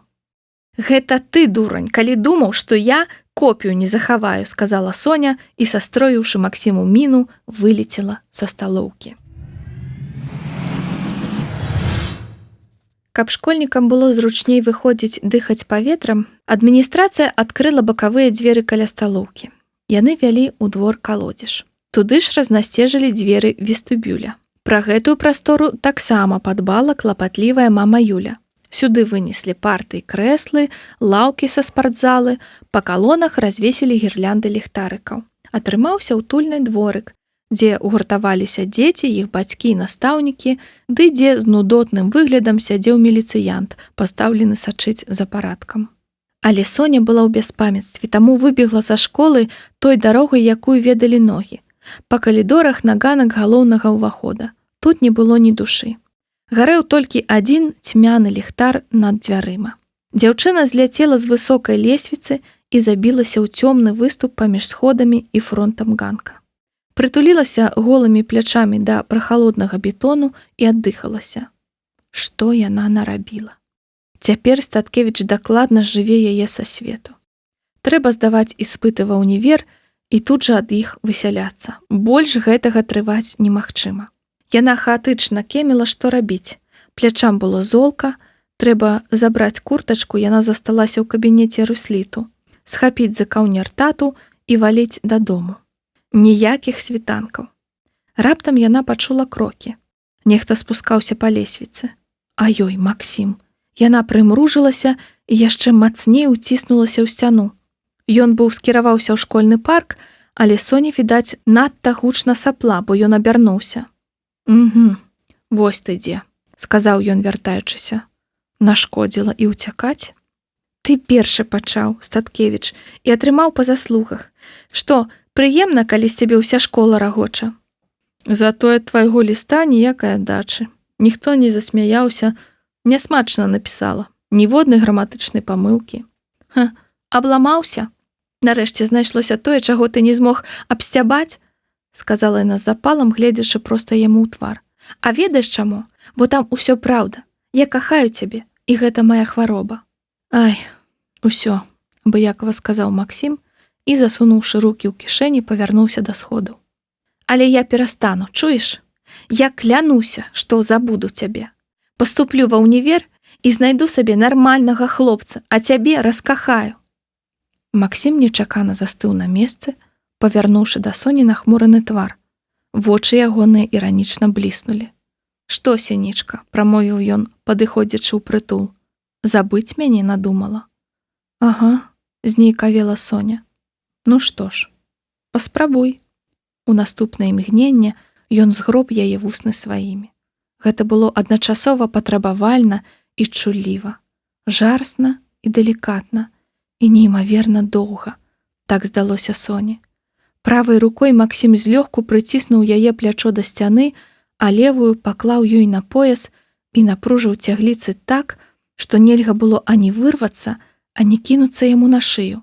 І калі вялікі палец ягонай левай рукі, паволі шнарачы па тонкім шыфоне, праваліўся ва ўпадзіну яе пупка, яна нарэшце адказала на пацалунак.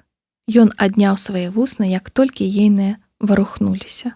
Давай, забывай, сказаў ён, шумна выдыхнуўшы. Фыркнуў і за некалькі скокаў узляцеў на школьны ганак. Ногі нарэшце адмовілі Соні. Яна спаўзла па сцяне на халодную плітку двара. Няясна, колькі яна так праседзела, чвэрць гадзіны або чвэрць стагоддзя. Нарэшце, недзе паводдаль яна пачула галасы. «Сініца, ты норм? Сініца, што з табою?» На справе Галя і Снежка стаялі блізка і крычалі ёй на вуха. «Вось ты дзе, мы ўсю школу аблазілі, цябе шукаючы. У нас навіна крутая. Мы спыталіся ў ротмістравай, дык вось, яны з Максімам не сустракаюцца, у іх нават у думках не было. Проста на ротмістраву бацькі моцна ціснуць з паступленнем, і ў Статкевіча тая ж фігня, і яны на гэтай тэме стусаваліся. Так што ні ён не закаханы, ні яна».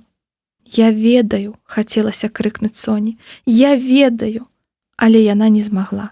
Відаць таму, што насамрэч яна ўжо нічога не ведала і нічога не разумела.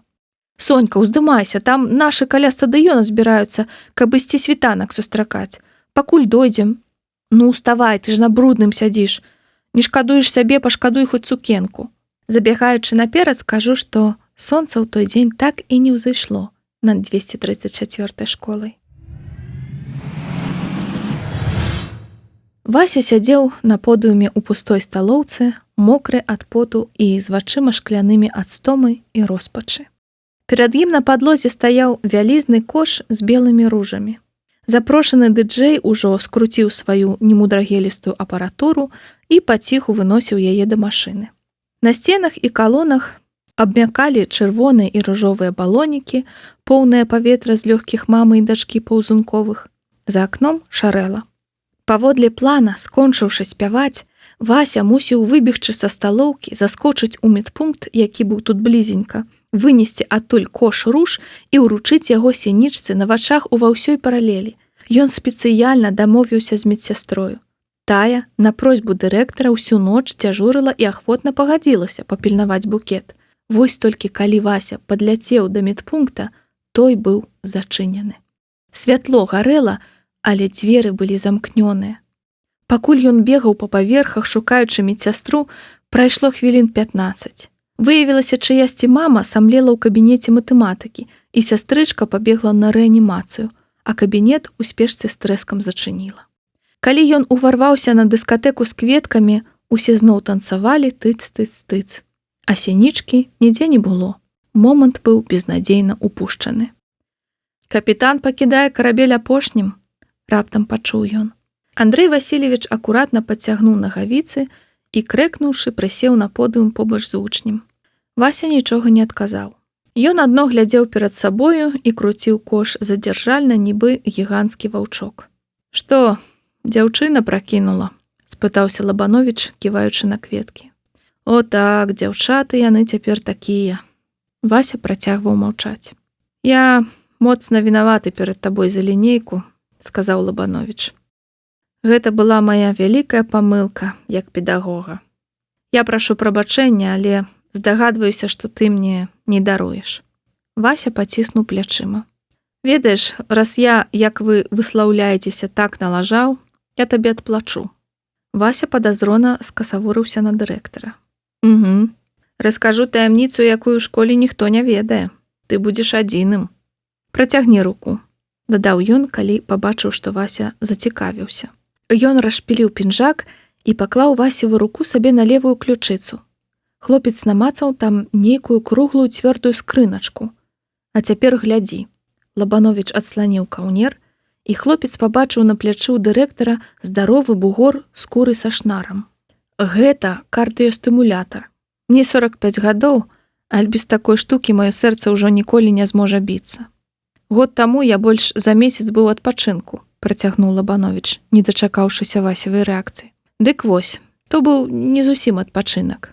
Мне рабілі аперацыю, а потым я ляжаў на рэабілітацыі ў Аксакаўшчыне. І вельмі баяўся, што ў школе пранюхаюць, бо мой знаёмы прафесар, які выкладае ва ўніверсітэце на біяфаку, атрымаў мянушку тэрмінатар, калі студэнты даведаліся пра такую штуку. А мне ніякіх мянушак не хацелася. Але цяпер я разумею, што гэта глупства. Хацець здавацца іншым, чым ты ёсць насамрэч. Ну вось, я расказаў. Можаш цяпер зрабіць што заўгодна. Разнесці па школе, або ў інтэрнэце напісаць. Прыдумаць мне мянушку». «Ды ладно», – урэшце загаварыў Вася. «Маракі сваіх не здаюць». «Як хочаш», – усміхнуўся Лабановіч. «Я расказаў. Хадзем ужо, трэба тут усё зачыніць. І знаеш, дзякуй табе», – сказаў ён, уздымаючыся. «Не ведаю, як ты за 11 гадоў, а я за паўгода шмат чаму ад цябе навучыўся. Я хачу цябе папрасіць пра нешта вельмі важнае. Паабяцай мне зніжку 10% у сваёй першай рэстарацыі. Заробкі ў настаўнікаў ніколі не павялічацца». За акном шарэла, але сонца так і не ўзышло над 234 школай. Дакладней, яно ўзышло недзе а палове на 5, як яму і належыць у чэрвені, недзе там, за ватным слоем хмар, але мі-мі-мі ад гэтага не было ніякага. Мінск стаяў шэры, і шэрым быў зялёны луг, і цнянскае вадасховішча пералівалася так, нібы ў яго ўсю ноч сцэджвалі ртуць з градуснікаў.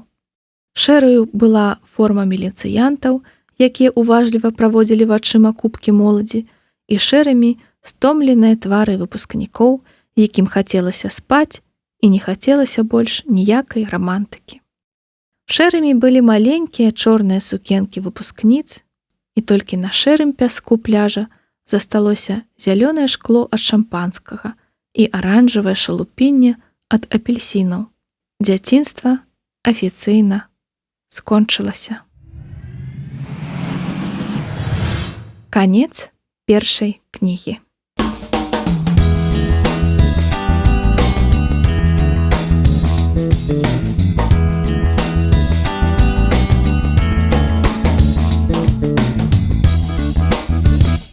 Працяг ёсць.